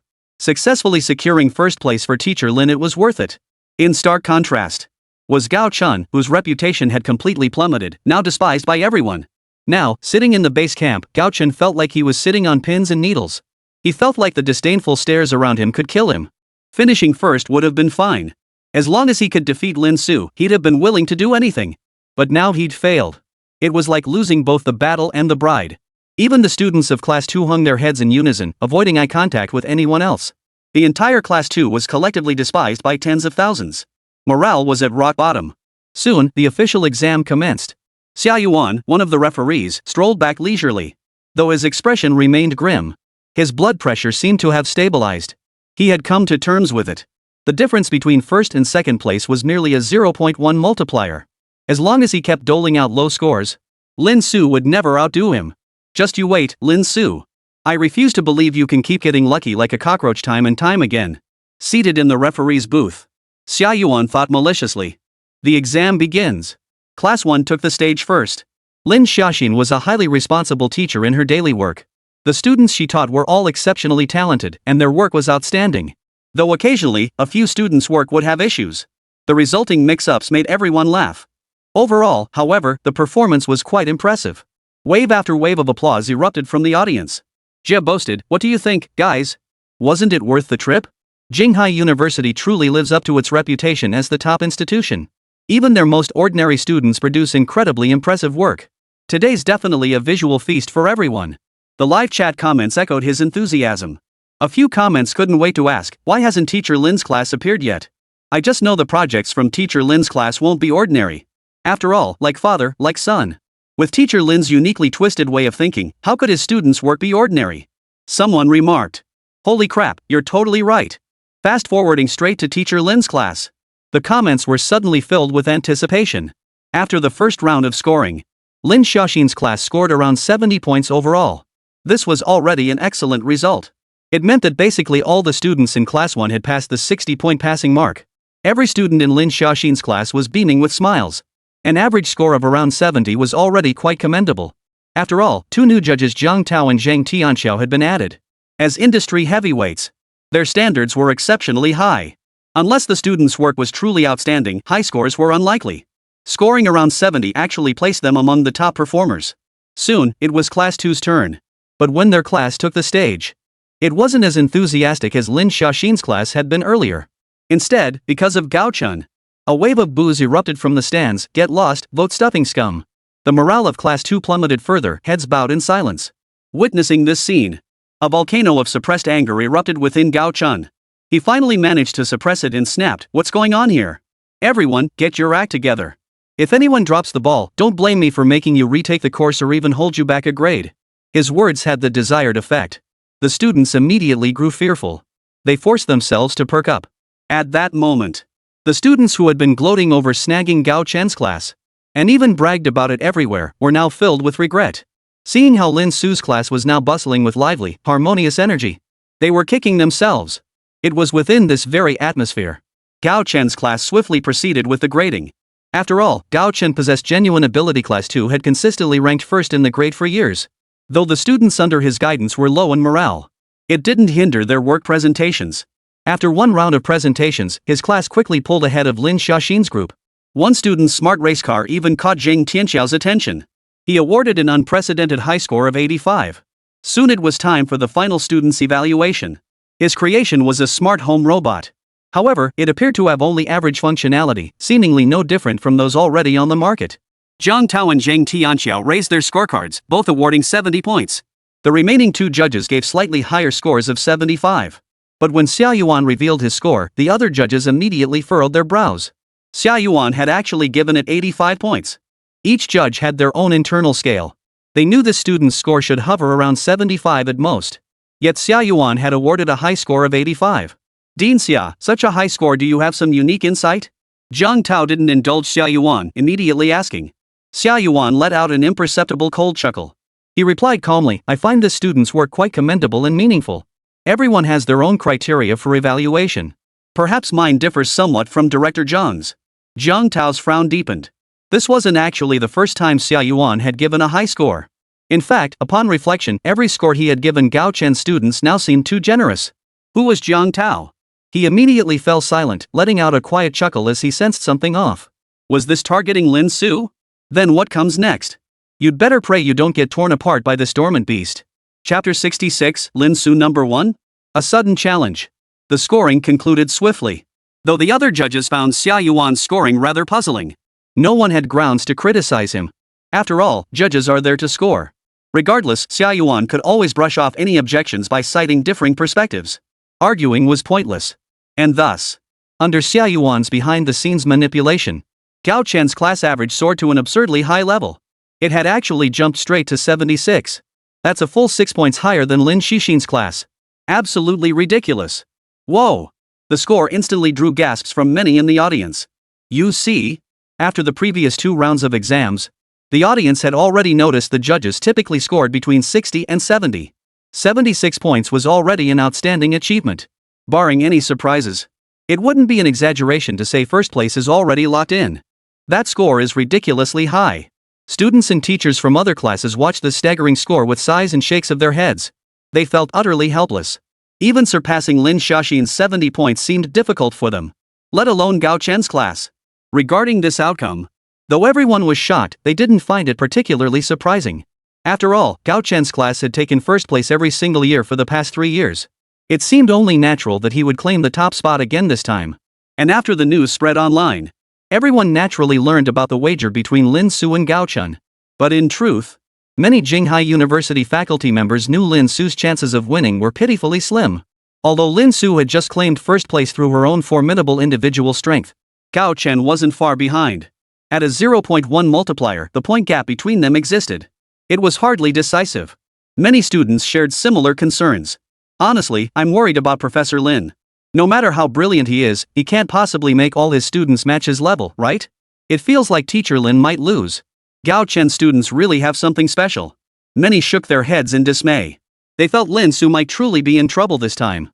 If it came down to raw ability, Lin Su could crush Gao Chen effortlessly. But this was still a battle between students. No matter how talented Lin Su was, he could guide the students in refining their work. But with dozens of students, Lin Su couldn't possibly attend to every detail. Make them all perfect? Even Brother Jia shook his head in the livestream, his expression serious as he said, now it's Teacher Lin Su's turn. Honestly, as a die-hard fan, I'm still a bit nervous. Gao Chen's class average is just too high. With the 1.4 multiplier, that jumps straight to a total score of 103.6. In contrast, Teacher Lin's students were all at the bottom before. It's really tough for them to soar to the top this time. The chat stream was filled with similar reactions. Some people firmly supported Lin Su based on his recent performance. But others sang a different tune. They believed Lin Su was bound to fail. After a brief moment of glory, he'd soon be slinking away from Jinghai University.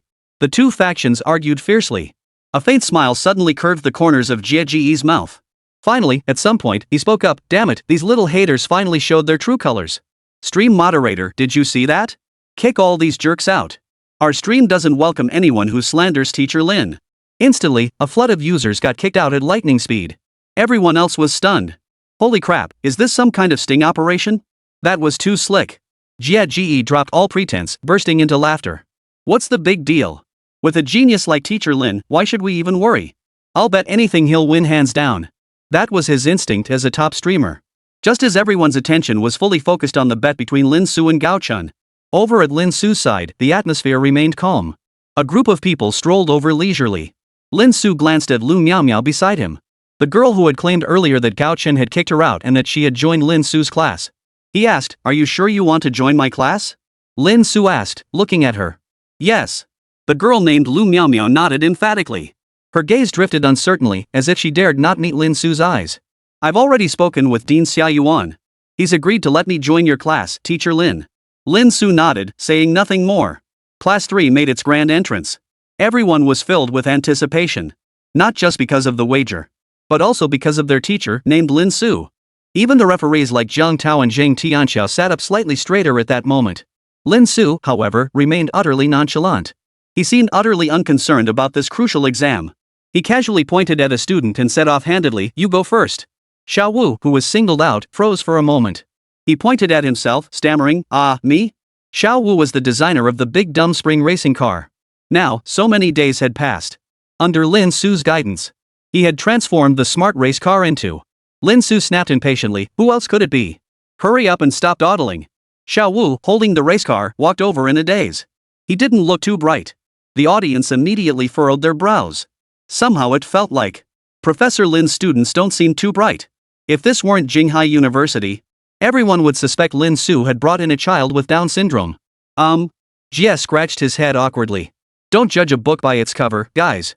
Hold on." Xiao Wu looked a bit dazed. But his mind was sharp. He quickly got into the swing of things. First, he bowed to the judges.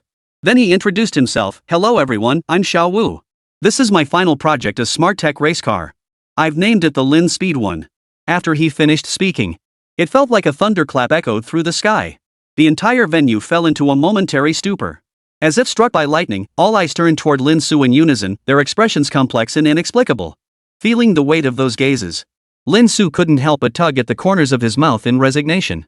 Suddenly, he felt an urge to cover his face and run away. Did this student even know how to name things? What the hell was Lin Su number 1? Pun names cost money, you know? He could understand Xiao Wu's feelings. After all, he'd guided him through the process. So naming it after his teacher after it was done was perfectly normal. But this naming scheme is just ridiculous. Your reverence for teachers has made me suffer utter humiliation in front of the audience. Even Lin Su was struggling to keep his composure. He cleared his throat twice and said, "Well then, let's show everyone what it is." Xiao Wu was bewildered. He couldn't fathom why his work seemed to be causing such a stir. He'd assumed everyone was stunned by his own brilliance. He quickly and cheerfully set up the simulated racetrack. Then he placed the Lin Speed 1 at the starting line.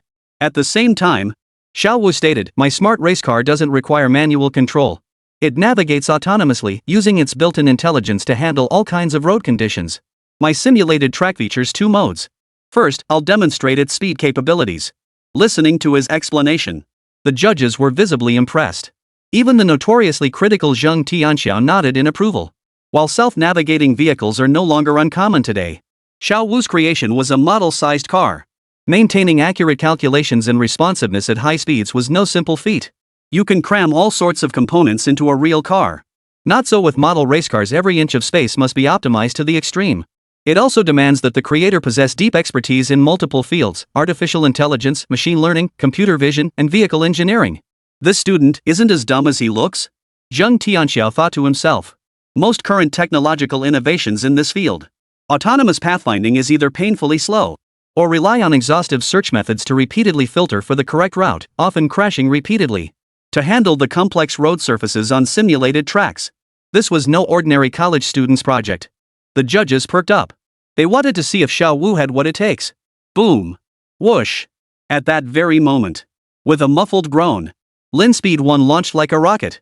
A brilliant trail of flames erupted in an instant. Holy, this is a violent flying car, right? Sure enough. Upon seeing a tiny race car spewing dazzling nitrous exhaust flames, the crowd's reaction mirrored that of Lin Su's class back then. They wondered if their eyes were playing tricks on them.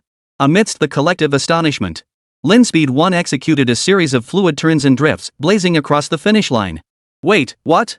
Everyone was dumbfounded. No way. We didn't even get a clear look. How did you get to the finish line already? All the judges rubbed their eyes in utter shock.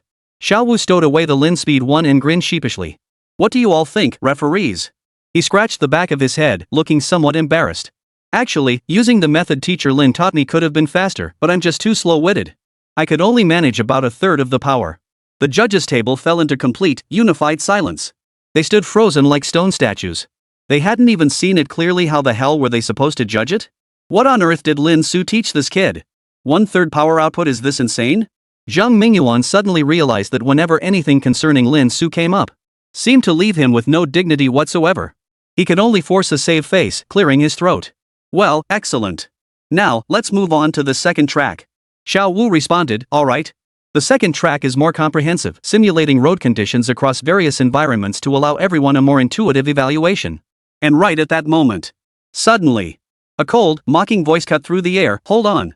The speaker was none other than Gao Chen. In front of everyone, he glared venomously at the direction of Lin Su's class and coldly declared, I challenge. Lin Su's class. Chapter 67, Challenge? That's a privilege I'm granting you. Challenge? The moment those words were spoken, the entire crowd gasped in shock. No one present seemed to have anticipated such a turn of events. What's going on, guys? Looks like things are heating up. Jia perked up, clenching his fist with excitement. It looks like friction has erupted between the two main players in this wager. Gao Chen has just issued a challenge to Lin Su. Xiao Wu's Lin Su #1 just made its dazzling debut, and Gao Chen actually dares to challenge it? Does he have some kind of winning strategy? On the elevated platform, Lu Ju looked at the principal with equal confusion.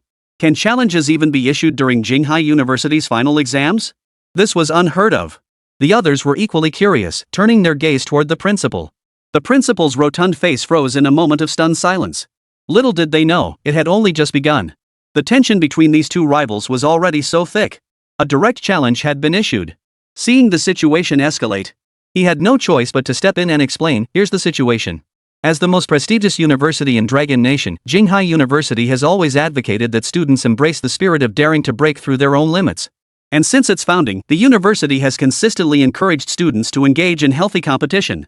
This mutual growth is precisely why Jinghai University has flourished and grown stronger. Therefore, whenever any contest arises, if the works of both parties belong to the same field, a challenge may be issued. Is that really how it works? After hearing the president's explanation, many were slightly taken aback.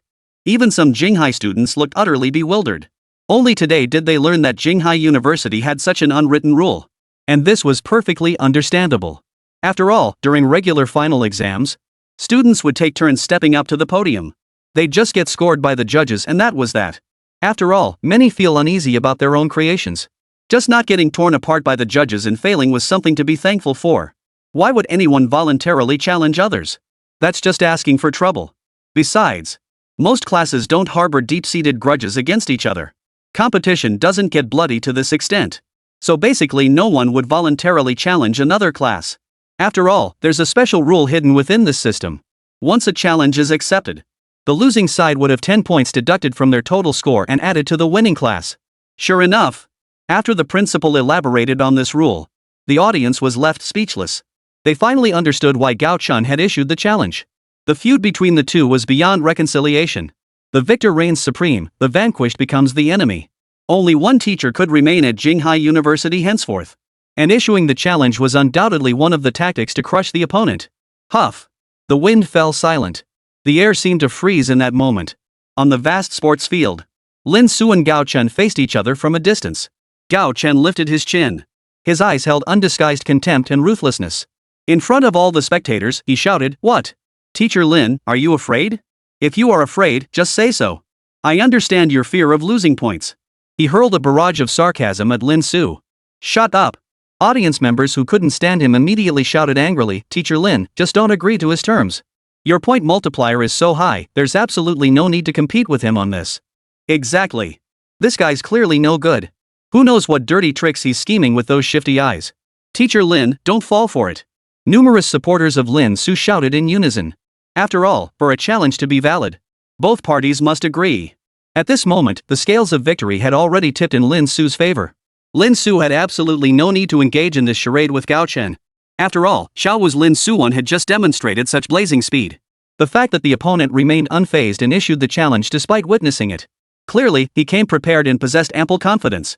In such a crucial wager, even if Lin Su played it safe and declined the challenge, no one would have batted an eye.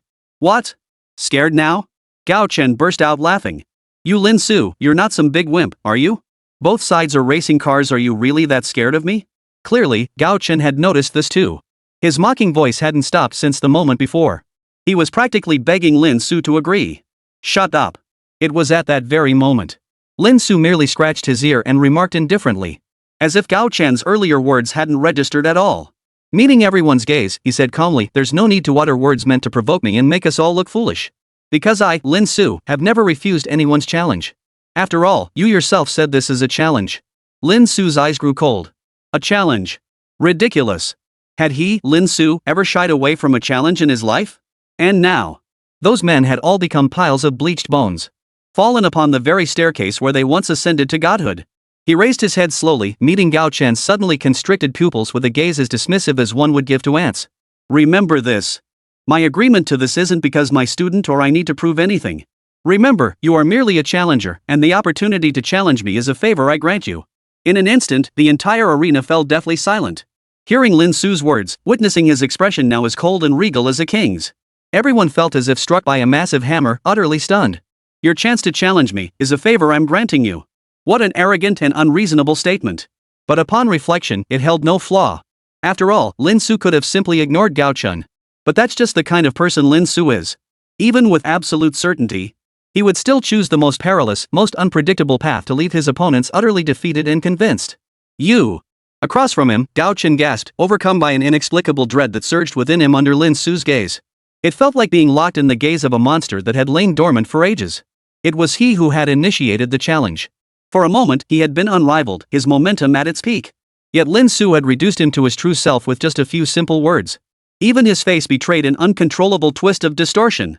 "In that case, the challenge is officially accepted," the principal announced at that moment, following the referee's deliberation. "Since both vehicles are intelligent race cars, the competition will take place on Jinghai University's exclusive test track. No restrictions apply. The first to cross the finish line wins." Almost simultaneously, Jinghai University staff bustled about, moving equipment into position. This was the simulated track originally built for Jinghai University's tech racing competitions. It featured simulated terrain of all kinds. Desert, snow-capped mountains, highways, all road conditions were covered. It was an extremely challenging track. Even when operated by professional remote control drivers, most race cars would be lucky to complete the entire course. Most crash in the extreme simulated weather conditions. Now it's being put to use once more. As the racetrack for Gao Chen and Lin Su, Gao Chen finally snapped back to his senses. He cursed himself inwardly for letting Lin Su intimidate him with just a glance. Gritting his teeth in sudden irritation, he muttered, "Humph, just wait." This challenge had been meticulously planned long ago. Lu Miaomio was the mole he had planted in Lin Su's class. Working in tandem, they were poised to deliver a fatal blow to Lin Su at any moment.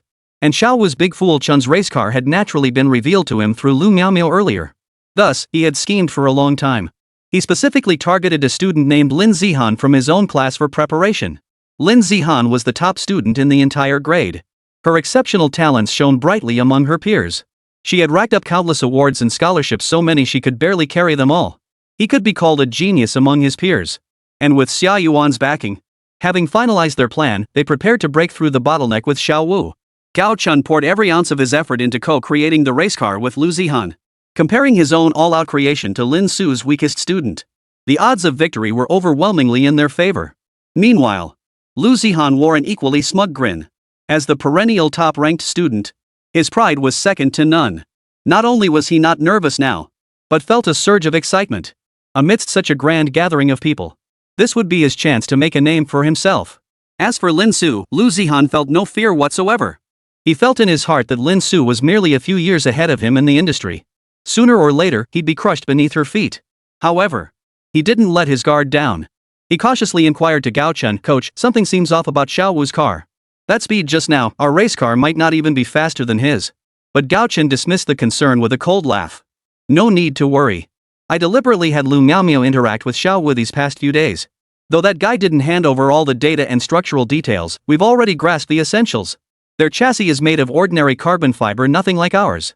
Just a couple of collisions and he'll be completely disoriented. And besides..." At this point, Gao Chen's lips curled into a cold smile. "We might not even need to lift a finger. Their race car will likely wreck itself on the track."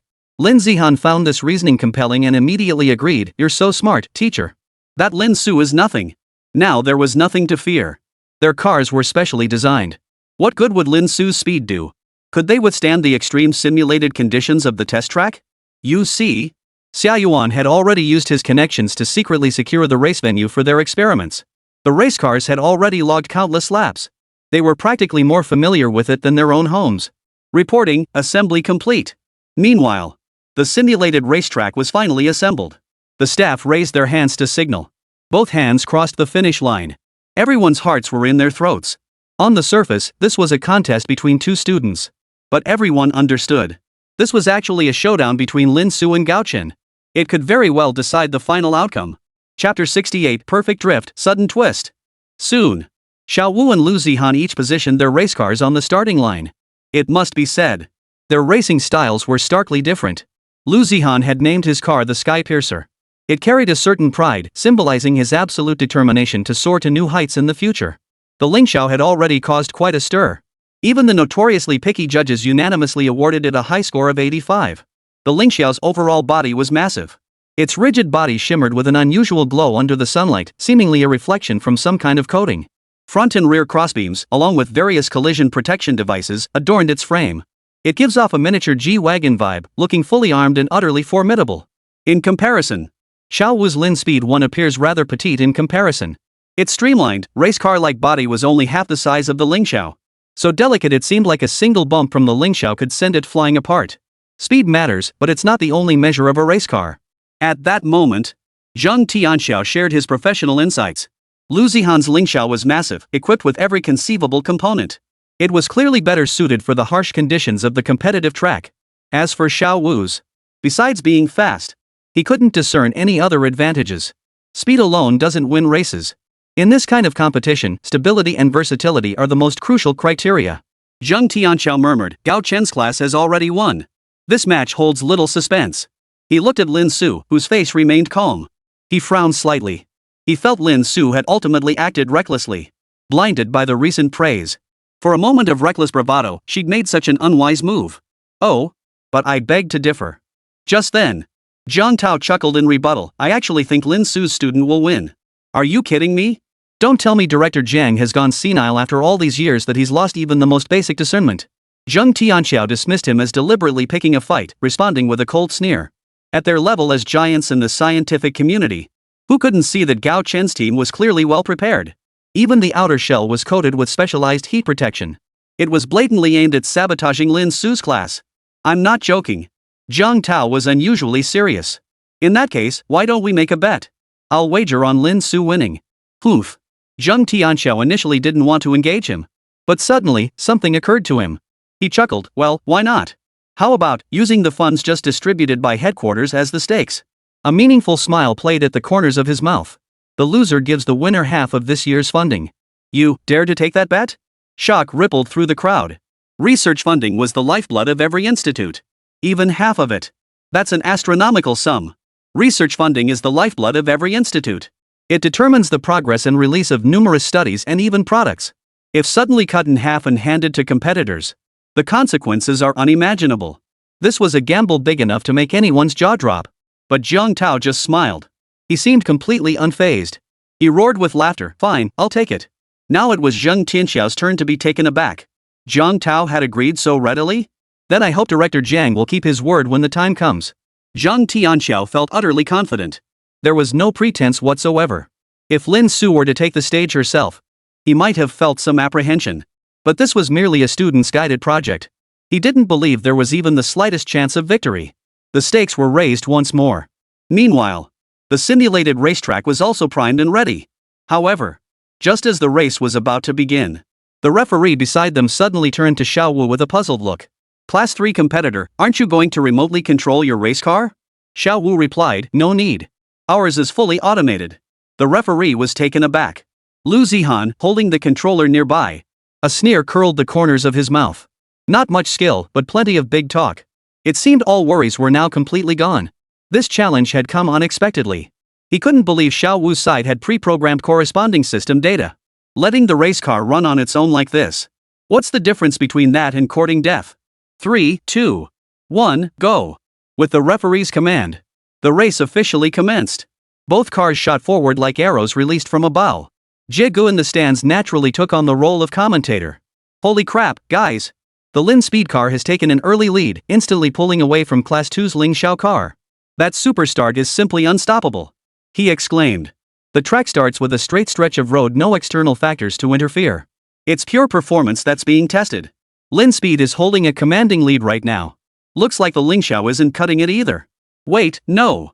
Just as brother Jie was about to pop the champagne prematurely, he suddenly exclaimed in shock, the Ling Xiao is accelerating. Beep. Lu Zihan, at the controls, abruptly pressed a button on the remote. Boom! The Ling Xiao blasted off with a deafening roar, accompanied by the roar of its engines. In the blink of an eye, it surged forward, instantly closing the gap with the Lin Su. Holy crap, the Ling Xiao actually had a secret weapon hidden away, Jie exclaimed in shock. As everyone stared in shock at the Ling Xiao's sudden surge in speed, Gao Chun, standing nearby, let a smug smile spread across his lips. This was precisely why he had never feared the Lin speed's terrifying velocity. Because he, too, had a trump card up his sleeve. Unlike Lin Su's traditional fuel-powered engine, their race car utilized energy-based propulsion. Propelled by the immense energy crystals provided by Xia Yuan, the speed they unleashed was nothing to be feared. For a moment, the two race cars raced neck and neck along the long stretch of road from the starting line, locked in a fierce battle. Soon, both reached the end of the straight highway. What lay ahead was a terrifying track featuring 18 consecutive turns. The initial straight stretch had merely served as a ramp for the cars to accelerate without restraint. Now came the first major challenge. This is nothing short of the deadly 18 bends. Commentator Jie's eyes darkened as he explained, these 18 180-degree turns are all connected, there's no chance for the cars to catch their breath. And the distance between each pair of turns is incredibly tight. If these were vintage cars, they might be able to plod through. But don't forget, both cars are moving at terrifying speeds now. One wrong move could send them flying off the track or crashing into the barriers, smashing to pieces. This severely tests the stability of the race car's design, as well as its braking and cornering performance. Suddenly, Jie gasped, his expression darkening. And unlike the manually controlled Ling Xiao, the Lin Su has another potentially fatal flaw. That is whether its AI system can process massive amounts of data drift trajectories and speed in an instant. That's just too damn hard. By this point, Jie's voice carried a hint of exasperation. Clearly, he was deeply concerned about the Lin speed. Could it really crash right at the start? Amidst the worried gazes of the crowd, amidst the roar of the two race cars, they gradually approached the dreaded death 18 turns. At that moment, Lu Zihan shot an imperceptible glance at Xiao Wu, who was nervously watching the track, a cold smile curling his lips. You're about to get what's coming to you. He had already made his preparations. He was just waiting for Xiao Wu to drive into it. Soon, the Lin speed took the lead. He was the first to enter the first turn. The audience held their breath. Would the AI-driven race car, operating without human control, actually make the turn? At that very moment, Lin speed suddenly decelerated. Thanks to its superior braking system, its deceleration appeared utterly free of lag or inertia. SSS-Grade. Immediately, the screech of tires against the pavement erupted. The Lin speed car executed a graceful twist, pulling off a stunning turn. Whoa! The sight instantly left everyone's jaws hanging. Because this drift was simply too perfect.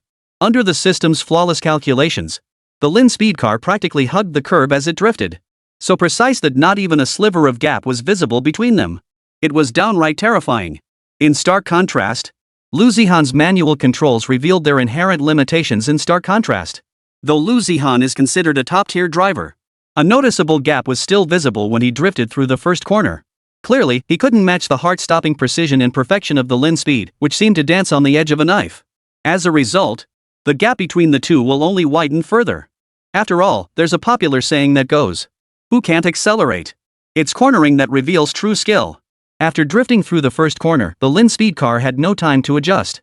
The second corner was already upon him. But just as its tires spun, preparing for the second drift, suddenly, the Ling Xiao, which had finally cleared the first turn, showed no signs of slowing down for the curve. Instead, it suddenly barreled straight toward the Lin speed. A sudden twist. Chapter 69, Holy crap, this car can fly. This unexpected turn of events clearly caught everyone off guard. All spectators froze in shock. They had no idea what the Ling Xiao was trying to do. The next curve approached in an instant. Instead of slowing down, it dared to suddenly accelerate? Wasn't this courting death? Jie, however, spotted it first. His heart screamed in alarm as he shouted, "Audience, watch out! Ling Xiao is about to pull a dirty trick. His timing is ruthlessly precise, he'll collide with the Lin speed just as it's turning." He exclaimed in fury, the Lin speed's size is no match for the Ling Xiao. If they collide like this, it'll either be flipped over or smashed to pieces, never to sail properly again. Either way, it won't end well. And this didn't violate any rules. Because the referee had already made it clear. Victory had only one condition. To reach the finish line first. This isn't a race. It's not about who runs fastest. It's a bloody battle. At this very moment. The Lingxiao seized the moment. It bared its savage fangs first. The audience suddenly understood, their hearts filled with anxiety. They cursed the Lingxiao for its shamelessness. How dare it resort to such underhanded tactics? Boom! Lu Zihan instantly pushed the power to its maximum. The timing was perfect. It struck precisely as the Lin Su ship turned, exposing its most vulnerable flank. Whoosh! The Lingxiao's energy core emitted a dazzling blue glow. It even pierced through the vehicle's outer hull. Ah! Many people couldn't help but scream out loud. Hearts clenched in their throats. Others slowly shook their heads, convinced defeat was inevitable. Who would have thought that less than 2 minutes into the match, the outcome had already been decided? Lin Su had been far too careless. The defeat was downright embarrassing. You trash think you're worthy of challenging me? Lu Zihan's eyes flashed with fury as his fingers flew over the joystick, driving the Lingxiao forward at breakneck speed. At that very moment, the Lin Su was drifting. Under the immense force of inertia and speed. There was no way to avoid it now. The only outcome was to be smashed to pieces by its own momentum. But just as a cold smile touched Lu Zihan's lips, as if he could already see the image of victory. What? The next second. His gaze suddenly froze. His pupils dilated violently, his mouth involuntarily gaping wide. As if he had witnessed something beyond his comprehension. Just as the Lingxiao was about to collide with the Lin Su. Suddenly. The drifting body of the Lin Su suddenly jerked violently. The track beneath it suddenly acted like a trampoline, propelling the Lin Su car upward in midair. Yes, it literally jumped in place. The Lingxiao, like a red-eyed mad bull, slammed forward only to strike a mass of air. Whoosh! The Lin Su car soared high over its head, narrowly evading the deadly collision. Thud! The Lingxiao instantly slammed into the rigid guardrail, erupting in a thunderous collision. The car spun wildly out of control in an instant. What the hell? Witnessing this bizarre scene, everyone was stunned. No one expected the Lingxiao to suddenly bounce up in place like some kind of circus act. Bro, you're a car, right? How the hell can you jump? Not just the audience. Even the seasoned referees couldn't make out what just happened. It all happened in the blink of an eye. In the blink of an eye. The Lin Su was back on the ground. Leaving behind only Lingxiao, still struggling to regain its footing, trailing a plume of exhaust. What just happened? Someone rubbed their eyes, asking in confusion. Wondering if they'd seen things. What the hell did the car turn into a spirit? Zheng Tianxiao was equally bewildered. He had just been preparing to mock Zhang Tao for overestimating himself. But then this sudden twist happened. Faced with the others' puzzled looks, he found himself at a loss for words. After a long moment, he finally stammered, "Rewind it." Everyone focused intently on the screen. They all wanted to know how the Lin Speed had just pulled that off. Soon. The screen displayed the earlier footage, now slowed down several times over. In the footage, the Lingxiao class vessel collided with the Lin Su class vessel without mercy. At that critical moment, several springs suddenly shot out from beneath the drifting Lin Speed's chassis. The powerful recoil instantly propelled the lightweight chassis upward, sending it soaring into the air. Is that even possible? Everyone's eyes nearly popped out of their sockets. No one could have imagined that springs were actually tucked under the Lin Speed? What the hell kind of crazy idea is this? The Lin Speed's lightweight chassis left it at a disadvantage in the collision with the Lingxiao. But there was also an upside. It meant it was easily affected by external forces. Even funnier. After landing, the Lin Speed even performed a landing burnout. The burst of nitrous seemed to mock the Lingxiao, which trailed behind like a clueless fool. The level of mockery was off the charts. That's insane, guys. I bet this mod was totally Teacher Lin's idea. Only he could come up with something so wildly imaginative. Ji laughed heartily. The live stream chat exploded with wave after wave of 666. Everyone was thoroughly impressed by Lin Su's daring move that turned danger into opportunity. Bang!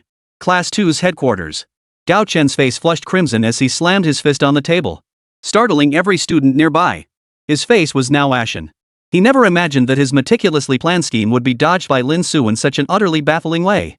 It felt like his intelligence had been brutally trampled into the dirt. He was furious. He scrambled to his feet and bellowed at Lu Zihan, "What are you standing around for? Get after him." Yes.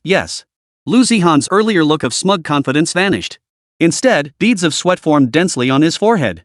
Having stumbled so badly in front of so many people, he wished he could just disappear into a crack in the ground right now.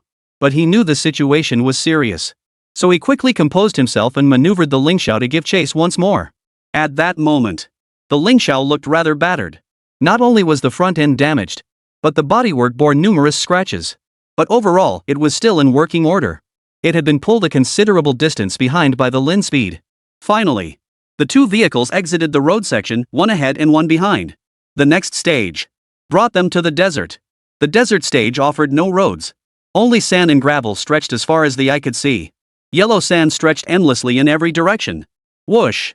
Numerous blowers whirred all around, swirling out the dust and sand across the ground. A massive sandstorm erupted. Even the Lin Speed model couldn't help but slow down visibly after entering the desert. It plodded along sluggishly through the sand dunes. This desert is proving quite challenging.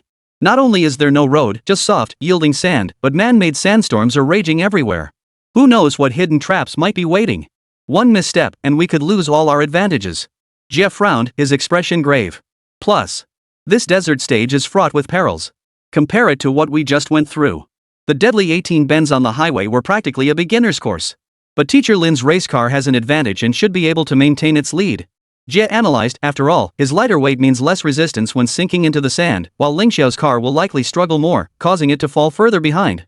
Just as everyone shared this consensus, the lagging Gao Chun suddenly showed no signs of panic. Instead, he appeared utterly confident. Lu Zihan watched the Lin Speed, which had pulled far ahead. The shame he had felt earlier gradually subsided. Through countless rehearsals, only he knew the hidden secrets concealed within the desert. Beyond the surface-level sandstorms, beneath the desert, invisible to all, terrifying sand whirlpools lurked. Once trapped within, one would be held fast by a terrifying pulling force. Escape is impossible in the blink of an eye. Sure enough, not long after, as they advanced to a certain spot, the Lin Su house chassis suddenly caved in. The wheels plunged deep into the sand. Buzz! Simultaneously, the sensors at the vehicle's base activated instantly. The sand vortex instantly unleashed a terrifying pulling force. In an instant, the sand and dust dragged the collapsed Lin Speed down with it, as if it were about to swallow it whole. Chapter 70, Dust Storm Exclusion Zone, Self-Destructing Sandstorm. This is bad. Witnessing this sudden turn of events, everyone's expressions darkened, inwardly cursing their misfortune. The massive vortex resembled a black hole. In the blink of an eye, it sucked the Lin Su vehicle down, as helpless as if trapped in a swamp. Success! Watching this unfold, Lu Zihan's heart leapt with joy. He thought to himself, heaven itself was aiding him. Though the whirlpools existed, they weren't densely distributed. That the Lin Su hit a trap right at the start was just plain bad luck. Lu Zihan was overjoyed. He had long since mastered every trap along the entire racecourse. Like someone with X-ray vision, he maneuvered the Ling Xiao around every trap, big and small. Soon, it closed in behind the Lin Speed. But it didn't simply overtake the Lin Speed. Instead, it suddenly began circling alongside it. The entire crowd was momentarily stunned. They couldn't understand why the Ling Xiao didn't seize this chance to overtake and gain time. What was it circling around for? But the next second, everyone understood Lu Zihan's intent. As Ling Xiao circled around, it gathered numerous surrounding pebbles and rocks, piling them up with its front end. Then came a sudden, powerful collision. Crash! The tumbling debris crashed down, smashing heavily onto the top of the Lin Su class. The Lin Speed was already struggling against the terrifying downward pull below. Now, it was like adding fuel to the fire. Its hull was now under attack from above. The Ling Xiao was attempting to use external force to bury the Lin Su once and for all, to ensure it would never rise again. What a ruthless move! Lu Ju watched the scene unfold, his heart sinking. The Lin Su was sinking deeper and deeper. And the Ling Xiao was lurking nearby, constantly throwing obstacles in its path. Even the bottom spring that had saved them before was utterly useless now. The soft sand simply couldn't provide enough recoil force to revive the Lin Speed. Under these circumstances, was there truly any room for recovery? This thought simultaneously flashed through everyone's mind. The judges stand. Zheng Tianxiao had been watching for quite some time. After observing that the Lin Speed car was nearly completely submerged, and confirming it wouldn't cause any further trouble, he finally smiled faintly and turned to Zhang Tao, saying, "It seems there are limits to short-term opportunism. See? Their luck has run out." He chuckled heartily, his mood lifting at the thought of a large sum of funding about to come in. He sneered at Zhang Tao, "Looks like Director Jiang misjudged this one. In racing, it all comes down to skill. I suppose Director Jiang just had some bad luck, ha ha ha." Even Zhang Tao, who had been so confident earlier, now wore a grave expression. He was at a loss for words.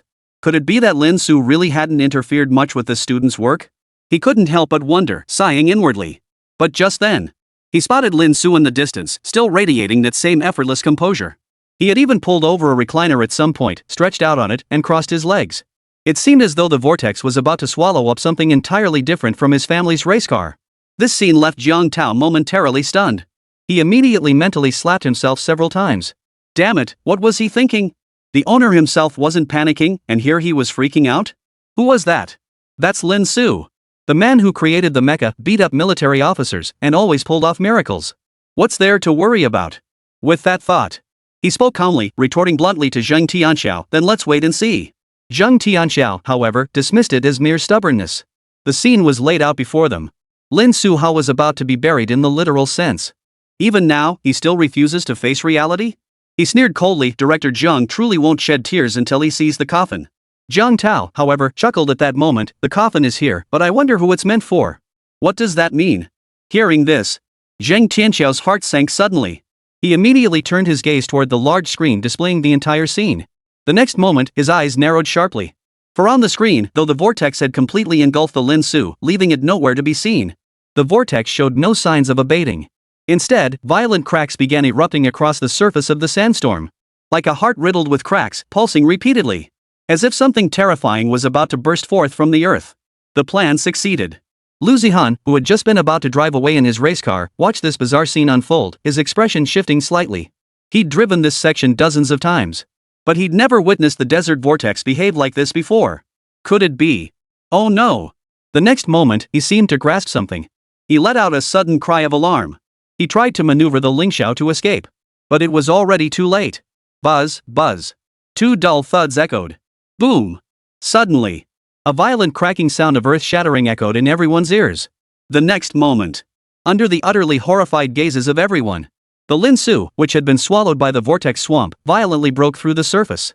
Violently breaking free from the dreadful constraints beneath, it soared skyward. And at that moment, the very form of the Lin Speed had changed. So unfamiliar that everyone wondered if it was even the same vehicle. Though its overall structure and body color remained largely similar to before. Numerous sections had undergone earth-shattering transformations. First, a drill bit protruded from the front end, spinning wildly as if it could drill through anything in its path. Second, the seemingly ordinary body shell material now features miniature sand-proof panels made of high-density polyethylene protruding from numerous structural gaps, making it appear fully armored. Everyone was stunned. It was as if no one could have imagined that any race car could actually escape this terrifying sand vortex. Instead, it appeared as though it had been modified from within. It emerged before everyone's eyes, completely transformed. Damn it! Lu Zihan was furious. Even if he racked his brain, he couldn't have imagined the Lin Speed had hidden modification parts.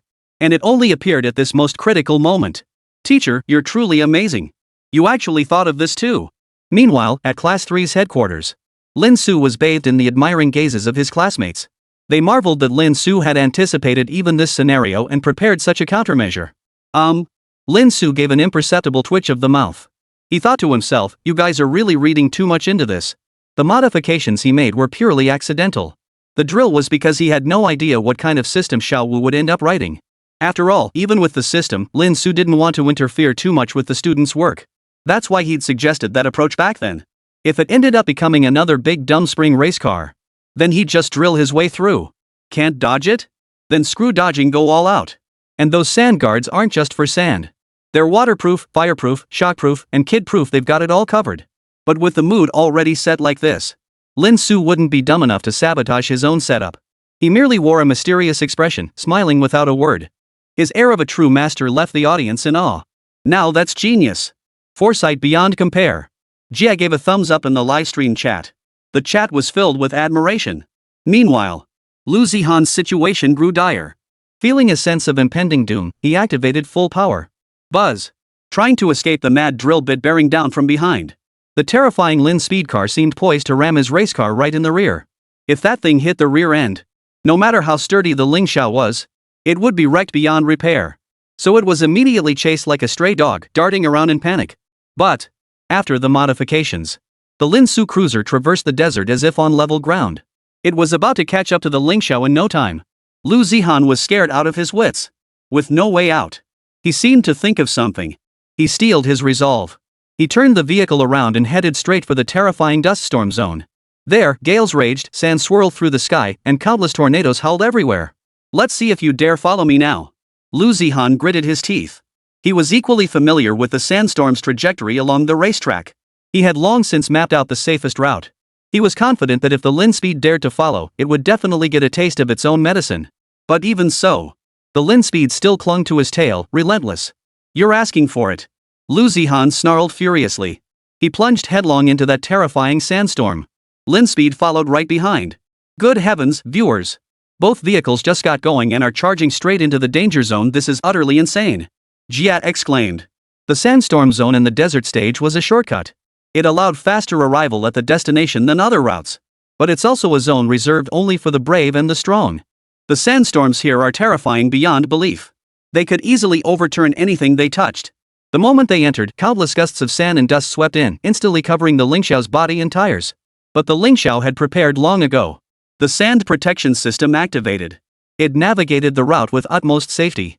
Drawing on past experience, it evaded every terrifying sandstorm. "See if you can catch me now." "What?" Lu Zihan caught her breath slightly. Just as he was about to check on the Lin Speed status, the scene before his eyes made his hand tremble. He nearly dropped the remote control. It was nothing like he'd expected. The Lin Speed had suffered no damage whatsoever. It was still cruising freely within the dust storm zone. As if returning home, it showed no signs of slowing down. Soon, a terrifying sandstorm seemed to sense the arrival of this uninvited guest. It surged toward the ship with fury. Yet the Lin Speed showed no intention of evading. "Stupid, huh?" Seeing this, Lu Zihan sneered coldly. Just as he was about to speak, his words were choked back in the very next second. For the moment the sandstorm neared the Lin Speed. It shattered into pieces right before everyone's eyes, as if it had no desire to survive. Whoosh! The terrifying tornado collapsed in an instant. It dissolved into countless grains of sand, softly settling onto the desert floor. The Lin Su Express charged over them, racing like the wind. Lu Zihan was instantly petrified with fear. Holy? What the hell is this? How could such a terrifying sandstorm suddenly dissipate on its own? Chapter 71, Shocking Twist, Illegal Modifications. What the hell? What about the terrifying sandstorm exclusion zone? What the hell is this sudden disappearance? It wasn't just Lu Zihan who was stunned. The audience was dumbfounded too. Instantly, countless eyes instantly focused on Jiege, the battlefield commentator from just moments ago. They eyed him suspiciously, convinced he'd just been exaggerating. He clearly looked weak, didn't he? Cold sweat poured down Jiege's forehead as he hurriedly protested, "I didn't deceive you all. Maybe it was just a temporary glitch. After all, this competition track hasn't been used in ages." He desperately tried to save face. The others could only temporarily accept this explanation. Otherwise, the more they thought about it, the more terrifying it became. Damn it, why is my luck so good?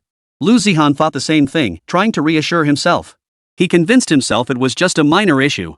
He refused to believe the Lin Speed would keep getting lucky, since the Lin Speed ship hadn't even bothered to dodge the entire time. Soon, another terrifying sandstorm swept toward the Lin Speed's location. The Lin Speed remained utterly undaunted. It was clearly just a vehicle.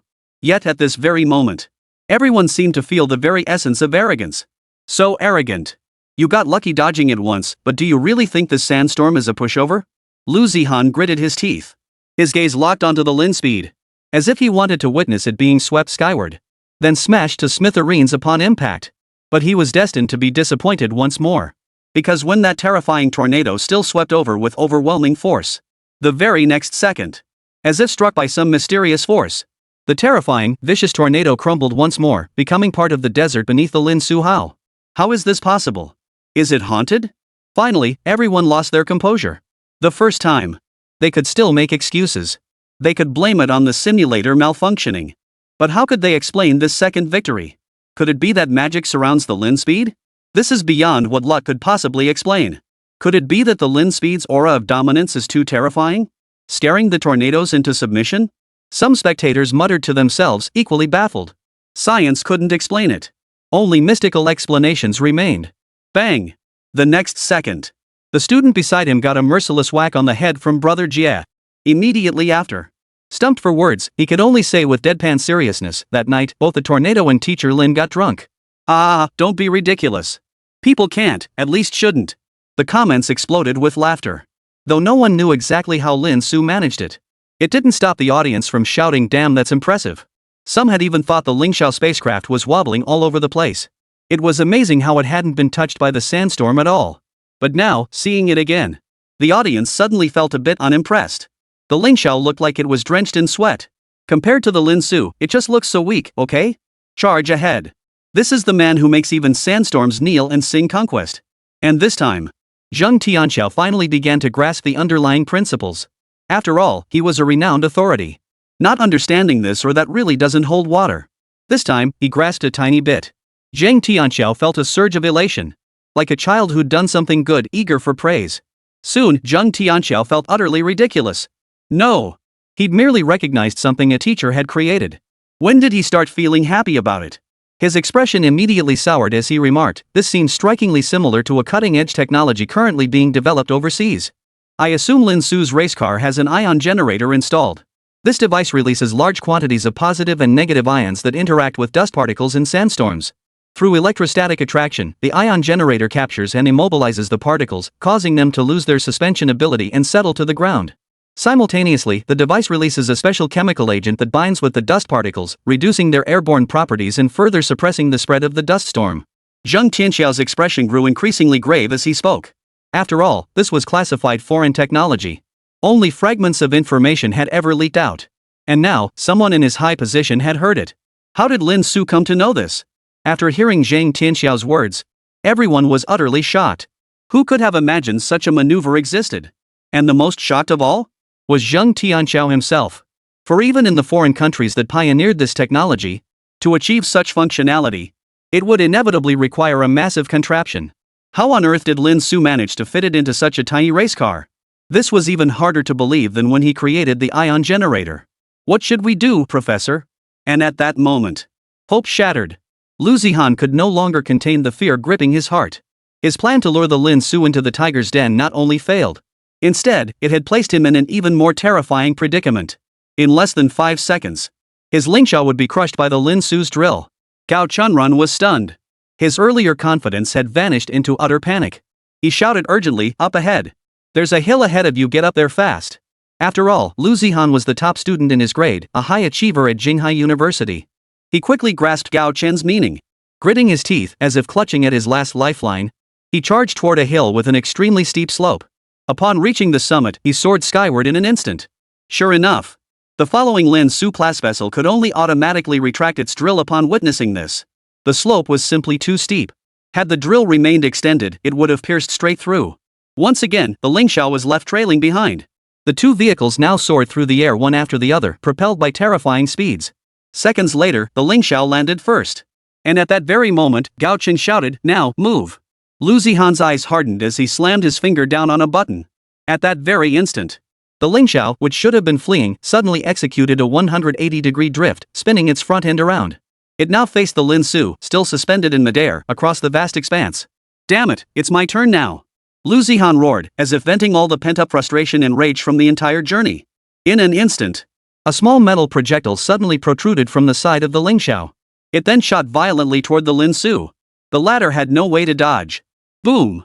The deafening collision echoed in everyone's ears. The Lin Su's hull was exceptionally sturdy.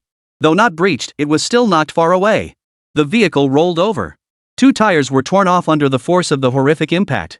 Did we make it? Lu Zihan froze for a moment. Then, sudden, overwhelming joy. It seemed even he hadn't expected this. The stubborn Lin Su Hao, as persistent as a dog's plaster, was actually taken down by my own ambush. 2 wheels gone. The Lin Speed was now completely immobilized. It had absolutely no chance of continuing the race. A sudden, unexpected reversal. Even the spectators' previously excited expressions froze on their faces. They stared in disbelief at the overturned hull of the Lin Speed. It seemed no one could have imagined that the car everyone had pinned their hopes on. The Lin Speed, which had been chasing the Ling Xiao just a second ago, had suddenly flipped over. The entire venue fell silent. Lu Ju covered her mouth, her eyes wide. Zhang Tao stood up, his face frozen in shock. "Teacher, we did it! We did it!" Only Lu Zihan's ecstatic voice echoed across the entire playground. Gao Chen was equally ecstatic. No one could have imagined the competition would conclude in such an utterly bizarre manner. The Lin Speed had lost all mobility. The outcome of the match was beyond doubt. The Ling Xiao stood motionless in place, like a victorious general. "Lin Su, I bet you never imagined this day would come." Gao Chen watched Lin Su from afar and burst into laughter, his mockery utterly merciless. Finally. He trembled with excitement. He had truly defeated Lin Su. He had defeated this nightmare that had haunted him for years. He was not invincible. Today, he and his student had fallen at his feet. They had become his stepping stones. As for Lin Su, he would be expelled from Jinghai University for good. Overwhelming joy clouded Gao Chen's mind. He was practically dancing on the spot. Yes. Cheers erupted from the second-year classes section. Lu Zihan was surrounded by everyone, like a celebrity. Lu Zihan held her head high. The earlier gloom and fear vanished in an instant, replaced instead by an overwhelming sense of arrogance. Looks like even teacher Lin's personal guidance isn't quite up to par. He looked at Lin Su, mocking her without a shred of respect for his teacher. Just as he had anticipated. Lin Su was nothing but a hollow reputation. Hadn't he just been defeated by him today? Xiao Wu's face drained of color as he knelt trembling on the ground. Teacher, I didn't secure the tire properly. The Lin Su class, fortified by Lin Su's guidance, was virtually impregnable. Even if struck by that terrifying metal bullet, it should have remained unscathed. But Xiao Wu had managed to screw things up on his end. This is cheating. Su Qianqian couldn't hold back, stepping forward to shout angrily, carrying these metal bullets is illegal modification. This device can fire successfully no matter what it's attached to, it's not a vehicle modification at all. If that's the case, firing this thing from the start, what's the point of the other competitors racing? This is a violation. Her chest heaved with fury. They were utterly shameless. Oh? The rules never said you couldn't use it. Did I tell you not to use it? Lu Zihan countered shamelessly. Truth be told, he hadn't planned to resort to this tactic either. But he'd been pushed to the brink, cornered into resorting to such a despicable tactic. If you're weak, practice more. Don't make excuses here. But it was too late now. Lu Zihan felt no remorse whatsoever, even adding a final jab. His shameless demeanor instantly enraged the entire Class 3. Even the referees were now at a loss. The Lingxiao's sudden bullet launch clearly exceeded what a normal race car could achieve. Just as he was about to consult the officials, Xia Yuan spoke up first. Everything must follow the rules. Since the rules don't specify, Class 2 wins. But they clearly exceeded the rules. Su Qianqian protested indignantly. Hoof. Rules are rules. If it's not stated, it's allowed. But Xia Yuan paid her no mind, snorting coldly in response. Upon hearing the verdict, Xiao Wu's face instantly drained of color. He was overcome with guilt, convinced he had betrayed Lin Su. His negligence had rendered teacher Lin's efforts futile. He covered his face, his expression twisted in agony, as if on the verge of tears. But the next moment, Lin Su, who hadn't spoken a word since the beginning, suddenly smiled. She patted his shoulder and said, "What's the matter? We haven't lost yet." Xiao Wu froze. Lin Su's tires were completely gone. There was no hope left. What chance could there possibly be? But the next second, he suddenly remembered something and snapped his head up. Teacher Lin. You mean that? That's right. Lin Su pulled him to his feet, her tone calm. I never taught you to give up hope during a competition. As my student, I won't tolerate you throwing in the towel. Under everyone's gaze. His gaze grew icy and dangerous. In that case, there's no need for us to hold back either. They started it. Chapter 72, Defying Heaven's Reorganization, Transformers? At that moment, the referee approached. He shook his head with a hint of regret. To be honest, everyone present could clearly see, whether in design or creativity, the Lin Suo spacecraft had far surpassed the Ling Xiao spacecraft. Yet reality was this cruel.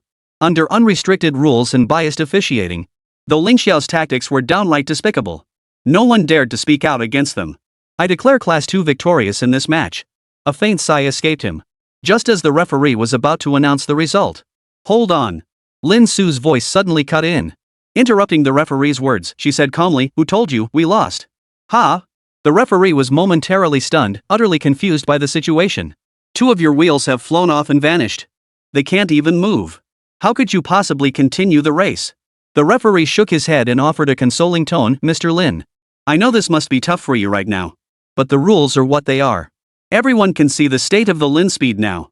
He assumed Lin Su's team was protesting unfair treatment. So he intended to dissuade them.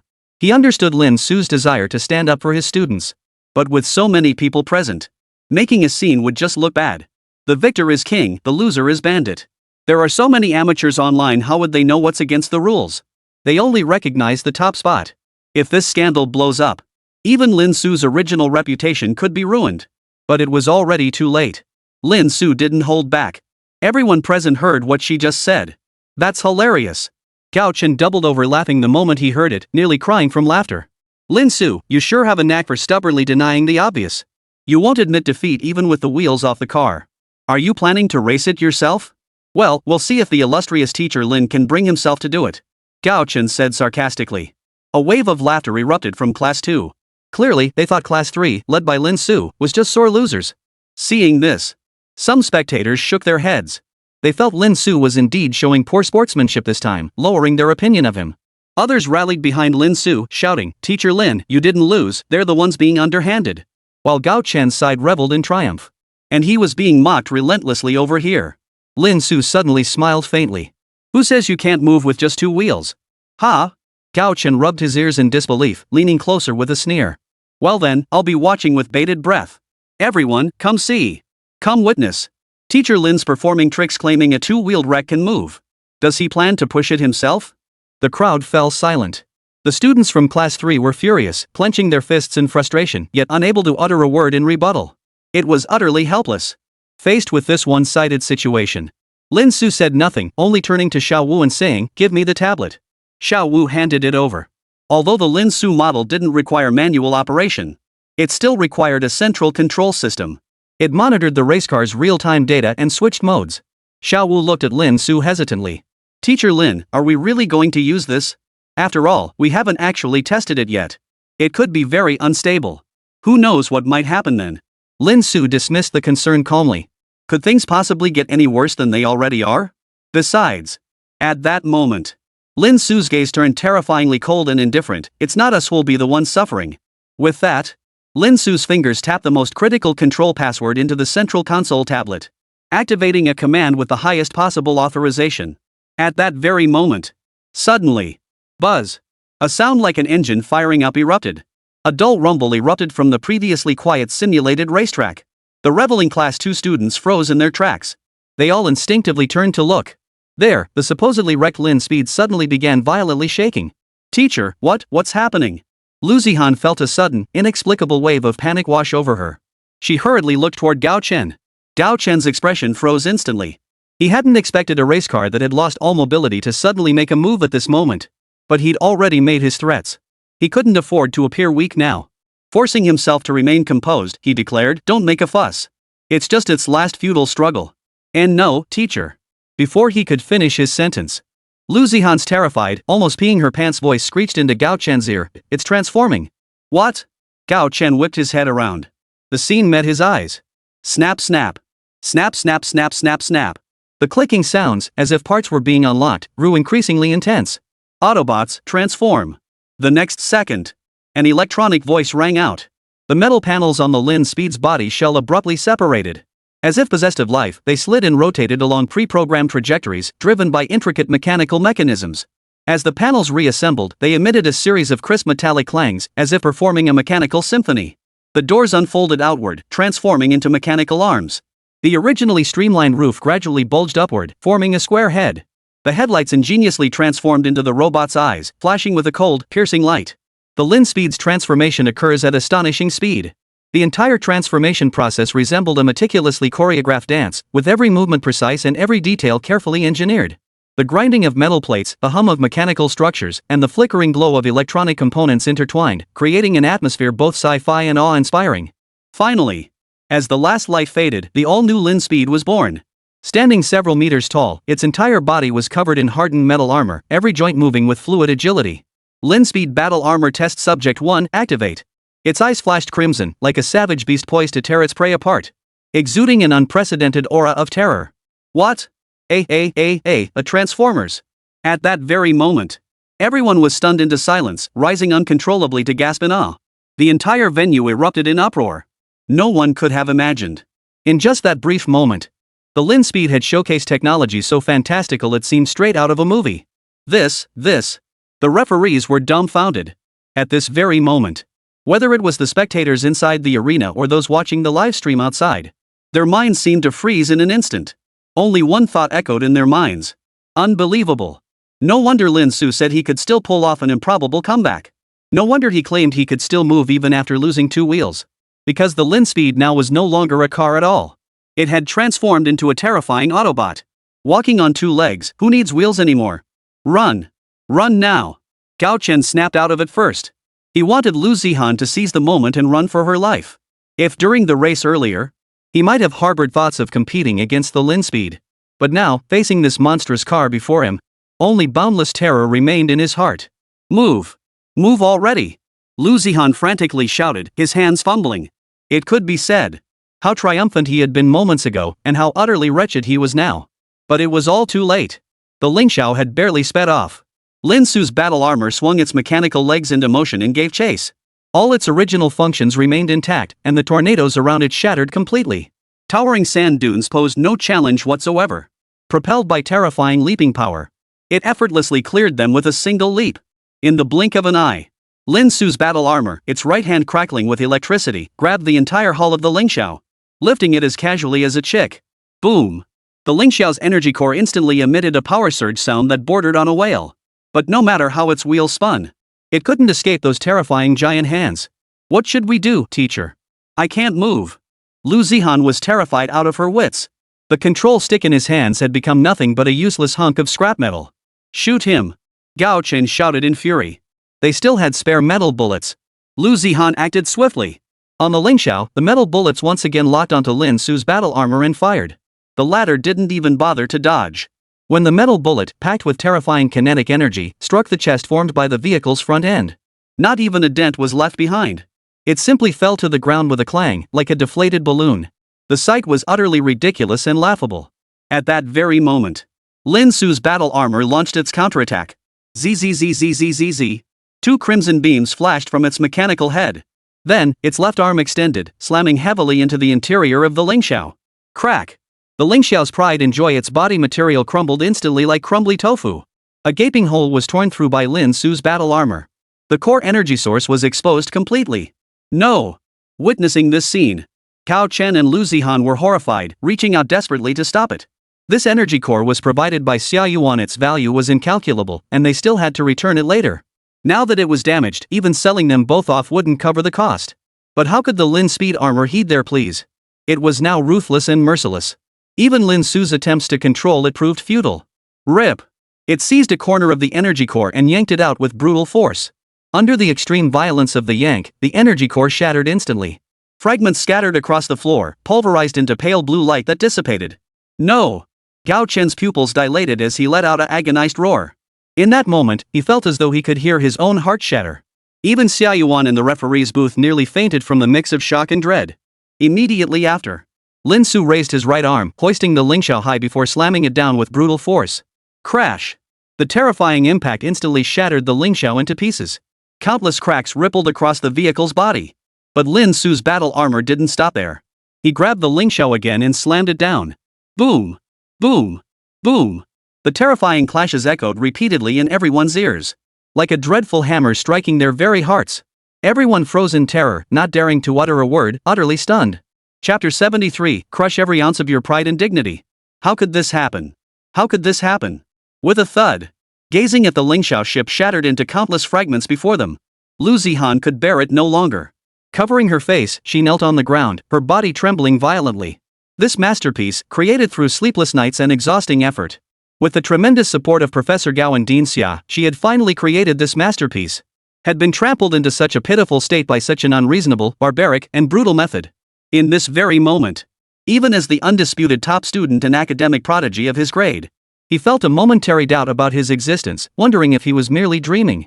It felt as though it wasn't his race car being violently slammed and battered by Lin Su's battle armor at that moment, but himself. At that very moment, he looked up and met Lin Su's cold gaze head-on. Boom! In that instant, his mind was shaken to its core, as if his very thoughts had been shattered by the force of that gaze. The instant their eyes met, he understood the meaning behind Lin Su's gaze. It was the gaze reserved for trash. Poof! His body collapsed backward onto the ground as if drained of all strength. In that instant, Lu Zihan let out a bitter laugh. The pride and dignity he'd built up over more than a decade vanished in an instant. Yes. Upon reflection, Lin Su had never even given them a proper glance. From the very start, he'd entrusted everything to the AI designer, disdaining to control the race car himself. Later on, whether it was Spring's taunting or Drill's dog-chasing antics, even the final one-sided slaughter. From start to finish, our side was nothing but weaklings toyed with in the palm of her hand. What good were their shortcuts, sneak attacks, and rule-breaking? They were utterly insignificant in the face of true power. No wonder Lin Su said that at the beginning. Challenge? That was merely the opportunity one granted you out of pity. Lu Zihan suddenly felt utterly ridiculous. He had even deluded himself into thinking he could defeat Lin Su, convinced he'd eventually be crushed beneath his heel. Ridiculous, utterly ridiculous. If he could do it all over again, he'd rather fail this exam than face Lin Su as an opponent again. As a genius at Jinghai University, a 1 in a million talent, how could he be so easily defeated? But upon seeing that transformer that shouldn't exist in this world, Lu Zihan was terrified. The heart of that genius shattered. He couldn't comprehend what kind of terrifying imagination, what terrifying knowledge and technological prowess could possibly create such a marvel. His own prideful creation paled in comparison to Lin Su's battle armor, as outdated as a caveman. From this day forward, he feared he would live the rest of his life in the shadow of this one small contest. Watching this scene unfold, Lin Xiaoxin, who had been observing the entire time, silently sighed. Lin Su had turned defeat into victory. She should have been happy. Yet for some reason, a sense of melancholy crept into her heart. For she saw Lu Zihan's utterly dejected state at that moment. She knew this once shining star of Jinghai University had fallen completely. It was highly likely he would never make any progress again. For she had witnessed this scene far too many times before. Those who crossed paths with Lin Su often met this fate. That cold gaze Lin Su had just flashed was precisely his usual demeanor before becoming a teacher. In that state, Lin Su looked down on everything, as if nothing in the world could catch his eye. And it was under that gaze, seemingly capable of piercing through everyone. Countless top geniuses had been crushed and forgotten, vanishing into eternal obscurity. She longed for Lin Su to be his usual gentle self. His icy demeanor made her feel so distant from him. Of course, Lin Xiaoxin didn't pity the victims.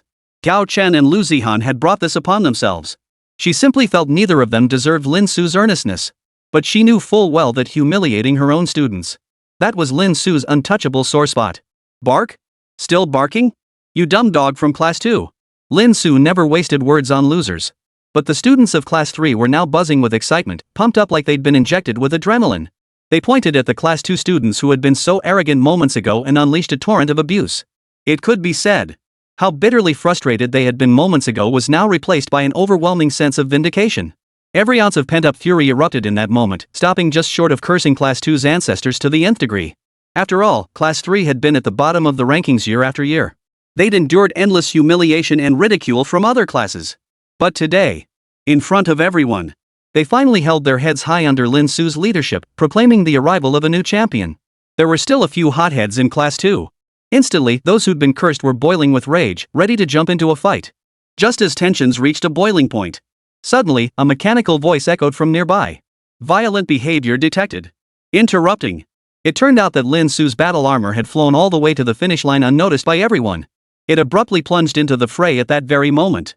Detecting the hostile intent of the class 2 students, Lin Su's battle armor showed no mercy. A single punch swung straight at them. Boom! A thunderous roar echoed. The male student leading the group was instantly knocked flying, his face contorted in pain. The others, seeing this, immediately tried to flee. But how could Lin Su's battle armor let them get away? The thrusters on his back deployed. In an instant, he closed in on every fleeing target, rounding them all up. Even students who hadn't intended to fight weren't spared. It looked like even passing dogs were getting slapped. The students of class 2 were quickly piled into a heap. Every single one experienced firsthand the beating dished out by the transformers, leaving them all bruised and battered. Class 2 felt utterly humiliated. Their reputation was already tarnished by the vote rigging scandal. Now, getting utterly crushed by class 3 had sunk them to rock bottom. Get class 2 out of here. Make Gao Chen and his students get lost. The audience roared in righteous indignation, their voices rising in unison. Even the security personnel trying to restore order couldn't contain the fury. It felt like if they didn't get the hell out to calm the crowd, the spectators would storm the stage and beat them up. After all, they were still students who could withstand such pressure? Many of those who relentlessly mocked Lin Su before are now getting roasted so badly they'll cry. It's easy to imagine that from now on, anyone from class 2 who steps outside will be treated like a rat in the street, hunted down by everyone. Gao Chen was dragged away by someone unknown. Ever since his defeat, he hadn't uttered a word. His gaze remained fixed on the arena, utterly vacant. He was like a walking corpse. The energy core destroyed, the match lost, his reputation in tatters. He had schemed relentlessly, yet suffered a crushing defeat. In his haze, images flashed through his mind like a kaleidoscope, as if he were reliving scenes from the past. It seemed it was also on a playground this large. Back then, Lin Su was not like he was now. He was a man who always appeared cold and unapproachable. At that time, he represented Jinghai University. He stood alone, facing a combined challenge from geniuses of other universities. The competition involved reconstructing technologies created by several top scientists. Using the provided blueprints, they were to be reassembled as quickly as possible. Similarly, Lin Su was not favored by anyone. 1 pair of hands, 1 brain. How could he possibly compete against 14 pairs of hands and 7 minds? Yet Lin Su did it and won with such ease. He didn't even need the blueprints, he reassembled it by hand. In the end, he even helped the professors find a few flaws and improve it. And at that time, the team of 7 geniuses hadn't even reached 30% of their potential. The cheers from the entire audience back then seemed even louder than they were now. Gao Chen thought to himself. He still remembered how he could only watch Lin Su on stage, expressionless, filled with envy. He believed he could achieve the same. He felt he was simply born in the wrong era. He even secretly sneered at those 7 geniuses, who seemed to have lost their souls. He thought it was just one failure. Was it really that big of a deal? But now, Gao Chen knew he was wrong. He knew he was utterly and completely wrong. Only after facing Lin Su himself, feeling his utterly despairing abilities and knowledge, could he truly grasp the monstrous, insurmountable foe he faced. That despair was enough to shatter anyone's pride and conviction, including his own. At the judges' table, Jiang Tao watched the disheveled members of Class 2 retreat in disarray, then laughed heartily. My apologies for startling Director Zhang. I never imagined we'd end up troubling you personally. I feel rather embarrassed. On behalf of everyone at Jinghai First Research Institute, I extend our deepest gratitude for your generosity, Director Zhang. He played the victim after getting his way, bowing his hands with a sarcastic tone. Frightened my ass. Zhang Tianxiao's entire face was trembling, his expression uglier than ever. He had been ready to embrace victory. But that kid Lin Su's Autobot kept punching and punching, smashing his hard-won victory to smithereens. He nearly spat blood. He bitterly regretted why he had to be such a smartass and make that bet. Now it felt like he'd shot himself in the foot. Jinghai Overseas Research Institute had been poised for action, ready to overtake Jinghai's First Research Institute and become the new leader. But now look at this mess. A huge chunk of funding gone. Forget overtaking them now. First, I have to weather the anger of the institute's staff. I took a final exam and lost hundreds of millions in funding. This hole I've dug, I might not even keep my position. Snap. At that very moment, a loud thud echoed from the judges' table as Xia Yuan slammed his fist down. He roared angrily, "This isn't racing anymore. I refuse to accept these results." He stood up, his expression resolute and unyielding. But the others couldn't be bothered to acknowledge him. Lu Ju, naturally, showed him no courtesy. "You must be Dean Xia," he remarked coolly. "I heard every word you just said. You yourself said the rules were unrestricted." "What? Ling Xiao's missile launcher is acceptable, but Lin Su's car transformation isn't? Are you trying to contradict yourself?" Her commanding presence instantly overwhelmed Xia Yuan, leaving him breathless. You. Xia Yuan was rendered speechless. Facing the esteemed Vice Minister of Foreign Affairs, how could he dare utter a word? He could only stammer, "But that Autobot Lin Su just assaulted a student. How can such a dangerous thing be considered technology?" The principal interjected, Dean Xia has a point. Deduct 1 point from Class 3 as punishment." 1 point? Xia Yuan felt utterly humiliated. What good was 1 measly point? Knowing he couldn't change anything, he stormed off in anger. The moment he stepped outside, he called Gao Chen. But this time, he called repeatedly, but there was no answer. Gao Chen was nowhere to be found. That good for nothing. Xia Yuan was furious, nearly hurling his phone again. Not only did he ruin the precious energy core, now he'd been scared out of his wits by Lin Su and had gone completely into hiding. "I'll have to handle this myself." Xia Yuan gritted his teeth. He abandoned any hope of communicating further with Gao Chen. After all this preparation, he refused to accept failure so easily. A vicious thought suddenly took root in his mind. Soon, he dialed another number. "This is Lu Miao Miao, right? Gao Chen should have contacted you earlier. Plans have changed. Every word I say next, you must remember clearly." Chapter 74, Su Chanxian's Bizarre Tech Bike. At the judges' table. From the very beginning until now, Jiang Tao hadn't stopped grinning. Sure enough, Lin Su hadn't disappointed him. This high-stakes gamble proved Jiang Tao had bet correctly. Lin Su will always be Lin Su, the man who never loses. Beside him, Lu Ju's eyes sparkled brightly, like stars twinkling in the night. She hadn't taken her eyes off Lin Su's figure in the distance for even a moment since earlier. She looked every bit the devoted little fangirl. Fortunately, she was positioned high up. Most people couldn't make out her expression. Otherwise, who knows how many men who admire this goddess of diplomacy would have their hearts broken today. Did Director Jiang meet Teacher Lin before? She turned to Jiang Tao, who had been grinning like an idiot the whole time, and asked. Jiang Tao's laughter abruptly stopped. It was as if he recalled some painful memory he long since buried. After a long pause, he gave an awkward chuckle. I've exchanged ideas with Teacher Lin a few times before. We're kindred spirits, we both deeply resonate with certain of each other's philosophies. Jiang Tao's face remained as thick as ever. He managed to spin Lin Su's overwhelming intellectual superiority into mutual admiration. Does Lin Su even know you're his kindred spirit? She silently muttered under her breath. Lu Ju didn't press the issue. She merely wondered aloud, but hasn't Director Jiang selected the team for the National College Student Science and Technology competition yet? If Professor Lin enters, wouldn't victory be practically guaranteed? That's true, but, sigh. Jiang Tao frowned, clearly troubled. Professor Lin doesn't even care about this kind of competition. He'd been trying to find a way, but never had the chance. This time, it was Lu Ju who was taken aback. She had only just learned that Lin Su couldn't be bothered with even a national-level honor like this. Oof. Our dragon nation is teeming with talent. When did Lin Su ever have the audacity to boast about taking first place? It was precisely at that moment. Xia Yuan's unfriendly voice drifted back from nearby. Jiang Tao glanced over and chuckled, Dean Xia, why all the coming and going today? Feeling under the weather? You. Xia Yuan nearly choked on his words. He knew deep down he was now completely isolated. With his useless ally gone offline, Lin Su had become the crowd's favorite. He said nothing more, though his eyes flickered with a cold, menacing glint. The exam wasn't over yet. Though he understood his side was already doomed. No one could stop Lin Su from securing first place. But he would not let any opportunity to hinder Lin Su slip away. And his final move would soon plunge Lin Su into an abyss of no return. Don't blame me for being ruthless, you forced my hand. Lin Su. Xia Yuan murmured. On the playground. All right. Lin Su clapped her hands to quiet the excited students around her. He said with a sigh, what's with all the fuss? Did you all pass your final exams or something? Don't make me bail you out if you fail.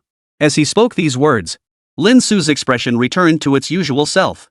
It seemed as though the earlier coldness so inhuman it bordered on divine had been nothing more than a fleeting moment. The students instantly fell silent. Only then did they remember they were still in the middle of an exam. Immediately, a new wave of nervousness washed over them. But this tension was different from before. Now, what made them nervous was the pressure of being watched by tens of thousands in the arena. After all, they were Lin Su's students. If the work they presented turned out to be subpar, wouldn't that bring shame upon Teacher Lin? To put it bluntly, they've got their own idol baggage to carry now. Being Lin's students was reason enough for them to hold their heads high with pride before anyone. They instinctively want to defend this honor. What's wrong, Miao Miao? You don't look too good. At that moment, Lin Su noticed Lu Miao Miao had returned from somewhere, looking extremely pale. And nothing, Teacher Lin. Lu Miao Miao jumped in surprise. She quickly turned away, waving her hands frantically. How could she possibly be fine looking like that? Are you feeling unwell somewhere? Should I get the school nurse for you? Lin Su asked with genuine concern, his tone serious. Really, I'm fine. Lu Miao Miao's expression was oddly unsettled, as if she had something on her mind but couldn't bring herself to say it. Her gaze never met Lin Su's the entire time. Don't push yourself. If something's wrong, tell me anytime. Lin Su seemed deep in thought but said no more and walked away. The exam continued. This time, it was Su Qianqian's turn. She looked a bit nervous and hesitant, asking again, Teacher Lin, can I really do this? I feel so unsure. Lin Su pressed her hand to her forehead. This was the 13th time Su Qianqian had asked her the same question. He gave Su Qianqian a firm pat on the head. Her hair got a bit messy, and he adopted a stern teacher's demeanor. If I say you can, then you can. Go ahead. All right. Su Qianqian pouted. She walked up to the stage with a look of almost heroic resignation. Swish. She abruptly pulled off the red cloth covering her work. In an instant, the sight that emerged below caused everyone present to gasp in shock. No wonder everyone was so shocked. Su Qianqian's creation was nothing short of bizarre among the bizarre. It appeared to be a bicycle. Crafted entirely in sleek silver, its smooth curves exuded a sense of design. Everything appeared perfectly normal. But the bizarre part is that this bicycle is practically a mutant. Not only is the frame a whopping 5 meters long, besides the driver's seat, it actually had 5 seats and 10 pedals. The sight of it! It looked like someone had bolted the rear halves of 4 bicycles onto the back of one bike. It was a veritable centipede-style bicycle. Some people couldn't help but rub their eyes, wondering if they were seeing things. This can't just be called black tech anymore, can it? This is straight up dark tech.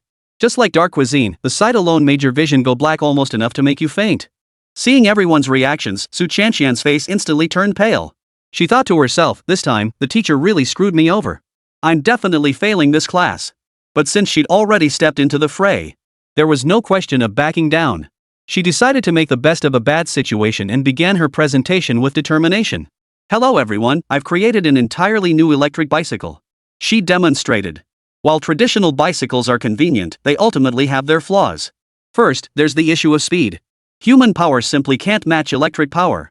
Many of you probably feel the same way I do sometimes. Pedaling a bike just feels too exhausting. At this point, Su Chanshan stuck out her tongue, and many students who could relate shared a knowing smile. Su Chanshan was absolutely right. The pain points of ordinary bicycles were indeed the effort required and their mediocre speed. But with my modifications, the electric bicycle converts the kinetic energy from pedaling into electrical energy, which then powers the bike, achieving twice the result with half the effort. As Su Chanshan described this, quite a few people grew serious. That sounds interesting. And Su Chanshan continued, my electric bicycle not only matches the speed of traditional electric bikes but is also exceptionally sturdy. Take a look. Everyone turned to look. Su Chanshan played a video clip of a crash test. In the footage, a speeding car approached from the distance. It slammed into the electric bicycle. Crash. The electric bicycle was predictably sent flying. But upon inspection, it was completely undamaged, not even a single crack was visible. Many were instantly stunned. This level of hardness would be sensational even on its own. Su Chanshan scratched her head, looking rather embarrassed as she said, Teacher Lin said this bike can be passed down through 3 generations. People come and go, but the bike stays. Ha! The crowd was instantly stunned. That slogan was way too exaggerated. But upon closer thought, with such terrifying material hardness, it seemed Teacher Lin wasn't wrong after all. But I get the logic. What's the point of designing all these seats and footrests? As if sensing people's confusion. Su Chanshan continued, beyond that, bicycles have another drawback. Most models struggle to carry passengers. They're typically designed for solo riding. Unlike cars, where people can ride together and chat. How boring is that? So I made improvements. She exclaimed excitedly. By extending the frame, my electric bike can now comfortably seat up to 5 people. All 5 can pedal together to power the bike, making it faster. It even helps build connections between people. Listening to Su Chanshan's description, a vivid image instantly formed in many minds. On a wide road, a bicycle stretching 4 or 5 meters suddenly came racing by like the wind. 5 people sat atop the bicycle. Besides the person steering the front, the others clung to the waist of the person in front. All 5 pedaled with a collective grunt and pant. And somehow, they were moving faster than cars. This scene, absurd and bizarre, yet utterly beautiful. Many who'd already gone to work might not have much to say about it. They just thought Su Chanshan's imagination was a bit quirky and amusing. But many students suddenly felt restless. Why does this feel more and more useful? Back in the day, just cycling up a hill would leave me dead tired. This looks pretty awesome. This is something. Fast and good exercise, but the best part is, he can even drag friends along for 5-man teams. I'd usually scoff at something this weird, but this weirdness? I'm genuinely tempted. Even Jia Ge remarked in his livestream, fast, durable, can carry your crush and exercise together. Holy crap, it seems flawless. The crowd buzzed with discussion, growing more convinced by the minute that Su Chanshan's electric centipede bike was legit. Just imagine rounding up friends for a bike ride. Pedal away while chatting nonsense, and you'll reach your destination. It's just too comfortable. The public opinion suddenly took this bizarre turn.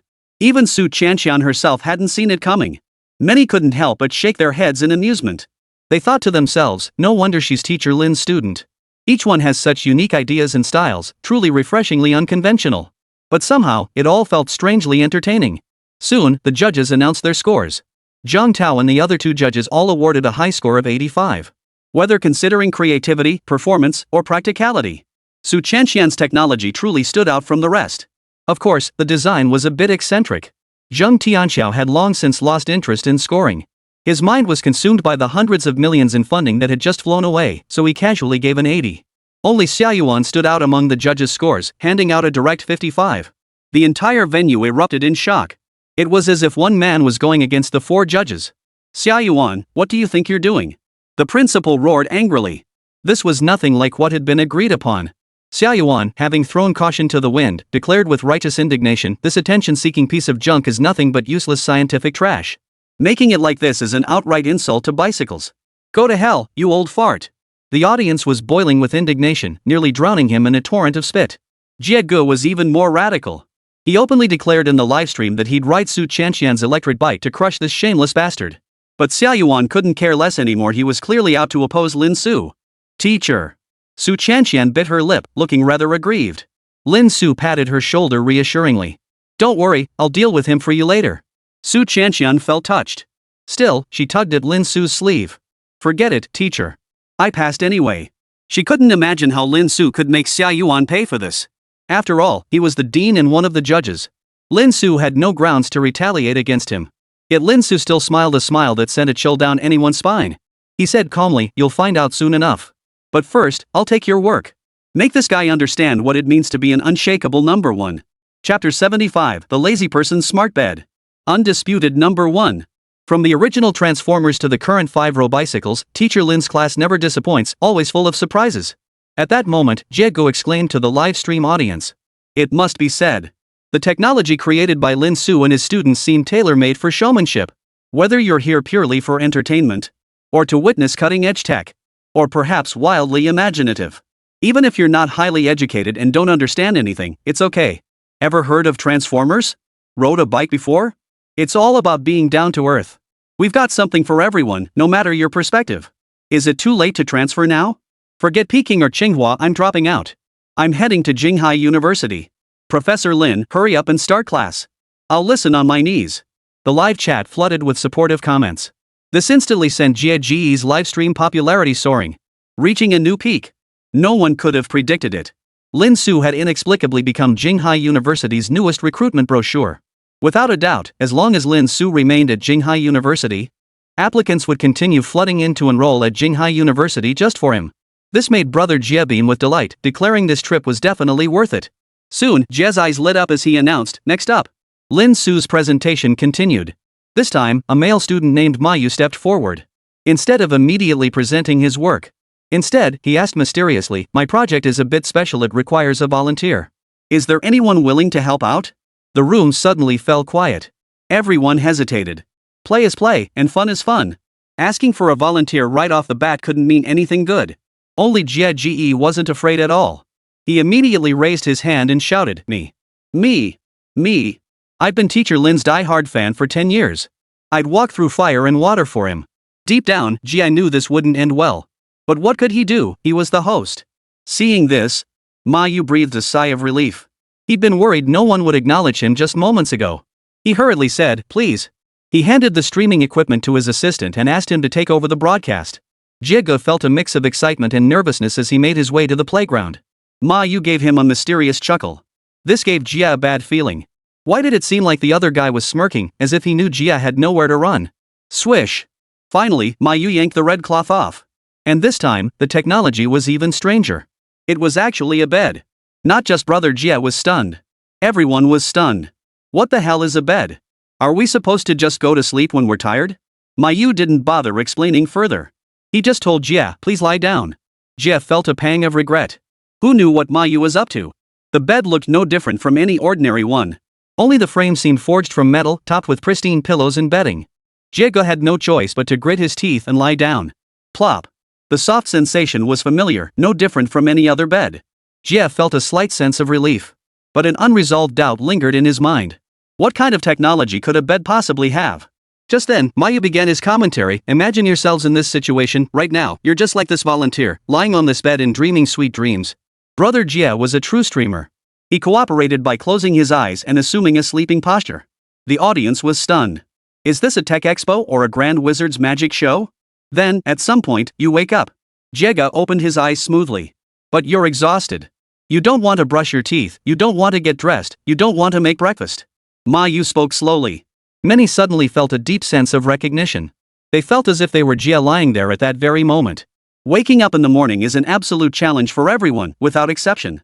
But, suddenly, Mayu changed his tone abruptly, his voice rising sharply. "You're incredibly lucky. Because the bed you're lying on is a high-tech smart bed. It's already taken care of everything for you." Ha! Ha! Ha! Ha! Brother Jie was caught completely off guard by this turn of events. A loud thud. The next moment, the bed's needle-equipped surface suddenly shot upward. It sent Brother Jie's entire upper body flying upward. Then, the lamp fixture at the headboard, which had resembled a bedside lamp, suddenly began to rotate, swiftly transforming into several slender mechanical arms. Each robotic arm performed its assigned task. Some clamped around Jie's body, holding him still. Another set of arms emerged from beneath the bed, retrieving items like a toothbrush, toothpaste, towel, and basin. Buzz! A faucet automatically protruded from the headboard. The mechanical arm holding the basin immediately moved closer and began filling it with hot water. "What the hell are you doing?" Jie was utterly terrified. The worst part was, he was completely trapped by the mechanical arm and couldn't move. Soon, the robotic arms completed their task. After gently prying open Jie Ji's mouth, they automatically started brushing his teeth. Then came the face wash. The entire routine was executed seamlessly. Mayu provided commentary from the sidelines. First comes the automated toothbrushing service. He chuckled, of course, please don't imitate the volunteers' resistance, the robotic arms are actually quite gentle in their movements. At that moment, Seeing that nothing seemed amiss, Jie's body gradually relaxed. He realized this felt surprisingly pleasant. The robotic arms toothbrushing technique was remarkably skilled. Following the most scientific brushing technique to the letter, he cleaned his teeth thoroughly. Washing his face was equally meticulous, leaving him feeling refreshed and invigorated. What a treat! Soon, the service concluded.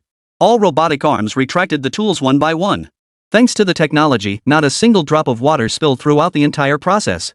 And he didn't have to lift a finger the entire time. Jia had stopped resisting. He was acting like a lazy pig who couldn't be bothered to get out of bed. But soon, the robotic arms sprang into action again. With a sudden rip, one arm yanked off Brother Jia's pants. What the hell is this? Jia Gu was utterly horrified. He hurriedly covered his remaining underwear, his face frozen in shock. Sorry about that. Mayu quickly manipulated the controls, prompting the robotic arm to pull Jie Ji's pants back up. He apologized, my bad. The automatic clothing change sequence is next, so let's skip that part. Jia finally breathed a sigh of relief. The next second, a platform automatically extended from beneath the smart bed. Neatly arranged on it were a toaster, juicer, soy milk maker, and other cooking appliances. At that moment, the smart bed announced, since you haven't scheduled today's meal plan, we will automatically prepare a random meal for you. Instantly, the appliances powered up, flames flickering to life.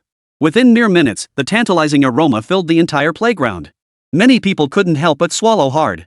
This bed, it can actually cook. Mayu smiled. Based on the techniques teacher Lin taught me, my smart tech bed can handle dozens of different cuisines.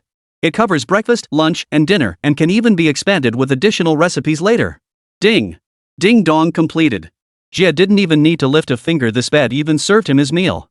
Jia tasted it. After just one bite, his eyes lit up, and he exclaimed, "This is amazing." He immediately began wolfing it down. Everyone was stunned. Who would have thought this bed could do so much? Brushing teeth, changing clothes, cooking, and feeding, a full service package. And the person lying there didn't have to lift a finger. Open your eyes to find delicious food waiting. Finish eating and head straight to school or work. The moment this thing was unveiled, it caused even more of a sensation than Su Chanshan's bicycle. Many people slapped their thighs in regret. They regretted not volunteering earlier. Now Jia Gu, that lucky bastard, gets to enjoy it first. Didn't you see the look of pure bliss on his face? He almost didn't want to get out of bed. I thought electric bikes were unbeatable, but who knew there was a hidden ace up their sleeve? A true hidden gem. Whose subordinate is this? Oh, it's Teacher Lin's. Well, that settles it. Everyone was utterly amazed. This is practically a lazy person's dream bed. Forget being lazy, even a vegetative state patient could use this. But can this really help people get out of bed more easily? Someone questioned doubtfully, look at the volunteer on the bed, he's already reluctant to get up. After finishing his hearty meal, Brother Jia, he simply patted his belly and flopped onto the incredibly soft mattress. This guy really is a natural. Self-taught, he even discovered the automatic massage buttons on the bed. Instantly, several mechanical arms began massaging his temples with thoughtful care. Ah! He let out a satisfied sigh of pleasure. Don't worry, everyone. As if hearing the audience's confusion, Ma Yu gave a mysterious smile. Teacher Lin is prescient, he told me exactly how to handle this situation long ago. Sleep-in time is up. Forced wake-up command. Duong. At that very instant, a sudden spring-like sound echoed. Jia, who had been basking in pure bliss, was launched into the air like a spring-loaded toy, landing flat on his face. Ha ha ha ha. Forced startup? That's too smooth. The audience erupted into laughter. All 4 judges awarded high scores. Only Xia Yuan gave a failing score, declaring, useless nonsense. This kind of thing only breeds laziness and serves no purpose to society. Brother Jia couldn't hold back any longer. Grabbing the microphone, he fired back at Xia Yuan. What's wrong with you, old fart? Do you think sleeping in a few extra minutes is stealing electricity? You're blowing this out of proportion, calling it harmful to society. Mind your own damn business. Get your own together first. Old fart, you think waking up a few minutes earlier will add minutes to your life, huh? The audience erupted in applause. Xia Yuan was furious. Of course, Xia Yuan was still the referee. Jie Gu was promptly carried off. Next, Lin Su's students continued their demonstration. An automatic makeup mirror, a multifunctional sports machine, dazzling technologies left everyone thoroughly impressed. Xia Yuan, however, despaired as he realized that no matter how low he scored them, it made absolutely no difference to the outcome. Because Lin Su's students' projects were simply too impressive. The other judges weren't fools, they all gave high scores. Instead, every time he nitpicked, he ended up looking like a complete fool. Even he couldn't shake this inexplicable sense of despair. Anyone could see that even with several more classes yet to be judged, Lin Su's class was already unstoppable in first place. Finally, only one student remained in Lin Su's class. Lu Miao. Lu Miao had built a simple heater. Among all the students, hers seemed rather ordinary. At that moment, Lu Miao looked preoccupied. She carried over the compact heater. Lin Su stood nearby, arms folded, observing everything. As Lu Miao passed by, he stopped her and whispered, "There's a loose screw here. Hold on a moment." He fiddled with it for a moment, appearing gentle and attentive. Moments later, he smiled and said, "All done." Thank you, teacher." Lu Miao seemed inexplicably flustered and hurried away, clutching the heater. But she didn't see. As she turned away, behind her, Lin Su's previously gentle smile vanished without a trace. A chill settled over the air. Chapter 76, The Mole. A sudden explosion. Soon. Lu Miao set down the heating device and began her introduction. Hello, everyone. Her voice was a bit soft, seeming to carry a slight tremor. I've built a smart heating device. Its functions are quite simple. Lu Miao spoke softly, as if she might be blown away by the slightest breeze. Her creation is essentially a multi-scenario, multifunctional heater. When you need to reheat food that's gone cold, simply place it in the hollow inner container to heat up. It does everything a traditional microwave oven does. If you find the room too cold, it can switch to heater mode, radiating warmth throughout the space. As for blowing warm air to warm your hands or using it as a hairdryer, that's a breeze. It has it all. Listening to Lu Miao's description, many nodded in agreement, thinking this thing is really quite impressive. It makes everyday life so convenient. Jiang Tao, seated at the judge's table, sighed at that moment. Did you notice? Most of the student projects Lin Su brought out are related to people's livelihoods. I can't even imagine how much convenience it would bring to everyday life if all these technologies could be mass-produced. Jiang Tao was filled with emotion. This is the true meaning of technology. It's no longer some incomprehensible fairy tale or high-end concept, but something that genuinely cares for the people. Silence fell over the judging panel. No one spoke. Even Xia Yuan, who usually loved to nitpick, remained quiet, offering no rebuttal. Because even he had to admit, after this live broadcast, after so many viewers witnessed such an abundance of novelty, regardless of whether future endeavors succeeded or failed, many would undoubtedly be inspired to delve into the relevant fields. And though these were merely the basics Lin Su casually taught his students, it was more than enough to spark significant societal change. Xia Yuan suddenly found himself thinking, if only his granddaughter hadn't clashed with Su Chanshan back then, and he hadn't held a grudge against Lin Su all this time for the sake of saving face, then, would he now worship Lin Su like a deity, just as Jiang Tao did? As the dean of his hospital, how much benefit could he have reaped? Xia Yuan dared not contemplate it. For he was horrified to discover that deep within his heart, regret was now stirring. Regret that he had become Lin Su's adversary. But there was no turning back now. Gazing at Lu Miao in the arena, he murmured coldly within himself, "Let it begin." At that moment, Lu Miao heard the shouts of many people around her. She bit her lip hard, her face pale. Since becoming a student, this was the first time she'd been the focus of so many eyes and praised by them. She knew deep down, she owed it all to Teacher Lin. He hadn't ignored her or treated her coldly just because she was from the rival class. On the contrary, he had always shown genuine interest in her work, offering her many valuable suggestions. He even rolled up his sleeves to help her modify the heating machine. That's how I became who I am today. But now she was about to betray him. Lu Miao's heart was torn apart by agony. Her joining wasn't by chance, nor was she expelled. She had been sent by Gao Chen. A few days ago. She never imagined that Gao Chen, the teacher she had always respected, could be such a person. He threatened her future academic prospects, forcing her to infiltrate Lin Su's class as an undercover agent. Not only was she to gather intelligence, but she was also to sabotage them. He even deliberately caused technical glitches during exams to dock points from Lin Su's class. Even Xiao Wu himself might not have realized it. The tire issue with the Lin Su No. 1 car wasn't his fault. He had inspected every inch of that prized race car so thoroughly, how could it be so easily destroyed by a metal bullet? It was because Lu Miao had secretly tampered with it. Gao Chen had already lost, and she breathed a sigh of relief. She felt she could now perform normally. No longer needing to betray Teacher Lin's good intentions. She could take the exam with integrity. But Xia Yuan's phone call plunged her back into the abyss. Make the changes even harsher. I want to see spontaneous combustion. That's right, you'll get burned, but not too badly. And in return, your future prospects and finances will be bright as day.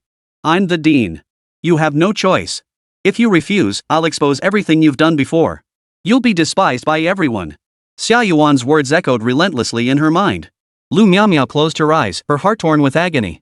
Teacher Lin. I'm sorry. She opened her eyes again and addressed the crowd. Next, I'll demonstrate the basic heating functions of this heating machine. Beep. She pressed a button. The temperature indicator began to climb as it entered preheating mode. Buzz. The heating machine instantly roared to life. For some reason, Lu Miaomiao's fingers trembled slightly. The temperature gauge shot up rapidly. But the needle, which should have stopped at the optimal heating temperature, kept climbing. The color instantly turned to a terrifying deep red. What the hell? The large screen on the playground was now focused on Lu Miaomiao's heater. Everyone witnessed an utterly baffling scene. Was this some essential part of the operation? Some were baffled, unable to fathom why Lu Miaomiao's heater was behaving this way. Meanwhile, the heater showed no signs of stopping. The tremors grew more violent, as if it might explode at any moment. Lu Miaomiao clenched her teeth tightly, unfazed by the chaos.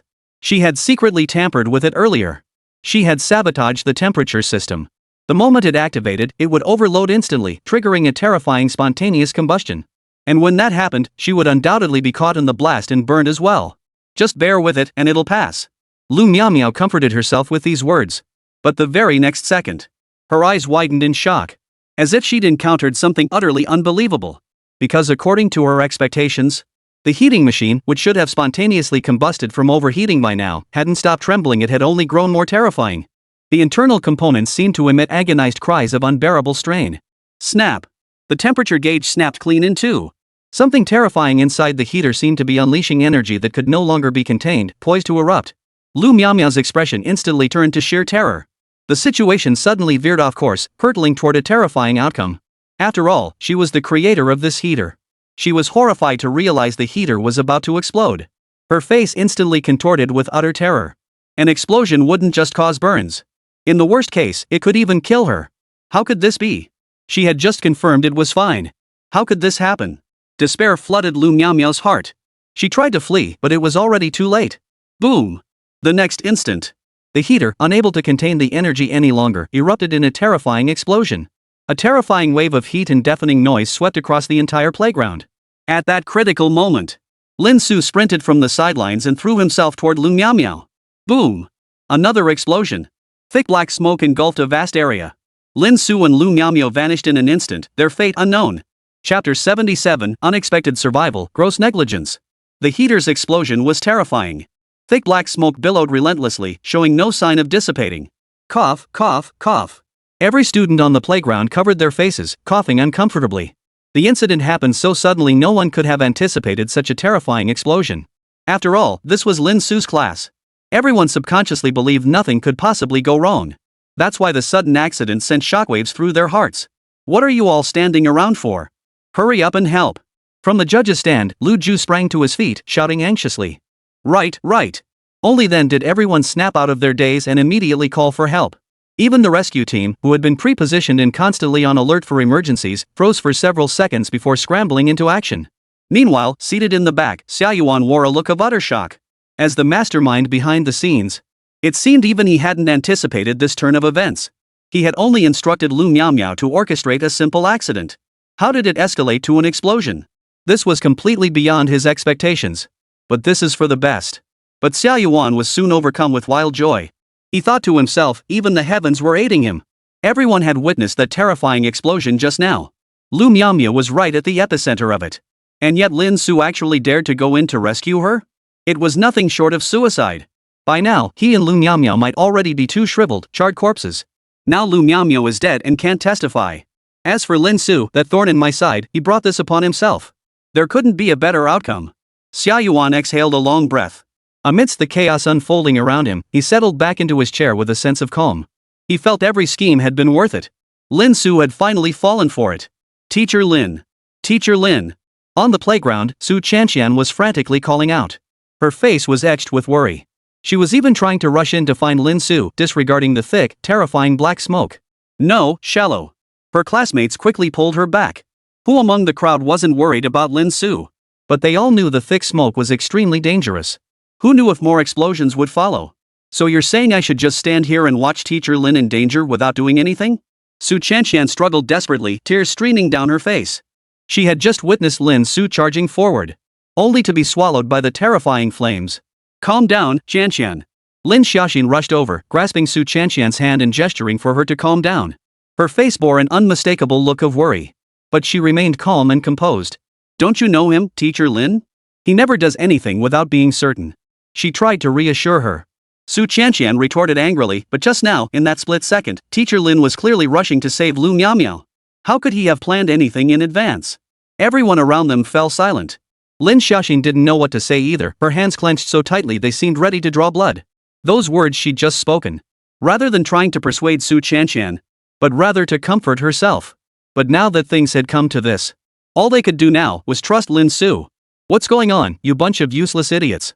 Get that fire out now. If you can't save the people, you're all fired. The principal's furious voice boomed from the elevated platform. The urgent voice of the rescue personnel came through the pager. The smoke and flames are too intense. We can't get to the innermost part anytime soon. We need to wait for the professional fire department. Hearing this, the principal's face instantly drained of color. Lu Ju staggered, feeling as if all strength had been drained from her body in that instant. Her eyes were fixed on the lingering flames and black smoke, unable to believe it. Everyone knew deep down. This time, Lin Su and Lu Miaomiao were likely in grave danger. Such a terrifying explosion. Not just human bodies. Even metal would likely be crushed. But just then, a sudden, high-pitched cry erupted from the walkie-talkie. Wait! Look over there! Everyone snapped their heads up, their pupils instantly widening as if struck by an earthquake. For within their line of sight, amidst the thick smoke, countless billowing plumes suddenly surged upward. Then, the haze parted. From the edge of the black smoke, a man's tall, upright figure emerged. He emerged silently, his expression serene, cradling a visibly shaken Lu Miaomiao in his arms. Lin Su? Oh my god, it's Teacher Lin. He's okay. Someone shouted these words. The entire crowd erupted. All eyes were fixed on Lin Su's figure as whispers filled the air. What? Xiaoyuan leapt to his feet, his expression as if he'd seen a ghost. The heat wave from the explosion just now. Even from a distance. His face still felt the scorching, oppressive heat. Lin Su was at the epicenter of the blast. How could he possibly walk away unscathed? How did he manage it? You. The rescue workers were so flustered they could barely form coherent sentences. They watched as Lin Su approached them. Then gently set Lu Miaomiao down. He gave a faint smile. Sorry to have you all worried. The rescue workers were all dumbfounded. In all their years on the job, they'd never witnessed anything like this. The victim telling the rescuers not to worry? It was like the heavens had turned upside down. Teacher Lin, oh my goodness. The principal was more anxious than anyone. He practically dragged his bulky frame over in a flurry, eager to offer comfort and concern. Lin Su was now a key figure at Jinghai University. He couldn't even imagine what would happen if Lin Su were to leave. Move aside. But before the principal could exchange a single word with Lin Su, a slender figure suddenly dashed forward and threw herself into Lin Su's arms, wailing, Wah! Teacher, I was so scared just now. I thought you'd never come out again, Wah! Su Qianqian wailed. Her arms clung desperately to Lin Su, refusing to let go. As if terrified he might vanish again. Lin Xiaoxin silently pushed the principal aside. Then she walked over to Lin Su's side. Grasping his hand with concern, she asked, Are you okay? Any injuries? Lu Ju, who had just arrived, suddenly noticed Lin Su was now surrounded by two beautiful women on either side. Finding no room to join them, he could only call out from the sidelines, How are you holding up? All right. Lin Su ruffled Su Qianqian's hair, signaling the girls to calm down. So many people were watching. What kind of spectacle would it be for me to be surrounded by women here? Of course, as if sensing everyone's confusion, Lin Su smiled and snapped his fingers. Suddenly, a figure burst out of the black smoke and landed before everyone. The crowd stared, stunned. For it was none other than Lin Su's battle armor. Its form was imposing. But its originally black gold armor now bore a vivid, scorched red hue. All thanks to the Lin Su battle armor. Lin Su reluctantly accepted this embarrassing moniker. The crowd fell silent. How could an Autobot possibly withstand that terrifying explosion? Though its material was extraordinary, it couldn't possibly have completely shielded both Lin Su and the other person? It shouldn't be possible. It just shouldn't be. Xiaoyuan, whose plan had failed, stared at Lin Su in utter disbelief, his shock beyond words. At that very moment, as if sensing Xiaoyuan's gaze, Lin Su lifted her head and gazed distantly toward him, as if locking eyes with him. Then, a faint curve lifted at the corner of his mouth as he spoke calmly. When did I ever say I could only become an Autobot? Snap. Lin Su snapped her fingers. The next moment, the command was received. Lin Su's battle armor, standing tall and imposing, rapidly reconfigured. its metallic shell reshaped into a sturdy shield wall, firmly anchored to the ground. It was at that critical moment. Had taken Lu Miaomio and hidden behind it. Damn it! Xiaoyuan clenched his fists, never expecting his brief moment of joy to be shattered by reality. He never dreamed Lin Su's racecar possessed such capabilities. Such an incredible feature. Why hadn't he thought to show it off before? No! Xiaoyuan jolted awake. Judging by Lin Su's expression just now, was he mocking me? Could he have already uncovered his scheme? Impossible. Xiaoyuan's expression flickered between anger and confusion. No one else knew about this matter besides Gao Chen and Lu Miaomio. The more he thought about it, the more difficult it became, and Xiaoyuan felt uneasy. He felt he couldn't delay any longer. He immediately announced over the intercom, "Lin Su. As an educator, you failed to thoroughly review your students' work, leading to this grave incident. Not only did you expose your students to danger, but you also caused significant damage to the school. According to school regulations, such a severe incident constitutes serious dereliction of duty on your part." Whoosh! The entire hall erupted in commotion. Only then did everyone realize such a major incident had occurred. As a teacher, Lin Su absolutely cannot escape responsibility. Many couldn't help but sigh in regret. Who could have imagined that the situation, which had been going so well, would unravel because of the last student's mistake? Teacher Lin. Ah, such carelessness. Many sighed, feeling that even the wisest person makes mistakes sometimes, and this one nearly caused a major disaster. And according to Jinghai University's regulations, such a serious dereliction of duty. Xiaoyuan said coldly, at the very least, it warrants immediate expulsion with permanent disqualification from future employment. But, surely the punishment shouldn't be that severe. Teacher Lin saved them, didn't he? Some university administrators couldn't bear to watch and tried to defend Lin Su. Xiaoyuan retorted, what if he hadn't been saved? Our Jinghai University could have lost a student's life during such a critical event. Who would bear that responsibility? Would you? The university leaders fell silent in unison. At that moment, Xiaoyuan had become the center of attention. This was precisely why he had chosen to confront them publicly. Had it been a private conversation, Xiaoyuan, though a dean, his status was far from sufficient. Who would pay him any mind? But now, under the watchful eyes of everyone, he stood on the moral high ground, able to easily judge Lin Su. But at that very moment, Lin Su rose to his feet, his voice cold. Is that so? Still trying to be stubborn, Lin Su. Xiaoyuan barked, you nearly caused a catastrophe. Lin Su lowered his gaze to Lu Miaomio. Miaomio, at this point, are you still going to hide the truth? Lu Miaomio's face turned deathly pale. She instinctively denied it. Teacher Lin, what are you talking about? I don't understand. Lin Su smiled faintly, gently patting Lu Miaomio's head. It's okay, she said gently. Tell me what happened. I'll handle it for you. I believe you didn't mean to do this. Hearing this, Lu Miaomio froze for a moment. Then, with a sudden waya, she burst into tears. As if she could no longer bear the pent-up frustration and pain of these past days. She threw herself into Lin Su's arms, sobbing, it's all my fault. It's all my fault. I didn't mean to, Teacher Lin. Dean Xiao ordered me to deliberately damage the machine to cause an accident. But I never imagined it would lead to such a massive explosion. Once she started talking, she couldn't stop. As if pouring out her grievances. Everyone heard her clearly. Lin Su gently patted her back.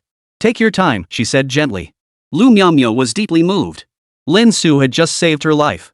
Now, nestled in his embrace, she felt a wave of warmth wash over her. It felt like even if the sky fell, she'd be safe. Her heart was filled with profound gratitude. Once this matter was resolved, she would definitely repay Teacher Lin properly.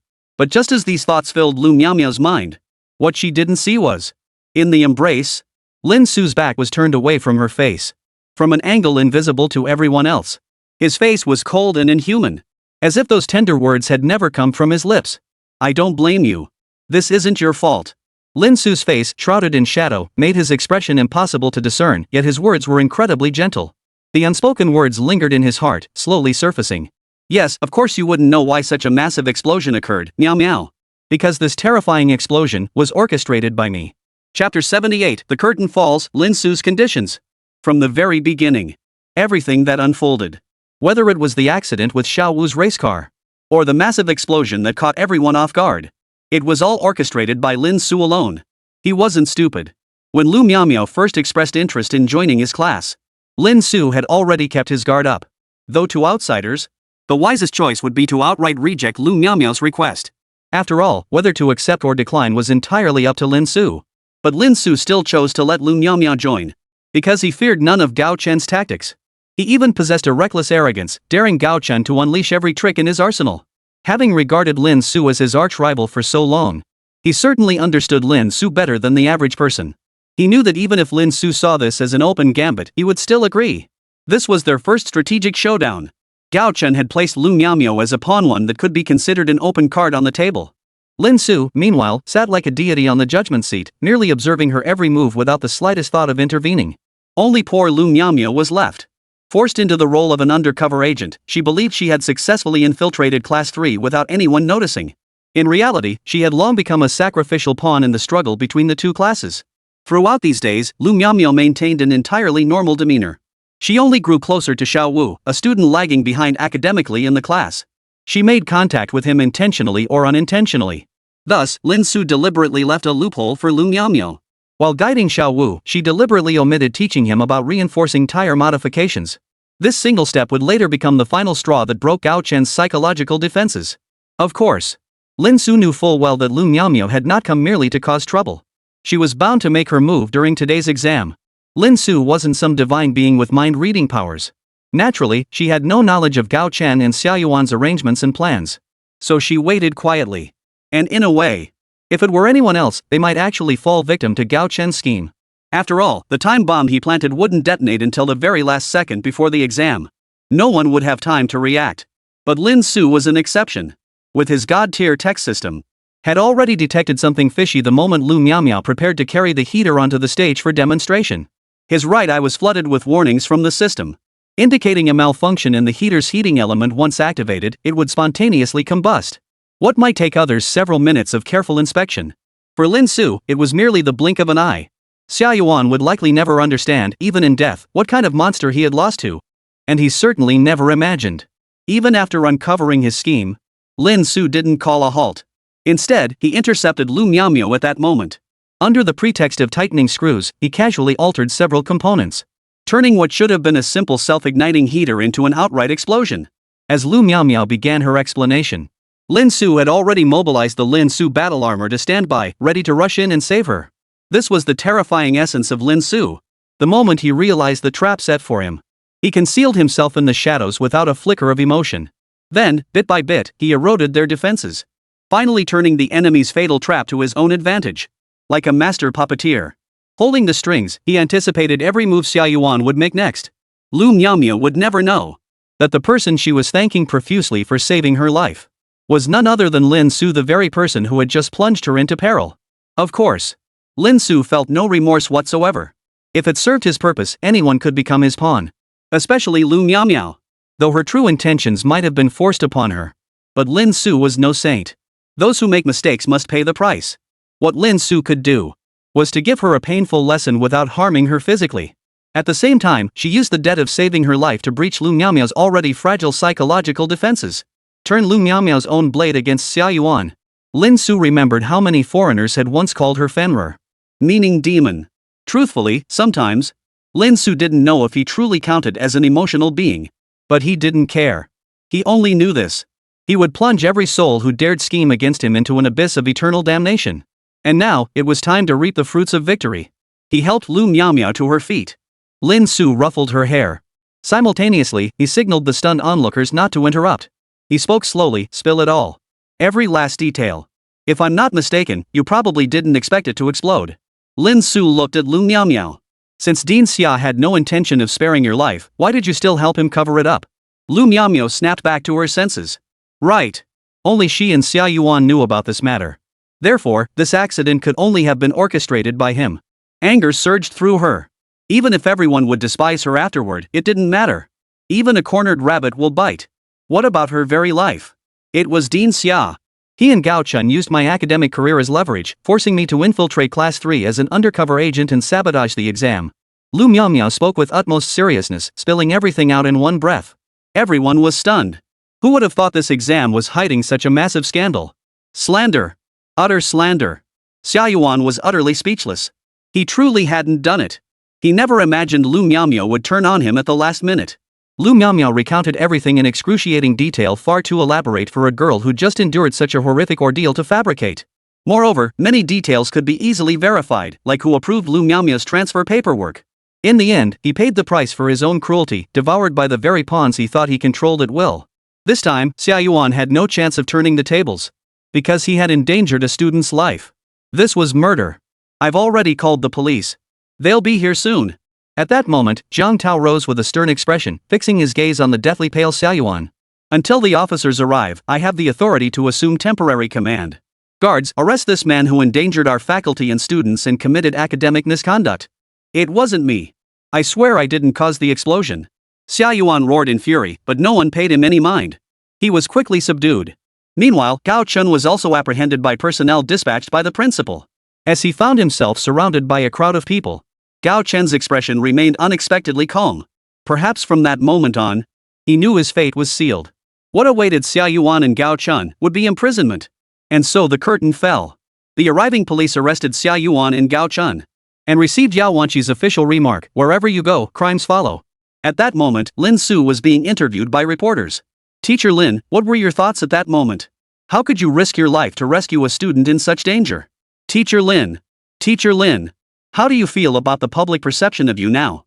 The higher-ups are taking this very seriously and have even proposed nominating you for the next top 10 most touching figures of Jinghai Award."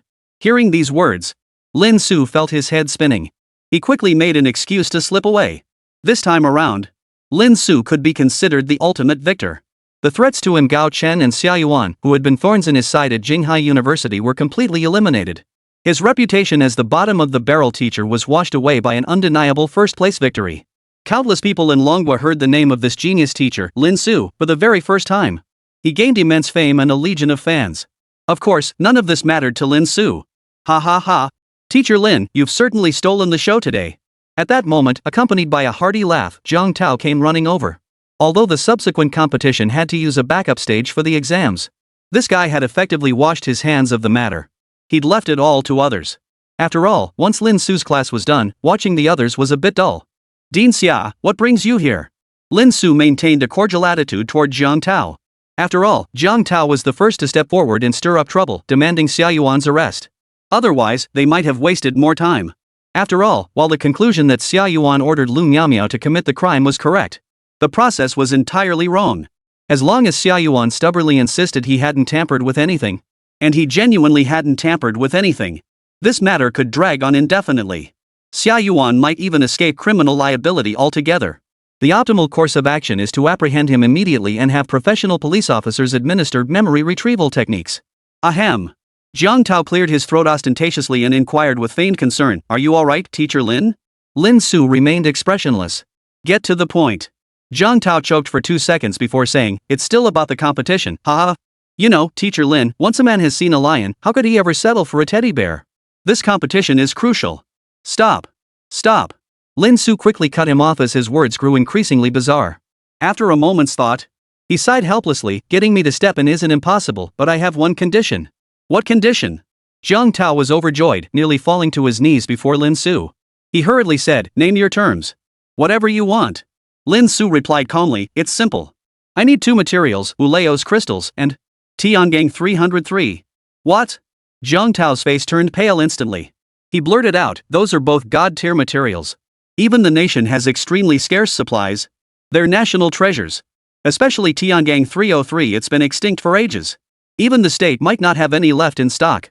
Both materials are super materials so rare they defy belief, no matter who you ask. Never mind the long-vanished Tiangang 303. Even Oleo's crystal. From the founding of the Dragon Nation to the present day, only a single piece has ever been unearthed.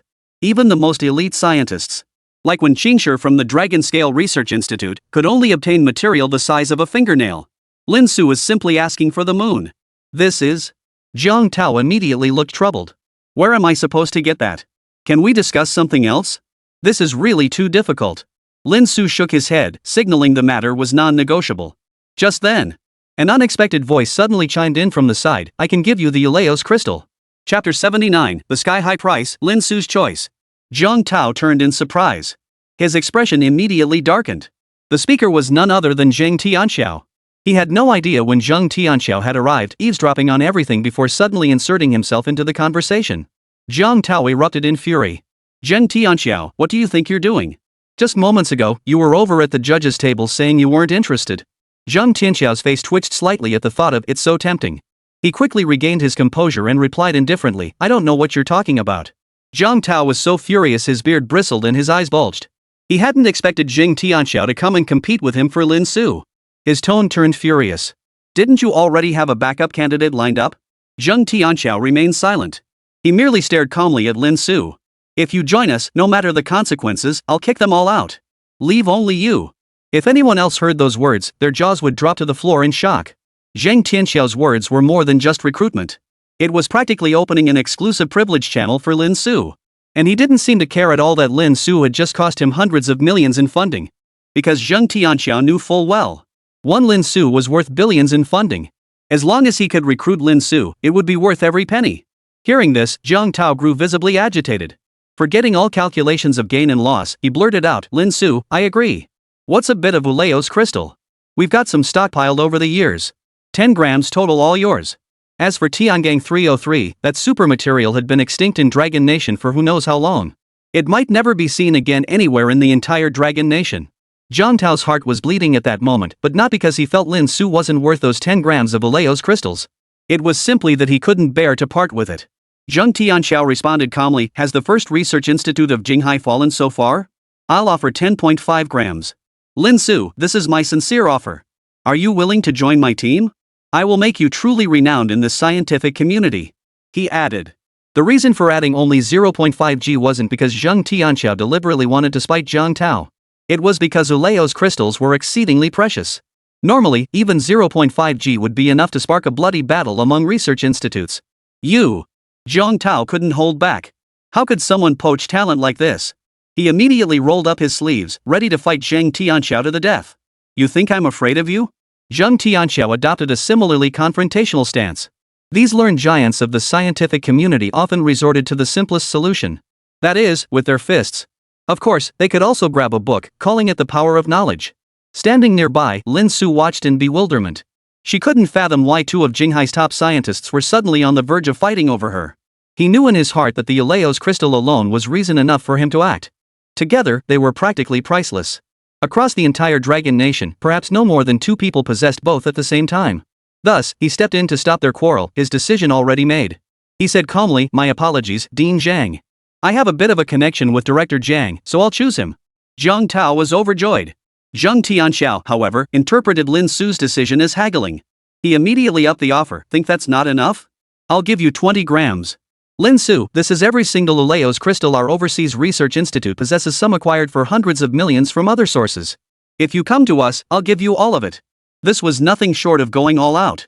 Even Zhang Tao sucked in a sharp breath at that figure. These terms were nothing short of a fairy tale. All just to get Lin Su to join. Zhang Tianxiao was truly going all out. It showed just how much weight Lin Su carried in his eyes. Zhang Tao's expression immediately darkened. He glanced nervously at Lin Su. Fearing he might be tempted by such an enticing offer to jump ship. He asked himself. Even Zhang Tao himself. Even he was utterly captivated upon hearing about the 20G Uleo's crystal. That was legendary super material. Yet to everyone's surprise, Lin Su remained utterly unmoved, his expression as calm as ever. Dean Zhang seems to have misunderstood something. My decision to join anyone is purely based on my mood. Please leave. He didn't even bother with polite refusals. Such a blunt, no-holds-barred rejection. Upon hearing this, Zhang Tianxiao's previously composed expression finally darkened. It seemed he hadn't anticipated that despite his status as an academician and institute director, would dare refuse him after going to such great lengths, even setting aside past grievances to recruit him. Yet he dared to refuse him. In an instant, Zhang Tianxiao radiated a fierce aura, pressing down upon Lin Su. Though Lin Su had just demonstrated astonishing abilities, and had sparked his desire to recruit him, deep down in his heart, he ultimately viewed Lin Su merely as a highly capable young man. His attitude toward him remained one of condescension. His words carried the arrogance of a senior figure, and the terms he offered felt more like charity. For most people, such an offer would be received with flattered gratitude and meek acceptance. But who was Lin Su? He never looked down on anyone. He even dared to tell Commander Wang Run of the Dragon Nation to come collect the mecha himself. How much less so a mere nobody like Zhang Tianxiao? Being refused now naturally stirred anger within him. But how could Zhang Tianxiao possibly know any of this? He only felt that Lin Su was being downright insolent. He snorted coldly, "Teacher Lin, don't get too cocky. Do you already think you can win this national competition hands down? Ridiculous. Our Dragon Nation is full of hidden talents. From what I know, every faction has concealed geniuses emerging this time. Our Ginghai Research Institute possesses countless cutting-edge technologies. You've boarded Jiang Tao's bandwagon, soon you'll learn what helplessness truly means. What do you mean? Jiang Tao erupted in fury. Zheng Tianxiao was blatantly disregarding him. Lin Su met Zheng Tianxiao's gaze head-on, showing no sign of backing down. She replied calmly, then I'll be waiting for the full force of Director Zhang and the entire institute. Don't disappoint me then. You should know, my appetite is enormous. His tone was arrogantly boundless. His words seemed to declare he would single-handedly take on the entire Jinghai Overseas Research Institute. Humph. Ridiculous. Zheng Tianxiao said nothing more, letting out a cold laugh that seemed to mock Lin Su's overreach before sweeping his sleeve and walking away. Watching his retreating figure, Jiang Tao's face clouded with concern. The Jinghai Overseas Research Institute has indeed been flush with cash these past few years. Even though I won half their funding today, it's a serious blow but not necessarily fatal. They'll likely have some backup plan up their sleeves. I heard Zheng Tianxiao was determined to win this time. He declared long ago that he would take first place. He couldn't have come unprepared. Just as Jiang Tao's first research institute represented Jinghai University, Zheng Tianxiao represents Qingbei University. The two institutions had been locked in open and covert friction for ages. The latter was waiting for this competition to seize Jinghai University's title as China's top institution. Lin Su couldn't be bothered to ponder such matters. It meant nothing to him. Jiang Tao realized he'd rambled on with a bunch of nonsense. He chuckled awkwardly. I wonder what you need the Aleos crystals for, Teacher Lin? This material was incredibly precious. It was typically reserved for cutting-edge technology. Even the slightest wear during normal use was heartbreaking. Moreover, even with Dragon Nation's current scientific capabilities, research into Aleos crystals remains just the tip of the iceberg. No faction is wealthy enough to dare use Aleos crystals directly in practical applications. Lin Su didn't respond, merely stating flatly, "You'll find out when the time comes." Evening. Outside Lin Su's villa. Su Qianqian trailed behind Lin Su, chattering excitedly, Hey, teacher. We've really made a name for ourselves this time. Not only did our class sweep the top 40 spots in the final exams, but there are tons of posts about today online too. Due to the capture of Xia Yuan and Gao Chen, all the maliciously low scores Xia Yuan had previously assigned were invalidated. The grading was reassigned to other examiners. And boy, did it make a difference. When the new scores came out, everyone was stunned. Even without counting the 1.5x bonus points. Still placed at the very top of the grade level, completely dominating the rankings. Students who had previously been at the bottom of their grade had transformed into top performers. Among them, Xiaowu's Lin Su model, with its outstanding performance, was directly selected as the top prize winner. This meant that Xiaowu, who had been secretly mocked by many in the past, now walked with his head held high. Walking through Jinghai University, there wasn't a soul who didn't recognize him. Everyone would greet him with a respectful, "Hello, senior." It was truly a case of riding on Lin Su's coattails, where even the chickens and dogs were elevated. As for his own student, who was chattering excitedly, "Follow me." Lin Su merely smiled faintly, saying nothing more. He led Su Qianqian toward the villa's garage. Though called a garage, it was more like a massive warehouse. At that moment, the warehouse doors were tightly shut, offering no clue as to what lay inside. Su Qianqian grew curious and asked, "Teacher, why all the mystery? What are you taking me to see?"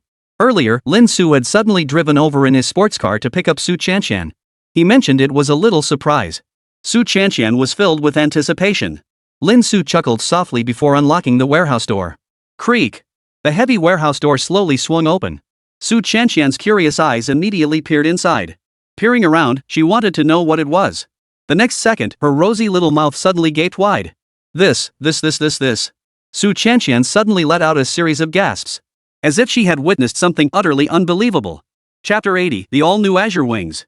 The 5 great families of Jinghai. What now stood before Su Qianqian's eyes was the Azure Wings' massive blue and white mecha.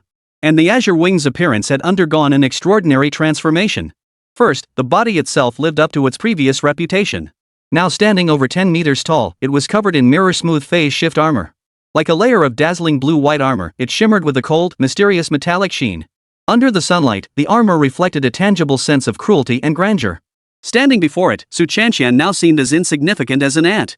The lines of the body are sleek yet rigid, radiating power and rhythm. Broad and imposing shoulders stand like 2 sturdy fortresses, bearing the newly designed weapon system crafted by Lin Su. 16 dazzling wings of light unfold magnificently from its back.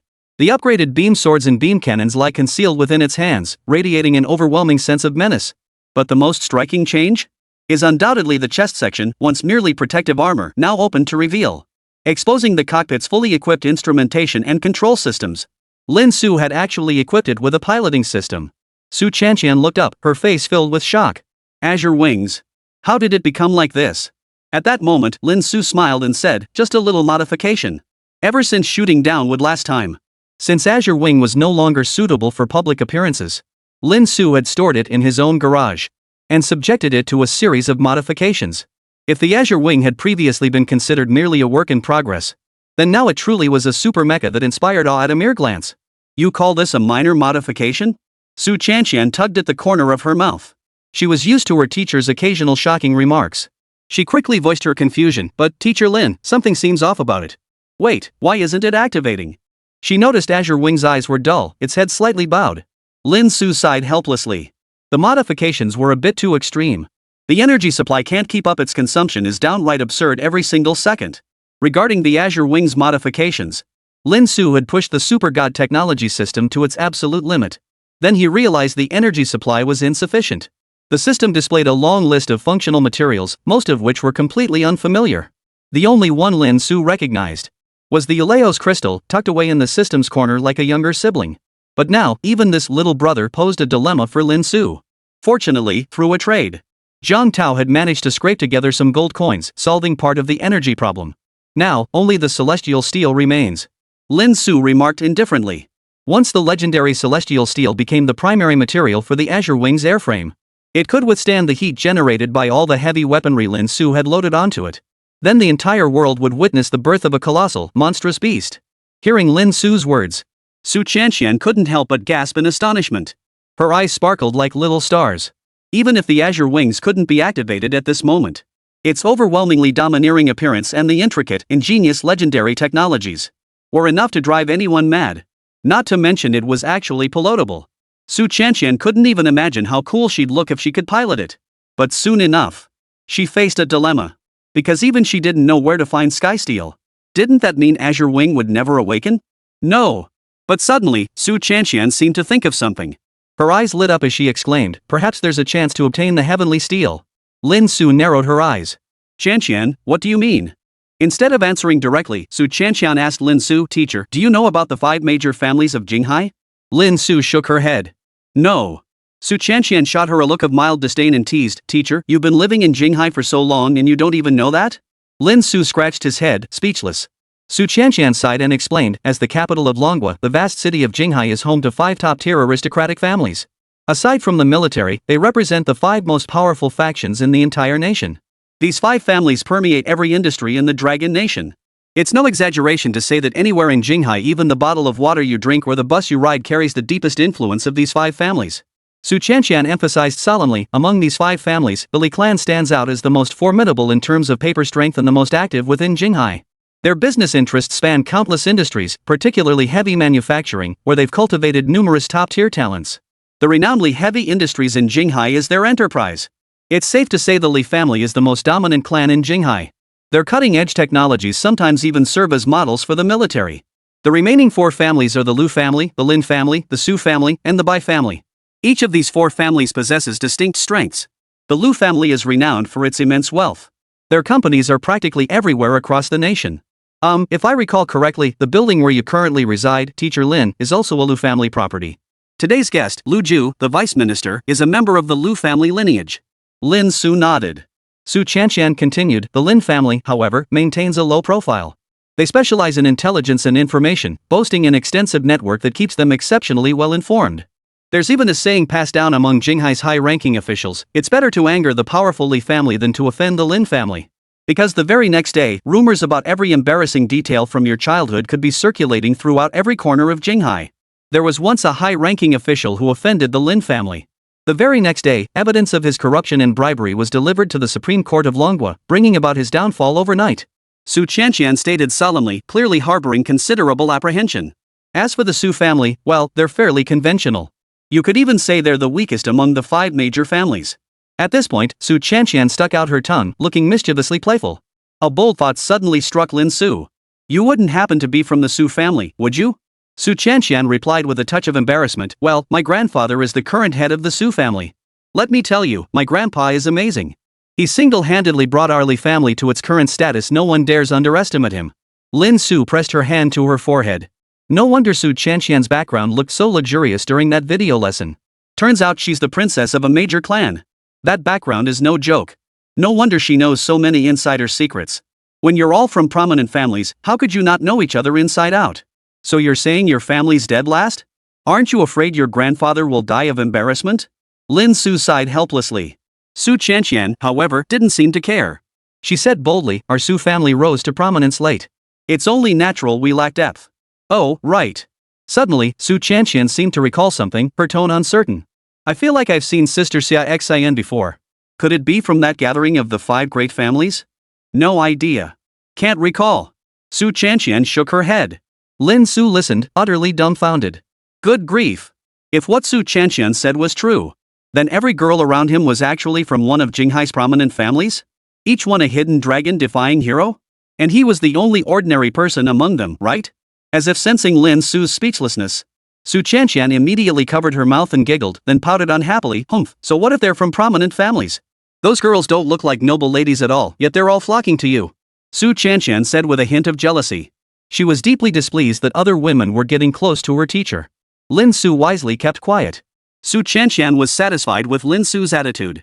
Then her gaze sharpened slightly as she said, as for this Bai family. I'm not quite sure how to put it. Lin Su asked curiously, is the Bai family that formidable? It's not quite that. Su Chanxian stumbled over her words, which was rare for her. After a long pause, she spoke with a peculiar expression. Although the Bai family is one of the 5 great families, they've been incredibly mysterious these past 10-odd years. There's not even a shred of information about them during normal times. Even the Lin family, who occasionally mention them in passing, expressed their helplessness at the Bai family's mystery. They couldn't uncover any information either. It's as if they vanished into thin air. That powerful? Lin Su exclaimed in surprise.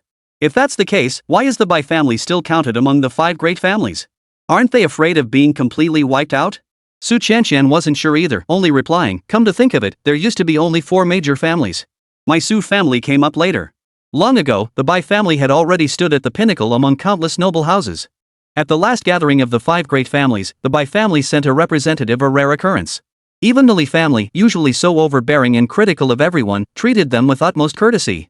Lin Su nodded, now roughly understanding the power dynamics among Jinghai's clans. The most enigmatic of them all, the Bai family, was shrouded in even deeper mystery. At that moment, an otherworldly vision of breathtaking beauty flashed through Lin Su's mind. His expression shifted slightly as he murmured, could it be you? Teacher, what are you muttering about? Su Chanxian overheard Lin Su's mutterings and asked curiously. Lin Su snapped back to reality, sighing as if recalling some past memory. Nothing. Su Chanxian pouted, knowing Lin Su was definitely hiding something from her. But she didn't press the issue, instead replying obediently, such powerful azure wings, it would be such a waste if they couldn't soar through the skies. And the reason I say it might be possible is precisely because the Lu family is about to hold an unprecedentedly grand auction. As the wealthiest family, they undoubtedly possess countless precious treasures, they might even have celestial steel. Lin Su nodded. His student truly was sensible. Beep beep. At that very moment, a black sedan abruptly halted before Lin Su and his companion at the villa entrance, seemingly heading straight for them. This black sedan was clearly modified. It bore no resemblance to any commercially available model. Its license plate featured a black background displaying the characters Jing J8888. Upon seeing this plate, Su Chanxian's expression instantly changed. She recognized it as a military license plate. At that very moment, the window of the black sedan slowly rolled down, revealing a man's figure. His face bore a resolute expression, weathered by hardship and scarred by battle. Yet he exuded an overwhelming aura of authority and power, radiating the imposing presence of a leader. Simply sitting there, he made people feel as if they were being stared down by a tiger. At that moment, the man turned his gaze toward Lin Su and smiled as he spoke, Teacher Lin, I am Wang Ren, Commander-in-Chief of the Dragon Nation. Shall we talk? Chapter 81, Wang Ren's Invitation, the shocked elite soldier. The moment she saw that black sedan, Su Chanxian's face instantly grew tense. She instinctively hid behind Lin Su.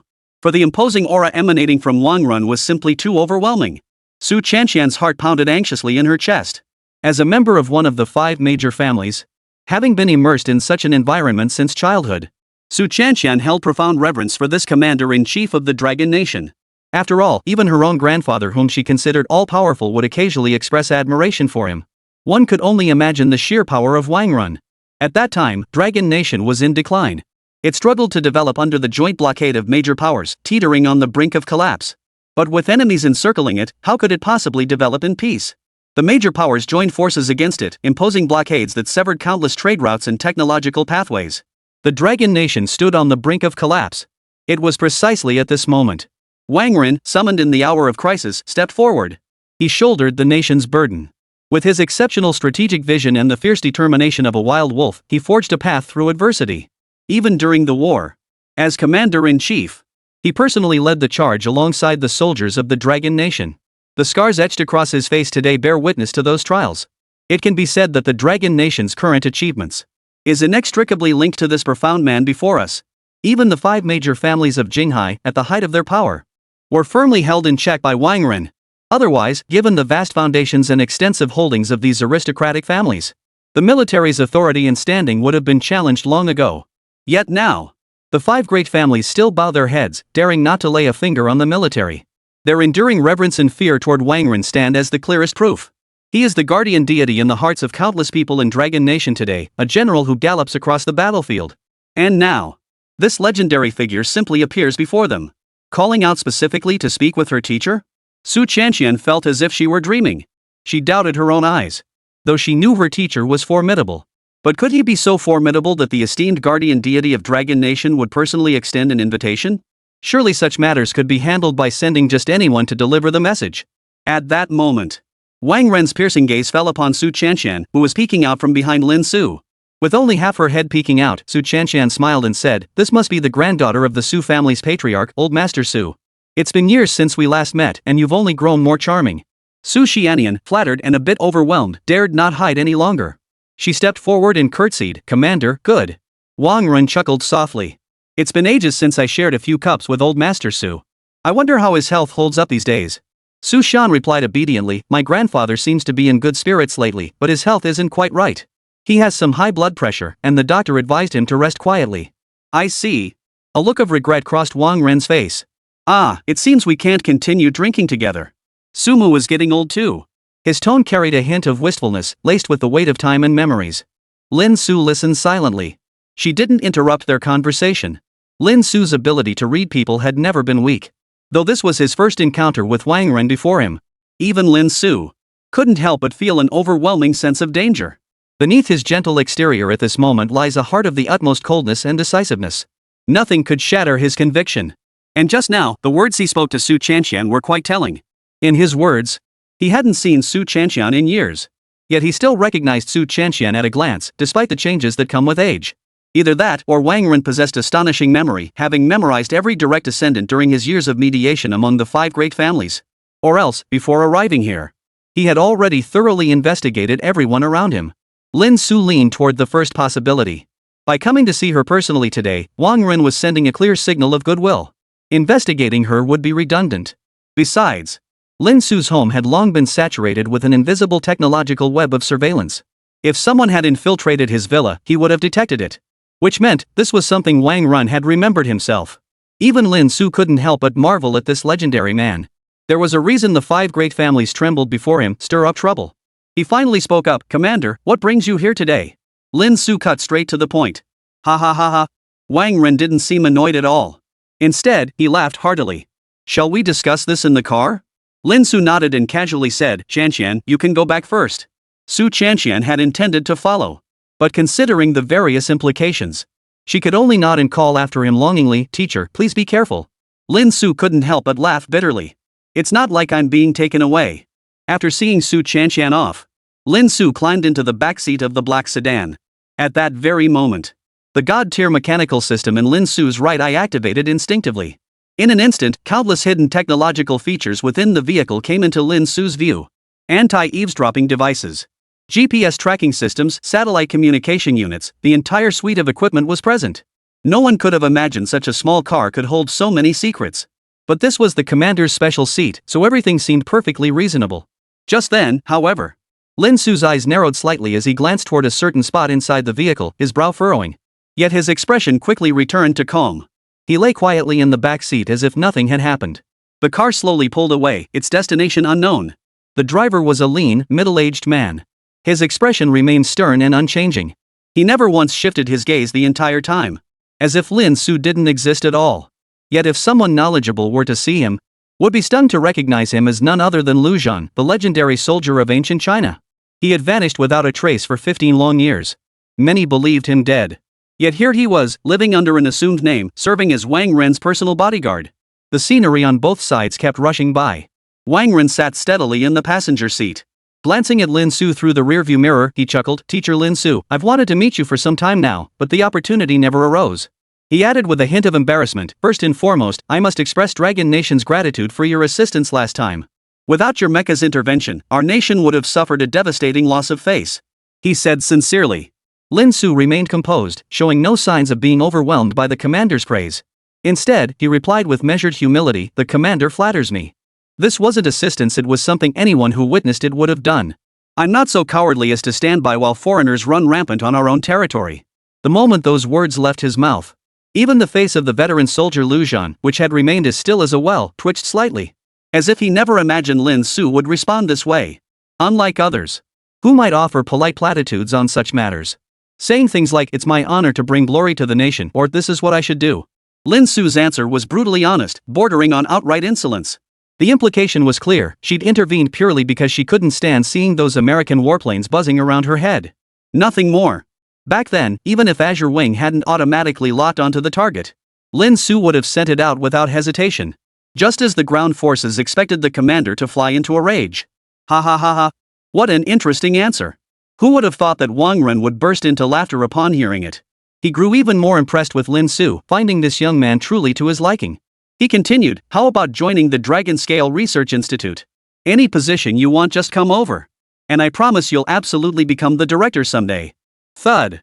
The black sedan suddenly jerked violently. Though it lasted only an instant. It was enough to make Lu Zhan's face break out in a cold sweat. His focus had wavered for just an instant. His heart pounded in terror. As Wang Ren's personal bodyguard, he had naturally heard of Lin Su and knew the commander held him in high regard. But he never imagined the commander valued him to this extent.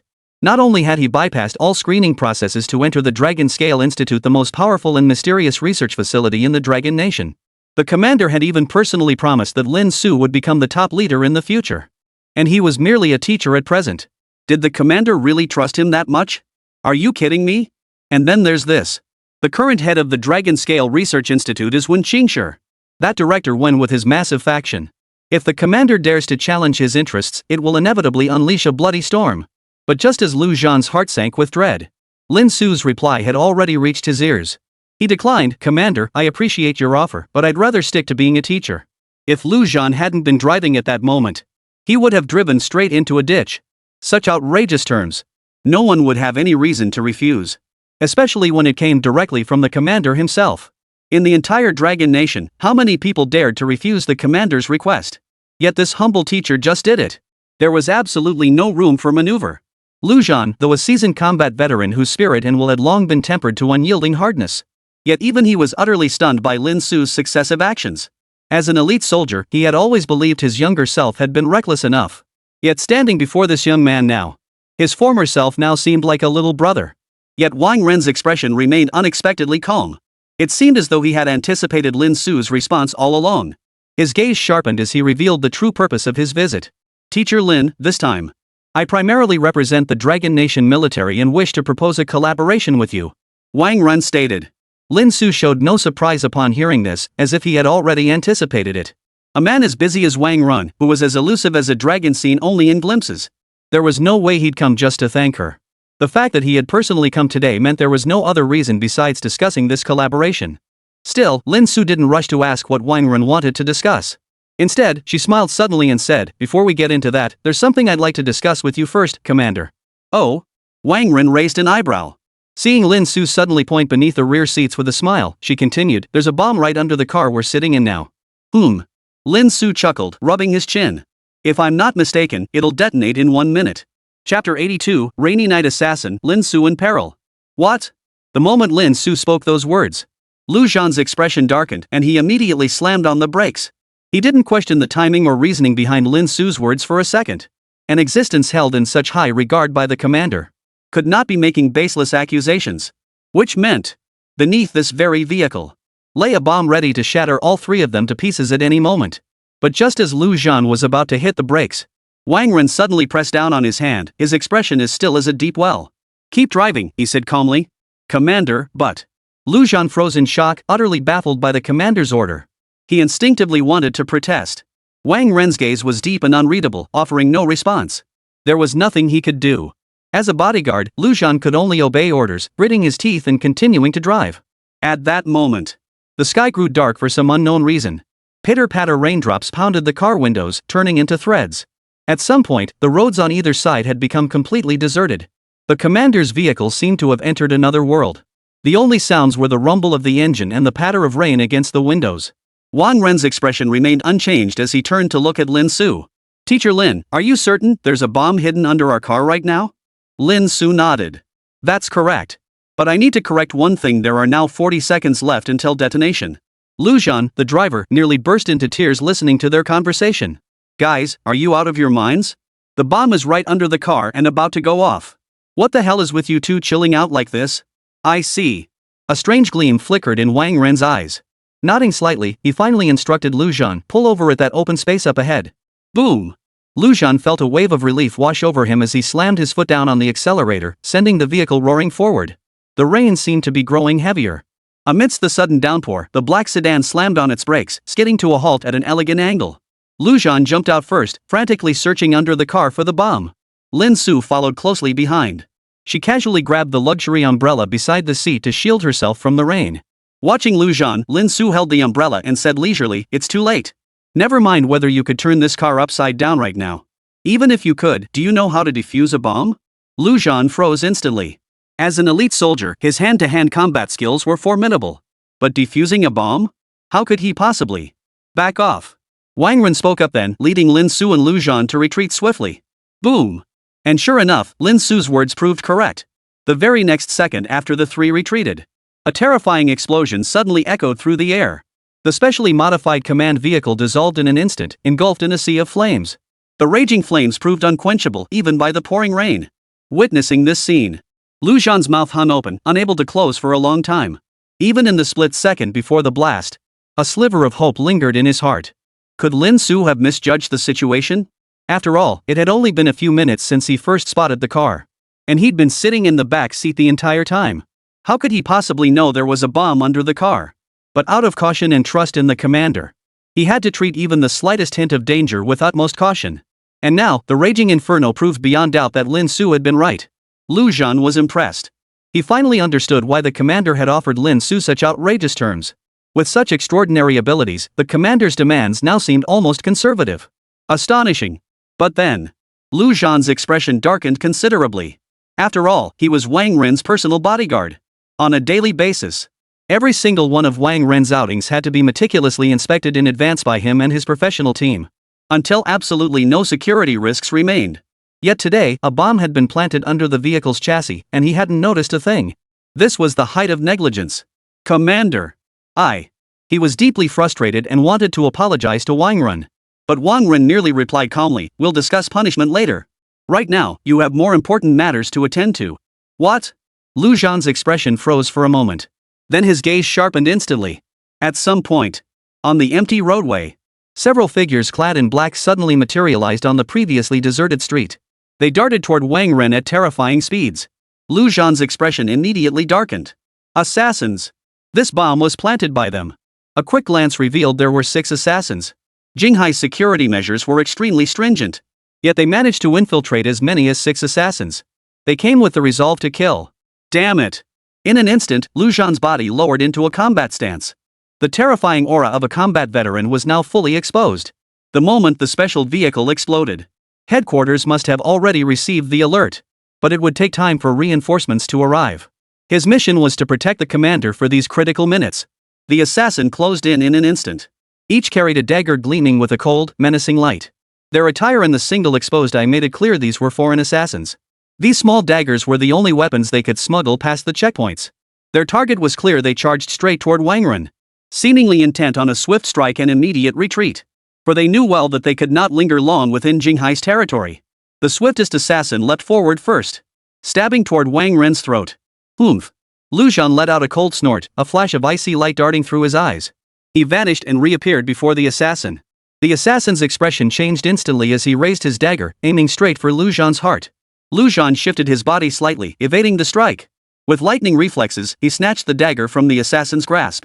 Then, while the assassin stood stunned, Lu Zhan used terrifying strength to snap his neck in an instant.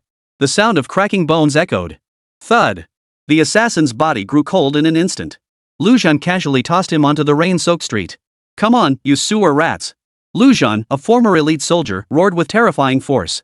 His fighting spirit ignited, radiating a terrifying aura. At the same time, he examined the dagger he had seized. Raindrops fell upon it, yet it remained completely dry. It's actually coated with nanotechnology. I don't know the science behind it, just heard the old farts mention it once. But you assassins sure know how to splurge. Lu Zhan sneered coldly, claiming the dagger as his own. Nearby, the assassins were all startled. Their movements froze in place. Quickly, several assassins exchanged glances and altered their tactics. The remaining 5 huddled together, seemingly preparing to fight as one. No matter how formidable Lu Zhan was, he couldn't possibly guard every angle. Damn it! Lu Zhan clearly saw through their plan, cursing under his breath. Behind him, Wang Ren remained silent throughout, standing proudly in the rain, lost in thought. At that very moment, the assassins seemed to finally notice Lin Su nearby. They exchanged glances and nodded.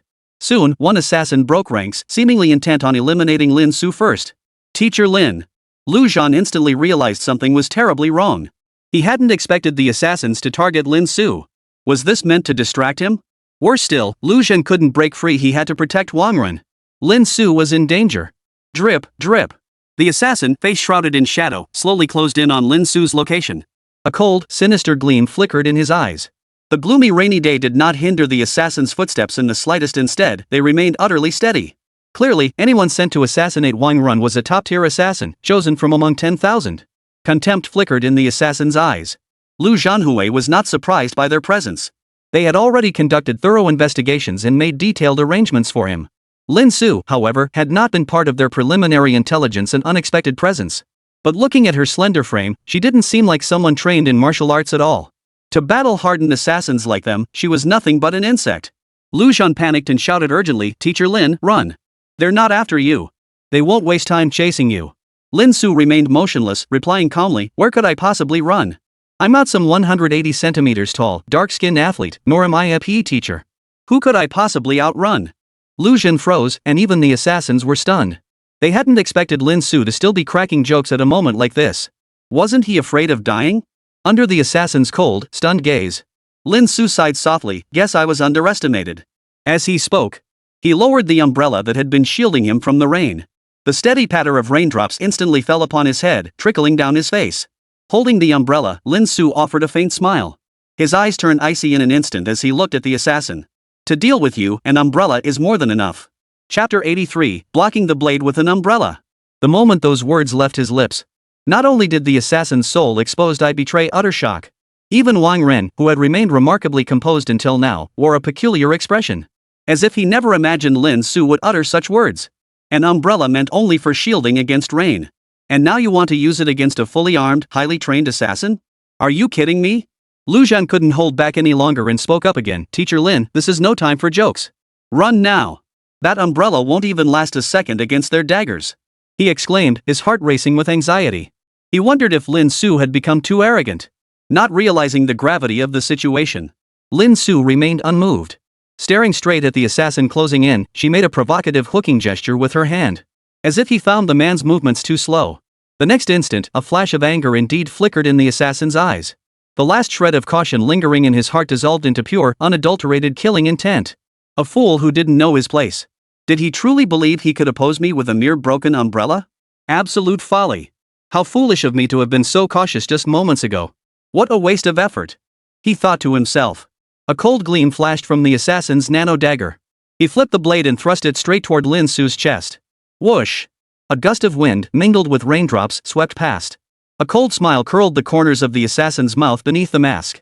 He looked at Lin Su as if he were already dead. Yet Lin Su remained frozen in place, utterly unresponsive. Damn it! Lu Zhan roared, knowing the moment had passed. Lin Su was truly doomed now. A top-tier assassin's casual strike was no match for an ordinary man like him. He wanted to rush to Lin Su's aid. But it was utterly impossible. The other assassins simultaneously charged forward, closing in to launch their assault. Yet at this moment, trapped in the vortex of danger, Lin Su's expression remained unchanged. Finally, just as the assassin's dagger, gleaming with a cold light, was about to pierce his heart, Lin Su moved. He opened his umbrella, using its canopy to block the assassin's dagger. Contempt flickered in the assassin's eyes, as if mocking Lin Su's foolishness. He showed no intention of stopping, maintaining his lunging stance, as if he intended to pierce through Lin Su and his umbrella together. Just as the dagger made contact with the umbrella, Lin Su's right hand flickered, violently sliding the umbrella canopy upward. Thud! The dagger and umbrella blade collided violently. But the expected scene of tearing apart did not occur. Instead, the dagger was deflected upward by the umbrella's surface. It hadn't even pierced the canopy. The assassin's heart skipped a beat. In that split second, he felt as though his blade had slipped from his grasp, utterly powerless. But he didn't dwell on it. His blade missed its mark, and a ruthless glint flashed in his eyes as he lunged at Lin Su once more. Lin Su, however, still wielded his umbrella to parry, thrusting it directly into the assassin's face. Swoosh! Another blade slashed toward him. Once again, Lin Su effortlessly parried it away. The blade didn't even pierce the umbrella's surface. The assassin froze in shock. He began questioning his existence. What the hell? His weapon was custom-made, its sharpness beyond question. How could it possibly fail to pierce a mere umbrella? But his shock was far from over. Just as he prepared to withdraw the dagger, it suddenly felt as though it had a mind of its own. It grew sluggish, as if stuck to the umbrella. The assassin's heart sank with dread. At this moment, even the slowest person would realize something was terribly wrong. And ahead. Lin Su keenly sensed the assassin's momentary panic. The umbrella in her hand thrust forward with sudden force. Caught completely off guard, the assassin seemed utterly unprepared for this seemingly weak, sheep-like figure before him to dare fight back. The sudden tug sent him stumbling backward 2 steps.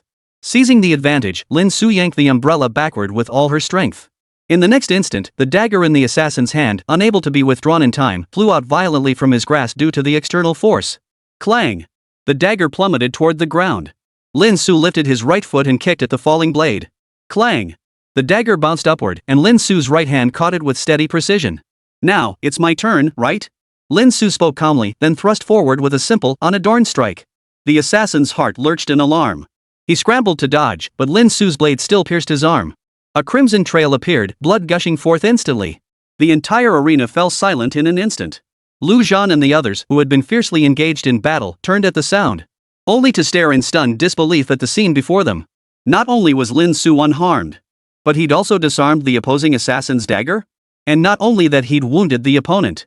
Lu Zhan couldn't help but rub his eyes, doubting whether he'd seen correctly. What just happened? Even the assassin's companions were stunned. They all froze mid-action. The atmosphere suddenly turned eerily tense. All eyes turned to the assassin. Their eyes were filled with confusion so palpable it seemed tangible.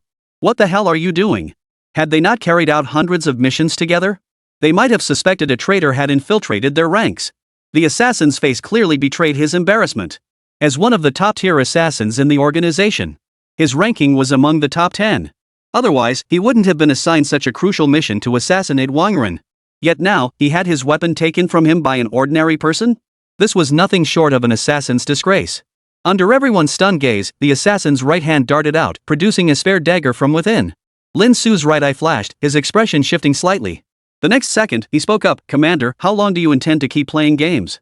If this continues, I fear this enraged brat might actually stab me to death." The others froze, unsure what Lin Su meant. Only Wang Ren sighed softly and murmured, "You really can't be fooled, can you?" The next moment, standing proudly in the rain, he raised his right hand slightly. Speaking with an authority that commanded respect without anger, he declared, "Begin. Leave none alive." Lu Zhan was dumbfounded. How could he not understand the commander's meaning? Had reinforcements arrived so quickly? But the next instant, a dense swarm of red dots suddenly materialized in response to Wang Ren's words. One after another, the red dots locked onto the assassins. The once empty streets had somehow filled with a contingent of Long Nation's most elite soldiers. This is bad. The assassins realized they were trapped, knowing they'd walked into an ambush. Wang Ren's earlier display of being isolated and helpless had been nothing but a ruse. They immediately turned to flee. But it was already too late. Snipers had already taken positions atop skyscrapers hundreds of meters away. The assassins despaired, realizing they were trapped and had no escape. Wang Ren deliberately chose this open area to prevent their escape. The assassin in front of Lin Su was overcome by a sudden surge of evil intent. Since escape was impossible, he'd take one down with him. Gripping his spare dagger, he leapt forward, lunging at Lin Su.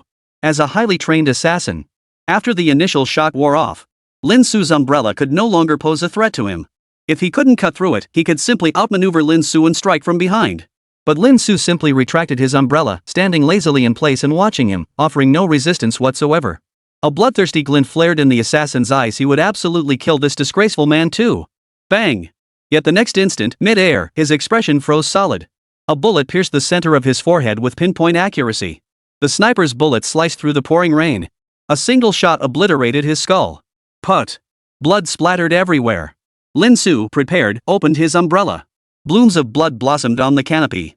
The first assassin fell, and the others were utterly powerless to intervene. Wang Run had long since set this place up as a trap. They had nowhere to flee. Soon, every assassin met their end. Bright red blood flowed across the entire street, washed away by the downpour. What had begun as a perilous assassination attempt ended in such an absurd manner. It was over. Lu Zhan was utterly bewildered, still unable to make sense of it all. For the first time, this elite soldier of the Dragon Nation experienced what it meant to be utterly baffled. Wang Ren clearly had no intention of explaining. While the soldiers cleaned up the battlefield, he led him toward Lin Su. Before Wang Ren could speak, Lu Zhan, his mind swirling with 1,000 questions, blurted out first, "Teacher Lin. Teacher Lin. How did you manage that just now? Could it be you knew that assassin?" He blurted out this illogical question. Even with his years of experience as an elite soldier, he simply couldn't fathom how Lin Su, with an ordinary physique, had managed to fight off that guy. It was utterly terrifying. For a split second, Lu Zhan even suspected Lin Su was a hidden master. Oh, that. Hearing Lu Zhan's words, Lin Su casually reopened his umbrella. Raindrops fell, washing away the bloodstains as dark red liquid dripped down. Lin Su remarked indifferently, "You recognized it too. Just now those assassins' daggers had nano coatings, right?" Lu Zhan paused, then nodded. "I've seen it before, but what does that matter? Logically, with such advanced technology, shouldn't they be even harder to deal with, remaining razor sharp even in the rain?" As if reading his confusion, Lin Su gave a mysterious smile. "Under normal circumstances, I'd be helpless against them. Unfortunately, it seems they didn't consult the almanac before venturing out." He looked up at the sky, still pouring rain. Lu Zhan grew even more confused, while Wang Ren listened quietly, clearly just as baffled. Lin Su didn't keep them in suspense, explaining slowly. "The umbrella on the commander's special vehicle is clearly made from top-grade materials. Not only does it offer excellent waterproofing, but the materials themselves are of the highest quality. That's the essential requirement. So when he attacked me, the umbrella's canopy held firm at first. Second, due to its waterproof properties, his nano dagger couldn't react upon contact with the canopy. This nullified the sharpness it relied on from moisture, blunting it, a flaw inherent to the nanocoating that inevitably surfaces in rainy conditions. Furthermore, the isolation of the nanocoating increased the friction coefficient, creating a mechanical locking effect between the two surfaces." Lin Su thoughtfully elaborated, "Think of it like the interaction between saw teeth and rope." The moment the assassins appeared, Lin Su had already scanned every piece of technology on their bodies through the super god mechanical system. That disgraced assassin probably died without ever understanding how he lost. Lu Zhan listened with wide eyes, feeling it sounded incredibly advanced, yet he couldn't understand a single word. Even Wang Ren found himself falling silent. Was this the power of knowledge? Lu Zhan asked himself. If he had fought using Lin Su's body, victory would never have come so easily. Soon, Lu Zhan, still lost in his thoughts, was sent by Wang Ren to help clean up the battlefield. Once again, only Wang Ren and Lin Su remained in the arena. He held out his hand to catch the rain. Lin Su suddenly turned to Wang Ren beside her and said calmly, "Commander, why did you plant a bomb in your own car? I think you owe me an explanation." Chapter 84, Madness Etched into the Bones. Thankfully, Lu Zhan wasn't present at that moment. Otherwise, hearing what Lin Su just said would have made him question his entire existence. After all, this was the commander-in-chief of the mighty Dragon Nation, a godlike figure. His decision-making was always swift and decisive. Who in the entire Dragon Nation dared demand an explanation from him? Not even Lu Zhan, the renowned military ace who had guarded Wang Ren for years. After sensing something was amiss, he still obediently kept his mouth shut. He chose to accept orders and clean up the battlefield. Not even daring to utter a peep? But Lin Su dared to speak up and did so with brutal honesty. But even though Lin Su's words were so forceful, Wang Ren showed no sign of anger whatsoever. The weathered face sighed, "Teacher Lin, when did you figure it out? I was confident my men would handle it flawlessly. Even Lu Zhan didn't notice." Lin Su stared straight ahead, his voice calm. "At first, my initial thought was that someone had tampered with it. But I quickly realized something was off. First, the bomb's placement was too peculiar from every angle. Normally, an assassin planting a bomb would choose one that's compact and made of highly fusible material to ensure their objective is achieved. Even the smallest bomb could easily blow the defenseless passengers inside the car to pieces.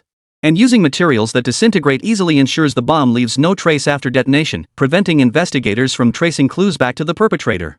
If I'm not mistaken, the bomb under our vehicle's chassis wasn't just large and highly explosive, it seemed designed to be conspicuous.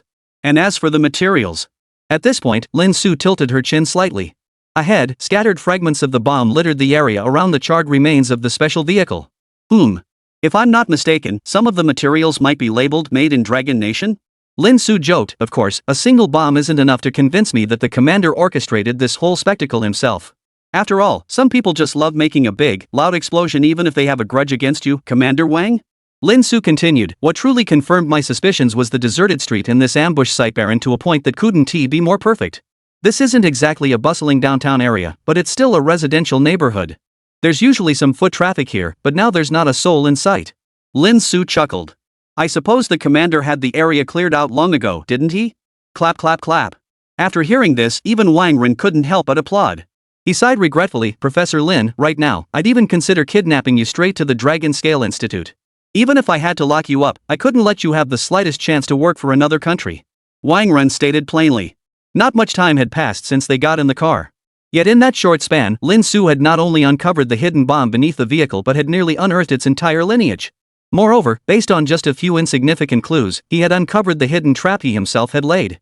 Lin Su's talent was so astonishingly brilliant it left him stunned.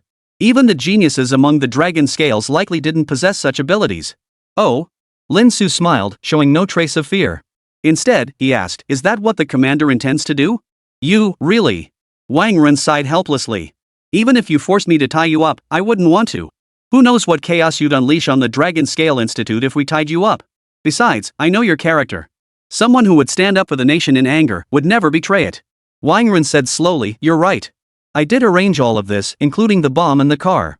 This group of assassins secretly infiltrated our Dragon Nation's territory several days ago. But even with our intelligence capabilities, we couldn't pinpoint which organization sent them. We only knew the targets seemed to be me. And these assassins are cunning. As you know, for a single mission, they can trail their target for months on end, waiting for the perfect moment to strike. Lin Su nodded. But they can wait. I cannot. At that moment, Wang Ren's eyes suddenly filled with an air of authority. He was the commander-in-chief of the Dragon Nation, juggling countless responsibilities daily. He couldn't waste time playing hide-and-seek with a bunch of sewer rats here. Therefore, he must resolve this swiftly. So you orchestrated all this without even informing the Marine Corps? Yes. Wang Ren replied, only a handful of people know about this. Even the soldiers sent to counter-encircle them only received orders to stand by minutes ago. When dealing with top-tier assassins like these, there can be absolutely no slip-ups. Not a single person can show the slightest flaw, or everything will be for naught. And the reason for installing such a large bomb was to create a terrifying spectacle for those assassins, making them believe they'd finally found the perfect moment. At this point, everything became crystal clear. The explosion so violent it reduced even the special vehicle to nothing but bones was actually a furious inferno prepared to send the assassins to their graves. As for leaving evidence? When it's one of their own investigating their own, why bother disguising the bomb? At this point, even Lin Su couldn't help but admire. Truly worthy of leading the Dragon Nation out of darkness. Such audacity and skill, truly terrifying. Even the assassins likely never imagined that a commander of a nation would dare to use his own life as bait. Their deaths were well deserved. At that moment, as if reading Lin Su's thoughts, Wang Ren suddenly smiled. Lin Su, we're actually cut from the same cloth. Lin Su remained silent. He continued, you think I'm fearless, that I'm mad. But aren't you the same? Even knowing I definitely have snipers positioned nearby, and without knowing their capabilities, you didn't flinch. You even dared to confront them with an umbrella. Compared to you, my madness is nothing. Lin Su shook his head. I just couldn't escape, so I didn't bother with pointless actions. Wang Ren offered no rebuttal, replying slowly, but your expression never wavered. Your madness is etched deep into your bones. No one isn't afraid of death, myself included. But for the sake of everyone in the Dragon Nation, I had to do it. And you just find it amusing, don't you? When someone finds behavior others deem insane perfectly normal, that is the true horror. Perhaps this is the razor-thin line separating genius from the ordinary. Both fell silent. Only the sound of raindrops hitting the ground remained. Reporting to the commander. The assassin's identity has been confirmed. At that moment, a soldier ran over to report, all victims bear the features of the island nation. According to intelligence from our department, these 6 assassins are all members of the island nation's Heaven's Crime Assassin organization. Each ranks within the top 20. The island nation. Wang Ren narrowed his eyes slightly, lost in thought. After a moment, he murmured, so the pretty country couldn't hold back any longer. The reporting soldier was momentarily bewildered. These were clearly assassins from the island nation. Why was the commander suddenly mentioning the beautiful country? Wang Ren felt no need to explain. But whether intentionally or not, he spoke as if addressing Lin Su. He mused. The island nation hasn't had any reason to target us recently, but as the United States top lackey, they certainly have a motive now. Considering the feud between Engwood and the United States, along with the timing of the assassin's entry, one could easily see the connection between the two. The Southeast Theater of Operations looks like it won't stay peaceful for long. He sighed, his weathered eyes reflecting both weariness and fighting spirit. What's the current situation? Lin Su suddenly inquired. He only knew that in the Southeast Theater, the Dragon Nation was locked in a standoff with the pretty country. He didn't grasp the actual situation. It's dire. Wang Ren spoke plainly, the casualty ratio has even reached 5-1. This was an utterly staggering figure. It meant that for every 5 Dragon Nation soldiers, only one enemy from the beautiful country could be taken down. Even Lin Su felt a jolt of shock upon hearing it. Reality is often crueler than reports, and he had braced himself for it. But he never imagined it would be this brutal. With both old and new grievances, the pretty country clearly can't wait any longer. They're even considering a direct decapitation strike. Wang Ren said coldly, Teacher Lin, this is precisely why I sought you out today. We wish to collaborate with you. As for the specifics, it's about that smart glider you demonstrated today. Chapter 85, The Crater. Commander, you're being too cautious. The glider? This time, it was Lin Su who seemed genuinely surprised. Regarding the nature of Wang Ren's proposed collaboration with him, he actually had some guesses in mind. For instance, funding his mecha research. But he never imagined. What he wanted to collaborate on was actually the glider he'd used to make his debut in today's final exam? This was the most ordinary technology among all his creations. That's right. Wang Ren nodded. The moment I saw you gliding down during today's livestream, I knew this was the technology our Dragon Nation needs right now. Hearing this, Lin Su was momentarily taken aback. He never imagined that someone as busy as Wang Ren would actually sit glued to the screen watching her final exam? What, you've got nothing better to do? But upon reflection, it made sense. After all, the Dragon helicopters had been deployed so swiftly it couldn't have happened without Wang Ren's direct approval. Just the paperwork alone would have taken ages. And Wang Ren probably wasn't the only one watching the live feed. His identity wasn't exactly a secret among the highest echelons of power in Dragon Nation. As a mysterious and uncontrollable entity, it was entirely plausible that the bigwigs wanted to see for themselves what kind of person this mecha creator truly was.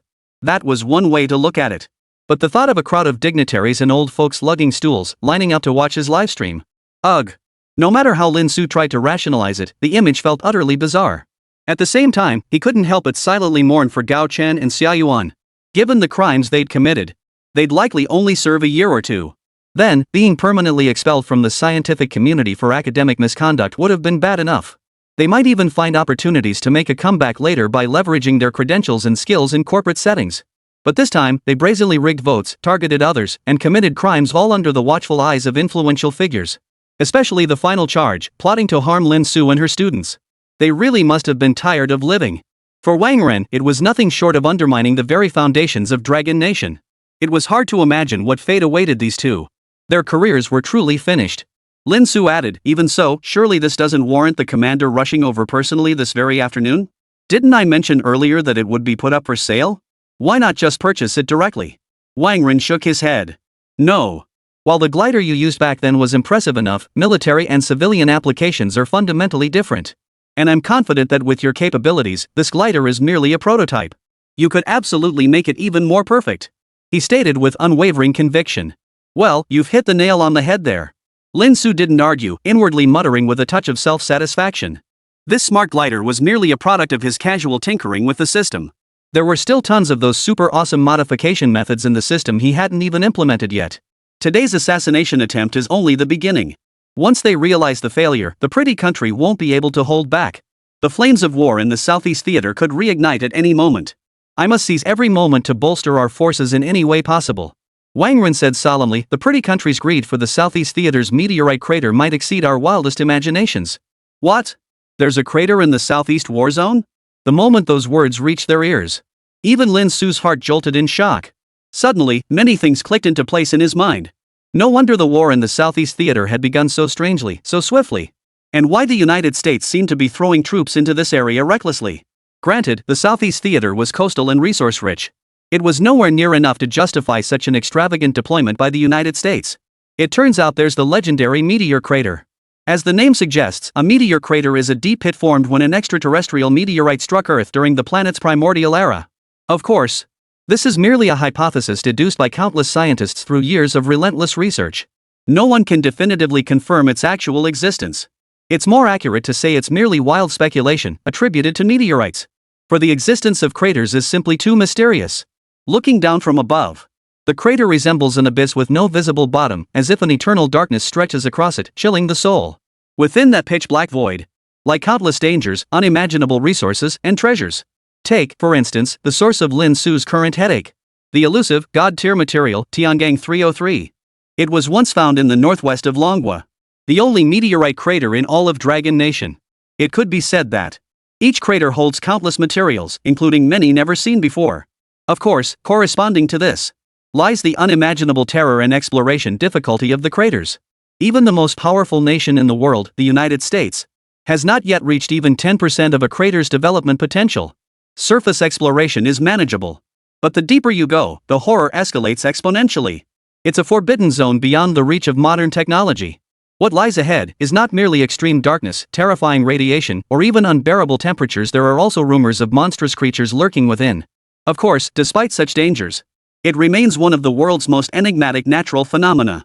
It is a treasure trove brimming with endless riches and opportunities. No wonder nations are clamoring for them. The United States even went so far as to wage war. The temptation is simply too great. Take the former Sand State, for instance. Originally a small nation that anyone could bully. But one day, it got incredibly lucky. It actually detected the existence of a meteor crater. Moreover, they discovered a unique material found nowhere else in the world's craters. From that moment on, Sanday transformed overnight, relying solely on the continuous supply of rare resources from this crater. It became a super wealthy nation, rising to become its own master. Throughout history, the legendary Emperor of the Ages once dispatched countless elite warriors to explore the Dragon Nation's sole meteor crater, seeking the legendary ingredients for the elixir of immortality. But ancient technology was far too primitive. It was nothing short of sending men to their deaths. Thus, that crater was also known as the Abyss of Death. All these events demonstrate the significance the crater has held in people's hearts throughout the ages.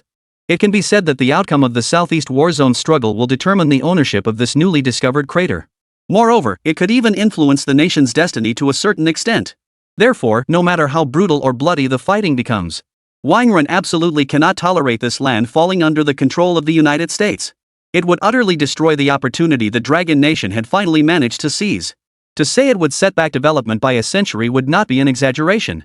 What do you need me to do? Lin Su understood the gravity of the situation and spoke solemnly. Wang Ren's gaze sharpened. If the United States can deploy assassins for assassination, then we can retaliate in kind. Currently, the parachutes our Dragon Nation soldiers use have mediocre descent speeds. If we were to conduct covert operations via airborne assault, they'd likely be captured before even touching down. But with your glider wings, it would be an entirely different story.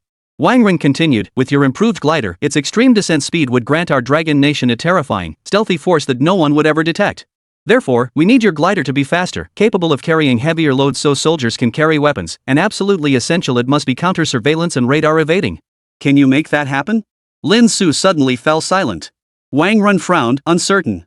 I know this is difficult, but Professor Lin. No. Lin Su cut him off, a hint of contempt in his voice. Commander, that's all you've got after all this time? Wang Ren was stunned. Weren't these improvements enough? Lin Su curled her lip. Commander, suggesting this is practically insulting me. It's far too conservative. Wang Ren fell silent. He, known for his radicalism, was actually being called conservative. And he couldn't even argue back. Lin Su smiled at that moment. Don't worry, Commander. Leave everything to me. Just wait and see. I'll forge a true ghost army for you. Chapter 86, The Madness of Jinghai University. Then I look forward to seeing Teacher Lin's masterpiece. Wang Ren laughed heartily, his eyes flashing with ruthless determination. Then I'll make sure those pretty country bastards learn what happens when they dare set foot on Dragon Nation soil. Lin Su nodded. Wang Ren then asked, do you need me to send people to protect you? He sighed. The repercussions from what happened back then are still brewing. The pretty country has already issued a bounty to hunt you down. Our Dragon Nation's intelligence division alone has recorded at least hundreds of reports recently about others trying to gather information. You didn't conceal your actions back then, so many people witnessed them. With so many eyes around, it's hard to keep things hidden. That's why I've specifically assigned a team to handle the aftermath for you. Lin Su froze upon hearing this. No wonder his identity hadn't been exposed yet. After all, the intelligence network of the United States wasn't exactly a pushover. Investigating him should have been a piece of cake, right? Given how crowded and chaotic it was at the time. Her personal details would likely have spread far and wide in no time. The reason nothing had happened was because Wang Ren had personally stepped in to cover for her. Wang Ren really went all out on this. Thinking of this, Lin Su suddenly pulled out her phone. She typed her name into the search engine. The webpage was blank, displaying a 404 error. Holy crap! Lin Su was stunned. This censorship is way too extreme. They'd completely wiped out the webpage. Wang Ren remarked calmly from the side, not only that, but when you searched just now, your IP address and phone information were already locked down by our specialists. Lin Su, impressive. Even he had to admit, experience truly trumps youth.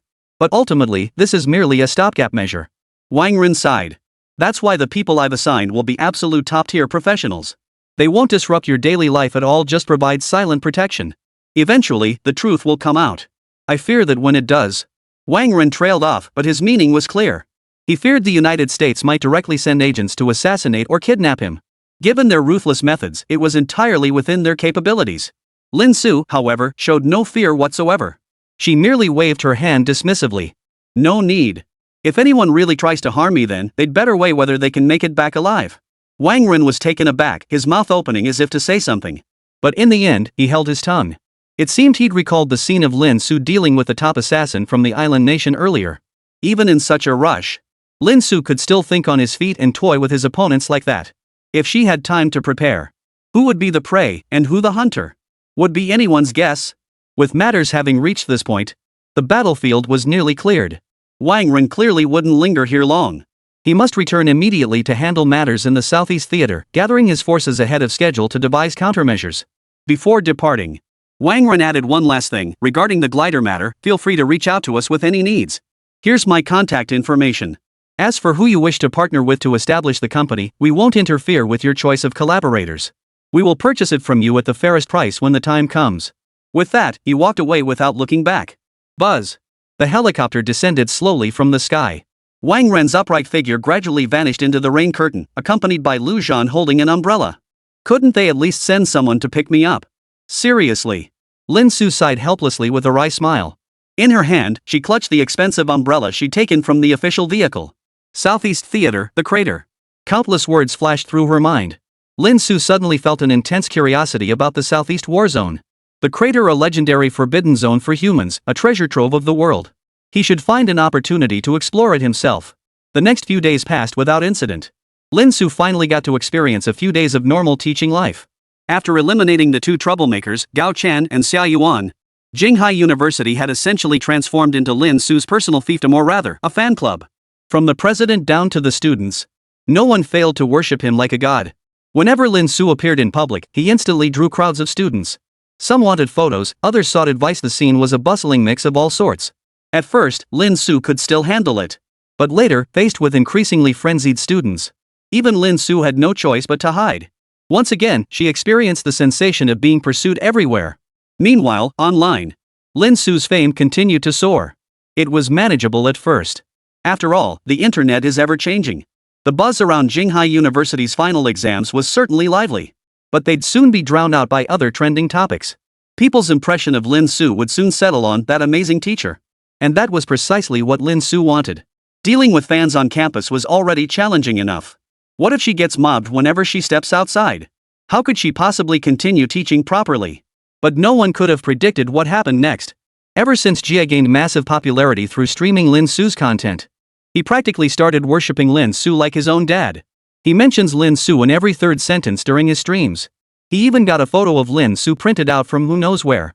He framed it and hung it on the wall behind his livestream setup, with 4 characters attached. Mentor Lin Su. When Lin Su saw this scene, he nearly rolled his eyes back and fainted on the spot. This was even more outrageous than that banner back then.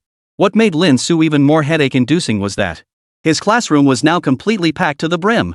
Every single one of his classes was packed to the rafters. With no seats left, every aisle inside and outside was packed with people. Even in the corridors outside, people insist on standing to listen, seemingly unfazed by the fatigue. When questioned, many students declared with righteous indignation, "We're just eavesdropping at Teacher Lin's door, we won't go inside." This bizarre excuse nearly made Lin Su choke. Seeing the situation spiraling out of control, the principal, that old fox, knew when to act.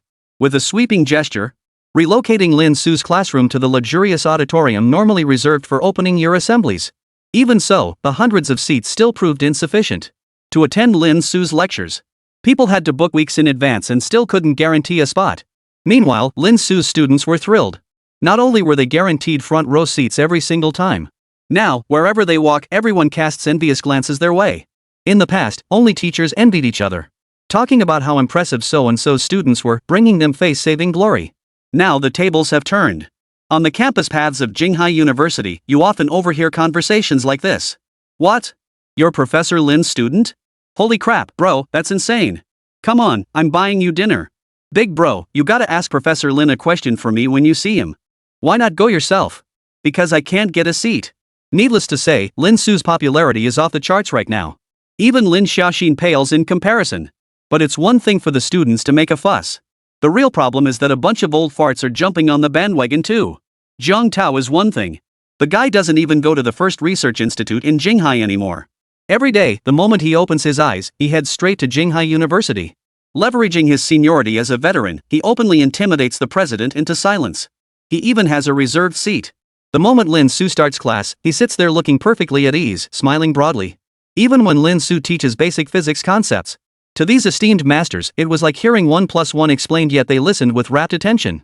It made Lin Su wonder if the old man had lost his mind. Word spread like wildfire. The first research institute of Jinghai suddenly went mad. A whole host of top scientists, whether summoned by Zhang Tao or simply drawn by the buzz, or simply caught up in the excitement themselves, eager to meet the famed Lin Su. They all came running to attend his lecture. A whole row of PhDs and academicians sat in unison, all just to hear Lin Su teach an ordinary physics class. This left the other students so intimidated they dared not even breathe a sigh. The pressure was immense. Who knows if the author of the textbook in my hands is sitting right there? But chaos was chaos. At least Lin Su had returned to a few days of normal teaching life. Lin Su was quite content with the respite. Before, it was fighting Japanese invaders, solving cases, and dealing with assassins during final exams. One thing after another had kept him spinning non-stop. Lin Su hadn't even had time to rest properly. But now, he just went to work every day, listened to the voices of his cute female students, offered some guidance. Or he'd go out to dinner with the school's goddess teacher. Life was nothing short of extravagant. Teacher, let's grab dinner tonight. A new 5-star restaurant just opened in Jinghai. The food is amazing. After class, Su Qianqian approached in a sweet little dress and uniform, her face radiant as she asked sweetly. Lin Su shook her head. Tonight probably won't work. Su Qianqian's face instantly fell. She pouted, what could possibly be so important that you'd heartlessly abandon such an adorable student? You're such an incompetent, mean teacher. Lin Su's face darkened instantly. What nonsense! I'm just meeting with some business partners. I finished modifying the glider these past few days and am ready to find someone to distribute it. He hadn't forgotten the main business. Upon hearing this, Su Qianqian's eyes lit up instantly. She blurted out, I know the absolute perfect choice. Chapter 87, Old Master Su's Birthday Celebration and the Security Guard's Harassment. Upon hearing Su Qianqian's words, Lin Su was taken aback for a moment. Then, with a playful smile, Su Qianqian clanged her own bell. She stood before Lin Su with that playful air. Her adorable big eyes blinked rapidly. Her expression practically begged, look, look. I'm here. Right here. Lin Su pressed his hand to his forehead. Where on earth had he found such a lively little disciple? But Su Shallow's reminder made her realize. Lin Su suddenly understood. Su Qianqian was the Su family's little princess. If she could act as a go-between, it seemed he had indeed found the perfect partner. The Su family's strength was undeniable. After all, they were one of the prestigious 5 great families. Though they ranked last due to insufficient time to build their foundation, they remain a colossus beyond the reach of countless enterprises. Moreover, the Su family also has ventures in the technology sector. They'd be well versed in the entire process. This could save him a great deal of trouble. However, Lin Su was unaware of the specifics. So Han spoke first, then take me to meet the person in charge of this area for the Su family. Let's see if we can come to an agreement. Su Qianqian waved her hand. Grandfather handles all family affairs these days. If you want to collaborate, it's not something one person can decide. He doesn't hold enough sway. Su Qianqian suddenly flashed a sly smile. Teacher, tomorrow happens to be my grandfather's birthday banquet. Why don't you join me then? Hearing her words, Lin Su felt inexplicably like Su Qianqian had set him up. But when it came to this quirky and mischievous student, he didn't say much more. After all, there was no rush. He could only sigh helplessly. Wouldn't it be rather abrupt for an outsider like me to attend your Su family banquet? Su Chanqian shook her head. Not at all. Grandfather's birthday banquet is such an important occasion, many prominent figures from society will be attending. It'll be a grand affair. Alright then. Lin Su nodded and asked, does old Master Su have any particular preferences? After all, she was attending the birthday banquet of her student's grandfather. Going empty-handed would be rather inappropriate. When dealing with enemies, Lin Su was arrogant enough to make them grind their teeth in frustration. But in truth, he wasn't ignorant of manners or social etiquette. He simply couldn't be bothered to use them on fools. When someone's already stepping all over you, you're still talking about manners. That's just plain stupid. Su Chanqian tilted her head, pondering for a moment. It's really hard to say. As the family head, grandfather has seen it all. Ordinary things hardly catch his eye anymore. Oh. Su Chanqian suddenly remembered something. Grandpa actually enjoys tinkering with gadgets. He's always worried about the war in the Southeast Theater too. He rants daily about those shameless foreign devils at home. Just recently, he even donated 300 million in military funds without asking for anything in return. I see. Lin Su nodded silently. Deep down, she felt a newfound respect for this Su elder she'd never met. Stepping up when the nation is in peril, that's truly worthy of respect. Well then, Teacher Lin, see you tomorrow. No backing out. As if afraid Lin Su might refuse. With that, Su Chanqian dashed off in a flash. Tomorrow happened to be the weekend, so neither of them had classes. Watching Su Chanqian's radiant figure gradually fade into the distance, Lin Su propped her chin on her hand, pondering what gift to send over. Moments later, his eyes lit up. Got it. The next day, following the address Su Chanqian had given him, and drove to the destination. The location was in the outskirts of Qinghai. Free from the clamor and smog of Qinghai's urban center, it was a place of natural beauty, filled with birdsong and the fragrance of flowers. According to Su Chanqian, this entire area was under the Su family's control. To possess such a vast tract of land in land-scarce Qinghai, the Su family was undeniably wealthy and powerful. As soon as he stepped out of the car, Lin Su was taken aback. He believed he hadn't arrived too late. Yet the parking lot was already packed with countless luxury vehicles. Even the top-tier sports cars worth millions seemed somewhat overshadowed here. And this was merely the parking lot. It already radiated unimaginable opulence. In the distance, the faint outline of the Su family estate could be glimpsed, radiating an aura of solemn grandeur and opulence. Lin Su stepped out of the car. Following the directions, he walked forward. Dozens of receptionists stood at the entrance. Each possessed exquisite beauty, truly one in a million. They greeted each guest with beaming smiles and utmost respect. Upon closer inspection, one could even spot several rising stars among them. Security screening machines stood nearby, serving as the first layer of security measures. For the Su family patriarch's birthday banquet, security was naturally the most crucial element. After all, not just anyone could gain entry to a banquet of this caliber, and it was crucial to prevent those with ulterior motives from infiltrating. Lin Su wandered aimlessly, taking in the surroundings as he moved forward. Everyone ahead of him was impeccably dressed in tailored suits, upper-class individuals dressed to the nines. Occasionally, he'd spot an old acquaintance who would greet him with a polite exchange like, "Minister XX, you're here too," followed by a brief exchange of pleasantries. In contrast, Lin Su appeared remarkably casual. He wore ordinary casual clothes. No one greeted him along the way. He seemed like an outsider. In this atmosphere, it was soon Lin Su's turn. The hostess at the entrance greeted him politely before stopping him. But the next moment, upon seeing his attire, her expression shifted to mild surprise. It was as if she had spotted someone whose style completely clashed with the surroundings. Yet she maintained her composure, offering a refined smile. "May I see your invitation, please?" Invitation? Lin Su was momentarily dumbfounded. Su Chanqian hadn't mentioned this at all. That damn girl. How could she have forgotten something like this? Lin Su sighed helplessly. Do we even need that thing? Honestly, I don't have an invitation. The receptionist's smile instantly faded slightly, a flicker of contempt flashing in her eyes. Though she didn't erupt, she still said coolly, "Then I'm afraid we can't let you in. Everyone here needs an invitation to enter." Her attitude had been relatively polite up until that point.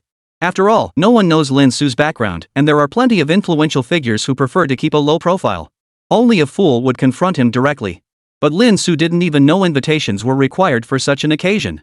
What kind of important figure could he possibly be? His attitude immediately turned cold, and he turned to greet the next person. Lin Su didn't dwell on it. He prepared to call Su Chanqian and have someone deliver an invitation. But just as he was about to dial, the security guard beside him impatiently shoved Lin Su aside. Then snapped impatiently, "Move aside. What are you doing blocking the way? Can't you see all the VIPs trying to get in behind us? Don't block the way." He looked at Lin Su with utter contempt. "You're the 32nd person today trying to sneak in without an invitation. I know exactly what you opportunists are after, nothing but a chance to catch the eye of the big shots inside. He snorted derisively. Save it. This isn't some place where just anyone can walk in. The security guard snapped, keep interfering with our work and I'll throw you out. You're just a deadbeat freeloader. The others around them remained silent, completely ignoring Lin Su. Clearly, they were used to this sort of thing.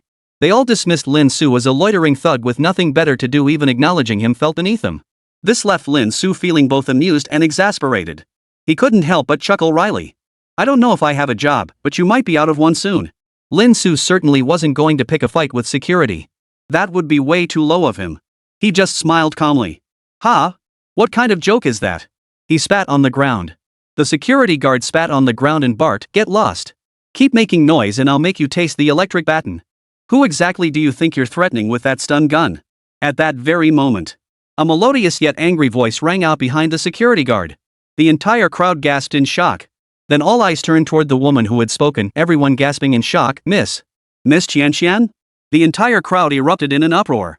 Clearly, no one had expected Su Qianqian, one of the Su family's prized princesses, would appear here at such a moment.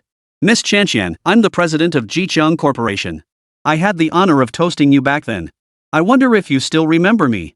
Miss Qianqian, I'm Sun Koan, the eldest son of the Sun family. Would you grant me the honor of exchanging a few words with you? The crowd erupted into a frenzy. The dignitaries and officials who had been calm moments before suddenly swarmed toward her, eager to curry favor with Su Qianqian. But Su Qianqian remained cold-faced, ignoring everyone. Her pale face flushed with anger as she marched toward the security guard, snapping, What did you just say? I. The security guard was scared out of his wits. A man like him naturally had no right to know Su Qianqian. But the reactions of those around him had already made it clear just how prominent a figure the person before him was. Trembling, he stammered, I was just trying to get rid of a troublemaker. Su Qianqian grew even angrier. This is an honored guest of the Su family. How dare someone like you give orders? At this moment, Su Qianqian bore no resemblance to the lively, adorable girl from school. She seemed like a different person.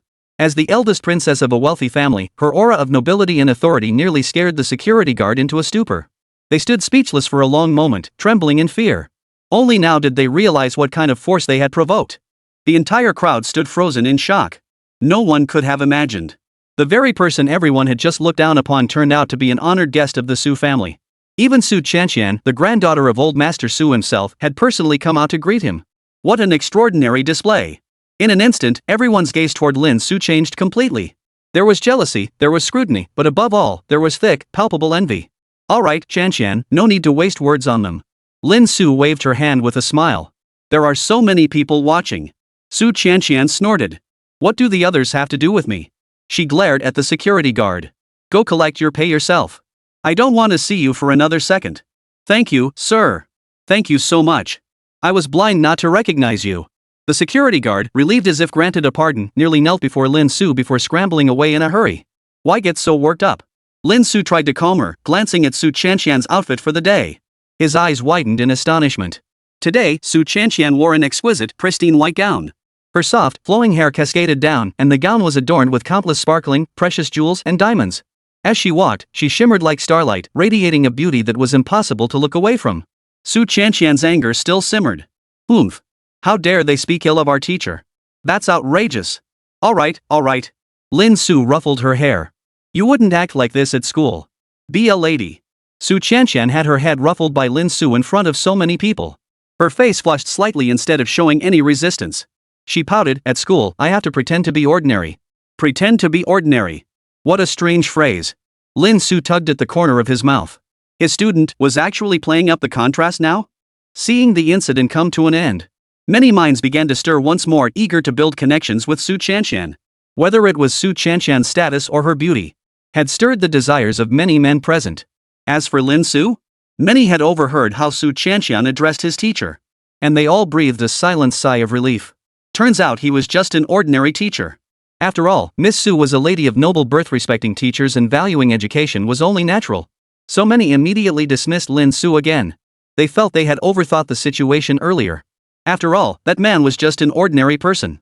And so, a wealthy young gentleman promptly stepped forward, assuming an air of elegance. He addressed Su Qianqian, Hello, Miss Su. May I have the honor of your acquaintance? No. But the next moment, the graceful and elegant Su Qianqian linked arms with Lin Su. She said indifferently, I have a man. Chapter 88, The Proud and Spoiled Lolita Su Xiaoxiao. What? Su Qianqian's shocking declaration left everyone present frozen in place as if struck by lightning. Her intimate gesture of leaning against Lin Su only amplified the shock. All the bigwigs at Jinghai stood there with their mouths agape, as if they couldn't believe their eyes. The eldest daughter of the esteemed Su family, the most cherished child of Old Master Su, the brightest jewel of the Su household, had already found someone she liked? And she wasn't even shy about openly displaying her affection in public? This. The wealthy young man who had just tried to strike up a conversation stood frozen in place, utterly flustered. Feeling the stunned stares of those around him, he felt like a complete fool. He never imagined. He'd only intended to strike up a conversation with the goddess of his dreams. Like playing cards and starting with a pair of threes to test the waters. But who could have predicted? Su Qianqian flipped the table and slammed down a royal flush, blowing him away on the spot. Not a shred of mercy. Lin Su was utterly dumbfounded. But as the male lead, he instantly became the center of attention. Everyone wanted to know what magic Lin Su possessed that could actually catch Su Qianqian's eye. Watching this scene unfold, Lin Su sighed helplessly, Qianqian, what nonsense are you spouting now? But Su Qianqian paid no heed, instead tightening her embrace until her captivating form was practically draped over him. I don't care. How come you could fool around with those other women before? I want to fool around too, she said with a hint of pouty petulance. Clearly, she still held a grudge over past events. The crowd was even more stunned. Wait, what? What the hell is this subtle jealousy? Does this guy have a lot of girlfriends or something? And judging by the tone, is Su Qianqian even a title she uses exclusively? Could it be that the man before them hadn't accepted her yet? In an instant, countless people's worldviews were about to collapse. The eldest daughter of the prestigious Su family, a woman of unparalleled wealth, status, beauty, figure, and intellect. And this guy actually turned her down? Alright. Let's go first. She couldn't argue with her own student. Feeling that staying any longer would only make things spiral further out of control, Lin Su could only pull Su Qianqian away. The moment Lin Su took her hand, Su Qianqian instantly stopped fussing. Her cheeks flushed, she obediently trailed behind like a little bride. The two walked side by side under the stunned gazes of everyone present. As they passed the receptionist from earlier, the receptionist hastily forced a smile and addressed Lin Su, Sir, I was merely following protocol. I didn't mean to snub you. I'm truly sorry. She apologized profusely, her face taking on a pitifully helpless expression. Lin Su didn't take it to heart, merely waving it off. After all, these people were just following the rules. Except for that security guard earlier, who was clearly just a bully.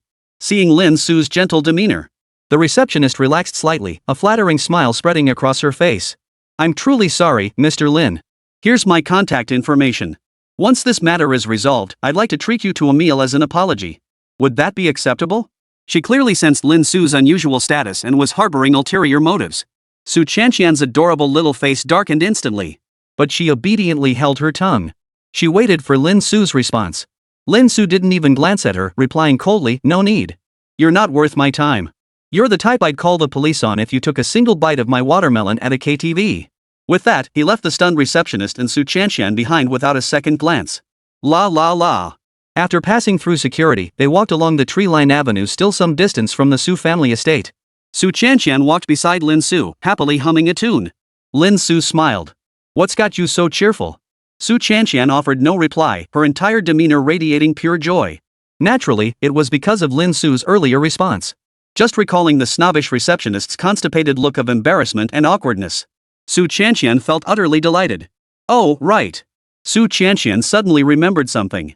She hurriedly pulled Lin Su toward a certain spot. There, a long bicycle was parked. Lin Su was stunned. Wasn't this the electric bicycle Su Qianqian and he had been researching earlier? Had they already started mass production so quickly? Su Qianqian beamed proudly, pretty impressive, huh? I had them make a batch for the household staff first, they all love it. She grabbed Lin Su's hand excitedly. Teacher, come on, let's make one for us too. Lin Su was pulled along by her. The two pedaled the bicycle together down the road. A cool breeze blew by, carrying Su Qianqian's silver bell laughter. In this moment, her earlier haughty, spoiled child demeanor seemed to vanish. She had reverted to being the innocent, adorable girl from school. Perhaps this was her true self all along. Though born into wealth, she still held on to that most pure heart. Soon, the two arrived at the front of the estate, one following the other. The heavy, ancient-looking gates stood wide open, emanating an aura of grandeur and dignity. Inside, small groups of guests had already gathered, creating a lively atmosphere. Lin Su followed Su Qianqian inside. Along the way, exquisitely crafted statues and fountains adorned the grounds, each a masterpiece of opulence. Vibrant flowers, meticulously pruned by the butler, dotted the grounds in a riot of color. Su Qianqian, what are you doing? Dad's been looking everywhere for you. Just then, a sweet voice tinged with petulance and reproach suddenly rang out nearby. Lin Su immediately looked over. To her right, beside the fountain, a petite figure had appeared out of nowhere. The owner of the figure stood about 5 feet tall. She wore an adorable little dress adorned with intricate patterns, clearly hand-sewn by a master tailor. The overall palette was predominantly pink and white, yet it avoided any hint of tackiness. Instead, it perfectly complemented her youthful charm, adding several more layers of girlish allure and innocence. At that moment, her fair cheeks glowed with a faint blush from her light jog. Her small mouth was pouted, her bright eyes clearly displeased, and her cheeks puffed out in annoyance. The instant she appeared alongside Su Qianqian, it seemed as though the rare and precious flowers around them paled in comparison. And then she caught sight of the girl who suddenly appeared.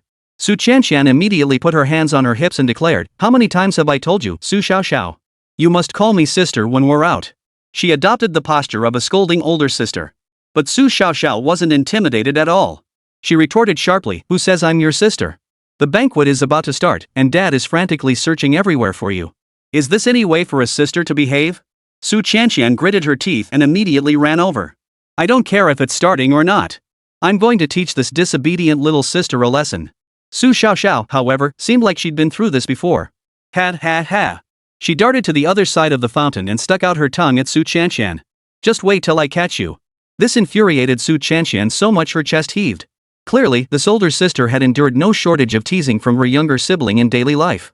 At the same time, Su Xiaoxiao suddenly spotted an electric bicycle casually parked ahead. Her beautiful eyes lit up slightly before she abruptly turned her head, as if not wanting to be noticed. That's when she spotted Lin Su standing nearby. Su Xiaoxiao couldn't help but glance at him several times. Then, surprisingly, she turned her head away. She let out a dismissive pft. Lin Su was utterly stunned.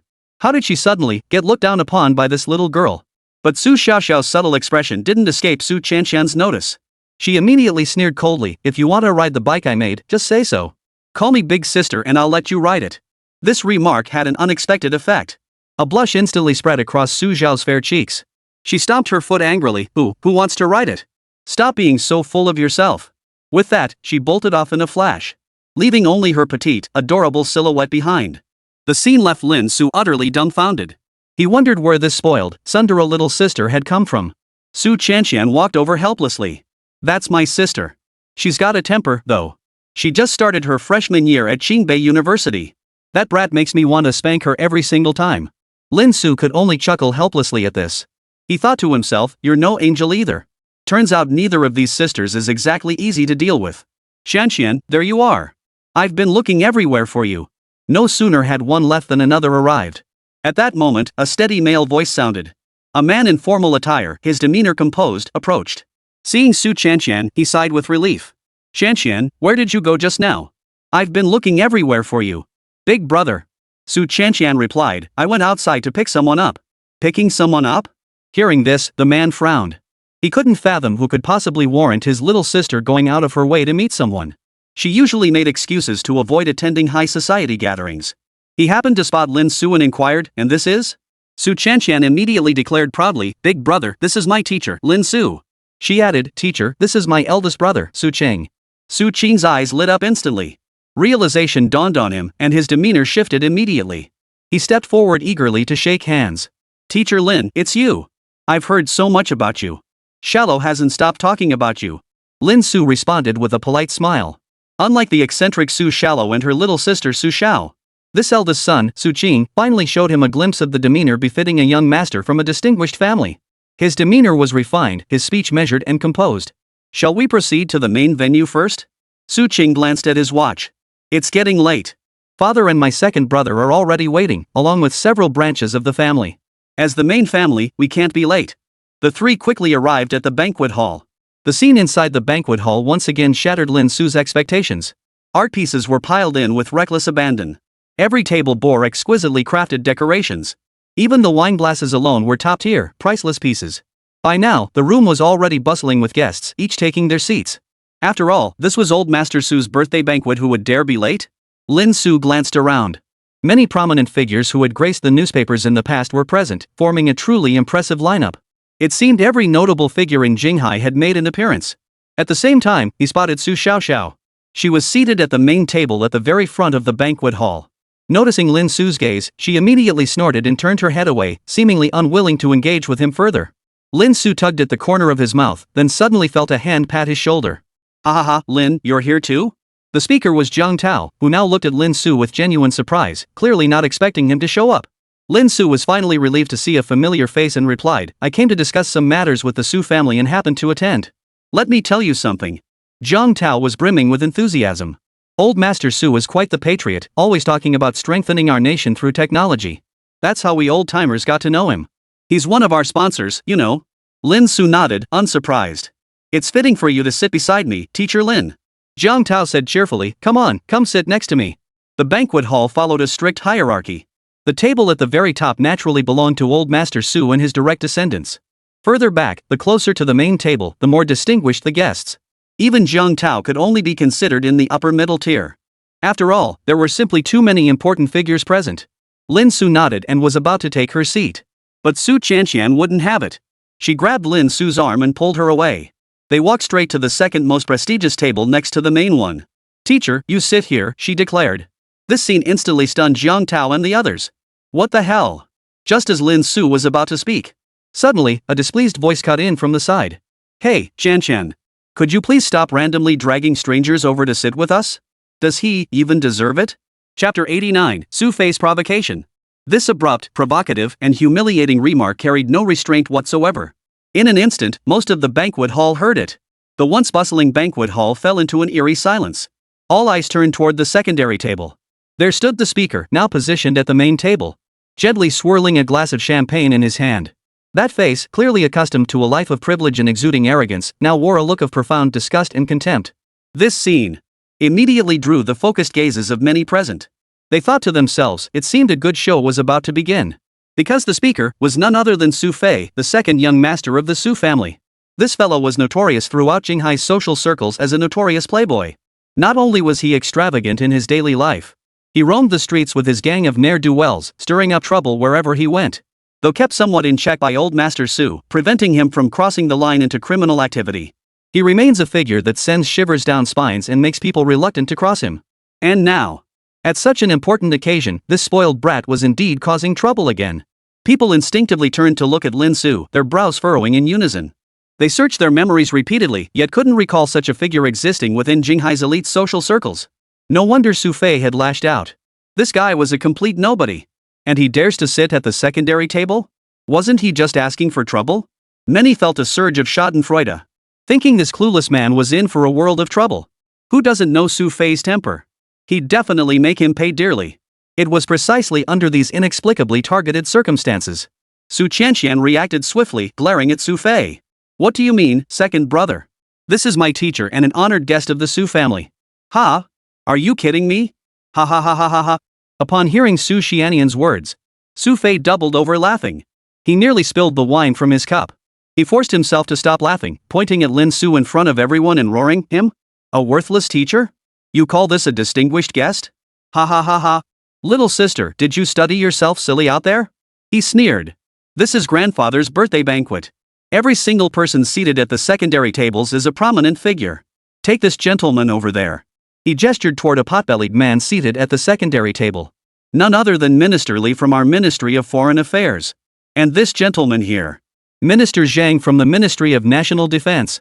These are the esteemed guests of the Su family." He looked at Lin Su, his eyes brimming with contempt for commoners and arrogance at his own superiority. "A lowly teacher? Teaching is all you're fit for. How dare you sit at the secondary table? If grandfather saw this, he'd be furious. If you ask me, this sort of person should be dragged outside to share a table with the dogs." His words were venomous, and a low chuckle rippled through the crowd. Clearly, the assembled upper-class crowd found little fault with Su Fei's words. A lowly teacher like him should be grateful just to have stepped inside, all thanks to Su Xiaolo's connections. And now he dared to covet a seat at the secondary table of a prestigious family? He must be out of his mind. For someone so blind to the situation. Who thought a connection to Su Qianqian would allow him to transform overnight and usurp someone else's place? Everyone naturally looked down on him with contempt. They felt Lin Su was in a different league than them. Sitting with him would be beneath them. "Shut up." Su Qianqian had never felt so furious. "You're really overstepping your bounds. Beside them. Her older brother Su Qing opened his mouth, about to speak. After all, his sister and brother had been at odds for years. This time, Su Fei was likely seizing the opportunity.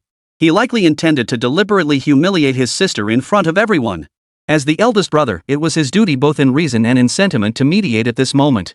Otherwise, what kind of scene would it be for a birthday banquet to suddenly erupt into an argument? You too.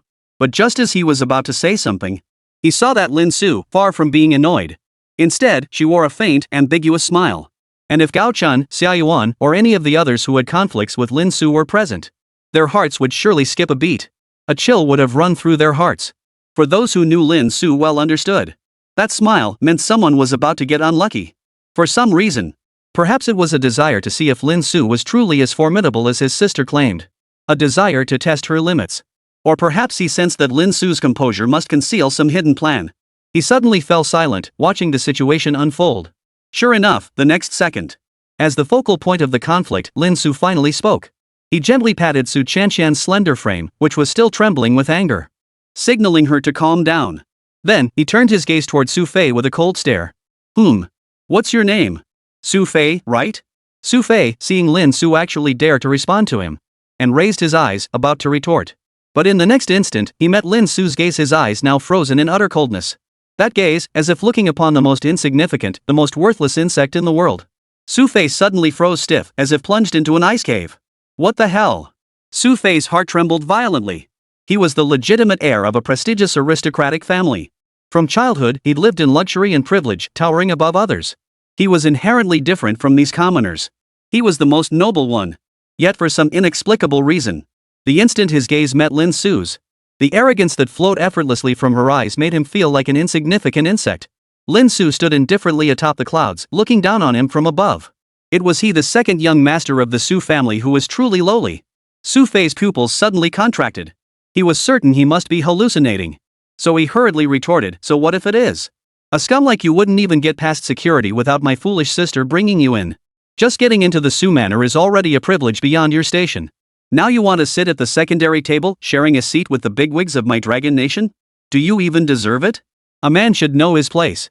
Lin Su laughed and simply said, what utter nonsense. You. Su Fei was furious. He'd worked so hard to say all that. Yet Lin Su couldn't care less. He dismissed him with a casual retort, clearly not listening at all. Lin Su continued, no wonder you talk so much nonsense. Just hearing your name, I thought you were Sophie, some kind of feminine hygiene product. When did the Su family acquire someone like you, spouting nothing but women's gossip? What a disgrace to the family. Ha! Su Shallow couldn't help but burst out laughing upon hearing this. Holy, ha ha ha. The once quiet banquet hall couldn't contain the laughter any longer, as Lin Su's remark had everyone bursting out laughing. What the hell is Sophie? That name is just too hilarious. Many dignitaries exchanged glances, wanting to laugh but daring not to. After all, the name Su Fei was undeniably comical. But they usually feared his status. Who would dare call him that? Only Lin Su dared to mock him so openly in front of everyone. Truly a momentary triumph of sharp-tongued wit. Setting aside the gap in status. This was the Su family's turf, after all. To provoke Su Fei here meant sealing an irreparable enmity, no turning back. Realizing this, many silently shook their heads. Sure enough, Su Fei's face turned as dark as liver from rage. He bellowed on the spot, fine, fine. You sharp-tongued. Security. Security, get out here. Clatter. Fully armed security guards surged out from all sides. Breathing heavily, Su Fei roared furiously, get this insolent creature thrown out. Daring to cause trouble on Su family property. Beat her senseless, then throw her out like a stray dog. He was truly furious. Today, Lin Su will taste the consequences. Hearing this, the security guards immediately closed in with grim expressions, ready to seize Lin Su. I'll see who dares. Su Chanxian retorted, her aura radiating just as fiercely. The security guards froze in place. They were frozen in place, unable to move forward or retreat. Do you truly intend to bring shame upon the Su family for the sake of an ordinary person? Su Fei glared at Su Chanxian, clenching his teeth. Su Chanxian didn't back down. Anyone who dares lay a finger on my teacher today will have me on their hands. You're welcome to try. On the Su family and Lin Su side, she chose the latter without hesitation. You. Su Fei was furious.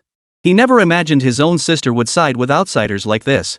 She'd abandoned the Su family for some lowly commoner. At that moment, Su Qing finally couldn't hold back any longer. He felt a pang of disappointment.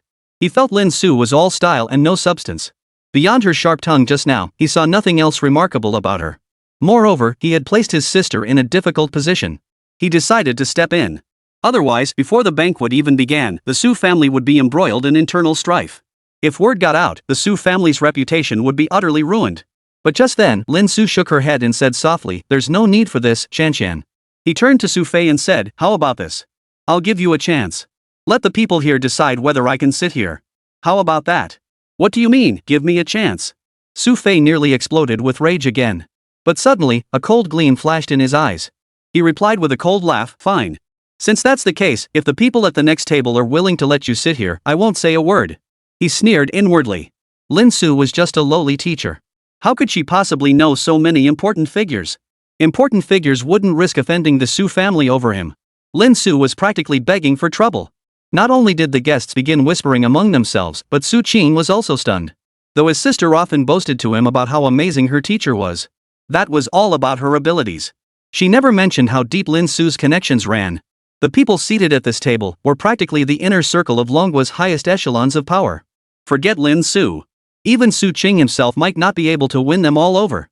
He shook his head inwardly, convinced his sister had truly misjudged the situation this time. Who knows what kind of mind-altering potion she'd been fed? Such a person, spouting empty boasts without grasping the gravity of the situation. Could it be that my innocent sister has been deceived? At this thought, Su Qing's eyes turned cold. He silently resolved to have a serious talk with Lin Su later, making it clear that he must stay away from his sister. Meanwhile, as everyone's thoughts swirled, Lin Su strolled leisurely up to where Foreign Minister Li had been standing moments before. He asked calmly, "Do you agree or not?" The crowd gasped in surprise. Lin Su's words sounded less like a question and more like an order. Where did he get the nerve to speak to the esteemed minister like this? "I refuse." Minister Li's face darkened instantly. Just as he was about to refuse and reprimand Lin Su, Lin Su spoke calmly, "You'd better take a good look." Minister Li looked over, frozen for several seconds. Then his face suddenly began to tremble violently, his lips quivering as he stammered. "Wait, you're that one?" Chapter 90, Minister Li, terrified out of his wits, an uninvited guest. At that moment, Director Li felt utterly devastated. His pupils dilated wildly as he stared at Lin Su as if he'd seen a ghost. His body involuntarily lurched backward, nearly sending him tumbling to the ground. At first, he hadn't paid much attention. He assumed Lin Su was just some ordinary person who'd appeared out of nowhere. Especially on the grand day of the Su family's birthday banquet. He naturally had to give face. But just as he was about to refuse, Lin Su's reminder made him take a closer look at the person before him. What he saw left him speechless. The moment he saw Minister Li, he nearly lost his mind. Holy, isn't this the creator of that mysterious mecha? Damn it, where did this big shot come from? And he actually showed up at the Su family's birthday banquet? And you couldn't blame Minister Li for his overreaction. After all, the tragedy of Lu Haitao is still vividly etched in his memory. He'd merely made a few offhand remarks disparaging Lin Su in front of the commander. Lu Haitao wasn't just demoted by the furious commander.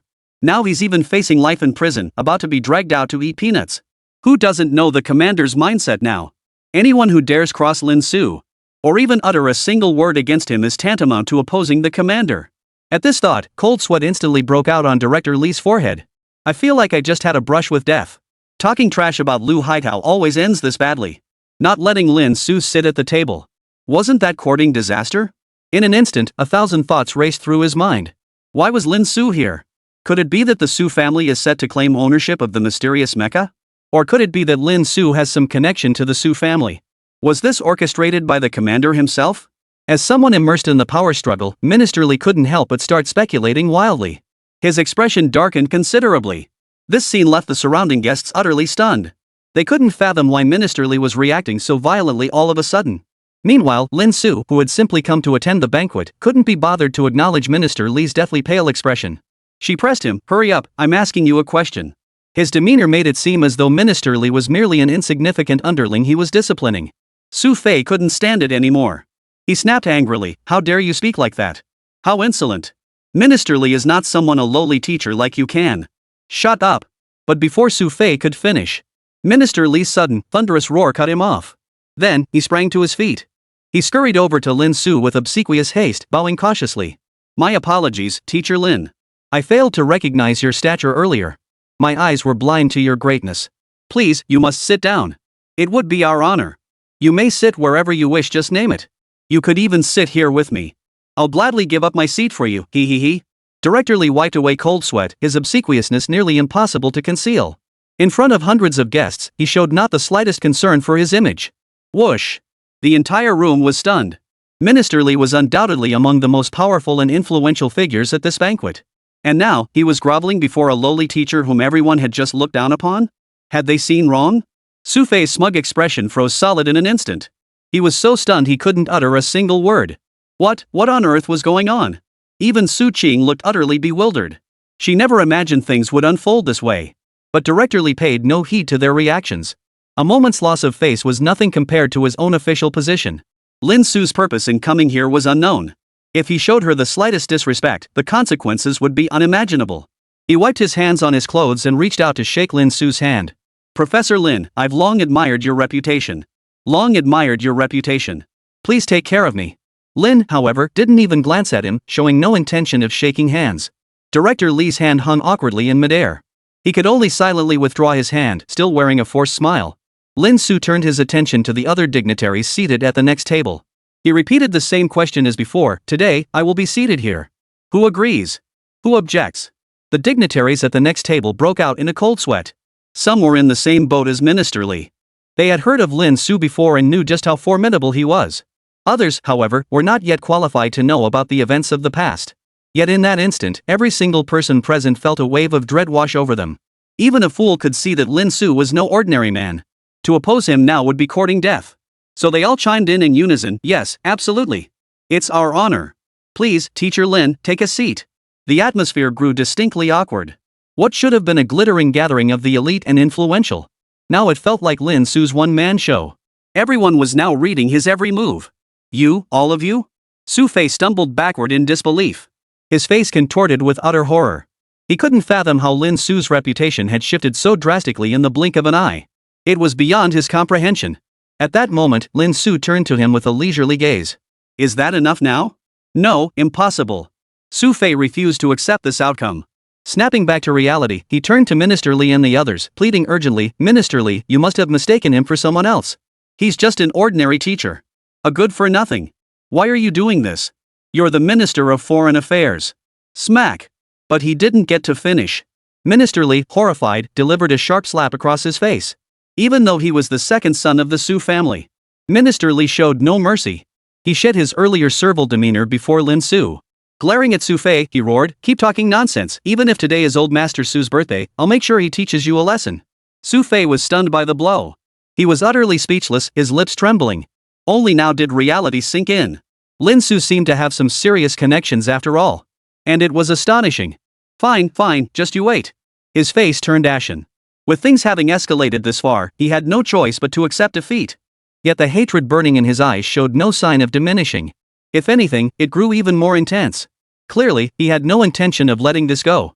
Su Fei turned, his expression grim as he headed back to the main table to sit down. He planned to find an opportunity later to regain his dignity. But who could have imagined that just as he was about to walk back, Su Xiaoxiao, who had been seated beside him, curled her lips. She extended her foot without a hint of emotion. Ah! Su Fei, still fuming, didn't even notice. Thud. He let out a blood-curdling scream as he tripped and fell flat on his face. Who is it? Who is it? Su Fei lay sprawled on the ground, blood gushing from his nose, finally losing his temper and cursing loudly. Many who witnessed the scene couldn't help but shake their heads inwardly. Secretly delighted. This spoiled brat who'd been terrorizing Jinghai had finally gotten his comeuppance. It really takes one wicked person to deal with another. That's so satisfying. Lin Su was a bit surprised. Su Xiaoxiao's little maneuver hadn't escaped his notice. He couldn't quite figure out why Su Xiaoxiao would do such a thing. Could it be that she'd always been at odds with her second brother? That shouldn't be the case. Lin Su looked at her with confusion. Just then, Su Xiaoxiao happened to lift her head, and their gazes locked instantly. Su Xiaoxiao's beautiful, watery eyes now held a hint of smug satisfaction. But the moment she saw Lin Su looking at her, her expression immediately soured. She huffed and turned her head away, as if she refused to meet his gaze. This left Lin Su feeling helpless. Indeed, more elusive than technology was a woman's heart. What's this fuss? This is no way to behave. Just then, a stern, muffled command cut through the noisy banquet hall. All eyes turned toward the source, then gasped in surprise. They greeted in unison, head of the Su family. The one who had single-handedly lifted the entire Su family. The current head of the Su family. Su Mu. His appearance instantly silenced everyone present, who dared not utter another word. Lin Su also turned to look. Su Mu emerged from the rear hall. though advanced in years with hair entirely white. He remained remarkably alert and robust, moving with effortless ease, no support needed whatsoever. Simply walking over, he radiated an aura so imposing it made one's breath catch. Grandfather. Upon seeing Su Mu's arrival, Su Fei's face finally lit up with joy, certain his grandfather would avenge him. On such a joyous occasion for the Su family. As the second son being bullied by outsiders, grandfather couldn't possibly stand idly by. Grandfather, this guy. He gritted his teeth as he scrambled to his feet, about to report Lin Su's actions. Su Mu barked, "Shut up, you good-for-nothing brat." I. Su Farron froze in shock. He never imagined even his grandfather wouldn't back him up. He froze in place, utterly helpless. At that moment, Su Mu turned his gaze toward Lin Su. His eyes held a piercing scrutiny. The terrifying pressure surrounding his body felt almost tangible. Lin Su, however, showed no fear, calmly meeting the gaze of the Su family patriarch. What a joke! Setting aside whether Lin Su might be intimidated by Su Mu psychologically.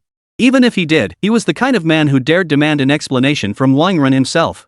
Could Su Mu possibly be more terrifying than Wang Run? The atmosphere grew eerily tense. Many in the room held their breath. Who knew what storm was brewing next? But no one could have anticipated. Moments later, Su Mu withdrew his gaze. Far from anger, a hint of admiration flashed in his eyes. He even spoke up first. "Teacher Lin, Qianqian has mentioned you before. Please sit. As Qianqian's teacher, you deserve a seat at this table." Lin Su was somewhat taken aback. The head of the Su family wasn't making things difficult for him just because his grandson had been bullied by him. Instead, he was being so magnanimous? "Mr. Su, you flatter me." After exchanging pleasantries, Lin Su found himself holding Su Mu in even higher regard. No wonder he was the man who had brought the Su family to this level. His reputation was well deserved. Such magnanimity and composure were truly remarkable. The farce was temporarily resolved. Su Mu turned and walked to the center of the main table. Scanning the room, he remarked calmly, "I am deeply grateful that you have all chosen to celebrate my birthday with me today. So please feel free to relax, eat, and drink to your heart's content. If there's anything you need, just ask." Su, thank you all once again for coming." Agreed. The room erupted in enthusiastic applause. The venue erupted in lively excitement once more. In that instant, only Su Fei remained wounded in this world. He glared resentfully at Lin Su, who sat there calmly, even receiving a pour of wine from Director Li himself. His teeth clenched in fury, his eyes flickering with unreadable thoughts. But just as the banquet began to settle into its rhythm, suddenly, an uninvited guest's voice echoed from outside the door. "Why didn't old Master Su wait for me before starting? Is this how the Su family treats its guests?" Chapter 91, The Li family arrives, grandfather Su's birthday gift. The voice grew louder as it approached. Not a trace of tact was present in the words, only sheer aggression. Hearing this, everyone's hearts skipped a beat as they turned their gaze toward the doorway. They wanted to see who it was, daring to cause a scene at such an important occasion as old Master Su's birthday banquet. But the moment they saw who it was, the guests present fell silent. Their eyes darkened with solemnity. For the figure that had appeared before them was a slightly overweight and bulky man. He wore a suit, but it didn't fit well. It even looked comical. The buttons at his belly strained taut, as if they might burst open at any moment. That large, fleshy face now wore a cold, insincere smile as he slowly strode in. One glance was enough to tell he was a thoroughly troublesome individual. At the sight of this man, even Su Mu, who had maintained a stony expression, narrowed his eyes slightly, seeming somewhat surprised. "What? Not welcome here? The Li family has come to offer congratulations. Has old Master Su nothing to say?" He let out a sly grin, his chubby cheeks bulging into two puffs of flesh. The room remained silent. The expressions of those present shifted, all waiting to see how events would unfold. For this was a clash between two powerful clans. They had neither the right nor reason to intervene. Just as Su Qianqian had said earlier. In recent years, the Li family had grown increasingly arrogant and overbearing in Jinghai. While the Bai family had long remained detached from worldly affairs, their whereabouts were difficult to trace. The Li family had grown increasingly powerful. They've openly and covertly targeted the other three families. Leveraging their deep-rooted influence, they've persistently engaged in underhanded maneuvers. There's a distinct tendency to act like they're the top dog. A trend of suppressing other families until they submit. Generally speaking, the Su family would send invitations to the other four families for their longevity banquet. After all, appearances must be maintained. But usually, the other families wouldn't send anyone. After all, when your family head celebrates his birthday, what would it mean for us to come and offer congratulations? Wouldn't that imply we're inferior to you? Yet the Li family suddenly sent representatives. And the tension was palpable from the very start. Any clear-eyed observer knows the Li family's intentions in sending representatives this time are far from pure. Trouble is bound to brew. Amidst this atmosphere of treacherous intrigue, Sumu remained seated at the head of the table, immovable as a mountain. He seemed entirely unfazed by the Li family representative's presence. Raising his eyes slightly, he remarked, "So it's Manager Changshu. That you represent the Li family in visiting my Su household. Su here is naturally most honored by your presence. However, Manager Li, you traveled such a long distance without prior notice.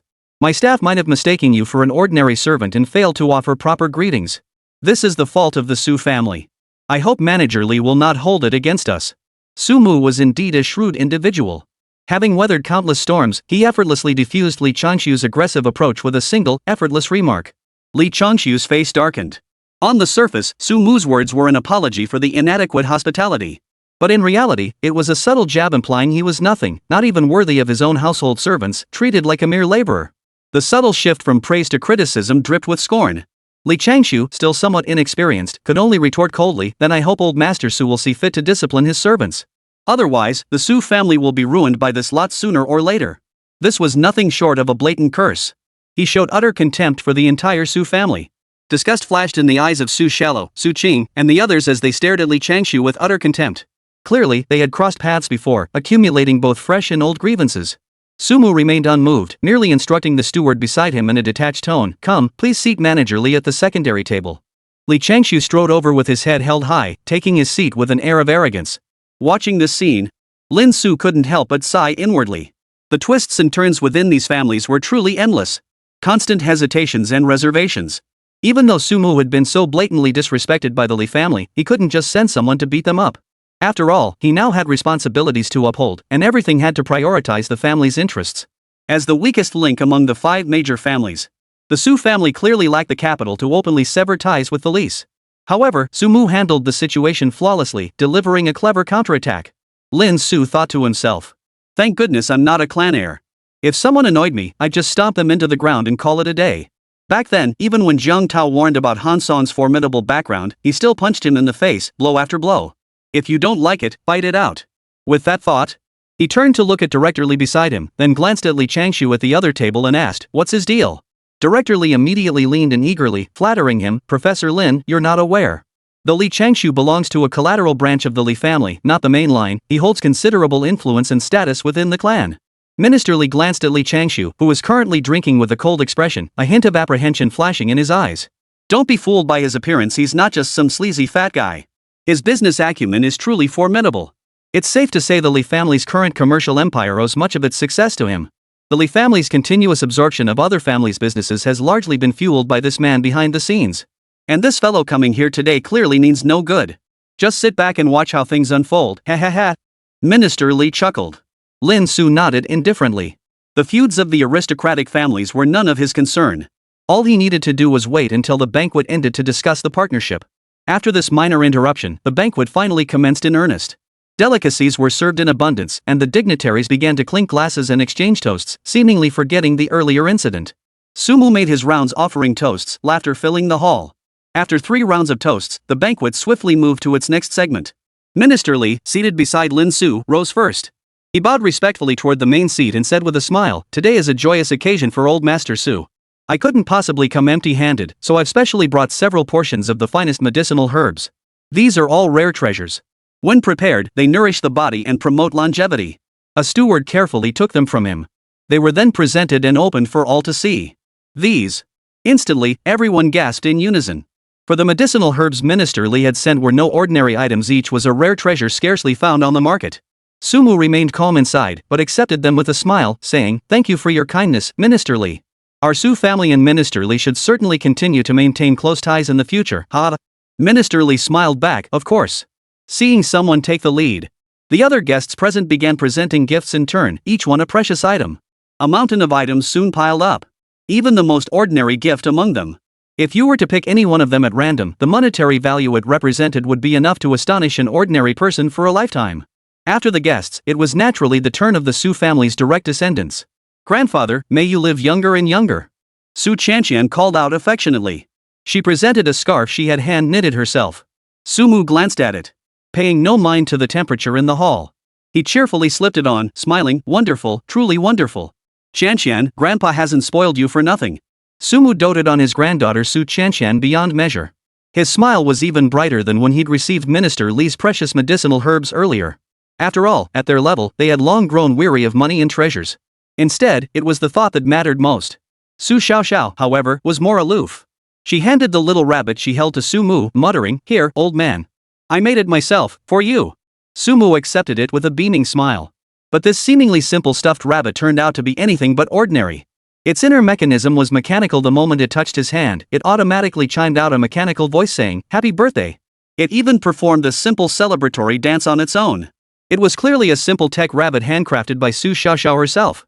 Su Mu beamed with delight. "Excellent. This technology is remarkable. Both of you sisters have such a passion for technology. This is precisely the kind of talent our dragon nation needs today." Su Xiaoxiao didn't respond, sitting there seemingly indifferent. But her cheeks were flushed, clearly delighted inside. Next came the brothers Su Qing and Su Fei. Unlike Su Chanxian and Su Xiaoxiao, everyone was particularly curious about the gifts for these two. After all, this represents, to some extent, the assessment for the next head of the family. After all, who becomes the next head of the family? That depends entirely on whom old Master Su favors most, doesn't it? Su Qing chuckled softly. "Today is grandfather's birthday. I should have presented a gift, but it always felt like my heart wasn't in it. So," under the curious gazes of the crowd, he pulled a donation certificate from his breast pocket. "Coincidentally, our Su family has recently made a breakthrough in developing bulletproof vests, though mass production hasn't begun yet. But," Su Qing declared proudly, "I've had the factory produce an advance batch. In grandfather's name, I've donated it free of charge to the soldiers currently fighting in our Southeast Theater. And this has always been grandfather's wish to contribute to the rise of our dragon nation." Clap. Clap. Clap. Hearing Su Qing's words, everyone present was deeply moved and broke into applause. Su Qing's actions not only earned the Su family great renown and honored the late patriarch's wishes, but ultimately strengthened the dragon nation's power. Killing 3 birds with 1 stone, utter perfection. Truly worthy of being the eldest son of the Su family. Such meticulous thought. Even Su Mu, whose stern countenance rarely showed favor toward his 2 grandsons, couldn't help but flash a rare hint of approval. Su Qing felt a flicker of joy and silently breathed a sigh of relief. But just then, Su Fei, who had remained silent until now, suddenly spoke up with a cold sneer. "Oomph. Brother is ultimately shallow. What do you mean by that?" Su Qing's expression froze instantly as he shot a cold stare at his younger brother.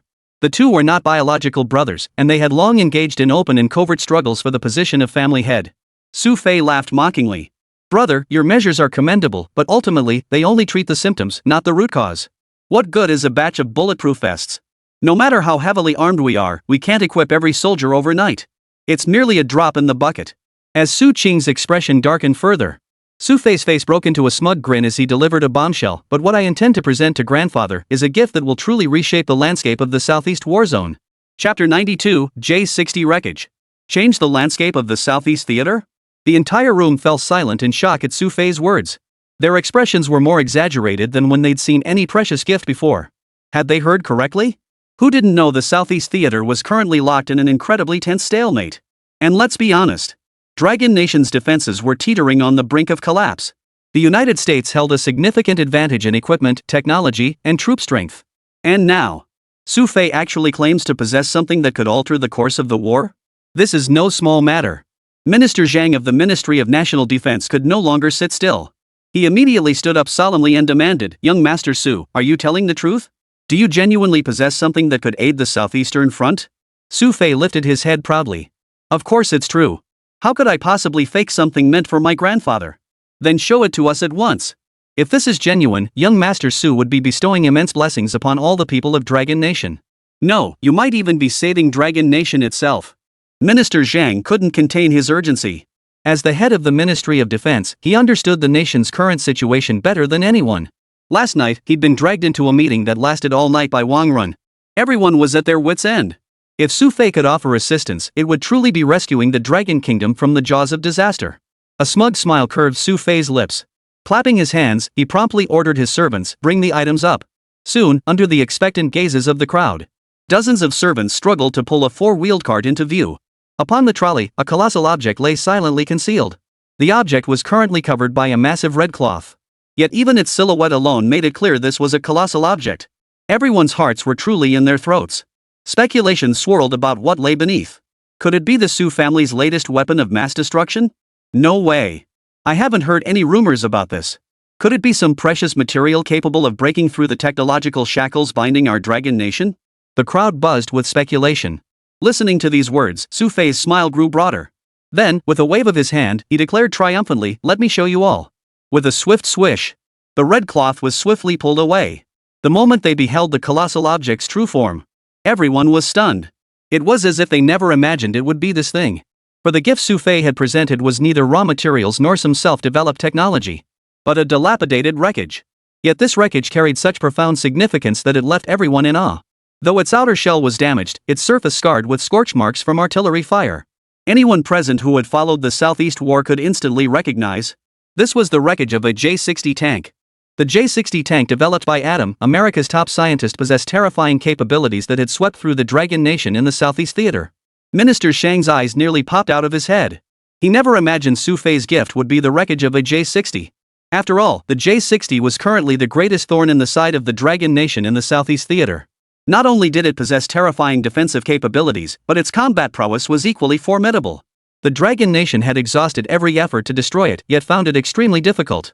Destroying a single J-60 required an enormous amount of resources. But that's not the worst part. The United States is acting downright despicable. Every damaged J-60 is immediately retrieved by specialized personnel. They never give the Dragon Nation a chance to clean up the battlefield and seize them. This also means the formidable J-60 remains shrouded in mystery.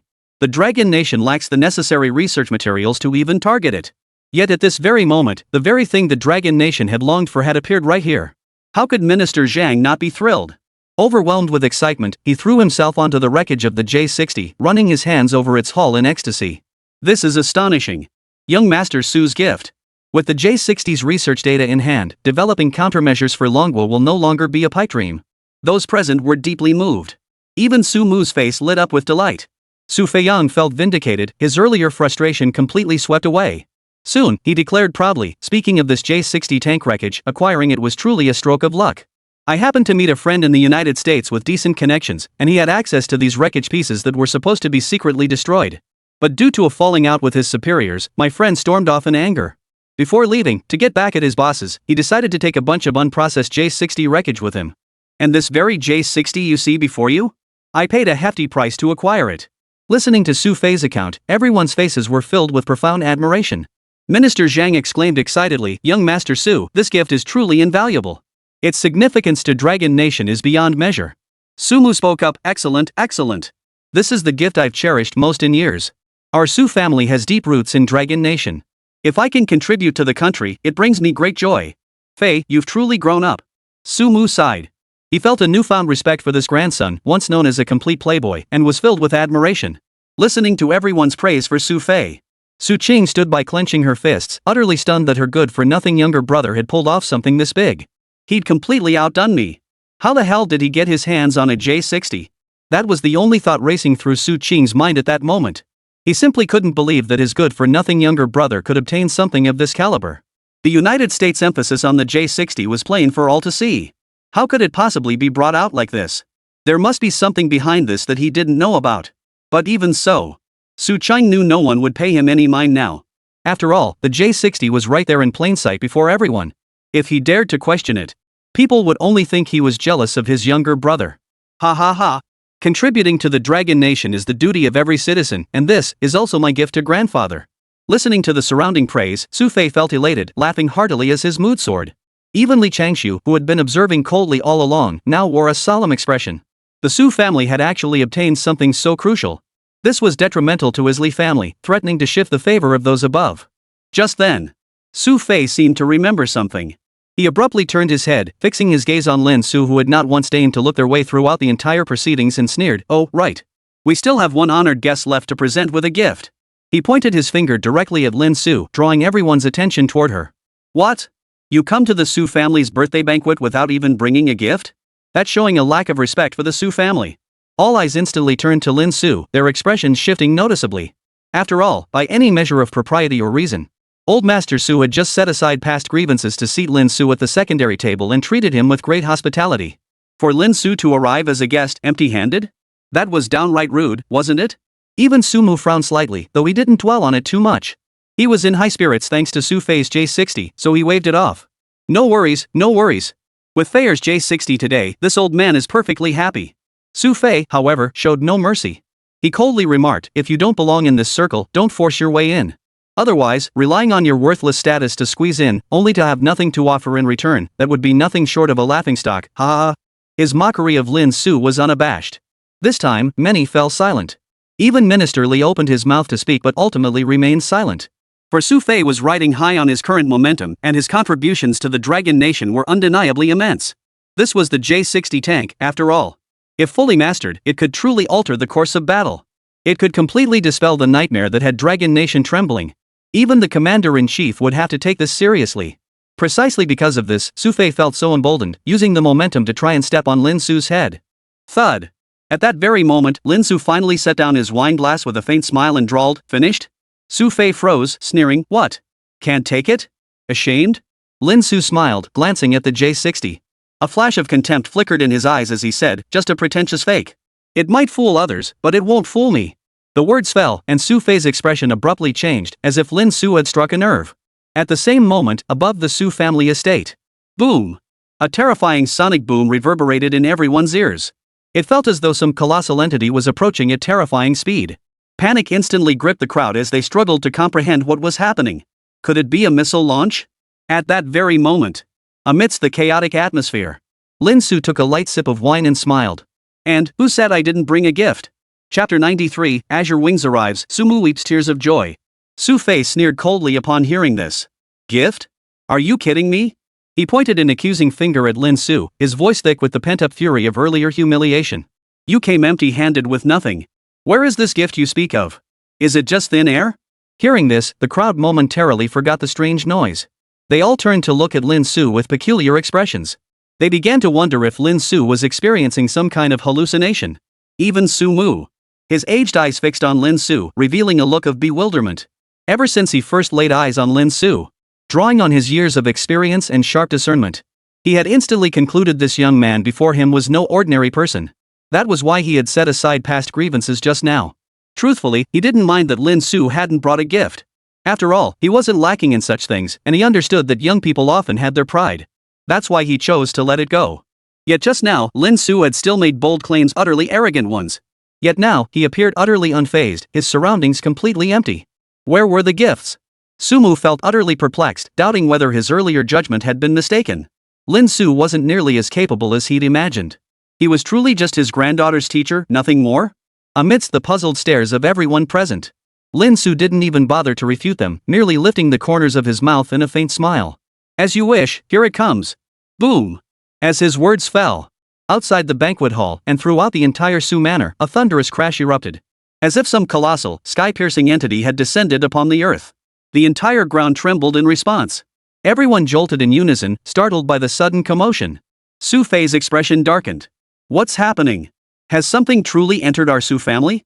Master! Emergency! Emergency! An unknown force has invaded the estate! An unknown force has invaded the estate! Assemble immediately! Assemble immediately!" At that very moment, the urgent shouts of the Su family guards echoed through the pagers. The entire estate security force poured out in an instant, stirred by this terrifying commotion. What's happening? The guests in the banquet hall were all stunned into silence. After all, that deafening crash had been heard by everyone, impossible to ignore. Even an earthquake wouldn't have been this intense. Sumu's expression darkened as he swiftly stepped forward to restore order, his voice steady despite the crisis. "Everyone, go on high alert. Stay in the banquet hall and do not move."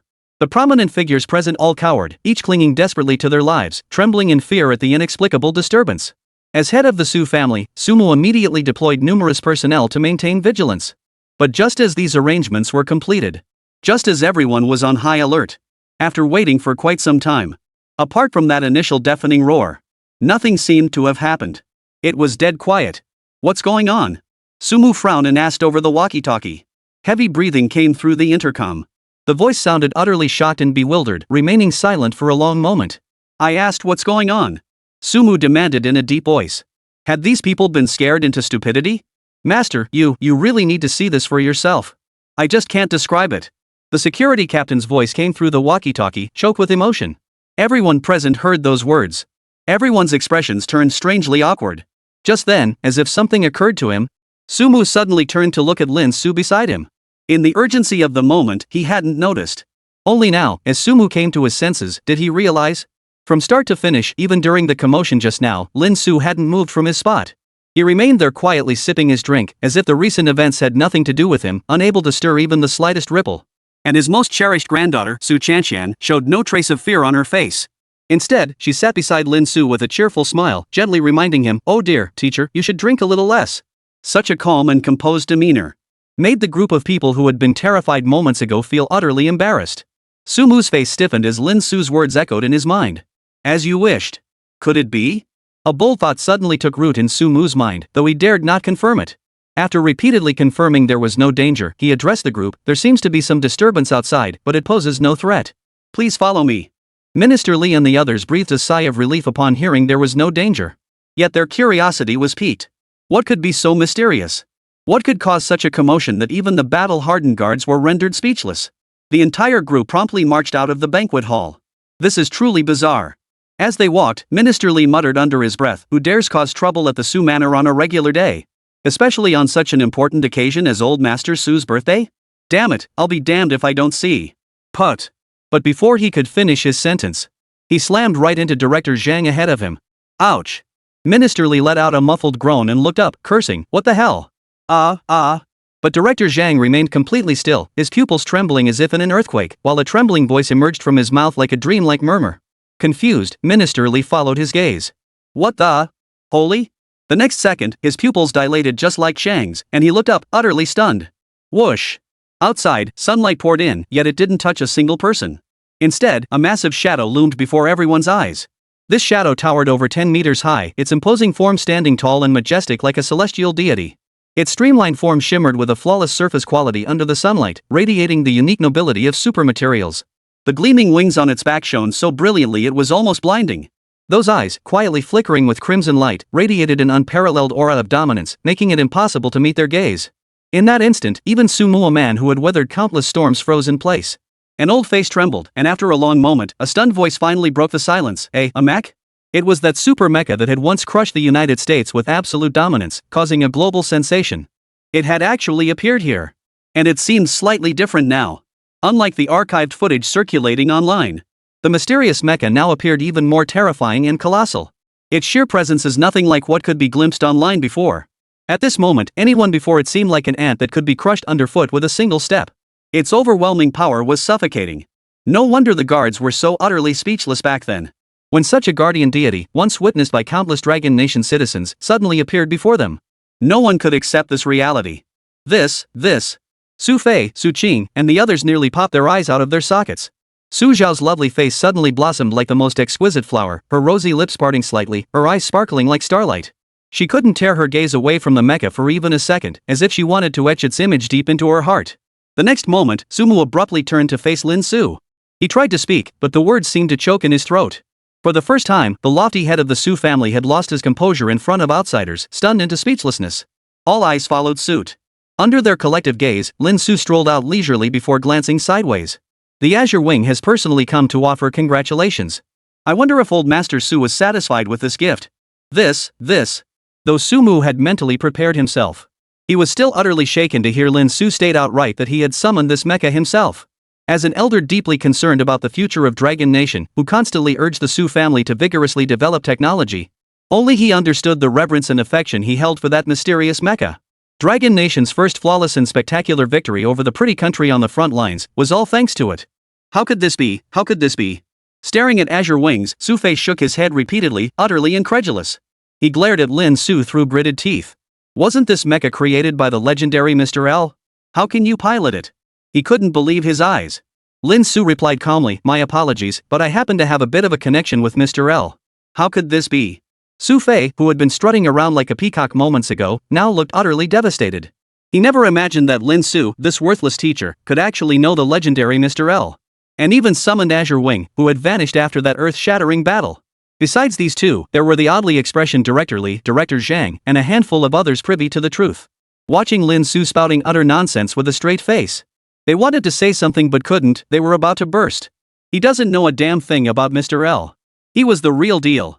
Teacher Lin, may I touch it? Su Mu looked at Lin Su and asked cautiously. Go ahead. Regarding Su Mu, whether from the perspective of Su Chanxian's grandfather or his own instincts, made Lin Su feel quite favorable toward him. Su Mu was overjoyed, his eyes burning with excitement as he approached the feet of Azure Wing. Then, this legendary figure who had been a power broker in Jinghai for decades suddenly became unusually reserved. He merely touched it lightly. Feeling its icy chill, he quickly withdrew his hand. As if he feared defiling Azure Wing. Ha ha ha ha. To actually get my hands on the legendary divine tier mecha of my dragon nation. This old man has no regrets left in this life. Sumu roared with laughter, tears streaming down his aged face. Then, turning to Lin Su, he declared solemnly, "This is the greatest gift I've ever received in my life. Thank you, Teacher Lin. From this day forward, you shall be the most honored guest of the Su family." Everyone was stunned. Only those in the know understood the true weight and significance of Old Master Su's words. Lin Su had instantly become the Su family's honored guest. Others were filled with envy. Don't let him fool you all. But just then, the resentful Su Fei leapt to his feet. His eyes blazed with jealousy, as if he couldn't bear Lin Su stealing his thunder. He shouted angrily, "How could someone like him possibly know the mysterious and powerful Mr. L? I suspect this mecha might be fake, just an empty shell with nothing inside. Grandfather, don't let him fool you." The crowd gasped in shock. Only Lin Su smiled. "Very well. Since you wish to court death, I shall grant your wish." Originally, he'd spared him out of respect for Su Chanshan. He hadn't bothered to lecture Su Fei, that good for nothing. But since he'd come begging for it, he wouldn't hold back. Snap. Lin Su snapped his fingers lightly. Buzz.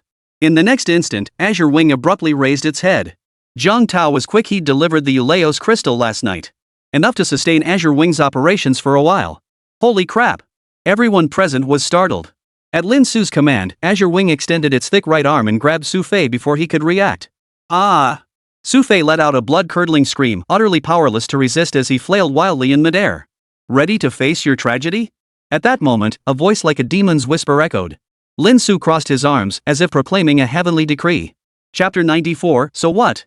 Su Fei was nearly scared out of his wits. The Azure Wing towered dozens of meters high. He could only watch helplessly as he was hoisted into the air, staring at the receding ground below. His legs were turning to jelly. Put me down now. You damn bastard. Su Fei's face was deathly pale as his hands frantically clawed at the air, as if grasping for a lifeline.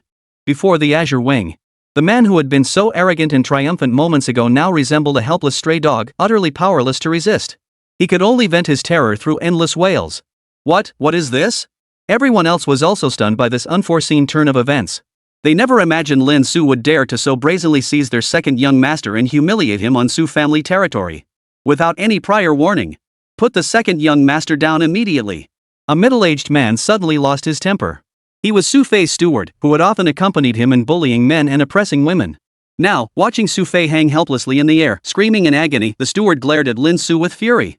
Sui Fei gritted his teeth in midair, snarling, "Lin Su! How dare you treat me like this? The Su family won't let you off. Put me down now, and I'll give you a chance." Oh, how tiresome. Lin Su raised her eyes slightly. As if their threats meant nothing to her, she chuckled lightly. Seems I've been too soft-hearted, letting you even have the energy to speak. The next instant, his gaze darkened abruptly. Azure Wings, move. No! A chill gripped everyone's hearts. Before anyone could stop Lin Su, it was already too late. Under the intelligent AI system Lin Su carried, Lin Su could issue commands to Azure Wings with just his voice. Whoosh! The sound of tearing through the wind echoed. The Azure Wing's right hand instantly obeyed the command. It grabbed Su Fei by the collar. Then, clamped between two mechanical fingers, it began spinning wildly. Clatter! Aya! Su Fei, gripped in its grasp, felt the world spinning wildly before his eyes. The insane speed made him scream like never before. Now, his entire body spun wildly like a yo-yo in the grasp of the Azure Wing. His brain felt like it was about to be flung out. Stop! Stop this! The butler watched the scene, his eyes bulging with fury. Even some of Su Fei's henchmen couldn't sit still anymore, itching to step in and take down Lin Su, the one pulling the strings. Because only then could they save Su Fei. But as if reading their intentions, Lin Su smiled faintly, "If you want to die, I'll see which one of you dares to move a muscle." Bang!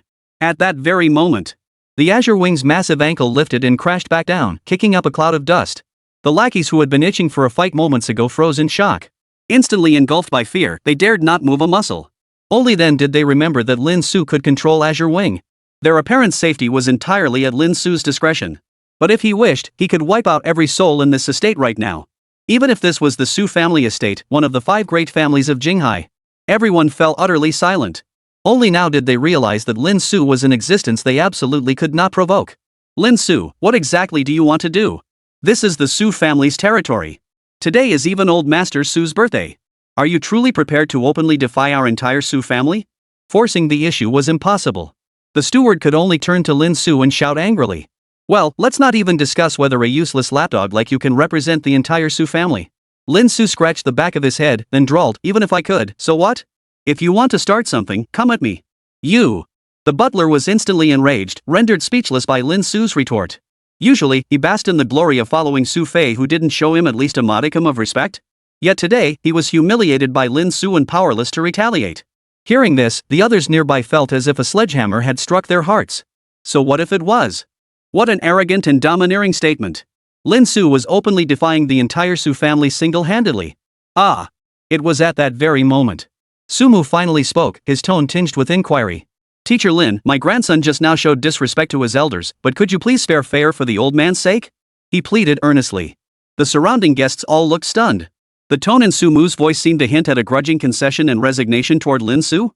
But even with Sumu speaking personally, Lin Su still shook his head. I usually can't be bothered with such idiots, but there is one exception. That exception is when he pisses me off. He said coldly, and to deal with such scum, only excruciating pain will teach him how to crawl obediently before me in the future. The chill emanating from Lin Su felt like it came from the depths of hell. It sent shivers down the spines of many present, silencing them instantly. Sumu fell silent. Even someone as formidable as him, the head of one of Jinghai's 5 major clans, possessing influence that reached into the highest echelons of power, he still found himself utterly powerless against Lin Su. Sumu realized he couldn't fathom Lin Su at all. He could summon the Azure Wings specifically to celebrate his granddaughter's occasion, even allowing himself to touch them and fulfill his wish. Yet at the slightest displeasure, he could disregard them all. He trampled the Su family's reputation underfoot before countless witnesses, even after he had just declared Lin Su to be the most honored guest of the Su family. Yet somehow, all of this felt utterly fitting when it happened to Lin Su. The scene suddenly fell silent. Only Su Fei's increasingly faint screams remained. Clearly, under such intense pressure, Su Fei was nearly scared out of his wits. Stop. Finally, at some point, Lin Su raised her hand slightly. The Azure Wings halted their movements in unison. Then they casually tossed Su Fei, who lay on the ground like a dead dog, unable to utter a single word, onto the floor. Second young master. Young Master Su. The steward and his men rushed over, eager to check on Su Fei's condition. Su Fei's face was as pale as paper, his pupils dilated, his mouth agape yet utterly speechless. Only the terror etched deep into his very bones continued to moan. His limbs were limp, and a foul stench wafted from his trousers. He had actually lost control of his bladder under the sheer terror of the moment. No one could have guessed. The man before them, now lying like a dead dog. Just moments ago, he had been boasting and bragging one of Jinghai's most notorious playboys, the second young master of the Su family. This. Everyone watching Su Fei's pitiful state couldn't bear to look. Even Sumu felt an overwhelming pang of pity. After all, he was still his own grandson. Finally, Minister Zhang couldn't hold back. Teacher Lin, that was a bit harsh, don't you think? While young Master Su was indeed at fault, he just donated the wreckage of the J-60 tank to the nation, making a contribution to our country. Hearing this, many turned their gaze toward Lin Su. They all felt Lin Su had truly gone too far this time. To reduce a normal person who'd served the nation to this state. Lin Su, however, let out a meaningful smile at that moment. Made outstanding contributions to the Dragon Nation. How laughable. Don't you realize he nearly destroyed Dragon Nation just now? Teacher Lin, what do you mean by that? Minister Zhang's face froze in shock. He couldn't fathom why Lin Su would say such a thing. Lin Su clapped his hands, and the Azure Wings sprang into action. With effortless ease, they retrieved the wreckage of the J-60. Destroy it. Suddenly, Lin Su uttered these startling words. The next moment, at Lin Su's command, Azure Wing flicked his wrist, hurling the wreckage of the J-60 downwards with brutal force. No! What are you doing? Minister Shang's eyes bulged in fury as he roared at the sight. These were the invaluable remains of the J-60.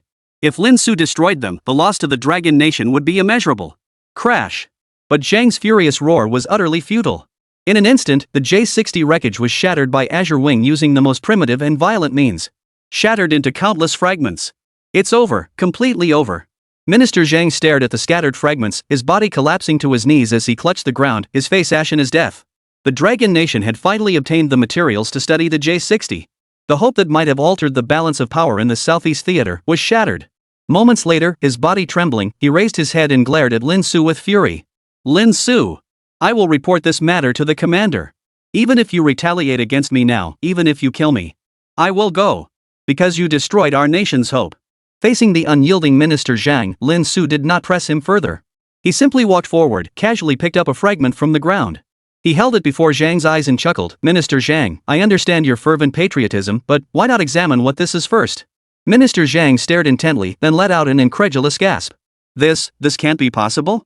For the emblem on the corner of the fragment before him, he recognized it. It was the insignia of the United States J-56 tank. How is this possible? This is the J-60, why does it bear the J-56 emblem? Minister Zhang was stunned. The J-56? That was an outdated tank model the United States had phased out generations ago. Lin Su sighed softly, "Secretary Zhang, you already know the answer, don't you? This scoundrel used an obsolete tank to pass off inferior goods as genuine J-60 wreckage. That can't be possible?" Minister Zhang was speechless, and the others were stunned as well. The butler's face drained of color, but he feigned composure. "It's just a mark. What does that prove? I said it's wreckage. Couldn't other items accidentally get mixed in? You're making baseless accusations. Enough nonsense." Lin Su casually tossed the fragment aside and remarked indifferently, "I must admit, you lot aren't entirely brainless. You can even forge tanks. But unfortunately, you crossed paths with me." The butler and the rest of Su Fei's lackeys paled, a sudden sense of foreboding gripping their hearts. "If I'm not mistaken." Lin Su looked down at them. "Your so-called J-60 is nothing more than a cosmetic overhaul based on footage circulating in the Southeast Theater. Then you artificially damaged it to make it look old. As for the interior, you could have just taken a J-56 or some other tank model and haphazardly modified it, passing off inferior workmanship as the real thing. Anyway, if anyone ever finds out, you can just blame it on your so-called American friends, right?" Lin Su sneered coldly. "Then you'll shift all the blame onto the pretty country, keep your reputation intact, and even get sympathy for being scammed out of your money? Nonsense. That's just your one-sided story." The butler snapped, like a dog with its tail stepped on, leaping out to retort. "Pitiful." Lin Su looked at him, enunciating each word clearly. "But unfortunately, you've made a fatal mistake." Chapter 95, One drop of oil is enough. A fatal flaw? Upon hearing Lin Su's words, the butler sneered coldly. He didn't believe for a second that Lin Su could uncover any issues. When they fabricated the J-60 wreckage, they had already considered countless scenarios. They had thoroughly prepared for every possible contingency. If any flaws were exposed, they'd simply blame it on tampering by the United States. Just like what happened earlier. As long as they stuck to their story, no one could prove the J-60 was a fake. Because no one in the Dragon Nation has ever truly seen the real J-60. The modification engineers they sought had long since retired and couldn't testify. They're completely unassailable. Upon realizing this, the steward sneered, "Well then, I'm all ears. Let's see what you have to say, you malicious traitor who twists the truth. We have nothing to hide." Everyone held their breath in unison at that moment, eager to hear Lin Su's so-called fatal flaw. "Well said, the upright fear no shadow." Lin Su's lips curled in scorn. He casually picked up an object from the pile of wreckage on the ground. "This," he said, holding it up, "is the engine from the so-called J-60 wreckage you keep mentioning, right?" The butler narrowed his eyes and stared at it for a moment. "So what if it is? Just an engine, what proof could you possibly offer? You can't possibly claim it's a forgery based solely on an engine. I told you it was the Americans' doing." Young Master Su was betrayed while serving his country. He argued, his heart slowly easing as he spoke. This engine had been custom-made by a retired top-tier engineer specifically commissioned by him. He had specifically instructed the engineer to avoid any components related to the Dragon Nation. Under these circumstances, Lin Su couldn't possibly uncover a single thing. What was there to fear? Lin Su was all bark and no bite, utterly insignificant. Relieved, the butler's confidence soared.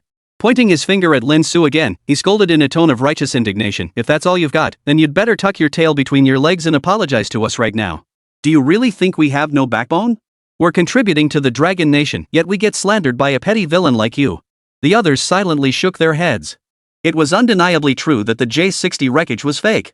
But to claim Su Fei fabricated it, that was still far-fetched. Stupid. At that moment, Lin Su wore an expression of pity, as if looking at someone mentally challenged. He remarked indifferently, "You think finding some random nobody, tinkering with it haphazardly, makes it foolproof? How naive." The next second, in front of everyone, Lin Su opened the oil pan beneath the engine. The oil pan was completely empty. But as Lin Su tilted it, after a moment, a few drops of oil trickled out, landing on Lin Su's fingertips. Gazing at that single drop, Lin Su chuckled, "Remember this drop, because it's about to turn your face into a pig's head." Everyone froze in shock. They stared at the oil droplet on Lin Su's finger in disbelief. They couldn't comprehend what Lin Su was talking about. A single drop of oil could determine whether a tank was counterfeit? How could that be possible? The butler burst into laughter upon hearing this, nearly crying from the hilarity. Come on, if you're going to make something up, at least make it sound plausible. What, is there a serial number in the oil or some kind of anti-counterfeiting mark? Are you joking with us? The others looked at him strangely, wondering if Lin Su had lost his mind. What could a single drop of oil possibly do? How could it possibly prove Su Fei was a fake? Yet even under the watchful eyes of everyone present, Lin Su remained unflustered. With a resigned sigh, he said, "This just goes to show that ignorance is no excuse. You really should read more books." He sighed. One drop is enough. In this world, everything is unique. Even a seemingly ordinary drop of oil can hold millions of different variations within it. So you're implying, this drop of oil in your hand is our fake? Ha ha ha ha. You're killing me with laughter. Su Fei's sycophants paid no heed, nearly laughing themselves silly. Who knew how this guy even met Mr. L? His words were utterly preposterous. Even a schoolchild wouldn't believe them. Just then, Lin Su turned to Jiang Tao and asked, "Chemical residue analysis. You know what that is?" Jiang Tao paused for a moment before nodding. Even as one of the few present who trusted Lin Su and possessed the highest level of scientific expertise, he, along with the other scientific luminaries gathered nearby, was utterly baffled. He had no idea what Lin Su was up to. Still, he nodded in agreement. Upon receiving the affirmative response, Lin Su smiled. Then isn't this quite simple? Take this drop of oil in my hand. If you analyze its chemical traces and use a mass spectrometer to identify its chemical composition and proportions, then through comparison, you'll easily discover. This oil drop is the lubricant used in the Tianwei tanks, a model long since phased out in our Dragon Nation. Before Lin Su could finish speaking, the butler sneered coldly, "Can't even make up a decent lie." Tianwei tanks? When did our Dragon Nation ever have tanks of that model? This time, Lin Su didn't even need to speak. Minister Zhang from the Ministry of National Defense roared angrily, "Shut up if you don't know what you're talking about. The Tianwei tank was a prototype model developed by our Dragon Nation 5 years ago. It was simply scrapped later." As he spoke, Minister Zhang was secretly alarmed. Back then, only fragments of information about the Tianwei had ever surfaced before it vanished without a trace. And Lin Su remembered this? What terrifying memory. Shouted at like that, the butler's face instantly swelled as red as a pig's head. Gritting his teeth, he retorted, "Even if it existed, that tank is ancient history. Digging up such an antique. What else could this be but pure fabrication?" Lin Su chuckled. "The engine can be magically modified, and the rest could be stuff the pretty countries secretly slipped in. But every tank requires its own specialized lubricant. And this drop of oil is the exclusive lubricant for our nation's Tianwei tanks, unique to our Dragon Kingdom." Lin Su's eyes were icy as he spoke each word deliberately. "I suspect the engineer you're looking for once worked on tanks for the Dragon Nation and retired long ago. Anyone could think to fake an engine, but no one would ever suspect counterfeit lubricant. And this oil? It's precisely the leftover stock from that old engineer's days." What? The words hung heavy in the air as everyone fell silent. For what Lin Su had said was simply too outrageous. Never mind the rest. How did Lin Su know the composition of that single drop of oil? And even knew it was compatible with a tank model long since phased out by the Dragon Nation? This was just too far-fetched. Made up, right? Even scientists like Jiang Tao and the others were gaping in disbelief. How could a human possibly discern such things? The butler dismissed it with a wave. "Finished? And that's your excuse, a clumsy, laughable story?" Minister Zhang was stunned. "Lin Su, we find it hard to believe. This was something only a deity could achieve. But Lin Su really was a god. Empowered by the super god technology system. He didn't even need to perform complex mass spectrometer operations. He could instantly identify every component in that single drop of oil. Combined with his mind-bogglingly vast knowledge, reaching this conclusion was no trouble at all." Suddenly, Jiang Tao stepped forward and said earnestly, "I believe what Teacher Lin said. Simply take this oil sample for mass spectrometry analysis and compare it. The conclusion will be clear. And regarding the Tianwei tank mentioned by Professor Lin, our institute has preserved all samples originally for commemorative purposes, but now they happen to be perfectly suited for this task." He stood firmly behind Lin Su, no matter how absurd the situation seemed. The extraordinary things Lin Su had accomplished. Were they not already numerous enough? This. Hearing Jiang Tao's words, the butler who'd been stubbornly defiant finally began to panic. He knew all too well how he'd ended up in this so-called wreck state. It matched Lin Su's suspicions perfectly. He'd even figured out that the engineer was retired. How could he possibly fight back now? Gazing at Lin Su's utterly confident demeanor before him, a cold sweat instantly broke out in dense beads on the butler's back. His face turned deathly pale. Who among them wasn't a seasoned veteran? Seeing the butler's state now, they all understood the situation's 7 or 8 parts. Minister Zhang roared furiously, "Spill the truth, you bastard. Otherwise, when this gets reported up the chain, you'll be implicated in endangering national security and passing false intelligence. No one will be able to save you. I.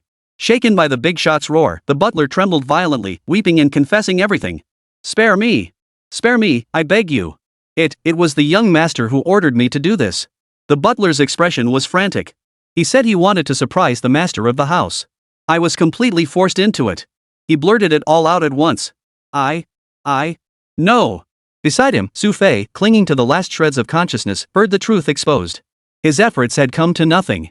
His last breath escaped him, and he collapsed unconscious, foaming at the mouth. Second young master. Young master. Those around him panicked. Quick, call a doctor. The young master has stopped breathing. He'd suffered cardiac arrest from shock and rage. Damn it! Sumu was furious. He never imagined that the gift this bastard had sent would not only be of no help to the Dragon Nation, but nearly endangered the Dragon Nation.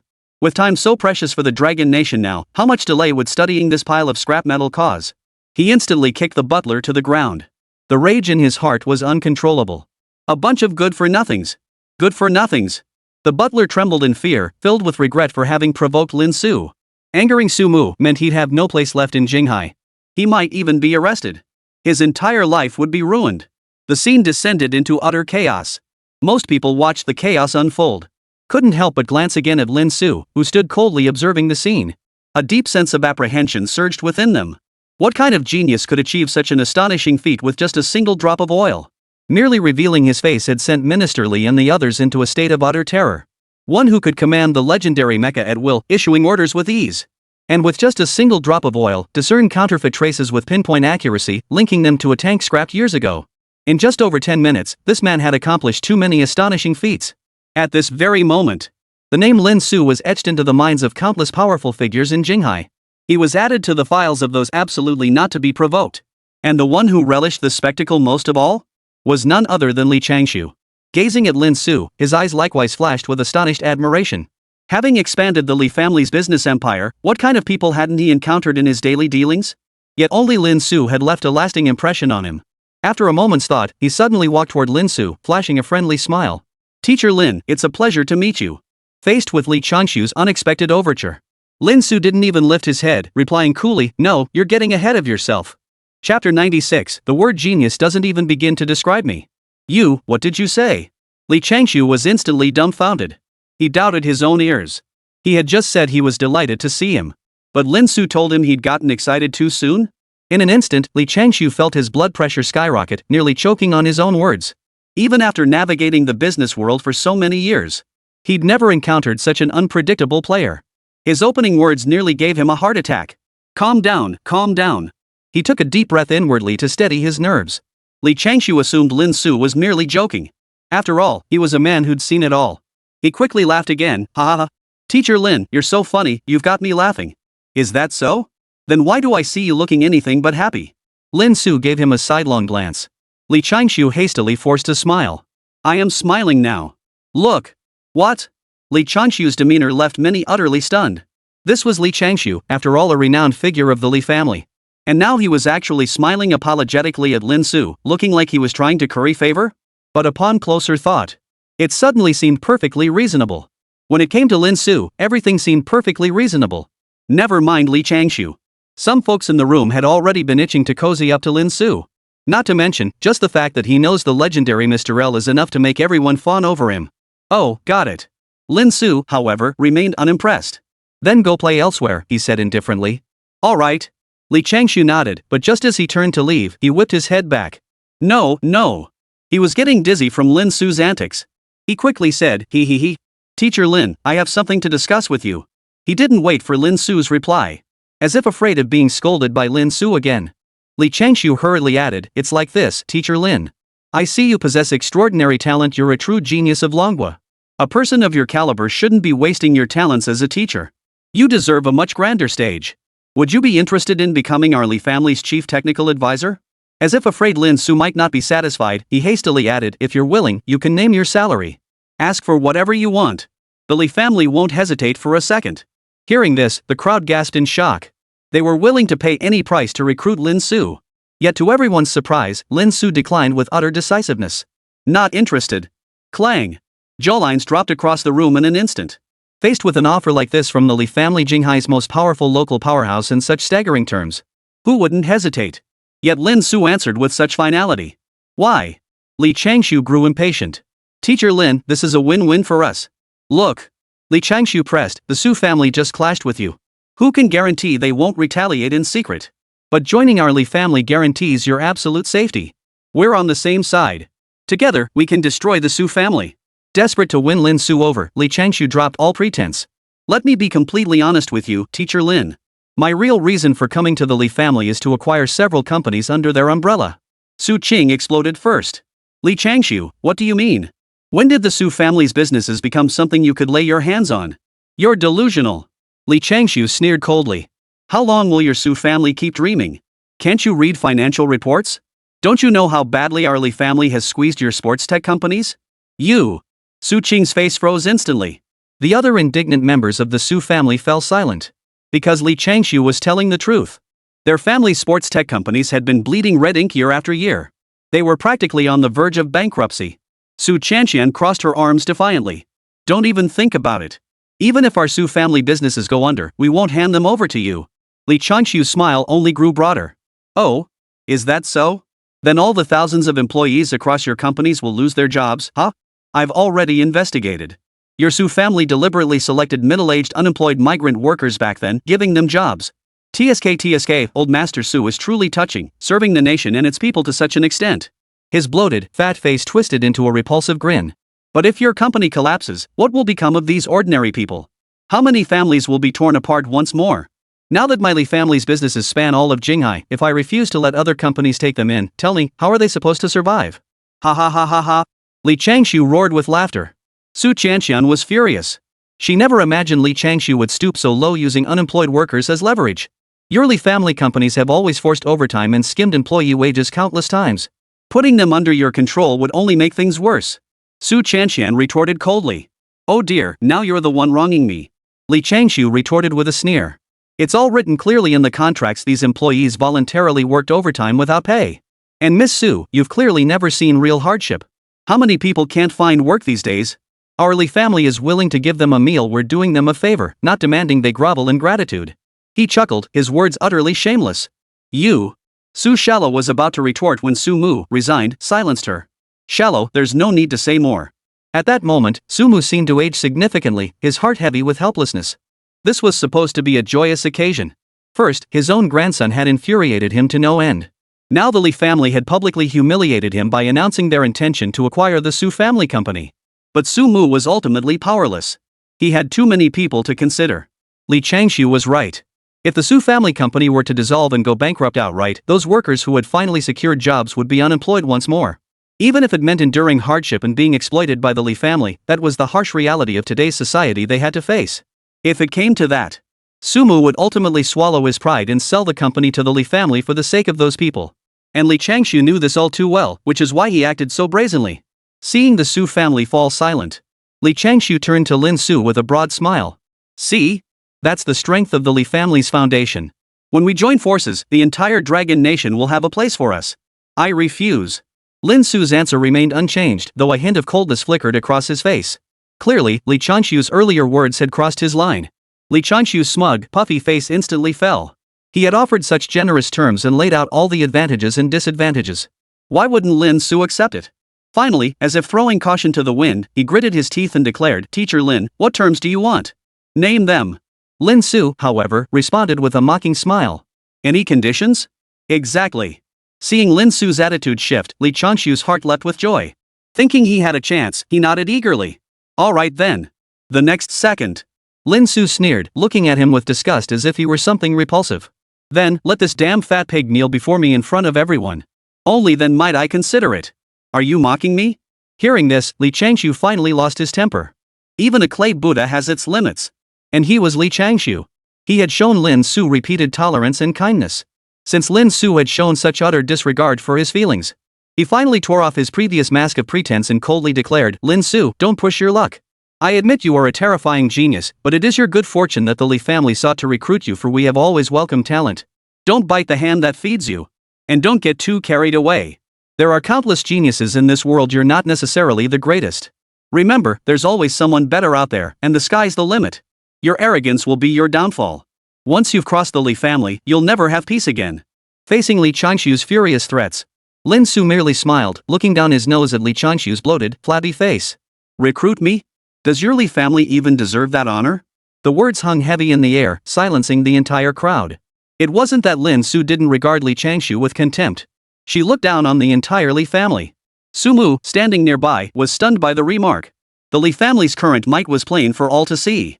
Who wouldn't steer clear of them? Even he, Sumu, had just had to swallow his pride and accept it. Yet Lin Su's words treated the Li family as if they were nothing more than trash in a garbage heap.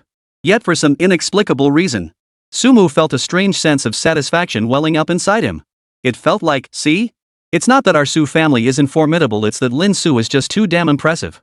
Even the Li family gets put in their place by him. Lin Su didn't give a damn about the so-called 5 great families of Jinghai. If he was displeased, he'd just lash out, no holds barred. You!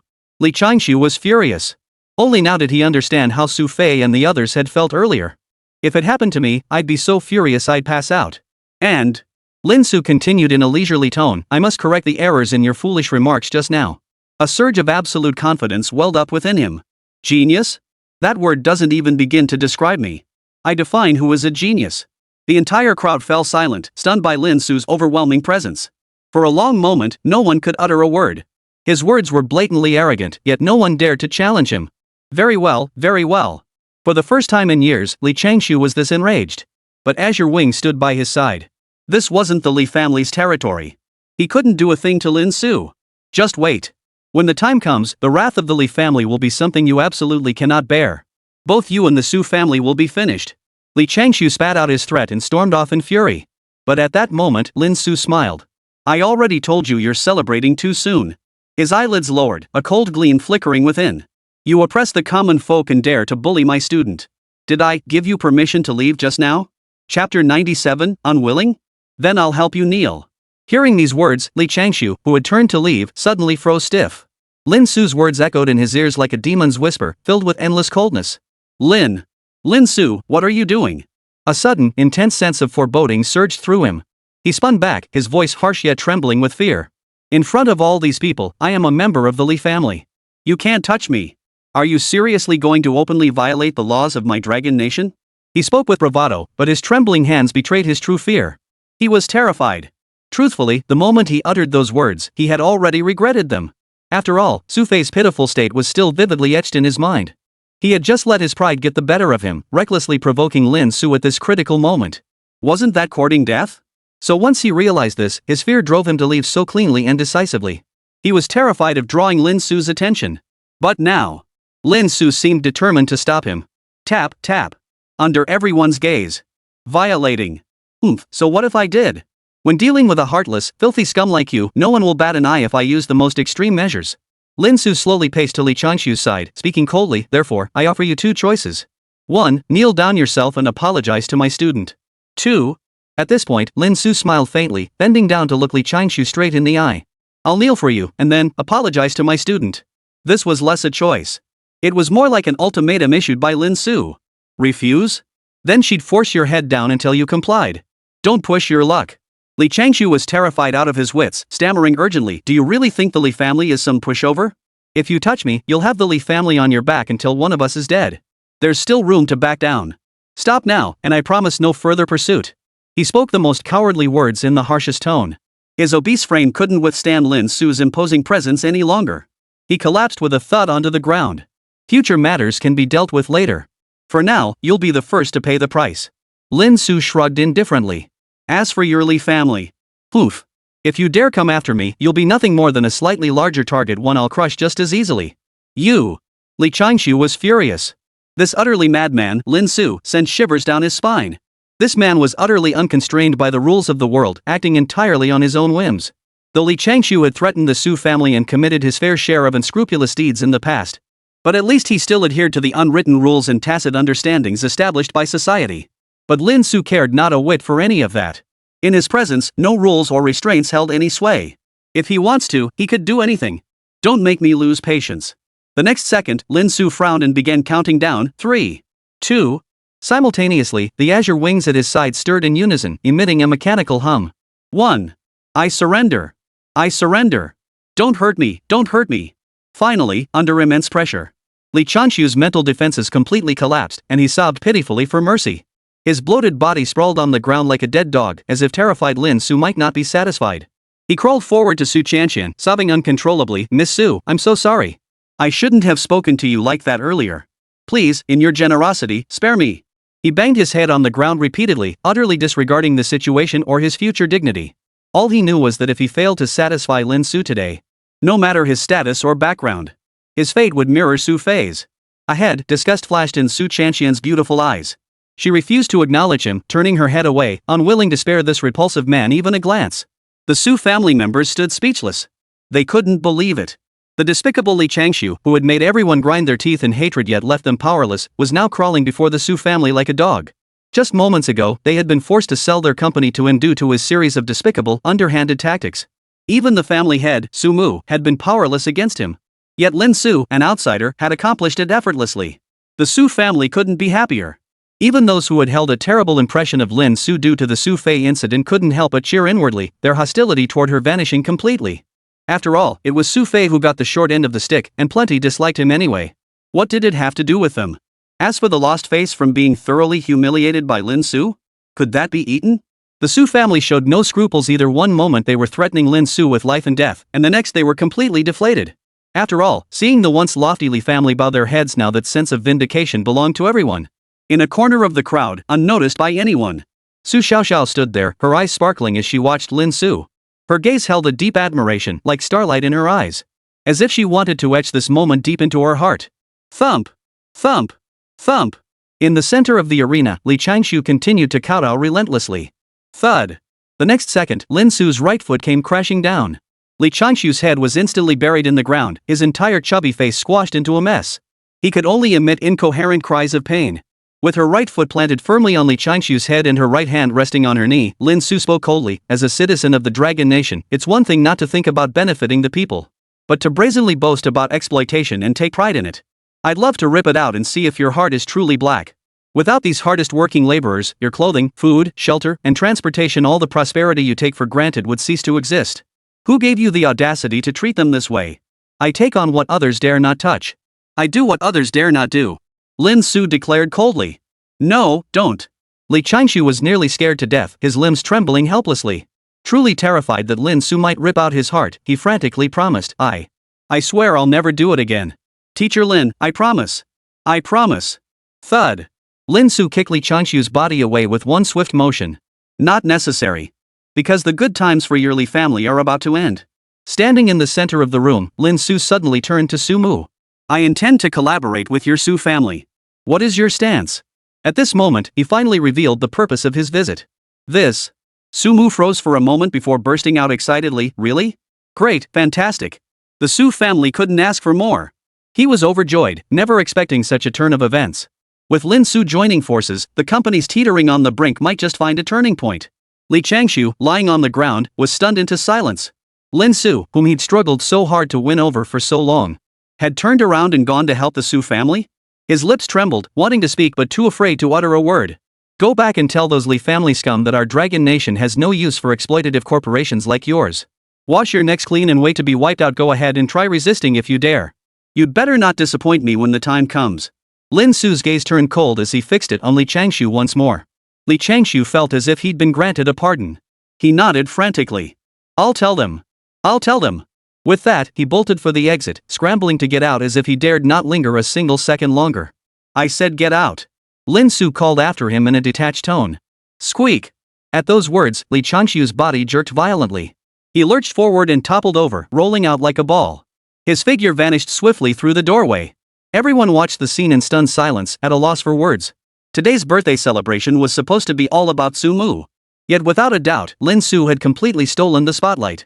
Not only had he brought the Su family to heel, but also humiliated the notoriously arrogant Li family. In all of Jinghai, the only one capable of achieving all this through her own strength. Could it be anyone other than Lin Su? Where on earth did this prodigy come from? Many were stunned. They vowed to send people to investigate Lin Su's background immediately. Not only was his talent and genius astonishing, but he could distinguish between tanks and prove counterfeits with just a single drop of oil. His background was unfathomably deep. A single glance had sent the high-ranking Minister Li into a state of utter dread. At this moment, Lin Su was shrouded in an aura of mystery, leaving everyone utterly baffled as to who he truly was. Professor Lin, was what you just said true? Sumu approached, his voice tinged with nervousness. It's true, Grandpa. Su Shanshan, now in high spirits, sweetly slipped her arm through Lin Su's. Teacher came here specifically to discuss this matter with us. Sumu felt a pang of shame at her words. Teacher Lin came here with sincere intentions, yet my good-for-nothing grandson, sigh. At this, Sumu sighed again. Lin Su replied calmly, that's a separate matter. Mr. Su's magnanimity and concern for the people are genuine. I hold that in high regard. He had done his research before coming. Many companies under the Su family only hired unemployed workers over the age of 35. These workers, cast aside by society, should have been unemployable. Yet the Su family still gave them this chance, not only paying them regular wages without deductions, but also providing full benefits and rest periods. Yet society remained relentlessly harsh. The Li family, on the other hand, not only hired only young people but also deducted wages and forced overtime. Under such high-pressure conditions, productivity naturally soared. It's no wonder Su's company, facing such malicious competition, gradually declined. And this is truly ironic. Honest companies struggle to survive, while these unscrupulous businesses only grow stronger. At this thought, Lin Su's eyes turned icy. This time, he would use the hanged lighter production project as an opportunity to thoroughly crack down on these arrogant and scrupulous capitalists. It's just putting myself in their shoes. I went through that time too, old man. As fellow Dragon Nation citizens, if even we won't help our own kind, what hope do they have? Sumu sighed. The Su family's situation was far from rosy now, beset by internal strife and external pressures. Su Qing possessed ability but lacked decisiveness. As for Su Fei, he was a complete wastrel through and through, utterly useless for any significant role. Sumu was deeply worried about the Su family's future. Seeing Su Chanshan's affectionate gestures now, he felt not the slightest displeasure, but rather a quiet joy within. If Lin Su could join the Su family, then the Su family truly would have nothing to worry about in the future. Yet Sumu knew all too well that a dragon lurking in the depths like Lin Su was ultimately beyond the Su family's grasp. He sighed inwardly, deciding to focus on securing the matter at hand first. I will have Su Qing cooperate fully with you. Full authority over several companies will be placed in your hands. Sumu declared without hesitation. Father, this. Hearing this, Su Qing hesitated, words caught in his throat. While Lin Su's capabilities were undeniable to all, managing companies was clearly something Lin Su, as a teacher, had never been exposed to. Handing over all decision-making and management authority to Lin Su like this. Was that truly appropriate? My decision is final. No more nonsense. Sumu snapped angrily, when the time comes, if Teacher Lin tells you to go east, you go east. If you dare make any mistakes, I won't let you off the hook. Sumu reverted to his usual stern demeanor. I understand, grandfather. Sun Sheng had no choice but to agree. With grandfather acting like this, it was hard to tell who the real grandson was. He felt like an outsider himself. The handover concluded. Lin Su naturally saw no reason to linger. After briefly informing Su Chanshan, Lin Su prepared to depart. She declined the Su family's suddenly fervent insistence on further hospitality and Su Mu's repeated pleas to stay. Lin Su finally managed to slip away, walking along the forest path of the Su family estate. But just then, a voice suddenly called out to Lin Su, "You, wait a moment." Chapter 98, Su Xiaoxiao's request, "Call me brother." Hearing this unexpected voice, Lin Su felt a pang of confusion and immediately turned to look. The next moment, upon seeing who it was, Lin Su was utterly astonished. As if she never expected it to be her. At that moment, in the corner of the garden fountain before him, a cute little girl stood there. Her golden, slightly curly hair cascaded down her shoulders. She wore a charming little dress in shades of pink and white. Her eyes sparkled with a purity that seemed clearer than the nearby fountain water, radiating an innocent glow. Though shorter than Lin Su, her expression as she lifted her head to look at him still carried an air of innate nobility and pride. The one who had just spoken was none other than Su Xiaoxiao. How could it be her? Lin Su was utterly dumbfounded. He had only met Su Xiaoxiao once before. They hadn't even exchanged a word. The problem was, this little girl seemed to harbor some kind of hostility or prejudice toward her. From the very start, she hadn't given her a single friendly glance. Every time she saw him, she'd turn her head, pout, and let out a petulant snort all in one fluid motion. And now she actually called out to him. What does she want? What is it, Xiaoxiao? But since she was Su Chanshan's younger sister, Lin Su suppressed her confusion and asked with a smile. Who do you think you're calling Xiaoxiao? Call me miss. Hearing this, Su Xiaoxiao's cheeks puffed out instantly. She planted one hand on her hip and pointed a finger at Lin Su, pouting, "Are you some kind of creepy old man? Calling me that lecherous nickname? You worthless old man. Fish? Uncle?" Lin Su was instantly struck dumb. He was only 26 years old. And now he was being called an old man? An overwhelming urge surged within him to grab this sassy blonde little brat and give her a good spanking. Can't you speak properly? But she was, after all, the younger sister of his student. Lin Su took a deep breath, reminding himself not to stoop to a little girl's level. He forced another smile. So, what brings you here, Miss Su? Poof. Su Xiaoxiao finally nodded in satisfaction. Then she suddenly fell silent. Creak creak. The atmosphere grew awkward. The air seemed to freeze. Lin Su was completely dumbfounded. Wait, no. You called me over just now. You gave me a piece of your mind and now you're not saying anything? Su Xiaoxiao realized this too. Her pretty face flushed bright red instantly. She tried to speak but could only stammer, seemingly overcome with embarrassment. After a long pause, she finally managed a few words. You really are that dead sister's teacher? Lin Su burst out laughing. Are there really scammers out there pretending to be someone's teacher these days? To steal the knowledge you've learned or something? Put. Su Xiaoxiao couldn't help but burst out laughing at Lin Su's teasing. That fleeting moment was breathtakingly beautiful. Even Lin Su, who had seen countless beauties, was momentarily transfixed by that smile. Noticing Lin Su's dazed gaze, Su Xiaoxiao quickly realized she'd let her guard down. She hastily composed herself, her face quickly turning stern again, as if nothing had happened at all. Yet the faint blush on her cheeks betrayed her truest thoughts. She hastily changed the subject. So, that beat-up bicycle you and your dead sister built that too? Lin Su nodded. That's right. Su Xiaoxiao's eyes lit up. Seeing that look on her face, and recalling Su Xiaoxiao's behavior when they first met, Lin Su seemed to realize something. Her expression turned slightly awkward. You want to try riding it, don't you? If you want to sit on it, just hop on. No one's stopping you. Her secret thoughts were suddenly exposed by Lin Su. Su Xiaoxiao flushed with embarrassment and anger, stomping her foot. She forced herself to stay calm. No. I was just asking. What are you imagining? Watch out, or I'll beat you to death. Then, a stubborn look appeared on her face. Oomph. That dead sister of mine only thinks she's better because she was born a few years earlier than me. Just wait a few years until I invent something even more amazing. I bet she won't dare to show off in front of me anymore. Lin Su was momentarily speechless. No wonder this little brat had been so hostile toward her from the start. So she was competing with her sister. And as her mentor, he'd undoubtedly become the puppet master in the little girl's mind. Helping the dead sister against me. No wonder she couldn't stand the sight of me. But who would have thought that the second young miss of a prestigious family, a pure-looking, adorable blonde little girl, would be so obsessed with studying technology? Wasn't this just another kind of contrast? But upon closer reflection, just look at the way Su Mu and Su Chanqian interact as grandfather and granddaughter. It doesn't seem so strange that Su Xiaoxiao turned out this way.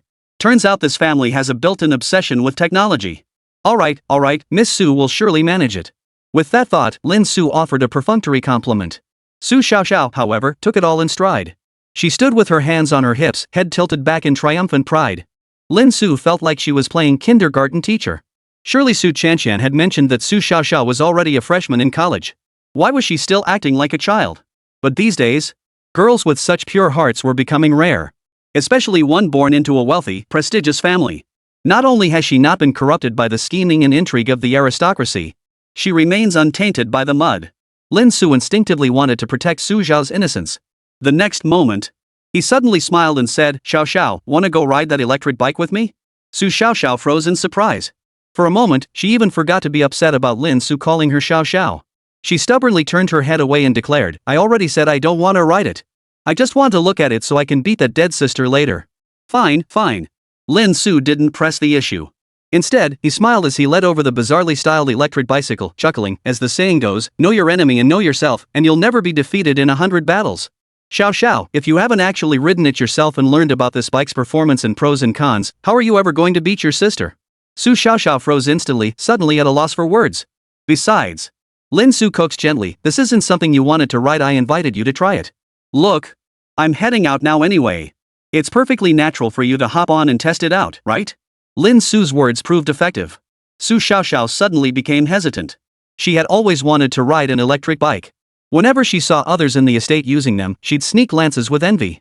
But her stubborn pride and defiance toward her sister had always prevented her from lowering herself to ask. Lin Su's words provided her with the perfect excuse. It's you who kept insisting I ride it. Just so you know, I absolutely didn't want to ride it in the first place. Su Xiaoxiao pouted. Yes.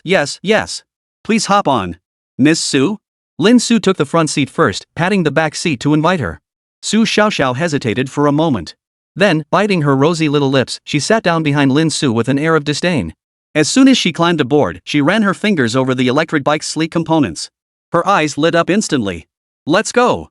Lin Su chuckled, then pedaled the electric bike, converting kinetic energy into electricity as it sped forward. Su Xiaoxiao was stunned behind her. Her first ride, and the speed was beyond anything she could have imagined. The wind swept through her golden hair. Su Xiaoxiao showed no trace of a spoiled young lady's airs, pedaling with all her might. Her eyes crinkled into crescent moons with laughter. Unfortunately, no one could see her expression now. Otherwise, one might think the surrounding scenery itself had faded into insignificance at that moment. The longer she pedaled, the more astonished Su Xiaoxiao felt. Who hasn't ridden a bicycle? But Lin Su's electric bike wasn't just fast, it glided along the road with remarkable smoothness, showing not a hint of wobble despite its long frame. She couldn't help but glance at Lin Su's back ahead of her. She bit her lip lightly. Could such an incredible bicycle really be his creation? Recalling the scene that had just left her utterly stunned, the oil-detecting tank. For a moment, she felt a twinge of envy toward Su Qianxian for having such a teacher. Suddenly, Lin Su's voice broke the silence. Xiao, why did you trip your second brother at the banquet just now? He voiced the question on her mind. Su Xiao was taken aback. She hadn't expected that even though she'd been so careful, Lin Su had still noticed. But when confronted with Lin Su's question, Su Xiao suddenly realized she didn't have an answer either. In truth, ever since Lin Su had appeared, she had been quietly observing this teacher Lin, whom her older sister Su Qianxian was always talking about. And when Lin Su had been put on the spot by her second brother at the banquet back then, for some reason, she felt a pang of anger. She had instinctively made that move in secret. If you asked why, Su Xiao didn't really understand it herself. She was just genuinely unhappy at that moment. Xiao. Seeing no response, Lin Su called out. For some reason, Su Xiao felt a sudden surge of irritation at Lin Su's question. She huffed, "Humph. Mind your own business. Lin Su." The rest of the journey passed in silence. The two drove out of the Su family's grand estate and soon arrived at a picturesque field outside. Just then, Su Xiao suddenly said, "Right over to the right." Lin Su felt puzzled but didn't ask further, immediately turning the vehicle around. As they drove on, a small hut suddenly appeared before Lin Su. The hut itself wasn't large, but outside it sat a large pile of oddly shaped parts. Upon reaching their destination, both dismounted their bikes. After parking, Lin Su smiled at Su Xiao and asked, "So, did you find any flaws?" Su Xiao was momentarily speechless. She'd been enjoying the ride at first, but Lin Su's question had thrown her into a fluster. She hadn't had time to think about such things. "We'll talk about that later." Su Xiao quickly spoke up to cover her awkwardness. Pointing to the small hut beside them, she declared proudly, "This is my research base. How about it? Pretty impressive, huh?" Lin Su surveyed the space, feeling too exasperated to comment. The place was littered with broken parts and piles of bizarre technological contraptions. Some areas even bore scorch marks, clearly evidence of an accident. This place could easily pass for a crime scene. "And you call this a research base?" Lin Su pressed his hand to his forehead. Could it be that old man Su, fearing his life might be in jeopardy in his twilight years, was worried his granddaughter might blow him up? Using that as an excuse to have her wreak havoc outside? No wonder Su Mu looked so scared when he accepted Su Xiao's gift. Turns out this little girl is a pure-hearted demolition genius.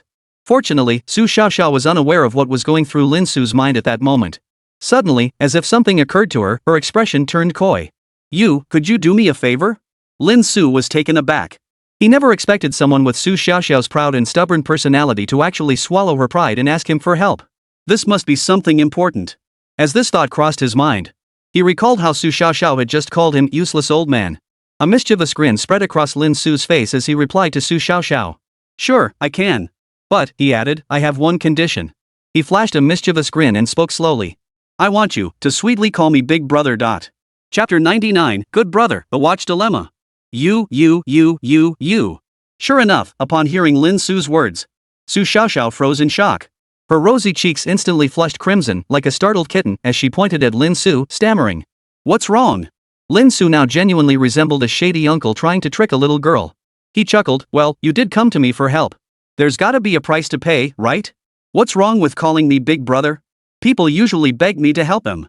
Lin Su chuckled. "Aren't you a teacher? How could you do something like this?" Su Xiao snapped angrily, accusing Lin Su of being shameless. Lin Su shrugged helplessly, acting like a complete scoundrel. "Inside the school gates, I'm a teacher. Outside them, I'm just a creepy uncle who loves to tease young girls, no doubt about it." Su Xiao was instantly speechless. She wanted to retort but couldn't find the words. After all, Li Changshu's fate was plain for all to see. Anyone with half a brain could see it. Lin Su's words might be arrogant, but he wasn't talking nonsense. If a simple good brother could get Lin Su to step in, then forget about Li Changshu. Even her own grandfather, Su Mu, would have to swallow his pride and coo out a dear brother in the sweetest voice. But given Su Xiaoxiao's temperament, how could she possibly lower herself to that? Her little mouth opened instantly, and she spat out a flurry of insults. You pervert!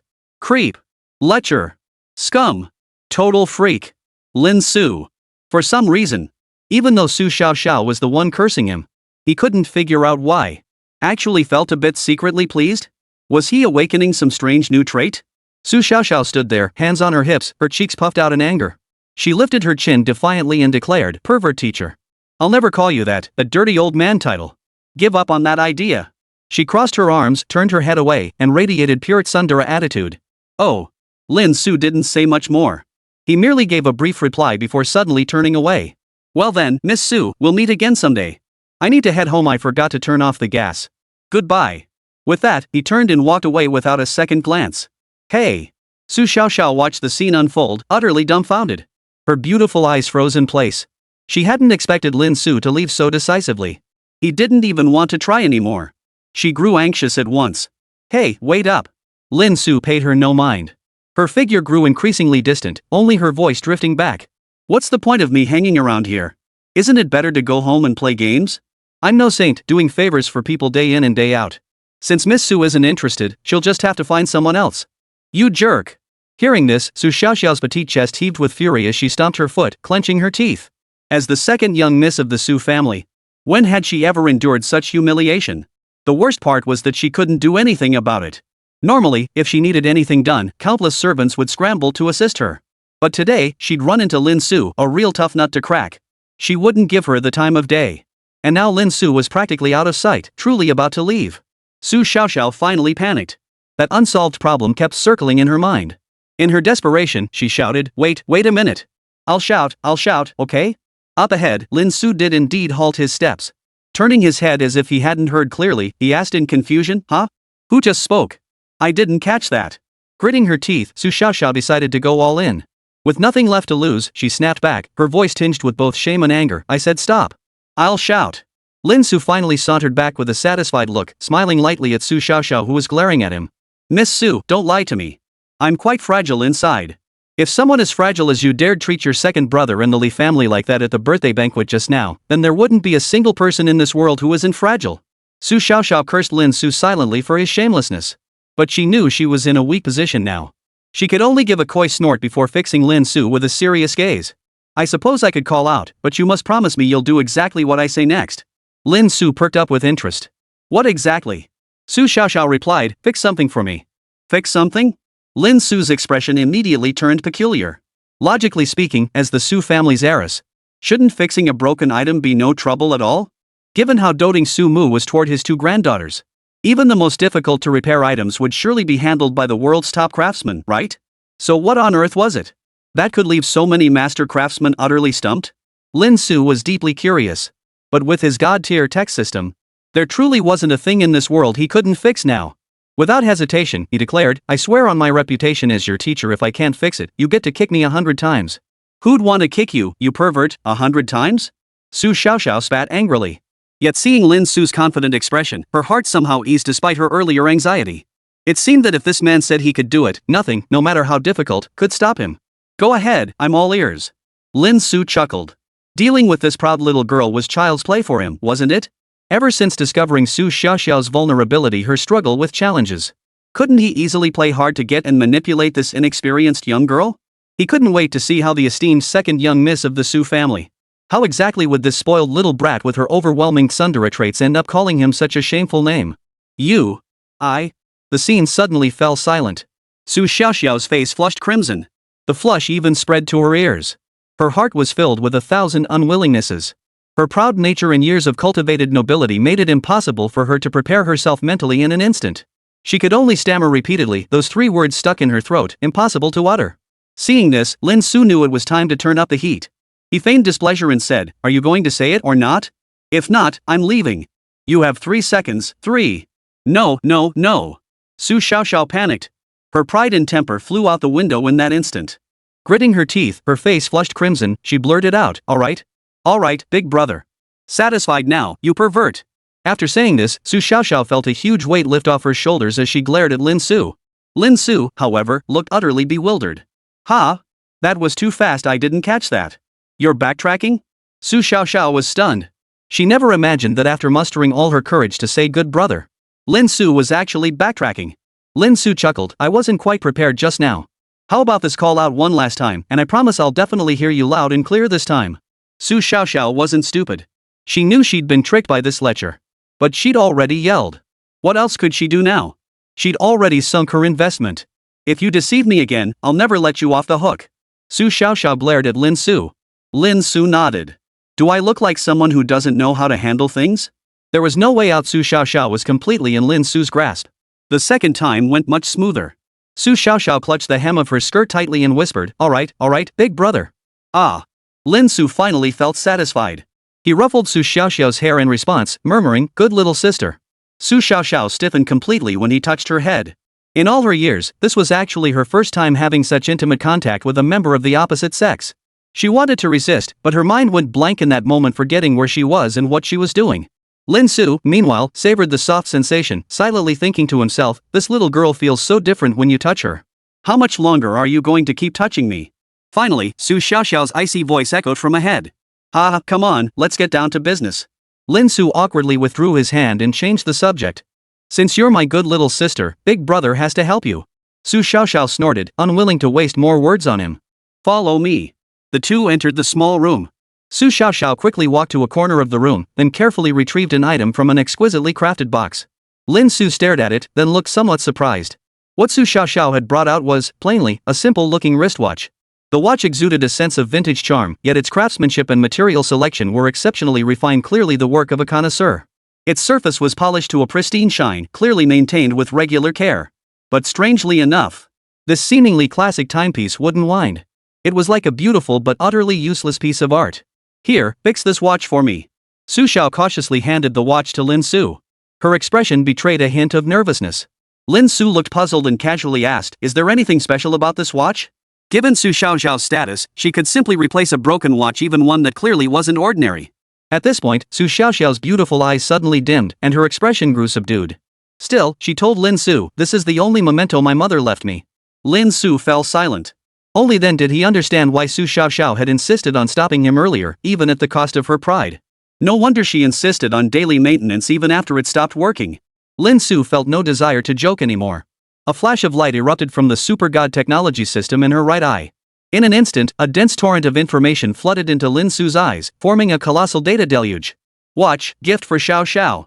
Parameters, dial diameter 39.8 mm, total net weight 150.32 g, case 100 g, movement 23 g. Crystal material, high transparency sapphire crystal, Mohs hardness 9, year. Mainspring system, mainspring length 50.2 mm, diameter 1.51 mm. Lin Su swiftly scanned these basic specifications. He went straight to the root of the problem. When he reached the section detailing the cause of the watch's damage, Lin Su's brow instantly furrowed deeply. Chapter 100, an unmistakable challenge, a mysterious message. Because the issue with this watch was peculiar. It wasn't exactly ordinary. Yet it was also quite ordinary. Defect, watch spring damaged. Damage level, 99%. Damage analysis, 75.3% of fractures occurred in the mainspring's midsection, 24.6% at the gearbox interface, with the remaining 10% distributed elsewhere. Average fracture gap, 0.021 mm. Duration of damage, 8 years, 3 months, 20 days, 6 hours, 5 minutes, 26 seconds. The system's information appeared before Lin Su. Seeing this, even Lin Su couldn't help but click his tongue in disbelief. No wonder even after the Su family brought in so many top-tier technicians, they couldn't fix it, leaving Su Xiaoxiao to fret over it to this day. Simply because this watch had broken in an utterly bizarre and incredibly rare way. A broken mainspring is arguably the most common type of damage in watches. Normally, it either snaps cleanly in two with a snap, or it develops clearly visible cracks like dried-out old tree bark. But Su Xiaoxiao's case was downright bizarre. The fracture was incredibly subtle. To the naked eye, the clockwork appears flawless and intact. Yet internally, it harbored countless problems. These innumerable cracks, when combined, created a domino effect that rendered the mechanism completely useless. Such minute fractures and their dense concentration, even if the world's most skilled watchmakers were brought in, would likely shake their heads in resignation, declaring it utterly beyond repair. Thinking of this, Lin Su asked in confusion, if the mainspring is broken, why not just replace it with a new one? Hearing this, A flicker of sadness crossed Su Xiaoxiao's eyes. Her voice grew subdued. this was the last birthday gift Mom ever gave me. But I accidentally dropped it. Grandpa once brought in a group of old watchmakers to fix it, but after examining it, they all said there was no way to repair it, only replace it entirely. But if it's replaced, what's the difference from a brand new watch? It won't be the one Mom gave me anymore. Su Xiaoxiao said in a low voice. Well, you sure managed to break it in the most unbelievable way possible. Lin Su muttered under her breath. But seeing the little girl's dejected expression now, She held her tongue. Instead, he turned his attention back to the system, carefully pondering how he should go about fixing it. indeed, if this were the case, even the world's most skilled craftsman would be powerless. An ordinary person would be even more helpless. Replacements seem to be the only solution. But Lin Su has never been an ordinary person. He also possesses the system. Retrieve repair method. As Lin Su thought it, The system instantly displayed a dense array of information, all detailing how to repair this watch. at this very moment, what was an utterly unsolvable global problem in the outside world? Yet for Lin Su, solutions poured out relentlessly, bucket after bucket. Countless solutions requiring future technology were sifted through, as well as materials that have yet to appear on Earth. Lin Su narrowed his eyes and swiftly filtered out the simplest and most perfect solution. What do you think? Can it be fixed? Beside her, Su Xiaoxiao gripped the hem of her skirt tightly as she looked at Lin Su and asked. Her heart was in her throat. Just then, ahead, Lin Su suddenly sighed. This problem is a bit tricky. In an instant, Su Xiaoxiao's hopeful gaze quickly dimmed, like the most dazzling gemstone losing its luster. Her face turned pale as the last glimmer of hope in her heart was ruthlessly extinguished by Lin Su's words. Her fingers tightened around the hem of her skirt, betraying a sense of helplessness and bewilderment. Never mind, Su Xiaoxiao said sadly. After all, even grandfather couldn't find a solution after consulting so many masters. It's only natural you couldn't do it either. I don't blame you. With matters having reached this point, Su Xiaoxiao didn't even confront Lin Su about taking advantage of her earlier. Instead, she spoke with resigned sadness, her pitiful expression tugging at the heartstrings. What do you mean can't? Who told you that? I only said it was a bit tricky. Lin Su suddenly chuckled. Don't underestimate me.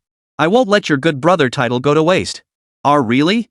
Sparkles instantly lit up Su Xiaoxiao's eyes. As if hope had returned to her entire being, she nearly leapt up in excitement. Lin Su chuckled. Of course. Do you have any nickel-based alloys here? Nickel-based alloy? Su Xiaoxiao tilted her head, thinking for a moment before nodding. I think so. Grandpa said he'd give me the best research conditions, so most materials and equipment are basically here. All traces of her earlier dejection vanished as Su Xiaoxiao, now brimming with energy, hurried off to the warehouse. Soon, she returned holding a piece of silvery white material with a smooth, metallic surface, handing it to Lin Su. This should suffice. Taking it, Lin Su weighed it in his hand before nodding. Okay, bro, what are you going to do with it? Su Xiaoxiao was now as obedient as could be, standing there adorably as she looked up at Lin Su and asked. Her heart was filled with excitement and anticipation, but above all, an overwhelming curiosity. She wanted to know how he would solve this problem that countless masters had failed to tackle. What method would Lin Su use to conquer it? You'll see soon enough. Lin Su didn't answer, but gave a mysterious smile instead. Taking the equipment, he proceeded right before Su Xiao's eyes. First, he cut the nickel-based alloy. Then, using the machinery in the room, he began machining and grinding it. He then made his way over to the lathe, milling machine, and grinding machine, wandering around each piece of equipment, tinkering here and there. Thankfully, this was the meticulously arranged research base of old Master Su. Otherwise, just accessing all these different machines would have required Lin Su to make several trips. Su Xiaoxiao followed closely behind Lin Su, watching him perform a dazzling array of operations. Her confusion only deepened. What on earth was Lin Su doing? Finally, after careful polishing and grinding, Lin Su smiled. It's done.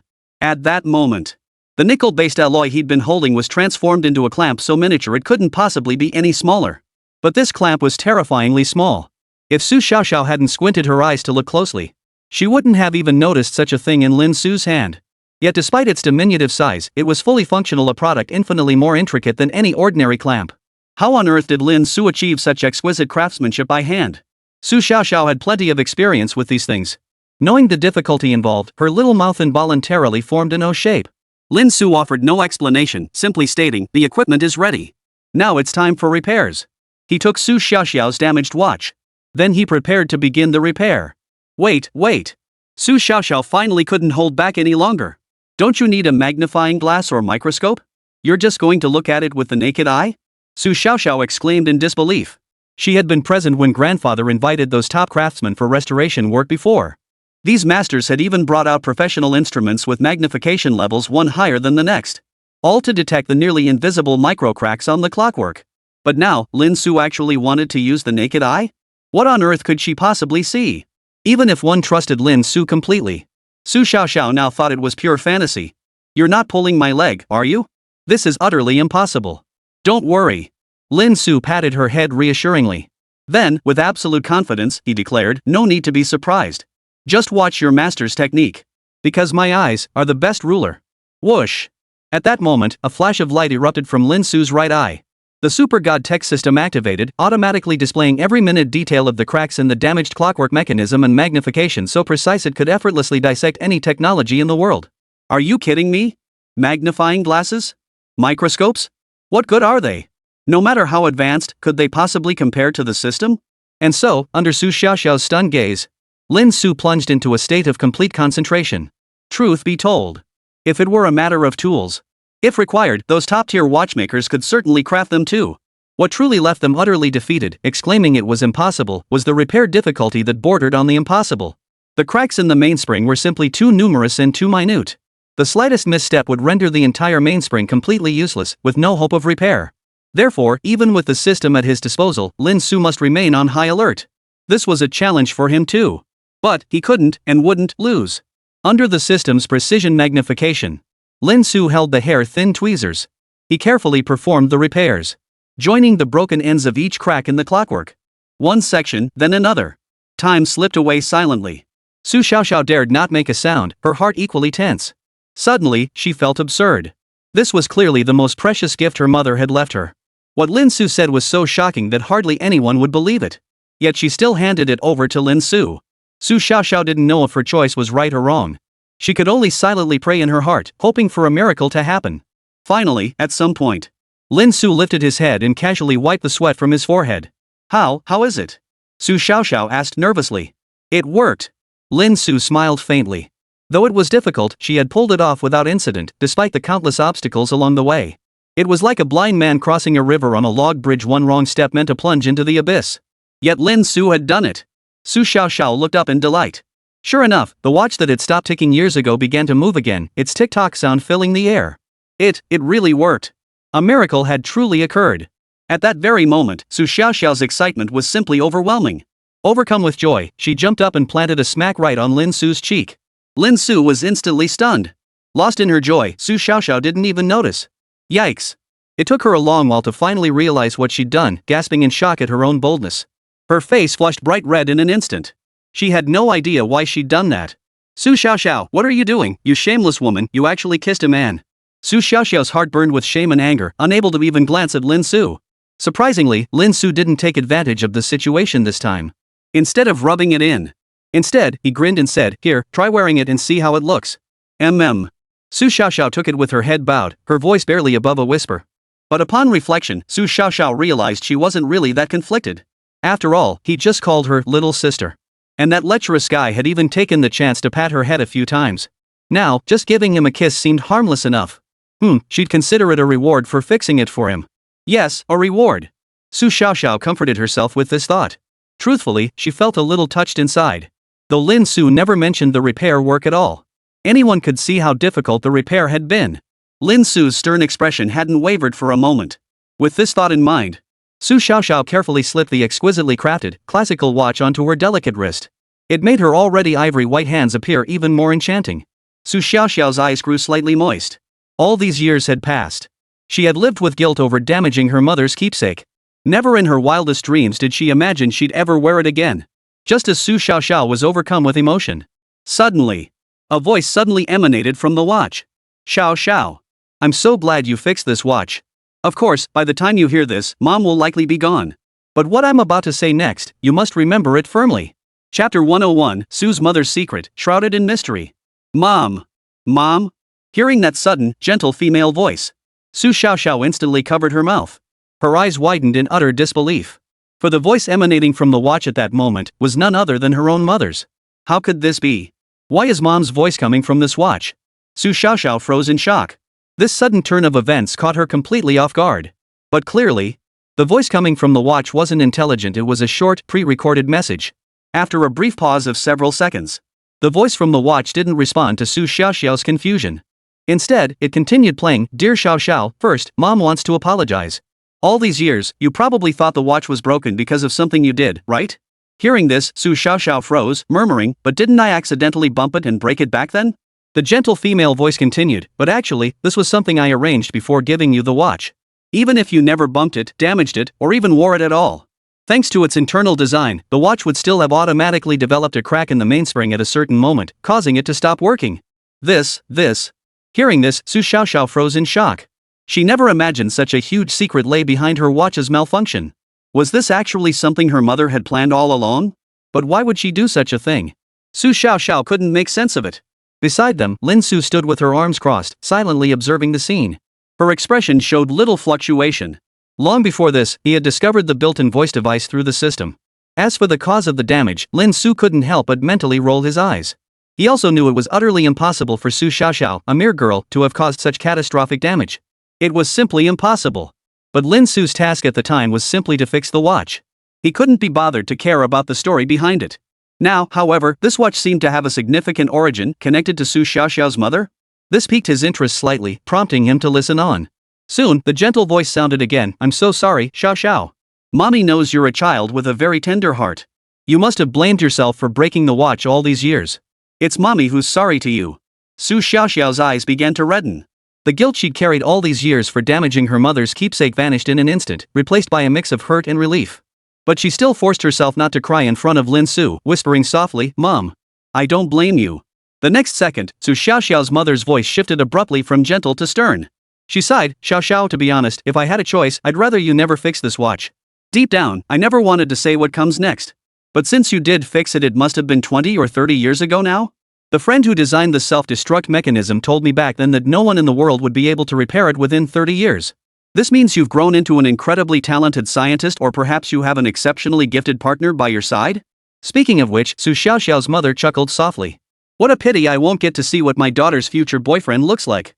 He must be quite handsome to be worthy of my little Xiao Xiao, right? Mom, what are you saying?" Hearing this, Su Xiao's face flushed bright red. She stole a glance at Lin Su, feeling utterly embarrassed.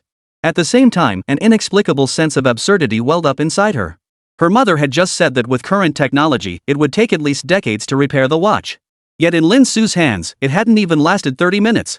Su Xiaoxiao's mother continued, "So, after solving the puzzle I left behind and confirming you both possess sufficient ability, there are certain things I feel I must tell you. After all, it would be selfish of me to go off on my own adventures, leaving you all behind to deal with my madness. So, whatever your choice may be, as your mother, I feel it's my duty to inform you." "What?" Su Xiao was stunned by the revelation. Even Lin Su narrowed his eyes slightly. Su Xiaoxiao's mother seemed to hold some incredible secret? And this secret concerns the meteor crater in the northwest of our dragon nation. The recording continued. "While exploring the crater with the scientific expedition team, I stumbled upon a colossal secret. Regarding this secret, forgive me for not being able to tell you too many details, because even I still know very little about that place. I only vaguely sense that there seems to be something beyond what humanity can comprehend today. Tomorrow, I must journey alone to that place within the crater to uncover the truth. It is my duty as a member of the Dragon Nation's Crater Scientific Expedition Team." The gentle female voice grew fainter. "I chose to tell you because you've always been steady-tempered since childhood. Though sometimes mischievous, you listen to Mom, unlike Qianqian, who's so impulsive. If I could choose, I'd rather neither of you be drawn into this danger. Stay away from the northwest crater. I only hope that thing, the very sight of which sends shivers down one's spine, will remain forever dormant." The voice grew fainter, yet its gentleness remained unwavering. "Time is running out. What I want to say most is, I love you.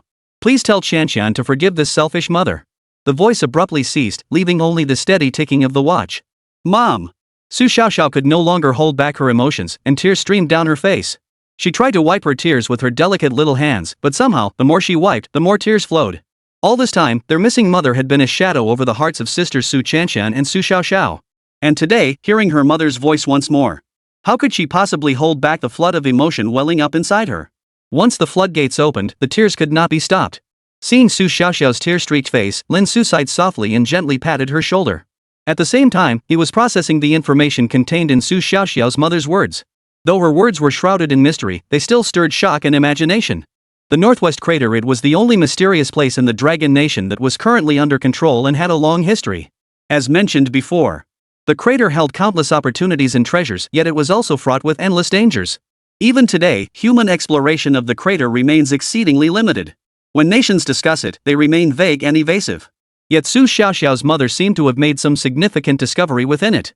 She even made special arrangements to ensure the information wouldn't be lost if something happened to her. What is this chilling thing? A natural wonder? An eerie geological formation? An unprecedented top-secret material? Or even a mysterious monster? At this thought, Lin Su gazed at Su Xiao, who had gradually stopped crying. Still reeling from her earlier emotional turmoil, Su Xiaoxiao asked, Xiao, what exactly did your mother do? Why would she mention these things? Su Xiaoxiao's eyes were still slightly red as she replied, Mom passed away when I was very young. Grandpa said she was once among the top scientists in our dragon nation, frequently traveling to the northwest for scientific expeditions. But one day she vanished. No one knew where she went. Even when Grandpa pulled strings to send people to investigate, and once even spent a fortune to send a team to search the meteor crater, not a single trace of her was found. It was as if she'd vanished into thin air. Later, the whole family, even grandfather, lost hope, believing mother had perished. Su Xiaoxiao choked out. Lin Su frowned deeply. This matter was growing increasingly baffling. The unknown mission, the inexplicably left recording, and the trail that vanished without a trace. What exactly had Su Xiaoxiao's mother uncovered that was worth risking her life alone to uncover? Even Lin Su, lacking sufficient information, couldn't find the answer. This secret, buried for 8 long years, seemed to have only just lifted a corner of its veil at this moment. All clues pointed toward that mysterious, enigmatic crater. Lin Su, will you help me? At that moment, Su Xiao suddenly lifted her head, her beautiful, watery eyes fixed intently on Lin Su. The clues regarding her birth mother's disappearance made her unwilling to give up. But the watch had been repaired by Lin Su. Su Xiaoxiao herself simply didn't possess that ability. And if anyone in the entire Dragon Kingdom possessed such skill now, it could only be Lin Su. I know this is difficult. It's entirely up to you. This is just a personal request. I absolutely don't mean to morally blackmail you. Su Xiaoxiao bit her lip, her usual proud and aloof demeanor momentarily fading. I'll help you. Lin Su nodded sullenly this time. Even setting aside Su Xiaoxiao's identity, this matter alone had piqued Lin Su's interest. As a scientific researcher, Lin Su had long harbored a fascination with the legendary meteorite crater. Even without this matter, he would have eventually set foot on the crater's soil. Exploring the mystery surrounding Su Xiaoxiao's mother, a matter that deeply intrigued him, would merely be a side endeavor. Moreover, for reasons unknown, Lin Su always sensed an inexplicable complexity to the secret, a faint sense of foreboding stirring within him. His instincts were usually spot on. Of course, not now. But before Su Xiaoxiao could bask in her joy for long, Lin Su poured cold water on her enthusiasm. We know far too little about the crater right now. We have no helpers, and our logistics and support are completely non-existent. Going straight into the crater to explore is no different from walking into a death trap. Therefore, this matter requires careful planning. It's not something we can resolve immediately. Lin Su said calmly. Su Xiaoxiao nodded obediently. The next moment, she hesitated slightly before saying, Lin Su, there's something I want to tell you. Chapter 102, Revenge. The Perilous Su Family Company.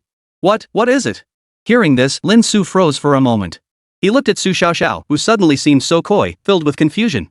Up ahead, Su Xiaoxiao clasped her hands together, twisting the hem of her skirt. Her mind was in turmoil, and a faint blush spread across her cheeks.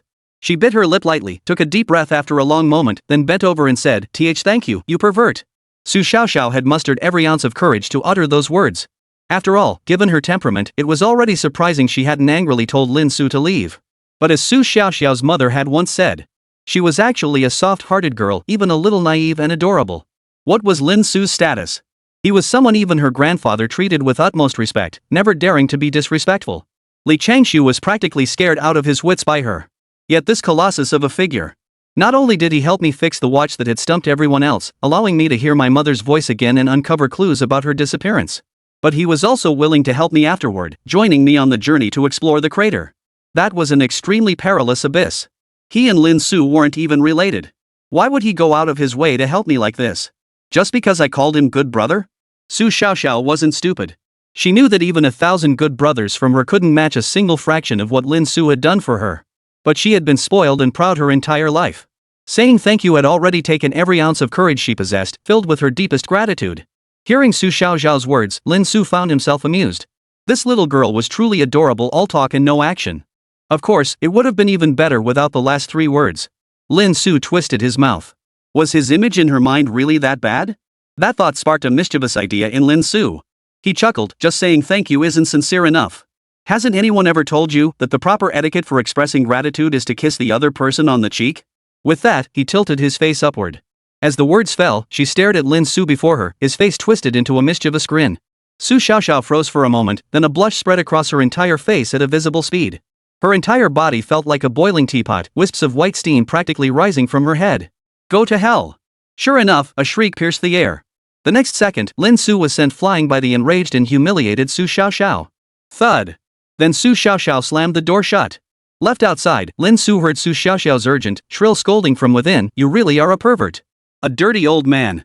After being cursed out, Lin Su helplessly rubbed his nose and gave a wry smile. This little girl really couldn't take a joke. But he wasn't angry. After the playful banter ended, he chuckled and said, "Well, I'll be off then."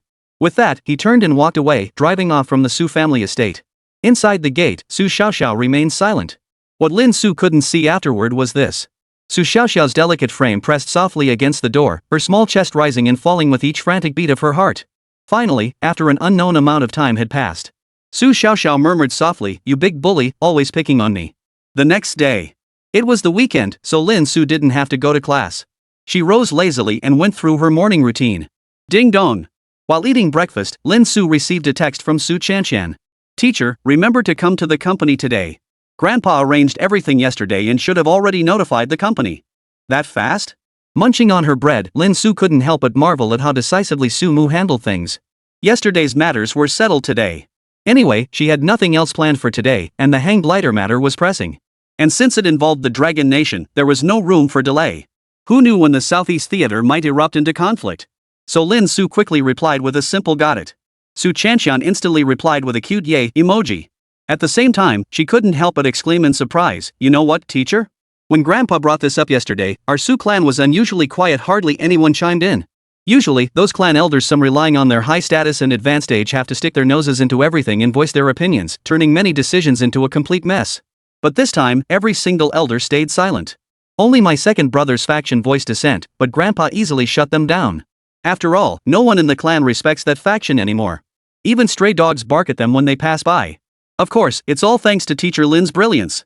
Even those stubborn old fools dare not speak up now, terrified of being called out for a lecture by Teacher Lin.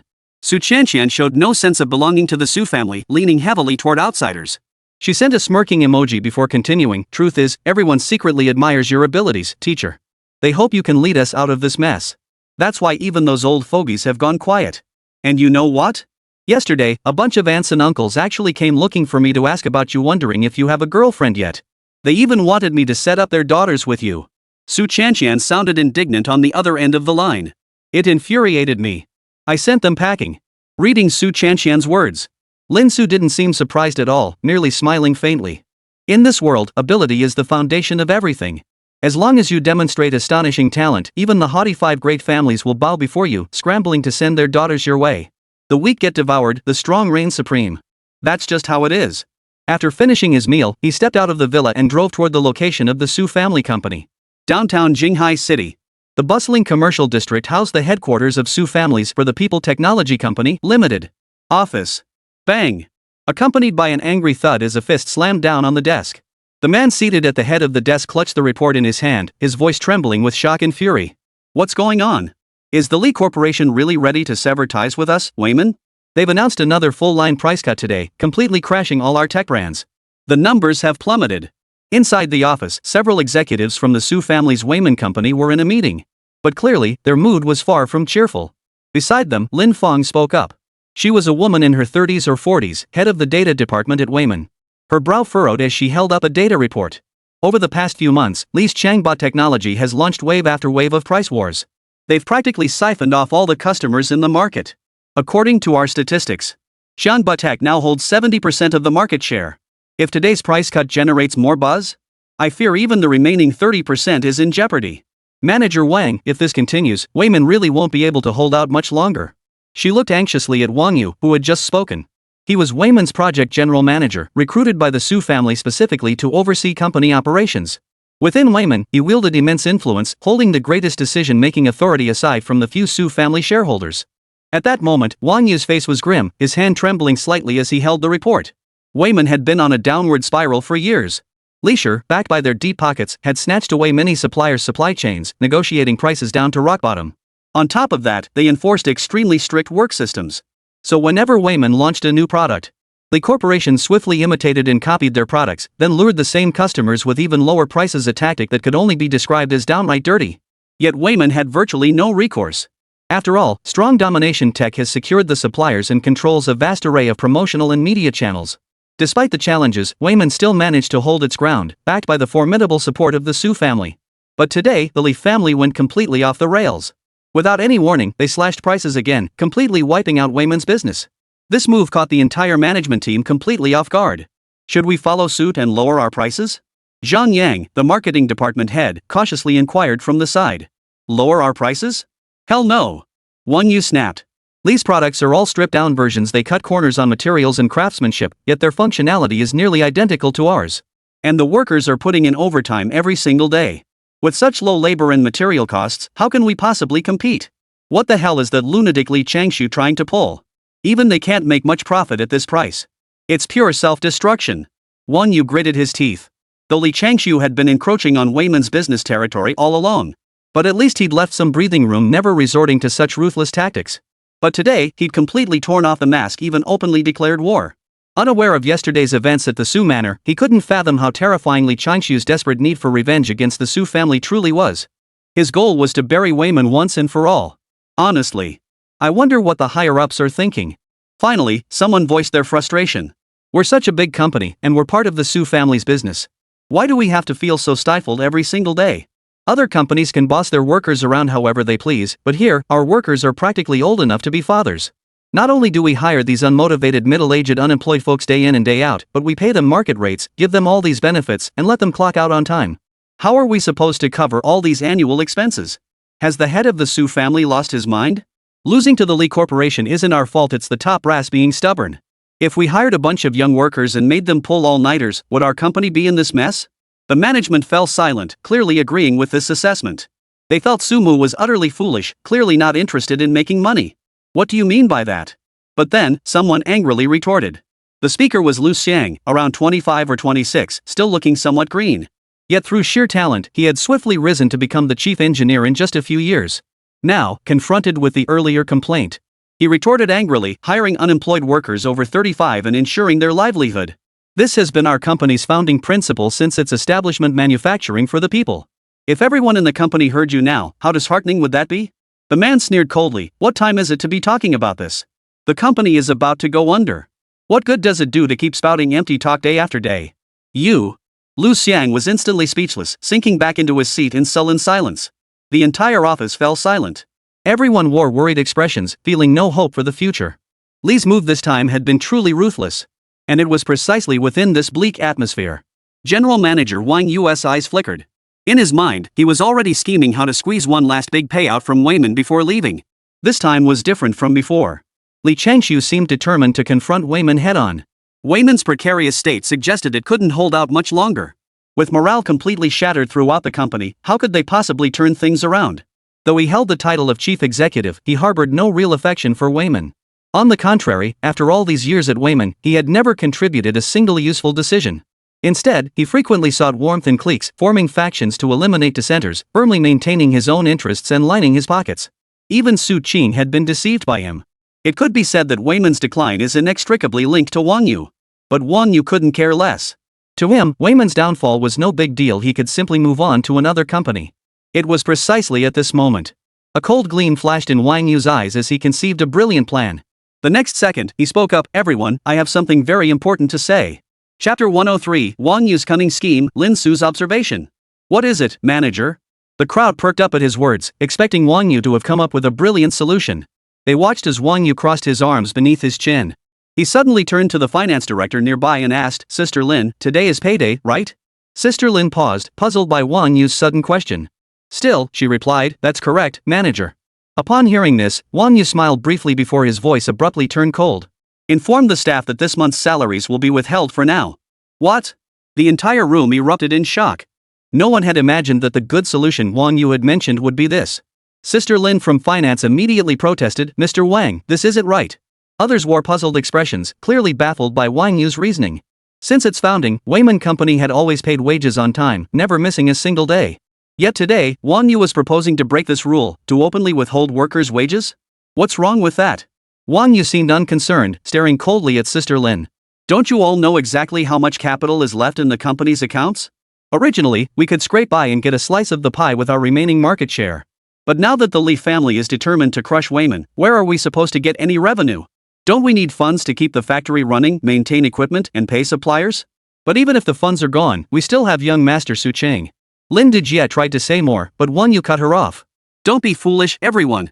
Wang Yu said calmly, once or twice, young Master Su might still allocate some funds to us, but what about the third or fourth time, or even after that? With Wayman's current market share, does this company even have a future? Capital isn't charity. Everyone, don't be so naive. It's time to think about your own exit strategy. Securing your own interests right now is what truly matters. Sister Lin fell silent. Not only that, starting today, all workers' wages will be cut in half. Blame it on the company's recent poor performance. At the same time, lay off those who should be laid off. Make things difficult for them so they quit voluntarily. Otherwise, the company will have to pay compensation. Can you handle that, HR? This. The HR representative stammered, unable to respond for a long moment. Everyone was stunned. Who would have thought Wang Yu could be so ruthless? This was pure exploitation, completely disregarding the company's interests. But recalling Wang Yu's earlier words, everyone collectively fell silent. Wang Yu was right.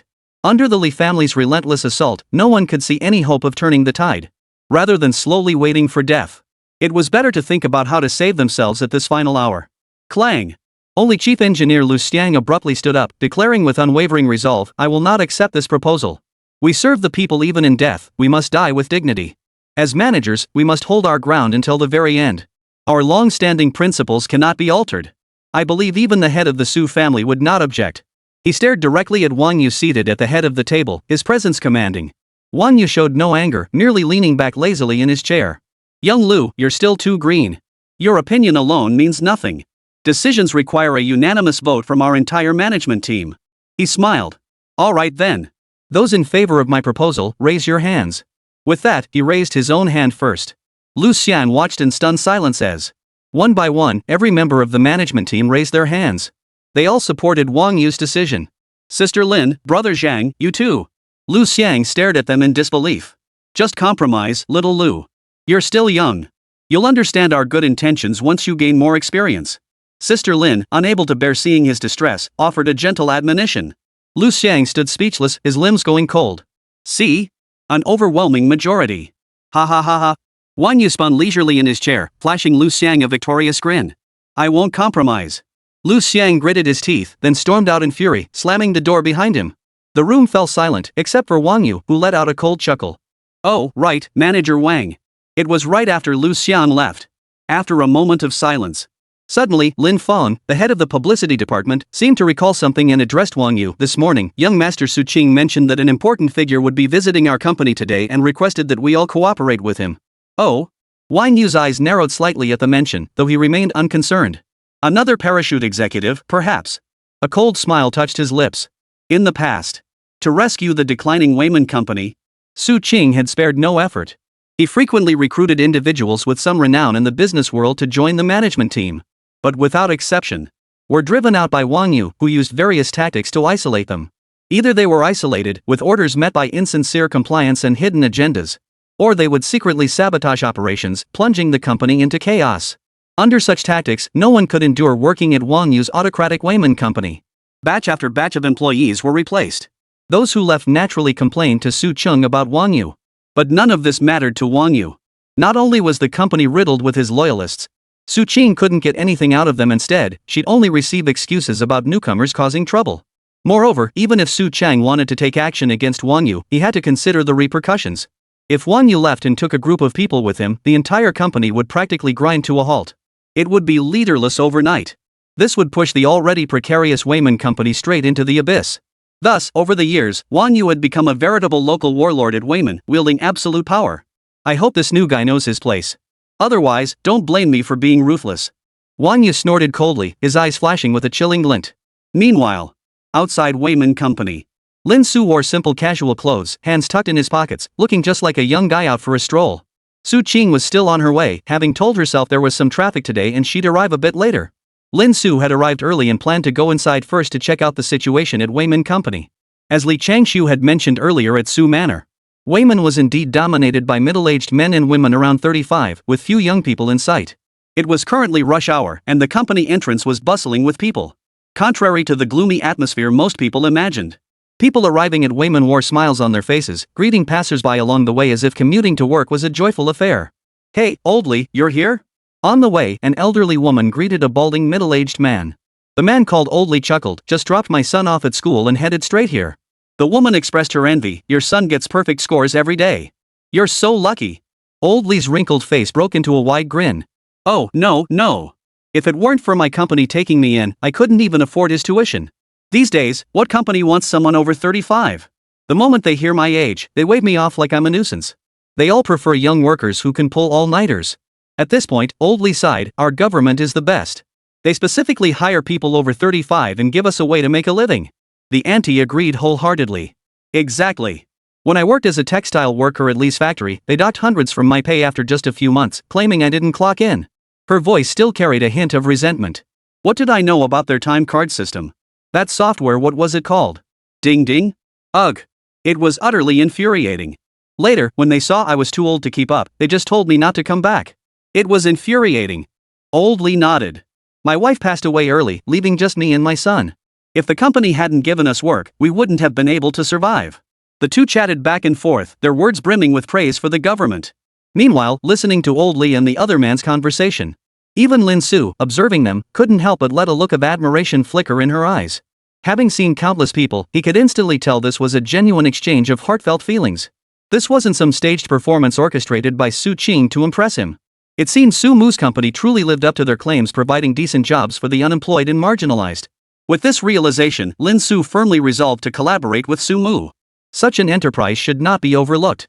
Perhaps their conversation seemed incomprehensible, even bizarre, to others. In such a developed society, it seemed inconceivable that people still went hungry and struggled under the pressure of survival. But in reality, people like Old Lee, striving to make ends meet, were everywhere in Manhwa. A job was nothing less than a lifeline for them. Therefore, companies like Min's absolutely should not be allowed to collapse. In Lin Su's heart, companies like this shouldn't merely serve as rare, exemplary cases. They should become commonplace throughout Manhwa society. But just then, suddenly, a man rushed out of the company entrance. He shouted at Old Lee, "It's bad." Chapter 104, Humiliation. Kneel and kowtow. "What's wrong, doggy? Why all the fuss?" Old Lee looked at the frantic figure rushing out. Old Lee looked at him with a puzzled expression.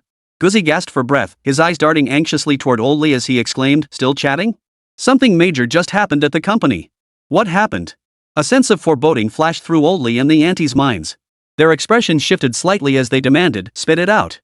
Old Lee, who usually seemed slow and not very talkative, looked strangely flustered, as if struggling to find the words. Finally, he stamped his foot and exclaimed, "Ah! I can't explain it all right now. Just come with me and see for yourselves."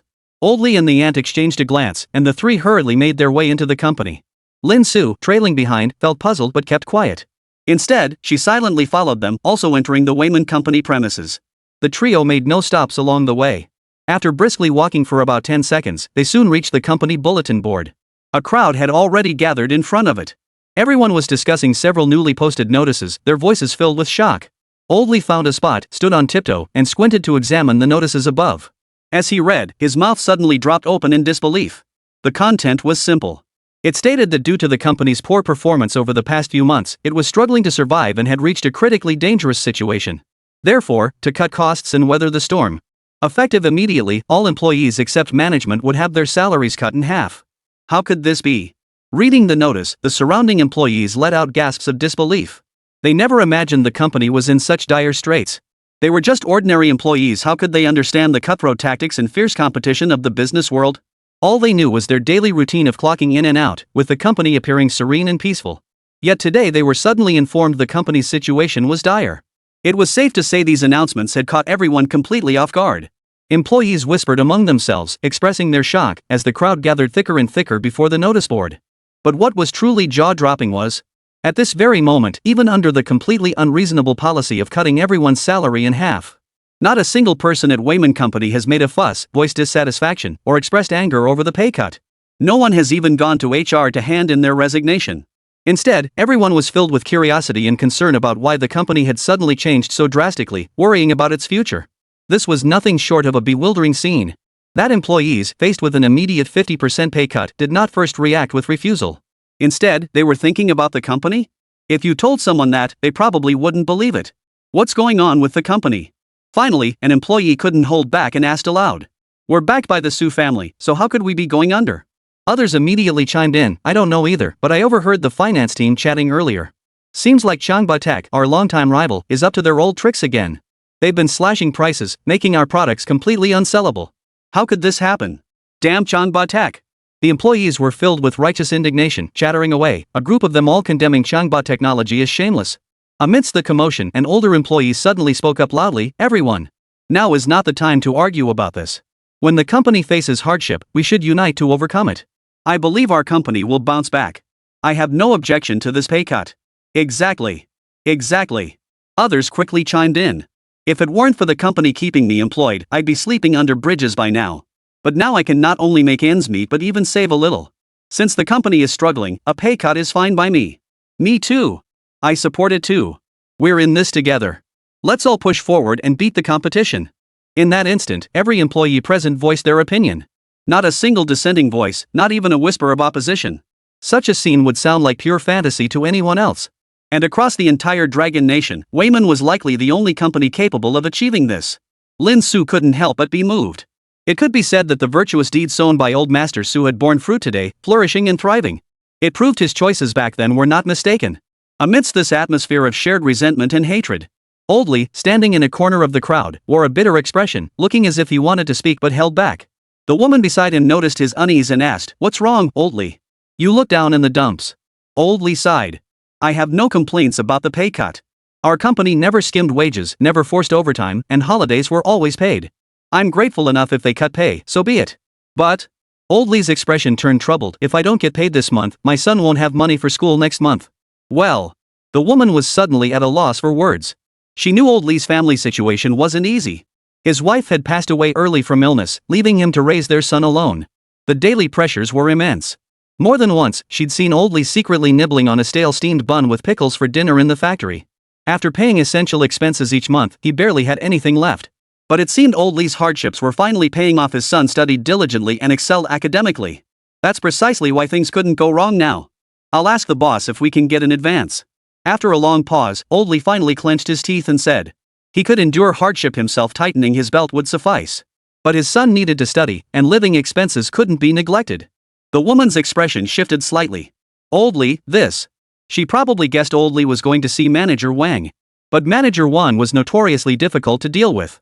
Last time, an employee accidentally bumped into him. He grabbed the guy and yelled at him for ages. He was absolutely the person no one in the company dared to cross. "No choice, I have to go for the kid." Old Lee was resolute, quickly leaving the crowd and heading upstairs. But as luck would have it, at that very moment, Wang Yu was coming downstairs. The two collided head-on. Old Lee saw him and hurried forward, saying, "Mr. Wang. Mr. Wang. Wait a moment." Question mark. Hearing someone call out to him, Wang Yu immediately turned around. His eyes fell upon a middle-aged man he barely recognized, dark-skinned, dressed in plain, unremarkable clothes. His brow furrowed instantly as he impatiently demanded, "What is it? Speak." Old Lee stood slightly bowed, his weathered, dark face forcing a cautious smile as he rubbed his hands together. "Well, Mr. Wang, I understand the company's recent difficulties, and I fully support you." He hurriedly added, his voice softening into a pleading tone, "But my son needs money for school expenses. If he doesn't get his salary this month, he'll go hungry at school." Wang Yu's expression darkened instantly. "Haven't you read the notice clearly? It explicitly states payments are temporarily suspended." Old Lee hurriedly replied, "Of course I know, Mr. Wang. I understand the company's struggles, and I know you important people are busier than us uneducated folks. I don't want to trouble you. But my son really can't go without food at school. Let me tell you, he's doing exceptionally well academically. Just yesterday his teacher praised him." "Shut up." Wang Yu impatiently cut Old Lee off. "Who cares about your son or grandson? Even if he aced his exams, having a father like you makes it all a waste." Wang Yu was already in a foul mood, and Old Lee had walked right into the line of fire. Without hesitation, Wang Yu declared in front of everyone, "Don't even think about it. If I give you an advance, what about all the others who'll ask for one too? How can I possibly agree to that? How is the company supposed to operate like this? Are we even going to stay open?" What about our company rules and regulations? Why do you need in advance when no one else does? This. Old Lee dared not speak, only bending his waist even lower. Under the stares of so many, he wore an awkward smile, at a loss for words, looking utterly helpless. Just then, the matron stepped in to smooth things over. Oh, Mr. Wang, someone as important as you surely wouldn't stoop to nitpicking with small fry like us. But Old Lee's family is truly struggling. She praised Old Lee, he's been serving our community for years. Sometimes he stays behind to work overtime even after everyone else has left. His materials are always top-notch in our company. One, you couldn't be bothered to listen to their nonsense. If you have nothing else to say, don't bother me. Company regulations cannot be changed. If you don't have money, it's your own fault. Stop coming to me with every little problem. With that, he turned to leave. Seeing this, Old Lee finally panicked. In his desperation, he grabbed Wang Yu's arm without regard for the people around them, pleading, please, Mr. Wang. Even 1,000 would be enough. My son really can't do without this money. Smack! Before he could finish, Old Lee's hand was violently flung away by Wang Yu. You damn! At that moment, the volcano of pent-up rage inside Wang Yu erupted. He wiped his hand disgustedly on his clothes, as if Old Lee's touch had made him sick. Damn it! Without hesitation, he delivered a brutal kick straight to Old Lee's midsection. The already frail Old Lee was sent flying backward by the force of the kick. Ugh! Old Lee let out a pained cry, clutching his stomach as he collapsed to the ground, writhing in agony. Old Lee! Those around him were instantly horrified and rushed to help Old Lee up. No need to worry about me. It was my fault for not paying attention and bumping into Mr. Wang. Even now, Old Lee dared not speak his mind. He lay on the floor, pleading with his eyes for Wang Yu to reconsider. Wang Yu remained unmoved. He shot the employees a look of disgust and coldly declared, the company is in this state now, and you lot still have the nerve to ask for wages. If it weren't for you parasites, would the company have ended up like this? By now, Wang Yu saw no point in pretending. After all, things had reached this critical juncture. Wang Yu, what are you doing? At that moment, Lu Xiang, who had come running upon hearing the commotion, saw the scene and flew into a rage. He rushed over, pointing at Wang Yu and demanded an explanation. What? Is Chief Engineer Lu going to interfere even when I'm disciplining my own staff? Wang Yu raised his head, glaring coldly at him. Lu Xiang roared, who gave you the right to assault employees? This is illegal. Illegal? Ha ha ha ha. Wang Yu nearly laughed himself silly. Ask yourself, did I hit him just now? He turned to Old Lee. Old Lee clutched his stomach, trembling as he stammered, Chief Engineer Lu, please don't speak for me. I accidentally bumped into Mr. Wang. It was my fault. Lu Xiang's fury boiled over. Pointing an accusing finger at Wang Yu, he snapped, Wang Yu, I'll report your actions to young Master Su. He absolutely won't tolerate this kind of behavior. Wang Yu shrugged indifferently. Go ahead and report me.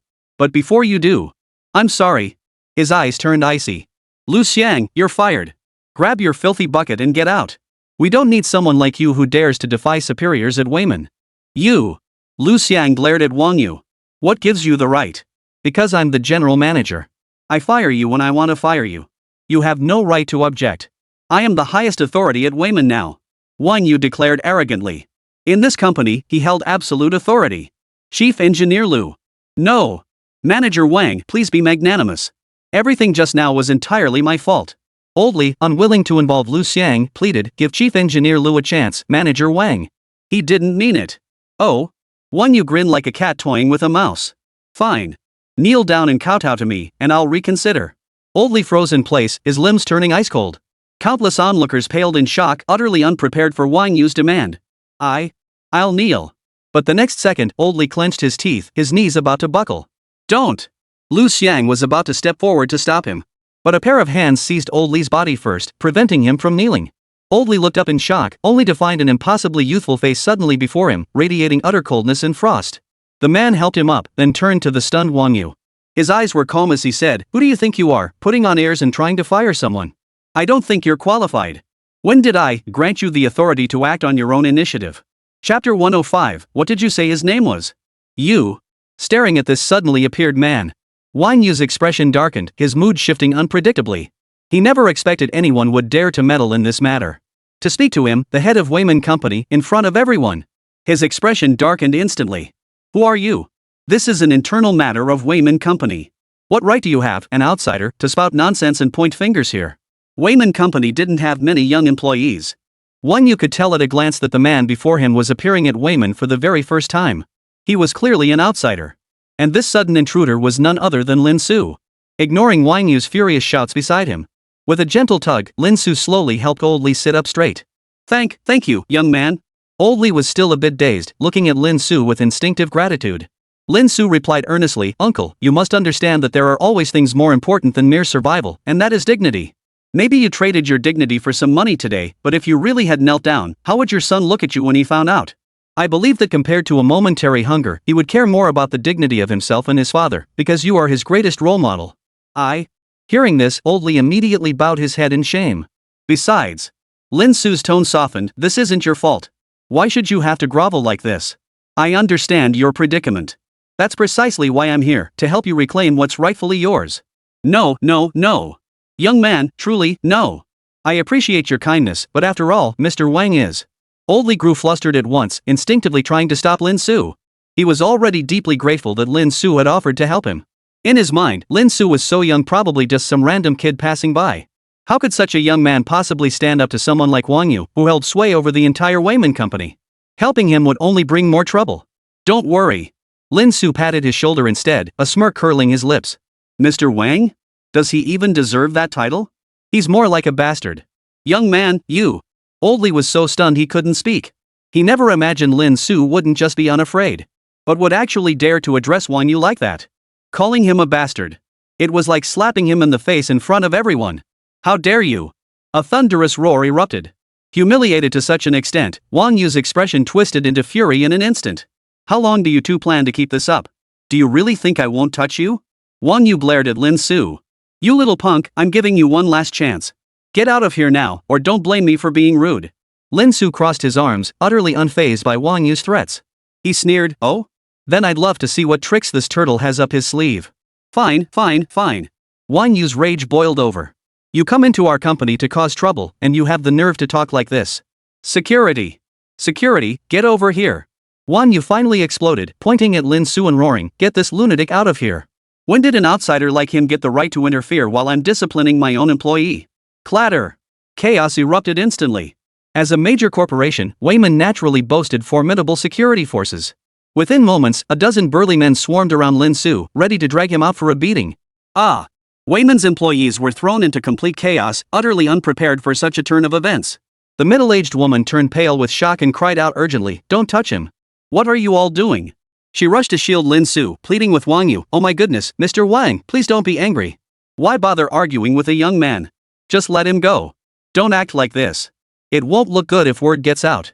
Since Lin Su had helped Old Lee, the auntie naturally sided with him.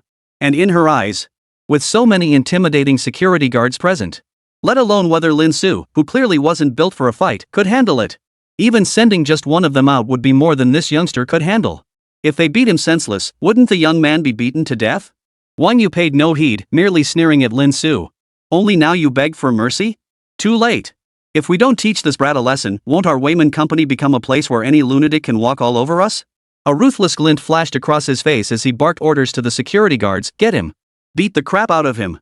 I'll take responsibility if anything happens." No. Old Lee and the auntie panicked, rushing to shield Lin Su. But they were middle-aged, how could they possibly withstand those burly security guards? They were immediately shoved aside with brutal force. The security captain approached Lin Su with a vicious grin, sneering, "You little punk, daring to mess with our boss Wang? You've got some nerve. If you want to blame someone, blame yourself for messing with the wrong people." He'd long been a lackey recruited by Wang Yu. Now he couldn't resist rubbing his hands together, eager to put on a show for Wang Yu. But Lin Su merely met his gaze calmly and said softly, "Then you might regret it." Regret?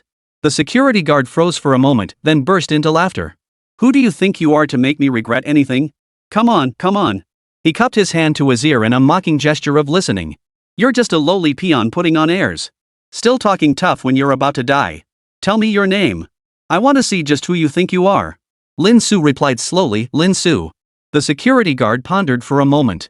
As the company's security guard, how could he not know which important figures had visited the premises? The name Lin Su?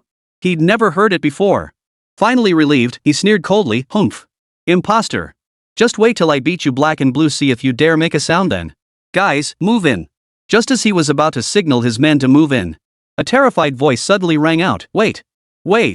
The entire scene froze in shock. Even the security chief halted his movements. Soon, everyone saw the source of the voice. It was Lin Fong, the head of the publicity department, rushing over in a flurry. She shouted as she ran, "Stop right now. Sis Lin, what's going on? The security chief froze, looking at Lin Fong in confusion. Lin Fong was one of the top executives at Wayman Company. He dared not cross her. When the tenant was told to stop, he immediately obeyed. Huff.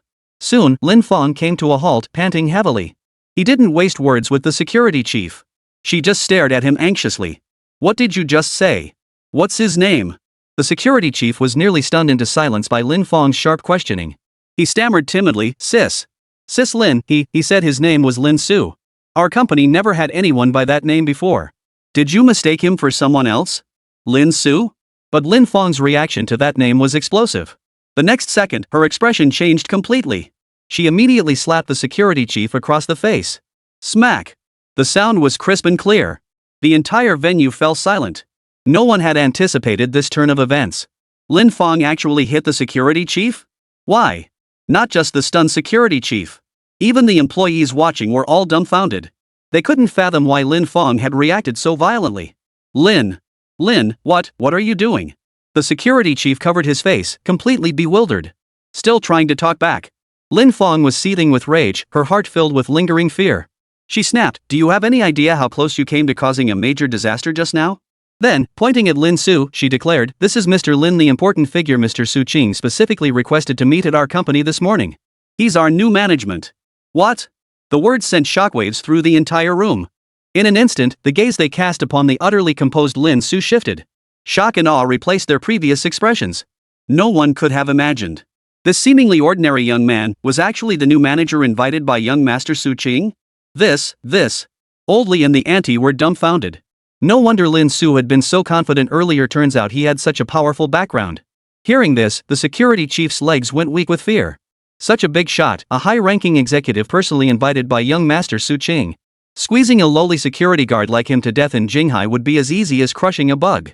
The moment he recalled his earlier disrespectful words toward Lin Su, cold sweat instantly drenched his back. Offending such a powerful figure, he'd never be able to make a living here again. Realizing this, he forced a smile and scrambled to make amends. Mr. Lin.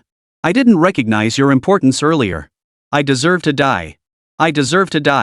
Having said that, the security captain who had been so arrogant moments ago proceeded to slap his own face in public, the sound echoing loudly.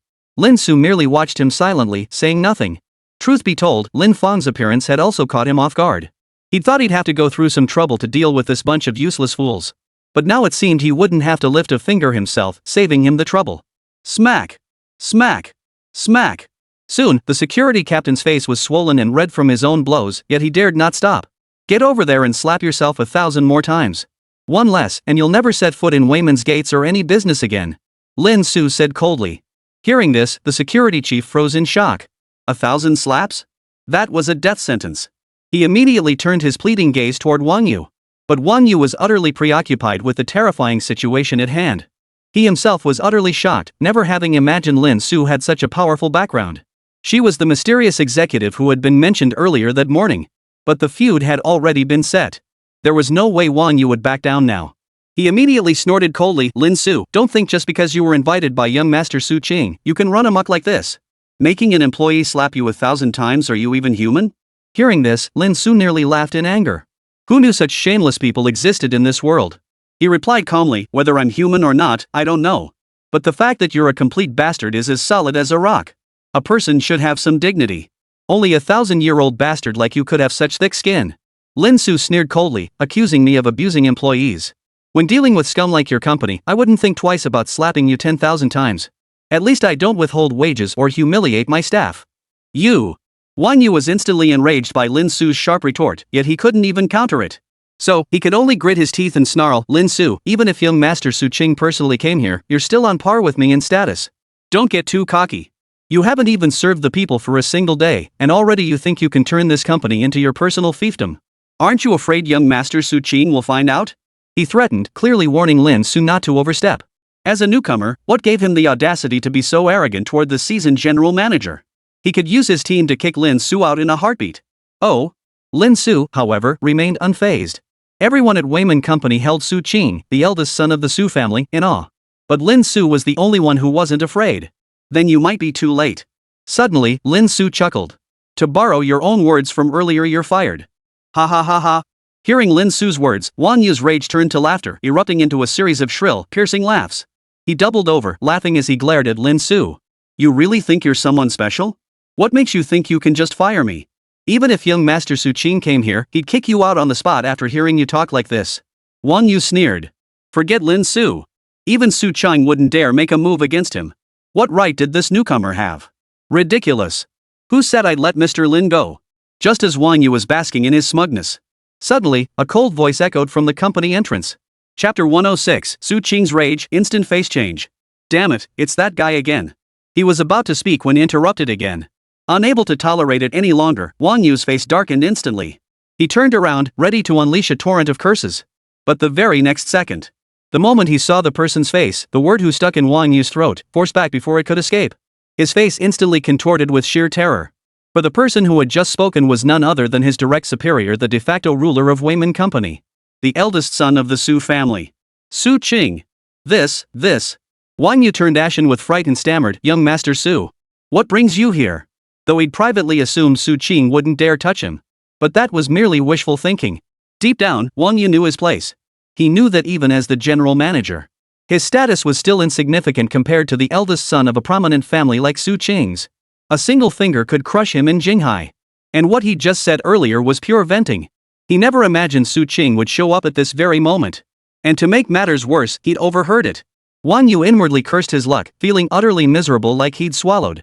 The domineering demeanor he'd displayed before his employees vanished in an instant, replaced instead by deep fear and reverence. Staring at Su Qing, cold sweat poured down his back. Poof. So you remember I exist after all. Su Qing's expression was grim as he closed in on Wang Yu. You really think you can get away with anything, don't you? Not at all. Young Master Su. How could I dare? Wang Yu's limbs went numb with cold. Under Su Qing's terrifying aura, he could barely keep his back straight, his heart pounding with fear. At this moment, he couldn't care less about whether being watched by so many employees would damage his authority. Before Su Qing, he was like a fawning lapdog, not daring to breathe a single loud breath. Then what did you mean by those words just now? Su Qing demanded coldly. I. Wang Yu kept his head bowed, unable to utter a word, silently clenching his fists. At that moment, he hated Lin Su with every fiber of his being. He assumed Su Qing was furious over what he just said those words about himself. Not because he and Lin Su were locked in a bitter confrontation. If it weren't for this unexpected intruder, Lin Su, who had stripped him of all dignity, how could he have ended up looking like a dog in front of Su Qing, exposed to all the employees? This was unbearable for someone as arrogant and prideful as him. As this thought struck him, it was as if a sudden realization dawned. Gritting his teeth, Wang Yu suddenly spoke up, directing his anger at Lin Su. Young Master Su, I was momentarily confused just now. I absolutely did not mean to disrespect you. But this intruder has gone too far. He dared to bully our staff right in front of me. As he spoke, Wang Yu pointed at the security chief standing nearby. His face was now swollen like a pig's head, barely recognizable as human. Young Master Su, look at this. The moment he arrived, he treated our staff like this. How are our employees supposed to work properly now? Won't our entire operation fall into chaos? Wang Yu dumped all the blame squarely on Lin Su. This was his usual tactic. He often used such slander to drive out other managers, and he was practically a master at it. Ask the other employees if this isn't true. As if afraid Su Qing wouldn't believe him. Wang Yu hurriedly turned to the other employees. You agree, right? As he spoke. Out of Su Qing's sight, Wang Yu's expression darkened once more, his eyes flashing with a menacing glint. At this sight, the entire room fell deathly silent. Terrified by Wang Yu's terrifying reputation, no one dared to answer. This silence, in a way, tacitly acknowledged Wang Yu's claim. Some of Wang Yu's loyal followers even stepped forward to speak up for him. That's right, young Master Su. The moment this guy showed up, he turned the whole company upside down. Manager Wang only said that in the heat of the moment. His heart was definitely in the right place for the company. Bull. Only Oldly and the auntie refused to bow to Wang Yu, fuming, young Master Su, he's talking nonsense. Mr. Lin clearly stepped in to defend us. Young Master Su, don't bother with them. Wang Yu gave a cold laugh. These two have long been bought off by that Lin fellow. They're in cahoots with him. I have reason to suspect they're in cahoots, deliberately trying to undermine the company's stability. How could two middle-aged people like Oldly and the auntie possibly hold their own against a seasoned fox like Wang Yu in such a situation? They fell silent instantly, trembling with rage. As the scene seemed to be completely overturned by Wang Yu's twisted logic. Oldly was filled with regret, convinced he had dragged Lin Su into this mess. He was supposed to be a manager, yet on his very first day, he made such a terrible impression in front of young Master Su. His future prospects were surely ruined because of him. See, young Master Su? I was only thinking of the company's best interests. Please be magnanimous and don't dwell on what was said earlier. Seeing the matter seemingly settled, Wang Yu immediately bowed low, cautiously addressing Su Qing with an obsequious expression. But the next moment, his expression froze solid. For he saw that Su Qing's expression was now a faint, ambiguous smile. And within it, there seemed to be a hint of pity. His heart sank abruptly, and he felt utterly bewildered. He couldn't fathom why Su Qing would wear such an expression. It shouldn't be. But the next second, Su Qing gave him his reason. Put. A dull thud echoed abruptly. Su Qing's expression darkened instantly, then he lifted his foot and kicked Wang Yu flying across the room. Thud. Wang Yu flew backward like a kite with a broken string. As he hit the ground, he smashed a pile of bottles and jars in the office to smithereens. Ah! Ugh! Caught completely off guard by such a heavy blow, Wang Yu instantly collapsed to the ground, moaning in agony. But compared to the physical pain he was feeling now, what Wang Yu found even more unbearable was the shock within his heart. Su! Young Master Su, what on earth? Wang Yu groaned hoarsely. Even after being treated this way by Su Qing, he still dared not harbor any feelings of resistance or even anger. Useless piece of trash. Su Qing's face was dark with fury. He wanted nothing more than to kick Wang Yu a few more times. His heart was now filled with dread. After all, Lin Su's arrival at Weiman Company was an opportunity the Su family had long coveted. It had even prompted his grandfather, Su Mu, to personally intervene. But now this foolish Wang Yu, targeting Lin Su and framing her, he was practically courting disaster. If Lin Su were to take offense, the calamity that would befall the Su family was unimaginable. His rage boiling over, he glared at the security chief and roared, "Take your men and beat the crap out of him." The security chief froze in place, utterly dumbfounded, unable to move. Never mind that the target was Wang Yu. He'd never even considered crippling someone. Even when confronting Lin Su just now, he'd only intended to make him suffer some flesh wounds at most.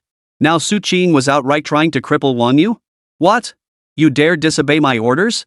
Su Qing's voice carried terrifying authority as he spoke again. At this very moment, the eldest son of the Su family finally displayed the oppressive presence befitting the legitimate heir of a powerful aristocratic clan. Don't be fooled by how he usually acted timid and meek as if he were a minor figure in front of Su Mu, or even Lin Su. But that was only under special circumstances. In Jinghai, Su Qing remained among the highest echelons of power, capable of stirring up storms at will. And now, consumed by fury, he held nothing back. As the young master of a powerful clan, crippling an ordinary person was no challenge at all for him. I'll go. I'll go. Finally, the security chief couldn't withstand that terrifying intimidation. He saw utter savagery in Su Qing's eyes. If he didn't comply immediately, he feared he'd be the next one to suffer. So the security chief hurriedly led the other guards toward their former boss, Wang Yu. Wang Yu was still sprawled on the ground. Still reeling from Su Qing's kick, he was utterly powerless to resist. His pupils dilated in terror as he stammered, what are you doing? Stop. But how could the security guards possibly heed his words? They swarmed him immediately, each using every ounce of strength to beat Wang Yu mercilessly, terrified that Su Qing might be dissatisfied. Thud. The sound of fists meeting flesh echoed throughout the space. The air filled with Wang Yu's agonizing screams. Finally, he couldn't even cry out anymore. His limbs went limp as he collapsed to the ground, his legs twisted into grotesque angles. Clearly, his bones were shattered and crushed. The security guards had crippled him. Ugh. Ah. Wang Yu now resembled a dying stray dog. Gone was the arrogant, domineering demeanor of before. His eyes rolled back, saliva and blood trickled from the corners of his mouth, a living picture of a broken man. Seeing this, Su Qing's anger finally subsided slightly. She coldly ordered, "Throw him out. I never want to see him again." Yes. The security guards, drenched in cold sweat, hurriedly carried the speechless Wang Yu out. Having offended Su Qing, Jinghai would henceforth offer no refuge to Wang Yu, now a broken man. Wait. But Su Qing spoke again, halting the security captain. Did I hear correctly just now that Teacher Lin ordered you to slap yourself 1,000 times? He said coldly, "Continue as instructed. If even one is missing, this will be your fate." No, young Master Su. The security captain was scared out of his wits. But his pleas were utterly useless. He was dragged out just like the others. After dealing with Wang Yu and his henchmen, the atmosphere inside Weiman Company instantly turned tense. All the employees huddled together, watching Su Qing's retreating figure with unease. Who could have imagined? Young Master Su Qing, who was usually so kind and gentle with everyone, had suddenly lost his temper today for some unknown reason. He had actually crippled Wang Yu, the general manager, outright.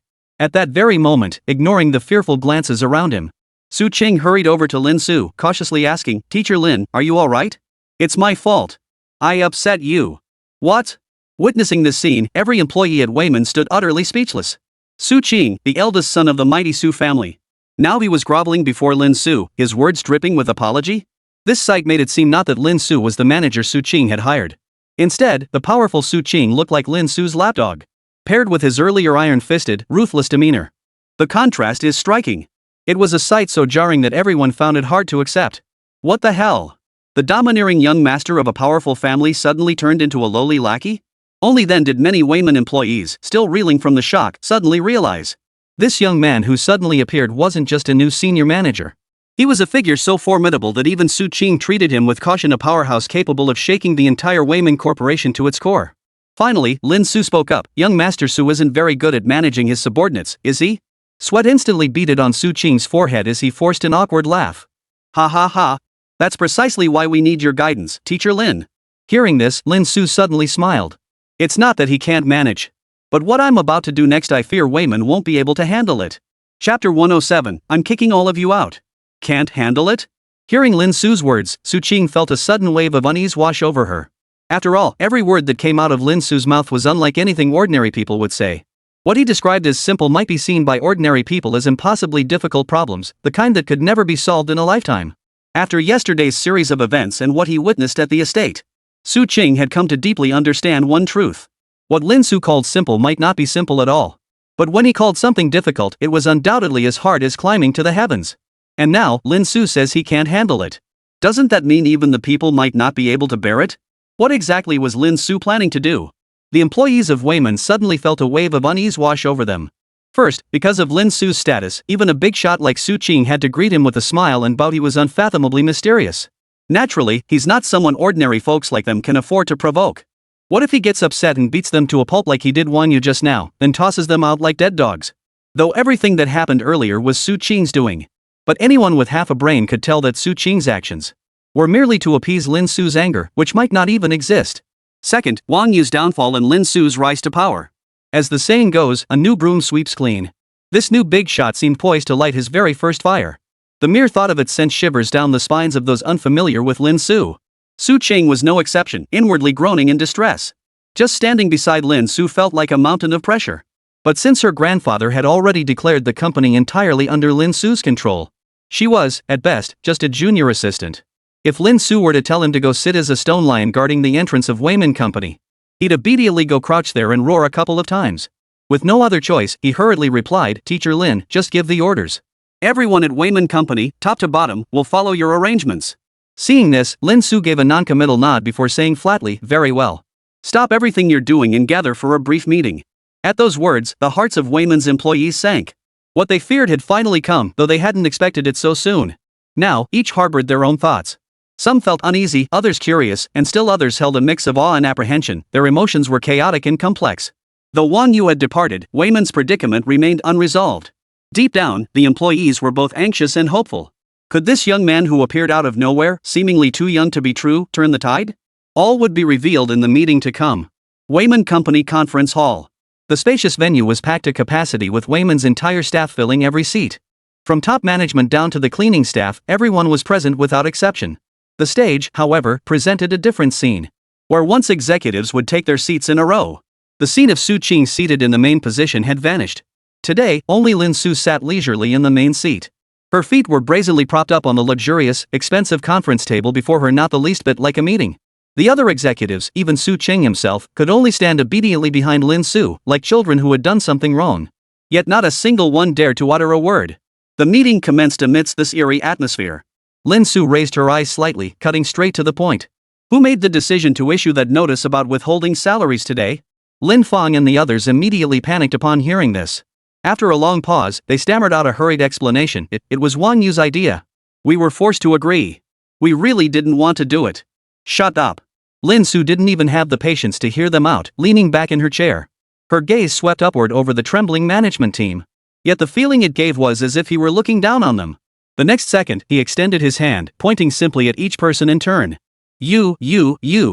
Get yourselves out of Wayman. I don't want to see any of you again. The individuals he pointed at were none other than Lin Fang and the other executives who had attended today's meeting with Wang Yu. It could be said that, aside from Lu Xiang, every single member of the management team had been singled out. Lin Su wasn't fooled by their pathetic excuses. Having observed the situation for so long, he understood everything clearly. If they truly had no desire to stay, then when Old Li was humiliated, there wouldn't have been only Lu Xiang stepping out to defend him. So every last one of them, this bunch of freeloaders, Lin Su wouldn't be doing any of them an injustice by telling them to pack their bags and get lost. Holy? And sure enough, Upon hearing Lin Su's words, everyone, both on and off stage, froze in utter shock. No one could have imagined. the very first thing Lin Su did after taking the stage was to fire the entire management team. This could trigger a massive upheaval within the company. It was unimaginable how chaotic the company would become if such a group were to leave. Has Lin Su lost his mind? Even Su Qing was stunned, blurting out in disbelief, "Teacher Lin, this. He was stumbling over his words. Sure, they made mistakes, but docking their pay for a few months should be enough. If they leave, the company will be thrown into chaos. Su Qing was already using the most tactful words he could muster to warn Lin Su. Losing one Wanyu is bad enough. But if this entire management team leaves, what about all the pending tasks? The company would grind to a halt overnight. Exactly. Please show mercy. We've worked here for years, if not for merit, then at least for our dedication. Sister Lin from finance and the others panicked, scrambling to plead their case. They hadn't anticipated Lin Su acting so decisively and making such a sweeping move right off the bat. Logically, a new leader taking the helm would prioritize stabilizing the company. Wang Yu's former faction would either be coaxed over with tactics or dealt with gradually later. But Lin Su refused to play by those rules. He simply told them to get lost, without a shred of hesitation. Damn it! Even ancient emperors, upon ascending the throne, would appease the old ministers of the previous dynasty to prevent unrest. Yet Lin Su's arrogance surpasses even theirs. Don't ask questions, just get the hell out. Lin Su remained unmoved, glaring at Su Qing. Are you telling me how to run things? What's the point of keeping this bunch of useless trash around? They've been dragging the company down for years. No wonder old Master Su said you lack decisiveness. He said coldly. Not at all, not at all. Under Lin Su's icy stare, Su Qing dared not utter another word. Even publicly reprimanded like this, he dared not utter a peep. He could only turn away with a dark expression and bark. When Teacher Lin tells you to get out, you get out. What's with all this nonsense? Go to finance to collect your paychecks. Wait, you can all get the hell out of the finance office too. I'll pay you yourselves later. You're all fired. But. Hearing this, the faces of Auntie Lin from finance and the others turned as pale as paper, each looking utterly devastated. Finally, the HR representative couldn't hold back. Summoning unexpected courage, she stared straight at Lin Su and snapped, "Don't push it too far. Without us, I doubt Wayman can keep going. It won't be long before Lee's bullying tactics completely crush us." Knowing he couldn't stay any longer, he tore off the mask of civility and directly threatened Lin Su. Su Qing's expression darkened instantly. Clearly, what the HR manager said now echoed his own deepest fears. But Lin Su merely laughed coldly. A bunch of useless fools actually think they can't manage without you? Ridiculous. By the way, let me point you in the right direction. Isn't the Lee family trying to wipe out the Wayman people? He chuckled coldly. You lot may be useless, but at least you know some of Wayman's core operations. How about this? Why not join Xianba Tech directly? You. The managers were both shocked and furious. What Lin Su was proposing was the ultimate humiliation in the business world. Directly recruiting them to join the rival company? Wasn't that blatantly showing contempt for them? He didn't even seem to care about leaking the company's core secrets. The employees in the audience were all stunned. Who could have imagined Lin Su would make such a shocking statement? Does he want Wayman to die even faster?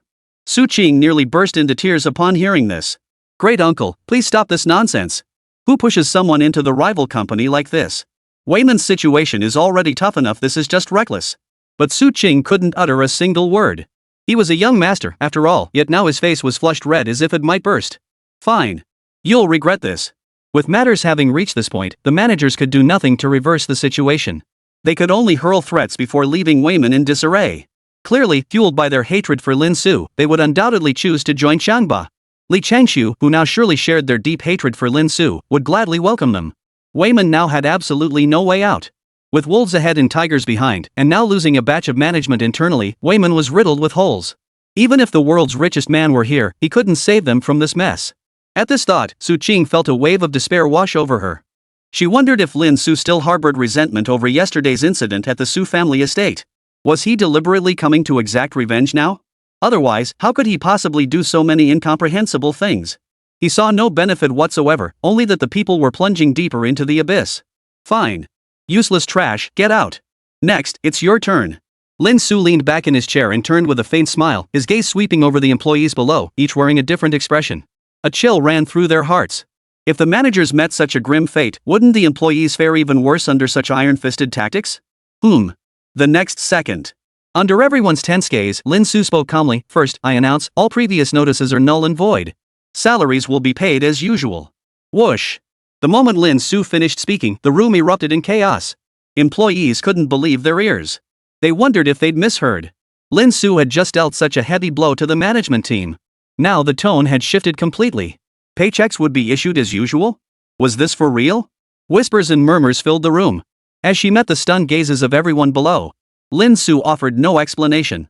Instead, a faint smile curved his lips as he stated calmly. Furthermore, starting today, the salaries of all employees at Wayman tripled. Chapter 108, I will make them vanish completely. D. Upon hearing Lin Su announce the triple wage increase, that was the only thought racing through every Wayman employee's mind at that moment. Not only are they getting paid, but triple pay? You've got to be kidding me. The Wayman employees below shook their heads in disbelief, convinced Lin Su was pulling their leg. Even a 3-year-old wouldn't believe such a thing. Besides, everyone knew exactly what Wayman was going through right now. They couldn't even afford to pay salaries before. And now they're supposed to triple it? Impossible, absolutely impossible. Are you kidding us? Some employees below immediately grew dissatisfied, feeling Lin Su had gone too far. It was downright humiliating. Noticing the disbelief among the employees below, Lin Su turned to Su Qing and asked, how much working capital does Wayman have left now? Su Qing's face nearly fell. The Wayman employees below couldn't believe it. But Su Qing, knew better than anyone that Lin Su was absolutely capable of pulling something like this off. He desperately wanted to say, Uncle, I'm begging you on my knees. You're going to ruin this company. Please stop this madness. But the moment he met Lin Su's gaze, every word froze in Su Qing's throat. He sighed inwardly, unable to conceal the truth. Reluctantly, he answered truthfully, if we follow what you suggest, Teacher Lin, we should be able to hold on. But after this payroll, Wayman will be completely drained of funds. We can barely keep operating for another week. Su Qing added, making one last effort to make Lin Su understand the gravity of the situation. Lin Su reacted contrary to expectations. A week? That's plenty.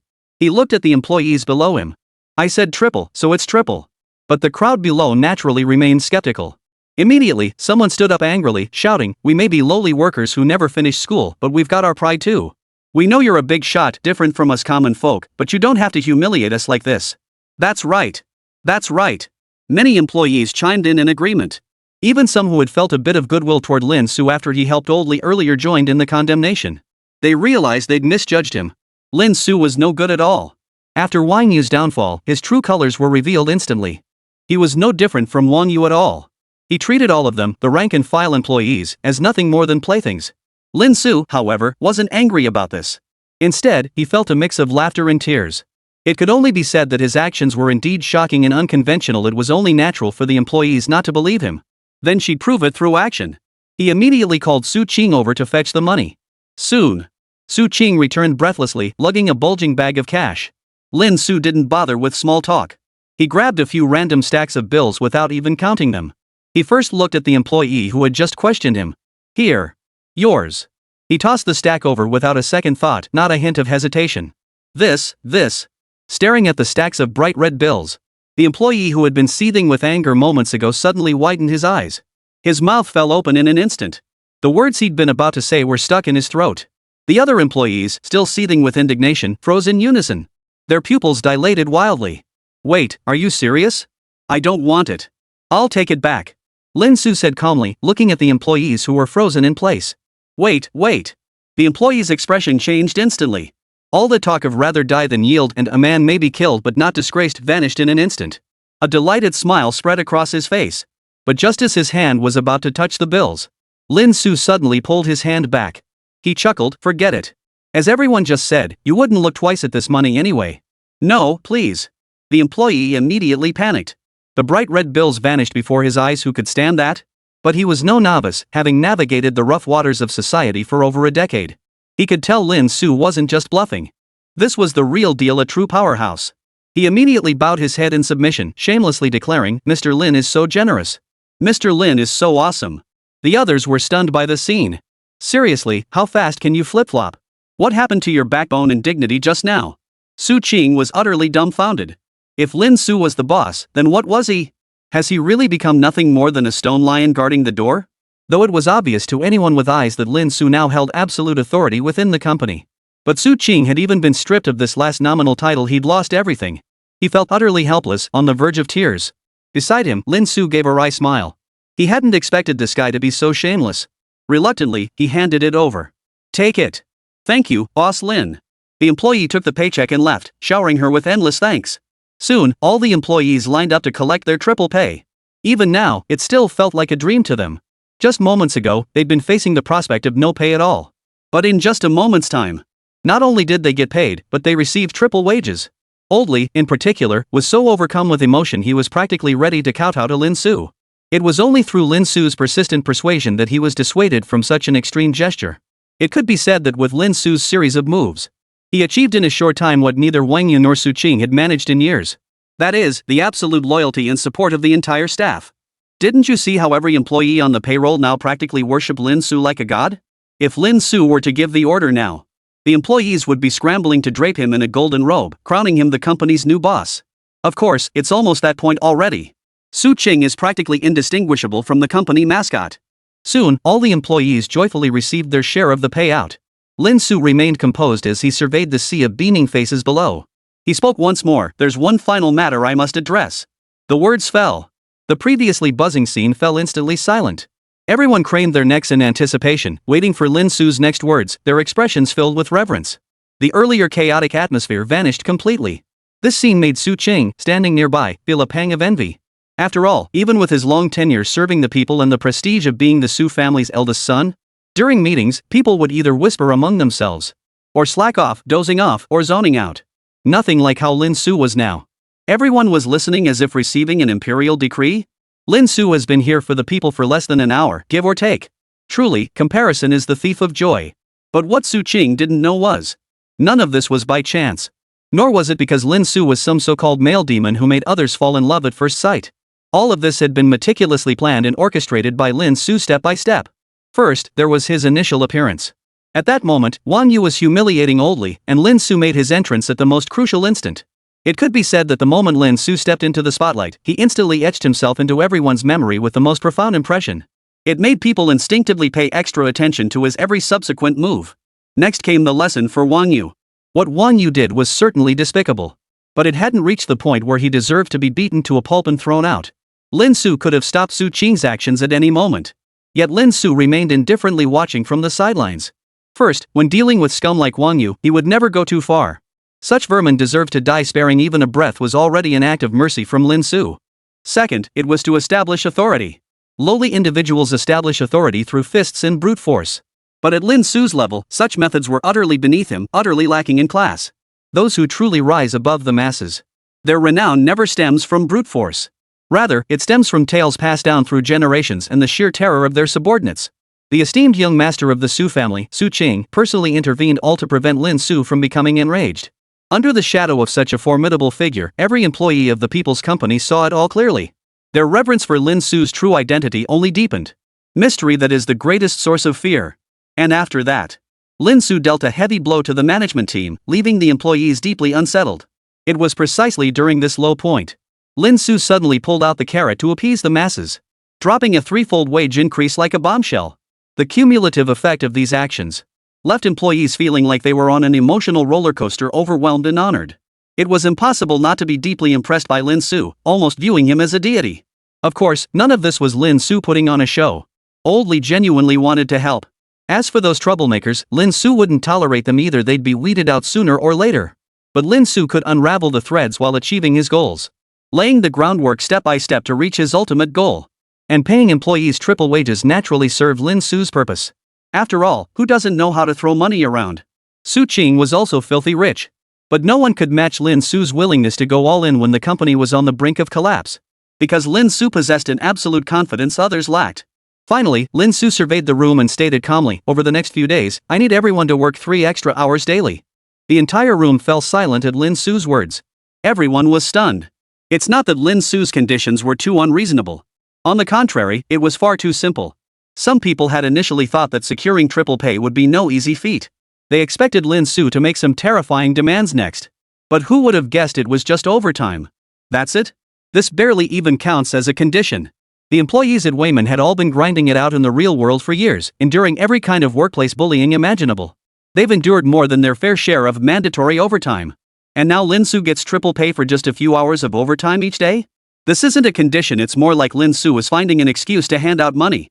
If they collapse from exhaustion during work hours, they'd claim it's not the company's fault, just that they're too weak.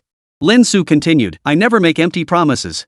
After paying your salaries, we only have enough funds to cover the final week of operations. And this week, I'll lead you to create a miracle with my own hands. It sounded like pure fantasy. Yet Lin Su delivered it with such casual nonchalance. This time, however, not a single person questioned her. We won't let the boss down. The collective resolve swept through the entire team. The enthusiastic employees responded in unison, their voices booming like thunder. Each felt a surge of passion coursing through their veins. They had long regarded Wayman as their own family. It was Wayman that had given them the opportunity to work. Otherwise, so many wouldn't have shrugged off the notice about unpaid wages. But the despair they'd felt before had left them unable to see any glimmer of hope. But Lin Su's arrival seemed to ignite a spark of hope within them. Perhaps this new boss could truly turn things upside down for them in Jinghai. The employees departed. Each returned to their workstations with renewed vigor. Only Lin Su and Su Qing remained on the scene. Su Qing approached with eager anticipation. Teacher Lin, is it true? Can our company really be resurrected in just 1 week? The company was in dire straits now. No funds left, the entire management team gone, and competitors relentlessly pushing price wars to swallow us whole. Su Qing herself felt there was no way to save it. But Lin Su shook his head, his tone tinged with disdain. For a rich kid, your imagination is pretty barren. Resurrect? Not a chance. Su Qing froze in shock. For a company teetering on the brink, restoring basic operations within days. Wasn't that bold enough? Lin Su suddenly smiled, her expression carrying a bone-chilling coldness. Next, I won't just make Wayman the industry leader, I'll make Li's Changbao technology vanish completely from Jinghai. Chapter 109, Lu Xiang's doubts don't blink. Jinghai suburb. Wayman Technology Factory. This was Wayman's largest assembly line factory, occupying an immense area. From afar, it resembled a sprawling silver beast, radiating an oppressive aura. It could be said that 80% of Wayman's tech products were born in this factory. It was the very lifeblood of the company. Boom! At that moment, a luxury car pulled up slowly. Su Qing, seated in the driver's seat, stepped out and opened the door for Lin Su. This is the place, Teacher Lin. Lin Su nodded. Stepping out, she gazed at the Wayman factory. As a long-established major company in Beijing, the factory scale was indeed impressive. However, the factory that was usually bustling with activity now seemed somewhat desolate. Many transport workers sat in their vehicles, chatting idly. The flow of materials in and out was pitifully sparse. Clearly, Wayman's order volume had plummeted dramatically. This left the workers with nothing to do. The vast factory was practically at a standstill. Lin Su walked inside, with Su Qing following behind. Yet Su Qing still seemed somewhat dazed, as if preoccupied with something. For lingering in his mind were the words Lin Su had just spoken to him. I will make Changbao vanish completely from Jinghai. Could this really be done? Su Qing found it utterly unrealistic. Even if Lin Su possessed extraordinary abilities and connections. But Changbao technology had been deeply entrenched in Jinghai for over a decade, its roots running deep and intertwined with countless factions. Most crucially, the colossal Li family stood behind him, a force that seemed utterly unbreakable. Such a colossus. Even if it lost money every single day, it could probably keep going for a year or two. And yet Lin Su actually wanted to accomplish this feat in just a few short days.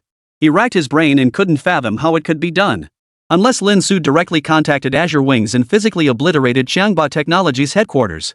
But just as Su Qing was lost in these wild thoughts, Lin Su and he had already entered the factory premises. Mr. Lin. Someone had been waiting inside all along. With a respectful voice, Lu Xiang, who had been waiting impatiently, rushed over excitedly. As the chief engineer of Wayman, he naturally spent his days at the factory. But the moment he arrived, Lu Xiang felt a pang of awkwardness. Only then did he notice Su Qing still standing nearby. His shout of boss felt utterly heartless. Su Qing, however, remained expressionless, adopting a do-whatever-you-want attitude. Clearly, he'd been knocked down enough, nothing mattered anymore. Lin Su cut straight to the point. Give me a rundown of the current situation here. Lu Xiang immediately replied earnestly, Boss, this is the largest factory for Wayman Technology's sports products. He led Lin Su forward. See here? This is our Wayman-designed assembly line. Over there, for instance, is where we produce our Mountain Extreme Tech bicycles. Lin Su looked up. Sure enough, he saw assembly lines operating in an orderly fashion. Oh, right. Lu Xiang called out to Lin Su, of course, these are just smaller sections. Wayman's main production now is still our self-developed tech running shoes. He swiftly guided the two through a long corridor, arriving at a vast production area. Here, pairs of shoes with diverse designs and striking technological aesthetics were being produced non-stop. Speaking of which, Lu Xiang declared proudly, this is the latest innovation from Wayman, our second-generation Jiansu high-tech athletic shoes. They've been incredibly popular since their launch, receiving excellent market feedback. Lin Su casually picked up a pair of Jiansu 2s and weighed them in his hand. She found the materials to be solid and the performance impressive, excellent shock absorption and lightweight design. It was no wonder they had become a hit. But soon, Lin Su keenly noticed that in this large area. At this moment, nearly half the machines showed no signs of activity, clearly having stopped working. As if reading his thoughts, Lu Xiang's previously proud expression instantly dimmed as he said in a subdued tone, "Our running shoes were actually selling quite well. But ever since Changhua Tech saw how well we were selling, they sent people to directly copy our Jiansu 2. Their methods were utterly despicable. Not only did they blatantly copy and modify the design, but they also exploited their low-cost advantage and cut corners. During promotions, they relentlessly disparaged our Jiansu 2 while hyping up their own shoes.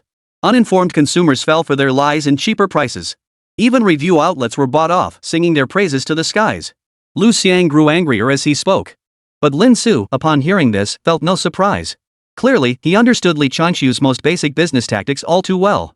After being led through this entire situation by Lu Xiang, Lin Su gained a complete understanding of Weiman's current situation. It seemed Weiman's situation was far worse than anyone imagined. Factories are the most telling indicator of a company's operational health. Even Weiman's flagship running shoe business had lost nearly half its orders. Other areas were even worse. Opportunistic merchants like those won't care about your quality, they only care about profits. At this thought, Lin Su suddenly smiled. Doesn't Li Changshu love using these petty tricks to wage price wars? Then we'll just undercut him even more. Lu Xiang and Su Qing froze upon hearing this. Su Qing quickly protested, "That won't do, Teacher Lin. When my grandfather founded Weiman, he said it clearly, Weiman must never betray its name. We absolutely will not produce any substandard goods. If we resort to this just to win the Li family's price war, even if we prevail, I doubt grandfather would be pleased. This absolutely cannot happen." This was the first time he'd ever been so resolute in front of Lin Su. Exactly. Lu Xiang chimed in, "Besides, even if we wanted to cut corners now, we couldn't. The factory's facilities are all integrated, touch one part and it affects the whole system. We simply don't have time to make changes." Facing the anxious pair, Lin Su smiled faintly. "Who says low prices require such cheap tricks?" "Ha!" At Lin Su's words, Lu Xiang and Su Qing froze in shock. Unlike the Li family, they didn't have access to so many low-cost channels. They couldn't compromise their integrity by cutting corners. So how could they lower the price? Could it be selling at a loss? Looking at the two men, their faces filled with confusion. Lin Su's lips curved into a faint smile. It's simple, just improve the efficiency of these machines.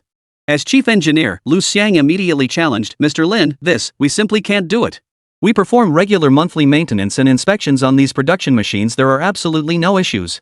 Normal wear and tear is unavoidable, and replacing parts would be a huge expense, it's not worth the cost." His words were carefully phrased. In essence, he was conveying that Lin Su's plan to optimize the factory's machinery was fundamentally impossible. As chief engineer, Lu Xiang knew every machine here inside out.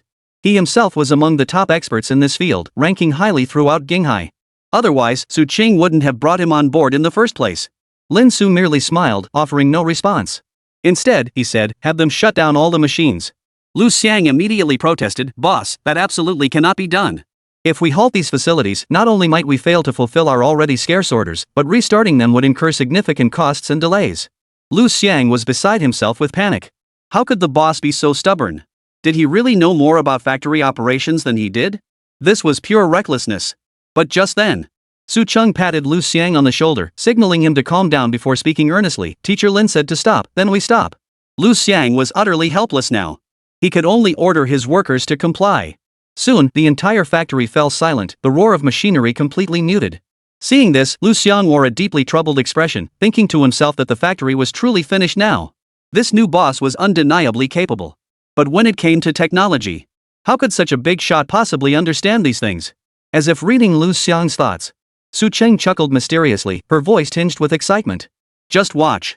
Because Teacher Lin is far more terrifying and brilliant than you could ever imagine." Hearing this, Lu Xiang's face instantly froze in utter bewilderment. Could this unfathomable boss actually understand technology? Impossible. Lu Xiang couldn't believe it. A figure with such a mysterious background and origins, surely he just reads the paper and sips tea in his spare time. Meanwhile, gazing at Lin Su's retreating figure, he seemed to relive yesterday's scenes, those profoundly moving moments that had pierced his soul. Su Qing murmured in a dreamlike tone, "Don't be surprised. To your eyes, the position of Weiman's new boss might seem like an unattainable pinnacle. But this is arguably the least significant of all his titles. His most brilliant identity is that of a teacher." Under Lu Xiang's stunned gaze, Su Qing, who seemed poised to witness Lin Su's awe-inspiring maneuvers once more, found her own body trembling slightly. With utmost seriousness, she advised, "Here's my counsel, from this moment on. Don't blink for even a second." Chapter 110, you understand this too? Meanwhile, ignoring the two whispering figures, Lin Su strode directly toward the machines that had now ceased operation. Whoosh! The next instant, a dazzling streak of light flashed through Lin Su's right eye. The Super God technology system activated. Even machines that seemed beyond repair to top-tier engineers like Lu Xiang. But for him, Lin Su, it was a different story. Because everything was just beginning. Buzz! In an instant, all the machine's parameters, attributes, and even their production dates flashed before Lin Su's eyes. Including a whole host of problems, big and small. It must be said, Lu Xiang was truly capable. Even under the meticulous technological deconstruction of the Super God tech system, the facilities still showed no obvious flaws. But those countless minute details, even a single small component, those were beyond Lu Xiang's ability to discern. Because this had already transcended human capabilities. Lin Su began his operation. The bearings here are completely useless, they only add unnecessary weight to the machinery. Discard them. Without needing to think for himself, Lin Su followed the system's guidance and pinpointed the first issue. According to the system's display, improving this area alone could boost the entire machine's efficiency by 5%. Though 5% might seem insignificant. But with such a massive machine, every single data point had been meticulously calculated during the initial design phase. Even the slightest improvement is incredibly difficult to achieve. Holy, wait a minute. Lu Xiang's face drained of color upon seeing this. Who in their right mind would dismantle the bearings? Is this what you call maintenance and improvement? This is clearly destroying the machine. Without the bearings, how are the other parts inside the machine supposed to function? Before Lu Xiang could say anything else, Lin Su's next move instantly silenced him. With clean, decisive movements, as if not a single unnecessary action was wasted, she swiftly removed the bearing and simultaneously made bold modifications to the other components. Boom! After the series of bangs and thuds subsided, Lin Su restarted the machine. And in the very next second, Lu Xiang was utterly stunned by the scene before him. As the chief engineer who had worked at this factory for years, he knew every piece of equipment inside out. At this very moment, in just this brief instant, he could clearly discern a marked improvement in operational efficiency just from the machine's vibration frequency. This can't be possible. Lu Xiang exclaimed in disbelief. For a split second, he even doubted his own eyes. And the knowledge and experience accumulated over his entire career. Lin Su made one adjustment here, another there. The equipment suddenly transformed, its efficiency astonishing. Lu Xiang suddenly felt his world crumbling. He froze in place, utterly speechless. You'll get used to it. Su Qing patted his shoulder. We've all been there. Lu Xiang looked utterly dejected. As the chief engineer, he couldn't even figure out how Lin Su had just operated the system. This was an absolute disgrace for an engineer. The last time he felt this utterly lost was when he first encountered machinery and personally guided his master during an explanation. And here he was, just moments ago, questioning whether his own boss even understood technology. Now it seemed he was the clown. He was as naive as a novice apprentice. Add a gear here, and the kinetic energy loss won't be so significant, transmission will be more efficient. This part looks fine on the surface, but it's severely worn underneath, affecting the conveyor belt. Lin Su worked with intense focus, making rapid adjustments one by one. Behind him, a crowd of engineers gathered, drawn by the halted operation. The more they watched, the more astonished they became. None of them understood Lin Su's actions, many even found them baffling, almost like sabotage. But in reality, he moved like an artist with flawless precision. Every move he made struck at the most critical point. Though each change seemed minuscule. Yet after restarting, they were stunned to discover the machine's efficiency had soared. Even the persistent, troublesome issues that had long plagued them were effortlessly resolved under Lin Su's guidance. Lu Xiang was utterly convinced. Watching Lin Su finish her work, his jaw dropped as he muttered to himself, maybe I should just hand over this chief engineer role to the boss. For a moment, he felt like a fish out of water in his role as chief engineer, overcome with shame. The other technicians under him couldn't contain their excitement any longer and rushed off to test the performance. The results were utterly astonishing, leaving them speechless with disbelief. The entire production line for high-tech running shoes, with Lin Su's improvements implemented at every stage, had seen its efficiency skyrocket by a staggering 35%. If word got out, no engineer anywhere in the world would believe it. What used to take a full week could now be completed in just 4.5 days. For a massive factory like Wayman's, every second of downtime incurs staggering costs. The savings here are simply incalculable. The veteran engineers were stunned. Who could have imagined their new boss possessed such formidable capabilities? In just a short while, he accomplished what dozens of veteran employees couldn't achieve. Is this guy a god? And after accomplishing all this, Lin Su's expression remained utterly unchanged, as if he'd merely handled a trivial matter with casual ease. This scene filled Lu Xiang and the engineers with profound awe. The boss is truly a hidden genius. Suddenly, Lin Su said, "Bring me the design blueprints for your running shoes." Lu Xiang hurried to the office and personally retrieved the blueprints. Lin Su glanced at them, shook his head in clear disdain. He immediately grabbed a pen and began making changes and sketches. Lu Xiang was stunned. Could the boss actually design too? Soon, Lin Su handed the revised blueprints to Lu Xiang. All products already manufactured are void and must be destroyed. Moving forward, production will follow my revised blueprints. Lu Xiang took the blueprint. After studying it for a moment, his body began to tremble violently, his hands barely able to hold the blueprint steady. For Lin Su's revisions were nothing short of astonishing. He had completely scrapped numerous original elements and introduced a wealth of new enhancements. He focused heavily on enhancing the running shoe's lightness, comfort, and shock absorption, with ingenious design solutions emerging one after another. Lu Xiang was no amateur, he possessed genuine expertise. Just by looking at them, Lu Xiang could envision how extraordinary the finished product's performance would be. It would absolutely blow away the Jinsu 2, the domestically developed model that had been the pride of the people, by a mile. But what's even more astonishing? Lin Su had replaced several expensive materials with more affordable alternatives. Though Lu Xiang wasn't sure if this would achieve the intended results. After witnessing Lin Su's capabilities just now, anyone with half a brain would know there's absolutely no way anything could go wrong. Combined with that production line whose efficiency had skyrocketed, Lu Xiang dared not even think about it. He stared at his boss as if he were a monster. Could one person truly implement all these changes in less than an hour? He asked himself. Even if Lu Xiang led all of Wayman's engineers in round-the-clock research, forget whether they could achieve the level of effortless mastery Lin Su had displayed. The sheer time and research funding required would be incalculable. Lin Su had once again saved a huge chunk of research costs without lifting a finger, slashing expenses straight down. As if sensing the astonished stares directed at him, Lin Su remarked casually, "I merely grasp a few basics." Everyone. This is absolutely groundbreaking work that will send shockwaves through the entire Jinghai sports technology community. No one knew how to interpret Lin Su's just a little bit. Lu Xiang exclaimed with excitement. Only someone with his expertise could grasp how invaluable this design blueprint truly was. "Boss, for such a groundbreaking running shoe, how about we call it the Lin Speed 3? Lu Xiang looked at Lin Su excitedly. Renaming the original Jiansu 2 after Lin Su himself. The boss would surely be thrilled. But just as he waited for Lin Su's praise, Lin Su's expression suddenly turned utterly speechless. After a long moment, he finally snapped, 1,000 yuan deducted from your salary this month." What? Lu Xiangren was instantly dumbfounded. Why was he suddenly getting docked pay? Could it be that the boss disliked his name? No way. Ignoring Lu Xiang's sour expression, Lin Su instructed. "Everyone, step up your game. This shipment needs to be completed as quickly as possible. Rest assured, boss." But at that moment, Lin Su didn't even need to say anything. The employees below were already shouting with enthusiasm as if they'd been injected with adrenaline. Not to mention Lin Su had just waved his hand and generously announced triple pay. Everyone was already eager to give it their all, willing to push through until the next day without complaint.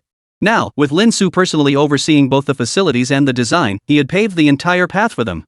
It was no exaggeration to say that even if he brought in a dog now, it could handle the tasks ahead. If they couldn't handle this simple task, they might as well find a block of tofu and end it all. The employees, each brimming with enthusiasm, headed to their respective stations. The once quiet factory erupted into a bustling hive of activity in an instant. For in that moment, everyone saw the hope of Wayman's resurgence. Wait!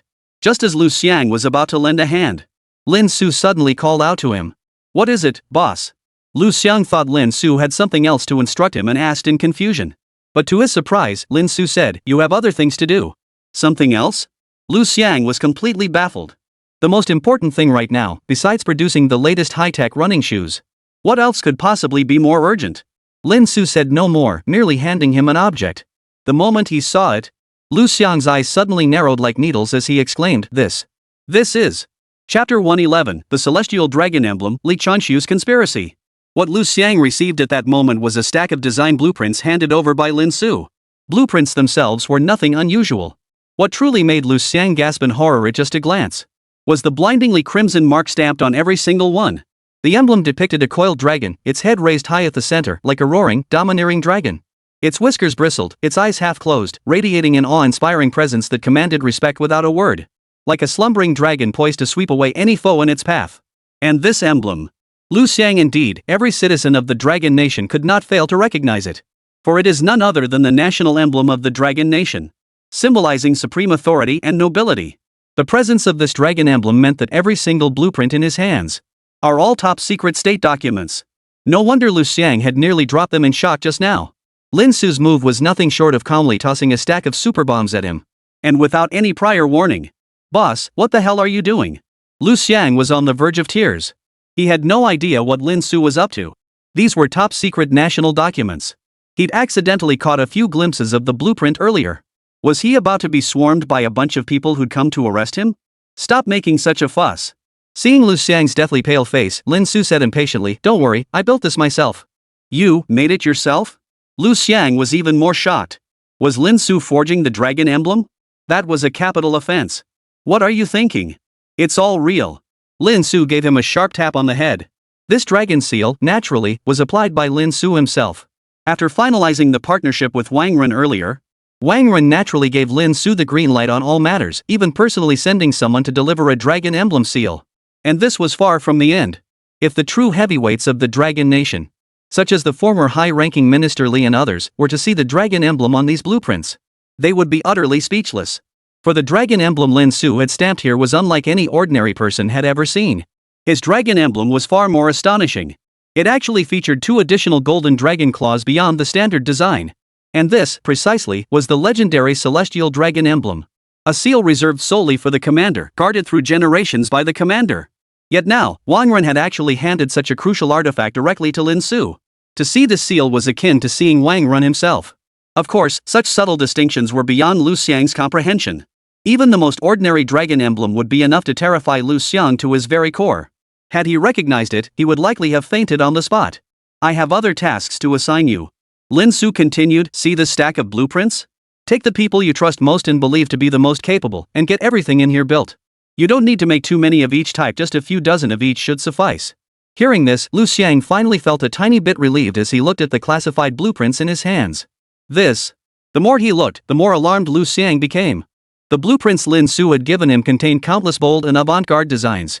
Many designs he recognized at a glance as technologies that had never appeared in the world before. Many were still conceptual technologies. Yet now, concepts that had once existed only in theory were all laid out before him on these blueprints. Lu Xiang finally understood why the dragon emblem had appeared. Compared to the designs on these blueprints, the dragon emblem now seemed utterly insignificant.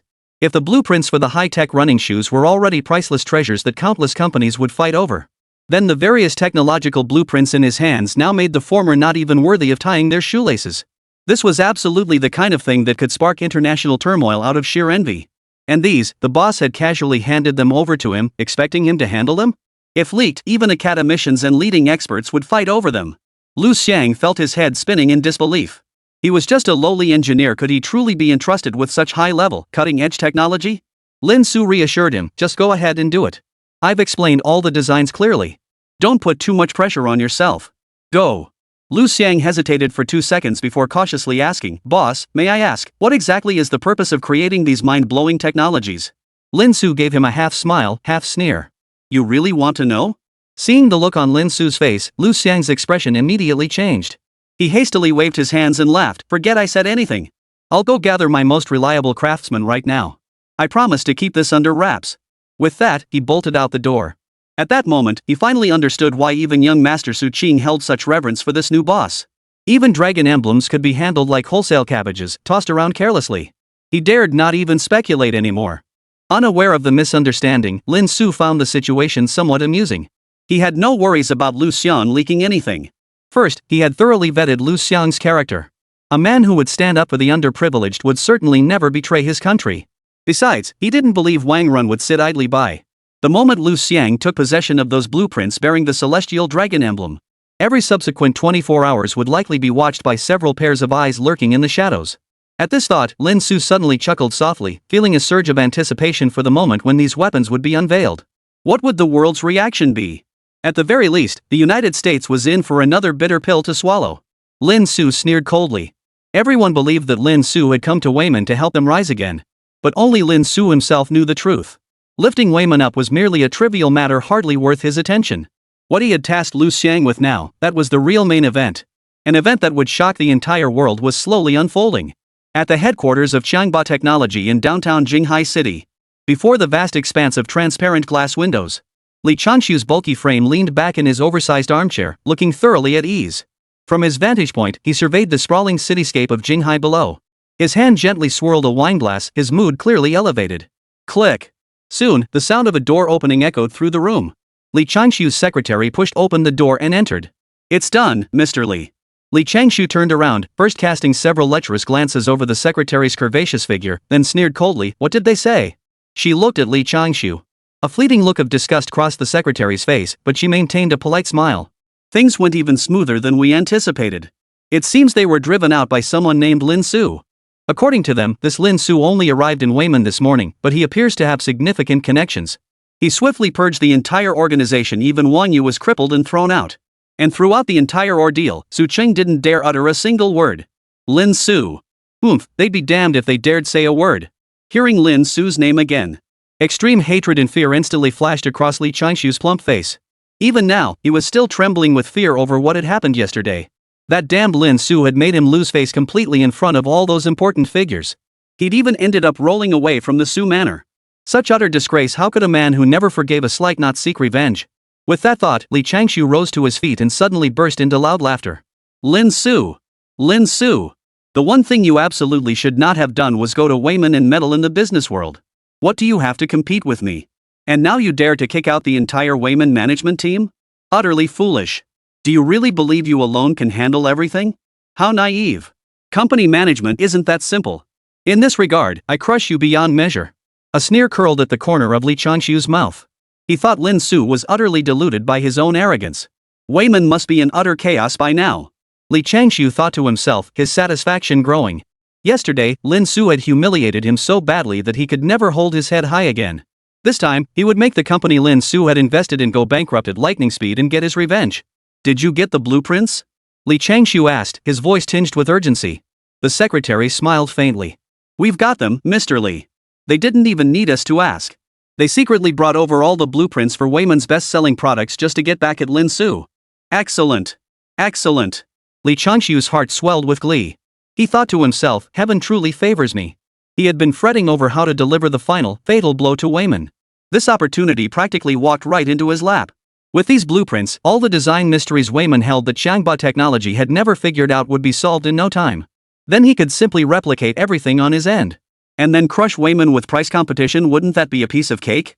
Issue the order, have the engineers modify the designs immediately. Keep costs unchanged, use fewer materials if necessary. Shoes are meant to be worn out anyway, so don't worry about it. Also notify all workers to stay overtime today. Anyone absent will have their wages docked. I want the first batch of finished products by tomorrow morning. Increase production capacity and focus entirely on manufacturing the tech running shoes." Seeing this, the secretary hesitated. "Boss, isn't this a bit too aggressive? Radical my ass." Li Changshu snapped. Only he knew how desperately he craved revenge against Lin Su. He couldn't wait another second. Besides, the entire management team at Fermin had fled, and their core secrets were now in his hands. With nothing left to lose, what could Lin Su possibly use to fight someone like him, who'd been navigating the business world for so many years? Contact our media partners immediately. Tell them we're holding a new product launch tomorrow. Invite every big shot in town. Li Changshu sneered coldly. "Tomorrow, I'll make Wayman weep from top to bottom. Let Lin Su see the consequences of crossing me." "Oh, right." At that moment, Li Changshu suddenly flashed an odd smile. "Send Wayman an invitation too." Chapter 112, the press conference begins. A mysterious guest. The next day. Jinghai Technology Expo Center. Today, the expo grounds were teeming with people, bustling with activity and creating a scene of extraordinary excitement. The main hall featured over a dozen entrances. At each entrance, brightly colored banners fluttered in the breeze, proudly displayed. And on every single banner, in bold letters, were the words, "Shaping the future, Xiangba Technology new product launch." Xiangba Technology moved swiftly. Following Li Changshu's directive, the entire event plan was finalized that very night. They then directly leased the Jinghai Technology Expo Center to host the launch event. Moreover, Xiangba Technology sent out invitations far and wide, extending them to nearly every prominent figure in Jinghai. Among them were numerous business tycoons and brand presidents. It could be said that everyone attending today's launch event was either wealthy or influential. Apart from a few media reporters seeking attention and well-known tech bloggers, the rest were all prominent figures, showing Xiangba Tech tremendous respect. While Xiangba Technology is no small player, boasting a formidable presence in the tech sportswear sector, In the tech-savvy hub of Jinghai, there are plenty of companies that hold their own against Xiangba. Yet most have gathered here today largely due to the prestige of the Li family backing this event. After all, when the Li family personally issues an invitation, most people feel obligated to show some respect. This also underscored just how formidable the Li family had become. Their call was met with an overwhelming response. At the very top of the venue, through the glass windows, he watched the tide of people pouring into the venue. Li Changshu's lips curved slightly, a cold smile playing on his face. The scene was unfolding exactly as he had envisioned. He cared little whose favor these people were showing by attending, as long as they were here. The downfall of his sworn enemy, Wei Min. It must be witnessed by countless spectators. Today, before all these witnesses, he would trample Wei Min and Lin Su's dignity underfoot, grinding it into the dust. I hope you like my gift, Lin Su. Because today, I'll shatter your useless pride. Make you understand that the business world isn't open to just any Tom, Dick, or Harry. For today's launch event, Li Changshu had prepared meticulously, his words dripping with icy menace. Within the vast exhibition hall, he would reclaim every shred of dignity he had lost. The venue quickly filled to capacity. Click, click. Simultaneously, countless lights flashed throughout the venue, with all manner of filming and live streaming equipment visible everywhere. Even though Xiangba Technology's crisis had erupted suddenly, with barely a day for the situation to ferment. But as a long-established enterprise with both strength and scale, announcing such a high-profile press conference so abruptly naturally captured everyone's attention. Countless media outlets swarmed in like sharks sensing blood in the water, all eager to see what Cayenne Babatek had up its sleeve this time. Look, that seems to be Wang Wu, president of Dingxing Technology, a billionaire tycoon of the highest caliber. Holy crap, isn't that Hongjin? The legendary figure who built his company from scratch into a Fortune 500 powerhouse. Rumor has it he retired long ago, and here he is today. I heard there's also a mysterious heavyweight guest arriving today. Can't wait. The set buzzed with continuous gasps of astonishment. Clearly, everyone was stunned by the sheer luxury of the guest lineup at this launch event. The VIPs were practically spilling out of their seats. And that's not all. Xiangba Technology also announced that an even more formidable guest would be making a special appearance. This instantly sent everyone's anticipation soaring. Many of the top executives present were already first-rate business tycoons with assets beyond estimation. Just how mysterious must this person be to overshadow all these heavyweights and keep Xiangba Tech keeping them under wraps? Under these circumstances, even those million-follower internet celebrities who are usually clamored for seemed insignificant, relegated to the back rows. Among them, of course, was the streamer Jiegu. Sitting in the very back row with a pained expression, Jiegu lamented to his livestream audience, "Guys, please don't curse me. It's not that I don't want to sit up front, it's because I simply don't have the credentials. Just getting into this event was hard enough. Just look at those big shots in the front row, they're worth millions a minute."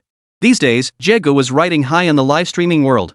Ever since his last livestream covering Lin Su's exam in Jinghai and his unthinking team selection, Jieji's popularity has skyrocketed once more.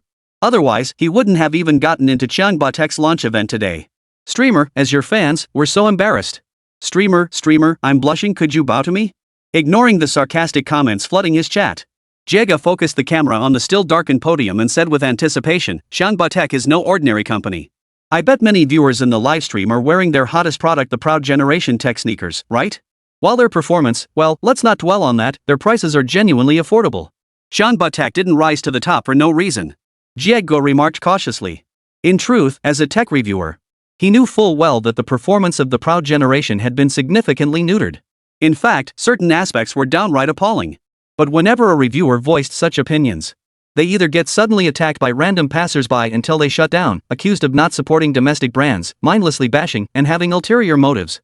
Or they'd suddenly retract their review overnight, claiming they'd misjudged it, declaring the Jiaquan generation an unrivaled value for money running shoe with no equal in the market. Brother Jie isn't naive. He knows these guys have clearly been bought off by money. But he still has some principles he refuses to aid and abet tyranny. So he simply refrained from commenting, avoiding trouble altogether. Upon hearing his words, many comments in the livestream expressed agreement. But plenty of savvy viewers scoffed, declaring Xiangba Tech nothing but a paid comment army company. Besides their marketing prowess, their product quality is a complete mess, they scoffed. Take Weiman Company's Jiansu 2 now, that's a true shining example of domestic manufacturing. Xiangba's only advantage is a slightly lower price tag. Weiman? That company on the brink of bankruptcy? Ha, this is hilarious. The company's about to disappear, yet the loyal lapdogs are still putting on a brave face? How come Xiangba can hold a launch event, but you can't? The chat exploded into chaos once more. Whoosh! At that very moment, countless spotlights on the stage suddenly flared to life, then converged on the center of the venue. Soon, Li Changshu, clad in an ill-fitting suit, slowly emerged from the darkness, instantly becoming the center of attention. Clap! Clap! Clap! Thunderous applause erupted. Taking the stage, Li Changshu raised his hand, signaling for quiet. Then, with a broad smile, he declared, "Thank you all for traveling so far to support Xiangba Technology today. I, Li Changshu, extend my deepest gratitude to each and every one of you. I am confident that the new product we are about to unveil at today's launch event will absolutely live up to your expectations." Applause erupted once more, with many feeling immense anticipation. After all, this was undoubtedly the most grand and spectacular tech launch event in recent memory. At the same time, Li Changshu continued, "Of course, we also extend a warm welcome to everyone here. Allow me to introduce. First, Mr. Wang Jun, seated front and center in the first row." The camera immediately focused on Wang Jun. He appeared to be around 40 years old, commanding respect without needing to raise his voice, his eyes always seeming to sparkle with a sharp, piercing light. Upon being mentioned by Li Changshu, he immediately stood up and bowed respectfully to those in front and behind him. Li Changshu chuckled. President Wang has been a long-standing partner of Xiangba Technology. It's safe to say that without his supply chain support, Xiangba wouldn't have reached its current position. He continued, and this is President Lu Tao of Manhwa Technology. Manhwa is also a valued partner of ours. We look forward to mutual growth in the future. Lu Tao also rose to acknowledge the greeting, and applause filled the room. And this gentleman. Li Changshu then methodically introduced several prominent figures present. Each introduction was met with thunderous applause. Wow, wow, wow. All these bigwigs who you couldn't find even with a lantern are out in force today. I wonder what Xiangba Tech is up to this time, such a grand spectacle for a launch event. Seeing this, Jia couldn't help but marvel inwardly. Xiangba Tech truly possessed formidable strength. And just then, Li Changshu suddenly smiled mysteriously and said, "Of course, today we have one more guest of the highest caliber to take the stage. And his presence will undoubtedly make the entire venue shine with brilliance." Seeing everyone's eyes light up instantly, even CEOs like Wang Jun wore expressions of curiosity. Li Changshu's lips curved upward as he gestured. "Now, let us welcome the mystery guest." Chapter 113, Open Declaration of War, Slander. Bang! As Li Changshu's words fell, the flashbulbs that had been focused on him vanished in an instant. The venue plunged into darkness. Yet the next instant, the lights flared back to life, spotlighting a figure who had suddenly materialized at the podium. That figure was also somewhat plump, but unlike Li Changshu, it didn't evoke a sense of physical discomfort upon sight. He appeared quite tall. But what drew the most attention were his blue eyes and golden short hair, features distinctly unlike those of the Dragon Nation people. The moment this figure came into view, whether it was the bigwigs who had been sitting stiffly in their seats just moments ago, or the spectators watching the livestream, were all stunned. Snacks and seeds scattered everywhere. Even Wang Jun, who had appeared utterly unflappable until now, abruptly stood up, his pupils dilating. For the newcomer was neither from any Dragon Nation corporation nor a renowned tycoon, but a foreigner. The roaring applause now filled the venue, revealing that everyone recognized the identity of this mysterious guest. Seeing this, Li Changshu laughed heartily and announced in a resonant voice, "Let's give a warm welcome to the distinguished guest from Xiangba Technology, the most prominent figure at this launch event, the president and chief designer of Ulok Company from the United States, Master Leo." Clap, clap, clap, clap. The entire venue was stunned. The applause erupted with unprecedented fervor. It's actually Master Leo from Ulok. Even Brother Jia was so stunned he couldn't speak, his hands trembling slightly as he held the live streaming equipment. Who could have imagined that Xiangba Technology would actually bring this heavyweight on board? Ulok Corporation, a world-renowned American enterprise, ranked among the top of the Fortune Global 500. In terms of market value and net worth, the companies of the other bigwigs present weren't even worthy of polishing its shoes. Though Leo appeared remarkably young, likely not yet 30. His extraordinary technological genius has long been recognized worldwide. Otherwise, he wouldn't have been crowned a master. This is a true powerhouse. In the tech world, in the business sphere, wherever he appears, he's a top-tier heavyweight who sends shockwaves through the room. And for Xiangba Tech to have actually managed to bring him on board, how could that not leave them in awe? No wonder he was saved for the grand finale. Xiangba's surprise gift truly blew everyone away. Feeling the fervor of the entire venue, Leo remained remarkably composed. He simply raised his hand to acknowledge the crowd. "Thank you all." With that, he took his seat at the very center of the VIP section, seemingly unwilling to waste another word. Truth be told, he had only come this time because the Li family had paid a hefty sum. Both parties had reached an agreement. The Li family would leverage all their channels to promote his products. Otherwise, why would Leo attend a launch event of this caliber? Wang Jun, seated beside him, glanced at Leo and promptly wiped his hands, eager to strike up a conversation. He extended his hand cautiously and said, "I've long admired your reputation, Master Leo. Your Ulok company is nothing short of a legend in the United States." Leo merely gave him a faint glance and nodded, not even considering the handshake. "Ha ha ha, Wang Zhen awkwardly withdrew his hand, not daring to utter a single word. After all, the renowned Master Liu had already shown immense favor by making this personal visit. His aloofness seemed almost understandable. Masters must always be proud. Seeing Liu's icy demeanor, Li Changshu quickly launched into a flattering speech. I hear Master Liu's latest Rubik's Cube block is about to hit the market. It's a true masterpiece. Rumor has it even the FBI can't crack it. Truly astonishing. Hearing this, Liu's face instantly darkened. He nearly turned on his heel and left. That damn fat pig from Dragon Country, I'd love to kick his ass with my boot. Liu cursed inwardly. Tech locks had become a thorn in his side. Ever since Lin Su single-handedly cracked it right before launch. The entire company went into a frenzy, holding countless meetings, big and small. Yet even now, they still hadn't figured out how Lin Su had effortlessly cracked the Rubik's Cube block with odds of 1 in a trillion. In the end, they'd come up with only one solution: tackle the problem at its root. Was Lin Su the only person in the world capable of cracking it by hand? Then find Lin Su and beg him not to intervene. That was precisely why Liu had come this time. Attending the press conference was merely incidental. The attendees naturally had no idea what Rio was thinking. But with Liu's appearance, the press conference undoubtedly reached its climax. All eyes were fixed on him.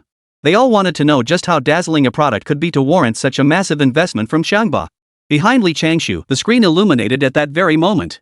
A bold, white headline in vivid white letters appeared before everyone's eyes. Disrupting the tech landscape, Xiangba Tech's all-new speedster generation arrives with a bang, aiming only for the top spot. Seeing this slogan, which bordered on audacity, the entire venue erupted in a roar.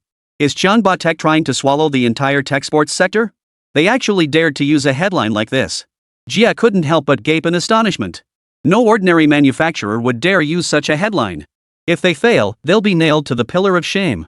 Not to mention all the bigwigs witnessing it today. Li Changshu didn't keep them waiting. With a flick of his finger. Soon, a data chart appeared. Ladies and gentlemen, please take a look. This is the current sales data for our Xiangba Technologies sports technology brand. The sales data was displayed as a pie chart. The next moment, everyone was stunned to discover Xiangba's market share had surged to 80%. This was practically a monopoly. Many company executives in the audience watched with grim expressions. They couldn't help but admire Li Changshu's business acumen. Achieving 80%, even with the Li family backing him, that was remarkable. After all, everyone knew that in this field, Weiman and Xiangba had always been bitter rivals. But Weiman was nowhere to be seen right now, completely vanished. At the same time, Li Changshu stated, "We thank our consumers for their support of Xiangba Technology. It is precisely because of this that we poured our hearts and souls into developing this new generation of Quangbiao. Our goal is to give back to our customers and showcase Xiangba Technology's industrial prowess to all of Longhua." With a wave of his hand, Li Changshu unveiled the all-new Speedster Generation concept design before everyone. Its red and white exterior showcased sleek, athletic lines, while the Xiangba Tech logo was prominently displayed on the sole. Li Changshu introduced, "As you can see, this is Xiangba Technology's next-generation running shoe. Through years of refinement and design, our running shoes achieve an astonishing 90% shock absorption. Meanwhile, they weigh a mere 250 grams, with breathability enhanced by specialized upper materials.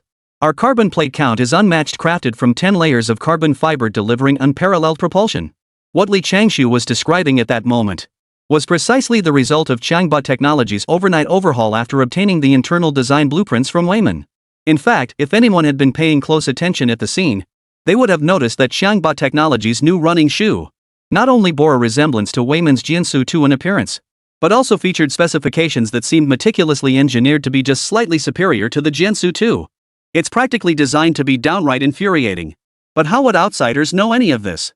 Looking at those rows of data, many people were genuinely shocked. Simply because Xiangba Technology's running shoes truly deliver performance that stands unrivaled in today's market. Impressive, Mr. Li. Applause erupted from the crowd. The atmosphere instantly erupted.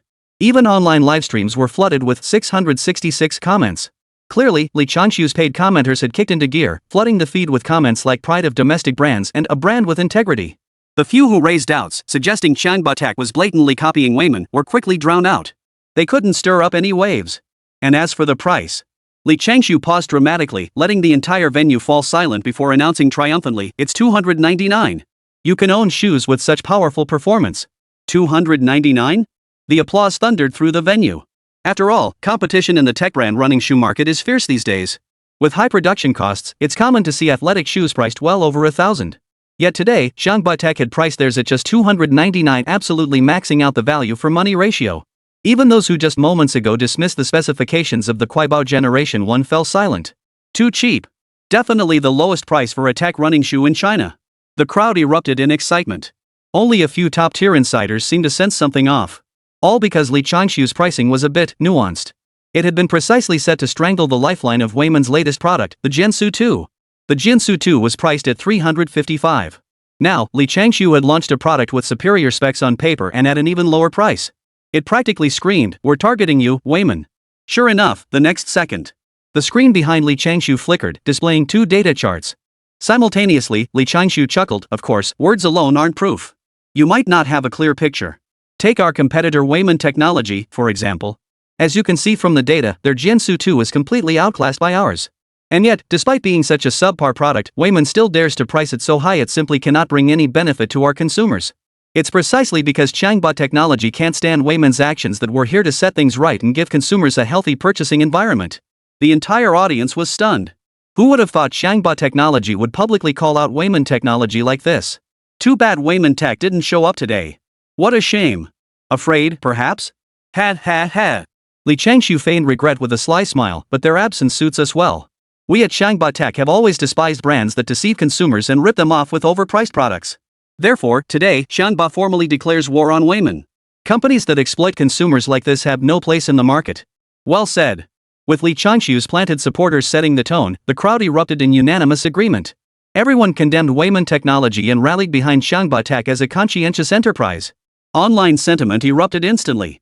Countless people stormed Weiman Technology's platforms, hurling insults at the heartless corporation. Amidst this wave of passionate outrage, only Leo, seated below the stage, wore a faint, cold smile. As a top-tier expert in this field, how could he fail to see through Li Changshu's petty tricks? His running shoe specs looked impressive.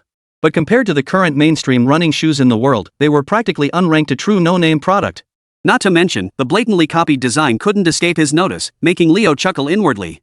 It seemed Dragon Nation's technology had truly hit rock bottom. How could such a subpar company become an industry leader? It was the private enterprise that caught his attention. After all, Rio's discerning eye was legendary. He could immediately spot the material issue Li Changshu deliberately omitted.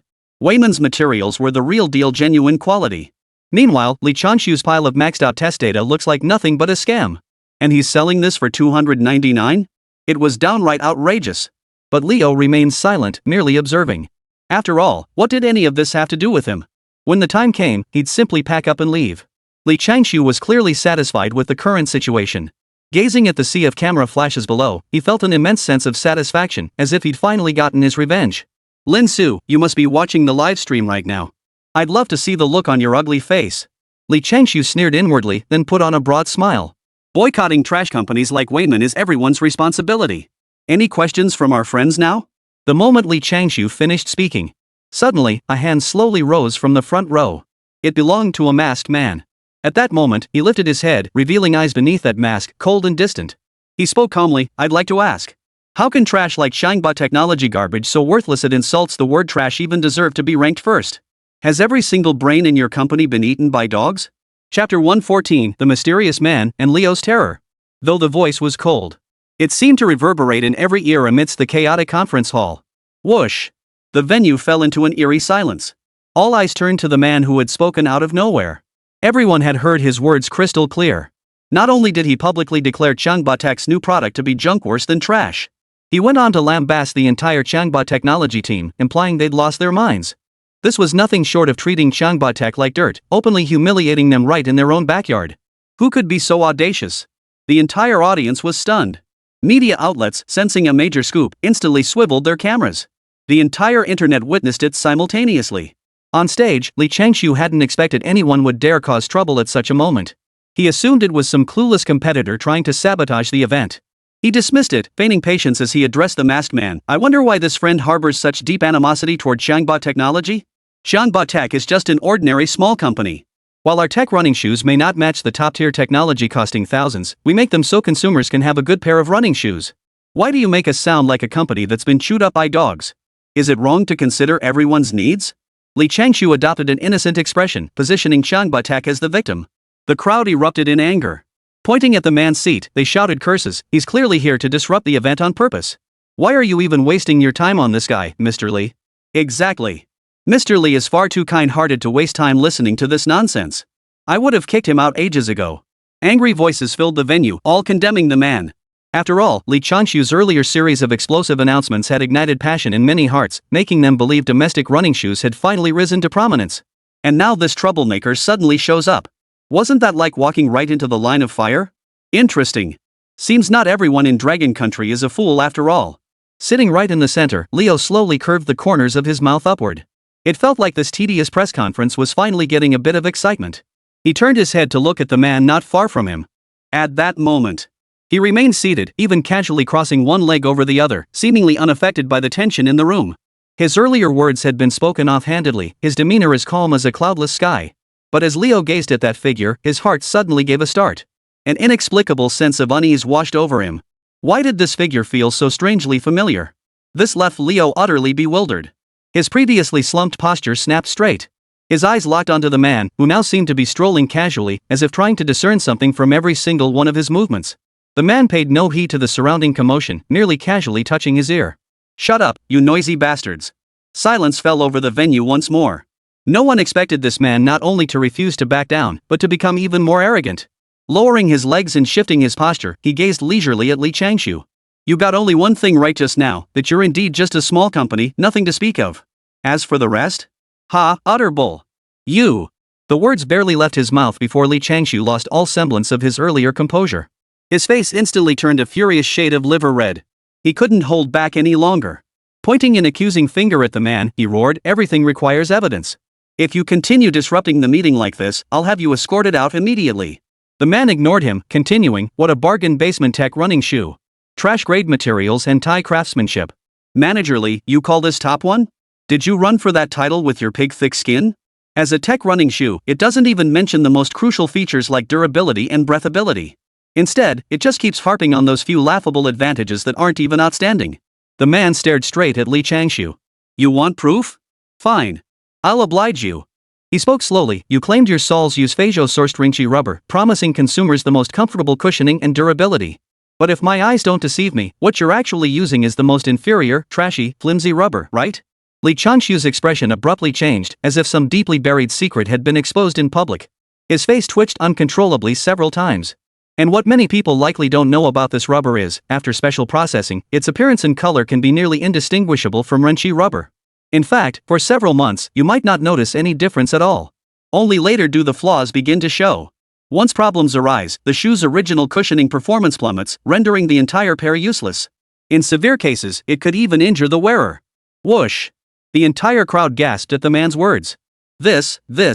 Countless spectators exchanged stunned glances, among them several prominent tech bloggers and CEOs. Even though they possessed deep knowledge in many areas of technology and had heard of these two types of rubber. But none had ever heard of this kind of application. Could it be real? They were stunned. If this were true, then Shanghua Technology would be blatantly deceiving consumers by counterfeiting raw materials. Once again, he became the center of attention. Li Changshu's face instantly turned grim. A storm of emotions raged within him. He couldn't fathom how this masked man hooded, revealing only a pair of icy eyes could have uncovered the truth. This was Shanghua Technology's absolute secret. No one knew about it except him and a few key core employees. This method of counterfeiting thin rubber had been discovered by chance. It hadn't even been published in any tech journals yet. It was an absolute secret. But now that the arrow was on the string, Li Changshu, who had seen his share of high-stakes situations, he quickly regained his composure and retorted coldly, "All of this is nothing but your speculation. Deliberate rumors meant to smear Shanghua Technology. Can you even produce any evidence?" As he spoke, Li Changshu sneered inwardly. Daring to fabricate evidence in plain sight? Shanghua Technology certainly hadn't come unprepared. After their special processing, the only difference between the two rubbers was their innermost structure. Visually, they were identical. To tell them apart, one would need to send them to a specialized institution for chemical composition analysis. Therefore, unless someone exposed the samples they brought today on the spot, at worst, they could simply produce a few pairs using genuine materials to prove their case. There would be no way to find any flaws. He was now in a completely unassailable position. Exactly. Meanwhile, many audience members who still believed in Shanghua Technology voiced their support. If just any Tom, Dick, or Harry can come out and spread rumors, how are other companies supposed to survive? Clearly, no one present believed the man's claims. He was clearly spouting nonsense. After all, it sounded utterly outrageous. Could a company as large as Shanghua Technology really do something like this? A long-established company versus a man who suddenly appeared out of nowhere. Clearly, everyone would choose to believe the former. What's the matter? Nothing to say? With that thought, Li Changshu regained his composure. He even provocatively picked up the prototype sample of the double rage generation. Smiling at the man, he declared, "At Xiangba Technology, we have nothing to hide. We welcome any inspection, by anyone, in any form. If anyone still has concerns afterward, we'll even send the samples to specialized institutions for verification. We can't let a conscientious company like Xiangba Tech lose heart." "You, twisting the truth like this, get the hell out of here." "Right, get out." The entire crowd was filled with righteous indignation, convinced Lin Su was a troublemaker deliberately sent by some company. Seeing the crisis averted, the situation was once again under his control. Li Changshu signaled to the security guards, preparing to have this unknown man escorted out. They could investigate later how such confidential information had leaked out. The room instantly turned against him, with Xiangba Technology openly declaring its willingness to accept any verification. Everyone clearly chose to trust Xiangba Technology, preparing to escort the man out and end this farce. Yet even so, the man stood there smiling quietly, arms crossed, seemingly unfazed by the storm of condemnation raging around him. It felt like a tiny boat in the vast ocean, seemingly on the verge of capsizing. Yet remained steadfast, as if commanding the very ocean itself. At this very moment, perhaps only Leo's thoughts were elsewhere. He remained fixed on the man's serene face. As he stared, a sudden flash of insight struck him, conjuring a terrifying image. Those eyes, that posture, that eternal, unflappable composure. This. A name that haunted Leo's nightmares day and night suddenly flashed through his mind. It was him? A wave of terror washed over Leo, causing his entire body to tremble uncontrollably in an instant. At the same time, as security closed in, the man finally removed his mask, revealing his true face beneath. It was an unnaturally handsome, youthful face. At that moment, a hint of a mocking smile seemed to play at the corners of his mouth. Yet for some reason, everyone who saw that smile couldn't help but shiver involuntarily. This uninvited guest at the press conference was none other than Lin Su. Gazing at the security guards advancing with fierce momentum, Lin Su's eyes turned icy cold, a dangerous aura spreading instantly. He spoke calmly, "A bunch of ignorant fools. I think today. Who dares lay a finger on me?" Chapter 115, Brother Jia, my dad's here. Lin Su? The moment she saw the man's true face. Thud. Thud. Thud. Li Changshu, who had been gloating moments before, suddenly recoiled as if he'd seen a ghost, stumbling backward several steps. The lingering shadow of yesterday's terror instantly resurfaced in his mind. Caught completely off guard, his body went limp and his bulky frame collapsed straight onto the ground. Manager. The staff member beside him panicked at the sight and rushed onto the stage to support Li Changshu. At least this prevented him from rolling off the stage in utter embarrassment. Damn it. Why him? Li Changshu's limbs went limp, and beads of sweat instantly formed on his forehead. Merely catching sight of Lin Su once more, his entire body involuntarily recalled yesterday's humiliation, convulsing uncontrollably. It wasn't surprising that Li Changshu looked so wretchedly pathetic right now. Lin Su's disguise had been too convincing, compounded by the dimly lit and noisy venue. It had taken him a moment to recognize the person as Lin Su. Whoosh! At that very moment, the entire venue erupted in a chorus of incredulous gasps. In other circles, perhaps there might still be people who didn't recognize Lin Su at this very moment, left utterly bewildered. But today's launch event could even be considered one of the tech industry's major events. The attendees were all prominent figures in the tech world, naturally well versed in such matters. Not knowing Lin Su, that would be considered utterly unworldly. After all, the shockwave Lin Su sent through everyone during that Jinghai University exam was simply too immense. Not only was there that dazzling aerial glide, that hero's descent that blinded everyone with its brilliance, but also that sword of waterfire enchanted blade straight out of an anime, domineering and magnificent, the very embodiment of everyone's dream weapon. And that was far from the end. The lazy person's smart bed and multi-rider electric bicycle he guided his students to create. Even the Transformers-inspired racing car that continues to go viral online today was his creation. It even spread to foreign networks, where many foreigners were stunned, insisting it must be post-production work. Such technology couldn't possibly exist. It's safe to say that the moment Lin Su appeared in the public eye online, his achievements too numerous to list on a single page were each capable of shaking the entire tech world. Yet what's puzzling is this. After that exam, Lin Su didn't seem to capitalize on the momentum to expand his fame and influence. Instead, he vanished without a trace, as if he couldn't care less about the fleeting attention. But who could have imagined? At this very moment, they witnessed the reappearance of this scientific prodigy teacher at Xiangba Technology's launch event. And as everyone knew, whenever Lin Su appeared, it was always accompanied by a sensational event. True to form, his stage this time wasn't the small circle of students at Jinghai University. Instead, he tore apart Xiangba right in the middle of a star-studded launch event, becoming the center of attention. Single-handedly confronting Xiangba's home turf with thousands in attendance.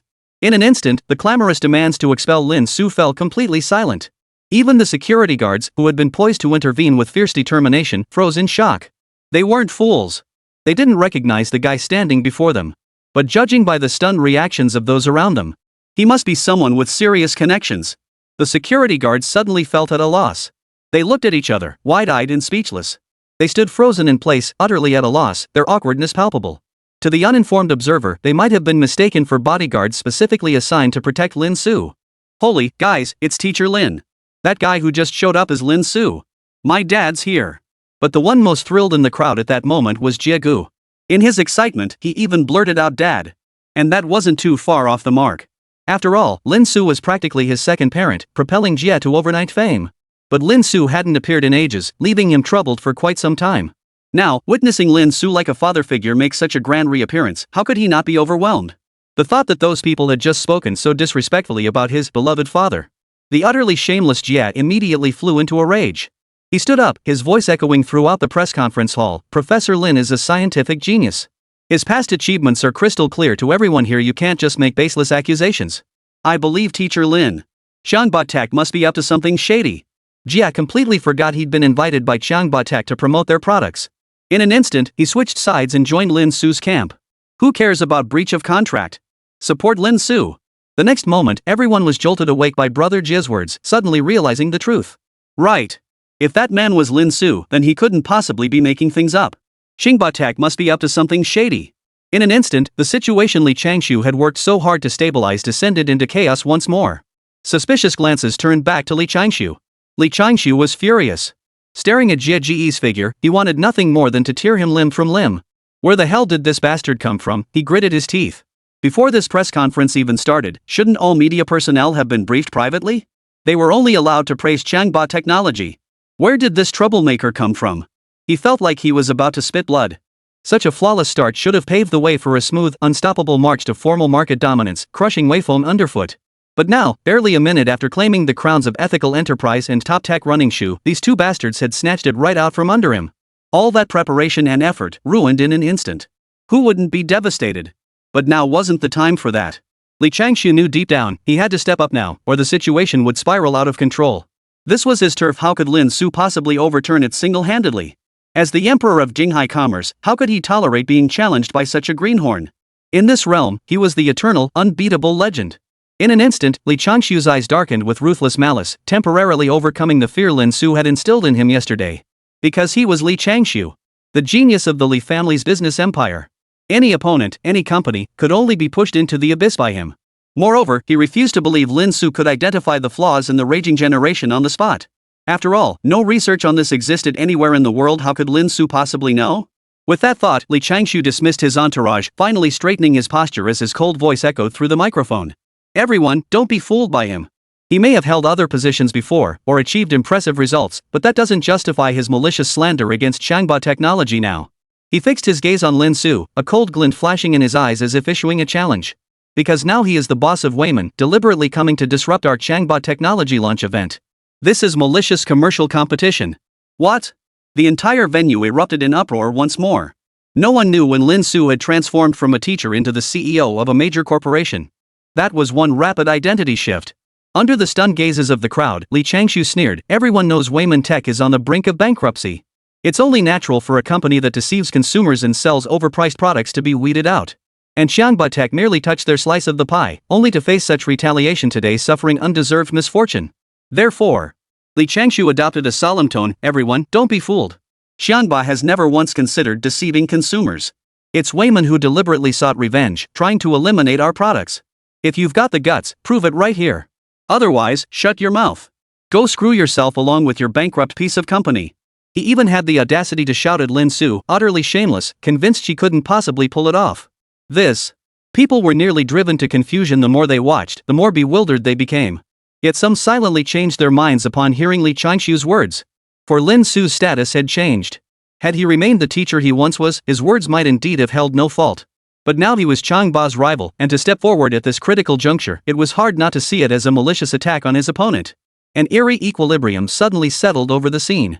Only Li Changshu's eyes still glinted with smug satisfaction as he murmured inwardly, "Are you going to attempt that futile self-justification, Lin Su?"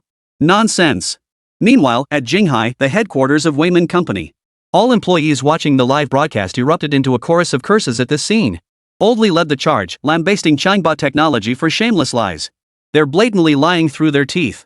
Our materials are meticulously selected, of course the cost is higher. How dare this guy twist it into us ripping people off with overpriced products. Yeah. That's just despicable. The other veteran employees echoed his sentiments, seething with anger. Many middle-aged women wiped away tears, visibly hurt. These were all middle-aged men and women who couldn't bring themselves to use harsh words. They couldn't understand why, after working so hard and diligently to make so many quality products, now they were being vilified by so many people online and in real life. They didn't understand marketing or the cutthroat tactics of the business world. All they knew was that their hard work hadn't been rewarded fairly. Now, they could clearly see their boss seemed to be in a disadvantageous position. This instantly made their hearts clench tightly, and every weathered face wore a look of tension. It could be said that Lin Su's visit held the key to whether Min could continue to survive. Though Lin Su had only been around for a short while, the employees had long regarded him as the true decision-maker at Wayman, respecting and admiring this new boss from the bottom of their hearts. Hang in there, boss. At that very moment, everyone silently prayed in their hearts. For Wayman had long become a second home to many, and no one wanted to see it disappear. And now, the future of this precarious home rested entirely on the shoulders of the isolated young man on the screen before them. Back to the venue. As the voices demanding proof from Lin Su grew louder, Lin Su, however, seemed to have received the answer he desired. A faint smile touched his lips as he murmured, "Old bastard, you've finally been reeled in." Because Li Changshu's response was exactly what he wanted. "Very well, I'll prove it to you." The next second, Lin Su's confident voice echoed throughout the entire press conference. Li Changshu froze in shock. He never expected Lin Su to agree so readily, and a sudden sense of foreboding washed over him. He regretted his words, wishing he hadn't challenged Lin Su to prove herself. This was clearly his turf. If he later dragged his feet and refused the inspection, nullifying his earlier words, Lin Su wouldn't be able to do anything about it. Once the press conference ended, wouldn't he be free to say whatever he wanted? After all, he held the upper hand. Damn it! The thought filled Li Changshu with frustration. He'd unwittingly fallen into Lin Su's trap, deliberately provoked into anger. But the words were already out. He couldn't very well back down now. Forcing himself to maintain his composure, he retorted, "Humph. Overestimating yourself. Then come on over." "Me?" Hearing this, Lin Su merely shook his head. Instead, he leisurely sat back down in his chair, seemingly uninterested in moving. This left everyone utterly baffled. "If you're here to prove something, why are you just sitting there?"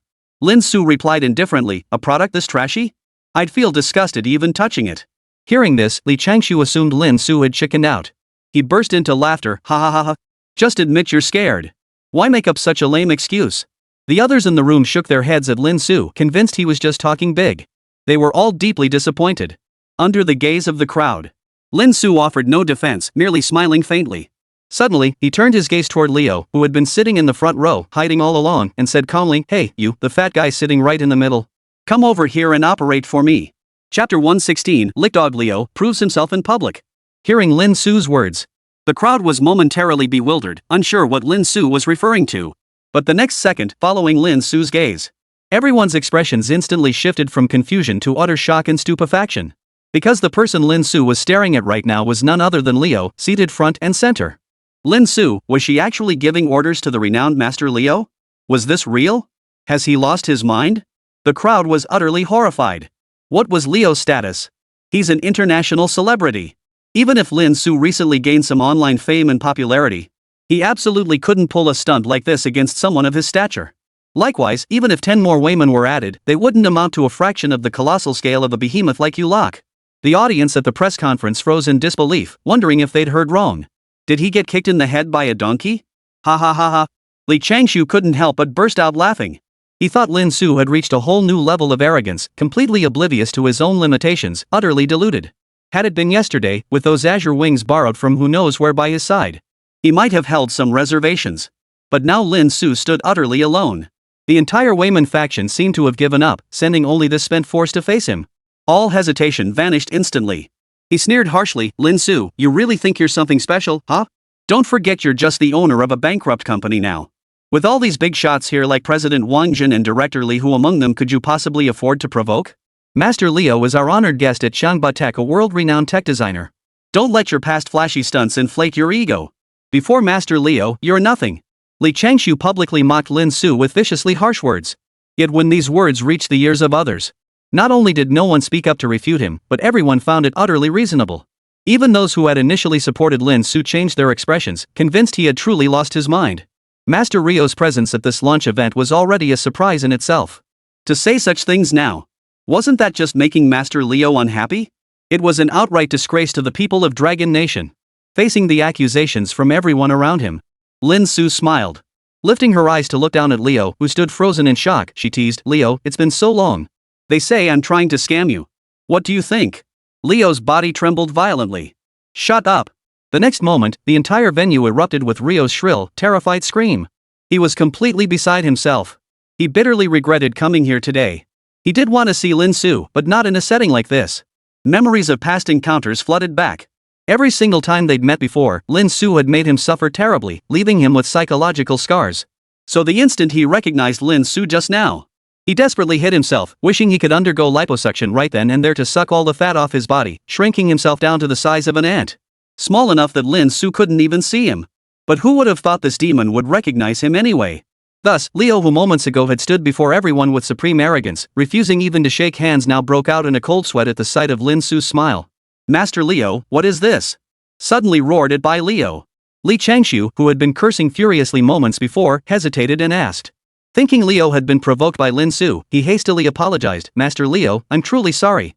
We never expected such a clueless fool to offend you. Please don't be angry." Little did he know, these words only served to fuel Rio's fury.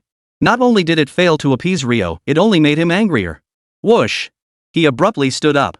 Paying no heed to the fact that he was an invited VIP guest, he unleashed a torrent of furious curses directly at Li Changshu on stage. "You pig-bred bastard! I told you to shut your mouth, you hear me? How dare you judge Lin, you worthless piece of trash!" The pressure on Leo at that moment was immense. He could practically feel Lin Su's gaze piercing his back, making him feel like a fishbone stuck in his throat. The surrounding crowd's words belittling Lin Su while elevating himself sent waves of panic through him. He desperately wished they'd all shut up already. He was indeed formidable in front of others. But in front of Lin Su? He was nothing. This was like roasting him over a fire. No wonder Leo was so anxious. Ha! Upon hearing Leo's words, not just Li Changshu, but every single spectator watching this scene was utterly stunned, their jaws dropping in unison. Did they hear that correctly? Master Leo, was he sucking up to Lin Su? In an instant, many people's worldviews crumbled. Who could have imagined that the man they revered as a master, the top-tier CEO and super tech designer Leo, who had exuded pure swagger from the moment he stepped onto the stage, was actually Lin Su's lapdog? Just as everyone stood speechless in disbelief, Leo scrambled over to Lin Su, rubbing his hands together and chuckling. "Lin, it's been so long since we last met, and you're still so handsome, hee hee hee.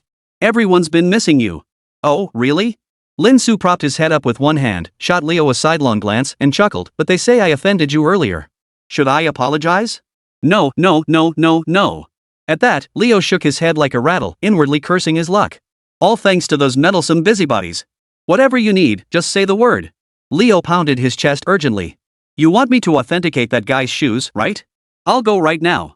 With that, he dashed straight to the stage and snatched the sample pair of Kuaibao Generation shoes right out of Li Changshu's hands. His speed was so blindingly fast that even Li Changshu couldn't react in time. "You?" When he realized his hands were empty, he opened his mouth to protest. But Leo glared right back at him. "What are you looking at? Didn't you tell Lin to examine them?" Li Changshu swallowed his words before they could escape his lips, not daring to utter a single syllable. Leo was not someone he could afford to provoke. He didn't even have the nerve to snap back. The audience was momentarily at a loss for words. They all stared blankly at Leo, who now looked utterly fawning.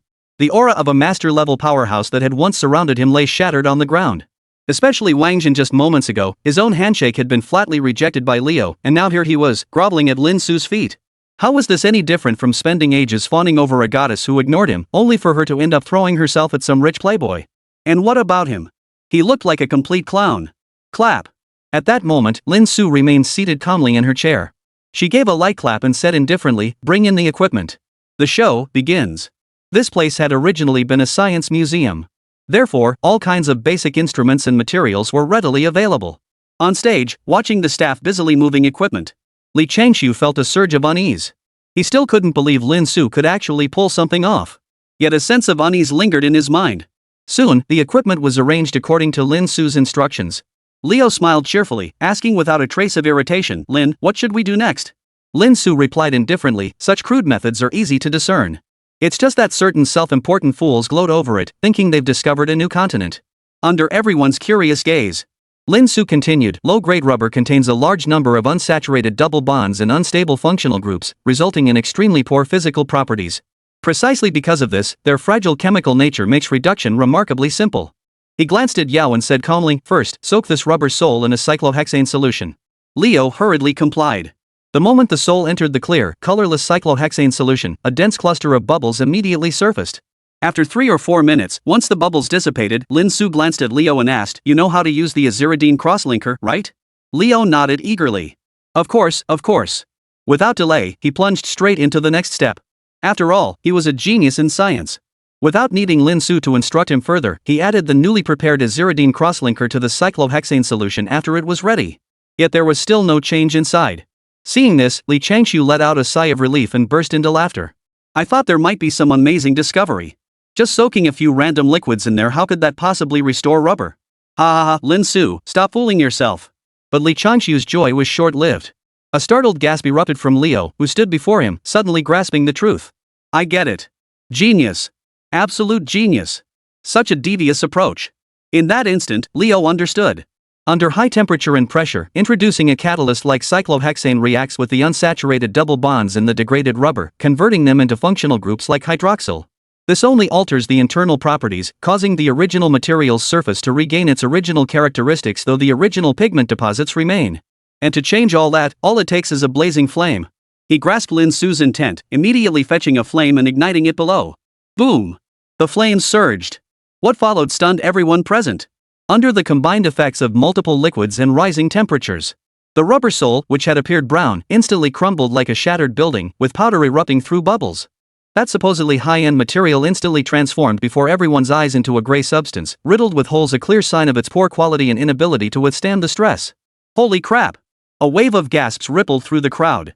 It really was flimsy rubber. The entire venue erupted in uproar. Who could have imagined that Xiangba technology would actually fake it in public? With a sharp crack, Li Changshu's face turned deathly pale. His previously smug expression twisted into utter misery, as if he'd swallowed something disgusting. The truth had been exposed like this. Stupid. Lin Su showed no sign of joy, as if this outcome had been inevitable all along. In truth, he didn't even need to activate the system for this reconstruction process. He could figure it out solely through his own knowledge. Of course, even a genius like Leo had pondered it for quite some time before finally grasping the solution after Lin Su explained the method. Damn it! Refund! As Lin Su exposed Xiangba Tech's despicable schemes, Jia, who had been holding back for so long, finally shed his facade. He stood up abruptly and shouted with clenched fists. Selling counterfeit and substandard products was something absolutely no one could tolerate. In an instant, the crowd erupted with fury, threatening to tear the place apart. Security guards were on the verge of a headache, barely managing to restore order. Li Changshu's face drained of color, nearly fainting, knowing he had lost utterly this time. But he refused to concede defeat. Gritting his teeth, he defended himself. Even if Xiangba Tech uses subpar rubber to make shoes, they're worth every penny of 299. They last at least a few months without breaking down. What more do you want at this price point? And your shoes for the people are so great? Ha! They're not even as good as ours at Xiangba. What gives you the right to lecture us here? Right. Other Xiangba Tech staff clung to this lifeline, chiming in urgently, what more do you want for this price? At worst, our marketing is inadequate. We're nowhere near deceiving consumers. $299 is still a fair price. Fair? Hearing such shameless words, Lin Su almost burst out laughing. In full view of everyone, he pulled out the black box he'd been carrying all along and clicked it open. Then, he said calmly, now I'll show you what a shoe should truly be. Chapter 117, all parameters set to 100 times. With that declaration, in full view of everyone, Lin Su pulled a pair of shoes from the box, heavily wrapped in white cloth. As the cloth was unwrapped, the shoe body revealed itself in a soothing blue and white palette, its flowing lines exuding a dynamic beauty. It felt as though cloud-like ripples were sweeping across the sky, soaring freely. The toe section curved upward slightly, like an eagle's beak, sharp and powerful. The rest of the shoe was exquisitely crafted, like the most perfect hand-carved artwork. And these shoes were the very first samples the Wayman employees had worked overtime to complete yesterday. Its name: Fringe. This was the unanimous request of the employees, who insisted it must include the character Su. Lin Su had no choice, at least it wasn't as bizarre as previous names, so he resigned himself to it. It seemed he was destined to be forever entangled with bizarre naming choices in this lifetime. Wow! Amidst a chorus of gasps, the moment the shoe's design appeared, it instantly captured everyone's attention. The design was simply stunning. From the colors to the craftsmanship, even the smallest details, the entire shoe seemed seamlessly integrated, utterly harmonious and natural. Just as everyone loves wearing attractive clothes, stylish footwear naturally becomes a goal for many. Yet today, it seems tech companies aren't prioritizing aesthetic refinement in their footwear innovations. Some even alter shoes beyond recognition for supposedly high-tech designs, sacrificing all sense of aesthetics. Take Hangba Technologies recently launched Crazy Speed Generation 1. The name sounds pretty impressive, but its appearance is nothing short of horrifying. The red and white pattern looks like it was randomly scribbled by someone on the street. When Lin Su's shoes hit the market, their refined appearance instantly caught everyone's eye. It felt like the tech running shoe scene was full of rough and tumble guys. And suddenly a 5 feet 7 inches fair-skinned beauty with killer legs shows up. Wow, these shoes are gorgeous. Especially for many girls, their eyes lit up the moment they saw these shoes. After all, it seems every company targets men as the primary audience for tech sneakers. So they completely ignore the aesthetics and just focus on performance. But in reality, there are just as many women who love sports, and they've always struggled to find stylish shoes. The release of Lin Su's shoes instantly gave many girls a glimmer of hope. Remember, when women get excited, their spending power is equally formidable. Simply put, in the brief moment it was unveiled. Without even needing Lin Su to introduce it, its gorgeous, refined appearance alone sent anticipation through the roof. This is something even Li Changshu couldn't achieve. And all of this, naturally, was the work of Lin Su. The exterior design he personally crafted? Appealing to both men and women? That was practically a piece of cake. As the surrounding crowd erupted into heated discussion, Li Changshu's already sour expression darkened even further. This was clearly his Strong Boss Tech's launch event. How dare Lin Su promote his own products here? With that, he coldly snorted, "Lin Su, stop putting on airs here. Your best-selling product, the Jinsu 2, has already been phased out by the market, completely defeated by our Changba technology. Don't think you can fool people now by bringing out some shoes no one's ever heard of before. With your quality and pricing, how can you possibly compete with our products?" Upon hearing Li Changshu's words, the previously lively discussion in the venue abruptly stalled. Li Changshu's words held undeniable truth. While the shoes in Lin Su's hands were undeniably stylish. But that was merely a bonus feature. Ultimately, it all came down to performance. If the performance was utterly garbage, how could they possibly be called tech-running shoes? Wouldn't that be laughable? While the Changba's rubber issues do affect its cost, it still hasn't entered mass production. After their lightning-fast apology and subsequent normal release, they still managed to attract a loyal following at the 299 yuan price point. After all, the internet has no memory. Ultimately, performance speaks for itself. Want to see the performance? Hearing this, Lin Su smiled faintly before glancing at Leo. Sure thing. Leo immediately got the hint. This renowned master now seemed to have become Lin Su's personal attendant. Before long, he scampered over to Lin Su amidst the numb stares of the crowd and took the shoes from her hand. The moment they touched his hands, Leo's eyes suddenly widened in shock. His entire body froze in place. The scene left the others utterly bewildered. Has Master Leo lost his mind? But soon, his stunned exclamation echoed throughout the entire venue. It's so light. It's incredibly light. Leo felt the weight of the shoe in his hand and exclaimed in disbelief. Typically, shoes weigh between 200 g and 300 g. Women's shoes might be a bit lighter. But right now, as he weighed Lin Su's shoes in his hand, he could barely feel any weight at all. It felt as though he wasn't holding shoes at all, but merely a feather drifting through the air. That might be a bit of an exaggeration. But it perfectly captured the shock surging through Leo's mind. Light? Ha ha ha ha. Hearing this, Li Changshu didn't grow angry. Instead, he burst into hearty laughter. Because a product's lightweight meant Lin Su must have cut corners elsewhere, gutting its features.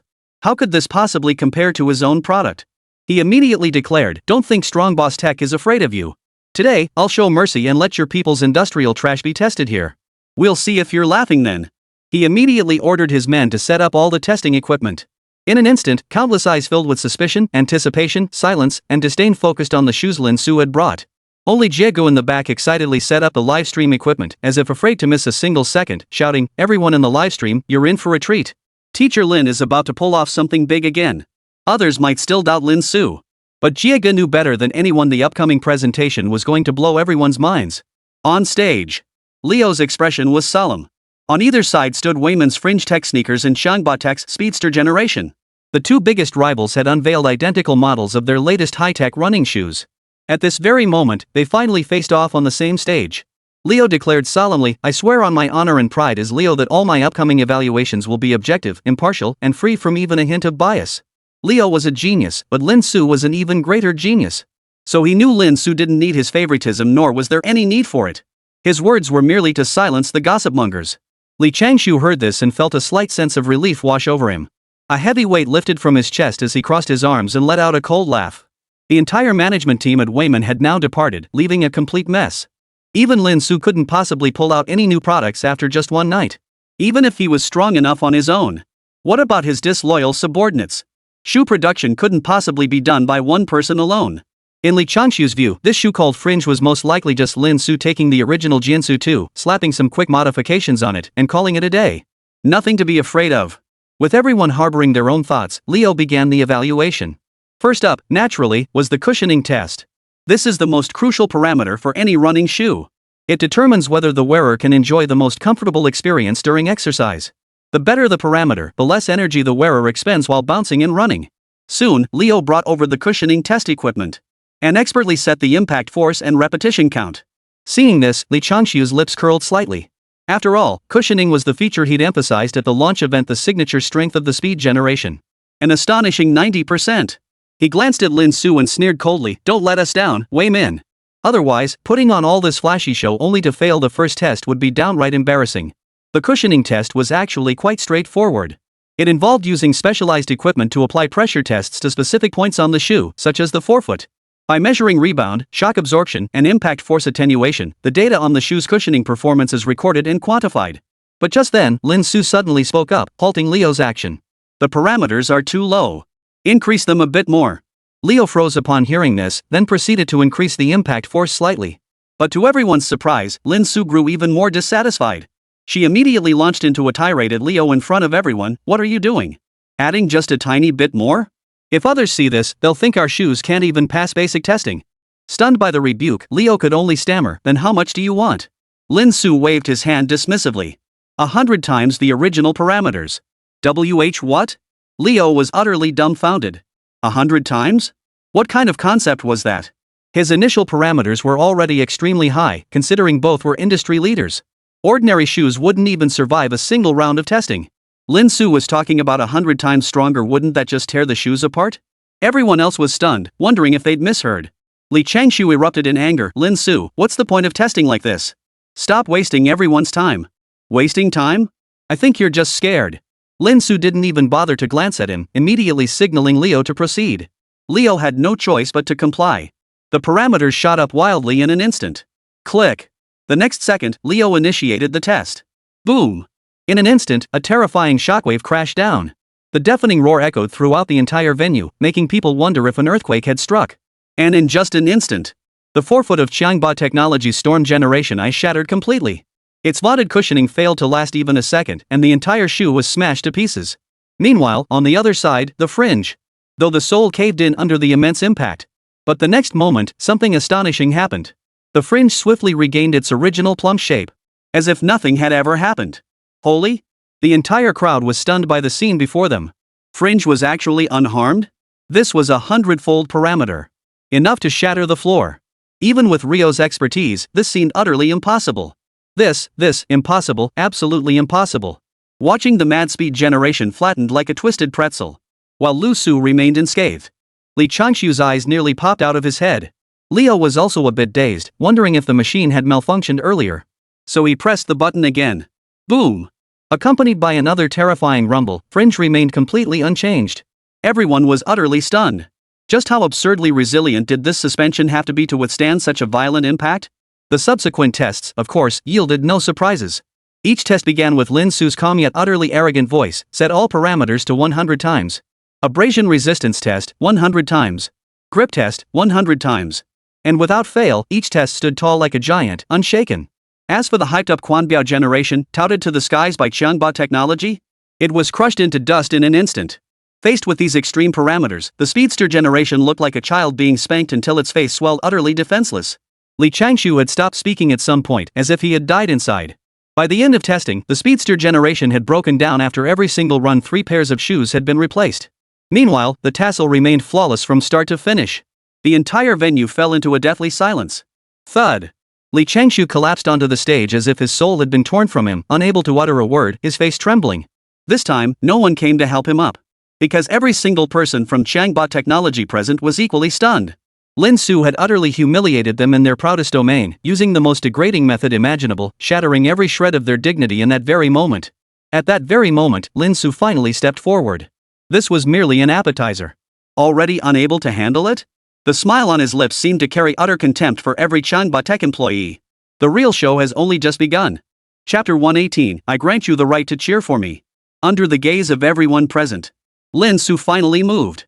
He strode toward Li Changshu, who stood on the stage, his face ashen as death. His pupils contracted violently like an earthquake, despair filling his heart. Why, despite all his scheming and plotting, had the outcome remained unchanged? Here he was, sprawled on the ground like a stray dog, gazing up at Lin Su, who seemed like a god. The fear Li Changshu had barely overcome surged back into his heart, even more intensely than any time before. What kind of monster was this? Li Changshu was horrified. Could such shoes truly be manufactured with current technology? To handle the terrifying hundredfold parameter tests with such ease? Even now, he still couldn't fathom how Lin Su, amidst Wayman Corporation's utter collapse with its entire management purged, managed to develop such terrifyingly advanced running shoes in just one night. As Lin Su slowly approached, he seemed to read Li Changshu's thoughts. A cold gleam flashed in his eyes before fading as he remarked indifferently, because I treat every employee as a genuine, flesh and blood human being. Not as disposable cogs in your machine of exploitation, mere insignificant parts among countless others. The boss is awesome. Jinghai, Wayman Company. Hearing Lin Su's words on the screen, many Wayman employees shed tears of emotion. It wasn't merely because their boss had single-handedly turned the tide, bringing them to tears of joy, but also because of the unreserved respect Lin Su showed them, the rank-and-file employees, in his words at that moment. In this moment, every Wayman employee felt more fortunate and certain than ever that joining this company had been the right choice. Behind the employees stood Su Qing, watching the jubilant scene unfolding before her. The last vestiges of resentment and reluctance in his heart finally vanished into thin air. He had to admit, Lin Su had indeed comprehensively outclassed him in every domain. Grandfather's gaze remained as piercing as ever. The Jade Pavilion. Chen Xian sat in her private, exclusive lounge. Gazing at the vibrant figure of Lin Su on the screen before her, she sighed softly, Mr. Lin is truly a godlike figure. I wonder when we might meet again. After speaking, she turned her head to glance at the enormous hanging clock within the Liulian store. The pendulum continued its steady swing, tick-tock, tick-tock. At the Su family estate, in a secluded cottage on the outskirts, Su Xiaoxiao remained in the same pose, her small hand propping up her cheek. She stared at the images on her phone, unaware how long she'd been holding that pose. Originally, she'd only intended to see what this press conference was all about. After all, she'd heard plenty from her brothers about the Li family opposing them. She intended to glance at it casually. But ever since Lin Su appeared, she hadn't been able to look away. Without even realizing it, the corners of her mouth lifted into a faint, adorable curve. Finally, at some point, she pouted, pouting playfully, still so full of yourself, you jerk. Ah! Back to the venue. Li Changshu's heart skipped a beat. Before he could decipher the meaning behind Lin Su's words, a blood-curdling scream erupted as he was kicked flying backward. Get your Changhba Tech out of here, because this place now, Lin Su rolled up his sleeves and said calmly, is the people's domain. You! Li Changshu erupted in fury, roaring, Lin Su, this venue is leased by my Changhba Technology. You have no right to speak to me like this. You're delusional. Lin Su shook her head, looking at Li Changshu with pity. From this moment on, this place no longer belongs to you. Wouldn't you agree? Curator? This. Suddenly called out by Lin Su. In the audience, a balding, gaunt old man wearing glasses instantly broke out in a cold sweat. Earlier during the opening ceremony, Li Changshu had introduced him. So it was no surprise that Lin Su singled him out now. At this very moment, he felt the predatory stares of the surrounding audience. It felt as though they would pounce and tear him apart the moment he dared utter a single word of refusal. How could the curator dare say no? Lin Su's words had already whetted everyone's appetite. Forget him. Even if Lin Su himself refused, the audience below would riot. For his own safety, the curator wiped the sweat from his brow before stammering out, "Haha, Mr. Lin, you're too kind." The next second, his expression turned stern as he looked at the stunned Li Changshu and said coldly, "Managerly, I apologize. We will immediately refund the full rental fee for today to Changhba Technology as a gesture of our regret."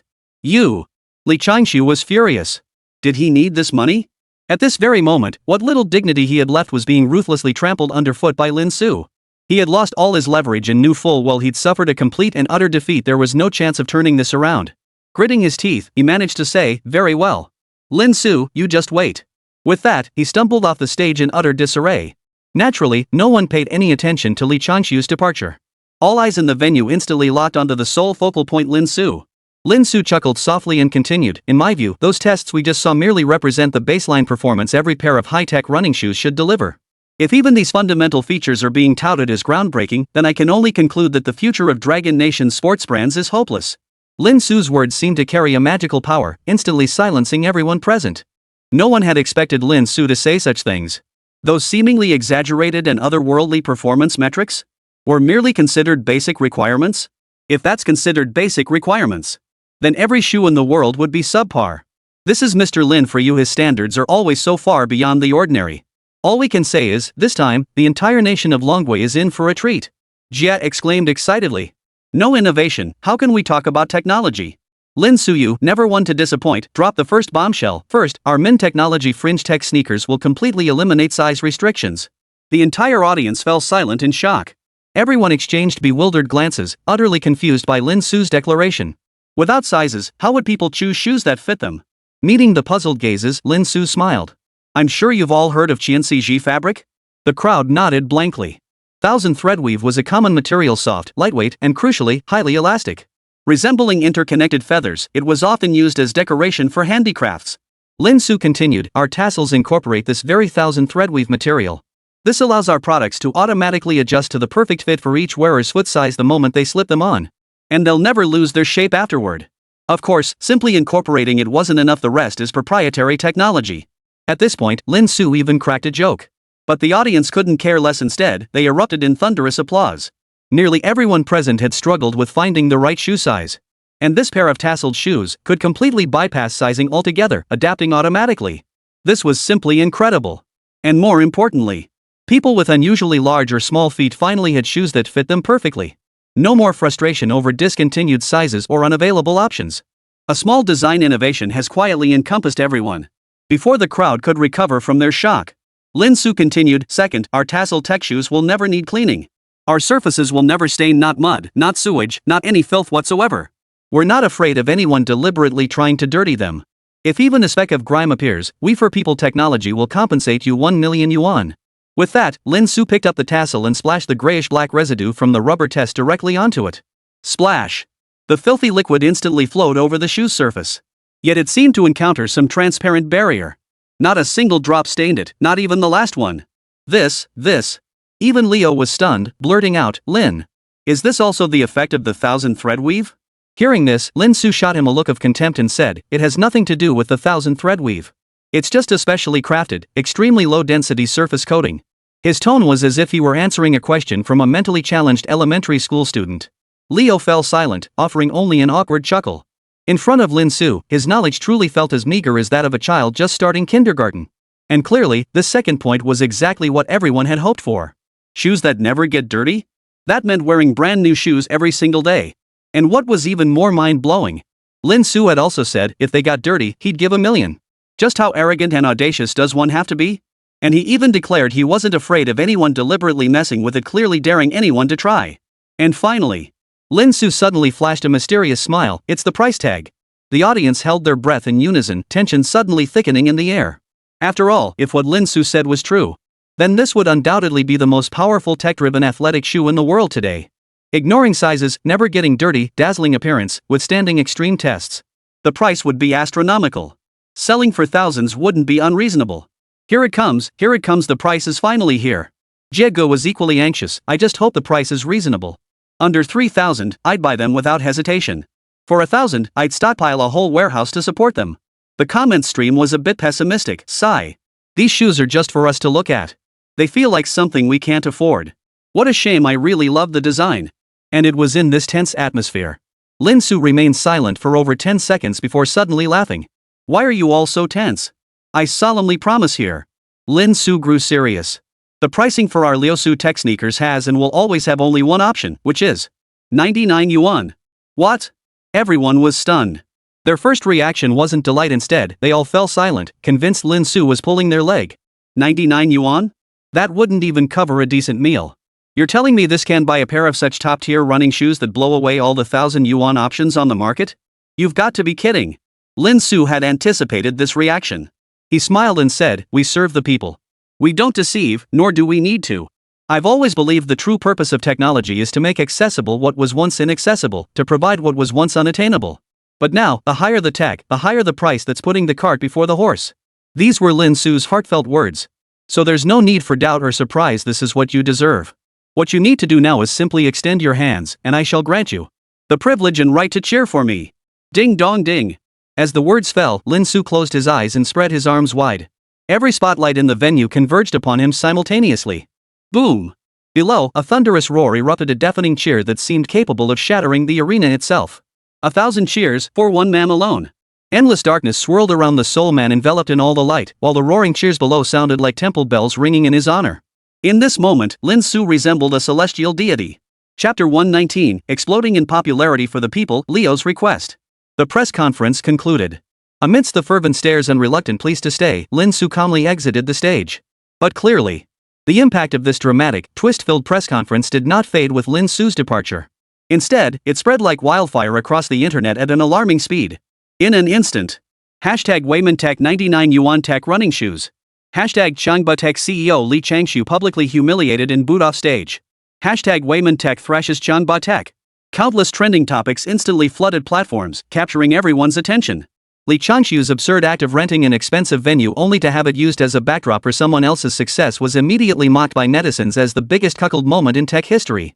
They even gave him a scathing nickname, Changba Wu Dalong. Cheated on and gained weight, he's definitely become a real-life Wu Dalong. Now he's being mocked by tens of millions of netizens all at once. It's safe to say Li Changshu will never hold his head high again. Lin Su has ruthlessly ripped away his last shred of dignity. Back at the Su family estate, he could still console himself that only a handful of people were present and that he had been forced into submission by Lin Su's underhanded tactics. But this time, witnessed by millions of spectators, not only did Li Changshu fail to redeem himself. Instead, Lin Su had thoroughly humiliated him in his own field of expertise. He lost utterly and completely, reduced to nothing but a laughingstock. Beyond that, Weiman's fringe tech sneakers undoubtedly exploded across the entire internet. After all, who in the world doesn't wear shoes when they go out? Shoes are absolutely essential to daily life. But many people weren't so particular about them before. Some believed that as long as they were wearable, that was sufficient. Others found certain brands too expensive, beyond the means of most families. This led to a chaotic shoe market filled with all sorts of shady products. Then came Fringe. Its sleek design, self-adjusting sizing, impressive performance, and jaw-dropping price tag of 99 yuan all came together. It was bound to be a hit. Because Fringe no longer targets just men or women. It captivates everyone, men, women, young, and old. Simply put, if you're in the market for shoes, Fringe is your best choice. Its incredible durability has even earned it the playful nickname among netizens. One pair lasts 3 generations, people come and go, but the shoes remain. While that might be a bit exaggerated, it does underscore just how wildly popular Fringe has become. Beneath the Weiman social media account originally compromised due to Li Changshu's smear campaign, the paid trolls sent by Li Changshu were completely surrounded by fans who rushed to the scene upon hearing the news. Any comment accusing Weiman of scamming users was flooded with 99+ replies. Parents of the trolls began unleashing furious attacks. Amidst it all, a flood of demands echoed, "Hurry up and release Fringe." The platform nearly crashed from the overwhelming traffic. The account manager for Weiman's channel was left with a headache. She rushed out to announce that tassels are already in mass production, with all staff working overtime. The first batch is expected to hit shelves tomorrow. But this couldn't dampen the netizens' enthusiasm. They demanded immediate delivery, threatening tantrums if not satisfied, flooding the comments with rolling on the floor crying emojis. The operations team was nearly in tears from the pressure. It took quite a while to calm the netizens' excitement. Meanwhile, cheers erupted inside Weiman. Everyone knew the company had truly been revitalized by the boss alone, and now boasted even more formidable fame, with fan numbers skyrocketing. And this all happened in just one day. Back at the venue, gazing out at the sea of people, media reporters swarming like zombies, ready to swarm him for interviews. Even Lin Sutian, who feared nothing. Faced with this scene, he was utterly helpless and immediately prepared to slip out the back door. Wait, wait!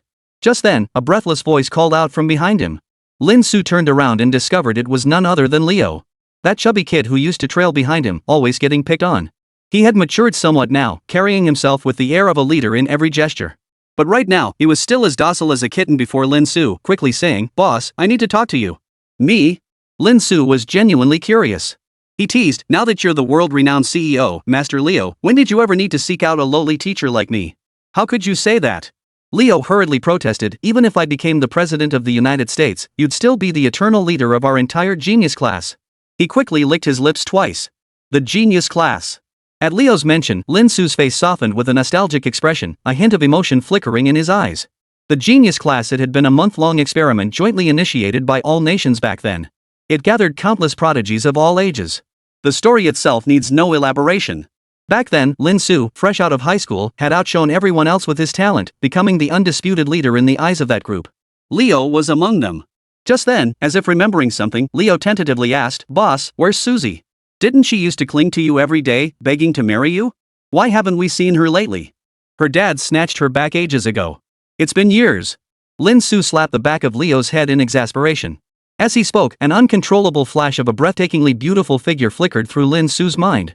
She always wore a youthful student uniform skirt, her long black hair straight and smooth, her face always adorned with a bright smile, looking like a sweet, well-behaved girl. Sakurai Shuko, one of the first students in the genius class, hailed from the island nation, though her exact background remained unknown. On the very day the genius class concluded, she was taken away by a dozen or so men in black suits who appeared out of nowhere. Thinking of this, Lin Su sighed, as if recalling some painful memory best left forgotten. That girl from the island nation had indeed left an indelible mark on him. She was quite beautiful, after all. Unfortunately, she was a yandere. After Lin Su thoroughly defeated her in a competition, she seemed to awaken some strange new trait. From then on, she became madly obsessed with him, developing a sickeningly possessive streak. The moment she saw Lin Su talking to any other woman or even a dog, she'd draw her sword. Lin Su had to physically restrain her multiple times. I wonder how that girl is doing now that her family dragged her back. Probably forgotten all about me by now. As for that talk of marrying him back then, Lin Su dismissed it as nothing more than an old joke. Shaking his head at the thought, Lin Su retorted, "What do you want from me? I don't buy that you just dropped by for old time's sake. You're not into masochism." Leo immediately broke into a sheepish grin. "You're sharp as ever, boss. I did come here with a favor to ask." Lin Su raised an eyebrow. "Yulok is huge now. What resources could you possibly need from the states that I can't provide?" Leo sighed helplessly, "There's no other way. You're the only one in the world who can help."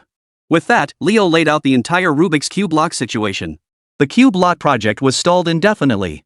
No solution had been found. Even with Yulok's deep pockets, they couldn't sustain these daily losses indefinitely. The board of directors was already ganging up to pressure him. "I see." Upon hearing this, Lin Su stroked his chin, finally grasping the purpose of Leo's visit. He never imagined that his casual move to humiliate Xia Qing back then had caused such massive repercussions for Yulok all the way across the ocean. "Why did you wait so long to tell me about something this big?" Just then, Lin Su suddenly broke into a warm smile. Like a caring older brother, he patted Leo on the shoulder. "Boss, you. Seeing this, Leo didn't feel relieved at all. Instead, panic suddenly gripped his heart. Because he knew that look on Lin Su's face all too well. Whenever he wore that look, nothing good ever followed. Sure enough, the next second, Lin Su flashed a dangerously nuclear-level smile. "As your former class monitor, I can't just stand by and do nothing when you're in trouble." "But," under Leo's horrified gaze, Lin Su chuckled, "I need you to do me a favor, something very, very simple." Chapter 120, Nationwide Frenzy, Collapsing Changhua Tech. The next day, at Wayman Tech headquarters. 10 minutes before the official launch of Fringe across all major marketplaces.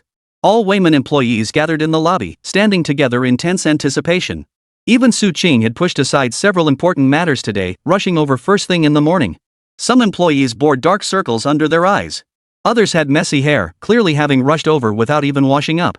Although Lin Su had stated the overtime would only last until 10 p.m. The Wayman employees, having witnessed Lin Su's performance yesterday, were all incredibly motivated. They vowed not to hold the company back. A group of middle-aged men and women stubbornly pushed through, working voluntarily until midnight yesterday. Not even their grandchildren or sons could pull them away. They managed to rush out the first batch of 2,000 pairs of Fringe Tech sneakers. "Oldly, what should we do? I'm so nervous." 2,000 pairs, did we make too many? The woman tugged at Old Lee's sleeve beside her, her face filled with worry. Today was a make-or-break moment for their livelihood. If Fringe passed the markets test, it would truly mark a stunning turnaround. If not, the outcome was clear to everyone. Though Fringe had already gone viral online yesterday, sparking intense discussion, everyone at Wayman still felt uneasy. Old Lee wasn't entirely sure either, but he tried to reassure them, "Don't worry. I'm sure we'll sell out." The auntie's heart eased slightly as she nodded. "As long as it sells out within half an hour," she said hopefully. After all, when Wayman's products first went on sale before, even 1,000 pairs of shoes would take about an hour to sell. "By the way, where's the boss?" an employee suddenly asked, looking puzzled. At such an important moment, why was the boss suddenly nowhere to be found? Everyone shook their heads, indicating they had no idea. Only one employee seemed to recall something, muttering timidly, "I think I saw the boss earlier." He said he was going to the factory to find Chief Engineer Lu Xiang. At the mention of Lu Xiang, everyone suddenly remembered the chief engineer. He and some senior technicians hadn't been on site these past few days who knew what they were up to. Before they could dwell on it, the countdown on the screen snapped the employees back to reality. At that very moment, Leo's awkward grin appeared on the purchase interface. His utterly willing expression had just made him the brand ambassador for Wayman's new fringe product. And this, of course, was Lin Su's little request. Directly recruiting the CEO of a Fortune 500 company from the United States as free labor to promote the brand. Many onlookers were utterly dumbfounded. Countdown, 3 seconds. Countdown, 2 seconds. Finally, the moment drew near. Everyone's heart was in their throats. Finally, the countdown hit 0. Wayman's new tech running shoes, Fringe, officially launched. The purchase interface refreshed on the screen. And then, nothing happened. The screen suddenly went completely white. What? Wayman employees gasped in unison, bewildered by the sudden occurrence. How could the webpage vanish in an instant? Su Qing's eyes instantly turned icy. He understood more than the employees did. His first thought was a competitor. Like Changhua Technology, had they sent hackers to attack their site? But soon, shrieks erupted from the server room. "Oh no! The traffic is too high. Our servers can't handle it, they've crashed." Hearing this, the stern look in Su Qing's eyes vanished instantly, replaced by a husky-like look of pure confusion and bewilderment. Their server room housed state-of-the-art equipment. How could they blow up in just 1 second? There was no time to think. Su Qing hurriedly led everyone over and urgently asked, "What's the situation? Can it be fixed?" The maintenance staff, drenched in sweat, replied, "No way. I've never seen such terrifying traffic volume. We need at least 500 more servers.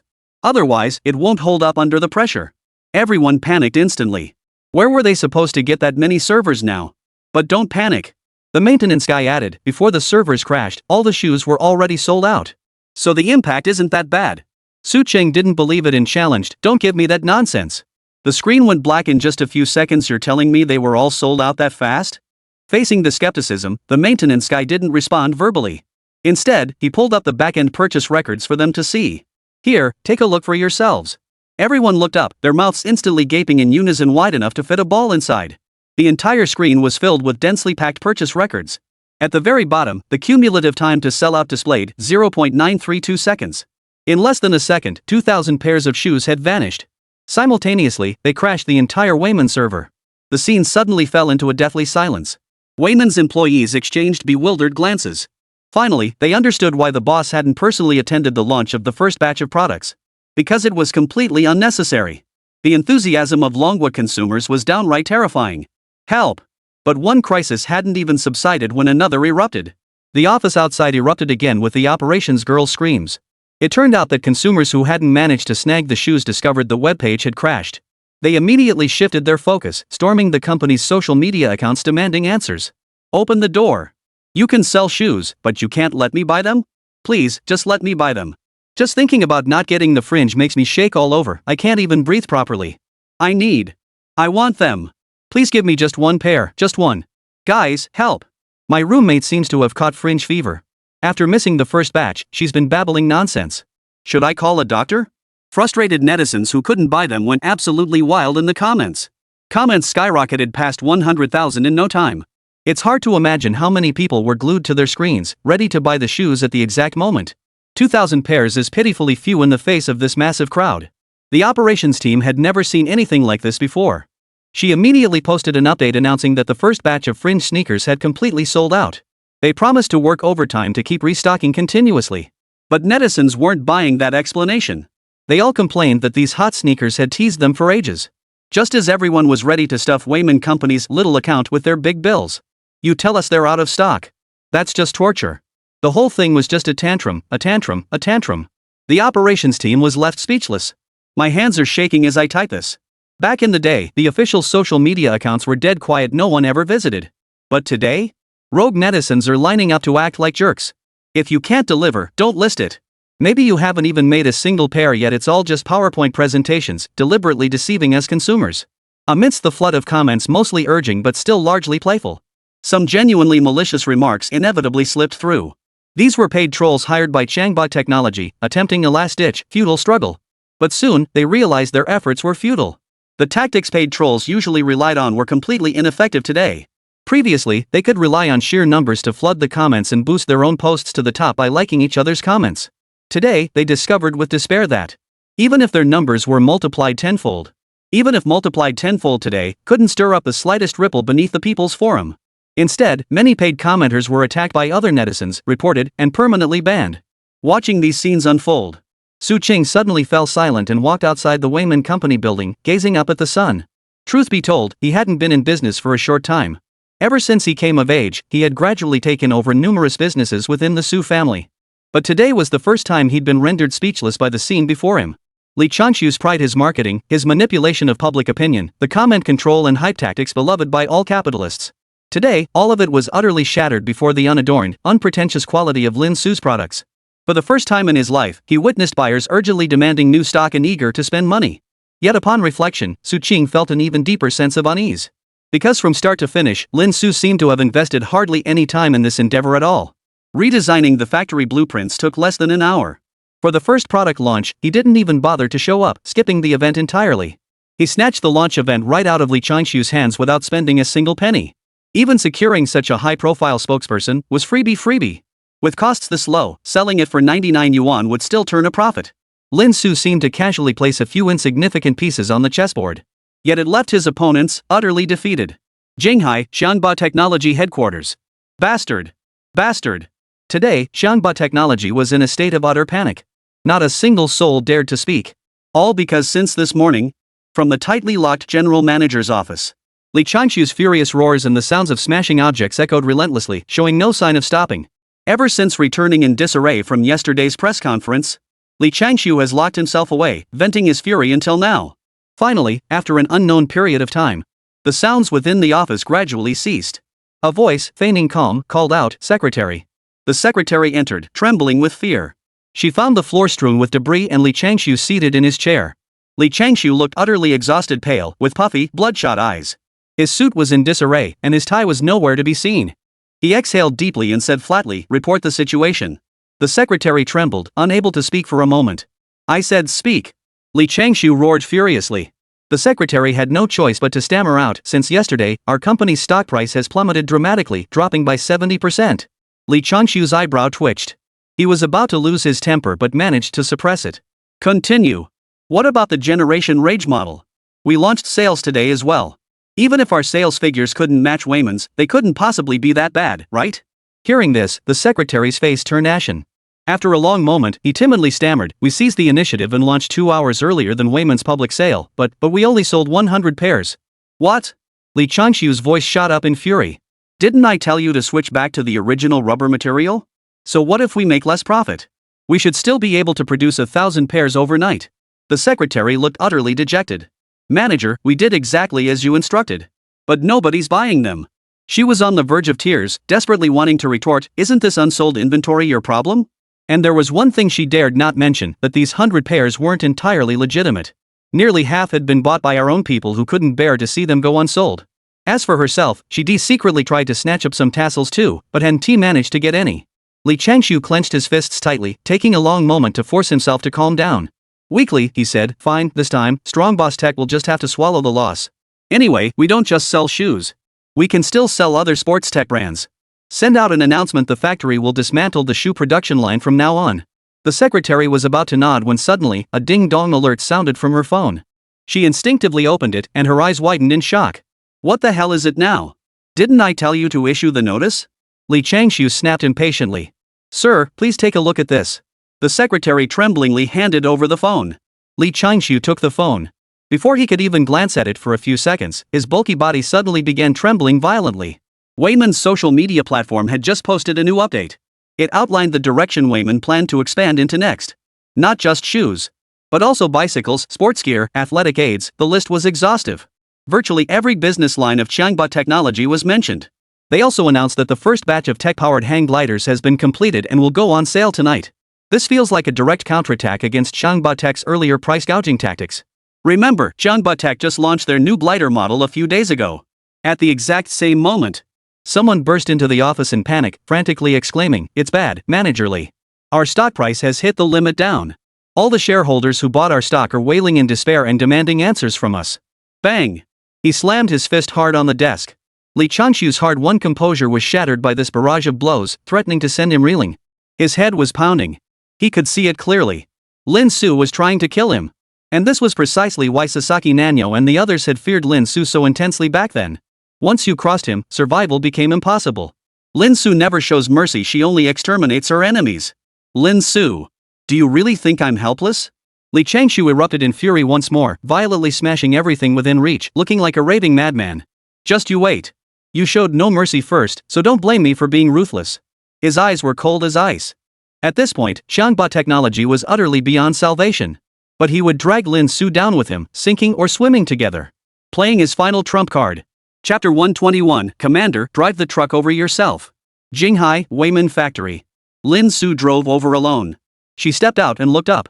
The factory now bore no resemblance to its previous desolate and quiet appearance. Inside and out, it was packed with delivery trucks and bustling workers. Though everyone was bustling about in a flurry of activity, smiles graced every face. Lin Su walked inside, her mind racing with thoughts. Checking the time, she knew the operations girl should have already published the plans for Weimin Future as instructed. Whether Li Changshu had been driven mad with rage, he couldn't say. But Su Qing was probably about to get a headache. The explosive popularity of Fringe was entirely predictable.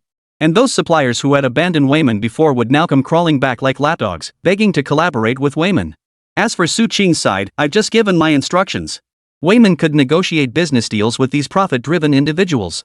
But when it comes to pricing, Lin Su wasn't nearly as generous as she was with her employees. They'd have to bleed them dry. Additionally, a strict rule was enforced: once a contract is signed with Weimin, collaboration with Xiangba Technology is prohibited. The policy is simple.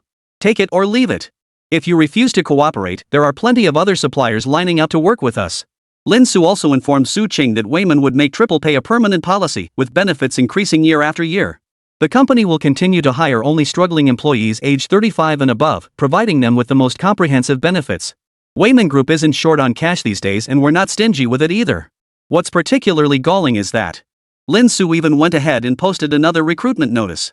After all, with such high demand, expanding the workforce was an urgent necessity. It's easy to imagine that with such insane salaries and benefits, the long-suffering employees of Xiangba Technology will undoubtedly flock to join Weimin. It's safe to say Xiangba Technology is now all bark and no bite. Its reputation had collapsed, products weren't selling, employees were fleeing one after another, and even suppliers had switched allegiance to Weimin. Even with its vast resources, how long could it hold out under Lin Su's all-out assault? At that very moment, Lin Su arrived at the factory's top-secret section. He entered the code and opened the door. Whoa! Just as he was about to step inside, Lin Su collided head-on with Lu Xiang, who was exiting at that very moment. Seeing this, Lin Su was startled. Lu Xiang looked like a ghost. His hair was a bird's nest, and he looked like he hadn't slept in 3 days. Boss? Lu Xiang still seemed a bit dazed. Lin Su nudged him. What's wrong with you? Did you see a ghost? Lu Xiang shook his head, forcing himself to snap out of it, and gave a wry smile. I haven't rested at all these past few days. Honestly, it's mostly because your designs, boss, are just too mind-blowing. We're so excited to be part of the production, we couldn't sleep at all. We've been working non-stop these past 2 days to get everything done. We've got a few finished pieces now. Would you like to come take a look? Lin Su was surprised. Lu Xiang was indeed capable. She'd expected it to take longer, never imagined it would be done in just a few days. Lin Su quickly followed Lu Xiang to the warehouse. The moment he opened the door, an array of dazzling equipment filled his vision. Besides the military-grade tech lighter she'd negotiated with Wang Ren earlier, Lin Su felt it was still far from sufficient. As a gesture of goodwill, additional complementary gear had been provided, enough to fully equip an entire squad. This batch contained only a few dozen sets, but it would suffice for now. Lin Su nodded. Let's proceed with this for now. I'll call someone to collect it. Get people? Hearing this, Lu Xiang and the other master craftsmen were all curious. Only they, the creators, knew just how extraordinary this custom-made gear was. Who could possibly need gear of this caliber? The Su family? Or perhaps one of the other 4 major families? Or perhaps some ultra-wealthy tycoon? Amidst the swirling speculation, Lin Su turned his back to the crowd, pulled out his phone, and dialed Wang Ren's number. Commander Wang, the first batch of equipment is ready. Send someone to pick it up. No exceptions. Soon, Lin Su's voice rang out. Lu Xiang and the others standing behind him froze upon hearing this. Their faces twitched in unison. CCCC Commander? Commander? They were dumbfounded. They doubted their own ears. Then Lin Su continued, hurry up, I'm busy. Or you could just drive a big truck over here yourself to haul it. This. Lu Xiang and the others were utterly dumbfounded. They wondered if staying up too late had finally driven them to hallucinate. The commander-in-chief himself driving a truck to pick up the goods? Was their boss just that arrogant? Seafood live streaming platform. Jia GE's livestream. Today, Brother Jia's livestream is absolutely on fire.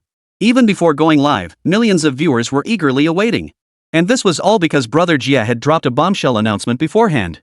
That is, today he will conduct hands-on reviews of the first batch of Fringe and Raging Generation he managed to snag. Amidst a sea of open-up comments flooding the chat. Here it comes, here it comes. Jie appeared right on time, his big, grinning face filling the screen. The long-waiting commenters instantly perked up, urging Brother Jia to get started. Seeing the surging popularity once again, Brother Jia was overjoyed and declared he'd start immediately. He added with a hint of pain, "Folks, let me tell you, right now, the Fringe shoes are impossible to get. This pair of Fringe sneakers in my hands? I shelled out over $3,000 to snag them from someone else. That was a huge hit to my wallet." 3,000? The chat exploded in shock at Jie GE's revelation. A pair of shoes that originally sold for just 99 yuan, now going for 30 times the price on the resale market? That's insane. Don't you dare doubt me. Jia snorted. That guy gave me a fan discount. Now they're probably going for 4,000 a pair on the resale market. The commenters were all shocked. But upon closer thought, it actually made perfect sense. With this quality, even 3,000 wouldn't be unreasonable. And now, even wealthy tech-savvy folks are scrambling for them. Anyway, the company said Fringe wouldn't be limited edition, so you could just buy them at full price later. As for Changbao Tech's Mad Rush Generation, according to their statement, the rubber used previously wasn't counterfeit, it was an internal company error. All products will be genuine. To express their apology, they even slashed the price to 199. But clearly, no one cares. Soon after, Brother Jia pulled out 2 pairs of shoes and declared earnestly, "I'm a review blogger after all. My upcoming assessment will be completely fair, rest assured." Fair? The chat exploded with laughter.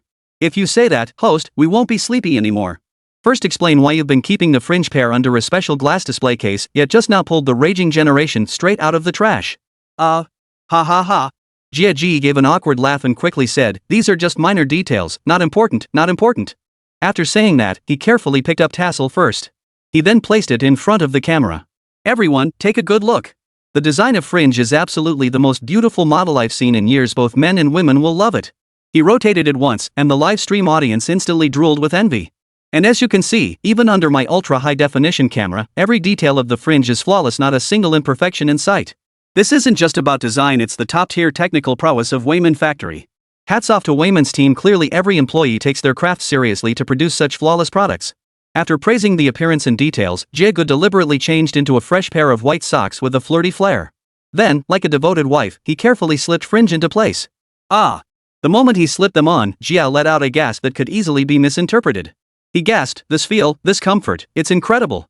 All the comments could see it at that moment. The Fringe shoes ran a bit small. But as Jia's entire foot slipped inside, the unique technology woven into the fabric instantly reshaped itself, molding perfectly to Jia Ji's foot size and contours, an impeccable fit. Jia had never seen anything like this before. Intrigued, he immediately stood up to test them out. But the moment he lifted his leg, he froze in place. The commenters watched in confusion. What on earth was Jia doing? Jia exclaimed in awe, this is unbelievable. I can't feel any weight from these Fringe shoes at all. Besides that heavenly comfort when walking, every step feels like I'm barefoot. He quickly took off the tassels and weighed them. The data instantly blew everyone's minds. The Fringe weighed a mere 65 grams. How is this even possible?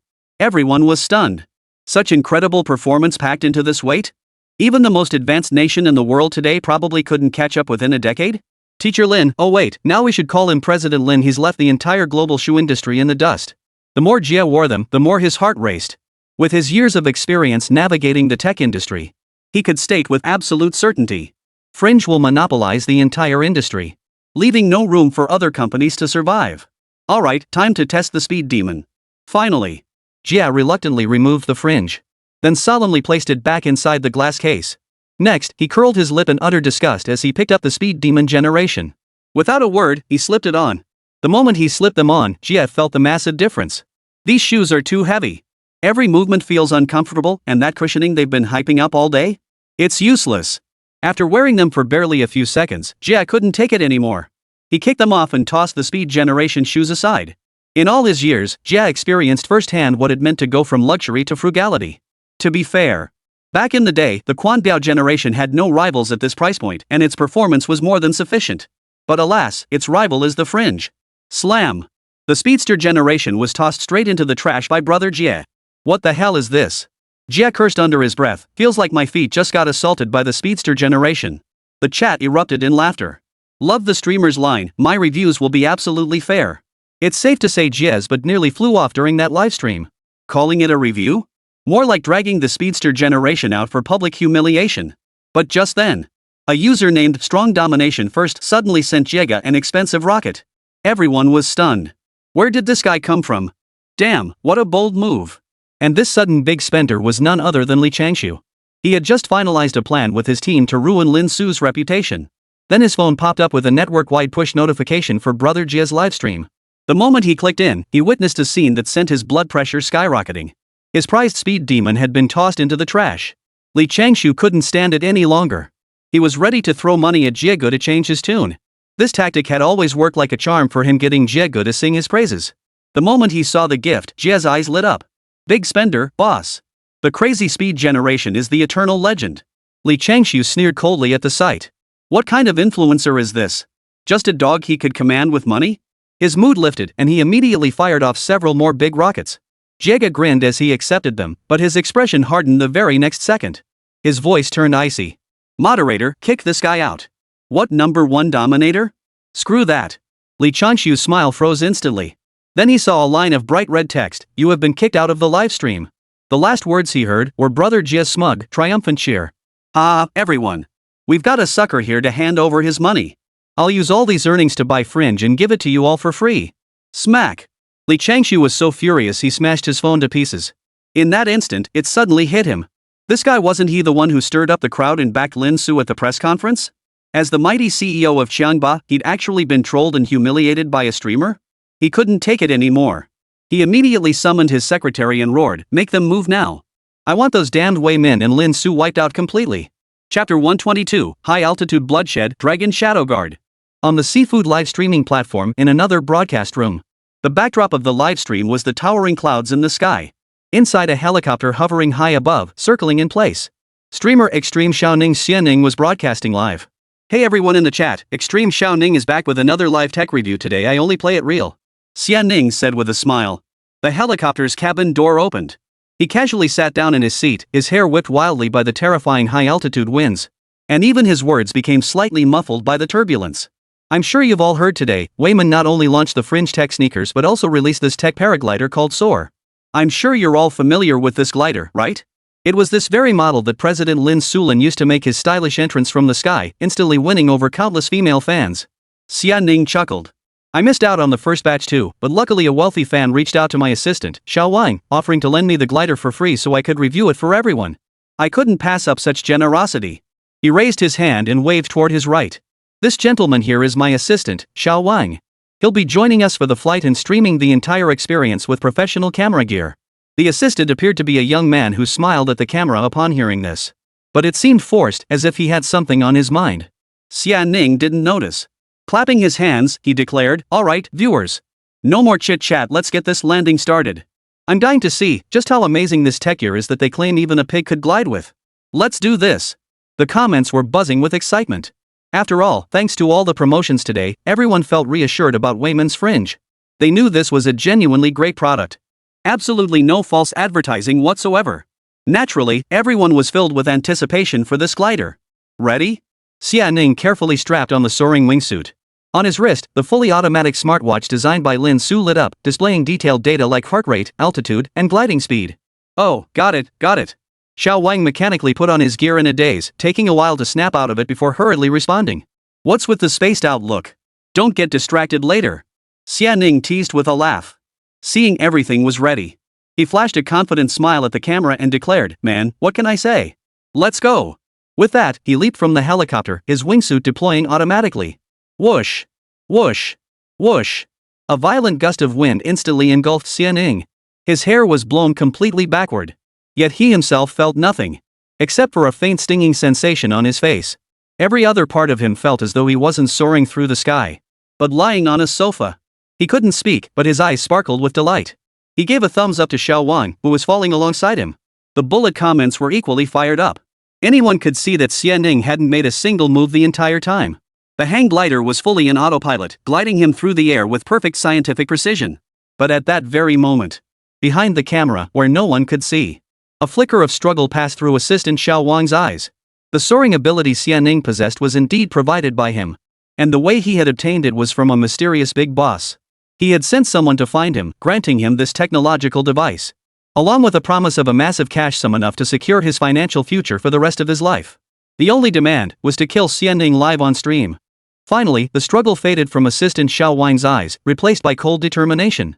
He desperately needed this money. Sorry. With that, he pressed a button on his clothing, a specially modified device provided by the other party, designed to shut down soaring. Buzz. An inaudible sound echoed. The next second, Xianing's expression, which had been one of pure enjoyment, suddenly changed. He keenly sensed powerful gusts of wind approaching from all directions. The soaring ability on his body seemed to have lost its effect at that very moment. Ugh, ugh. His expression instantly turned to terror as he frantically gestured at the camera, making incomprehensible motions. But his assistant, Xiao Wang, paid him no mind whatsoever. Clutching the live streaming equipment tightly, as if determined to capture every detail of what was unfolding.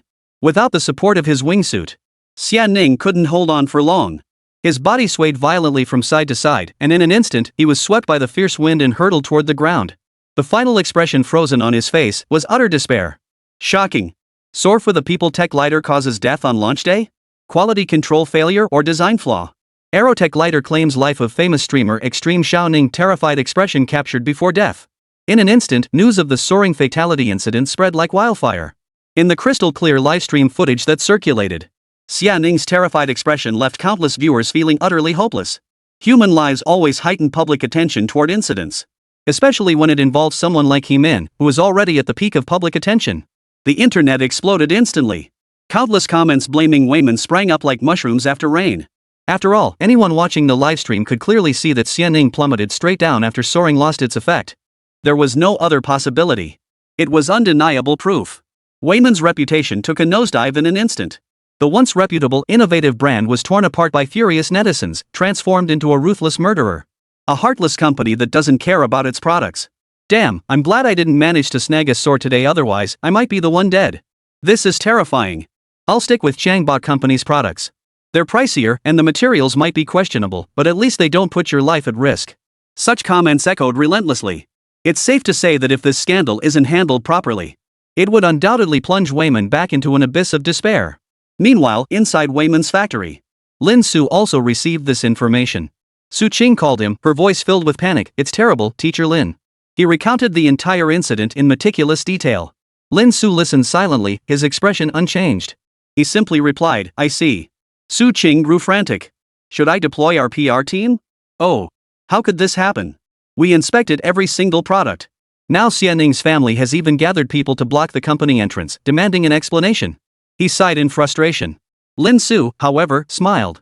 It's just a desperate rabbit's last resort. To be honest, I didn't expect such a clumsy tactic.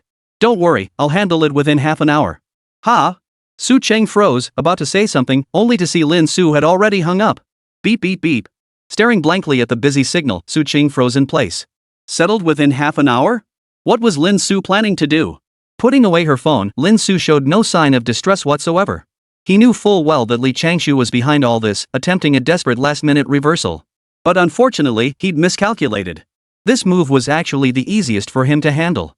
You think I'll be bogged down in endless clarifications, investigations, and explanations, until even if the truth comes out later, I've lost all credibility? How naive. Lin Su chuckled softly, then suddenly addressed the air, come out. Stop hiding. The air was dead silent. Lu Xiang and the others, busy loading equipment onto the truck, looked utterly bewildered. What the hell is the boss doing? Talking to thin air? Seeing no response, Lin Su's eyes turned cold. I told you to come out, so come out. Don't make me lose my temper. This is your last chance. The next second, under the horrified stares of Lu Xiang and the others, from the shadows of buildings all around, several dark figures suddenly materialized. In the blink of an eye, they were before Lin Su, bowing in unison. Dragon Shadow Guard Intelligence Division, reporting for duty. Clang. This scene left Lu Xiang and the others speechless. The items in their hands dropped to the ground involuntarily. Holy? When did so many people appear around them? How had they not noticed them all these days? Lin Su had no intention of explaining to them. Lin Su pulled out her phone and handed it to them. Honestly, I don't want to waste each other's time. But these annoying grasshoppers just kept jumping around, and now I'm not in the mood to play with such small fry. You know what I mean? The dragon shadow guards scrutinized the incident reports about soaring on the platform. Then they shook their heads. Our orders are to protect and monitor this place. Lin Su smiled faintly. Haven't you figured out who's the real king and queen here yet? If you make me unhappy, I will unilaterally tear up my contract with Wangrun. And I guarantee he won't say a word. I'm no saint offering selfless devotion. On the contrary, I'm a selfish person. Providing equipment for free is purely a matter of my mood. Lin Su's words were icy. But now that some minions have displeased me, it's your turn to handle things for me. Understand? So, you have only two choices now. Lin Su leaned back against the wall, towering over the dragon shadow guards kneeling before her on one knee. She held up two fingers. Willingly, or forced compliance. Chapter 123, is this qualification enough for me? Be boss, this. Hearing Lin Su's unabashed threat, Lu Xiang and the others were left speechless. At that moment, they all desperately wanted to tug at Lin Su's sleeve. To timidly remind him. Those are members of the Dragon Shadow Guard, the most elite organization in the Dragon Nation. Is it really appropriate for us to speak to them like this? But the next second, something astonishing happened. After hearing Lin Su's words, fell into a prolonged silence. Finally, they bowed respectfully and replied, understood. We obey. Then, their figures dispersed, vanishing once more into the darkness. Lu Xiang and the others were utterly dumbfounded. They never imagined that the legendary Dragon Shadow Guards, the Dragon Shadow Guards who gathered intelligence, conducted reconnaissance, engaged in combat, and provided protection would actually heed Lin Su's commands. As if reading their thoughts, Lin Su scolded them with a look of exasperation, you fools. Who still blindly follows orders nowadays? They clearly know that even if Wang Ren were here, he'd agree to my request. If you can't even discern your superior's intentions, what makes you think you belong in the Dragon Shadow Guard? You bunch of blockheads. Lin Su lectured them. Lu Xiang and the others could only offer awkward smiles. On the other side of Jinghai, Weiman Company. At this very moment, the entrance to Weiman was in an uproar. Dozens of people were clamoring and blocking the entrance to Weiman Company. Among them, some held banners reading "Heartless Enterprise" and "Killing People." The scene descended into chaos. If not for the security guards holding them back, the crowd might have breached Weiman's threshold. What should we do, young Master Su? Gazing at the furious crowd outside, the newly appointed security chief spoke anxiously. Su Qing's face darkened. This group of troublemakers was clearly deliberately organized and well-trained. Some were responsible for causing disturbances. Others unfurled banners. And even some specifically assigned to Cry, claiming to be relatives of Xianing. Su Qing was at a loss now. He could easily leverage his status as the young master of the Su family to have them forcibly dispersed. But that would play right into the hands of the mastermind behind it all, Li Changshu. It would undoubtedly be sensationalized by the media, becoming proof of a guilty conscience. Yet a stalemate would only worsen the situation. Teacher Lin said he'd handle it within half an hour. With no other options, Su Qing could only pin all her hopes on Lin Su. The employees froze upon hearing this, turning to Su Qing in confusion. How is that possible? The boss is still at the factory. It takes more than half an hour just to drive over here. There's no way he could make it in time. Clearly, everyone believed Lin Su could handle this flawlessly. After all, such matters were nothing to their genius boss. But the boss wasn't even here. What could he do? Out of reach. We're in big trouble. Just then, another security guard rushed in frantically, shouting, "The Market Supervision Bureau is here." Su Qing's expression darkened, and he hurried out. Sure enough, as soon as she stepped outside, the crowd had fallen silent. They had all gathered around a group of unexpected visitors. They were all dressed in the uniforms of the Market Supervision Bureau. Leading the group was a middle-aged man. He wore a black uniform, the administration director's insignia prominently displayed on his chest. Su Qing's heart sank, but she forced a smile and walked over to greet him. "Director Lu, why did you come personally?" Lu Anji, who usually greeted Su Qing with a warm smile. Today, however, his face was stern, as if they had never met before. He replied coldly, "We have orders from above to come and resolve the situation here." Hearing Lu Anji's cold tone, Su Qing's heart skipped a beat. He knew this old fox definitely had ulterior motives this time, acting under orders from higher-ups or even the Li family's behind-the-scenes manipulation. Ha. Su Qing retorted, "Director Lu, that's a bit biased. What product hasn't had accidents after its launch? Don't cars have accidents every day? And the cause of this incident hasn't even been determined yet. Aren't you all being a bit too hasty?" Knowing the visitor meant no good, Su Qing dropped all pretense. In terms of status, his Su family certainly didn't fear the Li family backing him, attempting to exert pressure. But Lu Anji showed no fear whatsoever.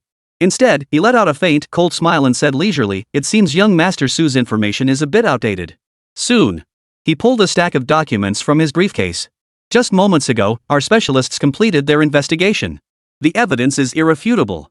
The cause of death was the serious safety hazards in the new glider your company, Wayman, just launched today. It malfunctioned suddenly during Xianning's trial run, leading to this tragedy. Upon seeing the black and white documents, Su Qing's expression instantly darkened. He hadn't expected these guys to move so fast. But in truth, this was to be expected. After all, Li Changshu had undoubtedly prepared his team long ago and greased all the necessary palms. As for the cause of death, how could their own investigation not be swift? They were the ones who created the problem in the first place. With no other choice, Su Qing could only say, I firmly believe our products for the people are flawless. But if higher-ups demand an investigation, we will fully cooperate. Cooperate?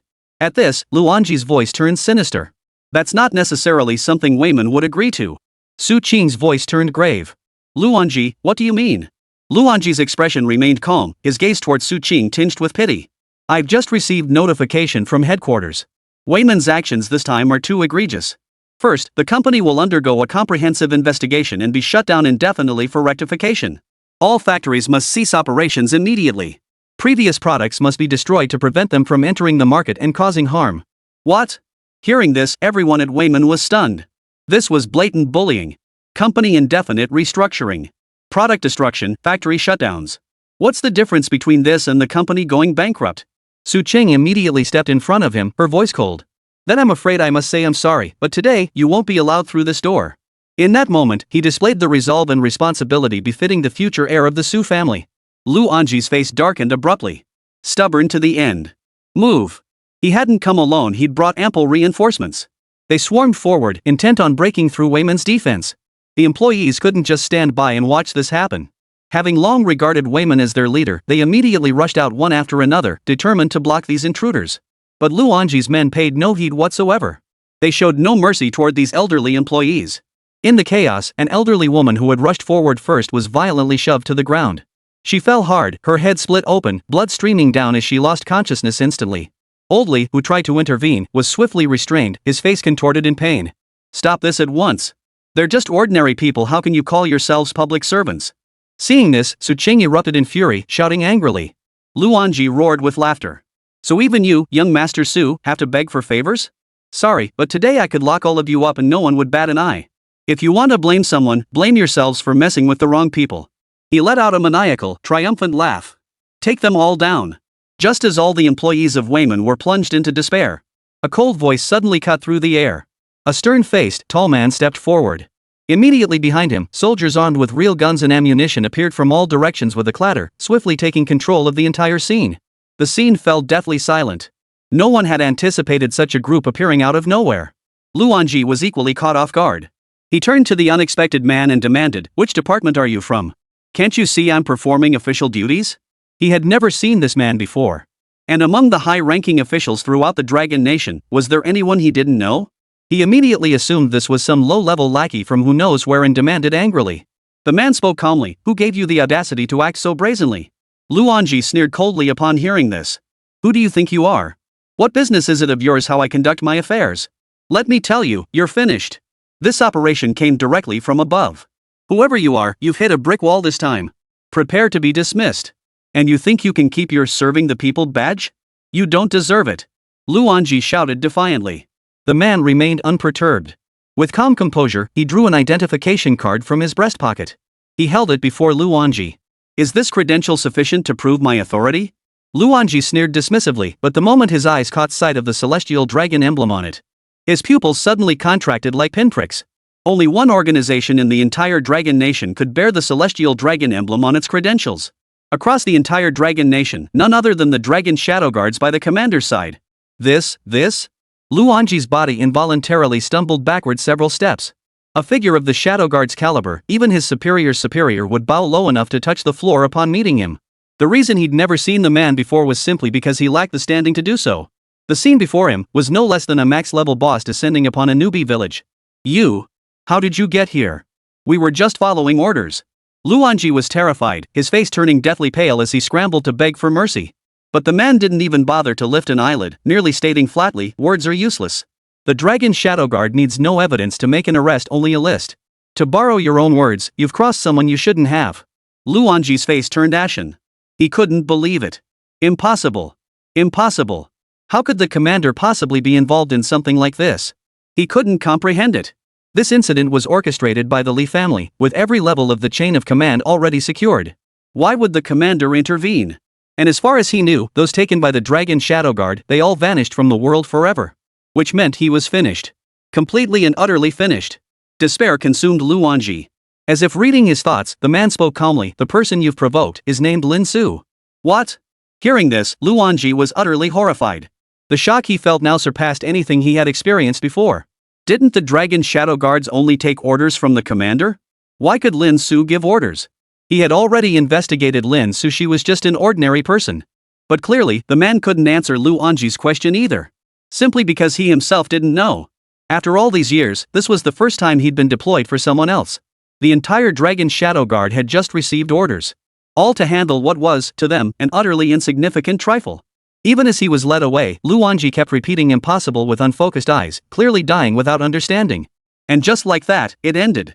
The Wayman employees stood frozen in place, watching as fully armed elite special forces escorted the troublemaker away, speechless with shock.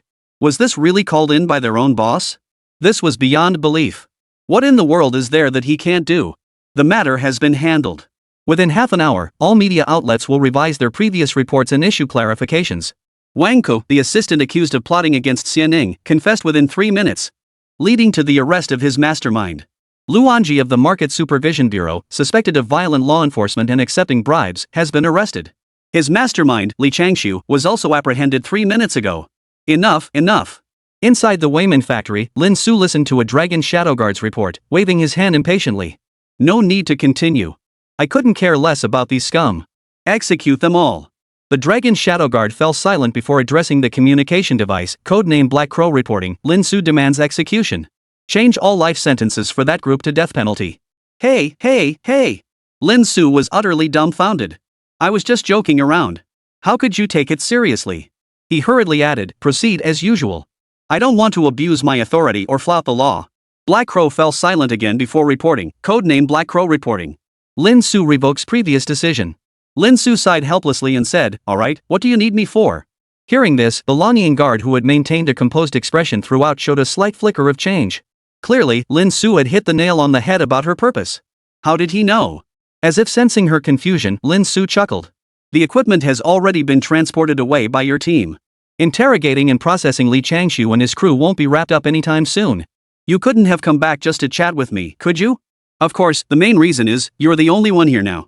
Lin Su remarked casually, from what I've observed, you guys usually operate in teams of 3.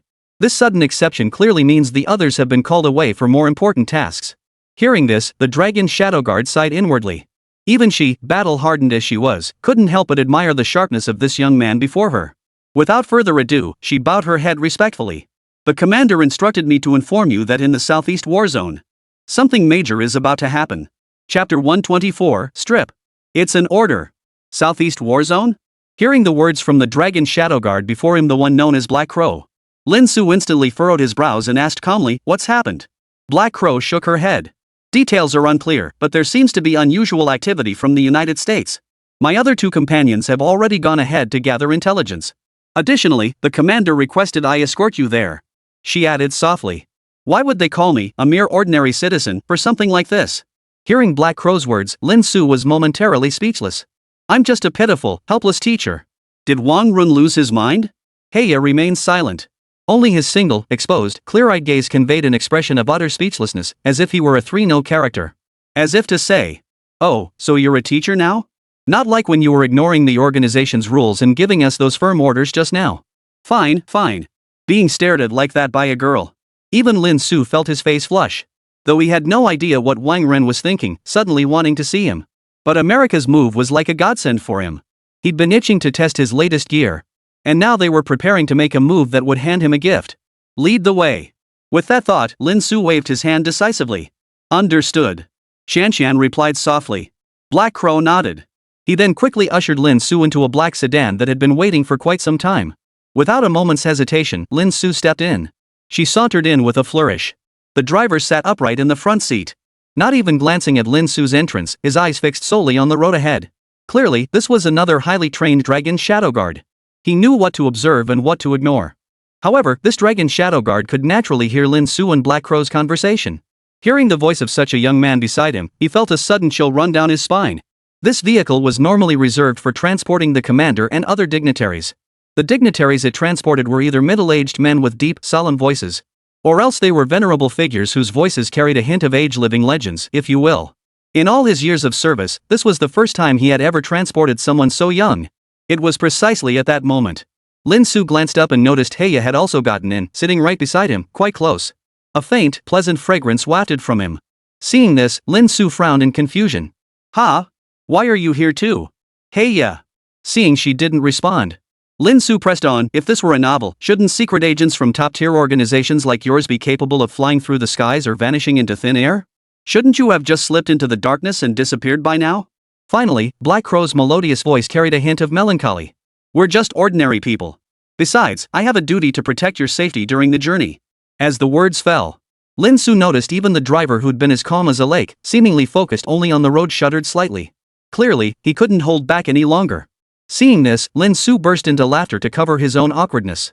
Suddenly, he found this dragon shadow guard girl rather amusing. Only now did Lin Su truly take a good look at the dragon shadow guard before her, codenamed Black Crow. She sat stiffly beside him. Even inside the car, she maintained a posture of vigilance. Her pair of shapely, straight legs were tense and rigid, as if she were perpetually ready for battle. Her waist was slender, and her figure appeared incredibly graceful against the backdrop of her black, form-fitting attire. The only exposed feature, her eyes exuded an aloof, emotionless aura. Yet beneath them, one could almost sense a strong urge to criticize. And judging by her appearance, she seemed to be just an 18 or 19-year-old girl? This thought struck Lin Su with surprise. So young, and a girl at that. Why had she become a dragon shadow guard? After all, the hardships involved were not something ordinary people could endure. A mischievous urge suddenly stirred within Lin Su to tease this girl. He was quite curious to see what lay beneath that veil. So, Lin Su turned to look at Black Crow and said, "Why do you keep wearing that veil? Doesn't it feel stifling? Why don't you take it off and let me see?" He chuckled. At those words, a look of utter astonishment flashed across Black Crow's eyes, as if he hadn't expected Lin Su to make such a request. But the next second, Heya shook his head. "No." Lin Su was puzzled. "Why? Could it be that you're actually Ruhua?" Black Crow's eyes reverted to their previous emotionless state, falling into an eerie silence. After a long pause, he murmured faintly, "Article 6 of the Dragon Shadow Guard Code. No Dragon Shadow Guard may reveal their true face to anyone, not even their own comrades." There was one crucial detail she left unsaid. That was, when a Dragon Shadow Guard's true face was seen by another, it usually meant death. Hearing this, Lin Su felt a sudden weight settle in her heart. I never imagined the Dragon Shadow Guard system could be so cruel and strict. Thinking this, Lin Su couldn't help but disagree. What kind of bull system is that? Why should you be punished just for being seen? It's not like you're Sadako, hiding away all the time. What the hell is Wang Ren playing at? Hearing this, Black Crow's eyes silently drifted away, seeming somewhat dimmed. Meanwhile, the driver in the front seat was struggling to contain his emotions. He desperately wanted to defy the principles he and the organization had upheld for so many years and turn around to see just who this guy in the back seat really was. Not only was he openly flirting with a member of the Dragon Shadow Guard, and now, such outrageous remarks about the commander. How utterly arrogant and reckless. His hands were trembling so badly he could barely hold the steering wheel steady. He inwardly cursed, "Holy!" Every important figure who'd ridden in this car before had remained quiet throughout the entire journey. If Lu Zhan had witnessed this scene in person, he'd likely have shouted kindred spirit on the spot, itching to become sworn brothers with him. Because he'd been through the same thing back then, nearly choked to death by Lin Su's arrogance. He wondered if Lin Su had a personal vendetta against drivers. Yet in the back seat, Lin Su refused to believe such superstition. She turned to Black Crow and sneered, "Humph. What if I ordered you to take it off? Before we came, Wang Ren should have told you to obey my every command, right?" He smiled faintly, eager to see how this 3-0 girl would choose to respond. At this point, Black Crow surprisingly didn't argue back, because Lin Su was absolutely right. Earlier, when she returned to report to Lin Su, she had received a direct order from Wang Ren himself. That order was clear: cooperate with Lin Su on everything, no matter how absurd his reasons might seem. Wang Ren's original concern was that Lin Su might come up with some wild idea again, and he feared the Dragon Shadow Guards wouldn't cooperate. But who could have imagined that Lin Su hadn't done anything at all? Instead, he'd actually used this order to flirt with the girls. If Wang Ren heard about this, his face would probably twitch in embarrassment. Sure enough, upon hearing Lin Su's words, Black Crow's eyes remained serene, showing no resistance. She merely murmured, "Understood." With that, she reached for the corner of her veil and slowly lifted it. As the veil lifted, The first thing revealed was her ivory white skin, delicate and translucent like the most radiant pearl in the night. Even the faintest glimpse of its luminous glow was enough to make one feel dizzy and disoriented. The dragon shadow guards, who had spent years lurking in the shadows, naturally possessed skin whiter than most. A delicate, beautiful face slowly revealed itself before Lin Su. Paired with those eyes, now glowing with a mysterious light, she looked no different from an innocent young maiden. It was utterly impossible to connect her with the dragon shadow guards who walked the darkness. Stop. But just as Black Crow prepared to pull the veil off completely, Lin Su suddenly spoke up to stop him. Meeting Black Crow's puzzled gaze, Lin Su suddenly smiled. I'm not entirely insensitive to the mood. I don't wish to break the rules you uphold. Seeing a little is enough. Put it back on. Haya's movements halted. In silence, she quietly pulled her veil back over her face, and that fleeting glimpse of breathtaking beauty vanished once more. But at this very moment, a peculiar glint flickered in the raven's previously serene eyes. He found himself involuntarily looking at Lin Su, who sat with eyes closed, resting as if nothing had just happened. What a peculiar man! For the first time, the girl's heart stirred with ripples of emotion unrelated to her mission. Jinghai, Special Operations Command Center. Lin Su stepped out of the vehicle and stared blankly at the solemn, imposing structure before him. Red lights flashed everywhere within the command center, and the wail of alarms filled the air, signaling an urgent situation unfolding. A grim atmosphere permeated the entire space. Numerous uniformed personnel bustled in and out, their faces etched with solemn expressions. Where should I go? Lin Su was about to ask for directions. He turned his head only to discover that Black Crow and the driver from earlier had vanished without a trace. Holy? Lin Su was stunned. Just a moment ago, you claimed you weren't superhuman, yet now you've vanished in the blink of an eye? What's going on? It made sense that the dragon shadow guards wouldn't normally expose themselves to the world. But where the hell did that huge driver go? Did he just vanish into thin air with the car? There was no other choice. Lin Su had no choice but to proceed alone. Fortunately, no one stopped him along the way to check his credentials or anything. It seemed that gaining access to the institute's grounds itself signified passing some unseen inspection. Professor Lin? Just as Lin Su was getting a headache from navigating the unfamiliar paths, an unexpected voice suddenly rang out beside him. Chapter 125, Lien Yuan's Warning, Old Enmity's Reunion.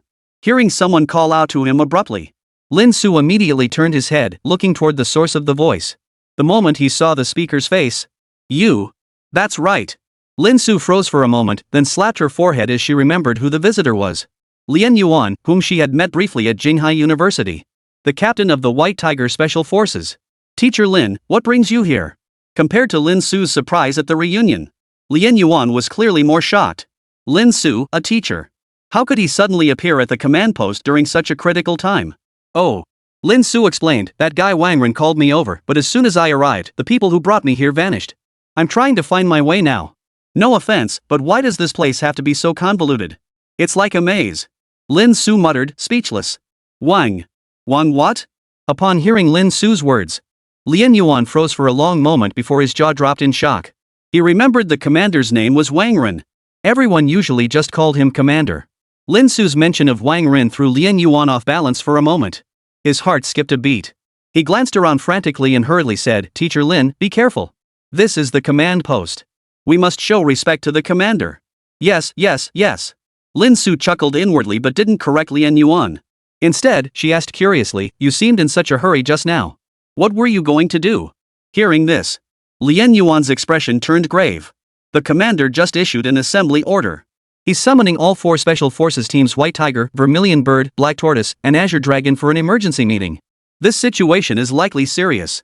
The last time all 4 units assembled was when the United States first invaded the Southeast Theater. He continued in a solemn tone, I was just heading to assemble my unit, but since you're here, Teacher Lin, I'll escort you there first. This is far more important than my own affairs. Lin Su nodded and immediately walked alongside Lien Yuan. With Lien Yuan leading the way, Lin Su finally stopped getting lost. After hesitating for a long while, Lien Yuan held back his words and ultimately remained silent. Lien Yuan still hadn't asked why Lin Su had come.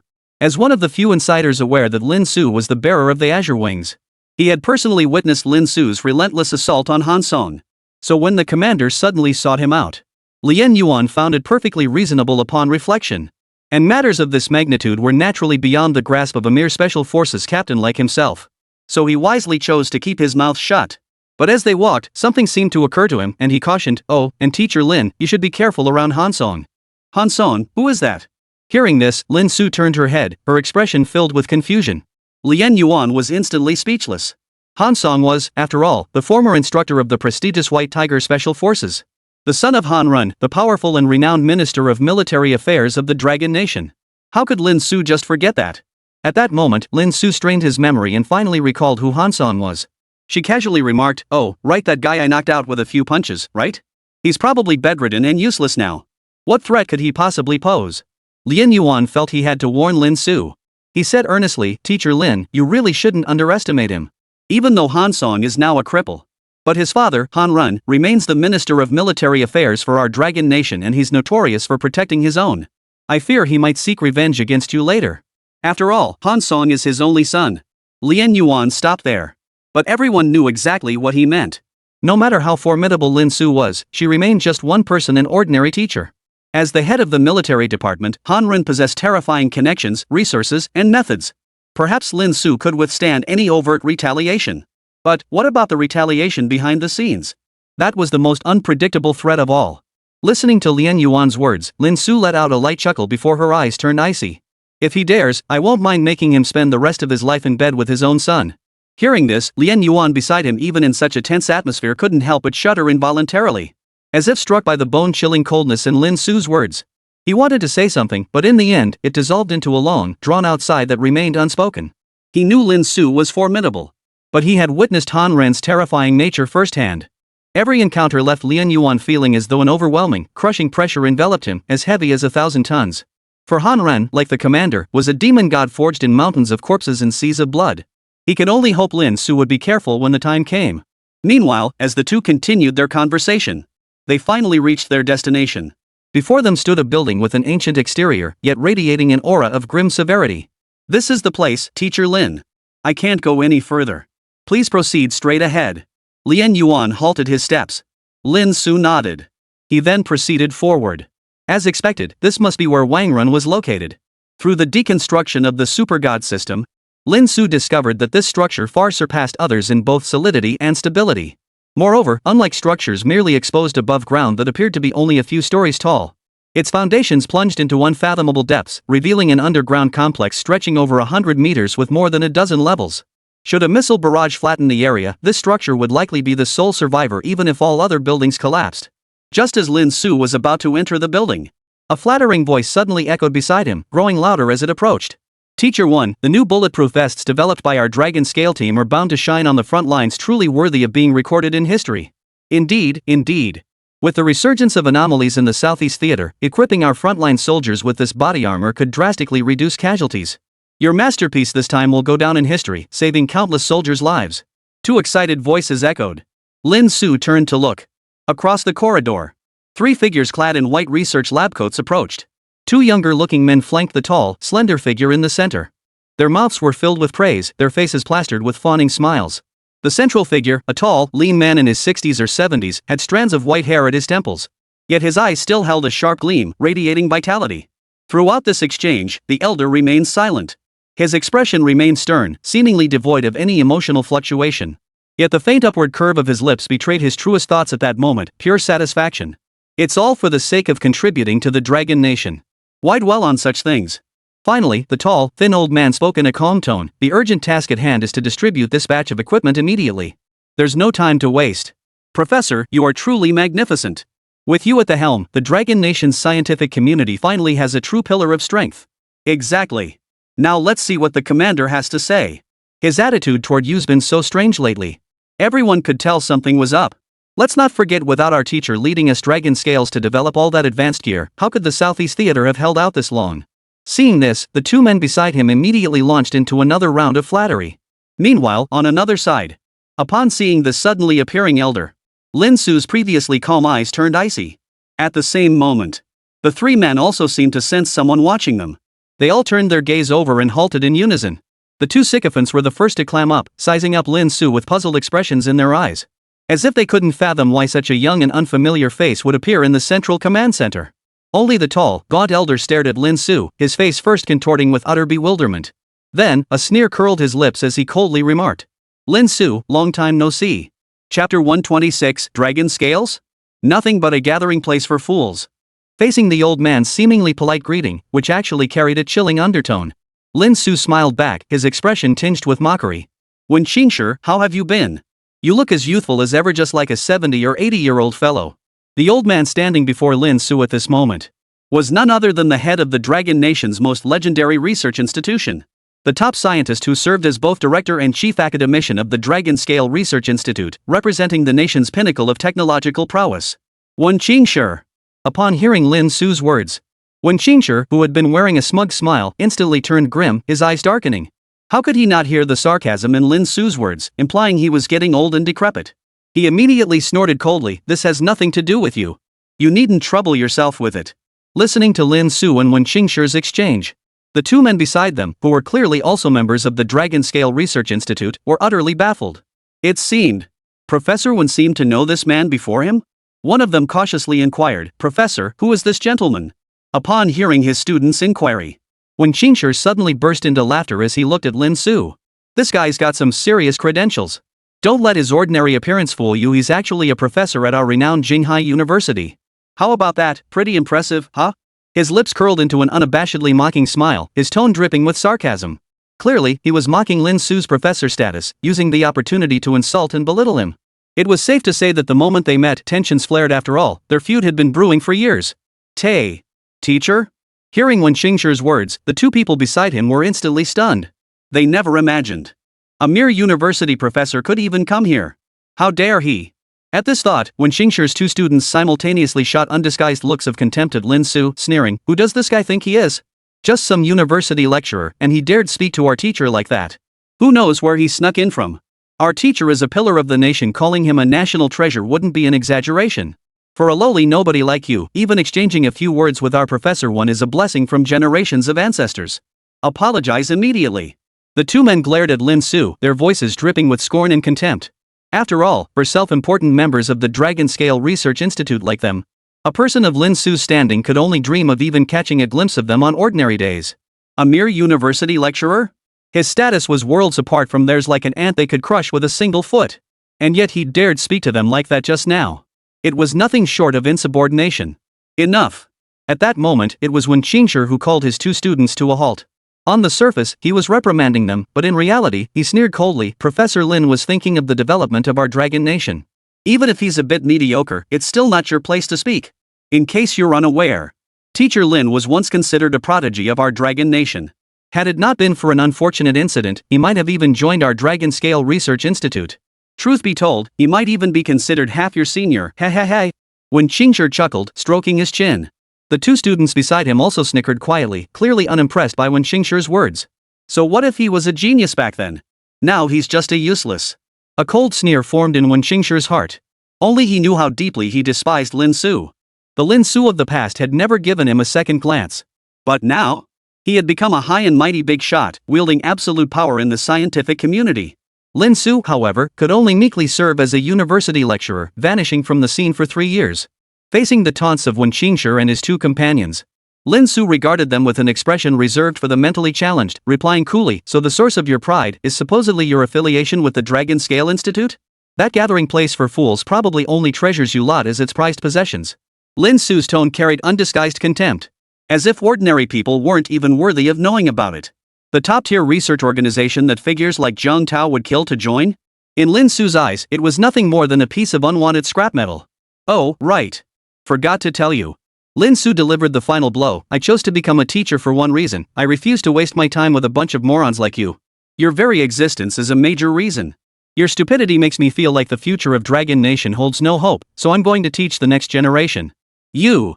Hearing Lin Su's cutting words, "The Dragon Scale Research Institute isn't something scum like you can insult and slander. How dare you spout nonsense here like you're even qualified to join?"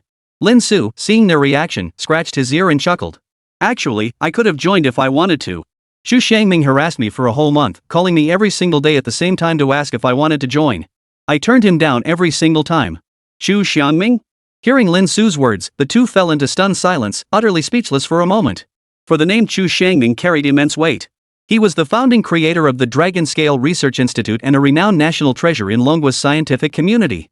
Though he passed away from illness a year ago, his name remained deeply etched into the annals of Dragon Nation's technological advancement, a truly legendary figure. "Old Master Chu would call you, and for a whole month straight? You must be out of your mind. Even when Xingshi couldn't help but laugh at Lin Su's outlandish claim, his tone turning cold. Old Chu has a mountain of responsibilities every single day. Even when he was alive, the commander often got turned away when trying to see him. What makes you think you're special enough that old Chu would call you every day, begging you to join him? Lin Su. I used to think you were someone. Never imagined that after a few years apart, you'd become such a pathetic figure, spouting nothing but nonsense. When Xingshi shook his head, convinced Lin Su had lost his mind. Who said Teacher Lin was talking nonsense? At that very moment, a commanding voice suddenly rang out from nearby. When Xingshi and the others startled, immediately turning toward the source of the voice. There, dressed in military uniform, stood Wang Ren, who had arrived unnoticed, now standing at the doorway. Before anyone could speak, Wang Ren strode over, his tone calm as he declared, "Chu Guoshi is a hero of our dragon nation. I will not tolerate anyone slandering or spreading false rumors about him." The two students of Wen Xingshi immediately wore expressions of schadenfreude upon hearing this. It seemed the commander had heard Lin Su's earlier arrogant remarks and, consumed by rage, had come to deal with this insolent fool. But their smirks didn't last more than a few seconds. Wang Ren's next words arrived in an instant. "But I can attest that not a single word spoken by Teacher Lin earlier was false."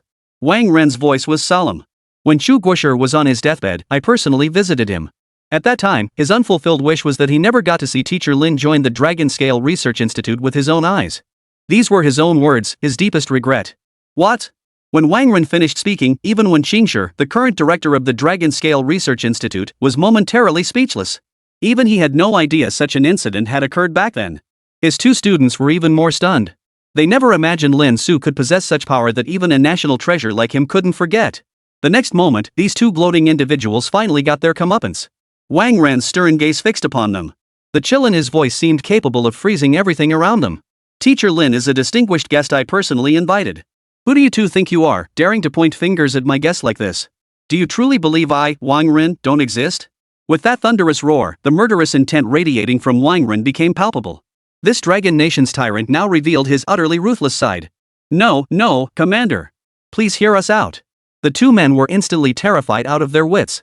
Before Wang Ren, they felt like helpless infants, their knees buckling so violently they nearly collapsed to their knees. "We didn't know better. We didn't mean it. We can apologize." On the verge of tears, they frantically turned to Lin Su. Their earlier arrogance vanished without a trace, replaced by thick layers of pleading and fear. They never imagined this seemingly ordinary teacher had been personally invited by the commander. Had they known beforehand? Even if they had 10 times the courage, they wouldn't have dared speak to Lin Su like that just now. Wang Ren paid no heed to their excuses, his voice cold as ice. "Teachers are the foundation of a nation. They are not pests like you, who arrogantly consider yourselves above others, to be slandered. From this day forward, I never want to see you again." With a sharp swish, the two men's faces instantly drained of color, turning deathly pale. Wang Ren's words sounded perfectly ordinary. But deep down, they knew they were finished. Not only would their positions at the Dragon Scale Research Institute be revoked immediately, but they would be utterly useless for anything else afterward, their futures completely destroyed. After all, who would dare associate with someone despised by the commander? Wen Xingshi couldn't bear to watch any longer. Wanting to intercede, he hurriedly said, "Commander, they were momentarily misguided. Each of them is a rare talent. With our nation currently facing a severe shortage of skilled personnel, this punishment seems rather excessive." "What? Are you implying I made a mistake, Director 1? Wang Ren said coldly, "If I were to keep such a black sheep around, that would be a scourge to the entire Dragon Nation."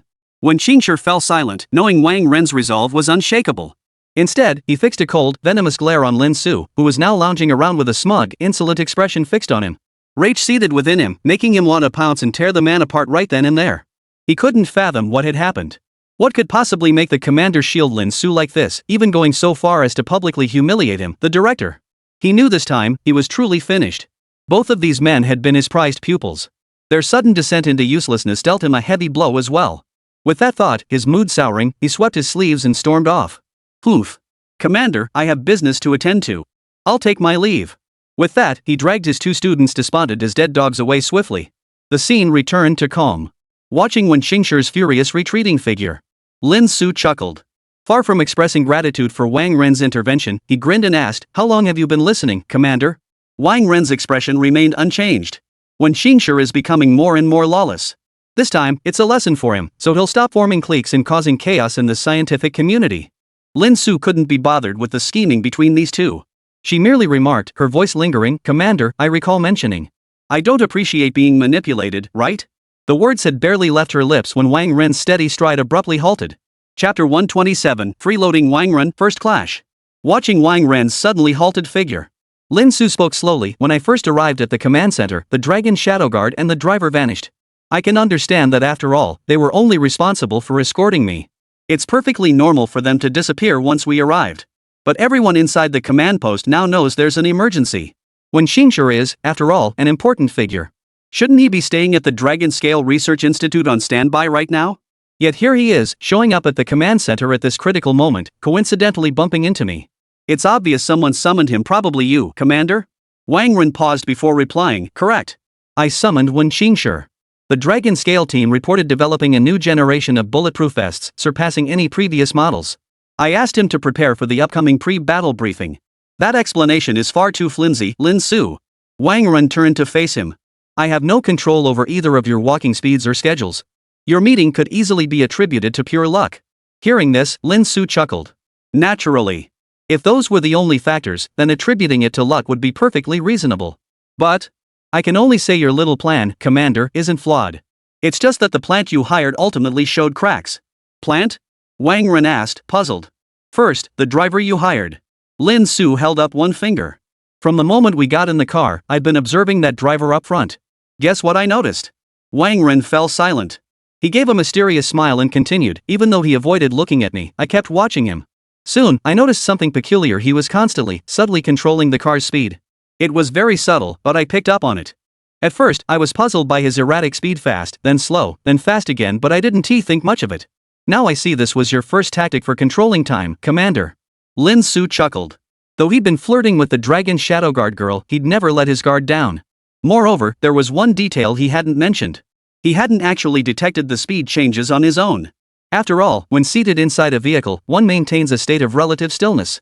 The only way to gauge speed was the speed at which buildings whizzed past outside the window. Plus, the driver was clearly an experienced pro, controlling the speed with such mastery that an ordinary person wouldn't even notice. But Lin Su didn't need to rely on himself. The Super God technology system instantly displayed the car's speed crystal clear.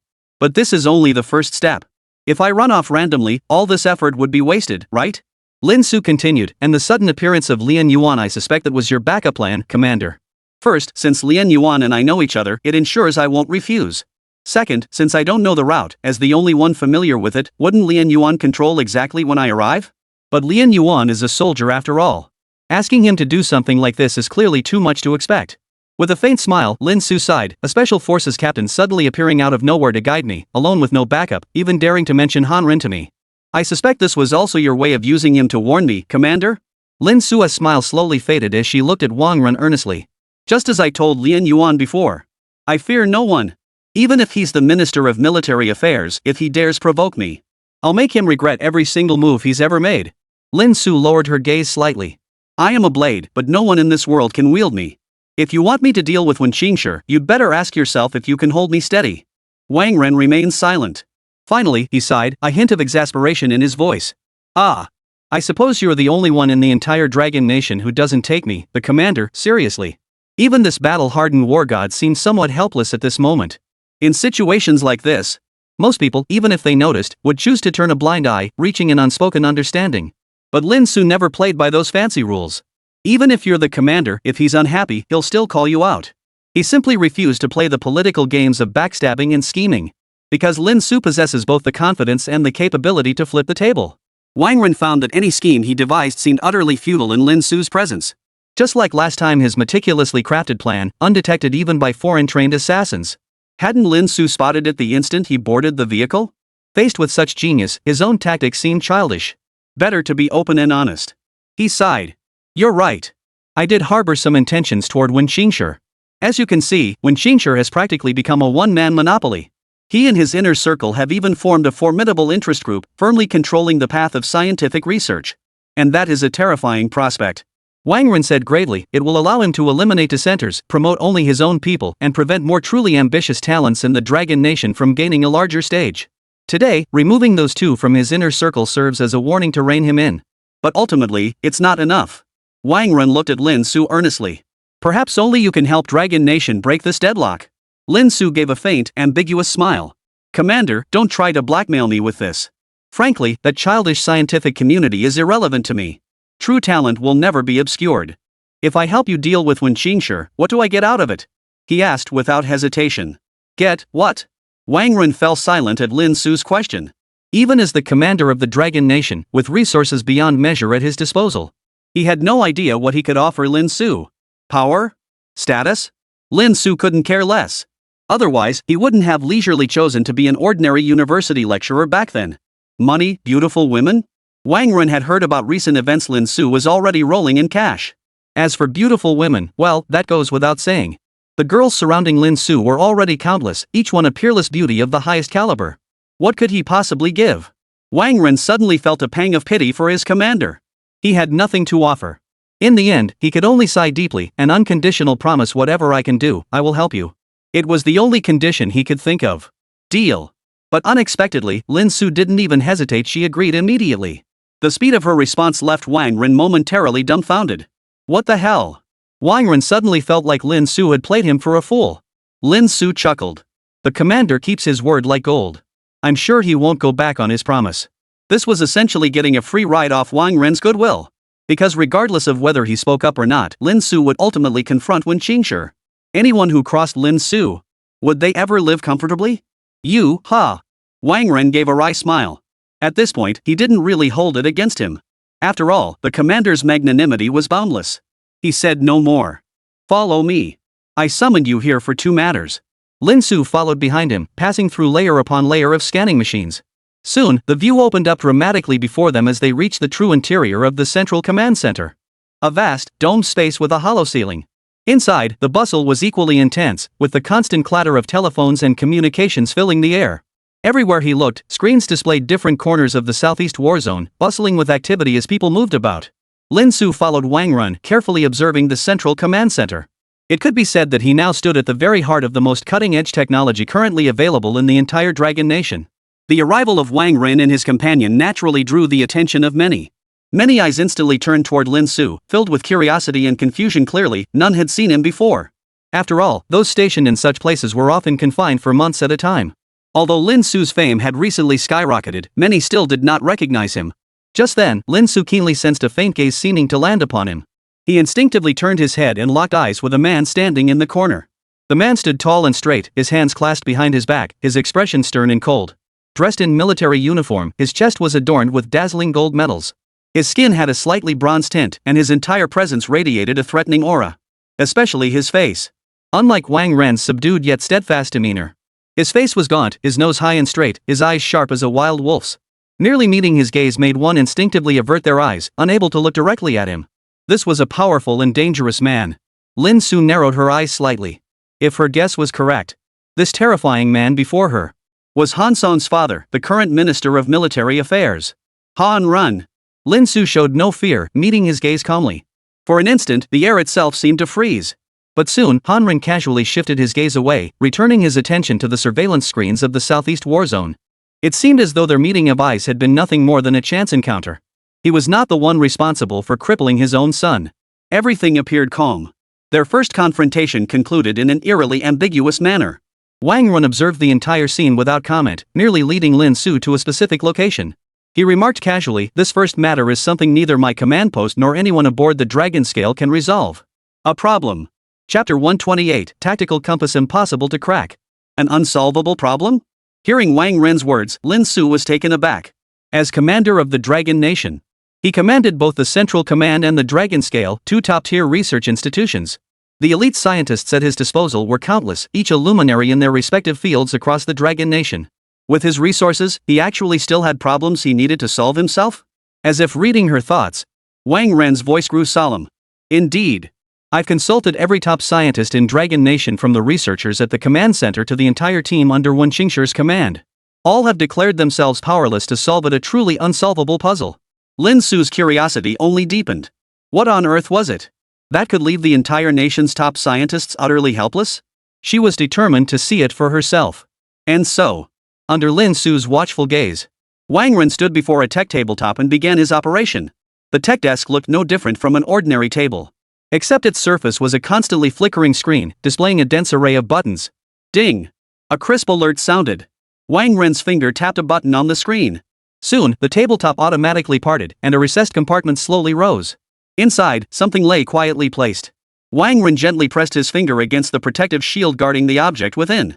A faint white ripple spread across the shield, seemingly scanning for the corresponding fingerprint. Recognition complete unlocked. A mechanical prompt sounded. Wang Ren retrieved the tightly guarded object. It appeared to be an oval-shaped object. Its entire body resembled a compass, featuring a screen that occupied nearly the entire surface. Only a few buttons and devices of unknown purpose remained. However, the screen was currently dim and lifeless. It was clearly not activated. Engraved along the base of the compass were rows of English letters. Lin Su recognized the meaning. Manufactured by Falling Mountain Machinery Factory, U.S. Military Department Serial Number 0021. Clearly, this was a technological artifact from the United States. Gazing at the object, even Wang Ren's expression turned solemn as he explained, "This was captured by our frontline soldiers in the Southeast Theater during a recent skirmish with beautiful country troops. After being delivered to our Central Command headquarters, our researchers' preliminary assessment indicates this device is the Pretty Country military's tactical compass for combat operations. This is the latest communication device now issued to every unit in the United States. Not only does it maintain communication under any harsh conditions, but it can also pinpoint its location in real time and share it with all nearby forces equipped with tactical compasses. It even boasts decryption, reconnaissance, and multiple other functions, truly an all-purpose device. Upon seizure, we immediately assigned our most elite personnel to crack it. Yet to this day, there has been no substantial progress," Wang Ren said solemnly. The importance of such a tactical compass was self-evident. If the Dragon Nation could crack it, the immense advantage it would bring to the Southeast Theater of War was beyond imagination. They could even gain clear insight into the beautiful country's troop formations and real-time positions, securing countless strategic advantages. No wonder Wang Ren placed such importance on this matter. This is something that could change the course of the battlefield. At that moment, Wang Ren suddenly called out, "Zhuang Ming, come here." "Coming, Commander." A prompt reply came from the other end. Immediately, a hurried figure came running over. The newcomer was a middle-aged man wearing thick black-rimmed glasses. His hair was thinning, and he wore the command center's signature black and white uniform, the standard attire for researchers. Wang Ren introduced, "This is our Central Command's Chief Data Analyst and Chief Technology Engineer. He has participated in numerous cutting-edge technological research projects for our nation, including the development of our most powerful fighter jet, the K-10. It can be said that his contributions lie behind many of our nation's major scientific and technological achievements." Upon hearing Wang Ren's introduction, Zhuang Ming, his hair thinning, scratched the back of his head and humbly replied, "Commander, there's no need to mention those things. Compared to all that, I prefer to keep things simple and do some small-scale research. Those days are long gone." He made it sound effortless. Yet clearly, each of his achievements, taken individually, was nothing short of astonishing. After all, the K-10 fighter jet is currently the most powerful fighter in the Dragon Nation. Simply being involved in its design was testament to Zhuang Ming's capabilities. Not to mention becoming the chief expert at the Central Command headquarters, a hub of elite talent. It wouldn't be an exaggeration to call him a genius chosen from millions. Wang Ren added, "Zhuang Ming, this gentleman beside me is Lin Su. He currently serves as a professor at Jinghai University. You may address him as Professor Lin." "Teacher?" Hearing Wang Ren's words, Zhuang Ming froze for a moment, staring at Lin Su in sudden bewilderment. He seemed unable to comprehend why a teacher would be here. After all, no one could associate a teacher with a military command post, only a classroom. Yet despite his lingering confusion, Zhuang Ming showed no trace of disdain toward Lin Su. Instead, he greeted her warmly, "Hello, Teacher Lin." He wasn't stupid. As a teacher, and the man before him had been personally brought over and introduced by the commander himself. How could he be an ordinary person? Perhaps being a teacher was merely a disguise he wore. After a brief introduction, Wang Ren continued, "Zhuang Ming, how far along is the decryption process? Tell Teacher Lin." Hearing this, Zhuang Ming's previously composed expression instantly twisted into a grimace as he lamented, "Commander, I've told you this countless times. It's not that we don't want to do it, it's genuinely impossible. They've clearly anticipated the possibility of loss or seizure. Those tactical compasses are heavily encrypted by the states. To this day, many of these encryption techniques remain beyond our nation's capabilities." Zhuang Ming sighed, "Even if we exhaust every possible method, it's still impossible." Didn't Director Wen say the same thing? With our current capabilities, it's simply beyond our reach. This is their most classified technology. Naturally, they've employed the most formidable, intricate protective measures. Zhuang Ming felt helpless, thinking the commander was being stubborn. Everyone understood the tactical compass's importance. But cracking it was simply impossible. If every top scientist in the Dragon Nation's scientific community says it's impossible, then it truly was impossible. Wang Ren nearly remarked indifferently, "Just because you can't doesn't mean Professor Lin can't. Go ahead and tell me." His stance was utterly unyielding. Hearing this, Zhuang Ming felt a surge of surprise. The commander's tone was so utterly confident. He couldn't help but scrutinize Lin Su several times over. But after observing her for quite some time, apart from his unexpectedly youthful appearance and the casual demeanor he maintained even in such a solemn setting, Zhuang Ming couldn't discern anything else. Could this man truly crack the tactical compass of the United States, as the commander claimed? Zhuang Ming simply couldn't bring himself to believe it. It wasn't that he looked down on Lin Su. It was that no matter who else it was, he didn't believe they could crack it. Especially not an obscure player like Lin Su. Looks like the commander's grasping at straws in desperation, pulling someone out of thin air. He sighed inwardly. Since Wang Run had said so much, Zhuang Ming could only say, currently, the main difficulty in cracking the system still lies in the loading process. At this point, Zhuang Ming couldn't help but feel a bit embarrassed. To put it nicely, they were stuck at the stage of hacking the tactical compass system and loading data. But to put it bluntly, they hadn't even breached the first line of defense set up by the United States. Wiping his brow, he continued, according to our team's research, whether restarting the tactical compass or every half hour. To access any of its functions including viewing real-time maps, it must re-establish contact with the headquarters set up by the United States and request authorization. This means that even if we crack the login password, it's completely useless. The password is merely the starting point, it's the subsequent verification process that leaves us completely helpless. Zhuang Ming sighed helplessly. During verification, the compass transmits a specific frequency signal to the US headquarters. Upon receiving it, the system's advanced algorithms analyze the compass's location. If the coordinates or frequency band don't match, access is instantly denied and the device self-destructs.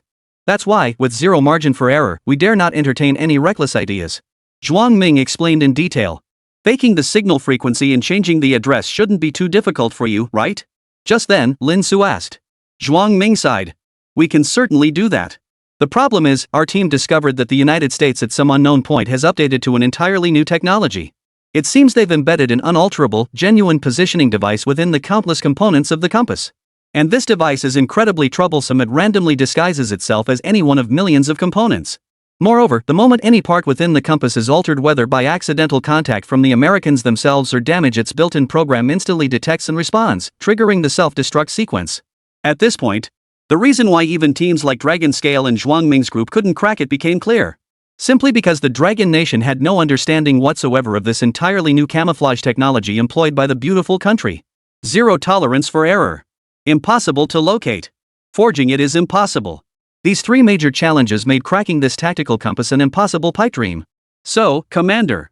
At that moment, as if to make the commander back down in the face of difficulty and also to subtly remind Lin Su, Zhuang Ming spoke again. We're completely unable to handle this compass right now. Acting rashly could end up alerting the enemy. Therefore, we should still. Before the word should could leave his lips. The next second, Lin Su's light chuckle suddenly echoed in both their ears. I thought it would be more difficult. That's it? Chapter 129, Bring me that supercomputer. Exactly. That's how it should be. Zhuang Ming was momentarily lost for words. He was about to nod, acknowledging that backing down was the wise choice. The next second, his expression froze abruptly. He snapped his head up and exclaimed, Wait. What did you say? Lin Su repeated, It's no big deal. Leave it to me. Buzz. At that very moment, a strange light silently flickered in Lin Su's right eye. The Super God technology system activated. In an instant, the compass before him, touted as unsolvable, began to deconstruct layer by layer. Countless components and circuits unfolded before Lin Su like a complex, intricate maze. Lin Su's eyes darted rapidly across the scene. Those tangled components that had left Zhuang Ming's team utterly helpless. With a mere flicker of thought, Lin Su instantly filtered and blocked it. Soon, a component glowing with a red light appeared before Lin Su's eyes. Simultaneously, the system's message displayed beside it, detected abnormal component, functionality mismatch. Just as Lin Su was inspecting it, Zhuang Ming grew frantic, urgently protesting, This is truly impossible. Why won't you believe us? Forget the difficulty of unknown frequency signals and forged addresses, we can't even locate that hidden special tracking device. It's like searching for a needle in a haystack, and one wrong move means losing everything, alerting the pretty country prematurely. Zhuang Ming pleaded earnestly. He thought Lin Su was talking complete nonsense. But before he could stop Lin Su's actions, Lin Su had already picked up the tactical compass, flipped it over, glanced at it casually a few times, and said indifferently, Found it. Ha? Zhuang Ming was momentarily stunned. Confused, he stammered, You said you found it? Lin Su smiled faintly. The hidden real-time tracking device. Are you kidding me? Hearing Lin Su's words, even Zhuang Ming, who had never underestimated her before, felt a surge of anger. You mean, you spent just those few seconds flipping the compass over and glancing at it, and now you're telling me you found the one genuine positioning device hidden among countless parts? Absurd! Zhuang Ming blurted out. For the first time, he understood what it meant to hear a tall tale. What Lin Su was saying, let alone him, even a 3-year-old child wouldn't believe it. He couldn't take it anymore and turned to Wang Run. Commander, I understand how you feel, but this is nonsense. Our elite team of dozens spent days researching this with nothing to show for it, and he claims to have solved it in seconds? Listen to this. Does that even make sense? Zhuang Ming grew increasingly outraged as he spoke. Lin Su's actions were like rubbing people's intelligence in the dirt. Just as Zhuang Ming thought the commander would agree it was absurd. And order Lin Su to stop this nonsense right here. Wang Ren remained impassive as he continued, Chief Zhuang, it's fine. Let Teacher Lin continue. Zhuang Ming froze in shock upon hearing this. The already sparse hair on his head felt like it was about to fall out entirely, because his brain was about to explode. The commander must be out of his mind. Zhuang Ming was utterly baffled. How could the commander remain so calm about something so obviously impossible? Was he the one who'd lost his mind, or was it the commander? In an instant, Zhuang Ming was utterly disoriented. He despaired, it's over, completely over. With no other choice, the resigned Zhuang Ming crossed his arms and watched Lin Su continue her operations over there. Thinking to himself, you'll all see reality soon enough. These guys really won't see the light until they're staring down the barrel. He couldn't wait to see the look of regret on Lin Su's face and the disappointment in the commander's eyes. Just then, Lin Su casually rolled up his sleeves and addressed Zhuang Ming beside him, bring over the ICP etching system and the electron beam evaporation coating machine. Zhuang Ming froze for a second. Me? Lin Su replied coolly, who else? Zhuang Ming was stunned. He hadn't expected Lin Su to start giving him direct orders. He was, after all, the head of the entire command center, overseeing a team of people. And now Lin Su was barking orders at him? Fine, fine. Zhuang Ming's anger flared even more. He immediately summoned his entire team and had them haul over the entire array of equipment Lin Su had requested. He'd see just what tricks Lin Su could pull off next. He also had everyone gather to witness the spectacle together. Chief Zhuang, what's going on here? A female researcher nearby looked at the pile of machines in confusion. Zhuang Ming sneered coldly, Professor Lin here is cracking the tactical compass of the pretty country. He's in the middle of it right now. The female researcher and the others froze upon hearing this. Wasn't it already stated that it couldn't be cracked? Amidst the sea of skeptical stares, Lin Su paid them no mind. With the machines in hand, he swiftly began his work. True to his reputation as a veteran, Zhuang Ming immediately explained to the others. The electron beam evaporation coating machine is used to precisely deposit thin films of metal or other materials onto the replicated positioning device, replicating specific conductive or reflective layers from the original device. The ICP etching system performs intricate etching on the replica to form the required circuitry and component structures. Clearly, he intends to create a replica nearly identical in appearance and function to the genuine positioning device, a counterfeit part, to replace the original and deceive the compass's recognition system. The research team listening nearby was stunned into silence. But soon, Zhuang Ming scoffed, all this is futile, because replacement requires finding the correct part in the first place. To locate the correct one among so many components. I can only say that even if the United States were to handle it themselves, it would take an incredibly long time. Just as Zhuang Ming was expounding at length, the female researcher from earlier suddenly tugged at Zhuang Ming's sleeve and timidly asked, Professor, are you referring to that thing? Zhuang Ming looked up. He saw that Lin Su had already opened the compass at some point. She operated the robotic arm, swiftly retrieving a tiny component from within. The part resembled an electronic component. But at that very moment, isolated from the rest, it emitted an eerie glow. It was immediately obvious that something was seriously wrong with this thing. Yes, that's it. Zhuang Ming exclaimed in instinctive delight. But the very next second, he felt the atmosphere around him suddenly freeze. His entire being snapped back to reality. Wait a minute. His eyes widened so much they nearly popped out of their sockets as he stared at the real-time tracking device in Lin Su's hand. His voice trembled. You actually found it? How the hell did you do that? Holy! Zhuang Ming even let a curse slip out, his jaw dropping to the floor. Just a second ago, he'd sworn to his team members that absolutely no one could pull this off. The next second, Lin Su had done it with such casual ease, finishing before he could even get a clear look. Days, compared to a few seconds. At that moment, Wang Ren chuckled, well, Zhuang Ming. This. Zhuang Ming felt his face flush crimson. No wonder both the commander and Lin Su had seemed so calm and composed just now. Turns out he was the one acting like a clown, jumping around like a fool. Meanwhile, the members of the research team around him were having similar thoughts to Zhuang Ming, momentarily questioning their very existence. This speed. Could it be that the tactical compass revealed the location of the parts to you in a dream last night? How else could it be this fast? If it weren't for the fact that this tactical compass had been under strict protection by the Central Command Center from start to finish. They all wondered if Lin Su had secretly studied ahead. Under everyone's stunned gaze, Lin Su showed no trace of smugness, as if she'd merely done something trivial. She remained calm as ever, stating, "I need a computer powerful enough to handle this." This time, upon hearing Lin Su's request, Zhuang Ming shed his earlier arrogance and defiance, urgently instructing someone nearby, "Quick! Bring over the most powerful computer from our lab." "Yes, sir." Soon, a group of people rushed back carrying a computer. Zhuang Ming introduced, "This is our institute's most powerful computer. Its computational efficiency is truly astonishing." But faced with Zhuang Ming's extravagant praise of the machine, Lin Su merely glanced at it and shook her head. Too weak. Zhuang Ming was instantly dumbfounded. "It's not powerful enough?" He immediately protested, "But this is the most powerful computer in our lab, indeed, the most powerful in all of Dragon Nation." As he spoke, Zhuang Ming's heart sank in dread. What exactly was Lin Su planning to do? Then Lin Su suddenly chuckled. He looked at the screen flickering with countless green lights beside him and said softly, "Isn't there one right here?" Following the direction Lin Su indicated, he saw the object he referred to. "This?" The next moment, even Wang Ren's expression shifted in astonishment. For what Lin Su had pointed out was none other than the Central Command Center's supercomputer, the Star Universe 3. Calling it a supercomputer. But everyone knew this thing had long since transcended the realm of ordinary computers. It was practically the entire research institute's brain at this moment. Zhuang Ming urgently protested, "This absolutely cannot happen. Xingyu 3 monitors the Southeast Theater. If it's requisitioned, all communication between us and the front lines will be completely severed. Besides, this thing isn't something just anyone can use. It's specifically designed to process data in the trillions." Lin Su chuckled, "Well, you're not wrong there. I've never been an ordinary person." Turning to Wang Ren, he added with a smile, "What do you think, Commander?" Wang Ren paused for a second or two before declaring decisively, "Enough said, Zhuang Ming. Grant Professor Lin full access to the supercomputer." He understood clearly. If the tactical compass could be cracked, the impact and utility would be immeasurable. And most importantly, he trusted Lin Su. Soon, as the supercomputer processed the command, all surveillance feeds plunged into darkness. This signaled that at this very moment, Central Command had lost all control over the Southeast Theater. Amidst the pitch-black darkness and the tense expressions of those present, Lin Su slowly paced to the supercomputer. Before him now stretched a massive screen spanning over 10 square meters. Without hesitation, Lin Su's fingers flew across the keyboard. Line after line of code suddenly appeared on the screen, the letters flickering at an astonishing speed.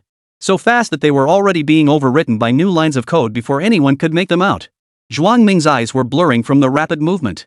He quickly pulled a young man beside him and exclaimed, "Wang Ke, aren't you the strongest programmer on our team? Quick, take a look at what he's writing." But the very next second, Wang Ke, renowned within the team for his programming prowess, Wang Ke, who usually handled any complex code with ease, suddenly broke out in a cold sweat on his forehead. His voice trembled as he stammered, "Chief. I don't understand it. All I know is that with such terrifyingly massive data volumes, if we used that computer we just moved over, it'd probably crash from data overload in under a minute." What? The entire room fell silent in shock. And Wang Ke was absolutely right.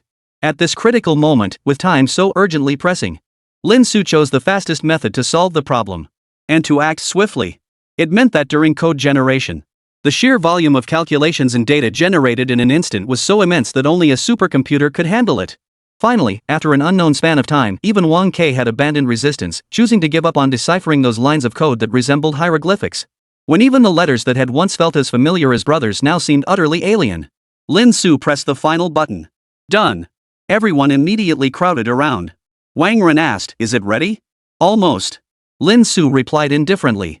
He loaded the deception program he had just written into the disguised component he had crafted.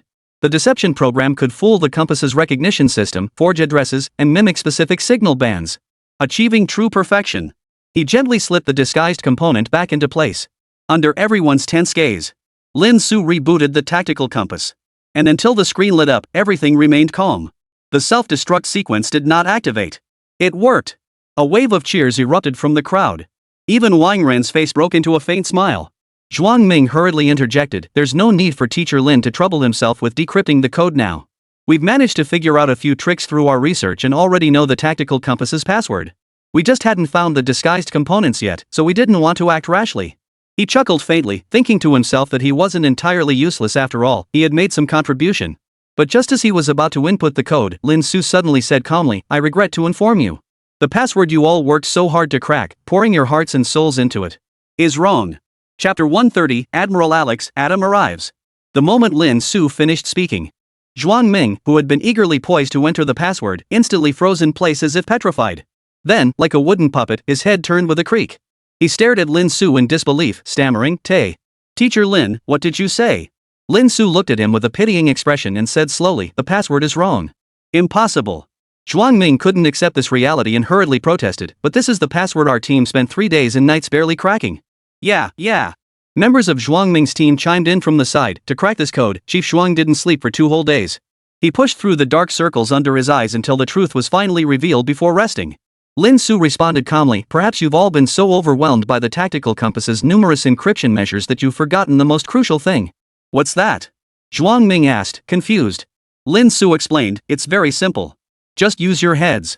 The states place such importance on the tactical compass, investing so much effort into it.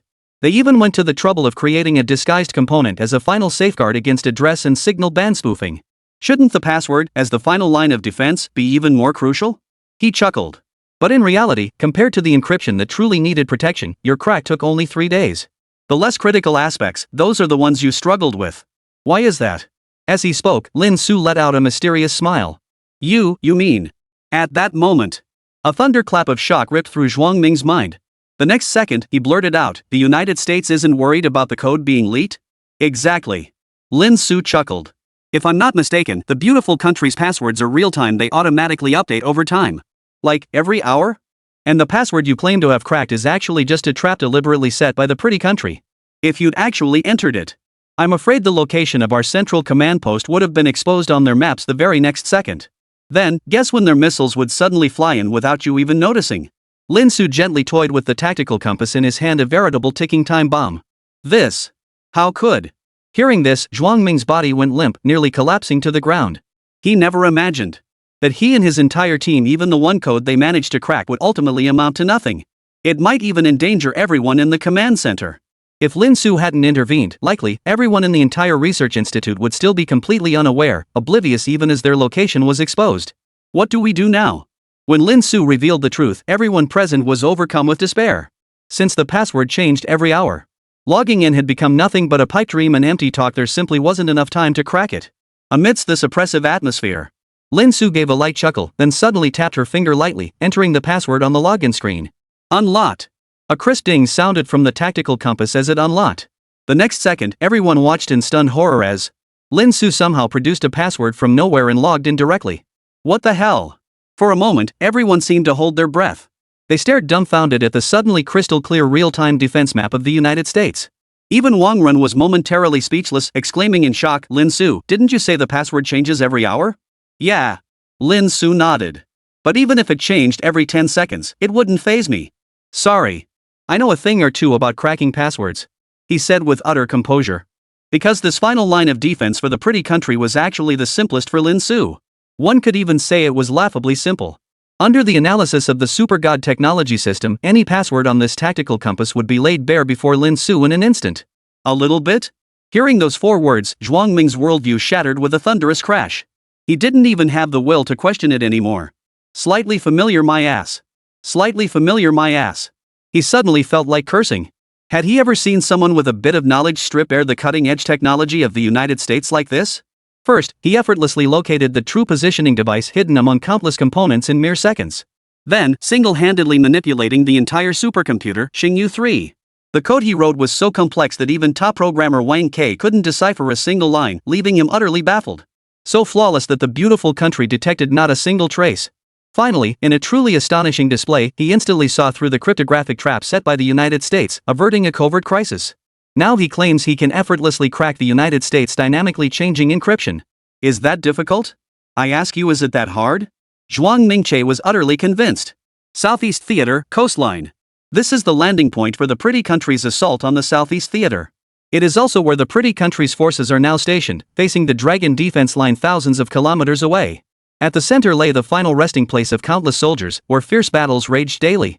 The beautiful country has occupied this area for several months. They have swiftly transformed it into a fortress-like stronghold.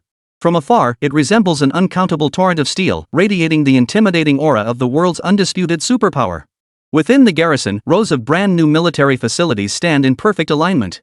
Towering radar antennas rotate ceaselessly, vigilant against any movement in the surrounding area.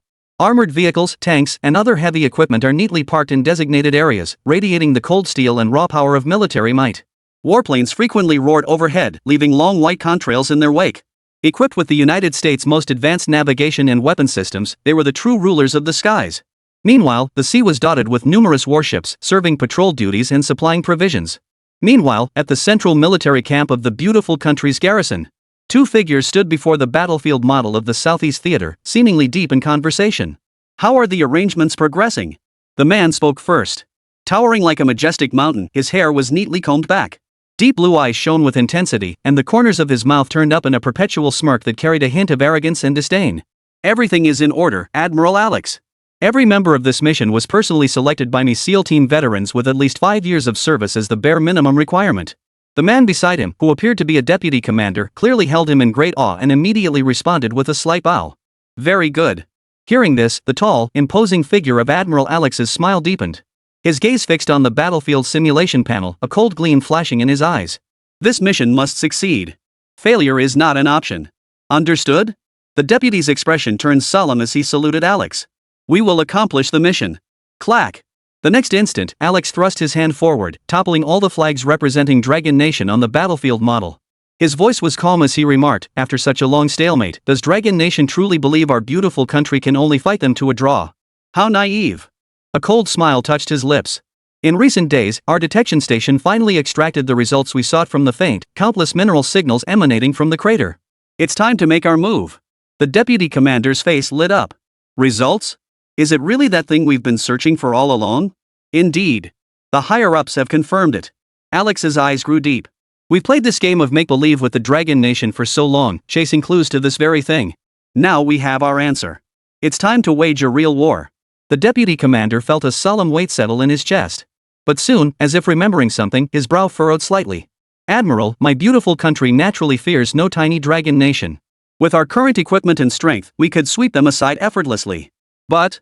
He hesitated before continuing, "What if that mysterious Dragon Nation mech reappears? Back then, even our F-99 couldn't handle it. And to this day, Pilotwood remains confined to the asylum, his mind still shattered. No need to worry." At this, Alex showed not a trace of worry, smiling faintly. "Do you think I'd be like that fool Hansen? Blowing his gills about every new tech discovery? That mech's days are numbered. Because Mr. Adam is here." "Mr. Adam? He's really here?" At the mention of Adam, the lieutenant's eyes lit up instantly, his entire demeanor brimming with excitement. It was as if those two words held some kind of magic once uttered. They signaled that nothing could possibly go wrong. "That's right. Mr. Adam recently developed the latest technology and arrived quite some time ago. Our J-60 tanks are about to undergo another terrifying evolution." "Oof." Alex declared confidently, "If that mech dares to show itself, I guarantee it won't survive a single minute under the firepower of our J-60 tank fleet." The deputy commander's worries vanished completely at that moment. With Mr. Adam on board and the newly upgraded J-60 tank fleet, their power was now nothing short of terrifying. They could effortlessly tear apart any obstacle daring to stand in their path. Oh, and one more thing. Just as both were brimming with confidence, the lieutenant added, "There is one more matter to report, General." Alex raised an eyebrow. "What is it?" "Well," the deputy commander hesitated. "Recently, one of our units reported that Tactical Compass 0021 has been lost. It's suspected to have been captured by the Dragon Nation."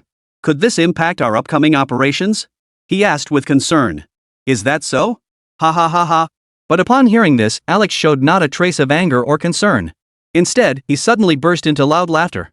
The deputy commander looked utterly bewildered, wondering if the admiral had suddenly lost his mind. Alex laughed. "What kind of waves could a backward country like Dragon Nation possibly make? Ha ha ha ha. That's a product designed by over a dozen top scientists from my beautiful country. Those top-tier encryption measures? Even if Dragon Nation spent 10 years studying them, they wouldn't get anywhere. Instead, they'd likely fall right into our trap. Then, with just one missile, we could deliver a devastating blow without them even knowing it came." The deputy commander froze upon hearing this, but couldn't help asking, "What if Dragon Nation actually cracks it? What then?" At this, Alex's eyes darkened with a sinister gleam. "That would actually be better for our next phase of the plan. If they do crack it, what awaits them? An even swifter collapse." Chapter 131, The Four Elite Forces Assemble. Dragon Nation, Wartime Central Command Center. Even now, everyone remained immersed in the shockwaves of Lin Su's revelation, slow to recover. Those densely packed red dots, each one pinpointing the location of a US military unit. Possessing this real-time map meant Dragon Nation could anticipate any American deployment in advance, seizing the initiative. This tactical compass is of immense significance. Lin Su, we owe you this victory. Dragon Nation will never forget your contribution. Whatever you need, just ask. Wang Run addressed Lin Su with great solemnity. Hearing this, Zhuang Ming and the others nearby instantly wore expressions of envy. They all understood the weight behind Wang Ren's words. If Lin Su took issue with anyone, now say, the former foreign minister Li, Wang Ren wouldn't hesitate to kick him flying. Then let Lin Su take his place. Lin Su, however, seemed unconcerned, waving his hand casually. Just don't forget our previous agreement. His demeanor suggested he couldn't care less about being the coveted prize in others' eyes. This attitude left Wang Ren momentarily speechless. He could only say, then I'll hand this tactical compass over to the analysis team members first. We can start formulating countermeasures from there. With that, Wang Ren excused himself for the moment. Seeing this, Zhuang Ming, who had been bursting with impatience, immediately sidled up to Lin Su. Any lingering doubt or anger from earlier had vanished completely. Rubbing his hands together, he grinned at Lin Su. Teacher Lin, what exactly is your background? You're not some top-secret super talent the state's been cultivating, only now making your grand debut, are you? I refuse to believe you're really just a teacher. But I really am a teacher. Lin Su said, somewhat speechless. I don't believe. Hearing Lin Su still trying to argue his case, Zhuang Ming and the rest of the research team members immediately shouted in unison. Their expressions screamed in unison like hell, we believe you.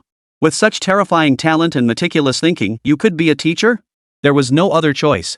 Lin Su could only pull out his Jinghai University faculty ID from his pocket and open it for them to see. What? This time, Zhuang Ming and the others stared speechless at the smiling Lin Su in the ID photo. So Lin Su really was just a teacher? With such incredible abilities, she was really just a lowly teacher?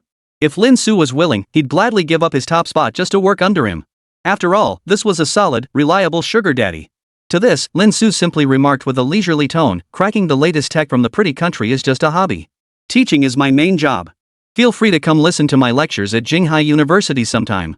Zhuang Ming and the others were momentarily speechless, even feeling a bit crushed inside. Their entire team of dozens of professional researchers couldn't hold a candle to someone's hobby. Where could they even go to complain about this? They sighed helplessly. Zhuang Ming suddenly spoke up, but Professor Lin, logically speaking, cracking the pretty country's tactical compass should be cause for celebration. Why do I see you frowning instead? Is something bothering you? Lin Su shot Zhuang Ming a surprised glance. As if surprised he'd noticed and didn't hide his thoughts. I just have this feeling, it's not that simple. Not straightforward? What's not straightforward? Zhuang Ming asked, puzzled. By all logic, after losing such a crucial tactical compass, the states wouldn't reopen its functions until they thoroughly investigated. But we just boarded it so easily, and everything's working perfectly. The US seems completely unaware of the compass loss incident, or perhaps they simply couldn't be bothered. Effortlessly. He silently scoffed to himself. Zhuang Ming chuckled. What's so strange about that? Teacher Lin, you're overthinking it. Maybe the pretty country is just overconfident, thinking we couldn't possibly crack it? Or perhaps that missing soldier dared not report it, fearing punishment? Either way, there's definitely no problem.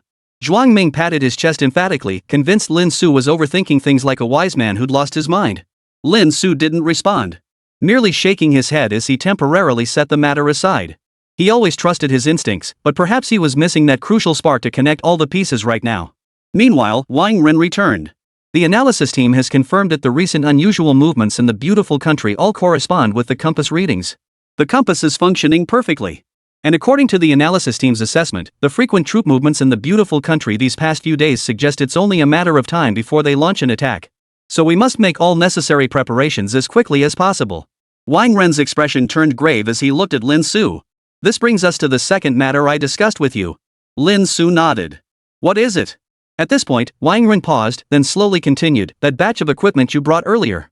We can't use it. The scientists we sent over all said they couldn't figure it out. Lin Su fell silent. The atmosphere instantly grew awkward. Even someone as seasoned as Wang Ren felt a slight strain. After all, Lin Su had unexpectedly included a batch of equipment alongside the hang gliders. Now they were even relying on Lin Su to teach them how to use it. It was genuinely a bit embarrassing. Ahem. Clearing his throat, Wang Ren salvaged some dignity. It's mainly that they're hesitant to try it without guidance, and time is tight now. Lin Su nodded. He had indeed overlooked this. Earlier, Li Changshu's sudden antics had distracted him, and he'd forgotten to include the manual afterward. He replied calmly, then take me to see it. No. Wang Ren suddenly shook his head. Before that, we have one more thing to do. Central command post during wartime, Sleeping Dragon Plaza. Lin Su followed Wang Ren's footsteps to this place. Looking out, the plaza below was already packed with people standing in neat rows. They were divided into 4 groups, each positioned at distinct points, occupying different corners of the vast plaza. Among them, the only one Lin Su recognized was Lian Yuan, currently positioned at the southeast corner of the plaza. His expression solemn, he stood tall and straight, weapon in hand. Behind him stood the White Tiger Special Forces, one of the 4 elite Special Forces units. They were clad in heavy armor and wielding sharp weapons, the emblem of a roaring white tiger gleaming brightly on their chests under the sunlight. The other 3 units, equally radiating a murderous aura, were the remaining Black Tortoise, Vermilion Bird, and Azure Dragon Special Forces. Every soldier radiated overwhelming battle intent, their presence staggering. At this very moment, the 4 most elite combat forces of the Dragon Nation gathered together, their killing intent sharp as blades poised to pierce the heavens. Meanwhile, the elevated platform was already packed with Dragon Nation's high-ranking officials. Minister Li of the Ministry of Foreign Affairs and Minister Zhang of the Ministry of National Defense were present, as expected. At such a momentous occasion, even these usually prominent figures could only retreat to a corner, fading into obscurity. High-ranking officials like Han Ren and Wen Qingshi stood at the very front of the crowd, surveying the entire scene. Han Ren remained utterly indifferent to Lin Su's arrival. It was as if she didn't exist in his eyes. Wen Qingshi, however, flashed a moment of surprise across his face, as if he hadn't anticipated Lin Su's presence. Then, his expression turned cold as he fixed his gaze on Lin Su, his thoughts hidden behind a calculating stare. Lin Su couldn't be bothered with Wen Qingshi's little games. Showing no sign of the solemnity expected, he casually leaned against a spot, arms crossed, observing the scene. Minister Li, observing Lin Su's nonchalant demeanor, was startled and quickly interjected, "Teacher Lin, please be mindful." "Mind what?" Lin Su raised her eyes slightly, her tone unconcerned. "There are so many people here. This isn't setting a good example." He whispered. "It's fine." Lin Su waved her hand dismissively. "What business do you officials have with me, a mere teacher?" Minister Li was instantly speechless, wanting to say something but suddenly finding himself at a loss for words. What Lin Su said. Damn, it sounded so damn reasonable. Looking at the bewildered Minister Li, Lin Su smiled again. "Besides, do you see anyone who dares to tell me what to do?" Minister Li froze, then instinctively glanced at the group of high-ranking officials from the Dragon Nation beside him. At that very moment, they all kept their eyes fixed on their noses fixed on their hearts as if completely oblivious to Lin Su's actions. "Are you kidding me?" Lin Su had come here with the commander himself. If the commander himself hadn't said a word, how could they, a bunch of low-level officials, dare to utter a sound? Just as Minister Li stood frozen in place. Amidst the tense atmosphere, Wang Ren slowly paced his way to the very center. Gazing up at the tens of thousands of eyes fixed upon him, eyes filled with admiration, awe, and fervor. He spoke solemnly, "Comrades, I trust you are all aware of the current situation in the Southeast Theater.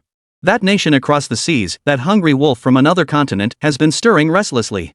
Today, it has fully bared its fangs, intending to lay claim to the land of our Dragon Nation." Raising both hands, his voice boomed, "I won't waste words on empty rhetoric, for we are soldiers, warriors of the Dragon Nation. Even if I stand alone, I will still take up arms and strike them down head-on. For our mission is to protect every citizen of the Dragon Nation behind our defenses, even if it costs us our lives." At that moment, Wang Ren's weathered face bore an expression of unwavering resolve as he spoke with sincerity and earnestness. "Therefore, at this very hour, I have but one thing to say. The Dragon Nation needs your strength. Kill." As if ignited by Wang Ren's words, the soldiers of the 4 elite special forces units below erupted simultaneously with fierce battle intent. Their simultaneous roar seemed capable of shattering the heavens. Lin Su watched this scene silently from behind.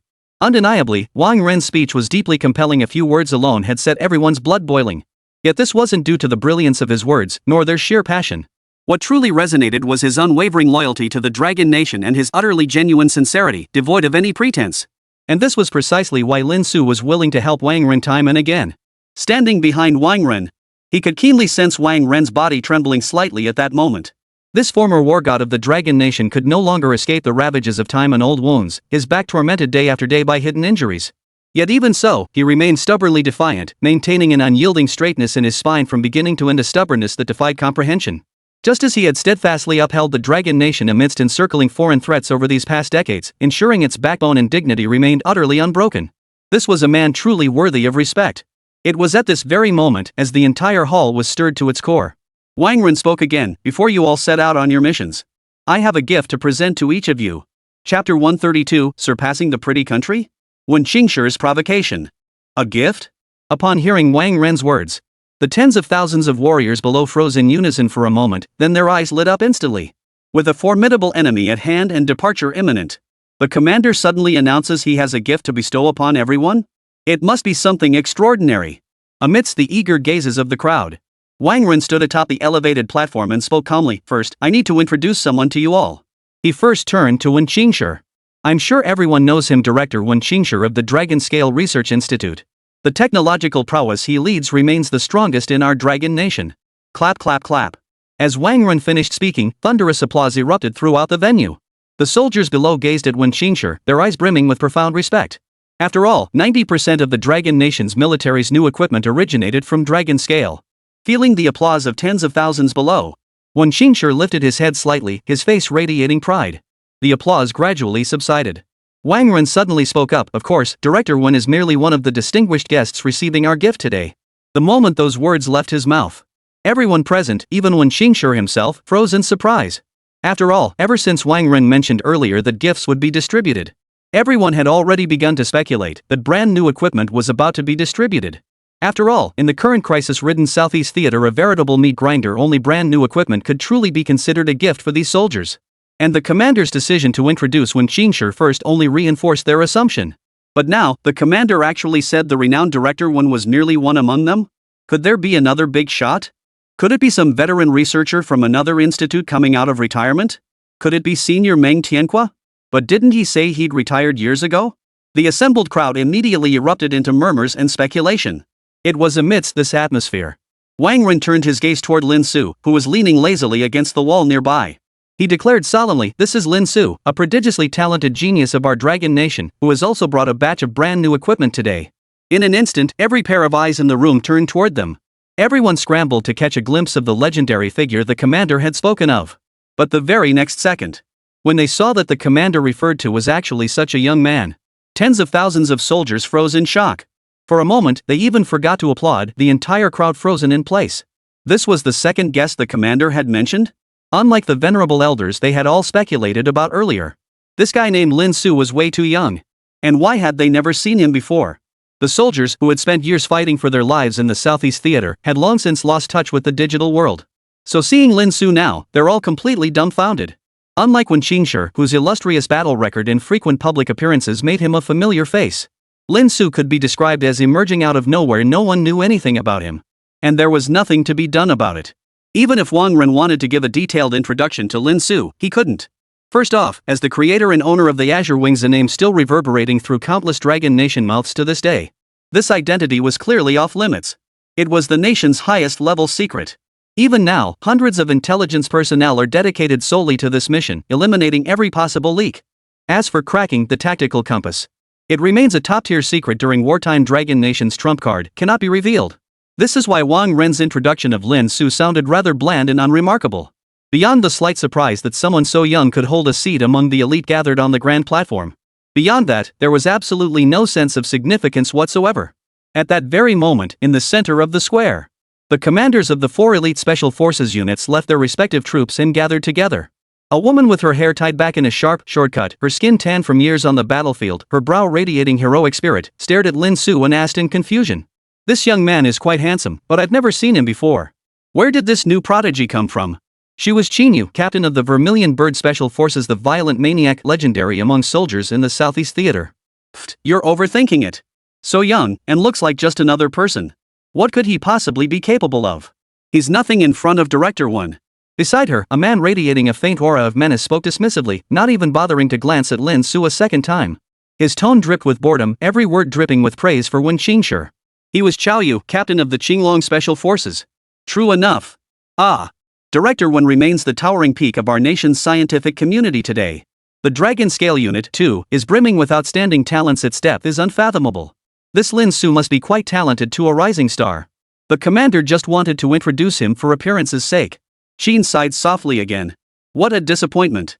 I thought the commander meant Mr. L as the second guest. If only he were here. You wish. Captain Tai Xiao of the Xuanwu Special Forces laughed. Mr. L has been out of the picture for so long, he probably won't show up. That mecha was likely just a flash in the pan. Don't be ridiculous. If Mr. L shows up, it'll be the most explosive opening act ever. Just wait and see. The tall and lanky Qin Yu retorted unhappily. He turned his head and suddenly noticed that Lien Yuan, who had remained silent until now, wore an odd expression. His mouth twitched as if he had something on his mind but couldn't quite articulate it. She immediately asked suspiciously, Lien Yuan, what are you thinking about? You look like you're constipated. Huh? Lien Yuan jumped in surprise, hastily waving his hands. Nothing. As the only man among the 4 elite special forces who knew Lin Su's true identity and capabilities, he felt like he was about to burst. Sheen could never have imagined that the Mr. L she'd been pining for was none other than Lin Su, the very man now under everyone's scrutiny. You're talking nonsense. Sheen shot him a disapproving glance and continued to herself, wonder what new Gear Director 1 will bring this time. This is going to be a tough battle. We'll be grateful for any progress we make. Amidst the 4's conversation, ignoring the murmurs rising from the crowd below, Wang Ren continued, first off, just yesterday, our Dragon Scale Research Institute delivered some great news. According to Director 1, they've developed a new batch of the latest bulletproof vests. Really? Hearing Wang Ren's words, the soldiers below instantly forgot about Lin Su's situation, erupting into a wave of excited clamor. Even the commanders of the 4 elite forces, Xin Yu and the others, wore expressions of astonishment. As the 4 strongest special forces units in Dragon Nation, their equipment was already among the most advanced in the entire nation, boasting exceptional performance. Yet despite this, the mightiest gear currently carried by the 4 elite forces still paled in comparison to what the United States possessed. On the battlefield, bullets from the United States soldiers could easily pierce through their armor. Meanwhile, their own weapons repeatedly falter against the United States' formidable defenses, squandering crucial opportunities. This vast disparity in offensive and defensive capabilities has become a major pain point for the Dragon Nation's military. At this very moment, upon hearing that a batch of newly upgraded body armor had arrived, how could they not be thrilled? It was under the spotlight of anticipation. Wang Ren glanced at Wen Qingshi and nodded. Wen Qingshi understood immediately. He stood tall and proud, stepping forward before everyone. With a triumphant tone, he declared, the new bulletproof vest developed by our research institute is named Dragon Scale. And after repeated testing over the past few days, we've reached a stunning conclusion. That is, our Tianqian bulletproof vest now boasts defensive strength that is no weaker than that of the United States. At this, a look of pride spread across Wen Qingshi's face. This marks a monumental advancement in the history of Dragon Nation's bulletproof vests. What? The entire assembly of soldiers fell into stunned silence upon hearing Wen Qingshi's words. They had assumed that this new body armor might offer some improvement, or perhaps come close to matching the United States. Even matching them was considered a luxury for everyone. Yet now Wen Qingshi claimed it had surpassed the United States? This was enough to send shockwaves through every single person present. After all, when it came to the most crucial equipment on the battlefield, body armor was undoubtedly among the top priorities. It genuinely safeguards the lives of every soldier. Of course, talk is cheap.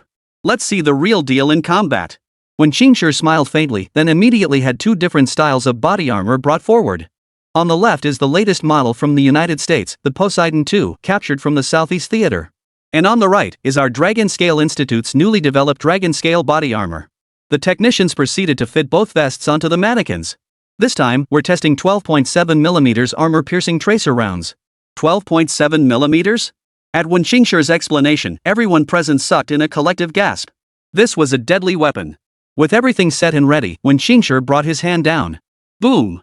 In an instant, bullets streaked toward them at breakneck speed from the distance, striking both dummies. Smoke billowed everywhere. Wen Qingshi picked up the bulletproof vest and showed it to everyone. The dummy wearing the Poseidon II vest had a gaping hole piercing through its chest. Meanwhile, the Dragon Scale vest had its surface pierced through several layers, yet ultimately remained intact. The dummy remained completely intact. Seeing this, Wen Qingshi laughed heartily. As you can all see, our Dragon Scale body armor, with improvements to its core Kevlar fiber, can now withstand 12.7mm armor-piercing tracer rounds without harming the wearer. Witnessing this scene, even the seasoned Hanring narrowed his eyes slightly, his heart filled with shock. Wen Qingshi had truly dropped a bombshell this time. It seemed even the United States would be caught completely off guard this time. As he basked in the stunned and reverent gazes of the entire crowd, Wen Qingshi felt an overwhelming sense of triumph. He then turned his gaze to Lin Su beside him, his eyes brimming with utter contempt and mockery. As if to say, You think you're qualified to create equipment? As the head of Dragon Scale, Wen Qingshi commanded countless talents, elites, and resources beneath him. How could a mere teacher like Lin Su possibly compare? Next, the excitement and anticipation in the crowd had yet to subside. Just as Wang Ren was about to introduce Lin Su, Wen Qingshi suddenly interjected with a smile, Commander, please hold on a moment. The next second, before tens of thousands of people, Wen Qingshi first flashed a cold, sinister smile at Lin Su, then sneered, how about letting the soldiers choose which gift right now? Chapter 133, A One-Sided Situation. Lien Yuan's Choice. Hearing this, Wang Ren's brows instantly furrowed slightly. He understood Wen Qingshi's intent perfectly well. He intended to have the 4 elite special forces teams bypass Lin Su and make their selections early. Given the astonishing performance of the Dragon Scale body armor just now, coupled with the combined reputation Wen Qingshi and the Dragon Scale Research Institute had built over the years, Wang Ren didn't need to think to know that most people would mindlessly choose the gear provided by Wen Qingshi. Even though Lin Su's gear hadn't even made an appearance yet. Without a doubt, the moment those words left his mouth, Wen Qingshi's intentions were laid bare for all to see. He wasn't even trying to hide them. He intended to publicly humiliate Lin Su, exacting revenge for losing 2 of his direct disciples at the Central Command Center entrance. And if Wen Qingshi's scheme succeeded, then, despite having just been introduced by the commander under the spotlight, now, before his own equipment even made an appearance, not a single person had chosen it. Lin Su's reputation would be utterly destroyed in an instant, reduced to a laughingstock before everyone. But strangely enough, even though he knew Wen Qingshi's intentions, Wang Ren suddenly seemed to think of something. Instead of speaking up to stop him, he nodded lightly. All right. He then turned to face the tens of thousands of soldiers below and announced, since Director Wen has spoken, those who wish to select the Dragon Scale Bulletproof Vest may now indicate their choice. At this point, Wang Ren suddenly flashed a mysterious smile and added, oh, and due to limited combat readiness supplies, each unit can only choose once. Once selected, it cannot be changed.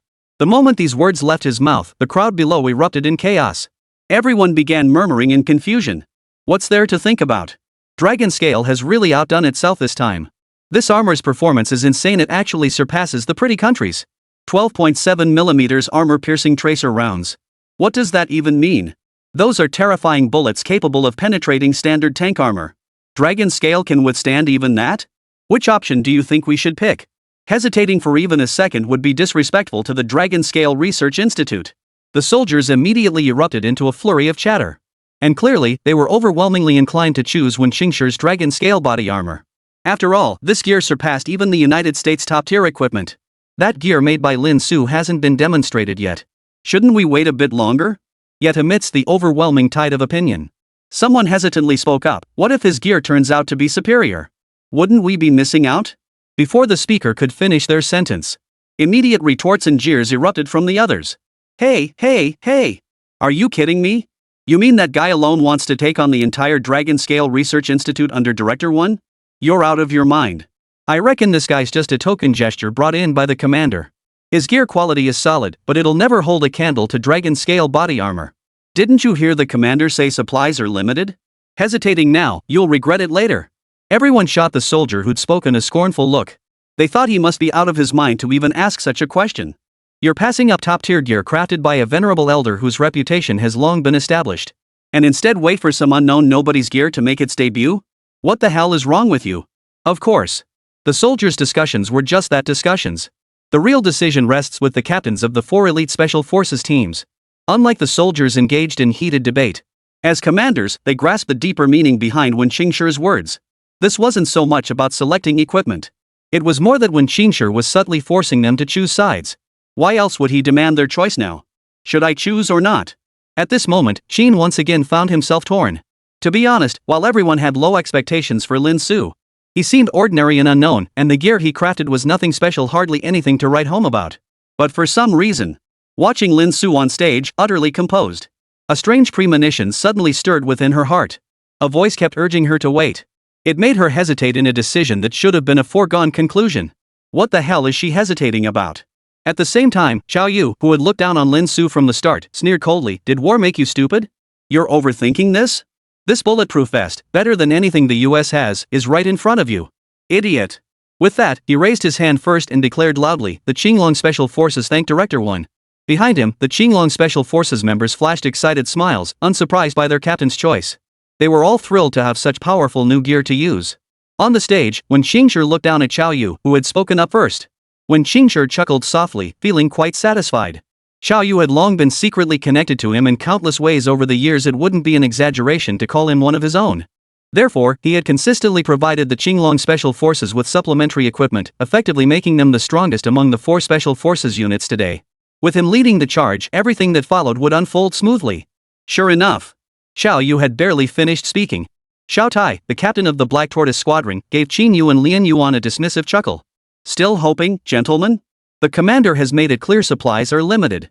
It's obvious the last squadron chosen will be at a disadvantage. I'll be taking my leave." With that, Shoutai raised his hand and smiled. The Black Tortoise Special Forces also choose Director 1. We thank Director 1 for his contributions to us. Hey you too. The other two captains had made their decisions so quickly. Seeing this, Xinyu suddenly grew anxious.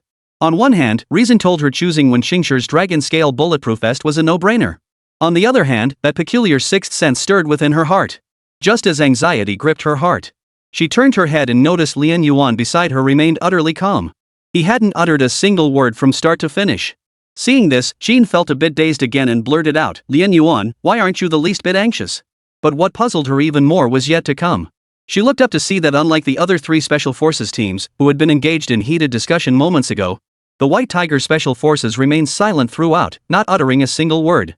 As if they had already made their choice long ago. Lien Yuan gave a mysterious chuckle, it's a secret. At this moment, their reaction was entirely unsurprising. After all, they were the ones who had witnessed Lin Su's godlike maneuvers firsthand. Whether it was Lien Yuan or the other White Tiger Special Forces members under his command, they had undoubtedly become Lin Su's most loyal supporters. So even though Wen Qingshi's bulletproof vest now displayed overwhelming power, it still couldn't shake their convictions. Even the slightest deviation in their hearts would be seen as disrespect toward Lin Su. They were all convinced that once Lin Su unveiled his gear, it would inevitably dazzle everyone present. With the answer already clear in their hearts, why bother discussing it? But Xinyu, of course, remained oblivious to all this. He was instantly thrown into utter confusion, a vague sense of unease stirring within him that something felt terribly off. But at that very moment, when Qingshi on the high platform wore a grim expression, his expectation that all four squads would quickly agree had not materialized, leaving him deeply displeased. He snorted coldly and demanded, Captain Qin, what is your decision? This. Qin Yao was instantly thrown into a dilemma. Meanwhile, the members of the Vermilion Bird Special Forces naturally had no idea what she was thinking. Seeing their captain wavering, they immediately grew anxious. Captain, what are you waiting for? Make a choice. Otherwise, what if that White Tiger crew snatches them up first? I choose Director 1. With no other choice, Xinyu could only quickly agree under the watchful eyes of everyone. Though she wanted to wait, choosing the Dragon Scale Bulletproof Vest was clearly the safer option. If she were alone, she would absolutely choose to wait longer. But behind her stood thousands of Suzaku soldiers. She couldn't gamble with their lives. Very well. Seeing Xinyu agree as well. When Qingshi sneered inwardly, glancing at Lin Su beside him, who remained as calm as ever. He thought to himself, you won't be laughing soon. I forced you down at the Ascension ceremony back then, and I can do it again now. No matter how much time passes, you'll always struggle within the palm of my hand. You'll eventually recognize the gap between us. He let out a cold laugh. When Qingshi lifted his head, his gaze fixed arrogantly on Lien Yuan, the last to declare his allegiance. He chuckled coldly, Captain Lien Yuan, what is your choice? The smile on his lips grew wider, as if he could already see all four Special Forces squads unanimously choosing him, turning Lin Su into the biggest laughingstock of the entire gathering. As the final team to make their choice. Without a doubt, every pair of eyes in the venue was fixed upon them at this very moment. Meeting Wen Qingshi's gaze, tinged with both threat and smug satisfaction. Lien Yuan lifted his head, his voice booming like a great bell. White Tiger Special Forces, we reject Dragon Scale. Chapter 134, I shall make my entrance. In that very instant. Upon hearing Lien Yuan's resolute declaration, the smug smile on Wen Qingshi's lips froze instantly. Simultaneously, his face contorted with utter bewilderment. His eyes widened as if utterly unprepared for this answer. His expression immediately darkened, his words carrying the weight of a volcano ready to erupt. He coldly demanded, say that again? A mere Special Forces captain dared to openly defy him? In response, Lien Yuan stared directly at Wen Qingshi and answered loudly once more, the White Tiger Special Forces refused to choose Dragon Scale. Are you kidding me? They were about to head to the Southeast Theater to confront the enemy from the United States. Whether they'd even make it back alive was uncertain. And now they're supposed to fear threats from some ancient fossil like you? The fact that the White Tiger Special Forces once laid down their weapons before Hansong and refused to attack Lin Su proved there wasn't a single coward among them. When Qingshi's tactics were utterly useless against them. Hearing Lien Yuan's resolute response twice in a row, the other troops immediately erupted in murmurs of incomprehension. In an instant, countless questioning, mocking, and bewildered gazes converged upon the White Tiger Special Forces members. As if they simply couldn't fathom the reason behind their actions. Would anyone truly abandon Dragon Scale body armor to wait for and choose an outcome that was clearly impossible? Xiao Yu burst out laughing immediately, his words dripping with undisguised scorn. Lien Yuan, have you gone completely mad? How could you make such a brainless choice? You turn down such powerful gear, and when you get your asses kicked on the battlefield by the Americans, don't come crying that the country didn't give you a chance. You brought this upon yourselves. Your stupidity will be your undoing. He sneered coldly, directing his scorn at Lien Yuan, who had chosen Lin Su. Ah, this. Captain Xuanwu Taishao sighed deeply, hesitating to speak before ultimately keeping silent. Clearly, he too couldn't fathom why Lien Yuan would act so recklessly. He'd been perfectly fine as usual. Today he suddenly acted like he'd seen a ghost.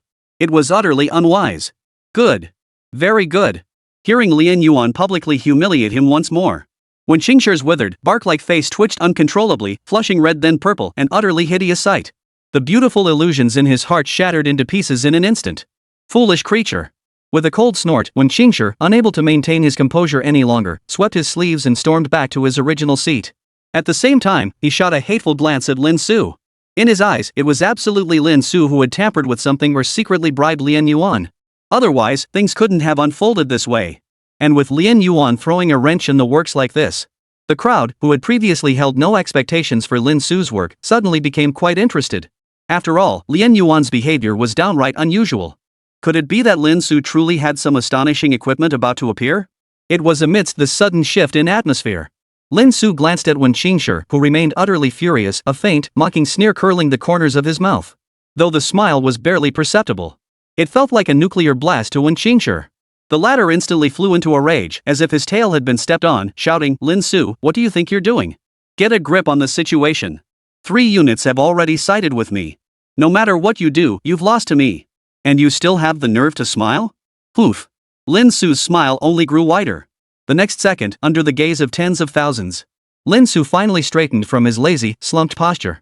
He picked up a box that had been prepared nearby, walked to the center of the platform, and said calmly, "I'm just laughing at how such a trashy bulletproof vest could be hyped up so ridiculously by you dragon scale people. You!" When Qingshi exploded with rage, pointing at Lin Su and shouting, "What nonsense are you spouting in front of all these people? Do you have any idea how much blood, sweat, and tears went into creating our dragon scale bulletproof vests? Even the United States pales in comparison to us now. Who the hell do you think you are, standing here criticizing us?" Lin Su replied calmly, "So what if it took immense effort? Does that somehow hide the fact that you lot are useless?" Whoa! The crowd erupted in an uproar. Who could have imagined? This young man, who moments ago seemed indifferent to everything, dropped a bombshell the moment he opened his mouth. He directly confronted an elder like Wen Qingshi with relentless criticism, his words dripping with arrogance. How utterly arrogant! Where did he get the nerve? As someone loyal to Wen Qingshi, Xiao Yu glared at Lin Su in anger, convinced he was courting disaster. Xin Yu retorted, "What do you know? Honestly, this Lin Su suddenly seems incredibly cool. With all these people here, would you have the guts to say a single word? Ridiculous." Xiao Yu couldn't be bothered to argue with Xin Yu, sneering, "Ultimately, strength speaks through technology. What good is mere verbal bravado? The commander is still present. Publicly insulting Dragon Scale and Director when such nonsense will be punished immediately." Sure enough. The next second, when Qingshi glared furiously at Wang Run. "Commander! Such a man openly provokes my Dragon Scale Institute in such a solemn setting. He's undermining the stability of our dragon nation. I suggest we arrest him immediately." Wang Run, however, ignored this and turned his gaze to Lin Su instead. "Lin Su, do you have any evidence to back up your claims? Since you say Dragon Scale is nothing but scrap metal, you must present your proof." This statement was meant to challenge Lin Su. Or rather, it was a pass. "Commander, your skills as a plant still need work," he silently muttered to himself. The next moment, Lin Su turned his gaze casually toward Wen Qingshi and remarked indifferently, "My apologies, but I simply possess too much equipment. Unlike you lot, hundreds of people expending so much manpower and resources only to produce a single piece of shoddy body armor, yet still gloating over it. But since that's the case, I'll show mercy and utterly crush you in the very field you pride yourselves on." The next moment, Lin Su opened the box in his hand. Then, he pulled out an item that looked just like a bulletproof vest. Wen Qingshi's eyes immediately darted over. However, upon seeing the bulletproof vest Lin Su had produced, his expression twisted into an utterly bizarre grimace before erupting into a booming laugh. Clutching his stomach, he declared, "Ha ha ha, this is hilarious. Lin Su, you call this thing thinner than a summer vest a bulletproof vest? Do you take us for fools?" What Lin Su had produced at that very moment. It was less a bulletproof vest. It was more like a vest that couldn't possibly be any thinner. Unlike traditional bulletproof vests made primarily of Kevlar fiber. With their thick, reassuringly sturdy appearance. The vest in Lin Su's hands made one wonder if it would tear apart from a mere finger poke. It's just too thin. And this is supposed to stop bullets? Absolute nonsense. A wave of laughter erupted from the crowd below. What the hell is this? Are you kidding me? Holy crap, does he think we're idiots? The soldiers below were stunned, then began murmuring among themselves. Lin Su was clearly pulling their leg. After making such a grand claim, he shows us this piece of junk? What a farce. Is this the dominant man you were talking about? Xiao Yu sneered, turning his gaze toward Qin Yu, who had just spoken up for Lin Su. Even Qin Yu was momentarily at a loss for words. What Lin Su had produced was utterly preposterous.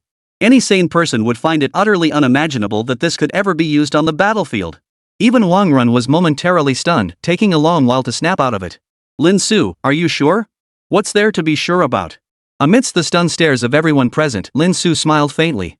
You like testing things? Well, I'll test this too. You? Ha ha ha ha ha. Are you trying to make us laugh ourselves to death? Upon hearing Lin Su's words, Wen Qingshi burst into maniacal laughter once more. This bulletproof vest looks less reliable than something you'd find at a street stall. What exactly do you plan to test? Forget armor-piercing tracer rounds, you can't even handle regular bullets. He sneered, convinced Lin Su was utterly delusional. Lin Su, however, countered with a smile. How do you know I won't use armor-piercing tracer rounds? Because you're not worthy? Wen Qingshi sneered coldly. Sorry, but I'm not even interested in armor-piercing tracer rounds. Lin Su suddenly turned to Wang Rin and said calmly, bring up the Barrett. What? The words fell, and the entire crowd gasped in disbelief, unable to fathom what they'd heard. Lin Su actually wanted to test with the Barrett? That terrifying oversized caliber bullet. Even the armor-piercing tracer rounds that had astonished countless people before were mere amateurs in comparison. The Barrett had always been the undisputed king of large-caliber ammunition, the epitome of destructive power and lethality. Lin Su's flak jacket a flimsy layer that looked as fragile as a feather. And he dared challenge the Barrett?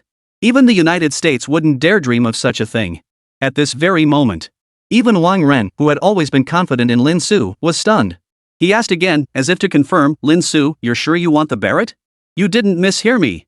That's right. Lin Su nodded. And I want the most powerful model, ordinary ones can just step aside. Wang Run was utterly speechless. Lin Su, you've truly lost your mind. Wen Qingshi hadn't expected Lin Su to get more and more outrageous. He immediately laughed, with so many people here, you're putting on this act of madness? This is crazy? You're the esteemed director of the Dragon Scale Institute, and your imagination is this poor?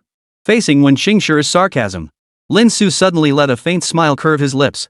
The next moment, under the gaze of countless onlookers, Lin Su lifted his head, radiating an aura of extreme confidence that instantly made everyone below him unable to meet his gaze. Simulated human dolls are merely substitutes for cowards. Therefore, next, I will take the stage myself. Chapter 135, The Sleeping Dragon Defeated. The Four Great Armies Regret. In an instant, the entire arena was stunned. The instant Lin Su finished speaking, even those who had merely come to watch the spectacle saw their expressions change abruptly. I'll take the stage myself. What an arrogant and insane move.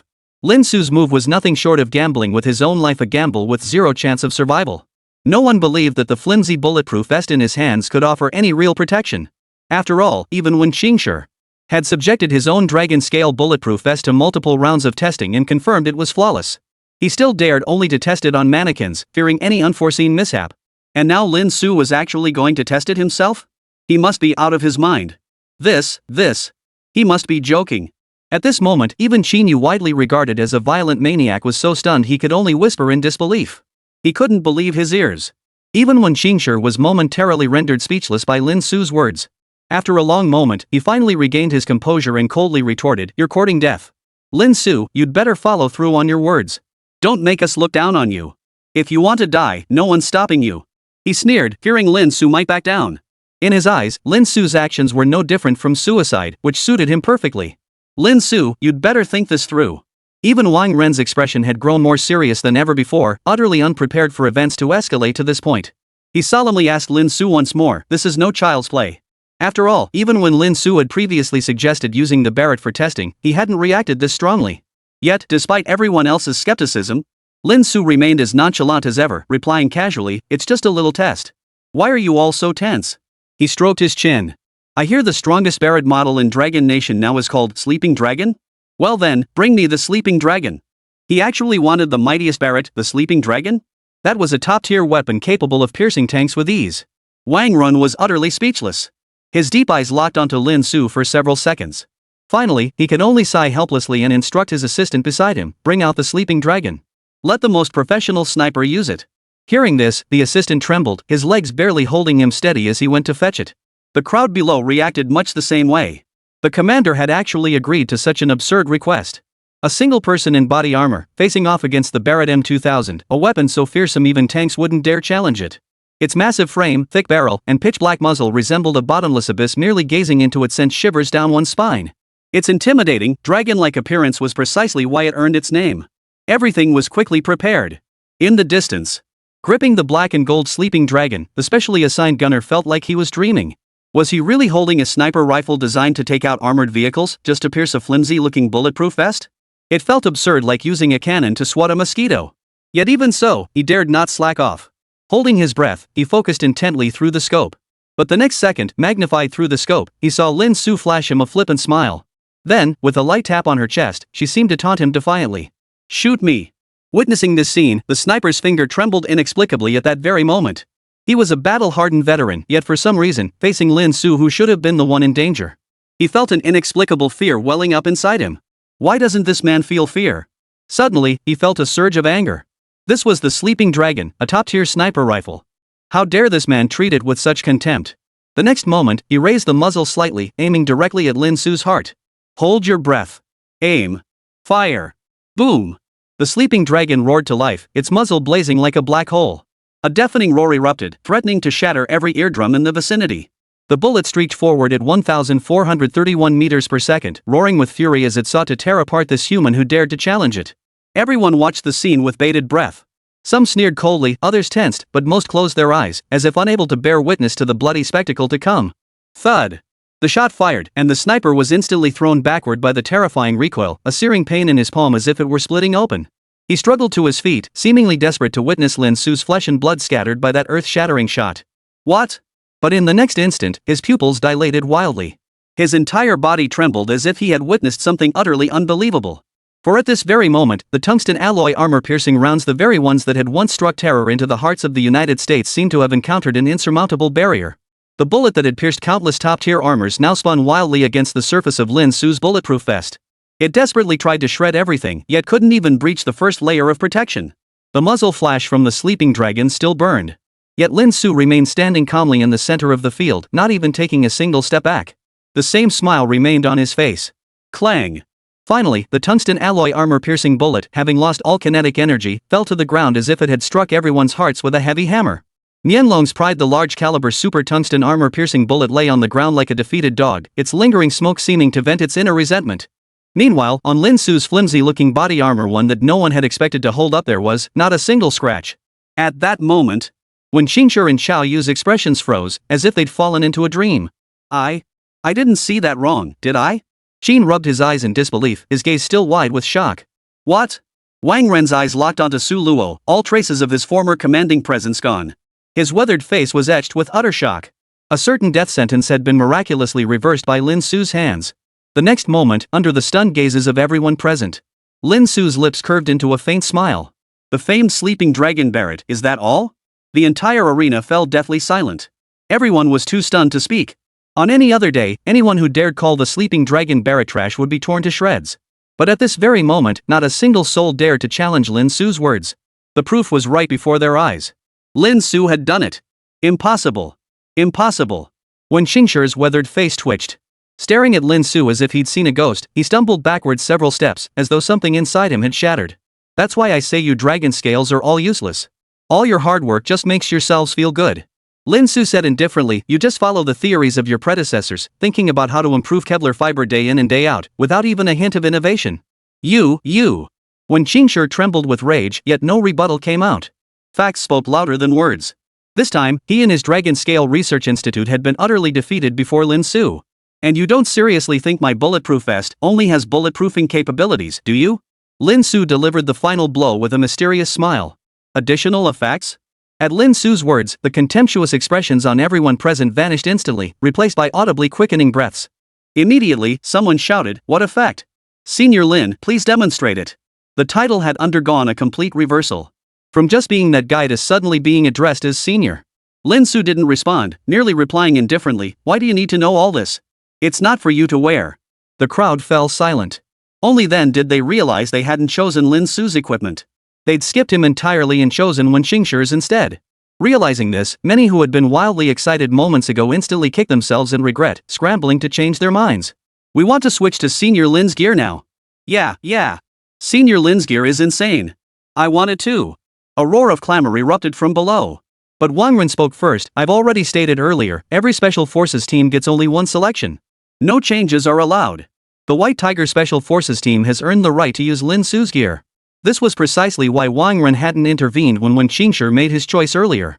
Because Lin Su's gear was ultimately limited in quantity, only enough to support one Special Forces team. At this point, many faces suddenly betrayed a look of regret. The White Tiger Special Forces, who had just moments ago been despised and mocked by everyone, had now transformed into the object of everyone's envy. The speed of this reversal was beyond belief. Qin couldn't help but glance at Lian Yuan again. Did you know something all along? Damn it. She deeply regretted not standing firm on her own convictions back then. After all, Lin Su's gear wasn't limited to just a bulletproof vest, it included numerous other supplementary items. If the bulletproof vest alone was this outrageous, she dared not imagine how game-changing the other gear might be. And that alone could decide the outcome of an entire battle. Lian Yuan chuckled softly, his heart racing with excitement. He'd suspected Lin Su's gear might be impressive this time.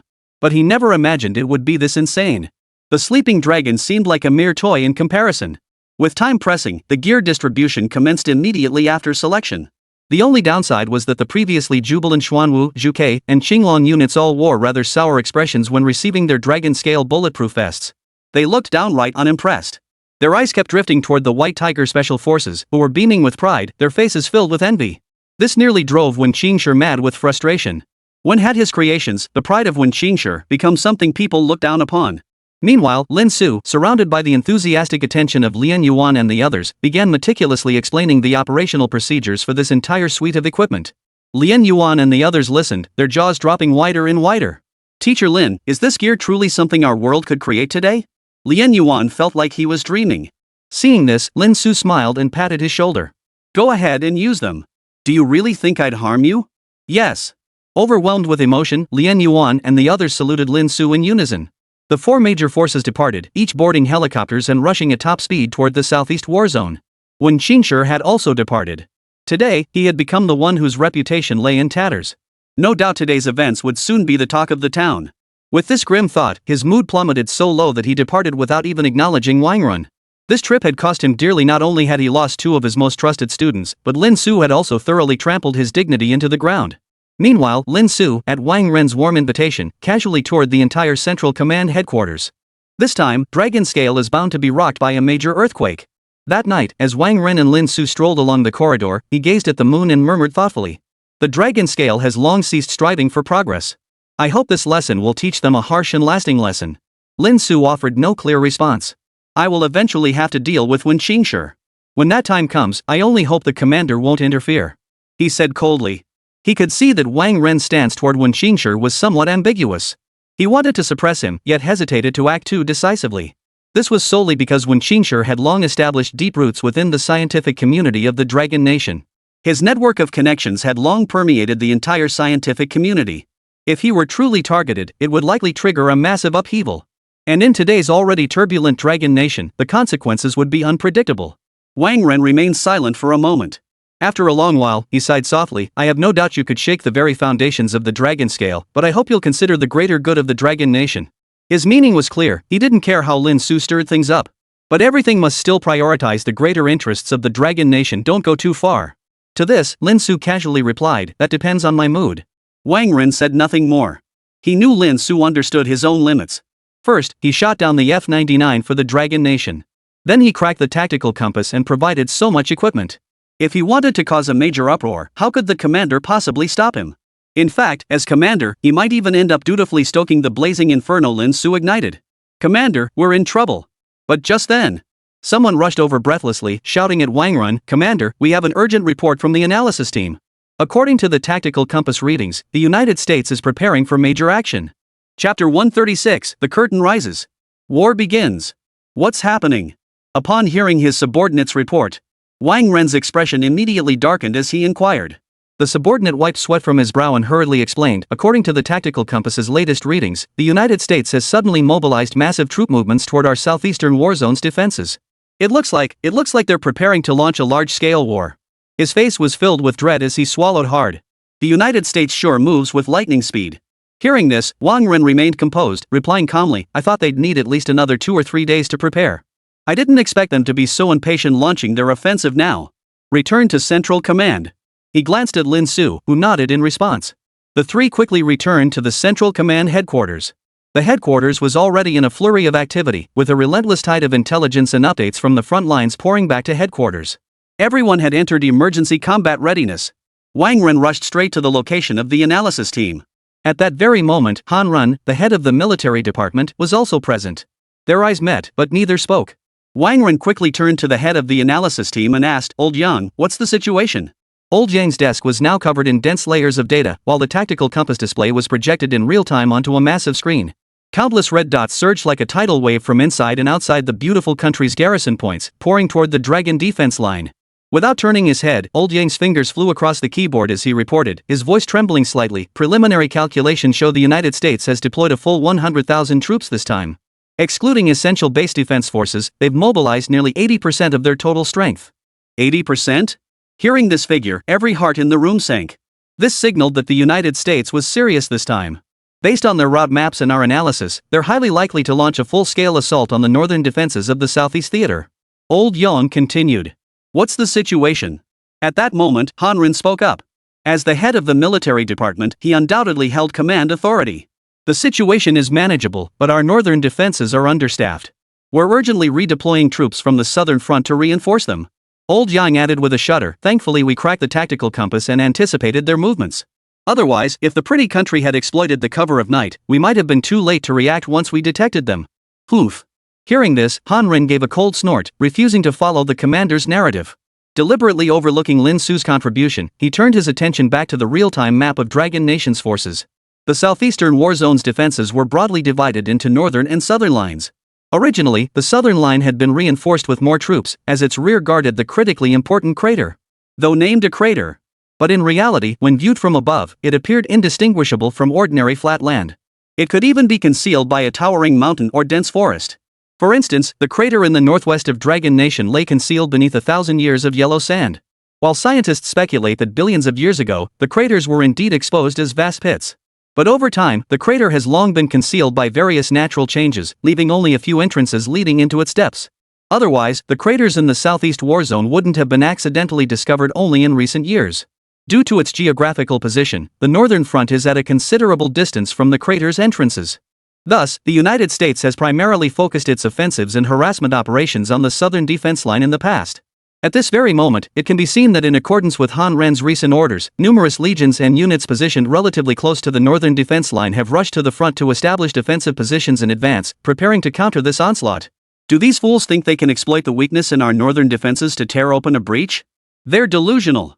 Han Ren's eyes remained calm as he turned to ask those beside him, where are the 4 Special Forces units now? A reply came swiftly, reporting to Minister Han, the 4 Special Forces units are approaching the southeastern sector and are expected to arrive within half an hour. Very good. Han Ren continued, direct all 4 units to rush to the northern defense line for reinforcement. As the most elite forces of our Dragon Nation, their arrival will significantly alleviate our pressure. After all, our front lines stretch too far even with advanced deployments, the danger remains. Yes, sir. Han Ren's order clearly raised no objections among those present. The United States undoubtedly still held overall superiority over Dragon Nation. Even with our numerical advantage and preemptive preparations, facing the United States still held unpredictable outcomes. The 4 divisions, equipped with the latest technology, were undeniably formidable forces. They were capable of turning the tide of battle. Hold on. Just as his subordinate was about to notify the 4 major forces, Lin Su, who had remained silent, suddenly spoke up to stop him. Lin Su's expression was grave, as if something had just occurred to him. Hearing this, Han Ren immediately turned to Lin Su, his brows furrowing. We're discussing state affairs. Who gave you the right to interrupt? Step aside at once. Lin Su's eyes instantly grew cold. Han Ren was exactly as Lin Su had anticipated, a thoroughly troublesome individual. From the moment he arrived at the central command post until now. When he first began deciphering the tactical compass, Han Ren had silently observed the entire process without uttering a word. Later, when Lin Su fiercely confronted Wen Qingshi during the pre-battle briefing, Han Ren remained silent. Simply because he knew full well he couldn't match Lin Su in the realm of technology. Thus, he wisely chose to do nothing, observing the situation while keeping a close eye on Lin Su. Like a predator lurking in the shadows, waiting to pounce on its prey. But now, finally entering his domain of expertise, the hatred he had harbored toward Lin Su all this time poured out without restraint. He aimed to target Lin Su. But Lin Su paid it no mind. Under normal circumstances, he might genuinely have been powerless against Hanren. After all, he was the head of the military department, wielding the ultimate authority. But now, standing beside him was a far more formidable figure. Sure enough, Wang Ren spoke calmly, "Minister Han, there's no need to get so worked up. Hearing Lin Su's perspective won't take much time." Humph. What could an outsider possibly understand? Han Ren's lips curled into a cold sneer. Let those tinkering inventors fiddle with their machines all they want. But battlefield matters like ours? What could an outsider possibly understand? He'd only cause trouble. But words were words. Since Wang Ren had spoken, he couldn't say much more. He could only fold his arms, his eyes fixed coldly on Lin Su, eager to see what kind of waves he could possibly make. Lin Su turned to the person in charge and inquired, "How much intelligence has come back from the front lines? I need to see specific details about the American forces. Preferably with pictures." "We have it. We have it." Old Yang knew Lin Su well. He dared not cross this ruthless man who personally donned body armor for testing. He dared not get involved in the big shots feud. His fingers flew across the keyboard. Soon, a set of images appeared on the screen. "These are all images captured by the Dragon Shadow Guards we dispatched ahead of time for reconnaissance," Old Yang explained to Lin Su. Having obtained what he needed, Lin Su immediately looked up. The images displayed on the screen were numerous. The Dragon Shadow Guard truly lived up to its reputation as the most powerful covert organization in the Dragon Nation. Their efficiency was astonishing. They had directly captured footage of the beautiful country's military movements from numerous covert locations, even detailing troop numbers, weaponry, and combat readiness. As he watched, at a certain moment, Lin Su's eyes darkened abruptly. He spoke coldly, "Things are taking a turn for the worse. Because just now, all of you were all deceived by the United States." Chapter 137, The Beautiful Country's Trap, Despair. What? Sure enough, the moment Lin Su's words fell, everyone's expressions changed drastically. Even Wang Ren, who had maintained his composure, paled visibly. He snapped his gaze toward Lin Su, his brow furrowing. "Lin Su, what do you mean by that? What do you mean we've all been deceived?" Lin Su remained fixed on the dozen or so images transmitted from the front lines on the screen. She replied calmly, "It's exactly what it sounds like. You've all fallen into the trap set by the United States. You've been deceived by them. Because from the very beginning, the United States never intended to truly breach the northern defense line. Their ultimate objective remained the southern defense line closest to the crater entrance." How could that be? The entire room fell silent in shock. All were rendered speechless by Lin Su's shocking revelation. "You bastard. Stop spreading this nonsense and undermining morale." At that moment, Han Ren erupted in fury, shouting at Lin Su, "What do you know, you outsider? Have you ever seen battle? Yet here you are making reckless judgments." He roared, "Based on these few photos alone, you come to such sensational conclusions? Do you really think we're all fools?" Han Ren pointed an accusing finger at Lin Su as he shouted. After all, as the head of the military department, before Wang Ren had even arrived, it was his decisive order to withdraw troops from the southern defense line and send them north to provide support. And now Lin Su was saying all this. Wasn't she publicly slapping him in the face, implying his judgment was flawed? What's more, Lin Su's claims were utterly baseless, lacking any solid justification whatsoever. Han Ren had held this position for over a decade. Since when did a nobody like Lin Su have the right to lecture him? With that thought, he continued coldly, "Don't think a few minor achievements make you think you're invincible. Do you even understand what real warfare entails? Are you suggesting that the United States deployed 100,000 troops just for a feint? Are you joking? Do you really think our Dragon Nation lacks intelligent people?" Han Ren finished speaking.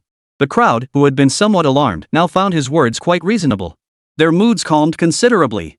Clearly, they all found Han Ren's words more convincing. Lin Su's claims were pure nonsense. Neither logically nor emotionally did the United States have any reason to do such a thing. As the person in charge, Old Yang also said, "Lin Su, you haven't experienced battlefield matters firsthand yet. You might misjudge certain situations. Minister Han was just acting impulsively in the heat of the moment. Don't take it to heart." His words were tactful, but the underlying message was clear: Lin Su should stay out of this matter. Professional matters should naturally be handled by professionals. After years of research in warfare, how could they not have anticipated the possibility of the United States launching a feint? Yet even now, they had never heard of anyone launching a feint with 80% of their forces. It was simply inconceivable. Even Wang Ren, who had always trusted Lin Su unconditionally, now found himself uncertain. After all, if he were here, he'd likely support Han Ren's assessment too. After all, the tactical compass had already clearly revealed the beautiful country's intentions. Combined with the Dragon Shadow Guard's reconnaissance, all angles pointed to the United States being absolutely serious this time. Even so, Wang Ren still didn't commit himself outright. State your reasons, Lin Su. This concerns the territory of our dragon nation and the lives of countless warriors. If you cannot provide a sufficiently compelling reason, I cannot support you, he stated earnestly. Seeing this, Lin Su did not lose his temper. He understood Wang Ren's predicament. However, when it came to Han Run, who had been barking incessantly all along, Lin Su was far less courteous. A mocking curve immediately lifted the corners of his mouth as he declared, "You want a reason? Fine. I can give you one right now." His finger pointed directly at the photograph at the top of the screen. Open your eyes wide and look closely at this picture. Everyone immediately followed his gaze. The photograph appeared to be taken from a vantage point atop a mountain. It captured an entire column of American tanks marching through the night. What's so special about this? Despite his insistence, the others couldn't discern anything unusual about it. No matter how they looked at it, it seemed like nothing more than a plain, run-of-the-mill intelligence photo. Han Ren sneered coldly, "How laughable. What does this photo prove? The Dragon Shadow Guard sends back intelligence by the bucketful and this is your justification? Ridiculous." Lin Su, however, chuckled. "As the head of the military department, you lack even this basic observational skill? Open your eyes wide and look carefully. How many tanks are there in total?" Insulted by Lin Su's words, Han Ren's expression darkened instantly. Everyone else was startled as well. They quickly turned their attention to the intelligence photo they had previously dismissed. After about 10 seconds, old Yang suddenly gasped, "Wait. Something's wrong. This image is off." As the head of the analysis team, he was the first to notice the discrepancy, having handled the most intelligence daily. His eyes widened in shock as he exclaimed, "Everyone, the number of tanks equipped in this unit, there are only 2. Everyone's faces paled instantly. Hearing this, Lin Su chuckled. "Seems there are still some sharp minds around. If I recall correctly, every tank unit in the US has always been equipped with 5 tanks as the standard baseline. And the pretty country isn't exactly stupid. How could they possibly overlook something this crucial? If you don't believe me, feel free to pull up past photos and check for yourselves." Gulp. Old Yang couldn't help but swallow hard. He swiftly tapped the keyboard to retrieve the data. Sure enough, comparing 2 previous photos revealed that this time, the same unit from the United States, with the same number of personnel. But there were 3 fewer tanks. So then, where did those missing tanks go? Lin Su crossed her arms and smiled. Logically, for the United States to launch a war of this scale, all resources and military preparation should be fully mobilized. But why aren't they using them now? Don't they like them? Lin Su chuckled. The people present weren't fools. A chill ran down their spines as a sense of foreboding settled over them. Only Han Ren's face turned ashen, though he forced himself to speak. "You dare be so certain based on this alone? What if it's just this particular unit that's short-handed? Or what if the beautiful country suddenly changed their deployment plans? For such a ridiculous reason, you'd abandon 100,000 troops to gamble on that minuscule probability you mentioned?" Han Ren retorted. For a moment, everyone else felt uneasy too. After all, the fact remained that the United States had 100,000 troops massed at the border. While Lin Su's argument held merit, it wasn't enough to tip the scales of their decision. Lin Su narrowed his eyes slightly, fixing his gaze on Han Ren's darkening face. "Don't rush, this is only the beginning." His finger tapped another intelligence image. It depicted rugged mountainous terrain, crisscrossed by ridges and gullies. Amidst this terrain, a U.S. infantry unit marched through, illuminated by bright lights. This image left everyone even more bewildered. Because this was merely an ordinary unit, seemingly numbering in the thousands. What could possibly be discerned from this? Under everyone's puzzled gazes, Lin Su suddenly asked Old Yang, "Tell me, why would the United States choose to operate at night?" Old Yang paused, then instinctively replied, "Isn't it just to take advantage of the cover of night and catch us off guard? Even an ordinary person could figure that out." "Correct." Lin Su clapped his hands, but immediately shifted his tone. "Now take a good look at these American troops yourselves. Do they look like they're trying to conceal their movements? With blackout enforcement this lax, they might as well be holding lanterns to announce their attack on the northern defenses." This. Lin Su's words jolted everyone back to reality, and they gasped in shock.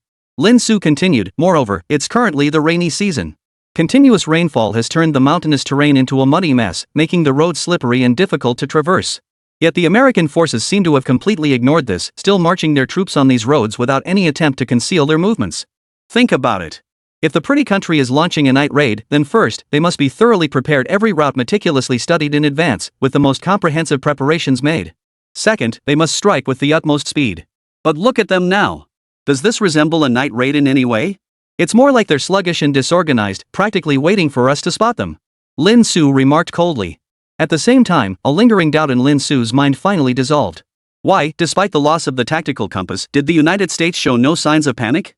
Because even if the Dragon Nation uncovered their deployment plans, not only did it fail to disrupt their plans, but actually played right into their hands. Regardless of whether the Dragon Nation could decipher the tactical compass, their fate would succeed and might even yield superior results.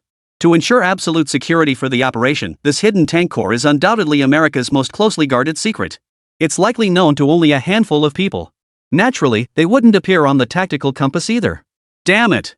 Hearing Lin Su's words, everyone suddenly grasped the gravity of the situation. This time, they'd all been outmaneuvered by the United States. Had Lin Su not spotted it in time, it would have taken them ages to catch on, but by then, the consequences would be irreversible.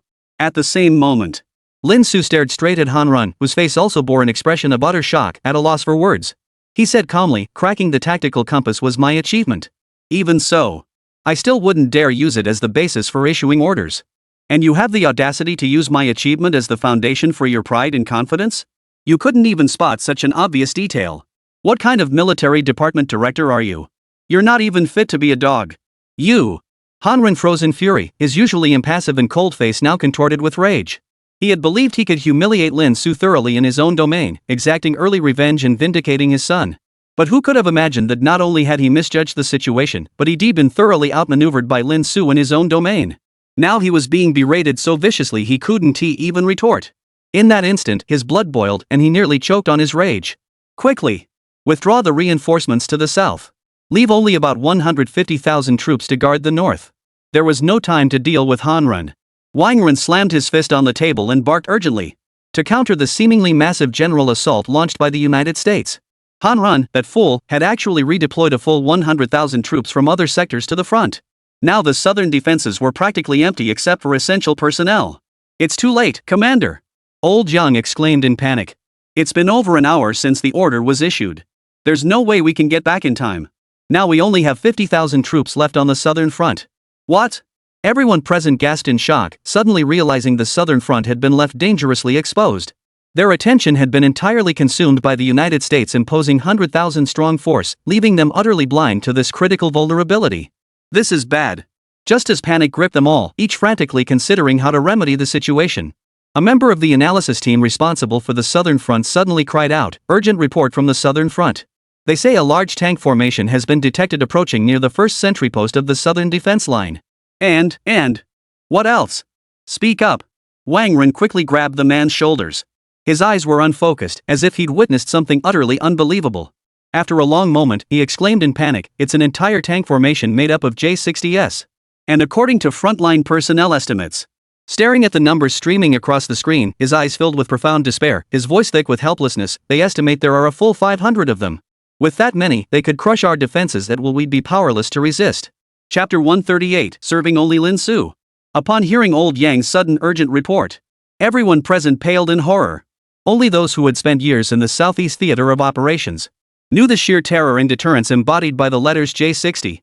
It was the most formidable tank currently in the United States arsenal, hailed as the king of the land. It was also an unshakable nightmare for countless soldiers of the Dragon Nation in the Southeast Theater. Not only because of its incomprehensibly sturdy armor and terrifying destructive power, but also its agility, completely unlike the clumsiness of ordinary tanks. This makes the J-60 America's unstoppable weapon of mass destruction in the Southeast Theater. To this day, the Dragon Nation has yet to find a way to counter it. They can only expend vast resources and firepower to destroy it at the cost of repeated, painful losses. But now, this very J-60 tank, the kind that normally causes the Dragon Nation immense headaches even when deployed alone. Now, it appears at the weakest point of the southern defense line in the Southeast Theater. And there are a full 500 of them. This number is terrifying enough to inspire utter despair. Even at its peak, the southern defense line might not have been able to withstand it, let alone now? Only then did everyone present realize why the J-60 tanks feigning an attack. Did everyone present realize why the United States had deployed so few J-60 tanks in its feint against the northern defense line? They had been secretly stashed away, all piled up here. The United States didn't stop there, they deployed every single hidden J-60 they possessed. All to forge tonight's seemingly invincible tank formation. "What do we do, Commander?" Old Yang looked frantically at Hanren and Wangren, asking anxiously. Even as the head of the analysis team, fully aware of all the forces and combat readiness Dragon Nation held in its hands, he couldn't think of any solution at this moment. Hanren's face was grim. As the one who issued the order, he was undoubtedly the culprit. He forced himself to ask, how much longer until reinforcements arrive? Old Yang replied with a grimace, at least another hour. It's too late, far too late. Over an hour? Hearing that number, despair washed over everyone present. By the time reinforcements arrived, the J-60 tank formations would likely have already flattened the southern defense line. And that was without even considering the tanks. Even if it were just other American soldiers, even if their numbers weren't large, they'd still give the frontline troops a run for their money. What to do? How could they hold the line? This gloom hung over everyone's minds at that very moment. They racked their brains, yet couldn't fathom how to defend the precarious southeastern war zone. Just then, Wang Ren's weathered face suddenly grew calm. As if he had aged a decade overnight. In the dead silence, he sighed deeply and declared, if all else fails, order the soldiers on the southern front to retreat. This is nothing short of fighting a losing battle. I refuse to let the people of our dragon nation sacrifice their lives in vain. Commander, this. His words sent shockwaves through the assembled dragon nation leadership. Their expressions darkened instantly as they rushed to dissuade him. Commander! We've held this southeastern front for so long. To retreat now would mean all our sacrifices go up in smoke. Shut up! Wang Ren roared furiously. Then what solution do you propose? Give me one way to deal with these 500 J-60s. He roared in fury. When it came to unwillingness, who present could match his? The Southeast Theater had been Dragon Nation's territory since ancient times. He, Wang Ren, despised the thought of it falling into the clutches of that damned pretty country more than anyone. But now, faced with this inescapable reality, what choice did he have but to yield? A deafening silence fell over the crowd, leaving only Wang Ren's furious shout echoing through the air. Withdraw the southern warriors to the north as well. This way, we might still have a chance to counterattack in the future. Just then, Han Ren spoke up. The words sparked a flicker of hope in everyone's eyes, only to fade away just as quickly. It was indeed the last resort now. But with the southern front lost, would they truly ever see the day of counterattack? One misstep led to another. The situation seemed truly beyond redemption.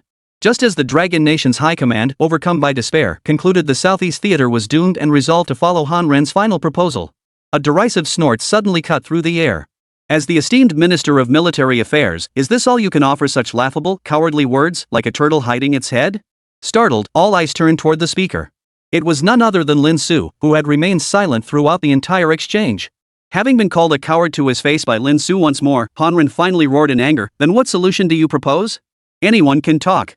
At that very moment, Lin Su did not share the despair and confusion evident on the faces of those present. Her eyes merely gazed at them with a deep, unfathomable look, her thoughts hidden within. Seeing Lin Su's demeanor, a faint glimmer of hope suddenly ignited within the hearts of those present, like the tiniest of sparks. This man had already performed so many miracles. Perhaps there truly was a new path forward? Old Yang immediately turned to Lin Su and exclaimed, Lin Su, could it be you have another solution? Yes. Other high-ranking officials of the Dragon Nation also asked with hopeful eyes. As for Han Song, who had just been raging in impotent fury, he was predictably ignored by everyone, instantly sending another wave of blood surging in his throat. Under the gaze of all present, Lin Su suddenly smiled. Aren't there still over 10,000 troops yet deployed to the Southeast Theater? If we send them now, it might still be in time. The 4 elite special forces units? At that moment, as if Lin Su had reminded them, everyone finally remembered that the 4 major special forces units had yet to join the battle.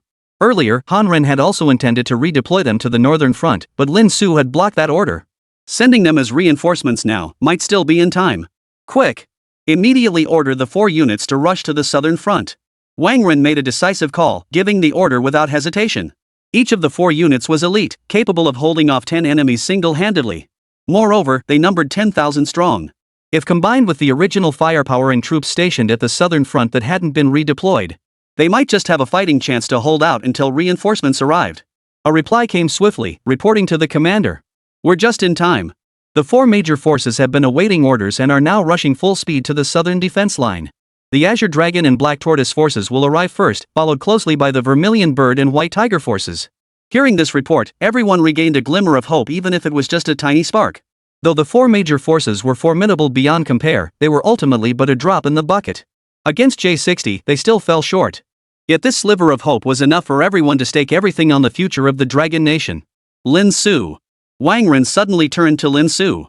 After this matter concludes, regardless of success or failure, would you be willing to join our Central Command headquarters as the first chief? You would possess absolute freedom, come and go as you please. I will never force you. That's right. Even old Yang, who should have been the first to object since his position was threatened, couldn't help but admire. If it weren't for Lin Su today, we probably wouldn't even have had a chance to salvage the situation. Exactly. The assembled Dragon Nation high-ranking officials echoed in agreement, utterly stunned by the talent and precise strategic vision Lin Su had demonstrated. We'll discuss that later. I only have a basic understanding of these matters. Lin Su's expression remained impassive, his gaze fixed on the screen displaying various data streams. Because right now, the war has only just begun. I need full command authority. This. At Lin Su's words, the entire room fell silent. Just moments ago, you were modestly claiming you only had a basic understanding. How could you suddenly demand full command of the entire operation? Command isn't something to be trifled with. Whoever takes on the role of commander has endured hundreds of live operations and possesses extensive experience. In the past, only Wang Ren and Han Ren were qualified to lead the entire central command center. But Lin Su clearly has never set foot on a battlefield. Unlike tactical planning and academic research, this isn't a field for beginners. Can Lin Su handle it? Just as everyone stood in stunned silence, Wang Ren showed not a hint of hesitation as he declared solemnly, "Transmit my orders, effective immediately. The entire central command post is placed on level 1 combat readiness. All facilities, equipment, and intelligence networks are activated. All access permissions are granted. The central command post now serves only one person, Lin Su." Chapter 139, A Desperate Gambit, Heaven Sent Reinforcements. Damn it! A lowly commoner dares to spout such nonsense here. Wang Ren has truly lost his mind. At this very moment, as the Central Command Headquarters Dragon Nation's highest wartime command center moved into action, serving solely for Lin Su. Unnoticed by all, Han Ren, the neglected minister, glared coldly at Lin Su, who was now the center of everyone's attention. His teeth clenched, his eyes narrowed, and his veins bulged as he gritted out his words. His arms clenched tightly, veins bulging, teeth grinding audibly. His face twisted into a grimace, consumed by a single thought: Lin Su would pay the price. You just wait. Dare to cross me, Han Ren, you won't get off scot-free. Staring at Lin Su's retreating figure, he had long cast aside the future of the Dragon Nation and the safety of the Southeast War Zone. The rage burning within him, revenge for his son and the humiliation he'd endured, transformed into the most terrifying demon, devouring his soul. With that thought, his face darkened as he swiftly departed the scene, then dialed a number. Beautiful country garrison, Central Barracks. The night grew ever darker. Yet the lights here still shone as brightly as daylight. Clearly, this night was another sleepless one for the United States. Admiral Alex stood alone in the data center control room, his hands clasped behind his back. He stared at the real-time data charts before him, his expression unreadable. Time ticked away, second by second. But the silence was soon shattered. His deputy burst in excitedly, shouting, "Admiral, everything is set. According to intelligence from our front lines, the Dragon Nation has fallen for it. Just as you predicted, an hour ago, they redeployed the majority of their southern defense troops to the north." Ha ha ha ha. Upon hearing the lieutenant's words, Alex's previously composed face finally broke into a smile, followed by a burst of loud laughter. "I laugh at the utter foolishness of the Dragon Kingdom. They boast 1,000 years of history, yet not a single one of them saw through my scheme. Have all the Dragon Kingdom's people died out? Not a single intelligent soul remains?" He laughed triumphantly. "Your Excellency is truly brilliant." A wave of laughter and flattery rippled through the central military camp. The deputy commander, seeing the opportunity, promptly flattered him. "The petty Dragon Nation is hardly a threat. With their limited intellect, how could they possibly uncover Your Excellency's brilliant scheme? They're likely still gloating, thinking they've detected our night raid in advance. In truth, it was merely bait you, General, sent out." Alex's lips curled into a cold smile. Who would have thought the Dragon Nation was so pathetic? "Very well. Once we secure the southern front line this time, order the soldiers to enter the crater at top speed and seize what we desire. This mission is paramount. Absolutely no mistakes are permitted. Should the Black House leadership hold us accountable, none of you will be able to bear the consequences. This concerns the future grand strategy of my beautiful country. Why else would we personally cross the ocean from 10,000 miles away?" Hearing this, the deputy commander's expression shifted from obsequiousness to solemnity. He promptly saluted and declared with gravity, "I guarantee the mission's completion." Just as the deputy commander prepared to exit and issue further orders, another officer suddenly burst through the doorway, face flushed with panic. "What's the commotion? Can't you keep your cool like me when trouble arises?" Seeing this, the deputy commander's face hardened with displeasure. No, sir." Far from calming down after being scolded, the officer grew even more flustered. "We just received news from the front lines. The reinforcements originally sent by the Dragon Kingdom have unexpectedly returned at the same time." "What?" Hearing this, the deputy commander, who had just been lecturing others on composure, turned pale as death, his eyes bulging. He grabbed the man's shoulders and demanded urgently, "Fuck. What did you say? Repeat that for me, damn it." The officer replied with a wretched expression, The Dragon Nation has withdrawn its forces." Hearing this bombshell, the American officer's expressions froze instantly. Alex's smug grin froze solid on his face, replaced by violent twitching as if he'd been slapped repeatedly by an invisible hand. Just moments ago, he had mocked Dragon Nation in front of everyone for failing to see through his scheme. And now they were reporting that Dragon Nation had pulled back? The speed of this humiliation was faster than a rocket launch, instantly leaving Alex utterly disgraced. The crowd that had just been mocking the Dragon Nation's stupidity immediately fell silent, exchanging awkward glances. But now wasn't the time for that. Alex urgently demanded, "How long until they reinforce?" The officer hurriedly replied, "According to the data center's projections, at least another hour." An hour? Hearing this, Alex breathed a sigh of relief before sneering coldly, "So what if Dragon Nation has woken up?" "It's too late now. Our tank corps is already at the city gates. The Dragon Nation's southern defenses are nothing but fragile, crumpled paper to us." With that thought, he hesitated no longer and barked out his orders, "Transmit my command, the J-60 tank group is to launch an attack immediately. Crush everything in their path. Leave no survivors. Simultaneously, feed me the live feed. I want to witness the southern Dragon Nation defenses being shattered with my own eyes." His face twisted with vicious intent. Damn the Dragon Nation for daring to humiliate him like this. He must reclaim this honor and exact the most brutal revenge upon them. "Yes, sir." The entire Central Command post sprang into action. At the same time, orders were received. Outside the southern defense line, a dark mass of J-60 tanks and American soldiers advanced in unison, their momentum fierce. Enemy attack! Enemy attack! As the enemy forces closed in, the Dragon Nation soldiers along the southern defense line simultaneously sounded the alarm bells, the entire army standing ready. Aim fire! Beyond the defenses, the massive J-60 cannons lifted their barrels and fired in unison under command. The blazing artillery seemed to ignite the entire night sky, its roar crashing down with savage fury. Boom! Amidst the terrifying explosions, even the fortifications prepared in advance along the southern defense line couldn't withstand the onslaught for more than a few seconds before being reduced to dust. Witnessing this scene, the Dragon Nation soldiers on the southern front were utterly stunned. They weren't unfamiliar with the J-60, they knew its destructive power well. But now, the J-60 seemed to have undergone another evolution, becoming even more terrifying, its lethality utterly staggering. What the hell is going on? But the United States was never going to give them an answer. After effortlessly breaching the Dragon Nation's first line of defense, a dark, towering mass of tanks surged forward alongside the invading American forces. In an instant, the southern defense line became a sea of slaughter. Dragon Nation's warriors retreated in disarray, utterly powerless to resist. Ha ha ha ha! The Dragon Nation truly is no match for us. Watching the scene of the Dragon Nation's forces crumbling before their eyes, Alex and his men roared with laughter. They reveled in the despair etched upon the faces of the Dragon Nation soldiers. Alex marveled, Master Adam truly lives up to his name. In just a few days at our base, he transformed the J-60 into such a terrifying weapon of mass destruction. The Dragon Nation's defenses crumble before us like tofu. Honestly, I'm starting to wonder if our strategy was even necessary. Even without splitting Dragon Nation's forces, our 500 J-60s could still have them running for their lives. He was utterly triumphant, then inquired, "By the way, where is Master Adam?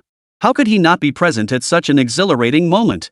The deputy commander respectfully replied, "Master Adam said he has no interest in such matters." Alex didn't say much in response, merely shaking his head. "Ah. Master Adam only has eyes for those scientific things." The deputy commander pondered briefly. "I heard he wasn't always like this. Ever since attending that Ascension to Godhood gathering, he's changed. Who knows what possessed him? Rumor has it was because of some person from the Dragon Nation." "Really? Who could possibly affect Master Adam like that?" "Stop spreading rumors. Master Adam is already one of the greatest geniuses in our beautiful country.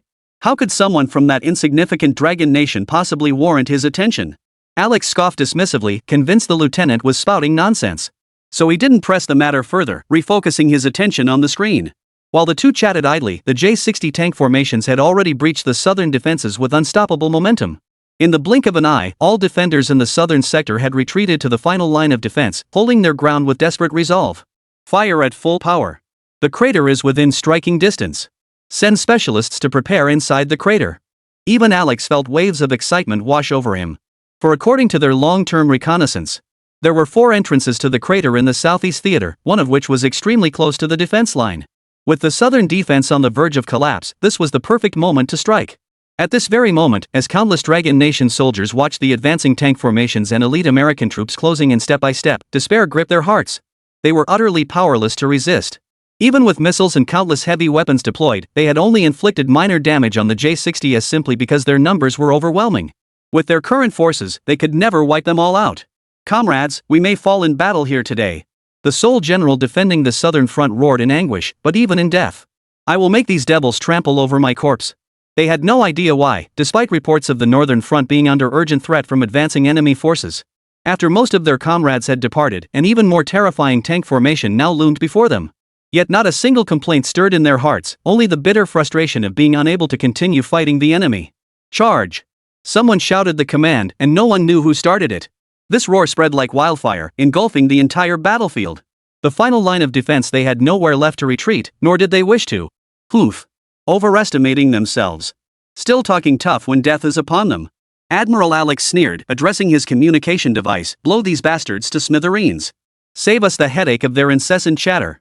The J-60s once again raised their cannons in perfect unison, aiming at the dwindling ranks of Dragon Nation warriors.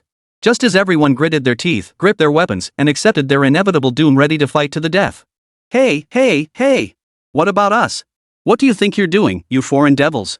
Suddenly, accompanied by the cold snort of Xiao Tai, captain of the Xuanwu Special Forces, dark figures plunged from the helicopters into the pitch-black night. Accompanying them was a sudden barrage of explosions. Boom! Boom! Boom! Countless grenades appeared and detonated.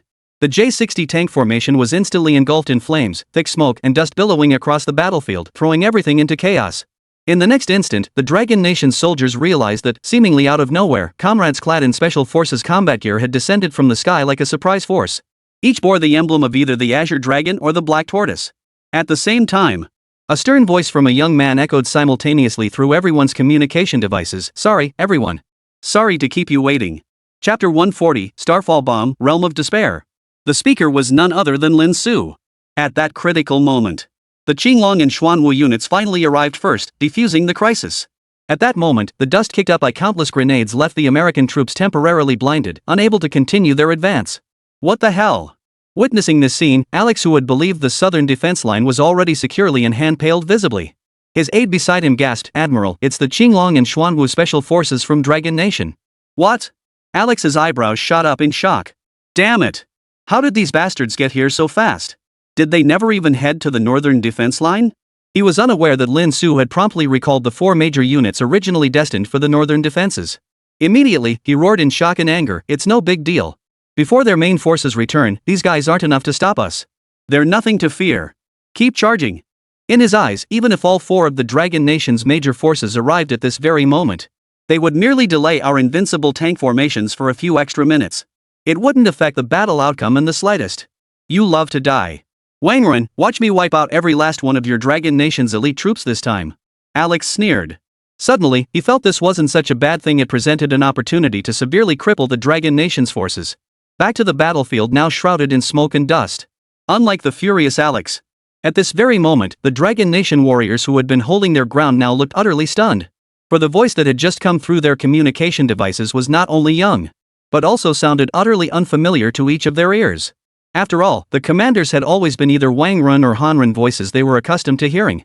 Now, suddenly, this unfamiliar voice appeared. Anyone would pause in disbelief, wondering if their ears were playing tricks on them. "Who is this? Does anyone know?" The sole surviving general looked around and asked the others. The surviving Dragon Nation soldiers exchanged glances, all shaking their heads in confusion. As if reading their thoughts, Lin Su spoke calmly, "It matters not who I am. All you need to know is, I can lead you to victory in this war." Hearing Lin Su's words, every surviving soldier present was instantly stunned. Truthfully, merely surviving this ordeal had already been beyond their wildest expectations. The sudden arrival of the Azure Dragon and Black Tortoise forces had saved them. But the vast disparity in strength remained undeniable. Their thoughts remained focused on holding out as long as possible until reinforcements arrived.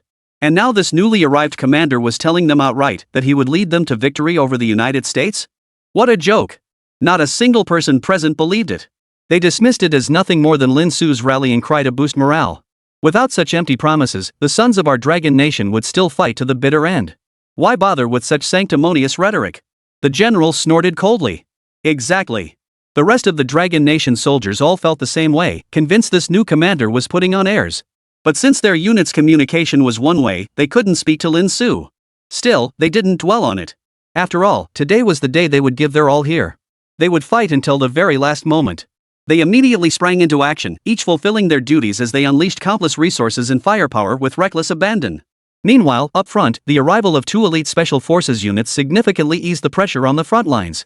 The recent barrage of explosions had temporarily immobilized the J-60 tanks, with smoke and dust still thick in the air.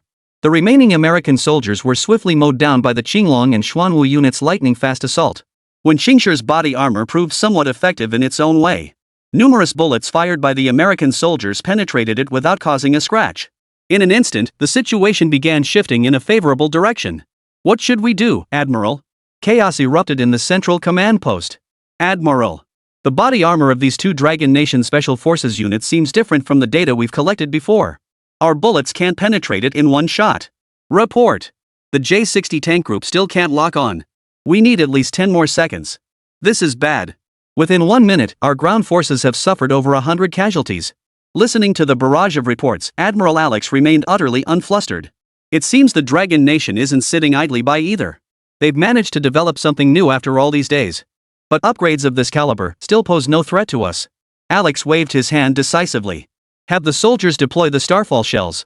"But, Admiral, the meteorite shells are a recent development by Master Adam. Their combat effectiveness is unknown. And each one costs a staggering 20,000 miles yuan, far too expensive." Someone gasped in alarm. "Enough with the nonsense." Alex snorted coldly.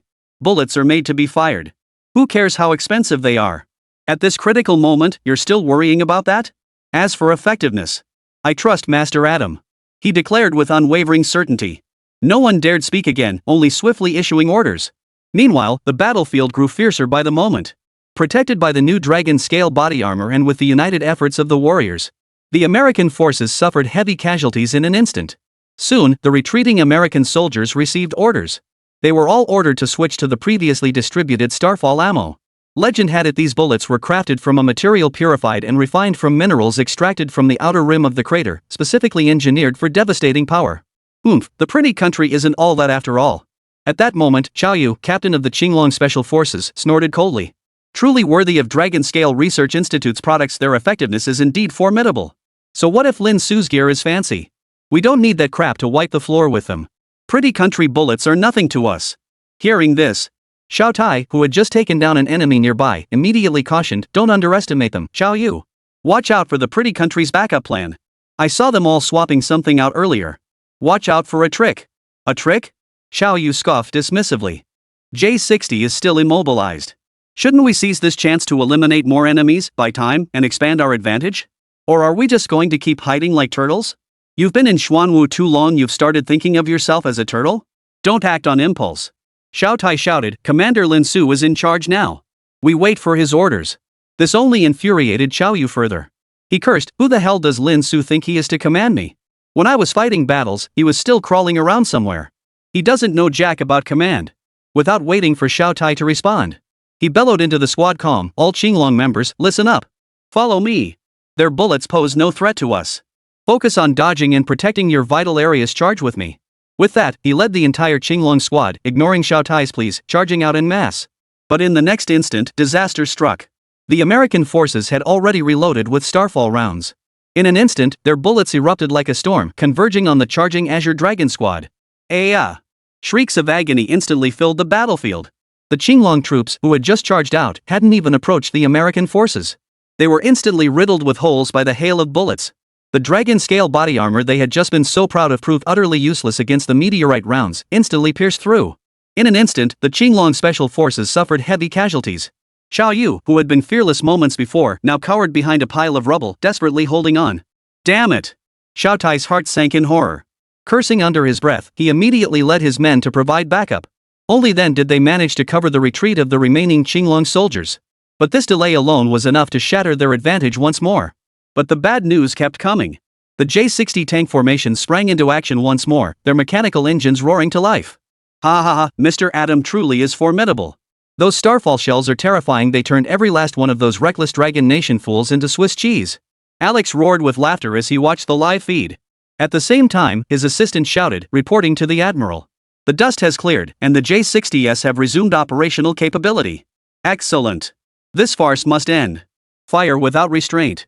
In an instant, the J-60's pitch-black aperture locked onto every soldier along the Dragon Nation's defense line once more, poised to strike. "It's over."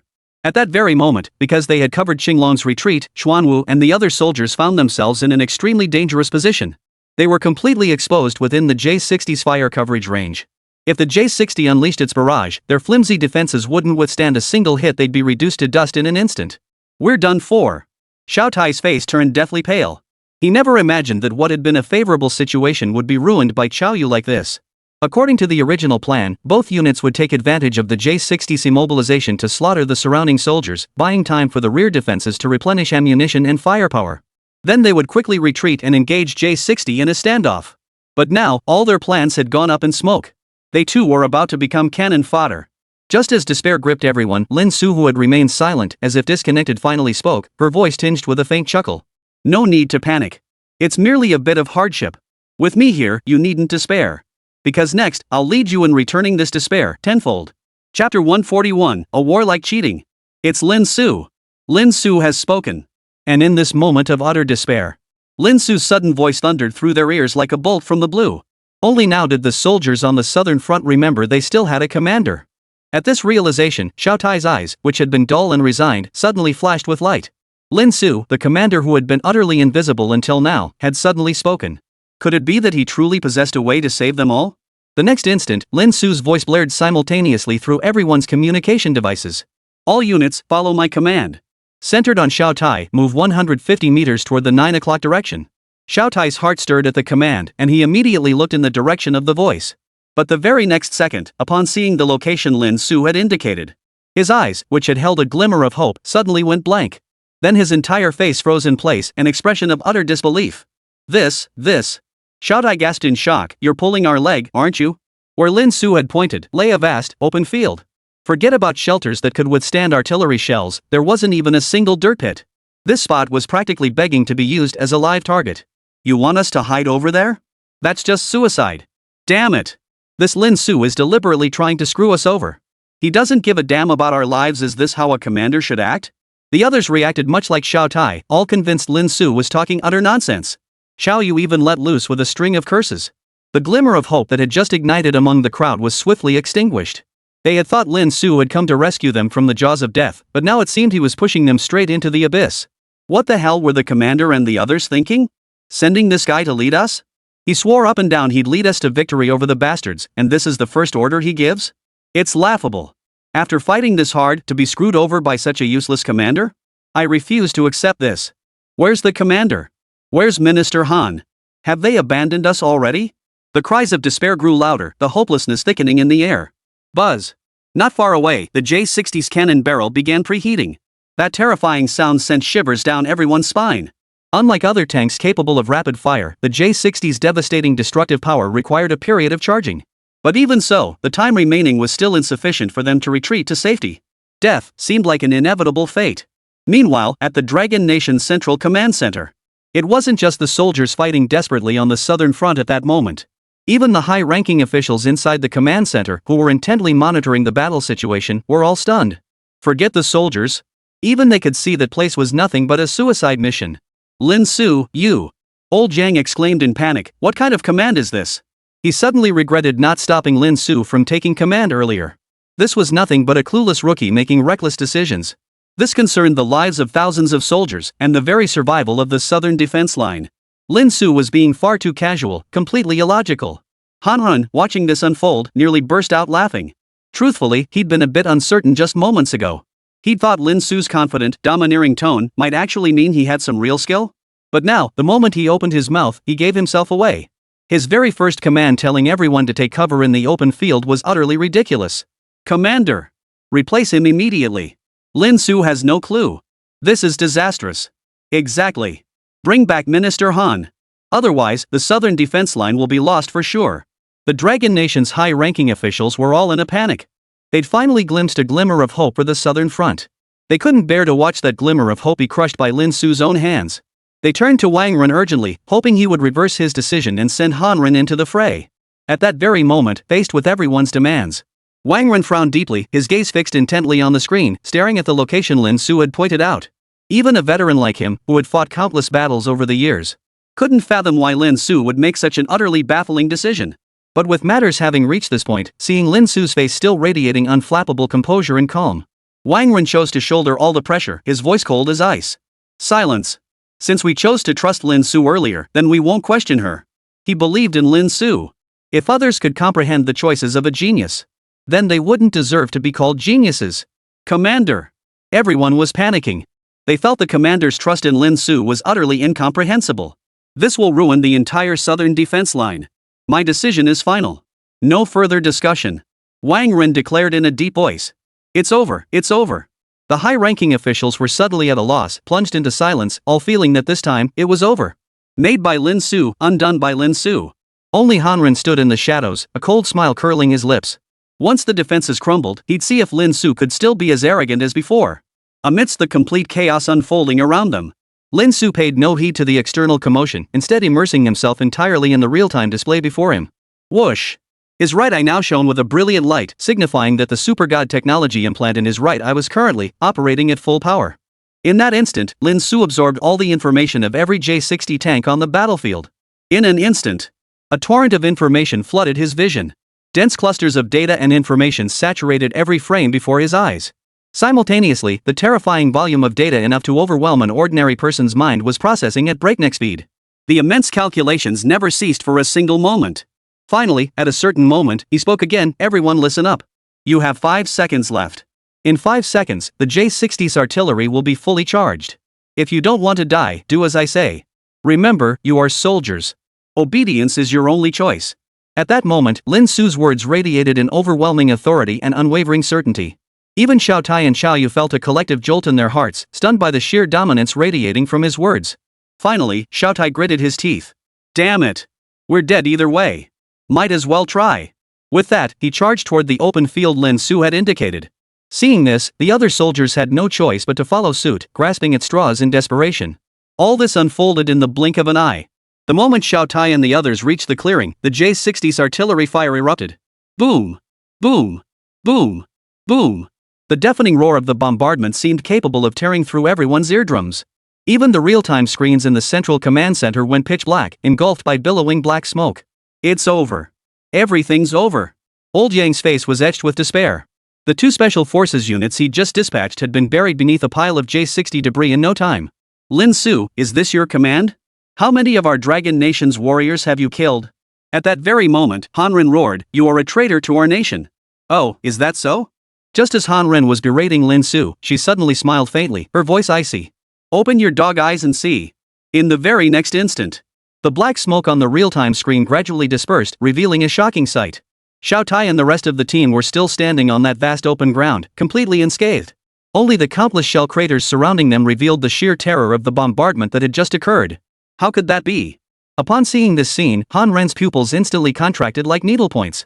His entire body stumbled backward in disbelief. Whoosh! The entire command post erupted in shocked gasps, everyone sucking in cold air in unison. Why was nothing happening? Even Xiao Tai and the others involved were utterly bewildered. They had been certain they were doomed. Yet they still survived.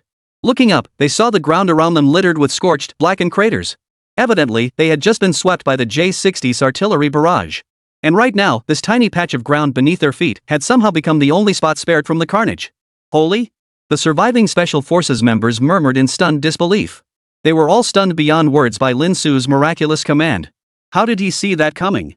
He must be a god. What they didn't know was, all of this was entirely due to Lin Su's god-tier system and his utterly insane computational abilities. By analyzing the detailed J-60 data displayed within the system, combined with Lin Su's terrifying calculations factoring in shell velocity, muzzle angle, overlapping coverage, splash radius, he pinpointed the sole survivable zone for them. Ditch your useless emotions, the battle has only just begun.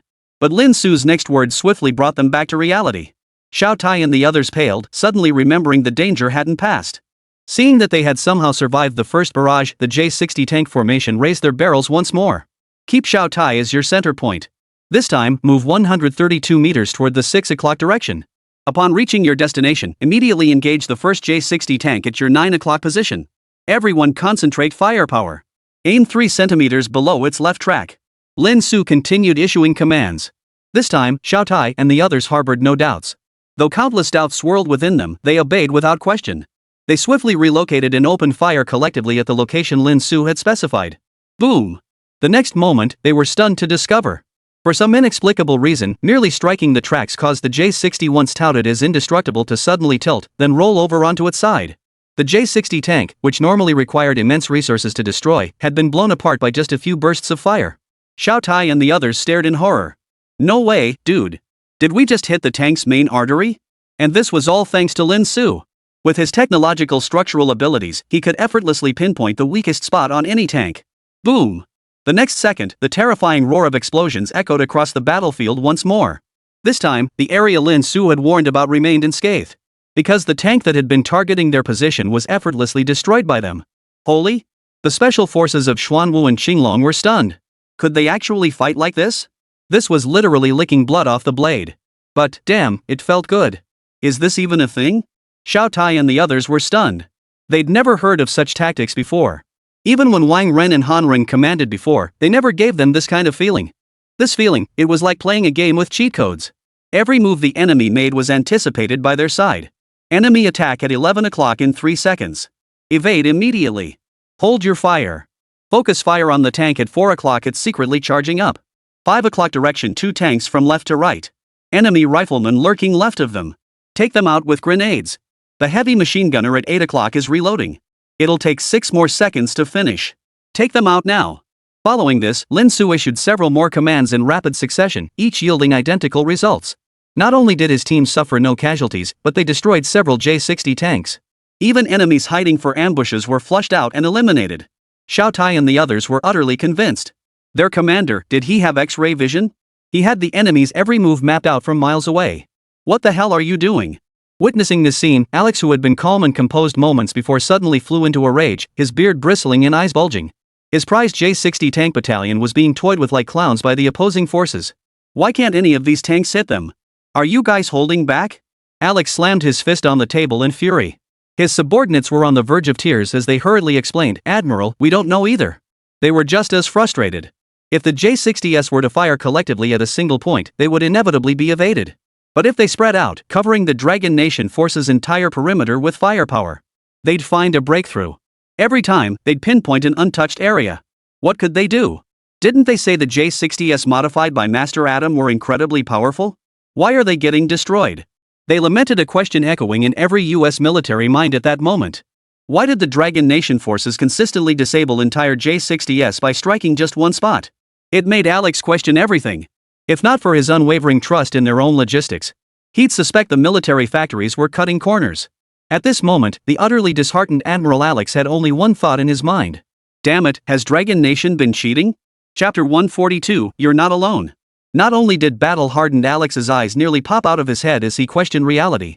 Even on the Dragon Nation side, the Dragon Nation's high-ranking officials who had just been questioning Lin Su were now all stunned speechless. What? Old Yang's mouth seemed to have gone completely dry. He stood frozen for a long moment, utterly unable to form coherent words. 1,000 words boiled down to a single, utterly stunned huh? No way, dude. You're commanding, it's like you're playing a damn video game with wall hacking enabled. The screen's only so big, and everyone can see it. How the hell did you spot those hidden soldiers? This was supposed to be a serious, bloody, brutal war. Yet in this very moment, in Lin Su's hands, it seemed to become a game where toying with the enemy was pure amusement. And Lin Su had become the sole, utterly astonishing master of the battlefield. Lin Su, this. Old Yang stammered, wanting to ask Lin Su something. But after a moment's thought, he sighed instead, forget it. Asking you would only get I know a little bit anyway. I get it now. What you call a little bit is a realm we'll never reach in our lifetime. To avoid a heart attack, old Yang chose to keep his mouth shut. Hearing this, Lin Su was at a loss for words. What he really wanted to say was, you guys couldn't learn it even if you tried. After all, to pull off this mind-bending feat that seemed like magic, an invincible system and terrifying computational power are both indispensable.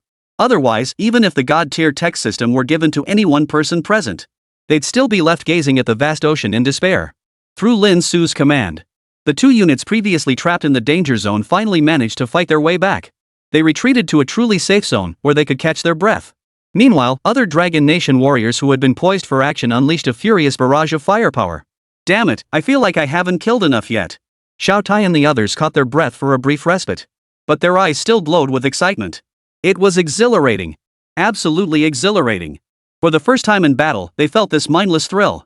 In their usual battles, they not only dodged enemy fire and bullets, but also seized every opening to strike back. You could say every second was spent teetering on the edge of danger. But now, what's the point of thinking? Just follow Lin Su's commands. If he tells them to go east, they go east. If he says west, they go west. Just execute orders without question. Their only responsibility is to mindlessly pull the trigger and let it go tweet tweet tweet, that's all. Hell, even if you sent a bunch of greenhorns over, could still utterly destroy that well-trained, supposedly invincible J-60 tank formation and its soldiers. Because Lin Su alone served as the external brain for thousands on the southern front, he might as well have shouted, "Don't hold back, victory's guaranteed." Forgive my insolence, but even if the commander-in-chief took command now, I'd argue with him. Exactly. I apologize for my earlier words. Commander Lin is practically Zhuge Liang incarnate. I bet the pretty country is fuming right now. The Dragon Nation soldiers roared with laughter, their morale soaring in an instant. Even Xiao Yu, who had previously looked down on Lin Su, could only fall silent, utterly speechless before Lin Su's godlike maneuvers. Not a single bark escaped his lips. How long has it been? Seeing the battle suddenly turn tense, Alex could no longer remain calm, urgently demanding. His subordinate replied nervously, "Admiral, half an hour." Half an hour? Alex flew into a rage at the news. You bunch of useless fools. We deployed a full 500 J-60 tanks. And within half an hour, you couldn't even breach the southern defense line of Manhwa, which is already severely depleted. If word gets out, what kind of reputation will our glorious nation have left? He roared. Being berated like this, the rest of the central garrison felt utterly wronged. Who could have imagined the Dragon Nation suddenly pulling off something like this? What could they possibly do? This was clearly Alex's fault, a command failure. Damn it, where did this guy come from? He's terrifying. Even someone as arrogant as Alex had to admit that thousands of miles away seemed to have a freak challenging him to a game across the void. He seemed to wear a calm, contemptuous smile, watching his every move with detached indifference. This suffocating pressure was something neither Han Ren nor Wang Ren had ever made him feel before. From now on, I'll take command personally. Alex could no longer sit still. If this continued, he might genuinely be forced to retreat to the Dragon Kingdom for reinforcements. He barked orders swiftly. If you can't hit them, stop firing. Just pound them relentlessly. They've got nothing but these few men. We just need to blast through their defenses, right? Then these rats in the sewers will have no choice but to come crawling out to us. Upon receiving the order, the J-60 tank group instantly shifted tactics. All tanks ceased fixating on hitting the elusive Dragon Nation troops. Instead, they began relentlessly pounding anything within range that could be destroyed. With tracks rumbling, hundreds of massive J-60 tanks charged forward, crushing everything daring to stand in their path. This is bad. Seeing this, everyone instantly sensed trouble brewing. After all, the disparity in strength remained starkly evident. The United States clearly intended to bypass their defenses, entirely shattering their lines and striking directly at the heart of their command. Though under Lin Su's command, they could destroy tanks with astonishing efficiency. It was utterly ineffective in the short term. Standing there letting them attack would likely drag on for half a day. The United States, after all, had deep pockets. Their sheer numbers were intimidating. If this continues, the final southern defense line will still be breached. What do we do? Watching the front line crumble inch by inch before their eyes, the newly raised morale on the Dragon Nation side was instantly doused with cold water. They're completely ignoring us, Xiao Tai exclaimed in desperation. Just as everyone was at a loss, Lin Su's light chuckle echoed once more, as if she had anticipated this very scene. No need to worry. You're not alone. Behind you, there are comrades in arms as well. And the instant his words faded away. Ha ha ha ha. You bastards from the pretty country, your grandpa's here. Sorry we're late. White Tiger Special Forces, reporting for duty. Several cold voices echoed through the night sky. Unnoticed by all. At some unknown moment, Special Forces clad in black wingsuits, blending seamlessly with the darkness, descended from the sky like specters. Each bore the White Tiger insignia on their chest. The White Tiger Special Forces descended from the heavens at that very moment. Chapter 143, Tactical Goggles. You're framed, but you won't fight? What's going on?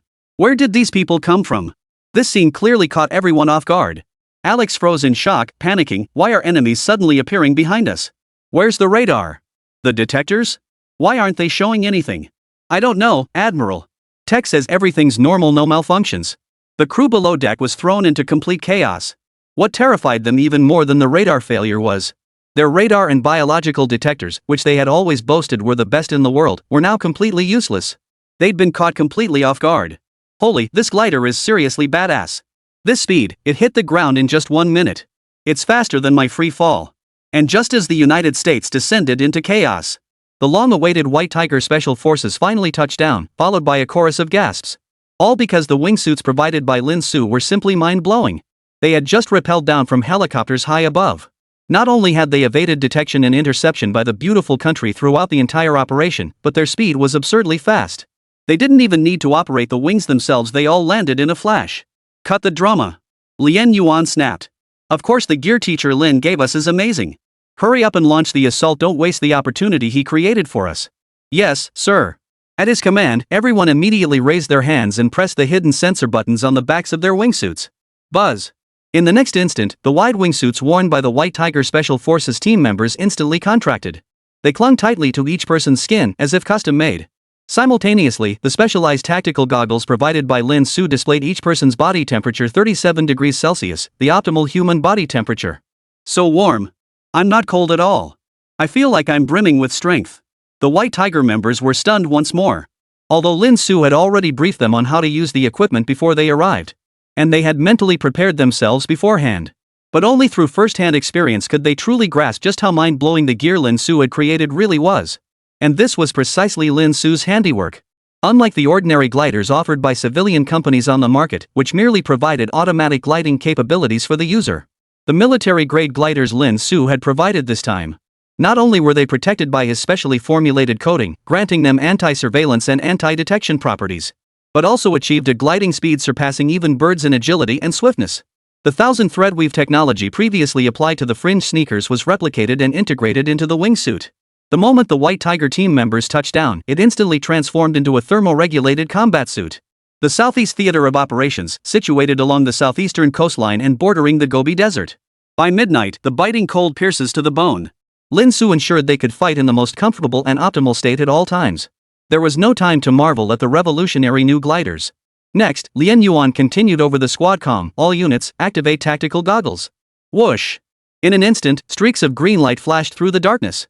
All White Tiger Special Forces members' ear-mounted tactical goggles activated simultaneously.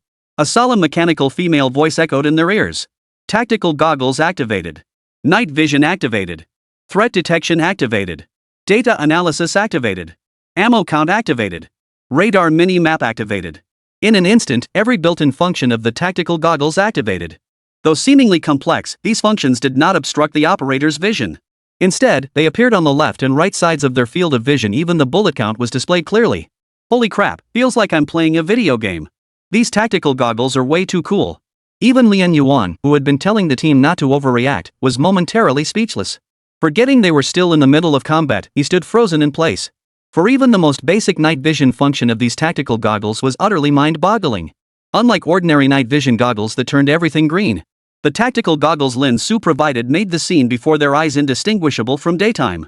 How on earth did this work? Warning! Enemy approaching at 323 meters.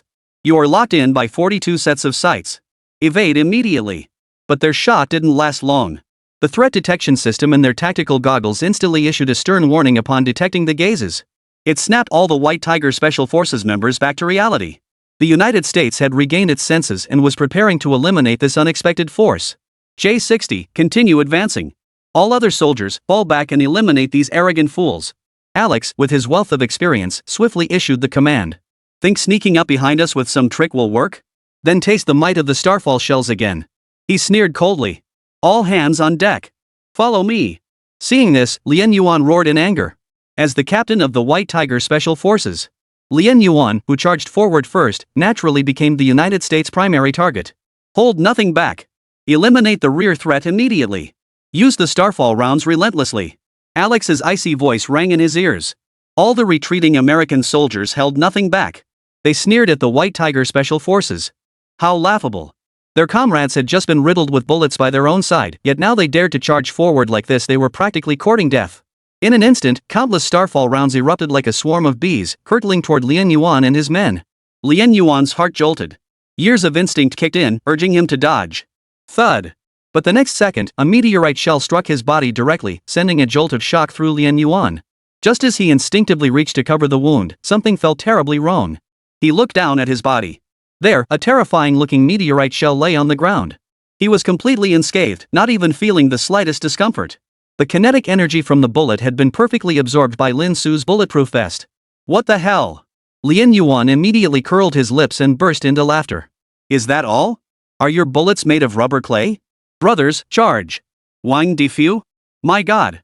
Seeing this, the American soldiers were utterly horrified. They never could have imagined. The starfall rounds that had seemed invincible in their hands moments ago were now utterly useless, bouncing off the White Tiger Special Forces like tickles. What? Witnessing this, Alex's eyes widened in disbelief, and the smug grin on his face froze instantly. Master Adam's meteorite shells had actually failed? They were crafted from materials extracted from the meteor crater. Not only were they exorbitantly expensive, but the technology required had cost countless scientists an immense amount of effort. And now you're telling me it's useless? Help! Admiral! Their body armor is impenetrable. The radio crackled with the wails of American soldiers. If bullets are useless, then guns become nothing more than toys. Compounding the problem, even the bullets used by Lin Yuan and his men had been meticulously engineered by Lin Su. Piercing their armor was as easy as drinking water. The scene instantly turned into a one-sided beatdown. Shoot them in the head, you idiots! Alex roared, if you can't penetrate their vests, does that mean you can't shoot them in the head? We can't hit them. We really can't. His shout was met with even more desperate cries from the soldiers. For some reason, even the sharpshooters who were once considered the best, couldn't land a single shot on the enemy now. Every time they fired early, the Dragon Nation soldiers hit in the body didn't even bother to dodge. The ones in the lead seemed to share a telepathic connection. They just slipped away and hid, leaving us seething with frustration. Of course, they would never have imagined in their wildest dreams that what defeated them wasn't the White Tiger Special Forces' terrifying prowess. It was Lin Su's tactical goggles that had them completely exposed. At the first sign of danger, it flashed a red warning. Quick! Quick, take cover near J-60. Finally, the American soldiers lost their nerve and began fleeing in all directions. Boss, they're trying to escape. Someone shouted urgently to Lin Yuan. Don't panic. Teacher Lin has already considered every possible scenario. Lin Yuan remained utterly composed, offering a faint smile as the tactical visor's voice echoed in everyone's ears once more. Recording complete. Fleeing enemies marked on tactical mini-map as red dots. In an instant, the tactical goggles displayed the scene through the eyes of every member of the White Tiger Special Forces team. Simultaneously, it recorded the fleeing enemy's location. The data was then consolidated and displayed on each member's mini-map in the upper left corner. There was no hiding. Boss, we can't hit them. The target's too small. But with many American soldiers diving for cover and the distance stretching out, aiming became incredibly difficult for everyone. Aim correction activated. The very next second, the tactical goggles' voice echoed in the ears of the frustrated team. Immediately, the White Tiger Special Forces team was stunned to see multiple assist lines and a red circle appear before their eyes. Enemy distance, 132 m. Movement speed, 1.3 ms. Current wind speed, 3.2 ms. Calculation complete. Aim muzzle 1.2 centimeters upward to center red circle and fire. 8,976 simulation results within 0.96 seconds. Headshot. Lin Yuan followed the prompt, aligning his gun's reticle with the red circle displayed in the tactical sight. Then, he fired. Bang! The thunderous crack of the gunshot echoed. The next instant, over 100 meters away, a fleeing American soldier collapsed to the ground. Blood spurted from his head, an unmistakable headshot. Holy? Everyone was stunned. X-ray vision was bad enough, but now he's pulling off 100% auto-aim headshots? Damn it, stop messing around. You got a crosshair on him? Get moving. The White Tiger Special Forces members were suddenly pumped up like they'd been injected with adrenaline. In an instant, they annihilated every fleeing enemy, leaving only a handful of lucky survivors who managed to outrun the carnage. In an instant, the battlefield they stood on was littered with corpses, a scene of utter devastation. As for the White Tiger Special Forces, aside from a few injuries, there were no casualties. Ha ha ha, here comes the old lady. Die, you foreign devils. At that very moment, Chin Yu's booming laughter echoed through the night sky. Beside her were other members of the Vermilion Bird Special Forces. But as this bold declaration echoed through the night, the moment they touched down, the entire Suzaku Special Forces unit froze in shock. Chin Yu's previously determined expression froze instantly. Staring at the battlefield where the first round of combat had already concluded, she was at a loss for words. Wait, what? They were the last to arrive, but they were only a few minutes behind the White Tiger. How long had it been, and you'd already wiped them out? Chin Yu was utterly dumbfounded. Lin Yuan chuckled, Captain Chin, looks like you guys showed up too late. Chin Yu felt utterly defeated, glaring enviously at the sleek gear on Lin Yuan and his team. So what if you've got fancy gear? What's so great about that? Lin Yuan and the White Tiger Special Forces members immediately puffed out their chests. Sorry, but with Teacher Lin's gear, we can do whatever we want. You guys, you're killing me. I want that gear too. This outburst made Chin Yu stomp his feet in fury, wishing he could go back in time and choose Lin Su instead. The Vermilion Bird team members also wore expressions of envy, regretting their choices. Just then, a cold wind swept through. Without the constant temperature regulation, they shivered uncontrollably, feeling helpless and tearful. They too wanted those incredible bulletproof vests, weapons, ammunition, thermoregulated suits, and tactical goggles. But it wasn't just Chin Yu and her Suzaku special forces who were devastated. Alex, stationed at the opposite end of the Southeast Theater, was equally devastated. He slammed his fist on the table in fury, roaring, "Why? Why did the Starfall shell fail again? Someone tell me why." The others trembled in silence, watching the admiral known in the United States for his calm composure and strategic brilliance roar like this. Not a soul dared utter a word. Alex was furious beyond words. The situation had been so promising. His forces had broken through the Southern Dragon Nation's defenses with unstoppable momentum, leaving only the final line of defense. But then, strange occurrences began to plague them. First, their tanks couldn't hit the enemy no matter how hard they tried. Then the Dragon Nation flanked them, yet their radar detectors, which had never failed, showed absolutely nothing. And now it's gotten even more absurd. An army that seems practically invincible has appeared. Alex even began to suspect they were an army of superhumans, bulletproof and with 100% headshot accuracy. How the hell are we supposed to fight this? Admiral, we can't hold back any longer. Just then, the Deputy General spoke urgently, his face etched with anxiety. This unit is highly unusual. There's something seriously wrong with their equipment. The Equipment Division, Data Division, and Analysis Division all ran simultaneous scans, but nothing came up. We can't even identify a single material used in their construction. We're truly helpless against them. We have no choice but to resort to our final measure. Hearing the Deputy Commander's words, Alex's flushed face twisted into an agonized expression. His eyes flickered as he seemed to wrestle with a difficult decision. Clearly, he was making an extremely difficult decision. Finally, he nodded firmly. We can't delay any longer. What he dared not admit was, at this moment, he was truly afraid. This Dragon Nation, which he had once looked down upon, seemed utterly transformed today. Transmit my orders, deploy the final trump card. Chapter 144, The Heart of the Falling Star, the Final Ace. Admiral, are we truly going through with this? Upon hearing Alex's command, the others paled instantly, their faces etched with shock. They hurriedly tried to dissuade him. Admiral, you must think this through. Once activated, there's no turning back.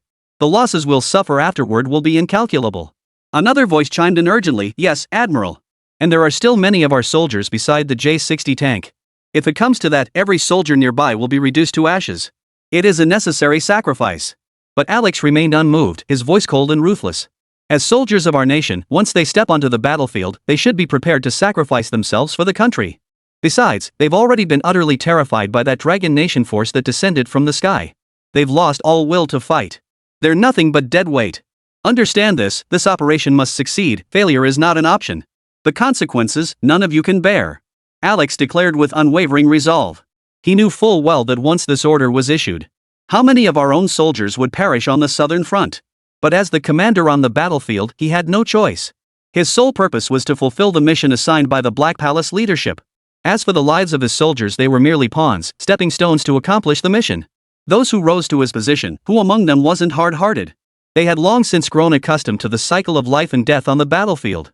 If blame must be placed, it could only be directed at that mysterious commander and equipment that suddenly appeared out of nowhere in the Dragon Nation. Admiral. Some still wanted to make a final effort to dissuade Alex from his decision. But before they could finish speaking, Alex cut them off abruptly. Shut up. Once he'd made up his mind, no words from others could sway Alex's resolve. So much time has already passed. We were supposed to secure the southern front within half an hour, but look at how long it's been now. If the Dragon Nation's reinforcements arrive in time, the losses we'll suffer will be utterly unacceptable. Alex ordered coldly, instruct logistics to activate flare mode on all J-60 tanks immediately. The so-called solar flare. As the name suggests, it refers to a sudden, massive release of energy from a localized area on the sun's surface. It represents the sun's ultimate brilliance and heat. As for the J-60, a tank personally modified and upgraded by the genius scientist Adam, it naturally possessed far more than just basic attribute enhancements. This flare mode is Adam's final trump card in last resort. It represents the J-60's most dazzling and powerful moment. Without exaggeration, Adam had personally demonstrated the J-60 activating flare mode for Alex once before. And it was precisely that moment. Alex, utterly stunned, finally understood what a truly invincible battlefield meat grinder truly meant. The key to all this was the Starfall core Adam had embedded within the J-60 tank. Meteorites, according to the world's most classified research data on impact craters. Unlike other craters that may yield different rare minerals or materials, meteorites invariably appear uniformly around the periphery of every crater. This mysterious or pale yellow in appearance and named for its resemblance to stars in the night sky naturally became the subject of countless scientific studies. Yet, no significant breakthroughs have been achieved. Yet no one could have imagined that Adam had already taken a terrifying step forward in this field. He had forged the starfall core and nucleus containing terrifying, concentrated energy. And the meteorite projectiles that left Xiao Yu and his men utterly defenseless today were merely crafted from the useless scraps left over. This also indirectly reveals the terrifying power of the starfall core itself. This alone speaks volumes about the sheer terror of the starfall core itself. Of course, obtaining ultimate power naturally demands a corresponding price. Just as a solar flare eventually fades back into darkness after activating this mode. After a period of time, J60 would be rendered completely useless due to the internal starfall core being overloaded by the unleashed fury of its energy. Every single component and structure will be beyond salvage. And this is precisely why others desperately tried to stop Alex.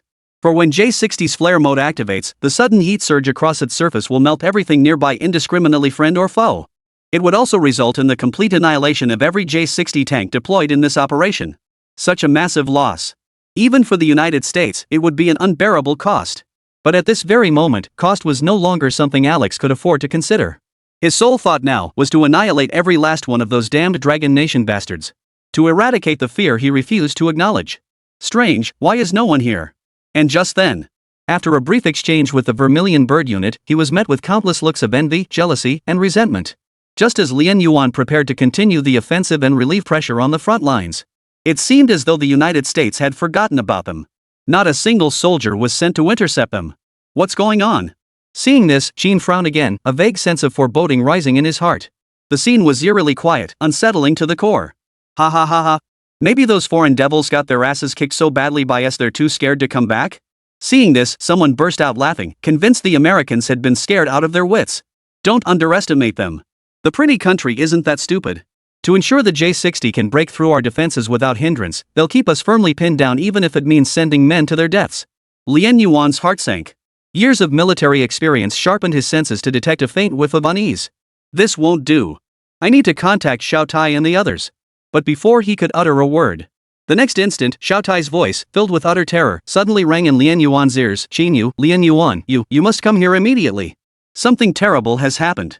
What happened? Hearing Xiao Tai's words, both men's expressions instantly darkened as they urgently demanded answers. For Xiao Tai was normally the most level-headed captain among the four major forces.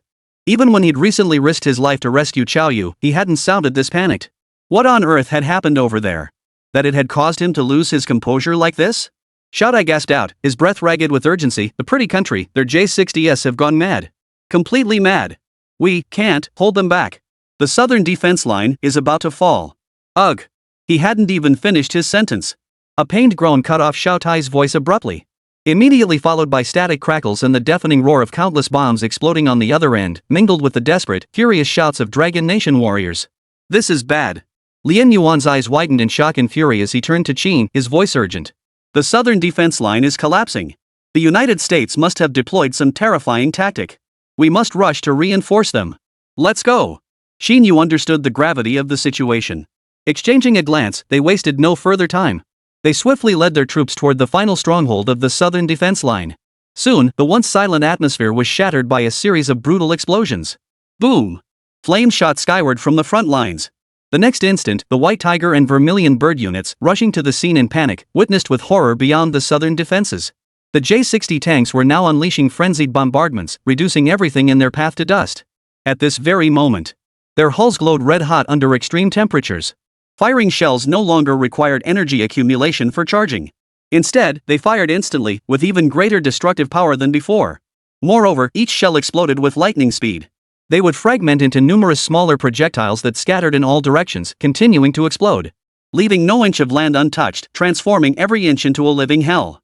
Drenched in the blood of countless Dragon Nation warriors. How could this happen? Gazing upon this infernal scene of blazing hellfire, the pupils of everyone White Tiger, Vermilion Bird trembled violently like an earthquake. Their throats felt parched, as if gripped by an iron fist, leaving them speechless. Only terrified gasps escaped their lips.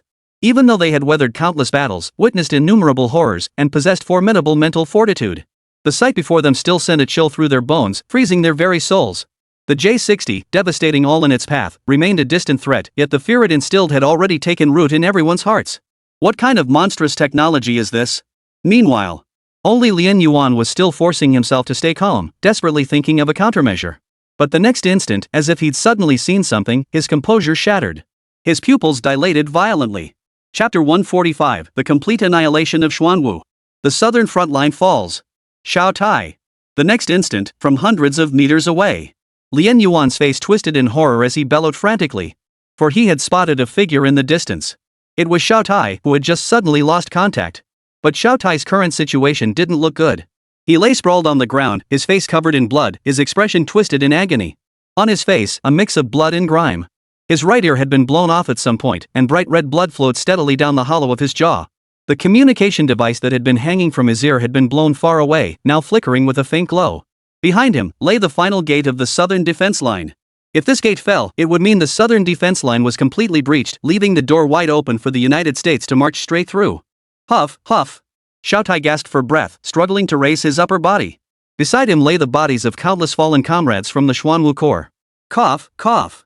Damn it, how did things suddenly turn out like this? Ugh. A sudden tightness gripped his chest as he coughed up a mouthful of blood, splattering it across his body.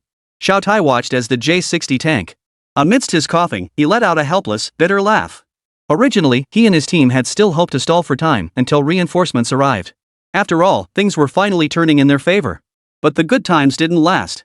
Just moments ago, they had watched helplessly as the J-60 underwent a sudden, earth-shattering transformation, becoming utterly terrifying. They had lost nearly all capacity to resist. They could only watch helplessly as their defenses crumbled inch by inch. Xiao! Captain Xiao! A faint cry suddenly reached his ears. Xiao Tai glanced to his side. It was the last surviving member of the Xuanwu squad besides himself. But he looked extremely weak, clearly not long for this world. His breath was now a faint thread. He reached out, seemingly trying to grasp Xiao Tai's arm. Captain, cough. I might not make it. We ultimately failed to hold the southern defense line. He forced a grimace that looked worse than a cry. I can't accept this. We've failed Commander Lin's efforts. Bang! A dull thud, accompanied by the sound of blood being coughed up. The last member of the Black Tortoise squad didn't even give Xiao Tai time to say goodbye. His arm slammed heavily onto the ground and he fell silent forever. I'll be joining you soon. Watching this scene unfold, Xiao Tai's expression remained calm as he struggled to rise, only to be overcome by a wave of pain. In the end, he could only reach out, gently closing the last member's eyelids with profound sorrow. Rest in peace. At that very moment, his already blurred vision faintly caught sight of Lian Yuan and the others in the distance, and he heard faint shouts. Xiao Tai gave a faint smile. Ahem, finally here. Though near death, he seemed to forget his perilous situation, speaking calmly. I know, you all used to secretly call us the Xuanwu, cough, the turtle brigade behind our backs. You even called me, cough cough, the turtle captain. I know all of it. Buzz, buzz, buzz. He murmured softly. From his sole remaining ear now pierced by a relentless, shrill ringing came the increasingly distinct rumble of the J-60 tank's tracks. It seemed intent on toying with this helpless Dragon Nation man. Alex sneered coldly, crush this damn Dragon Nation insect to death. Wasn't he so good at dodging just now? Let him try dodging again. I'll grind all of you into mincemeat. His face darkened. If only these bastards hadn't been so stubborn, would he have had to pay such a heavy price now? This level of retribution was nowhere near enough. Hearing this, the American soldiers piloting the J-60s all wore cold, sinister grins. They chose not to bombard them, opting instead for the most despicable means to humiliate Xiao Tai. But Xiao Tai showed no fear. His gaze remained fixed, though slightly blurred, on Lian Yuan and the others desperately rushing toward them in the distance. He continued, unperturbed, ahem. But you know what? Turtle might sound derogatory, but a turtle, even if it only hides in its shell, ahem, it never retreats. As he spoke, Xiao Tai's bloodshot eyes suddenly widened. Summoning his last ounce of strength, he roared, his gaze fixed on the J-60 tank before him, the very tank that had killed so many of his brothers. It seemed as if blood seeped from between his clenched teeth. You beasts! Even if you kill me, you'll never make me submit. Kneel. You want to humiliate me, then you'd better think long and hard about the bitter price you'll pay. As the J-60's massive hull closed in, poised to crush him beneath its tracks, Xiao Tai's face hardened as he pulled open his coat, revealing over a dozen high-explosive grenades strapped to his body. These were all collected from the bodies of his fallen comrades, now tightly strapped around his waist. Everyone, let us join together, and these damned beasts one last time. With a blood-stained face, Xiao Tai raised his head, his eyes gleaming with unprecedented clarity and resolve as he roared with laughter. The next second, he pulled the detonator without hesitation. Xuanwu, mission accomplished. With that final whisper. Boom! The next instant, a terrifying explosion erupted. The J-60 tank that had been about to crush Xiao Tai's body was instantly flipped over by the terrifying force of the blast. Bang! Bang! Bang! As it flew backward, it crashed into the J-60 tanks behind it, instantly crippling a whole section. Damn bastards! Even facing death, you still resist so stubbornly. Why, even Wangren has abandoned you, yet you still push yourselves to this point. Alex roared in fury. He never expected such a fierce last stand from a mere Dragon Nation soldier. He lost several more J-60 tanks. He was furious beyond measure. No! Far away, gazing at Xiao Tai's heroic sacrifice amidst the raging flames, Lian Yuan's eyes widened in anguish as he cried out in grief. He reached out as if to grasp Xiao Tai's final form, but the latter had already been reduced to countless ashes in the flames. Bang! His body went limp in an instant. Head bowed low, he knelt on the ground and slammed his fists hard against the earth. Xiao Tai's death signaled the complete collapse of the southern defense line of the Dragon Nation. Boom! The gates were mercilessly shattered by the J-60's cannons. The advancing footsteps of the beautiful country now faced no further obstacles. Under Alex's ruthless, no-holds-barred suicide tactic, the southern defense line, at this very moment, fell completely. Chapter 146 now belongs to the commander. Success! And in that very instant, cheers erupted in waves from the military camp at the heart of the beautiful country. All eyes were glued to the live feed, cheering with excitement. Every member of the pretty country military wore a broad smile on their face. After such a prolonged stalemate with the Dragon Nation in the Southeast Theater, today they had finally broken through. The deputy commander turned to Alex, hastily flattering him, as expected of you, sir. We've crushed the weak Dragon Nation underfoot. The crater is now within our grasp. Hearing this, Alex's face broke into a smug grin as he ordered, notify the Special Operations Group to immediately proceed to entrance one of the southeast crater. Find what we need at top speed. As for the rest, Alex sneered coldly, it's time to settle the score.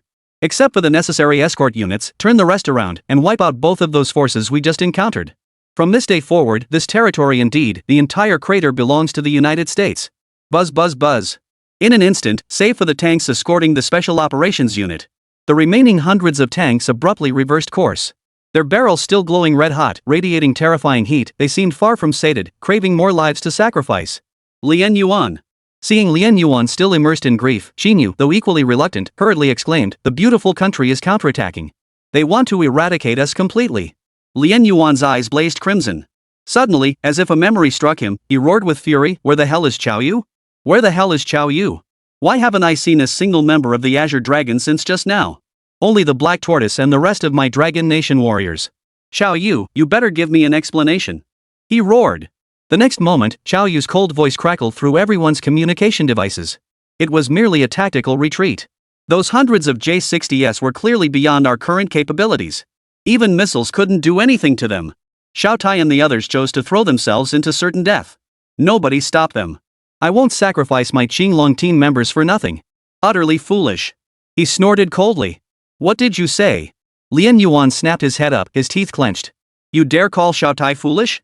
Even when he was the last man standing, he fought until the very end. What right does a deserter like you have to judge them? Qiao Yu remained silent for a moment, showing no sign of remorse. Instead, he snapped back as if stung, what else could we have done? Try to stop a runaway train with our bare hands? If you want to play the fool, I won't be your partner. Lian Yuan's rage boiled over. Qiao Yu.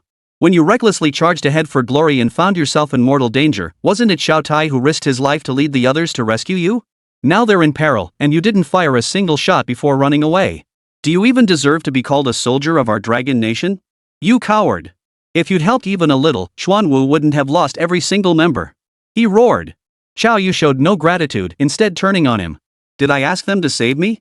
Ridiculous. I'll avenge Xiao Tai myself later. As for you, better figure out how to stay alive. The J-60 is already unstoppable.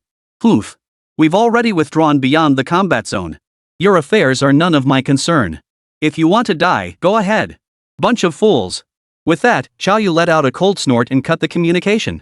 At that very moment, Lian Yuan abruptly looked up. Only then did he realize the J-60 tanks were closing in on their position at breakneck speed. Some of the faster ones had even raised their gun barrels and were now aiming directly at them. Duck for cover. Lian Yuan's heart skipped a beat as he urgently commanded his men. Boom! In the next instant, a searing shell exploded violently right before them. Though it missed the men, the terrifying blast sent a wave of shock through everyone's chests. Only then did the Zhuke and Baitu Special Forces units realize what kind of. The Suzaku and Byako Special Forces finally understood what kind of monsters the soldiers on the front lines had been facing. Even before it had fully approached. That despair-inducing aura had already begun to spread. Damn it, I'll fight you to the death. Xin Yao gritted her teeth and immediately tried to charge forward with her weapon, ready to fight to the death. Captain Xin, hold your fire. At that very moment, the communication device suddenly crackled with Lin Su's voice, a voice that hadn't been heard in ages. His tone now carried a hint of solemnity as he softly said, "I'm sorry, everyone. I'm late. Teacher Lin?" Upon hearing Lin Su's voice, Lien Yuan exclaimed with surprise and delight, "You finally spoke. I thought they'd given up on us." But before his excitement could fully settle, as if something occurred to him, his eyes quickly dimmed. "It's just a shame our mission failed. The southern defense line has fallen after all," he said guiltily. "We've let you down, Teacher Lin, with all the excellent equipment you provided us." Even now, Lien Yuan was still blaming himself for failing to rescue Xiao Tai and the others. "No, it's not over yet." But the next second, Lin Su's resolute voice echoed sharply in everyone's ears. "What?" Hearing Lin Su's words, the entire group froze in place. Xin Yu scoffed, "How could there still be hope?" "Lin Su, we're soldiers, even if we sacrifice ourselves, we won't complain." "Why are you trying to fool us with empty platitudes? The southern defense line has been completely overrun by them. Reinforcements from the northern line won't arrive in time. They hold the advantage in equipment, terrain, and numbers. We have no chance of victory. Not a single reinforcement is coming. We can only fight to the bitter end." She spoke calmly, her expression showing no fear in the face of impending death. "No." Yet from the other end of the communication device, Lin Su's voice remained resolute. "You are not without reinforcements." "Reinforcements?" Hearing Lin Su's words, even Xin Yu's expression froze in bewilderment. All defenders on the southern front had perished. The reinforcements from the northern defense line hadn't arrived in time. Of the 4 major forces, 1 had been annihilated, another had fled, now only their 2 units remained. Where could any reinforcements possibly come from? Just as everyone was lost in confusion, Lin Su suddenly smiled faintly. "Have you forgotten I'm still your commander? I'm not just someone who talks the talk." At that very moment, on the other end of the communication device, Lin Su's voice grew icy and terrifying, carrying an unprecedented aura of lethal intent. "Next, it's time for the commander to make an appearance." Chapter 147, This is a life or death gamble. "What? Commander Lin, what did you say?" Hearing Lin Su's words, the soldiers from both units were instantly stunned. Lien Yuan doubted his own ears and urgently pressed for clarification. In that instant, an absurd thought even flashed through his mind. "What? The commander is warming up?" Not to mention that Lin Su was currently thousands of miles away in Jinghai, there was no way he could get here in time. Secondly, they currently commanded 2 forces totaling thousands of elite troops. Even against the United States' overwhelmingly brutal J-60 tank formations, they were utterly helpless. Therefore, even Lin Su, who had long been revered as a godlike figure in Lien Yuan's heart, what good would his arrival do now? In the face of such an overwhelming disparity in strength, even the brilliant Lin Su would likely be powerless to turn the tide. Individual strength is ultimately too insignificant against the terrifying technology of the United States. Lien Yuan sighed deeply. "Commander Lin, you've done everything possible. Without you, we might not have even survived the first wave of American soldiers' ambush. Even Xiao Tai and the others might have been." At this point, Lien Yuan closed his eyes in grief. Everyone present understood the truth. Without Lin Su, the southern defense line would likely have collapsed under the relentless onslaught from the very start. Lin Su had already done far too much. He had single-handedly held the southern front line until now. He had forced the United States to exhaust every tactic, ultimately resorting to a desperate, mutually destructive strategy for a Pyrrhic victory. "Commander Lin, we've been utterly useless." Lien Yuan sighed deeply. Xin Yu and the other Special Forces soldiers fell silent. They all knew what lay ahead. In hushed voices, they said, "The only thing we can do now is use our bodies to block them, even if it's just for a single second." But the next second, Lin Su's voice rang out again, utterly grave. "You may think I'm telling fairy tales, making a futile last stand, but I'm not joking." Lin Su's voice carried an extreme killing intent. This was a side of him never before seen. The Lin Su of the past. No matter what he encountered, he always remained calm and composed. As if nothing could ever disturb his composure. Not a single enemy he had ever faced had ever drawn out this terrifying side of him. But now, the bone-chilling cold in his words pierced through everyone's soul. "I have promised them to return despair 100-fold to our enemies.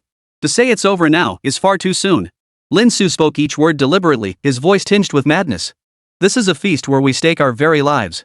But now, trust me, place all your faith and stakes in my hands.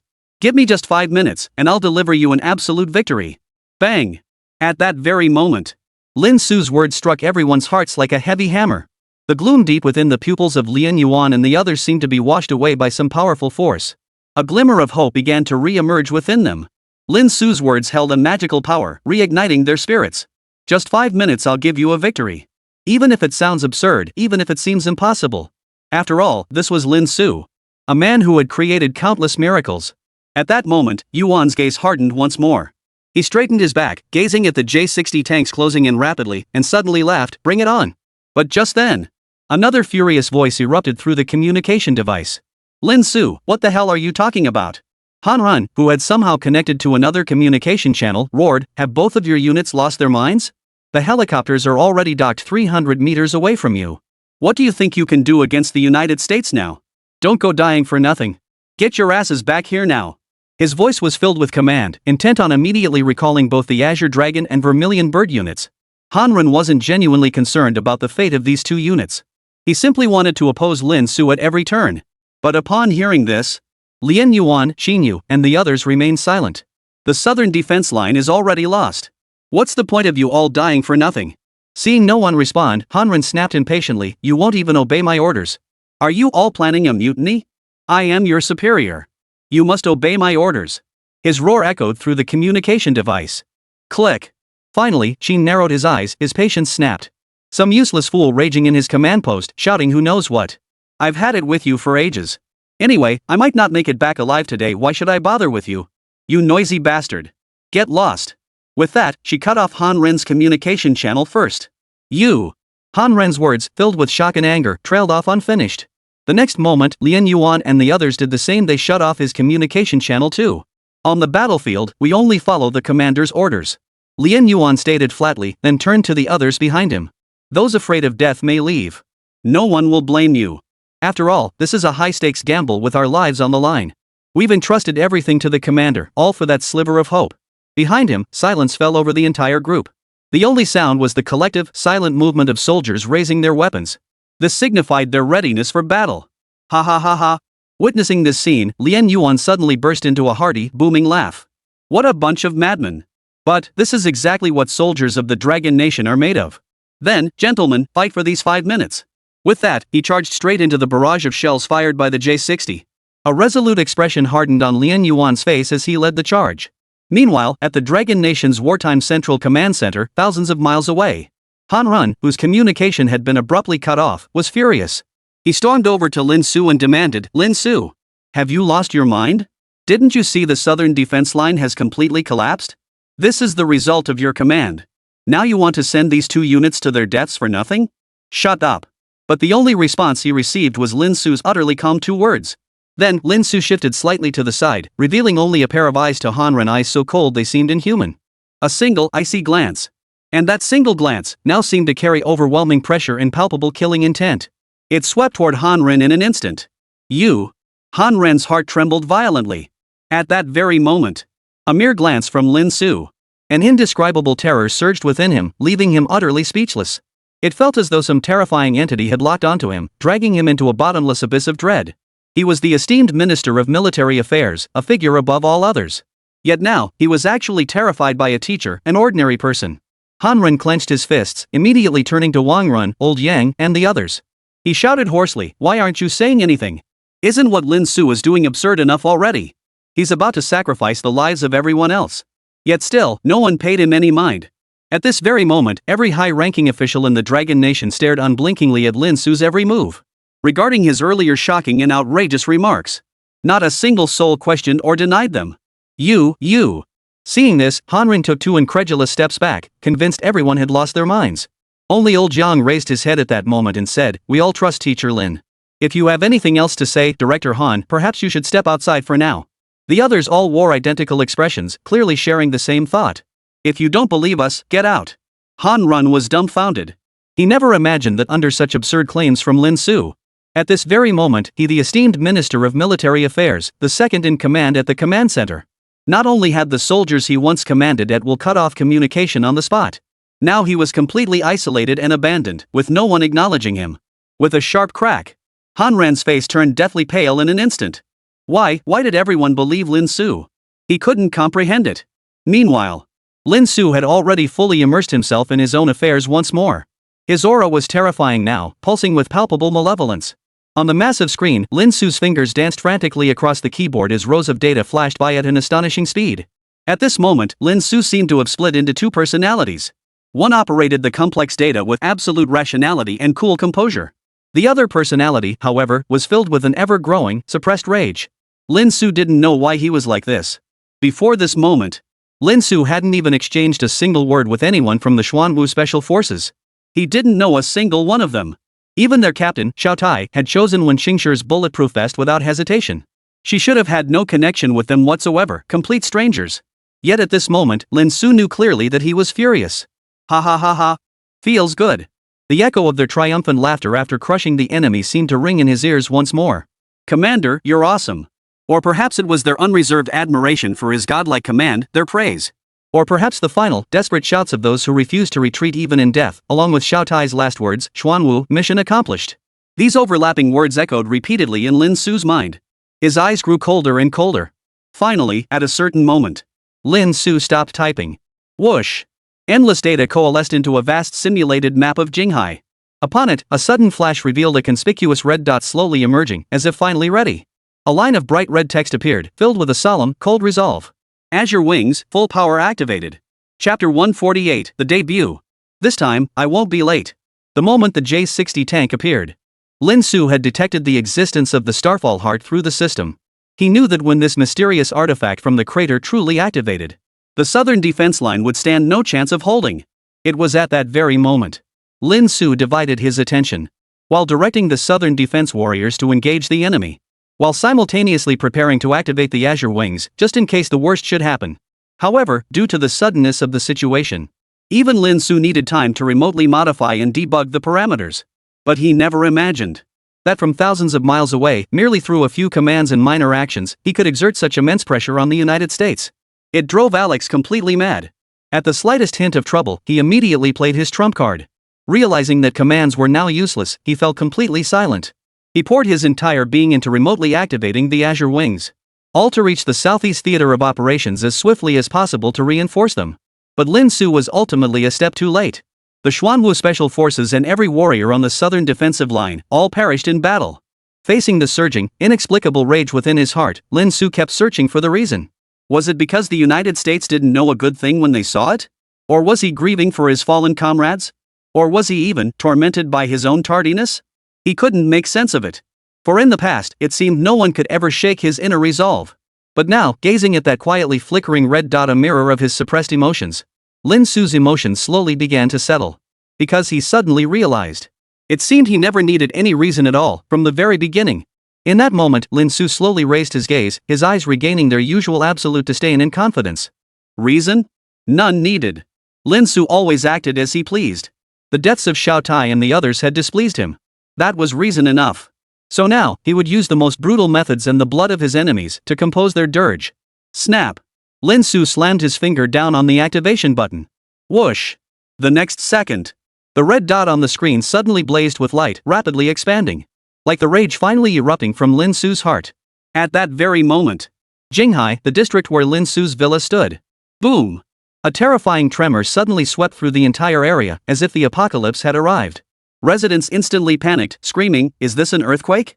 I'll run for your lives." People scattered in all directions, their screams echoing non-stop. But soon, the tremors abruptly ceased. What's going on? Just as everyone was baffled. Boom! From a certain spot, accompanied by a deafening roar, a massive blue and white figure abruptly broke free from its constraints, shooting skyward in an instant, soaring straight toward the heavens, trailing dazzling streaks of light. Bathed in the radiant glow, the blue and white figure shone like a star even in the night sky. In that instant, Jinghai's night sky was illuminated by its dazzling radiance, sparkling like a constellation of multicolored stars. What? At this very moment, all residents of Jinghai, whether you're a pedestrian strolling the streets, or white-collar workers in the offices, even students from countless schools, all looked up in unison. All eyes were fixed in awe upon the mecha streaking across the night sky. It's the mecha. The mysterious mecha that shot down that American fighter jet back then. My God! It actually appeared.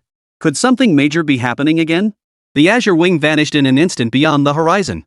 Only the echoes of stunned murmurs lingered in the air. Just as Azure Wing streaked toward the southeast war zone at terrifying speed, the battle beyond the southern defense line grew increasingly fierce, even brutal. With no rear threats to worry about, the rampaging J-60 tank formations grew increasingly reckless, unleashing their artillery with utter abandon, as if intent on leveling everything in sight. Boom! At the center of the battlefield, as another J-60 shell exploded nearby. Even from afar, the danger warning in his goggles made him grit his teeth and roll backward in a hurry. He scrambled away from his original position, covering a considerable distance in an instant. And in that very instant he vanished. The devastating shell detonated right where he had been standing. Simultaneously, the remaining fragmentation charges detonated in secondary explosions. Sizzle! The searing flames narrowly grazed Lien Yuan's pant leg, melting a corner. Damn it! Watching the scene unfold, Lien Yuan cursed under his breath, breathing heavily. Though only 3 minutes had passed. Both his mind and body felt as though hours had passed. The pressure they faced was simply too immense. The J-60's lethality was terrifying, and now that it had no range limitations, it was truly a battlefield meat grinder. Had it not been for the early warning provided by Lien Yuan's tactical goggles, he would have died countless times already. Even so, in the past few minutes, he had wandered the edge of death countless times. Before he could catch his breath. The next second, he saw something.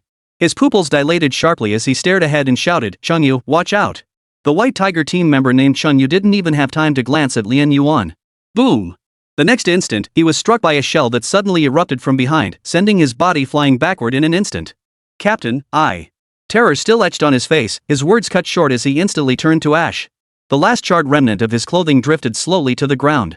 Then it was mercilessly crushed beneath the tracks of the J-60 tank. As if mocking this arrogant human who dared to oppose such world-class technology with laughable human strength. Damn it!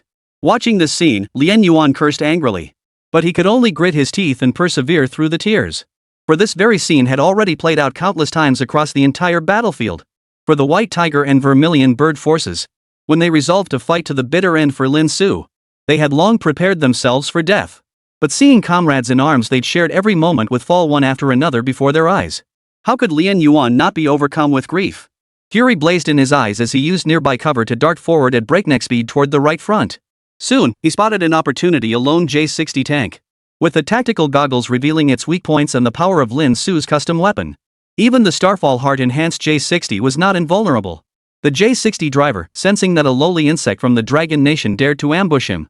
The J-60's driver, now alerted, instantly swung his turret in rage. Then fired a terrifying shell. But this was entirely within Lien Yuan's expectations. His eyes narrowed instantly as he used the momentum from his previous charge to slide through the sandstorm. His weapon remained steady in his hands as he unleashed a torrent of bullets. Boom! In an instant, the J-60's tracks were blown through by Lien Yuan's assault, crippling it with a deafening explosion. "This is the interest I'm collecting for Chunyu." A cold snort escaped his lips just as Lien Yuan prepared to reload. A frantic alert blared through his tactical goggles. Warning! Enemy tank locked on rear. Explosion radius, 7.36 square meters. Splash radius, 2.2 square meters. Lien Yuan's heart jolted in alarm, and he instinctively scrambled to evade. Whoosh!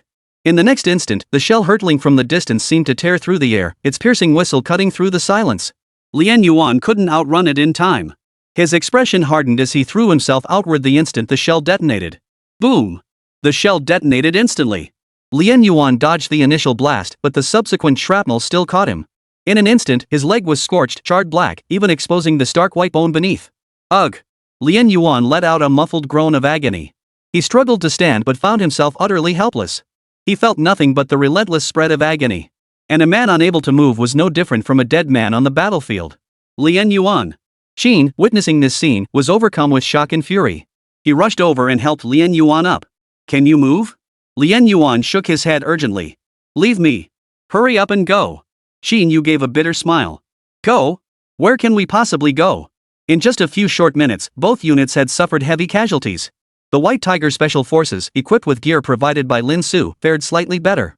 But every piece of equipment the Vermilion Bird Squadron carried now seemed like a joke. It was no different from ordinary clothing, utterly useless against a single burst from the J-60's firepower. In just a few minutes, over 2/3 of their forces had been wiped out. "At least, you can't die because of me." That would be pointless. Lien Yuan gritted his teeth, struggling to stand but failing once more. Qin remained motionless, only quietly supporting him. He glanced at his watch. 4.5 minutes had already passed. Enough, enough. Qin Yu suddenly smiled with a carefree air. 5 minutes should be manageable. It's just a pity I won't get to see what kind of miracle the commander brings us. She made no further move.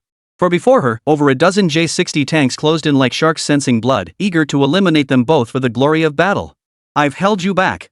Death was at hand. Lien Yuan, however, appeared remarkably composed, as if he had long prepared himself mentally. He only expressed regret, saying, "Rest assured, Lin Su will help us reclaim the southern defense line. I believe in him. Let's hope so." Sheen lifted his gaze once more, staring at the endless night sky over the Gobi Desert in the southeast theater. The sky was pitch black, save for a distant star flickering faintly. Honestly. Sheen sighed helplessly. People are dying, and even their burial grounds are so bleak. She sighed softly, as if remembering something, and said regretfully, "I don't have many wishes, but it's a pity I won't get to see that massive mecha again. If only I could see it one more time." At that very moment, over a dozen J-60s had simultaneously locked onto their targets, their black muzzles trained on the two figures. Boom! The artillery fired. Sheen Yu's pupils remained calm, silently reflecting the incoming shells. Her gaze, however, silently turned toward the sky, preparing to meet her inevitable fate. But in the next instant, Sheen Yu's previously serene pupils suddenly contracted violently, as if she had witnessed something utterly unbelievable. How could the lone star in the night sky be growing larger and larger? No, that wasn't a star. A sudden shock gripped Sheen Yu's heart. In that very instant, the unexpected change erupted. Whoosh! Whoosh! Whoosh! Whoosh! Several missiles streaked across the night sky, hurtling toward them at supersonic speeds. They collided with the shells originally locked onto Sheen Yu and his companion, exploding instantly before them. Boom! A terrifying shockwave instantly radiated outward from the epicenter. Sheen Yu's hair whipped backward in the fierce blast. The battlefield erupted in violent upheaval at that very moment. Immediately afterward, a massive, imposing blue and white figure descended from the sky. Thud! It descended with terrifying pressure, landing on one knee in an instant. The impact kicked up a cloud of dust across the entire field, accompanied by a deafening roar that seemed capable of tearing through eardrums. It firmly shielded Sheen Yu and Lien Yuan behind it. Now, bathed in moonlight, that colossal shadow loomed over the battlefield. Its immense shadow loomed over the dozen J-60 tanks attempting to annihilate the two men. It seemed to hover over their very hearts, instilling utter terror. At that moment, Sheen Yu's watch displayed. 4 minutes and 55 seconds. The battlefield froze in that instant. Whether it was the two teams of soldiers and tanks engaged elsewhere in combat, or the enemy forces here preparing to encircle and eliminate Sheen Yu and Lien Yuan, all eyes were fixed in stunned silence upon the imposing blue and white mecha, mouths agape, utterly speechless. Only an indescribable dread filled their hearts.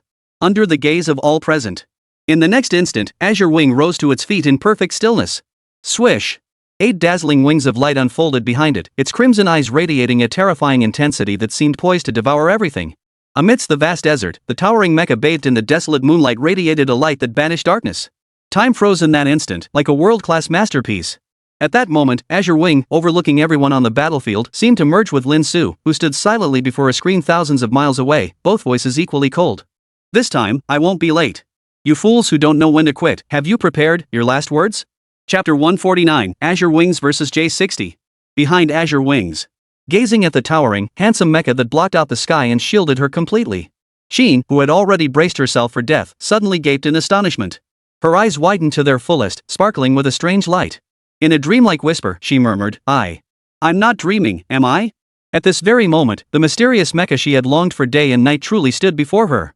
And it had descended like a savior from the heavens, rescuing her life from the deadly barrage of fire. Smack! Sheen Yu felt as if she were dreaming, so she slapped Lien Yuan beside her hard. Feeling Lien Yuan's sudden cry of pain, ow. She finally knew everything before her eyes was real. This wasn't a dream before death, but reality. Her wish from moments ago had come true. Wait! But soon, as Sheen Yu momentarily snapped out of her excitement, she seemed to think of something. Her expression changed slightly as she said, wait. But why is it here?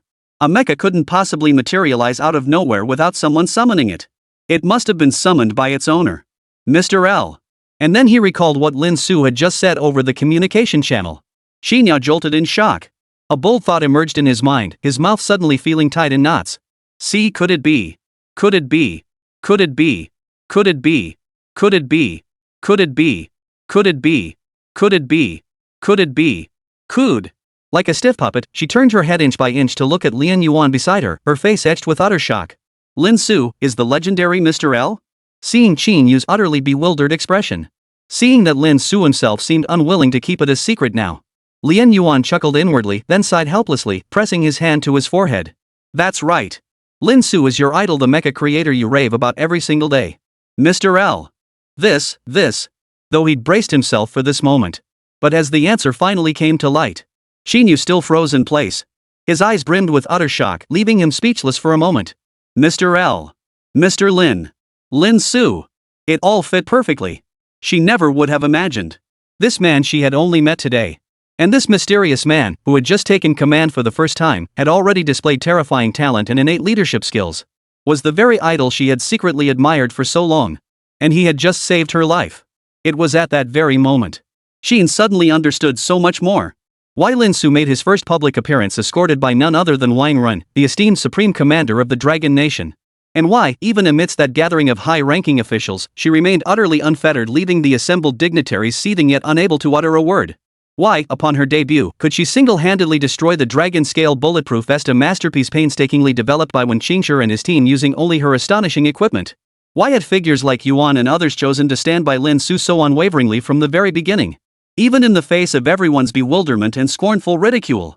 Because even then, they knew deep down. The man on the high platform, with his nonchalant demeanor and perpetually lazy, carefree aura, was none other than the legendary Mr. L. The legendary genius who created the powerful, mysterious mecha and, upon his first appearance, utterly humiliated the United States. Why didn't you tell me sooner? The truth suddenly dawned on him. But recalling his own actions up to that point, Shin Yu's face suddenly burned with shame. Not only did she openly gush about Mr. L for ages while picking out gear earlier, expressing her admiration for him, but even as she lay dying just moments ago, she hadn't even removed her communication device, lamenting that she wouldn't get to see that mysterious mecha again. And every single word of this was likely heard by Lin Su, not a single syllable missed. Who knows what he was thinking at that moment? Was he secretly mocking her? This made Shin Yu, a woman who feared nothing under heaven, feel utterly mortified for the first time. She wished she could find a crack in the ground to crawl into right then and there. The thought of having gushed about her idol right to his face without him knowing. Just thinking about it gave her goosebumps all over. The thought made her slap the back of Lien Yuan's head hard, her voice tinged with both shame and anger. It's all your fault. Why didn't you tell me sooner? Lien Yuan was instantly dumbfounded. He had no idea why he'd been hit for no reason. He was the injured party here, for crying out loud. But quickly, Lien Yuan dropped his exasperated expression and grew serious. Shin Yu, don't get too excited just yet. Teacher Lin's mech is formidable, but back then, it was only facing a single American F-99. But now he's facing hundreds of J-60 tanks, the ones that, after going berserk, could easily tear through our southern defenses. The two situations aren't even in the same league. Two fists can barely withstand four hands, yet Teacher Lin now faces 100 foes alone. And it's only a matter of time before American reinforcements arrive. His face was etched with deep concern. Both the Vermilion Bird and White Tiger units were utterly spent, unable to offer any further assistance. Which meant that on the southern front of the Dragon Nation, only Azure Wings now stood alone on the battlefield. It was no exaggeration to say they were facing the United States' terrifying legions single-handedly. And with Lien Yuan's timely reminder, Shin Yu immediately grew tense. Only then did he realize that the mecha before him was not invincible. What lay ahead might be a battle with no return. Her eyes fixed intently on Azure Wing as she silently prayed, "Hang in there." Meanwhile, during Shin Yu and Lien Yuan's brief exchange, the United States finally snapped out of its momentary shock. Then, just like most people's instinctive reaction when confronted with their deepest fears, hundreds of terrified J-60 tanks simultaneously raised their barrels and unleashed a barrage of fire toward Azure Wings. But this time, their fire lacked the arrogance that had previously tormented the Dragon Nation's warriors. Instead, it carried a desperate, frantic desperation. Facing hundreds of terrifying shells closing in with blinding speed, carrying frenzied energy and scorching heat, the Azure Wing didn't even flinch. Whoosh! With a mere casual lift of its mechanical right palm, a pale blue energy shield abruptly materialized across its palm, radiating an indestructible solidity. The next second, meeting each incoming shell head-on. Whoosh! Azure Wings swept its right hand from left to right in a sweeping motion. And in tandem with its motion, boom! Boom! Boom! Boom! The J-60 shells, which seemed capable of obliterating everything, were all blocked by Azure Wings' shield. One after another, they exploded. They exploded mid-air, forming streaks of vivid fireworks. After being loaded with the god-tier material Uleo's crystal, such defensive shielding was child's play for Azure Wing. The first wave of furious bombardment from hundreds of J-60 tanks was effortlessly repelled. What? A chorus of horrified gasps echoed through the cockpit. Gazing upon that terrifying figure, still standing unmoved, the American side was clearly panicking. How could they possibly fight this? In an instant, their formation fell into chaos. Some even attempted to flee directly in their tanks. But how could Azure Wings let them go? Boom crash. In an instant, it stepped forward with its right foot, then casually crushed a fleeing J-60 tank underfoot. The Azure Wing, now modified by Lin Su, Its size was now immeasurably larger than when it had faced the F-99.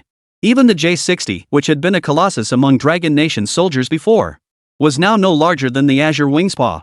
And with just a single stomp, the J-60, with its incredibly hard, seemingly indestructible shell, was instantly crushed by that terrifying pressure, as easily as squashing an ant on the roadside. But that was far from enough. Azure Wing showed no sign of halting its pursuit. Now it resembled the most formidable predator at the apex of the food chain, mercilessly hunting down the panicked flock scattering in all directions. Didn't I warn you long ago that if you dared set foot on even an inch of my Dragon Nation soil, I would crush your prized J-60 like ants? Lin Su's cold voice echoed from within, braving the barrage of fire aimed at repelling Azure Wing. The thrusters behind Azure Wing roared to life. Amidst the dazzling flames, the craft executed a graceful spin and shot forward. At terrifying speed, it instantly materialized before several J-60s. Then, with a sweeping motion of its right hand, it snatched up all the J-60s attempting to escape. God, let me down. Feeling the sudden loss of gravity, the driver inside the J-60 tank rolled uncontrollably within the cockpit, his heart filled with utter terror. At this moment, they wanted to do something, but they were powerless. They could only watch as the distance between themselves and the ground grew ever greater, their hearts filled with terror. The turret, which had previously been unstoppable against the Dragon Nation, struggled to turn, seemingly searching for an opening to pierce the Azure Wing's chest. Clang crash. Seeing this, Azure Wing merely raised a finger slightly before violently snapping the cannon barrel clean off. Wispy, feeble wisps of black smoke billowed from the shattered barrel. When did I give you beasts permission to resist? Too bad, you've already missed your chance to say your last words. Clang. In that instant, the blood-red glint in Azure Wing's eyes pierced the pitch-black night sky. The next second, its massive palm abruptly opened, then clenched. Boom! In an instant, the supposedly invincible J-60s were crushed to pieces by its colossal force. Wave after wave of terrifying explosions and blinding flashes erupted. Like fireworks in the sky, they added a frenzied melody to this carnage-filled feast. Given the current performance of Azure Wings, if Lin Su so desired, he possessed countless methods to annihilate these J-60s. But at this very moment, he desired only the most primitive, most brutal method. To crush the J-60s and all enemies of the pretty country inch by inch. To hurl both their bodies and souls into that boundless abyss. Simply because he promised Xiao Tai and the others to repay their despair 1,000-fold. This is only the beginning. Are you ready? Gazing at the charred wreckage of the J-60 tank burning fiercely in his hands, Azure Wings didn't even bother to glance at it. With a flick of his wrist, he crushed them into black sand, tossing them carelessly behind him like trash to scatter in the wind. Admiral. We're in deep trouble that mech has appeared. Azure Wing's appearance didn't just send American soldiers on the battlefield into a panic. At that very moment, the central military camp was thrown into utter chaos, with pandemonium reigning supreme. For Azure Wings had left a deep psychological scar on many of them back then. Now it seemed even more terrifying than before. I have eyes. Alex roared, his gaze fixed on the Azure Wing tearing through the battlefield on the screen. Gritting his teeth, he cursed, "What the hell are you running for? Damn it, why are so many of you running?" Even though the soldiers on the southern front and the 4 elite special forces had exhausted every ounce of strength, they had only destroyed 40 J-60 tanks. To them, that was a mere drop in the bucket. Over 400 J-60s remained. And now, they're all running scared by a single enemy mech? Everyone get back here. Anyone caught deserting will be court-martialed. Alex roared as he swiftly ordered the rest activate the mech plan. This time, I'll make sure that insolent mech never return alive.